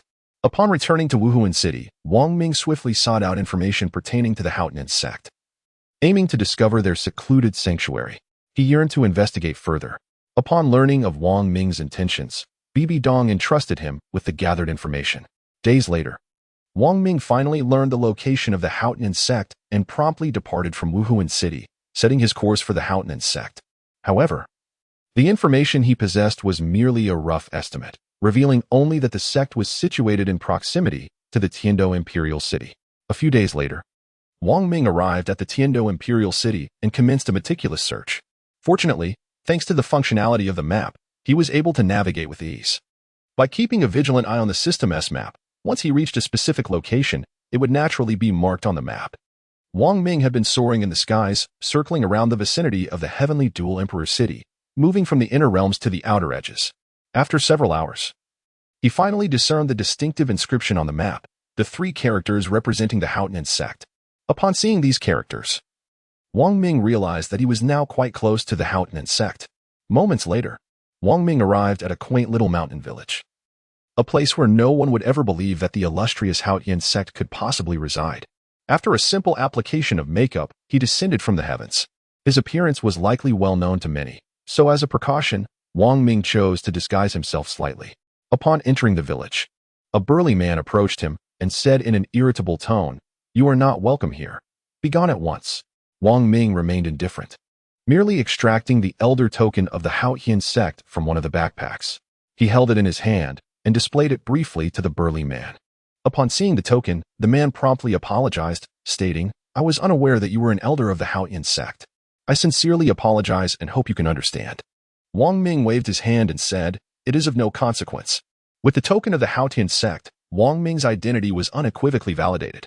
Those who possess the Elder's token are undoubtedly individuals with profound connections to the Haotian sect. The villagers, not daring to be negligent, tended to Wong Ming with utmost care before promptly reporting this matter. Wong Ming was assigned to a room to rest. After approximately half an hour, hurried footsteps could be heard from outside. The door swung open, revealing 3 men clad in gray attire. The tall and robust figure in the center regarded Wong Ming and inquired, "Are you Wong Lin?" "Yes," Wong Ming nodded in response. The burly man in gray waved his hand, commanding, "Come with us." Without further conversation, the 3 men turned and exited, with Wong Ming following closely behind. Their demeanor towards him was not overly cordial, yet it was not unkind either. Upon stepping out of the room, the trio seemed indifferent to Wong Ming's pace, simultaneously taking off towards the rear of the village with remarkable swiftness, despite not utilizing their martial souls. Wong Ming effortlessly caught up with them merely by employing the ghost shadow step, not to mention that he possessed a soul power of level 100. The trio, feeling somewhat discontented by Wong Ming's ease in overtaking them, quickened their pace once more. However, Wong Ming continued to match their speed with remarkable ease, his countenance exuding a serene and leisurely demeanor, reflecting a sense of profound contentment. Ultimately, the 3 were compelled to relent, reverting to their usual pace.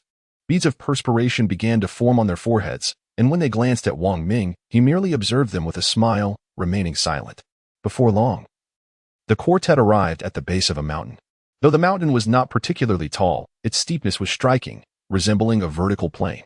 The rock face was exceedingly smooth, as if it had been deliberately polished by human hands. The leader of the gray-clad individuals showed no intention of slowing down upon reaching the mountain's base. He forcefully pushed off with his heels, propelling himself upward toward the cliff. As he ascended to approximately 20 meters, he deftly tapped the wall with his toes, allowing him to rise yet again, each step a masterful display of agility. In mere moments, the gray-clad figure had reached the summit. Atop the peak, a figure gazed down at Wong Ming, a subtle smile playing at the corners of his mouth, as if to beckon, "Come up, if you dare." Wong Ming cast a glance at the other 2 individuals, who promptly leaped up as well. Now, 3 pairs of eyes were fixed upon Wong Ming from above. Naturally, this was intentional on his part, allowing the 3 of them to perform first.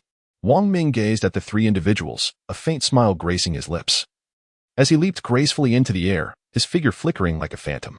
With the enhancement of 2 leg soul bones, Wong Ming ascended with a speed so unfathomable that they could scarcely perceive it, reaching their side in the blink of an eye. The trio, initially believing Wong Ming had not approached, was taken aback when a voice resonated from behind them. "Let us go. I have already arrived." Chapter 134. The Hidden Peril. Upon catching his first glimpse of Wong Ming, Tang Xiao immediately discerned the issue etched upon his face, recognizing him as a member of the Spirit Hall. However, due to the implications surrounding the Elder's token, Tang Xiao refrained from taking action. He understood that should he intervene, the Haotian sect would inevitably face relentless retaliation from the Spirit Hall, a scenario Tang Xiao wished to avoid. They had secluded themselves in this place precisely to evade the Spirit Hall. To provoke them now would be unwarranted. Furthermore, he had heard from Tang Xin about certain matters concerning Wong Ming, one of which was that Wong Ming had mastered the elusive wind hammer technique, a skill rarely shared with others. The fact that Wong Ming could learn it certainly warranted further investigation. "Master Tang, you possess a discerning eye. You have seen through my true identity at a glance," Wong Ming replied with calmness. "Will Wong Ming be afraid of him? Wong Ming is currently invincible, is he not? Tang Xiao is merely a 97th level title Douluo, hardly a source of fear." Upon noticing the contented expression adorning Wong Ming's face, Tang Xiao understood that Wong Ming was, in truth, unfazed by his presence. The reasons could be that he possessed the capability to defeat Tang Xiao, or perhaps the ability to flee, or even the knowledge that Tang Xiao would not take action against him. Well, since you are already aware of the matters concerning Tang Feihong, you may take your leave, Tang Xiao said politely, addressing Wang Ming as though he were a distinguished guest. Wang Ming inquired with genuine curiosity, "Are you bidding farewell, Master Tang?" With a nod of tacit agreement, Tang Xiao acknowledged. "Since you wish not to linger further, I shall take my leave," Wang Ming declared, turning to exit the room. As he opened the door and stepped into the hall, he found Tang Long waiting outside. "Brother Wang, you have emerged. How did your conversation with our esteemed master go?" Tang Long approached him with eager anticipation. Wang Ming smiled and said, "That's quite good." That's reassuring. Our sect leader can be quite strict at times." Tang Long muttered to himself. Wang Ming cast a glance at Tang Long. "Brother Tang Long, I must take my leave now. May we have the chance to meet again?" "Very well. Allow me to see you off," Tang Long replied hastily, for in his heart, Wang Ming was indeed their esteemed guest. Wang Ming smiled faintly and said, "Ha! No need for that, Brother Tang Long. We shall meet again." In the midst of his words, Wang Ming's figure had already vanished, leaving behind only a shimmering golden light in the air. Tang Long gazed at the distant glimmer and remarked, "Brother Wang is truly formidable. He must be at least at the Soul Douluo level." Little did he know that Wang Ming was not only younger than him, but also a member of the Spirit Hall. Tang Long could never have imagined that the person he had always regarded as a guest was, in fact, affiliated with the Spirit Hall. If he were to encounter Wang Ming again, it would likely infuriate him. In the room, Tang Xiao sensed Wang Ming's departure. The explosive power that had erupted was no less than his own. He was astonished to discover that such a talent had emerged from the Spirit Hall, especially one of his own generation. Tang Feihong, being a generation older than Tang Xiao, had Wang Ming as his disciple, thus placing Wang Ming and Tang Xiao in the same generation. In essence, Wang Ming was actually a generation older than Tang San. After Wang Mingfei departed from the Haotian sect, he made his way directly back to the Spirit Hall city. When Bibi Dong inquired about the situation in Haotian sect, Wang Ming spoke candidly. Upon revealing the location of the sect, there was indeed a flicker of intent to launch an assault in Bibi Dong's demeanor. However, after hearing about the potential dangers from Wang Ming, she ultimately decided against the attack, realizing it would be a futile endeavor. Moreover, the future of Haotian sect would be bolstered by the presence of Tang San, who would inevitably choose to re-emerge, which would ultimately serve the interests of the Spirit Hall. There was no need to traverse those perilous paths to eradicate Haotian sect. Upon returning to the Spirit Hall city, Wang Ming found himself with little to occupy his time, especially since Tang San and his companions were still undergoing trials on Sea God Island, a process that would take approximately 2 more years before their return. Once they did return, Tang San's great-grandfather would surely pay a visit, for Tang San had obliterated his city of slaughter. Tang Chen had once believed that Wang Ming posed a greater threat to his city of slaughter, but little did he know that the true instigator was the arriving Tang San. Shortly after Tang San departed, Tang Chun began to sense the issues at hand. It was likely that they had already emerged, yet he had yet to locate Tang San. As Wang Ming emerged from the Papal Palace and made his way back into the Soul City, he suddenly sensed a subtle feeling of being watched. This sensation did not emanate from above, but rather from behind him. Wang Ming had previously sensed the scrutiny emanating from above, likely from those deities. The current gaze, however, was imbued with malice, evidently harboring ill intentions towards him. Consequently, Wang Ming deliberately strolled into a secluded alley. Wang Ming sought to draw him out. Alas, the figure lurking in the shadows appeared unfazed and did not emerge. Ultimately, Wang Ming had no choice but to return to his dwelling. Upon daring to step into the center of the courtyard, he beheld Hu Laina and Ji Meng engaged in the joyful task of tending to the child. Wang Ming stepped outside and first glanced at his daughter, who had already turned 1-year-old. Recently, he felt a sense of unease as if someone were watching him. He then turned to his 2 daughters and cautioned them. The 2 exchanged glances before nodding in agreement and responding, "Yes, understood. I have stored all the concealed weapons I provided you. Should any unusual situation arise, do not hesitate to use them. I possess plenty more, so do not be stingy." Wang Ming instructed, retrieving additional concealed weapons from his backpack and placing them on the table. "All right, we understand. You needn't worry about us. We seldom leave Martial Soul City." Hu Laina reassured him. "Yes, I know, but it's better to be prepared for any eventuality," he replied. Ji Meng looked at the 2 of them with a hint of exasperation and remarked, "TSK, TSK, TSK, I have just had my fill." Wang Ming and Hu Laina, Ha ha ha. Life among a few individuals is indeed joyous. However, both Xiaoyu and Yin have enlisted in the military, embarking on their journey of training within the armed forces. Wang Ming equipped both of them with ample life-saving gear, instilling confidence that they would remain unscathed on the battlefield. Although Hulaina and her companions had been residing in Spirit City, they did not neglect their training. Hulaina had already attained the rank of Soul Sage at level 78, and Ji Meng was similarly at the same level. Zhu Yuner lagged slightly behind, holding the rank of Soul Emperor at 69. However, it is worth noting that Zhu Yuner had significantly less training time compared to the other two, having only commenced her cultivation after receiving the soul bone gifted by Wang Ming. Achieving such a level of prowess is commendable. A few days later, Zhu Yuner reached level 70, while Hulaina, with Wang Ming's guidance, ascended to level 80, prompting both of them to seek their soul rings. Chapter 135, The Nine-Tailed Demon Fox. Ji Meng, however, remained one level behind at 79, thus cheerfully tasked with the care of Wang Ling, Zhu Yuner, Wang Ming, and Hulaina set off together towards the Soul Beast Forest. With Wang Ming leading the way, their pace was remarkably swift, and soon they arrived at the nearby Soul Beast Forest. Wang Ming intended to first find a suitable eternal soul ring for Zhu Yuner, and then seek an appropriate soul ring for Hulaina. The trio was traversing the Soul Beast Forest when they were suddenly startled by the distant cries for help echoing through the air. "Let us go and investigate," Hulaina exclaimed, turning to Wang Ming. The voice that had called for assistance was unmistakably feminine, perhaps evoking a sense of compassion in women. Wang Ming noticed that Zhu Yuner also seemed inclined to offer her aid. Wang Ming replied, "Indeed, let us proceed." The trio leaped through the forest, weaving gracefully among the trees, racing towards the source of the sound. Within a distance of 1,000 meters, they discerned the unfolding scene with remarkable clarity. A menacing figure loomed nearby, relentlessly advancing towards a woman. Though not conventionally beautiful, she possessed an intriguing allure. The woman reclined on the ground, her hands desperately scraping against the earth in a futile attempt to retreat, while the burly man stood before her, brandishing a large blade. A sinister grin plastered across his face as he taunted, "Hee hee hee, upon your demise, the soul bone shall belong to me." In the vicinity, a deceased soul beast lay motionless, with a soul bone discarded beside its lifeless form. The value of such a soul bone was immeasurable to most, a treasure beyond compare, yet Wang Ming was an exception. Surrounding the carcass of the soul beast were several other corpses, each marred by knife wounds, suggesting they too had fallen victim to the man wielding the blade. Observing this grim spectacle, Zhu Yuner and Hulaina felt a surge of urgency to rush to the woman's aid, yet Wang Ming restrained them, shaking his head as he urged, "Allow me to handle this." "Go."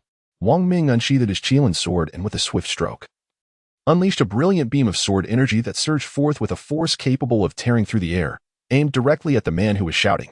The burly figure, poised to strike down the woman lying on the ground, felt a sudden tremor in his heart. As he raised his gaze slightly, Wang Ming's sword energy had already descended, slicing horizontally across his neck, severing his head from his body, and he fell lifeless to the ground. Ding! You have slain Lu Tian, level 43. Rewards, experience 2000. Gold 2800. Attack type Soul Ring level 41. Xian, Iron 1. Ding! Experience is now full and has been converted into basic attribute points. Wang Ming's intervention was undoubtedly destined for success. As the formidable warrior fell before the woman, Su Feng collapsed onto the ground, lying prostrate, with only his beautiful eyes remaining open, gazing upward. In the face of death, he was miraculously saved, having traversed the brink of mortality as if reborn anew.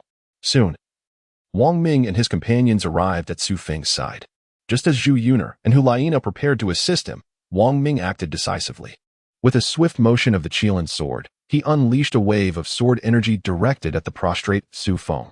The two women, astounded, looked at Wang Ming, ready to question him, when the woman on the ground transformed into a white figure, evading Wang Ming's sword energy and launching an assault towards the trio. Hulaina and Zhu Yuner found themselves powerless to retaliate. The speed was overwhelming, leaving them to defend passively. With eyes tightly shut and hands protecting their chests, they could only perceive a fleeting glimpse of the white figure. However, Wang Ming had a clear view. The female figure's target was Hulaina. With sharp claws bared, she lunged towards Hulaina's abdomen. Wang Ming had sensed something amiss earlier. Upon examining the map, he noticed two red dots. Utilizing his reconnaissance skills, he discovered that the woman in question was a level 93 anomaly. How could a woman of such formidable rank possibly be bested by a mere level 43 man? There was undoubtedly some deception at play. Thus, The earlier scene unfolded. To Wang Ming, a level 93 was still insufficient. With a swift movement of his left hand, he grasped Su Feng's claw directly, prompting her to turn and regard him with eyes wide in astonishment. A smile suddenly appeared on Wang Ming's face as his right fist descended upon Su Feng's chest. Hulaina, with her eyes tightly shut, sensed some commotion. Yet the assailant seemed not to advance. When she opened her eyes, it was the very moment Wang Ming struck the woman. A stream of white energy enveloped Su Feng's body, and with a resounding crash, he was propelled backward, colliding violently with trees. Dozens of mighty trees were instantly shattered by Su Feng's force. Just as Hulaina was about to inquire, Wang Ming interrupted, instructing, "Stay here. I shall return shortly." With that, he dashed towards Su Feng. In mere moments, Wang Ming stood before the woman he had just attacked. By then, Su Feng had risen to his feet. Though he had only endured a single blow, the injury was neither trivial nor severe. He had never anticipated that the foe he sought vengeance against would possess such formidable strength. Fixated on Wang Ming, he felt the weight of his loss. Knowing that his wife and child had fallen to this man, while their soul bones had been absorbed by the woman he had just confronted. Su Feng's heart was filled with bitterness, lamenting that in his pursuit of breaking through the boundaries of the 10,000-year soul beast, he had chosen to seclude himself, neglecting his family, which led to their tragic fate. By the time he emerged from his seclusion, his wife and child had ceased to exist, lost to death. In his quest to confront the murderer of his loved ones, he even resorted to the secret techniques of the nine-tailed fox clan, transforming himself into a woman to blend in among men, all in pursuit of the one who had taken his family from him. A male soul housed within a female form, that was Su Feng. Fortune favors the diligent, and after enduring countless days and nights of hardship, Su Feng finally uncovered a clue: Wang Ming, a talent of the spirit hall. The moment he laid eyes on Wang Ming, he sensed two deathly marks of the nine-tailed fox clan upon him. In an instant, Su Feng's murderous intent betrayed his position, and to his surprise, Wang Ming attempted to lure him out, but Su Feng was not so easily deceived. Thus, he devised today's scheme, employing the formidable allure of the nine-tailed fox clan to orchestrate the present scenario. He had intended to enchant Wang Ming, but unexpectedly, Wang Ming struck first before even approaching. Fortunately, Su Feng had prepared himself.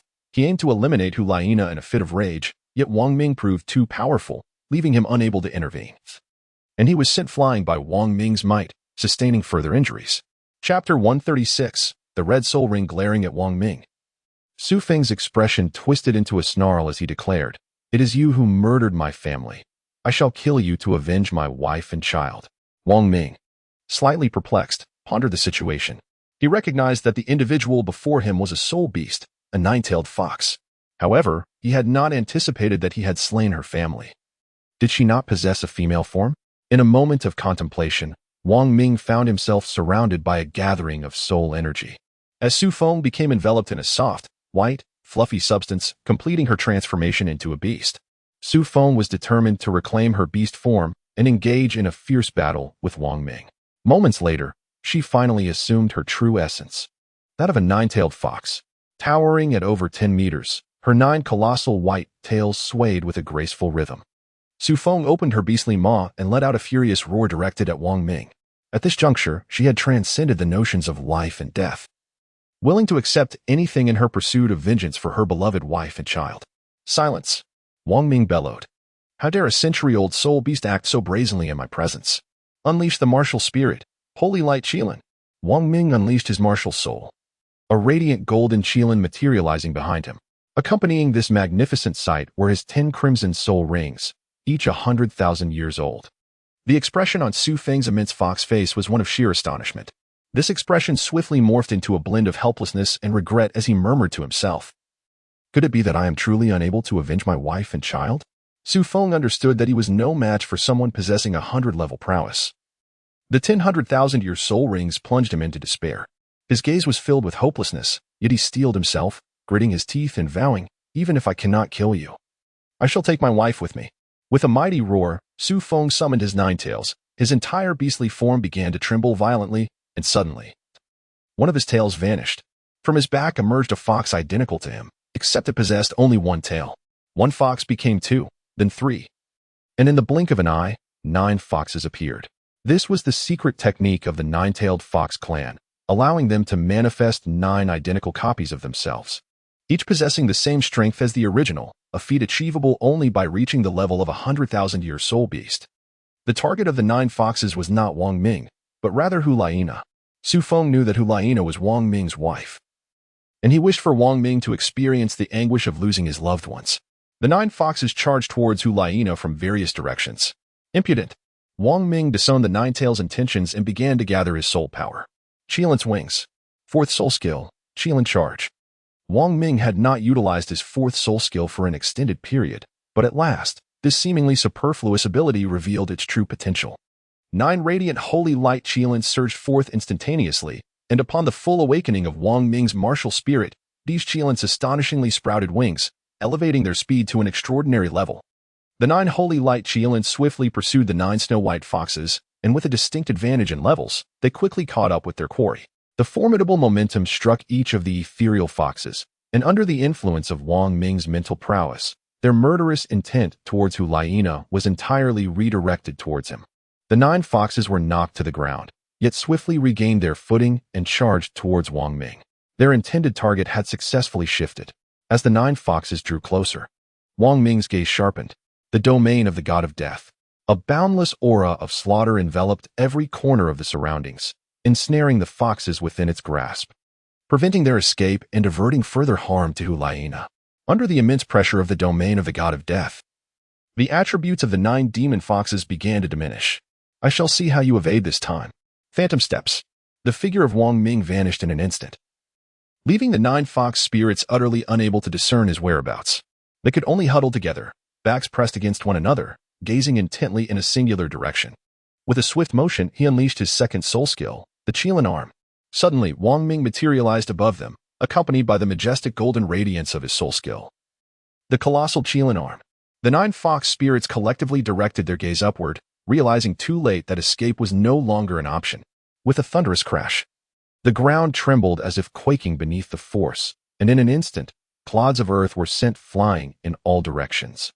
The 9 fox spirits were once again struck by Wang Ming's might, grievously wounded, transforming into 9 streaks of white light as they reverted to their form as 9-tailed foxes. The 9-tailed foxes lay severely injured, unconscious upon the ground, their unwilling eyes slowly closing in resignation. Wang Ming gazed at the 9-tailed fox sprawled upon the ground, a satisfied smile gracing his lips as he lifted the magnificent creature and dragged it to the location of Hulaina. The imposing form of the 9-tailed fox was gently placed on the earth, and he turned to Hulaina, saying, "Your soul ring has found its home. It is a soul beast of 100,000 years, and a 9-tailed fox at that.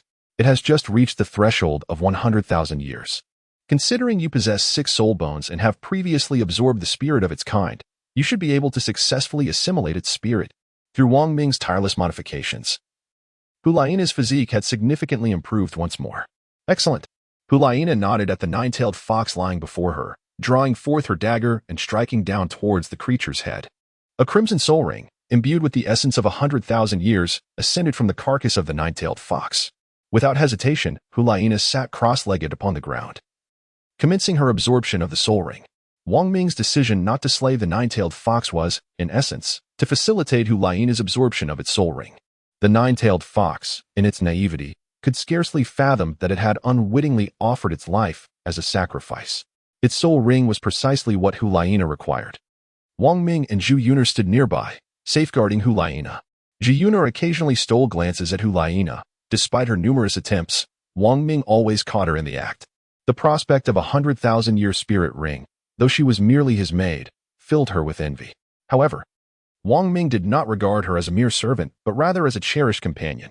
"Rest assured, Yuner, when you reach level 80, I shall also secure a 100,000-year spirit ring for you," Wang Ming assured Zhu Yuner with a warm gaze. Lowering her head, she replied, "My lord, there is no need. Serving you is already a great fortune for me."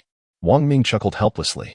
Soon, while Hulaina was in the midst of absorbing the spirit ring, several spirit beasts approached, intent on investigating, but they were all detected by Wang Ming.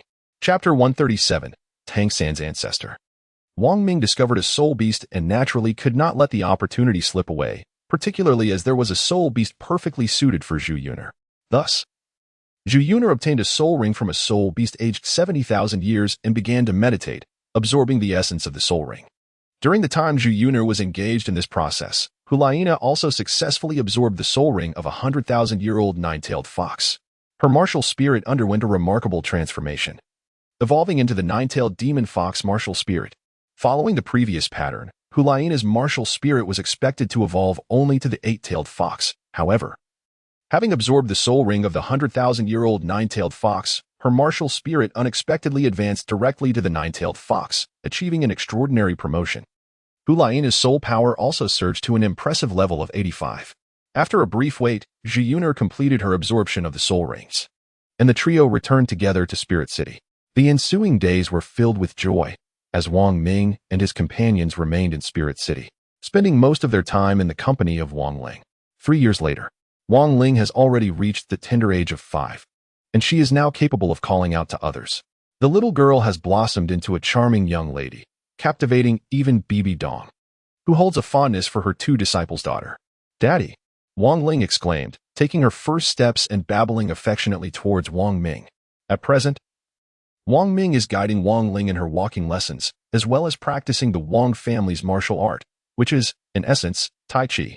Wang Ming has also discovered that Tai Chi offers considerable benefits to individuals. During his leisure time, he decided to impart his knowledge to her. It has not been many years since Wang Ling awakened her martial soul, and Wang Ming could sense a subtle bond between her martial soul and his own, suggesting the possibility that she may have inherited his martial soul. Of course, this remains purely speculative. The truth will only reveal itself upon her awakening. "Father, shall we practice Tai Chi today?" Wang Ling inquired, tugging at the hem of Wang Ming's garment. Wang Ming raised his gaze to the distant sky. "You and your mother practice alone. I must step out for a while." "All right, but when will Dad return?" Wang Ling inquired, a hint of displeasure evident in her voice. Wang Ming crouched down, gazing affectionately at Wang Ling, and said, "In 10 minutes, Daddy will be back. How about he brings you some lollipops when he returns?" "Oh yes. Oh yes." Upon hearing the mention of lollipops, Wang Ling immediately burst into a joyful dance. Hulaina, standing beside them, could only shake her head in resignation as she observed her daughter. It seems that only Wang Ming can truly manage this little female tyrant at home. Wang Ming rose to his feet and embraced Hulaina. The teacher was about to take action, and I felt it was time for me to contribute as well. I prepared to step out, vowing to return within 10 days. "Very well, I understand. I shall also lend my assistance in the teacher's endeavors," Hulaina echoed. "I too shall contribute." "I too," Wang Ling exclaimed, dancing with enthusiasm. Wang Ming and Hulaina exchanged glances, both kneeling down to lift Wang Ling together before returning to the house. In the early hours of the following day, Wang Ming embarked on his solitary journey. Over the span of 3 years, the Spirit Hall had proclaimed its sovereignty, establishing the Spirit Empire.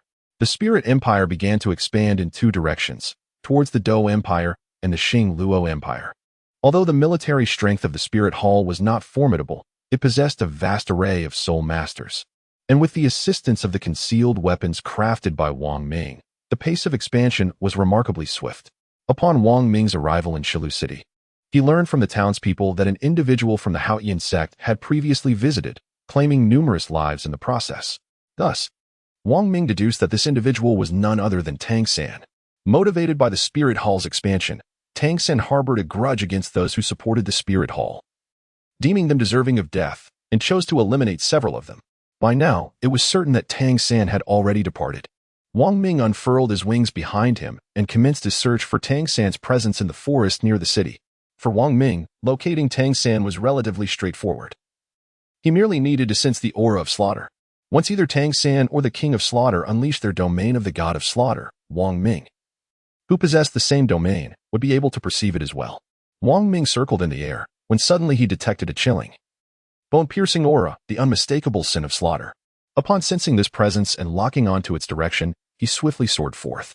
There were 2 distinct domains of the God of Slaughter, one powerful and the other weak, undoubtedly indicating that Tang San and the King of Slaughter were engaged in battle. As for Wang Ming's objective, it was clear: to eliminate the King of Slaughter, having attained a semi-divine status upon his demise. Wang Ming would then possess the capability to confront true gods with greater assurance. The method by which Wang Ming acquires divinity is, in essence, through plunder. By vanquishing a deity, the essence of that deity is stripped away, and Wang Ming's divinity is subsequently acknowledged by the Tao. This process is also facilitated by the system For without such assistance, Wang Ming, as an outsider, would be incapable of attaining a divine rank. Without the elevation to divinity, Wang Ming cannot achieve immortality. If he has not ascended to godhood himself, how could he possibly discuss the divine status of those close to him? Wang Ming awaited this very opportunity. Zheng of the forest, Tang San, had been engaged in battle with the king of slaughter for quite some time. Initially, he found himself at a disadvantage, yet ultimately, through the might of the sea god trident, he began to gain the upper hand, and his great-grandfather regained his consciousness, refraining from taking action against Tang San. With the aid of the Haotian hammer martial soul, the two successfully recognized each other. It was only after Tang Chun entrusted the Elder Hall token to Tang San that the moment for Wang Ming to intervene had arrived. His first soul skill, Beast Transformation. His fifth soul skill, Qilin Golden Light Slash. As the chosen one of the god of slaughter, Tang Chun had meticulously honed the team's spiritual strength, compelling Wang Ming to deliberately unleash his fifth soul skill, infused with spiritual damage. The moment the golden giant sword materialized, Tang San instantly recognized the soul skill as belonging to Wang Ming, his great-grandfather. Tang San wished to rush forward to alleviate some of the pressure on Tang Chun. Yet he was abruptly sent flying by a powerful shockwave. Tang Chun could perceive the formidable force of the soul skill before him. Even as a limit Douluo at rank 99, he felt the overwhelming might. How could a mere soul master, his own great-grandson, withstand such power? He could only push him away. After being thrust aside, Tang San watched as a flash of golden light erupted from where Tang Chun had just stood, followed by a resounding crash, as if the very ground had been cleaved apart. As the dust settled, Tang San beheld Wang Ming, his golden wings unfurled behind him, smiling back at him. The ground now bore a chasm nearly 1,000 meters deep, yet his great-grandfather had vanished without a trace. Concern began to grip Tang San. Yet he dared not recklessly confront Wang Ming. Wang Ming has grown exceedingly formidable, far surpassing the strength I witnessed in him previously, and not merely by a trivial margin. In Chapter 138, the position of the demigod, even with the sea god's trident in his possession, Tang San refrains from acting recklessly, especially considering that he is currently unable to unleash the trident's full power. Wang Ming smiled faintly at Tang San. Soon, from the vast abyss over 1,000 meters deep, a crimson figure emerged. It was Tang Chun.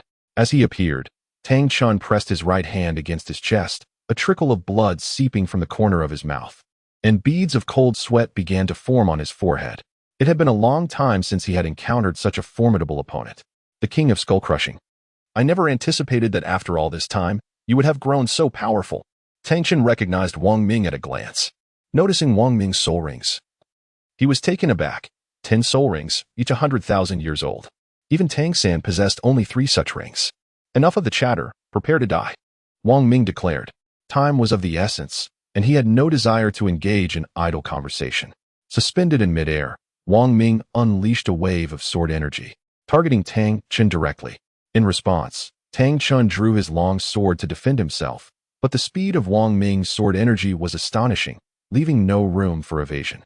The disparity in power was overwhelming. All of Wang Ming's soul rings were of 100,000 years. Furthermore, Wang Ming was in a beastly state, unleashing a 9-fold increase in strength.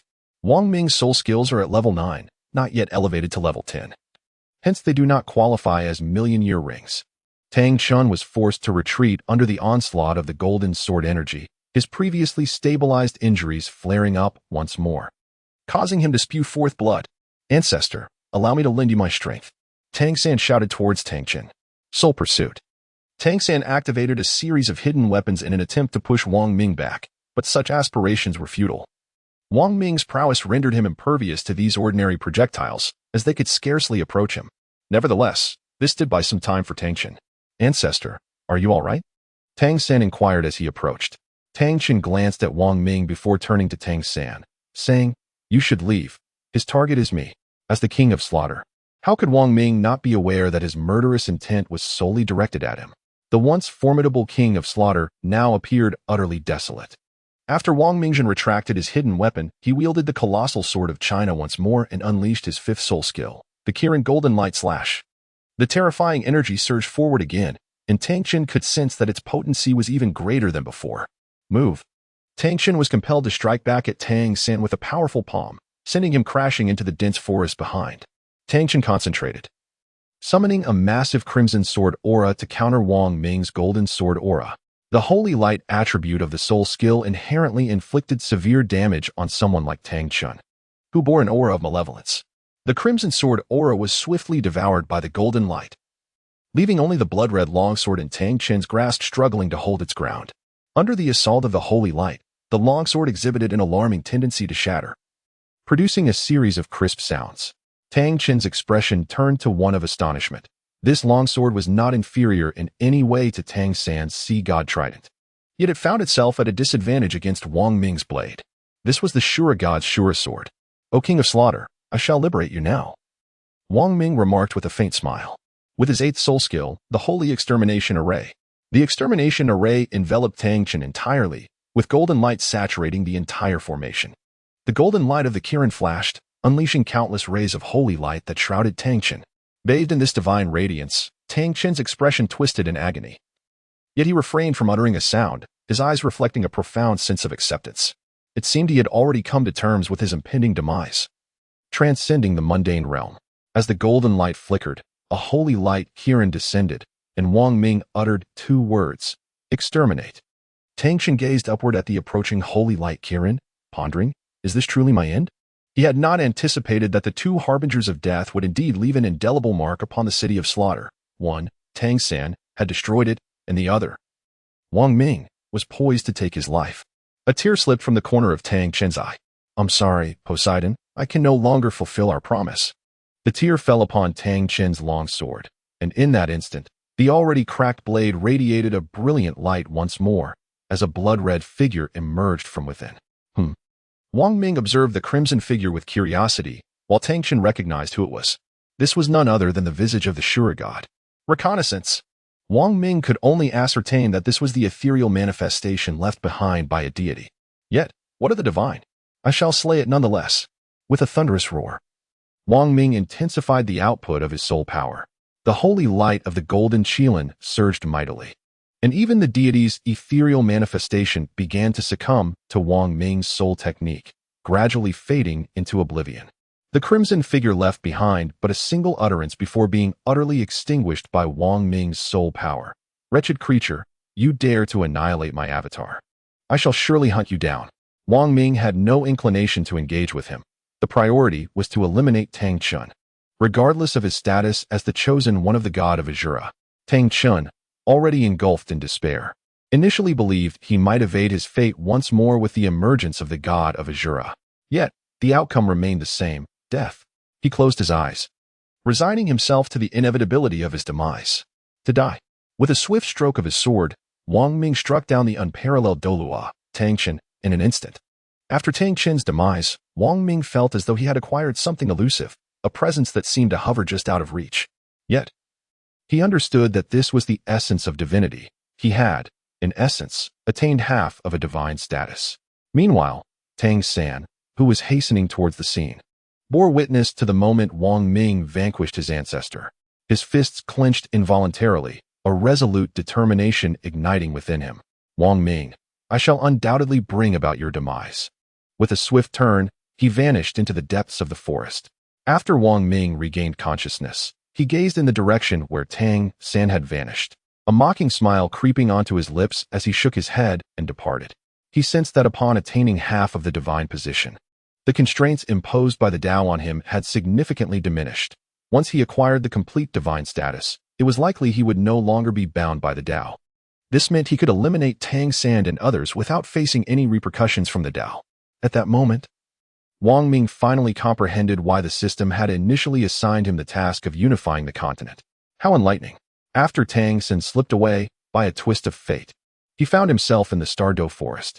He yearned to see Ji Meng and Air Ming.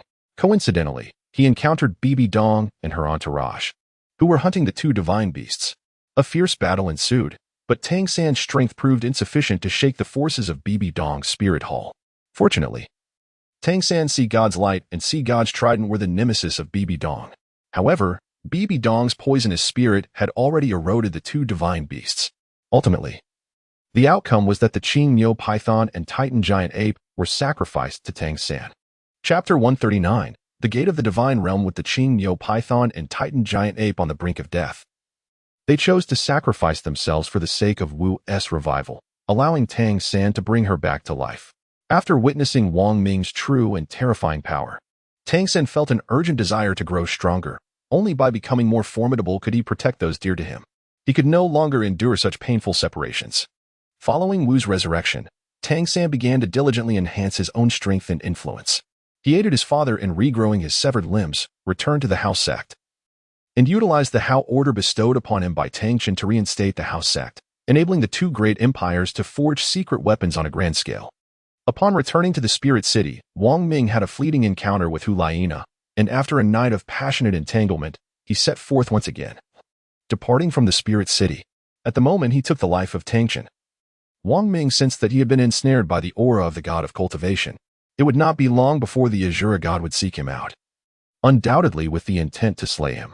Little did the Azura god anticipate that Wang Ming would regard him as his quarry, serving as a stepping stone to ascend to divine status. After departing from Soul Master City, Wang Ming journeyed to the Douluo Forest, where he awaited the arrival of the Azura god, ready to deliver a head on a platter. He had deliberately refrained from elevating his soul skills to level 10, in order to evade the suspicions of others. Now, with a genuine deity about to meet his end, Wang Ming was prepared to present him with a grand gift. Elevate, elevate, elevate. 10 beams of golden light flashed as Wang Ming's soul skills ascended to level 10, each of the 10 million-year soul rings transforming into divine soul rings, resplendent in gold. The sensation was akin to a golden transmission. Days later, Wang Ming sat cross-legged on the ground and suddenly opened his eyes, murmuring softly, "It has come." He, too, possessed the domain of the god of death. The arrival of the Azura god was something Wang Ming could easily perceive. Wang Ming's figure abruptly vanished from his original position, reappearing in the skies above the starry forest. He awaited the arrival of the Azura god. Shortly thereafter, a woman of unremarkable appearance materialized before him, exuding an aura of lethal intent. In her hand, she wielded a long sword, its blade enveloped in a swirling mist of dark crimson energy. Wang Ming gazed intently at the Azura god, who was equally scrutinizing him. He was taken aback to discover that the Azura god was, in fact, a woman. It was no wonder that she had chosen Dance as her successor. Azura god? Divine level? Wang Ming and the Azura god spoke simultaneously. The Azura god discerned that Wang Ming had already attained the divine level, yet he pondered why he had not ascended to the divine rank. "I did not expect you to have reached such heights. But why have you not secured your divine position?" The Azura god fell into deep contemplation. Wang Ming, intrigued, remarked with a chuckle, "I never anticipated that the god of Azura is a woman." The god of Azura's gaze sharpened, as if she could see right through him. Her expression shifted slightly, revealing her astonishment. "So, you are not from this world. In this realm, attaining divinity is beyond your reach." Wang Ming, taken aback, responded, "Oh, I did not expect the god of Azura to perceive that." He hadn't realized that one who possessed divine status could discern his origins. It seemed that Bibi Dong, his teacher, must have known his true identity long ago. Was he truly not of this world? The god of Azura declared, "There is no need for further discourse. Now that you have arrived, I shall not permit your departure. By ending your life, I shall claim the divine status for myself." With that, Wang Ming unleashed his martial soul. The god of Azura, clearly skeptical, wore a derisive smile. She found it amusing that Wang Ming fancied he could kill her, and that such an act would grant him divinity. How utterly ludicrous! Yet, in the next moment, her expression transformed from mockery to astonishment, even tinged with fear. "A million-year soul ring, 10 golden soul rings. Impossible. It simply cannot be." The god of Azura instinctively exclaimed. There were scarcely any million-year soul beasts across the entire Douluo continent. How could a single individual acquire so many million-year soul rings? Even divine bestowed soul rings have their limits. A million-year soul ring could not possibly be a gift from the gods. "In my presence, nothing is impossible," he declared. Fifth soul skill, Qilin Golden Light Slash. With a thunderous roar, Wang Ming brandished his Qilin sword, and as the fifth soul ring shone brightly, he unleashed his soul skill. The Shura god, witnessing Wang Ming's swift action, raised the Shura sword to meet him. In the vast expanse of the Douluo Forest, an epic duel commenced, with each clash reverberating through the very fabric of the forest. The soul beasts within were paralyzed by the overwhelming pressure emanating from the two combatants. Humans still lingering in the forest were forcefully expelled, with many weaker souls and beasts meeting their demise amidst the chaos. Neither warrior yielded an inch in their fierce confrontation. In the aftermath, rumors began to circulate that a beast king had perished within the Douluo forest, giving rise to 2 million-year soul beasts vying for the title of Beast Emperor. While these tales were mere fabrications, they nonetheless attracted many to the Douluo forest, eager to witness the legendary million-year soul beasts. The Shura god was no novice. Her domain of killing far surpassed that of Wang Ming. Yet his own domain was formidable in its own right. Wong Ming ascended to the 100th level, having vanquished countless humans and soul beasts. The realm of slaughter was formidable indeed. Prolonged combat had begun to place the Shura god at a disadvantage, while Wong Ming appeared effortlessly at ease, as if his soul power had scarcely been diminished.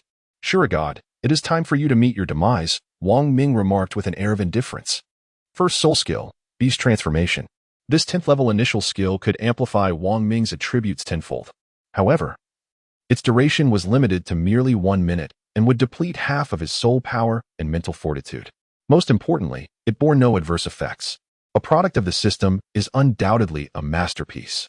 10th soul skill, Divine Realm Spirit Light Explosion. Behind Wong Ming, a sacred portal began to manifest, compelling his gaze towards it involuntarily. The gate of the Divine Realm. How could this be? The expression on the face of the Shura god revealed astonishment. "You are not even a deity. How is this possible?" The Shura god remained unwilling to accept this reality, yet the truth was undeniable. The gate of the Divine Realm is not something that can be opened by just anyone, despite being a god. She is still subject to the constraints of the Divine Realm. Upon witnessing the divine portal before her, the Shura god felt an unexpected tremor within her heart. A sensation of mortality she had never experienced in millennia, now overwhelming her. Fear took root in her, and the thought of fleeing began to blossom. Chapter 140. The God of Qilan. Wong Ming's Divine Realm Spirit Light Explosion is a technique specifically designed to counter those possessing divine status. Suddenly, from the portal above Wong Ming's head, a radiant square beam of white divine light emerged, coalescing into a spherical form, which he elevated into the air. With a decisive throw of his hands forward, the Azura god felt an overwhelming sense of being ensnared, unable to move. As the immense white divine light descended before the Azura god, Wong Ming uttered a single word: explode. The energy sphere, imbued with tremendous divine radiance, erupted instantaneously, flooding the surroundings with a brilliant white light that enveloped the entire Douluo forest. Centered around the Azura god, a powerful wave of energy surged outward, uprooting nearby flora and sending them flying to distant locales. Within a radius of several kilometers, no life remained, neither plants nor creatures. The entire Douluo forest seemed to tremble in response, leaving behind a vast crater spanning several kilometers. As the dust settled, Wong Ming descended into the pit, where the defeated Azura god lay at its center. Now, the Azura god, gravely weakened, gazed up at Wong Ming and, with a feeble voice, remarked, "I underestimated you. I never imagined that without a divine status, you could open the portal to the divine realm. I accept my defeat." A legendary Azura. How could the Azura god humbly plead for mercy from Wong Ming? Slowly, the Azura god closed her eyes, bracing herself for the arrival of death. Wong Ming raised the Qilan sword in his hand, striking down with a swift motion, and thus the Shura god was vanquished beneath his blade. With a chime, the system announced the demise of the Shura god, level 100, rewarding him with enhancements, Slayer Domain 5, a staggering 100 billion gold coins. In the heart of the Slayer one. As Wong Ming absorbed the system's notifications, the lifeless form of the Shura god began to dissipate, merging with the sword beside him. In an instant, the sword vanished without a trace. A subsequent chime resonated. "Congratulations, the character has completed a god-slaying feat, attaining divine status." Another chime followed. "Congratulations. The character has ascended to godhood, receiving a divine mansion 1. Yet another chime sounded. "Please bestow a title upon your divine rank." At the moment of the Shura god's demise, the other deities in the divine realm sensed the loss of a god, though they remained unaware of her identity. They understood that the death of a deity was an ominous omen for them all. A tremor swept through the divine realm. Soon, they would learn which god had fallen and the identity of her slayer. Wong Ming successfully vanquished the divine, achieving a godlike status. As if he had undergone a sublime transformation. Bathed in the radiant glow emanating from the gate of the divine realm, he felt an extraordinary sense of comfort and warmth. Gradually, Wong Ming's form was drawn towards the gate, and in a flash of white light, the gate of the divine realm vanished from sight. In the divine realm, the sea god sat in his grand hall, visibly enraged. With a powerful strike, he slammed his hand upon his throne and bellowed, Who has slain the Azura? Who? The sea god and the Azura had been friends long before their ascension to divinity, and after spending over 10,000 years together as deities. The death of the Azura ignited the sea god's fury. Go to the Douluo Continent and investigate who has killed the Azura. The sea god commanded his subordinates. The two divine kings of the divine realm also sensed the demise of the Azura and dispatched individuals to uncover the circumstances surrounding his death. Unbeknownst to Wang Ming, he had now appeared in the divine realm. Guided by the gate of the divine, he entered this ethereal domain. The system prompted Wang Ming to select a location for his divine abode, and thus he began his exploration of the divine realm. This realm was indeed vast. After wandering for some time, he encountered not a single soul. The divine realm resembled the mortal realm, yet remaining in the divine realm bestowed a greater sense of comfort. Enriched by the abundant spiritual energy that surrounded him, Wang Ming is an independent deity, unbound by the dominion of any other gods. And his divine abode remains impervious to the warmth of any external influence. Wang Ming selected a location and placed his divine abode atop a mountain peak. Flanking the grand entrance are two imposing Qilin statues, yet the plaque above the doorway remains uninscribed, a blank canvas awaiting a name. Wang Ming then recalled the previous system prompt regarding the selection of a title for himself, and thus he designated himself with a divine moniker, the God of Qilin. Soon, a line of text materialized upon the blank plaque, Shrine of the God of Qilin. Wang Ming cast a glance before stepping into the divine abode. Within the sanctuary, there lay a main hall and 10 subsidiary halls, collectively boasting 100 chambers. After wandering for a while, Wang Ming settled beneath the grand tree at the center of the courtyard. The vastness of the divine residence imparted a sense of emptiness, as memories of Hulaina, Ji Meng, and several familiar figures flooded his mind. As he sat in contemplation, a sudden knock resonated from beyond the entrance of his divine sanctuary. Through his innate connection with the abode, Wang Ming discerned the identity of the visitor, a familiar face. A look of incredulity appeared on Wang Ming's face. In an instant, he arrived at the entrance of the divine abode, where the grand doors swung open to reveal a familiar figure, Tang Feihong. Wang Ming's blacksmith master, Tang Feihong. Master, how did you come to be in the divine realm? Wang Ming asked impulsively. Tang Feihong glanced at Wang Ming and replied nonchalantly, Let us discuss this further inside. Very well, Wang Ming nodded, and the two proceeded into the courtyard. After Wang Ming served tea to Tang Feihong, he took a seat opposite him, eagerly awaiting an explanation. He was genuinely perplexed. After departing from the Novice village, he had never returned. By the time he wished to go back, the place was desolate, devoid of any remnants. Even his inquiries at Haozong yielded little more than a whisper of information, leaving him without any substantial leads. It was as if Tang Feihong had vanished from existence. Wang Ming, I understand you are filled with questions, yet I must clarify that the divine realm you have entered is not the true divine realm, but rather a different one altogether, Tang Feihong elucidated after swallowing a sip of tea. Wang Ming exclaimed in astonishment, What? If this is the divine realm you envision, do you truly believe that slaying the Azura god will go unnoticed by the divine king? Once your actions are discovered, you shall face an unrelenting pursuit from the divine realm. Tang Feihong replied gravely. Then, Master, will the divine realm ascertain that it was I who vanquished the Azura god, consequently targeting my friends in the mortal realm? Wang Ming, while unconcerned for himself, found his thoughts drifting towards the safety of his loved ones. Tang Feihong shook his head, assuring him, No, they will not.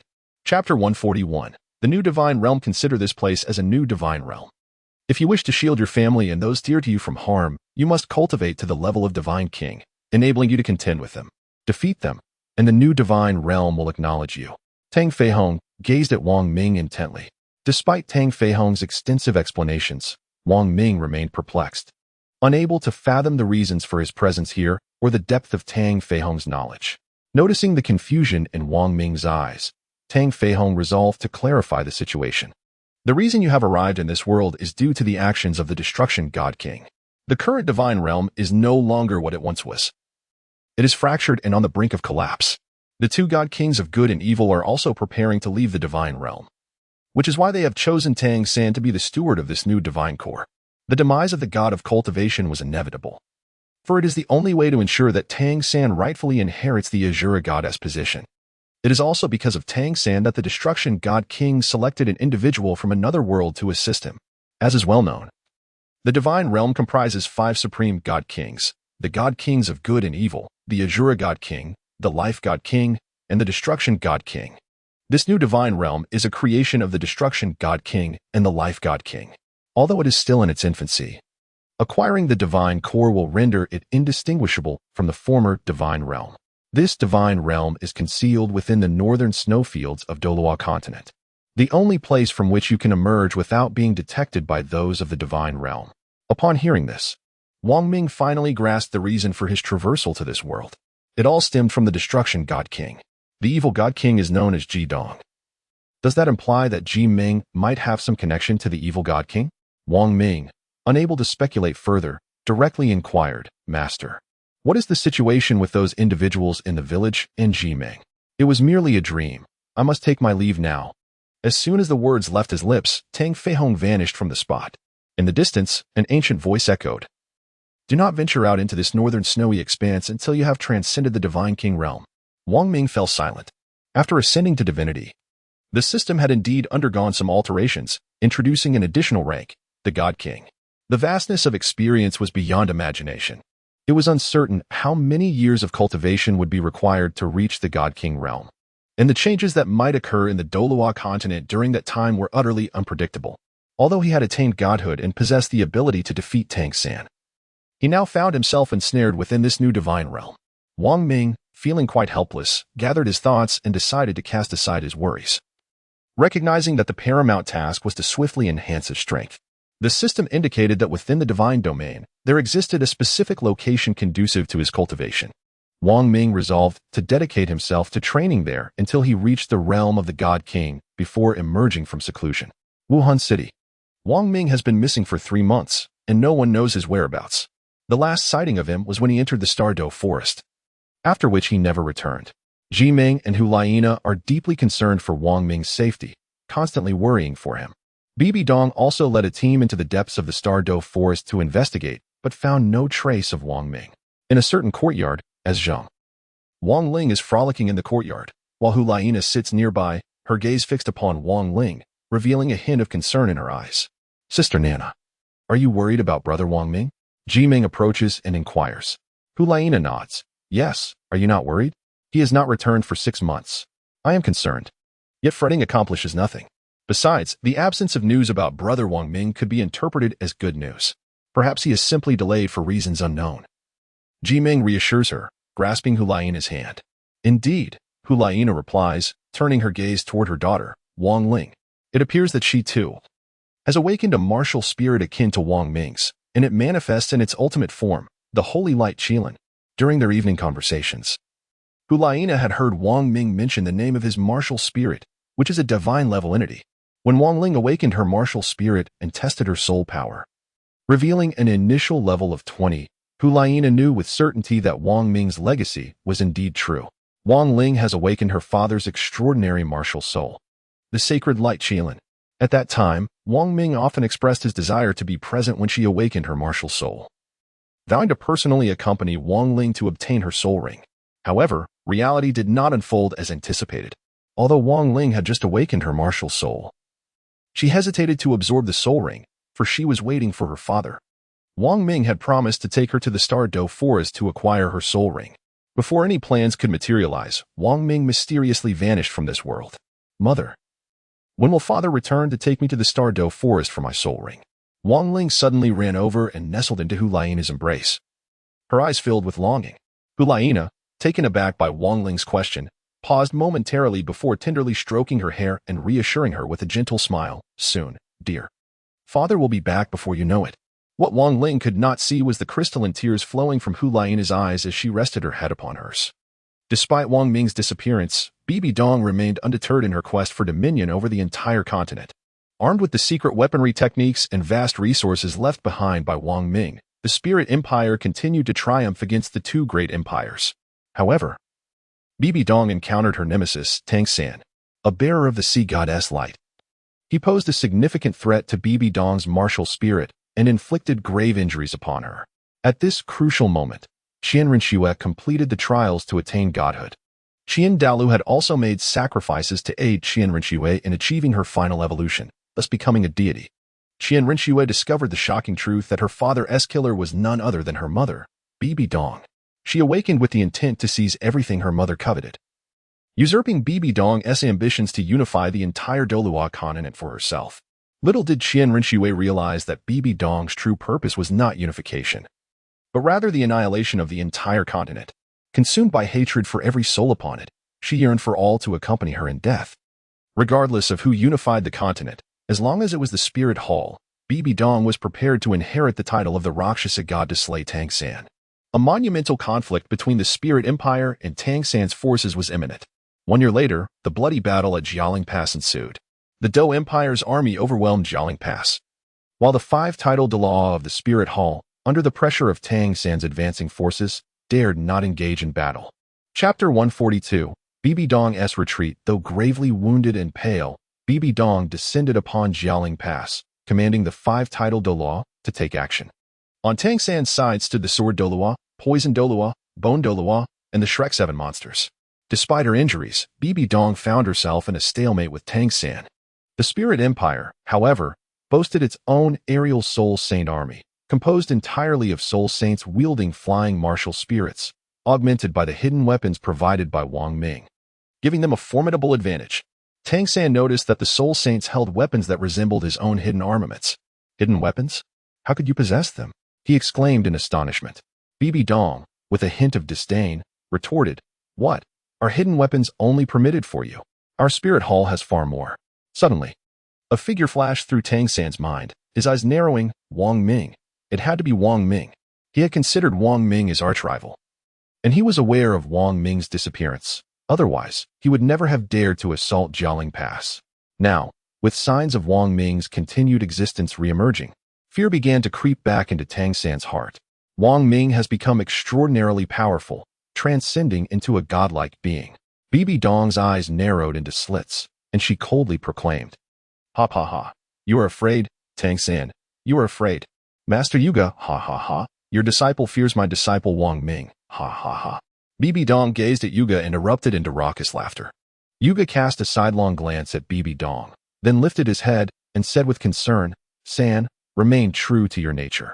If Wong Ming were to appear, he would have done so by now. Do not fear her."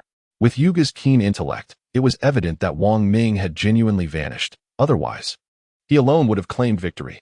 When Bibi Dong sustained her injuries, Wong Ming did not come to her aid, and given the previous events, Yuga understood that this was merely a ruse by Bibi Dong to deceive Tang San. Upon hearing Yuga's words, Tang San regained his composure and continued his assault on Bibi Dong. Bang! The two were locked in a stalemate, but ultimately, Bibi Dong could not match Tang San's strength. And with a powerful blow, she was sent flying backwards, spitting out a mouthful of blood, wiping the blood from her lips. Bibi Dong looked coldly at Tang San and Yuga, stating, "If my disciple Wong Ming returns, he will not spare you." At that moment, Xiaoyu and Yin arrived, positioning themselves before Tang San. They had been accompanying the army for training, and their presence here was no mere coincidence. Hulaina wished to join the fray, but Bibi Dong firmly insisted that she remain in Wuhuan City. If Wong Ming were to return and she was unable to protect Hulaina, Bibi Dong would be at a loss as to how to explain herself to Wong Ming. "Stand down, we are leaving," Bibi Dong declared nonchalantly. The fall of Jialing Pass was inevitable. Further battle would be futile. Bibi Dong had resolved to abandon Jialing Pass. "Yes, your holiness." Xiaoyu and Yin quickly escorted Bibi Dong away. "Do not let them escape," Tang San roared. He could not allow Bibi Dong to leave. Now was the opportune moment to eliminate her. Bibi Dong, possessing a twin martial soul like his own, posed a significant threat that he must eradicate. Tang San pursued, unleashing his true form in a relentless chase, intent on slaying the godlike Bibi Dong. Just as he was about to strike at the trio, Xiaoyu and Yin resolutely positioned themselves before Bibi Dong. As the Haoyan hammer was about to descend upon them, the three evaded the attack with swift agility, revealing the arrival of the Spirit Hall's elders for reinforcement. Xiaoyu and Yin exchanged glances, nodding in unison as they assisted Bibi Dong in hastily retreating from the battlefield. "Bibi Dong, I vow to avenge you." Tang San gazed at the departing figure of Bibi Dong, unleashing a furious roar. Her retreat signified the fall of Jialing Pass.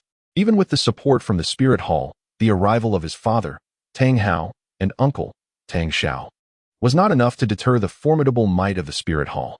However, their assistance ensured that Jialing Pass did not succumb entirely. In Spirit City, Xiaoyu and Yin arrived at the courtyard where Hulaina resided. The two followed the Pope, Bibi Dong, back to Spirit City. Brother, third brother, Hulaina exclaimed, rushing to greet them upon their arrival. Just as she was about to speak further, Xiaoyu interrupted, let us go inside and talk. All right, Hulaina nodded. And the three entered together. As they passed the training grounds within the courtyard, Xiaoyu and Yin noticed a girl diligently practicing her soul skills. The familiar spirit and aura enveloped her, surrounded by 3 black soul rings. Fourth sister, that must be Wang Ming's daughter, Wang Ling. Yin pondered for a moment before inquiring. Xiaoyu turned to Hulaina, seeking confirmation. Indeed, Wang Ming's whereabouts are unknown, but her spirit is identical to his, equally remarkable. At such a young age, she has already absorbed a 10,000-year soul ring. Hulaina explained, her gaze on Wang Ling filled with pride. She must cultivate even more vigorously than her father, and then teach him a lesson. A smile of contentment grazed Hulaina's face, though her eyes began to glisten with unshed tears. Wang Ming has been absent for a year and 9 months, with no news to be found. Let us proceed, Hulaina suggested as she turned. Xiaoyu and Yin replied in unison. All right. They had only encountered Wang Ling in her youth, and now that she has matured, they no longer recognize her. Throughout the intervening years, the two have been embroiled in battles within the military and have not returned to the Spirit City, merely hearing whispers of Wang Ming's disappearance. The trio entered the parlor, where Xiaoyu recounted the recent events of the battle at Jialing Pass to Hulaina. Upon learning of her mentor's injury, Hulaina became exceedingly anxious, eager to visit, but the two dissuaded her. Indeed, His Holiness the Pope is no longer in grave danger and is currently in seclusion. It would be best not to disturb him. Ultimately, Hulaina refrained from visiting Bibi Dong. The news of the Pope's defeat at Jialing Pass swiftly spread across the continent. Although the Dou Empire did not seize Jialing Pass, the momentum to counterattack against the Spirit Hall has begun to unfold. In the northern snowfields, a young boy leisurely fished in a glacial river, wielding a fishing rod as thick as his arm, with bait consisting of a large chunk of soul beast flesh exuding a pungent scent of blood. Wong Ming has diligently cultivated within his divine abode for 2 years, drawing ever closer to the realm of the Divine King. Currently, his sole source of amusement lies in fishing once a month, a pastime that alleviates the tedium of his existence and shields him from the influence of his emotions. Chapter 143, the final confrontation. When Wang Ming first entered the main hall of the Qilin Divine Abode, he discovered the remnants of 10 drops of Qilin blood. After a year of absorption, he has ascended to the threshold of the semi-divine king realm. There remain 3 drops of Qilin blood yet to be absorbed. Once he completes this, he will attain the divine king realm. At that point, he shall no longer fear other divine kings and will be capable of contending with them in battle. Suddenly, a powerful force tugged at his fishing rod. He had caught something. Wang Ming leaped into the icy river, fishing rod in hand, and the surface of the frozen water roiled tumultuously, conjuring waves of immense magnitude. Before long, an enormous sea spirit beast, comparable in size to a truck, was flung forth from the depths. The creature broke the surface of the water, crashing heavily onto the icy ground. Following closely behind was Wang Ming, who emerged from the river to stand upon the glacier. Gazing at the sea spirit beast sprawled before him, Wang Ming murmured to himself, "Tonight, we feast." The creature on the ground was none other than the delectable ice dragonfish, renowned as one of the finest spirit beasts within this glacial expanse, and a millennium-old spirit beast at that. Wang Ming's presence has nearly led to the extinction of the delectable fish within this glacial river. Naturally, fish are best prepared as grilled delicacies. Every time Wang Ming prepares barbecue on his own, he cannot help but reminisce about the past, when he would indulge in this culinary delight alongside Hulaina, Xiaoyu, and Yin. Even on Sea God Island, he was accompanied by Bai, which made him feel less solitary. However, now he finds himself savoring the delectable flavors in solitude.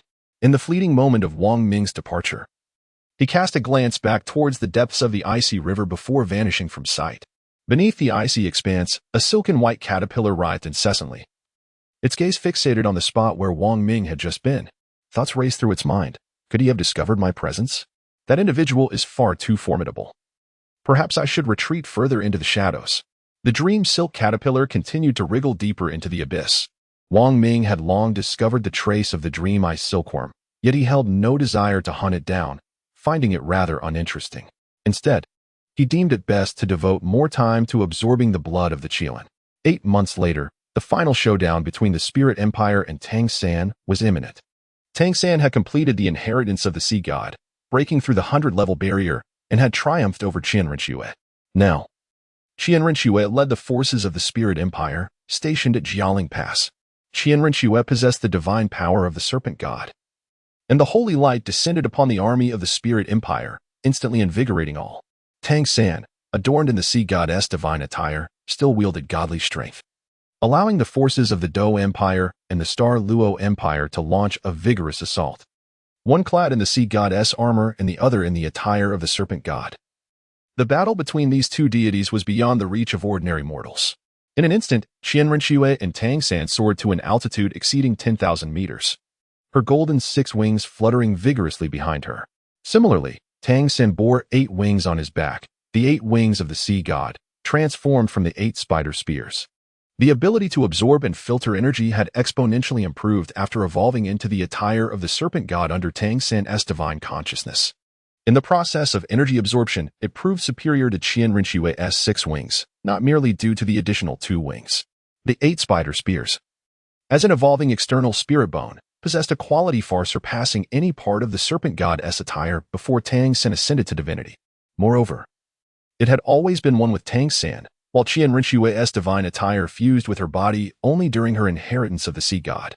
In terms of compatibility, Tang San held a definitive advantage. With no words exchanged, the two engaged in battle. On the ground, the spectators could only see 2 minuscule figures in the sky, a golden and a blue point, constantly colliding and separating, only to clash again. Each encounter unleashed immense waves of power that rippled outward. Tang San wielded the sea god's ultimate skill, the golden 13 halberds, striking Qian Rinxue back with relentless force. Fortunately, as the serpent god's inheritor, Qian Rinxue could continuously absorb solar energy to aid her in combat. High above, they fought fiercely, neither yielding to the other, while the battle on the ground raged on without pause. With Tang San's divine return accompanied by the Shrek 7 monsters and 6 tidal Douluos, the strength of the Dou Empire surpassed that of the Spirit Empire. On the ground, the Emperor of the Dou Empire, Shui Bong, rallied his troops for a full-scale assault. Unwilling to let this opportunity slip away, Dai Mubai, Ma Hongjun, Zhu Qin, Wu, Oscar, Ning Rongrong, Bone Douluo, Poison Douluo, Sword Douluo, and Ning Fengji, all these formidable tidal Douluos stood at the forefront of the battlefield, poised to confront the forces of the Spirit Empire. Atop Jialing Pass, as the enemy army pressed closer, the golden crocodile Douluo's eyes reddened, and he bellowed, "Soul Masters below level 80, disperse. The rest, follow me to obliterate these ignorant fools." Soul Masters exceeding the 80th rank are not to be trifled with merely due to numbers. The Spirit Empire has suffered extensive losses in the ongoing conflict with the Dou Empire, as nurturing Soul Masters is no simple feat. The golden crocodile Douluo, too, wishes to shield his subordinates from the devastating repercussions of this great war. However, the reputation of the Shrek 7 is not merely a fade. Despite being temporarily reduced to 6 members, their seamless cooperation has consistently driven back the most formidable Soul Masters led by the golden crocodile Douluo of the Spirit Empire. The formidable strength of the Shrek 7 is primarily attributed to 2 of their own, Oscar and Ning Rongrong, both of whom possess the status of tidal Douluo and wield the soul rings and abilities of a 100,000-year soul beast. The warriors of the Spirit Empire stand no chance against them. Before long, the city of Jialing Pass was besieged.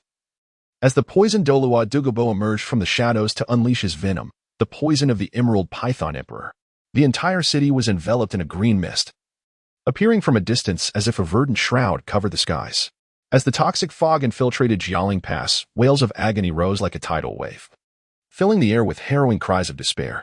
The poison of the Emerald Python Emperor is no ordinary toxin. Once a soul master employs their soul power, the poison swiftly courses to the heart, resulting in instant demise. Yet, this is not the most terrifying aspect of Dugobo's poison. Its most dreadful feature is its capacity to breed upon contact with blood. Each corpse becomes a new source of venom, exponentially increasing its potency. Dugobo himself was struck with horror, contemplating whether his act of poisoning was right or wrong. Of course, all of this was orchestrated by Yu Gang, who alone possessed the cunning to devise such a scheme.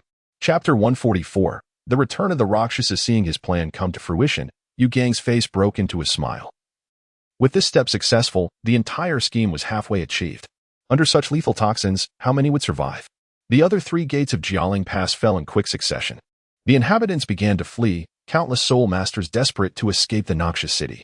Yet, the forces of the Dou Empire and the Xing Luo Empire would not permit their exodus, should they manage to escape. they would inevitably infect the soldiers of both great empires. Thus, the archers from both empires commenced their assault at the 4 city gates, unleashing a relentless barrage of arrows to thwart those attempting to escape. In an instant, a rain of arrows fell, accompanied by the heart-rending cries of the dying. As the bodies at the gates piled high like a mountain, Jialing Pass harbored over 500,000 souls within its walls. High above, Qian Rinxue was in a state of extreme anxiety, yet she found herself ensnared by Tang San, unable to break free. Tang San, do you not comprehend the enormity of the poison Douluo's lethal attack? Within Jialing Pass, there are over 500,000 lives at stake. It won't be long before the city is engulfed in tragedy. As the instigator, are you not concerned about facing retribution? Qian Rinxue scolded fiercely. Tang San let out a cold laugh, saying, you needn't speak to me of morals. Did you think of righteousness when your spirit hall ambushed the Blue Lightning Tyrant Dragon family and exterminated them? Did you consider it when your spirit hall attacked my parents? The ones who perished were from the Spirit Empire. What concern is it of mine? It is you who should be anxious, for the sake of ultimate victory. Tang San disregarded any losses and sought to conclude this battle swiftly. Despicable. Qian Rinxue regarded Tang San with disdain. She was resolute in her intention to eliminate this vile man, brandishing her sword as they clashed once more. However, Tang San continuously defended with the light of the sea god, clad in his divine armor. Qian Rinxue, not to be outdone, unleashed a fierce assault with her divine attire. Yet, it seemed that Qian Rinxue had already fallen behind Tang San, finding herself at a disadvantage. Ultimately, she was struck down by the final move of Tang San's Sea God 13 style, merging spear and body, the stars shifting. A brilliant blue light erupted suddenly from the tip of Tang San's trident, slicing fiercely towards the 6-winged angel. Qian Rinxue was thus struck down. Plummeting from an altitude of 10,000 meters, her body enveloped in flames. Boom. Qian Rinxue crashed heavily against the city wall, causing it to collapse. She realized she was no match for Tang San and had no choice but to retreat. However, the other tidal Douluos surrounding Jialing Pass were already converging on her landing site, intent on detaining her until Tang San arrived to deliver the final blow. One Peak Douluo, witnessing Qian Rinxue's fall, chose to self-destruct to cover her retreat. The second elder shouted towards the place where Qian Rinxue descended, "Sister, hurry."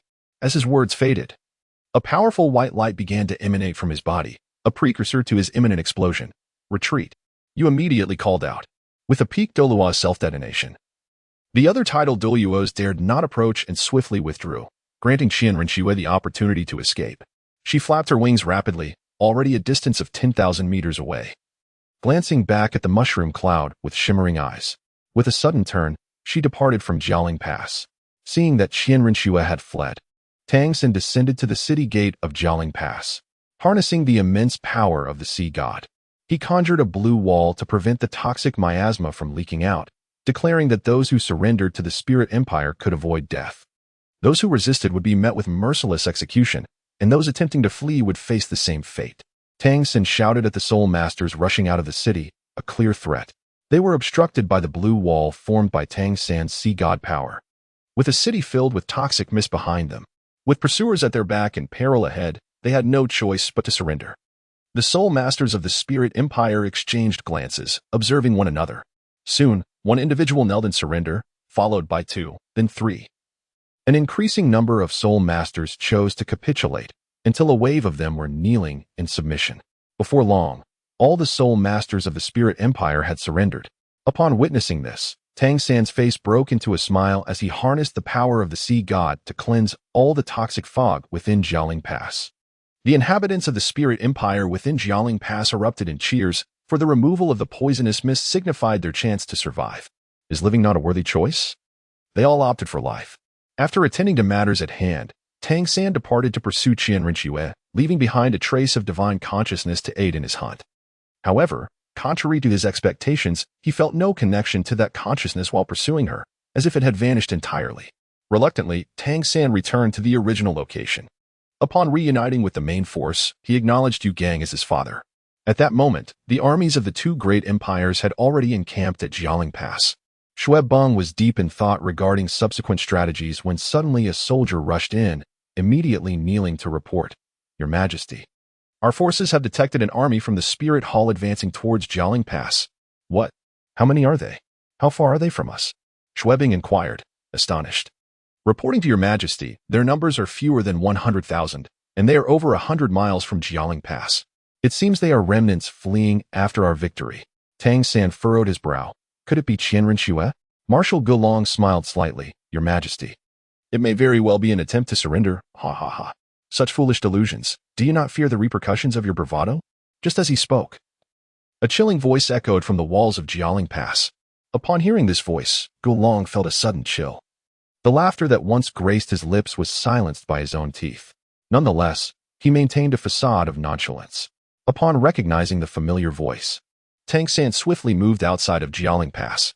In the air above Jialing Pass, he faced two figures. One was the recently fled Qianren Xue, who appeared free from her previous injuries. The other was a familiar foe, the defeated Bibi Dong. Bibi Dong was enveloped in gleaming dark purple armor, her complexion a ghastly hue, her visage menacing. She emanated a potent and intense aura of malevolence, her azure visage starkly contrasting with her violet armor. Enveloping her armor was a sinister purple mist, from which four colossal scythes extended from either side of her back, resembling a fearsome Rakshasa. She had inherited the divine abode of the Rakshasa god, thereby achieving the status of the Rakshasa deity. If Wang Ming were present, he would scarcely recognize his exquisite beauty. Bibi Dong. At this moment, Bibi Dong had donned the attire of the Rakshasa god. Although only two deities had arrived from the spirit hall, and their army had not yet made an appearance, it appeared that Tang San was the sole god on his side. What did it matter if he commanded 1,000,000 troops? Before a deity, they were but mere ants. Tang San, do not presume that you alone can attain divine abode. I dedicated 2 full decades of my life to obtain the legacy of the Rakshasa god.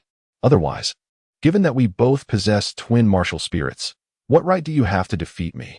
Now that I have returned and acquired the Rakshasa god's inheritance, I shall reclaim the continent that I have lost.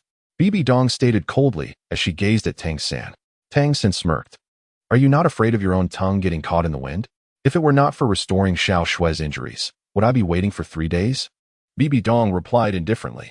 After a prolonged silence, Qianren Xue finally spoke. There is no point in further discussion, Bibi Dong. I have never acknowledged you as my mother. First, you must eliminate Tang San. We shall address our matters afterward. Tang San faced not one, but 2 deities, a challenge far more complex than a simple one against 2. The troops at Jialing Pass gazed skyward, observing the unfolding events. The divine realm was beyond their reach, a state of existence that held no utility for them. They could only wait below. Tang San, wielding the sea god's trident, launched the first attack against Qianren Xue. For he was far more familiar with her angelic divine attire than with Bibi Dong, who had embraced the Rakshasa god's powers. Yet, to confront 2 gods as a single deity was a formidable endeavor. Gradually, Tang San found himself at a disadvantage. In the northern snowfields, within the divine abode of the Qilin god, Wang Ming was still absorbing the final drop of the blood of the Qilin when his eyes suddenly opened wide. Murmuring, Teacher, Hulaina, Qianren Xue, wait for me. At Jialing Pass, under the combined assault of 2 deities, Tang San was ultimately slain by their hands. Indeed, it was a killing blow. Tang San's heart was pierced, and he was dead. With Tang San's demise, the curtain fell. Alas, I misspoke. Let us begin anew.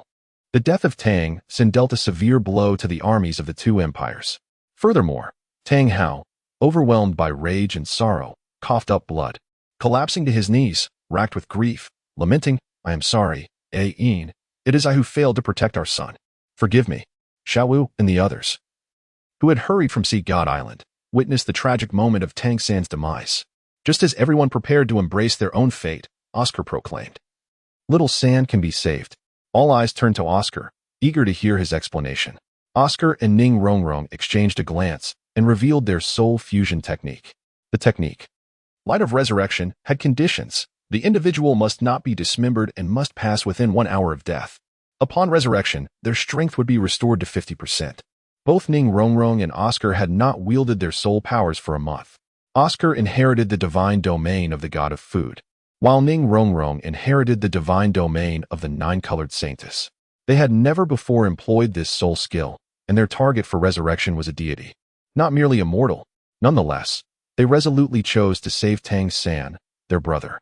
Ultimately, they revived Tang San's body, and with the collective faith of everyone, his soul returned to its rightful place, successfully resurrecting him. Oscar and Ning Rongrong, having resurrected a deity, would lose their soul power for an entire year. The 3-day period had elapsed. Bibi Dong and Qian Rinxue descended upon Jialing Pass once more. At that moment, Tang San reappeared before them, leaving both astonished. Tang San, since we were able to kill you once, we can surely do so again. Qian Rinxue sneered. And this time, it will be I who delivers your end. In a breathtaking confrontation, Bibi Dong and Qian Rinxue once again besieged Tang San, igniting an extraordinary battle. Bibi Dong wields the formidable Rakshasa's scythe, while Qian Rinxue brandishes the angel sword, confronting Tang San's sea god trident. Above, the sky is filled with brilliant blue luminescence, as black and golden sparks collide incessantly, each impact radiating dazzling brilliance. Though Bibi Dong and Qian Rinxue are typically at odds, they must synchronize their efforts flawlessly against the resurrected Tang San. Ultimately, both Bibi Dong and Tang San suffer grievous injuries, prompting Xiaowu to rush to Tang San's aid upon witnessing his plight. Xiaowu possesses the legacy of the Sure God, and if Wang Ming were present, he would discern that the sword lingering within Xiaowu is the Shura sword that had previously escaped. After eluding capture, the Shura sword returned to Tang San, now inherited by Xiaowu. With both Tang San and Xiaowu embodying dual divine presences, the odds are now evenly matched at 2 against 2, with Tang San and Xiaowu holding a more formidable advantage. The coexistence of two divine entities signifies a perfect fusion of divine powers. In the northern snowfields, a concealed space begins to reverberate with spatial turbulence, causing even the slumbering entity beneath the icy expanse to tremble. This being, now far removed from a million-year soul beast, has yet to attain divine status, yet it feels infinitely more potent than any divine being. Within the confines of the Qilin divine domain, Wang Ming gradually opens his eyes, his consciousness reaching out to grasp all that transpires in Douluo. A resigned expression crosses his face as he softly murmurs, "It appears I have awakened too late." The outcome remains unchanged, yet my awakening heralds a different reality. In an instant, Wang Ming vanishes from his location. When he reappears, he finds himself at the Jialing Pass. Such is the nature of the Divine King realm. Wang Ming can traverse the continent with a mere thought. At this moment, the Jialing Pass is eerily silent, devoid of the sounds of battle.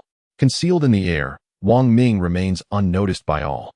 Bibi Dong and Qian Rinxue have been vanquished by Tang San and Xiaowu, with Bibi Dong failing to protect her daughter from a fatal blow. Qian Rinxue's martial spirit lies damaged, and Bibi Dong hovers near death. Helena, Xiaoyu, and Yin have all arrived, with Helena eager to check on her mentor, but she is restrained by Xiaoyu and Yin as hostilities between the factions persist, leaving Helena vulnerable to potential attacks from Tang San's side. Beside Helena stands an adorable little girl. Wang Ming recognizes her as his daughter, Wang Ling. How she has grown, he whispers, gazing at her. It seems Wang Ling senses her father's presence, casting a glance upwards towards Wang Ming's hidden location. A familiar sensation washes over her, stirring memories long forgotten. Tang San, may I? Chapter 146, The Rescue of Bibi Dong. Just as Bibi Dong was about to plead with Tang San to spare her daughter and disciple Nana, Wang Ming made his entrance, his voice resonating throughout the heavens and the earth. "Master, I have returned. There is no need for you to implore him." This proclamation echoed across the Jialing region, each word seemingly striking at the very core of their souls. Even Tang San, who had ascended to godhood, felt a tremor within, a flicker of trepidation emerging. Qian Rinxue recognized that familiar voice. It belonged to one of the 3 figures she encountered upon her ascension to divinity, Wang Ming. Since her return to the spirit hall, their paths had not crossed. At this moment, Bibi Dong's anxious heart found solace. Her prodigious disciple, the true genius, Wang Ming, had returned. Hulaina gazed into the distance. Aware that Wang Ming had come back at last, Wang Ling gazed at the tears glistening at the corners of her mother's eyes and in her heart. She comprehended the truth. Her father, who had departed several years ago, had returned. Xiaoyu, looking into the distance, sighed. "Is it you who has come back? Yet, it seems your return is somewhat belated." Before seeing the figure, one hears the voice. Suddenly, Tang San felt an overwhelming impulse to seize Bibi Dong, intending to threaten Wang Ming. Just as he was about to act, Bibi Dong and Qian Rinxue vanished from sight. In the blink of an eye, Wang Ming stood before everyone, leaving them all paralyzed with trepidation. Wang Ming summoned Bibi Dong and Qian Rinxue to his side, cradling his esteemed teacher, Bibi Dong, in his arms. She, the embodiment of stunning beauty, appeared before him in an unsettling guise. "Teacher, you," observing her fearsome visage, Wang Ming found himself at a loss for words, his heart aching at the sight of Bibi Dong in such a state. Hee, Minger, your return is all that matters.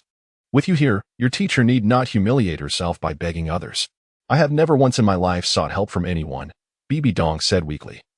Gazing at Wang Ming gently removed Bibi Dong's mask, allowing her some relief. Teacher, I am late, and I apologize. Do not blame yourself, Minger. Do you still remember our promise? You are to assist me in unifying the Douluo Continent. I am nearing my end, and I relinquish the position of Pope to you. Will you take my place and unify the Douluo Continent? Bibi Dong spoke with a tone of earnest pleading. Teacher, please do not speak anymore. I promise I will fulfill your wish. Wang Ming shook his head, conceding to Bibi Dong's request. Wang Ming persistently transmitted the divine power of the Qilin to Bibi Dong. However, this very power proved to have a restraining effect on her.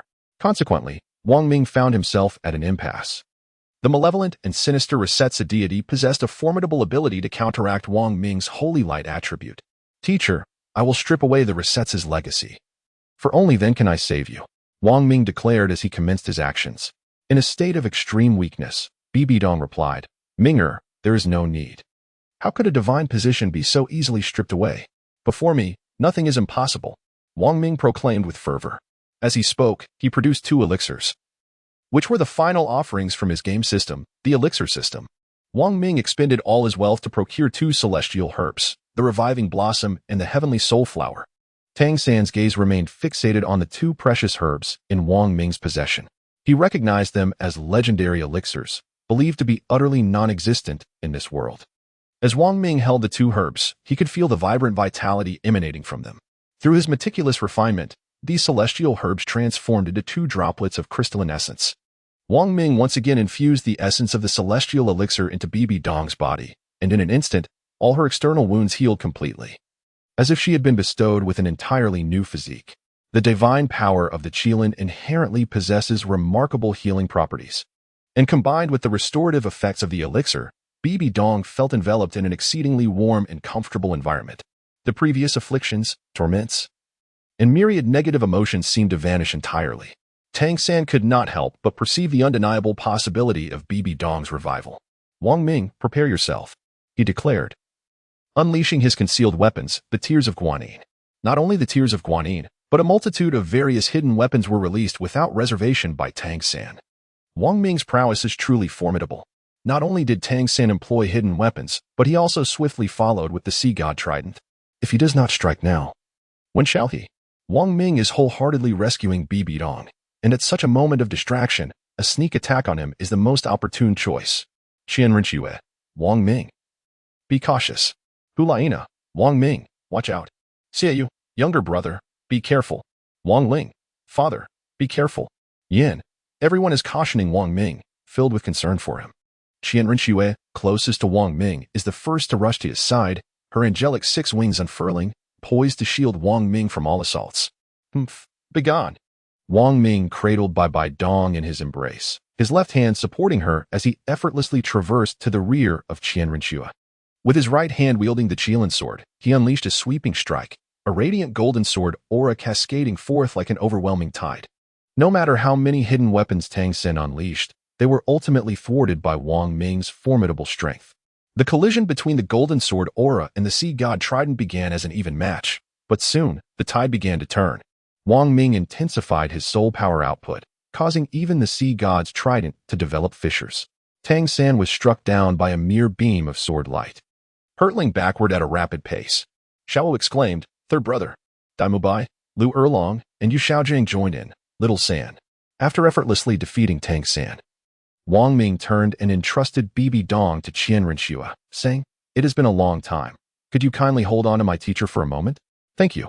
Qianrenxue nodded gently, replying, "Mm." Wang Ming abruptly turned around, fixing his gaze upon the assembly before him, and declared with a commanding tone, "Who would have imagined that the illustrious sea god would resort to such underhanded tactics, launching a surprise attack from the shadows?" At that moment, Tang San re-emerged, standing beside Xiao Wu, seemingly poised to employ the fusion of the twin gods once more. "Wang Ming, I never anticipated your return. The power of the spirit hall has waned. It would be wise for you to concede," Tang San stated gravely, regarding Wang Ming with a serious expression. "Author, how could there exist such shameless individuals?" "Huh." Wang Ming scoffed disdainfully. "Tang San, Have you become foolish since your ascension to divinity? You certainly overestimate yourself. I have returned, and I shall not allow you to bully those of the Spirit Hall any longer. The Spirit Hall has continuously assessed the martial spirits and soul power of the people across the Douluo Continent. Well, what has your sect accomplished? Those with inferior or mutated martial spirits are cast out from their families, are they not? You Xiaojiang master you? Wang Ming directed his gaze towards Yu Xiaojiang. Chapter 147. The Spirit Hall's inevitable victory. Yu Xiaojiang found himself at a loss for words in the wake of Wang Ming's remarks. No matter how astute he might be, the truth remained indisputable and evident. You assaulted my Jialing Pass, unleashed toxic mists, and caused the deaths of over 100,000 people. Do you not feel any shame? The Spirit Hall seeks only to unify the continent. What wrong have we committed? Is unity not a noble pursuit? Must we be ensnared in ceaseless conflict? Has the Spirit Hall truly erred? Wang Ming's voice resonated throughout the gathering, prompting all present to plunge into deep contemplation. Is the Spirit Hall truly at fault? Is the Spirit Hall genuinely culpable? The Spirit Hall took my mother's life, attempted to assassinate me, annihilated the Blue Electric Tyrant Dragon clan, and launched a surprise attack on the 7 Treasure Glazed Tile School. Can such actions be deemed just? Tang San retorted. How cacophonous. Wang Ming let out a thunderous shout, launching a powerful punch toward Tang San, a strike that would undoubtedly inflict severe injury or even death upon him. However, just as the fist was about to make contact, it encountered an invisible barrier, halting its advance. Tang San was momentarily taken aback, and the onlookers were equally stunned. They had not witnessed Wang Ming's attack. They had merely felt an overwhelming force surge toward them, only for it to vanish. The only one unfazed was Wang Ming, who gazed skyward with disdain and remarked, "What is the matter? Do I have to bring you down myself, or must I strike you down?" The crowd looked at Wang Ming in confusion. Yet he alone could perceive the 2 divine beings of good and evil. It was they who had intervened to assist Tang San, for he was the chosen successor to inherit the core of the divine realm. Should Wang Ming truly succeed in slaying him, all would be lost. A flicker of determination crossed Wang Ming's eyes as he observed the 2 divine kings of good and evil embroiled in a heated dispute with another pair of divine kings. The subject of their contention held no interest for him. Now that he had ascended to the realm of divine kings, who could possibly impede his path? Tang San, you may as well meet your demise. Wang Ming found it beneath him to engage in futile arguments. It was all rather meaningless. Victory for the Spirit Hall was an undeniable certainty. Wang Ming grasped the Qilin sword once more, directing it towards Tang San, and uttered a single word with a tone of indifference. Die. The Qilin's golden light slash. Upon reaching the Divine King realm, Wang Ming had completely absorbed all his soul rings, transforming them into his own abilities, rendering the release of his martial spirit unnecessary, as the soul rings could activate soul techniques on their own. The golden light slash encountered the previous barrier of light, yet it still found itself repelled. Although Tang San was unaware of the underlying reason, he gazed at Wang Ming with a smile that seemed to mock him. When Tang San noticed the slight upturn of Wang Ming's lips, a chill unexpectedly coursed through his heart, as if a sense of impending peril had descended upon him. Boom. Wang Ming possesses the formidable skill of beast transformation, a divine ability that amplifies damage by a staggering 100-fold. It is rather easy to envision such power. In an instant, as strength surged 100-fold, the entire world seemed to come to a standstill. A mighty sword aura shattered the invisible barrier, gradually closing in on Tang San. In his eyes, the sight of Xiaowu, who swiftly turned to shield him, uttering, "Third brother, it is my turn to protect you," left him in a daze. He could only watch helplessly as regret and fury consumed his mind. The golden sword aura pierced through Xiaowu, simultaneously transfixing Tang San's own chest. Wang Ming's 100-fold assault is not so easily repelled. With a swift strike, Tang San and Xiaowu succumbed beneath his blade, becoming a pair of fated lovers in death. You shall perish as well. Wang Ming cast a glance at the others surrounding him. The remaining 5 members of the Shrek 7, Lu Erlong, Tang Xiao, Tang Hao, and Yu Xiaojiang, were present. Let us go. Suddenly, someone shouted, for Tang San had fallen, and there remained no hope for resurrection. The others were consumed with vengeance, eager to avenge Tang San and Xiaowu. "Ah, I shall slay you, Wang Ming," they cried. "Let us avenge Xiaowu and Tang San. Mere ants. They shall all meet their demise." Wang Ming manifested multiple golden avatars, each of which he vanquished beneath his blade. The battle at Jialing Pass reached its true conclusion only with Wang Ming's arrival. The Spirit Hall emerged victorious, and thereafter, the entire Douluo continent was united under a single empire, the Spirit Empire. 5 years later, Bibi Dong had reigned as empress for 5 years before transferring the throne to another. Wang Ming has healed her injuries, emerging as a revitalized individual. As for the matter concerning the 5 divine kings, they were compelled to relinquish their pursuit of the issues surrounding Wang Ming's slaying of Tang San. Their mutual objective was solely to seek out the next individual who would hold dominion over the core of the divine realm. Wang Ming is also quite suitable. Yet the two must cease their endeavors. The new divine realm has supplanted the previous one, with Wang Ming ascending as its sovereign. With the system at his disposal, it is a mere trifle for Wang Ming to elevate those around him to divinity, especially as he now wields authority over the new divine realm. Hu Laina, Zhu Yun'er, Ji Meng, Bai Dong, Wang Ling, and Zhu Douluo are among those he contemplates. One day, while observing the state of the Douluo continent, Wang Ming suddenly perceives that an old friend from the northern snowfields seems poised to awaken. In an instant, Wang Ming vanishes from his location. Synopsis: Wang Ming has traversed into the world of the mobile game Douluo Continent, and with the gaming system at his command, he embarks on his journey to godhood. Slaying monsters to gain experience and materials.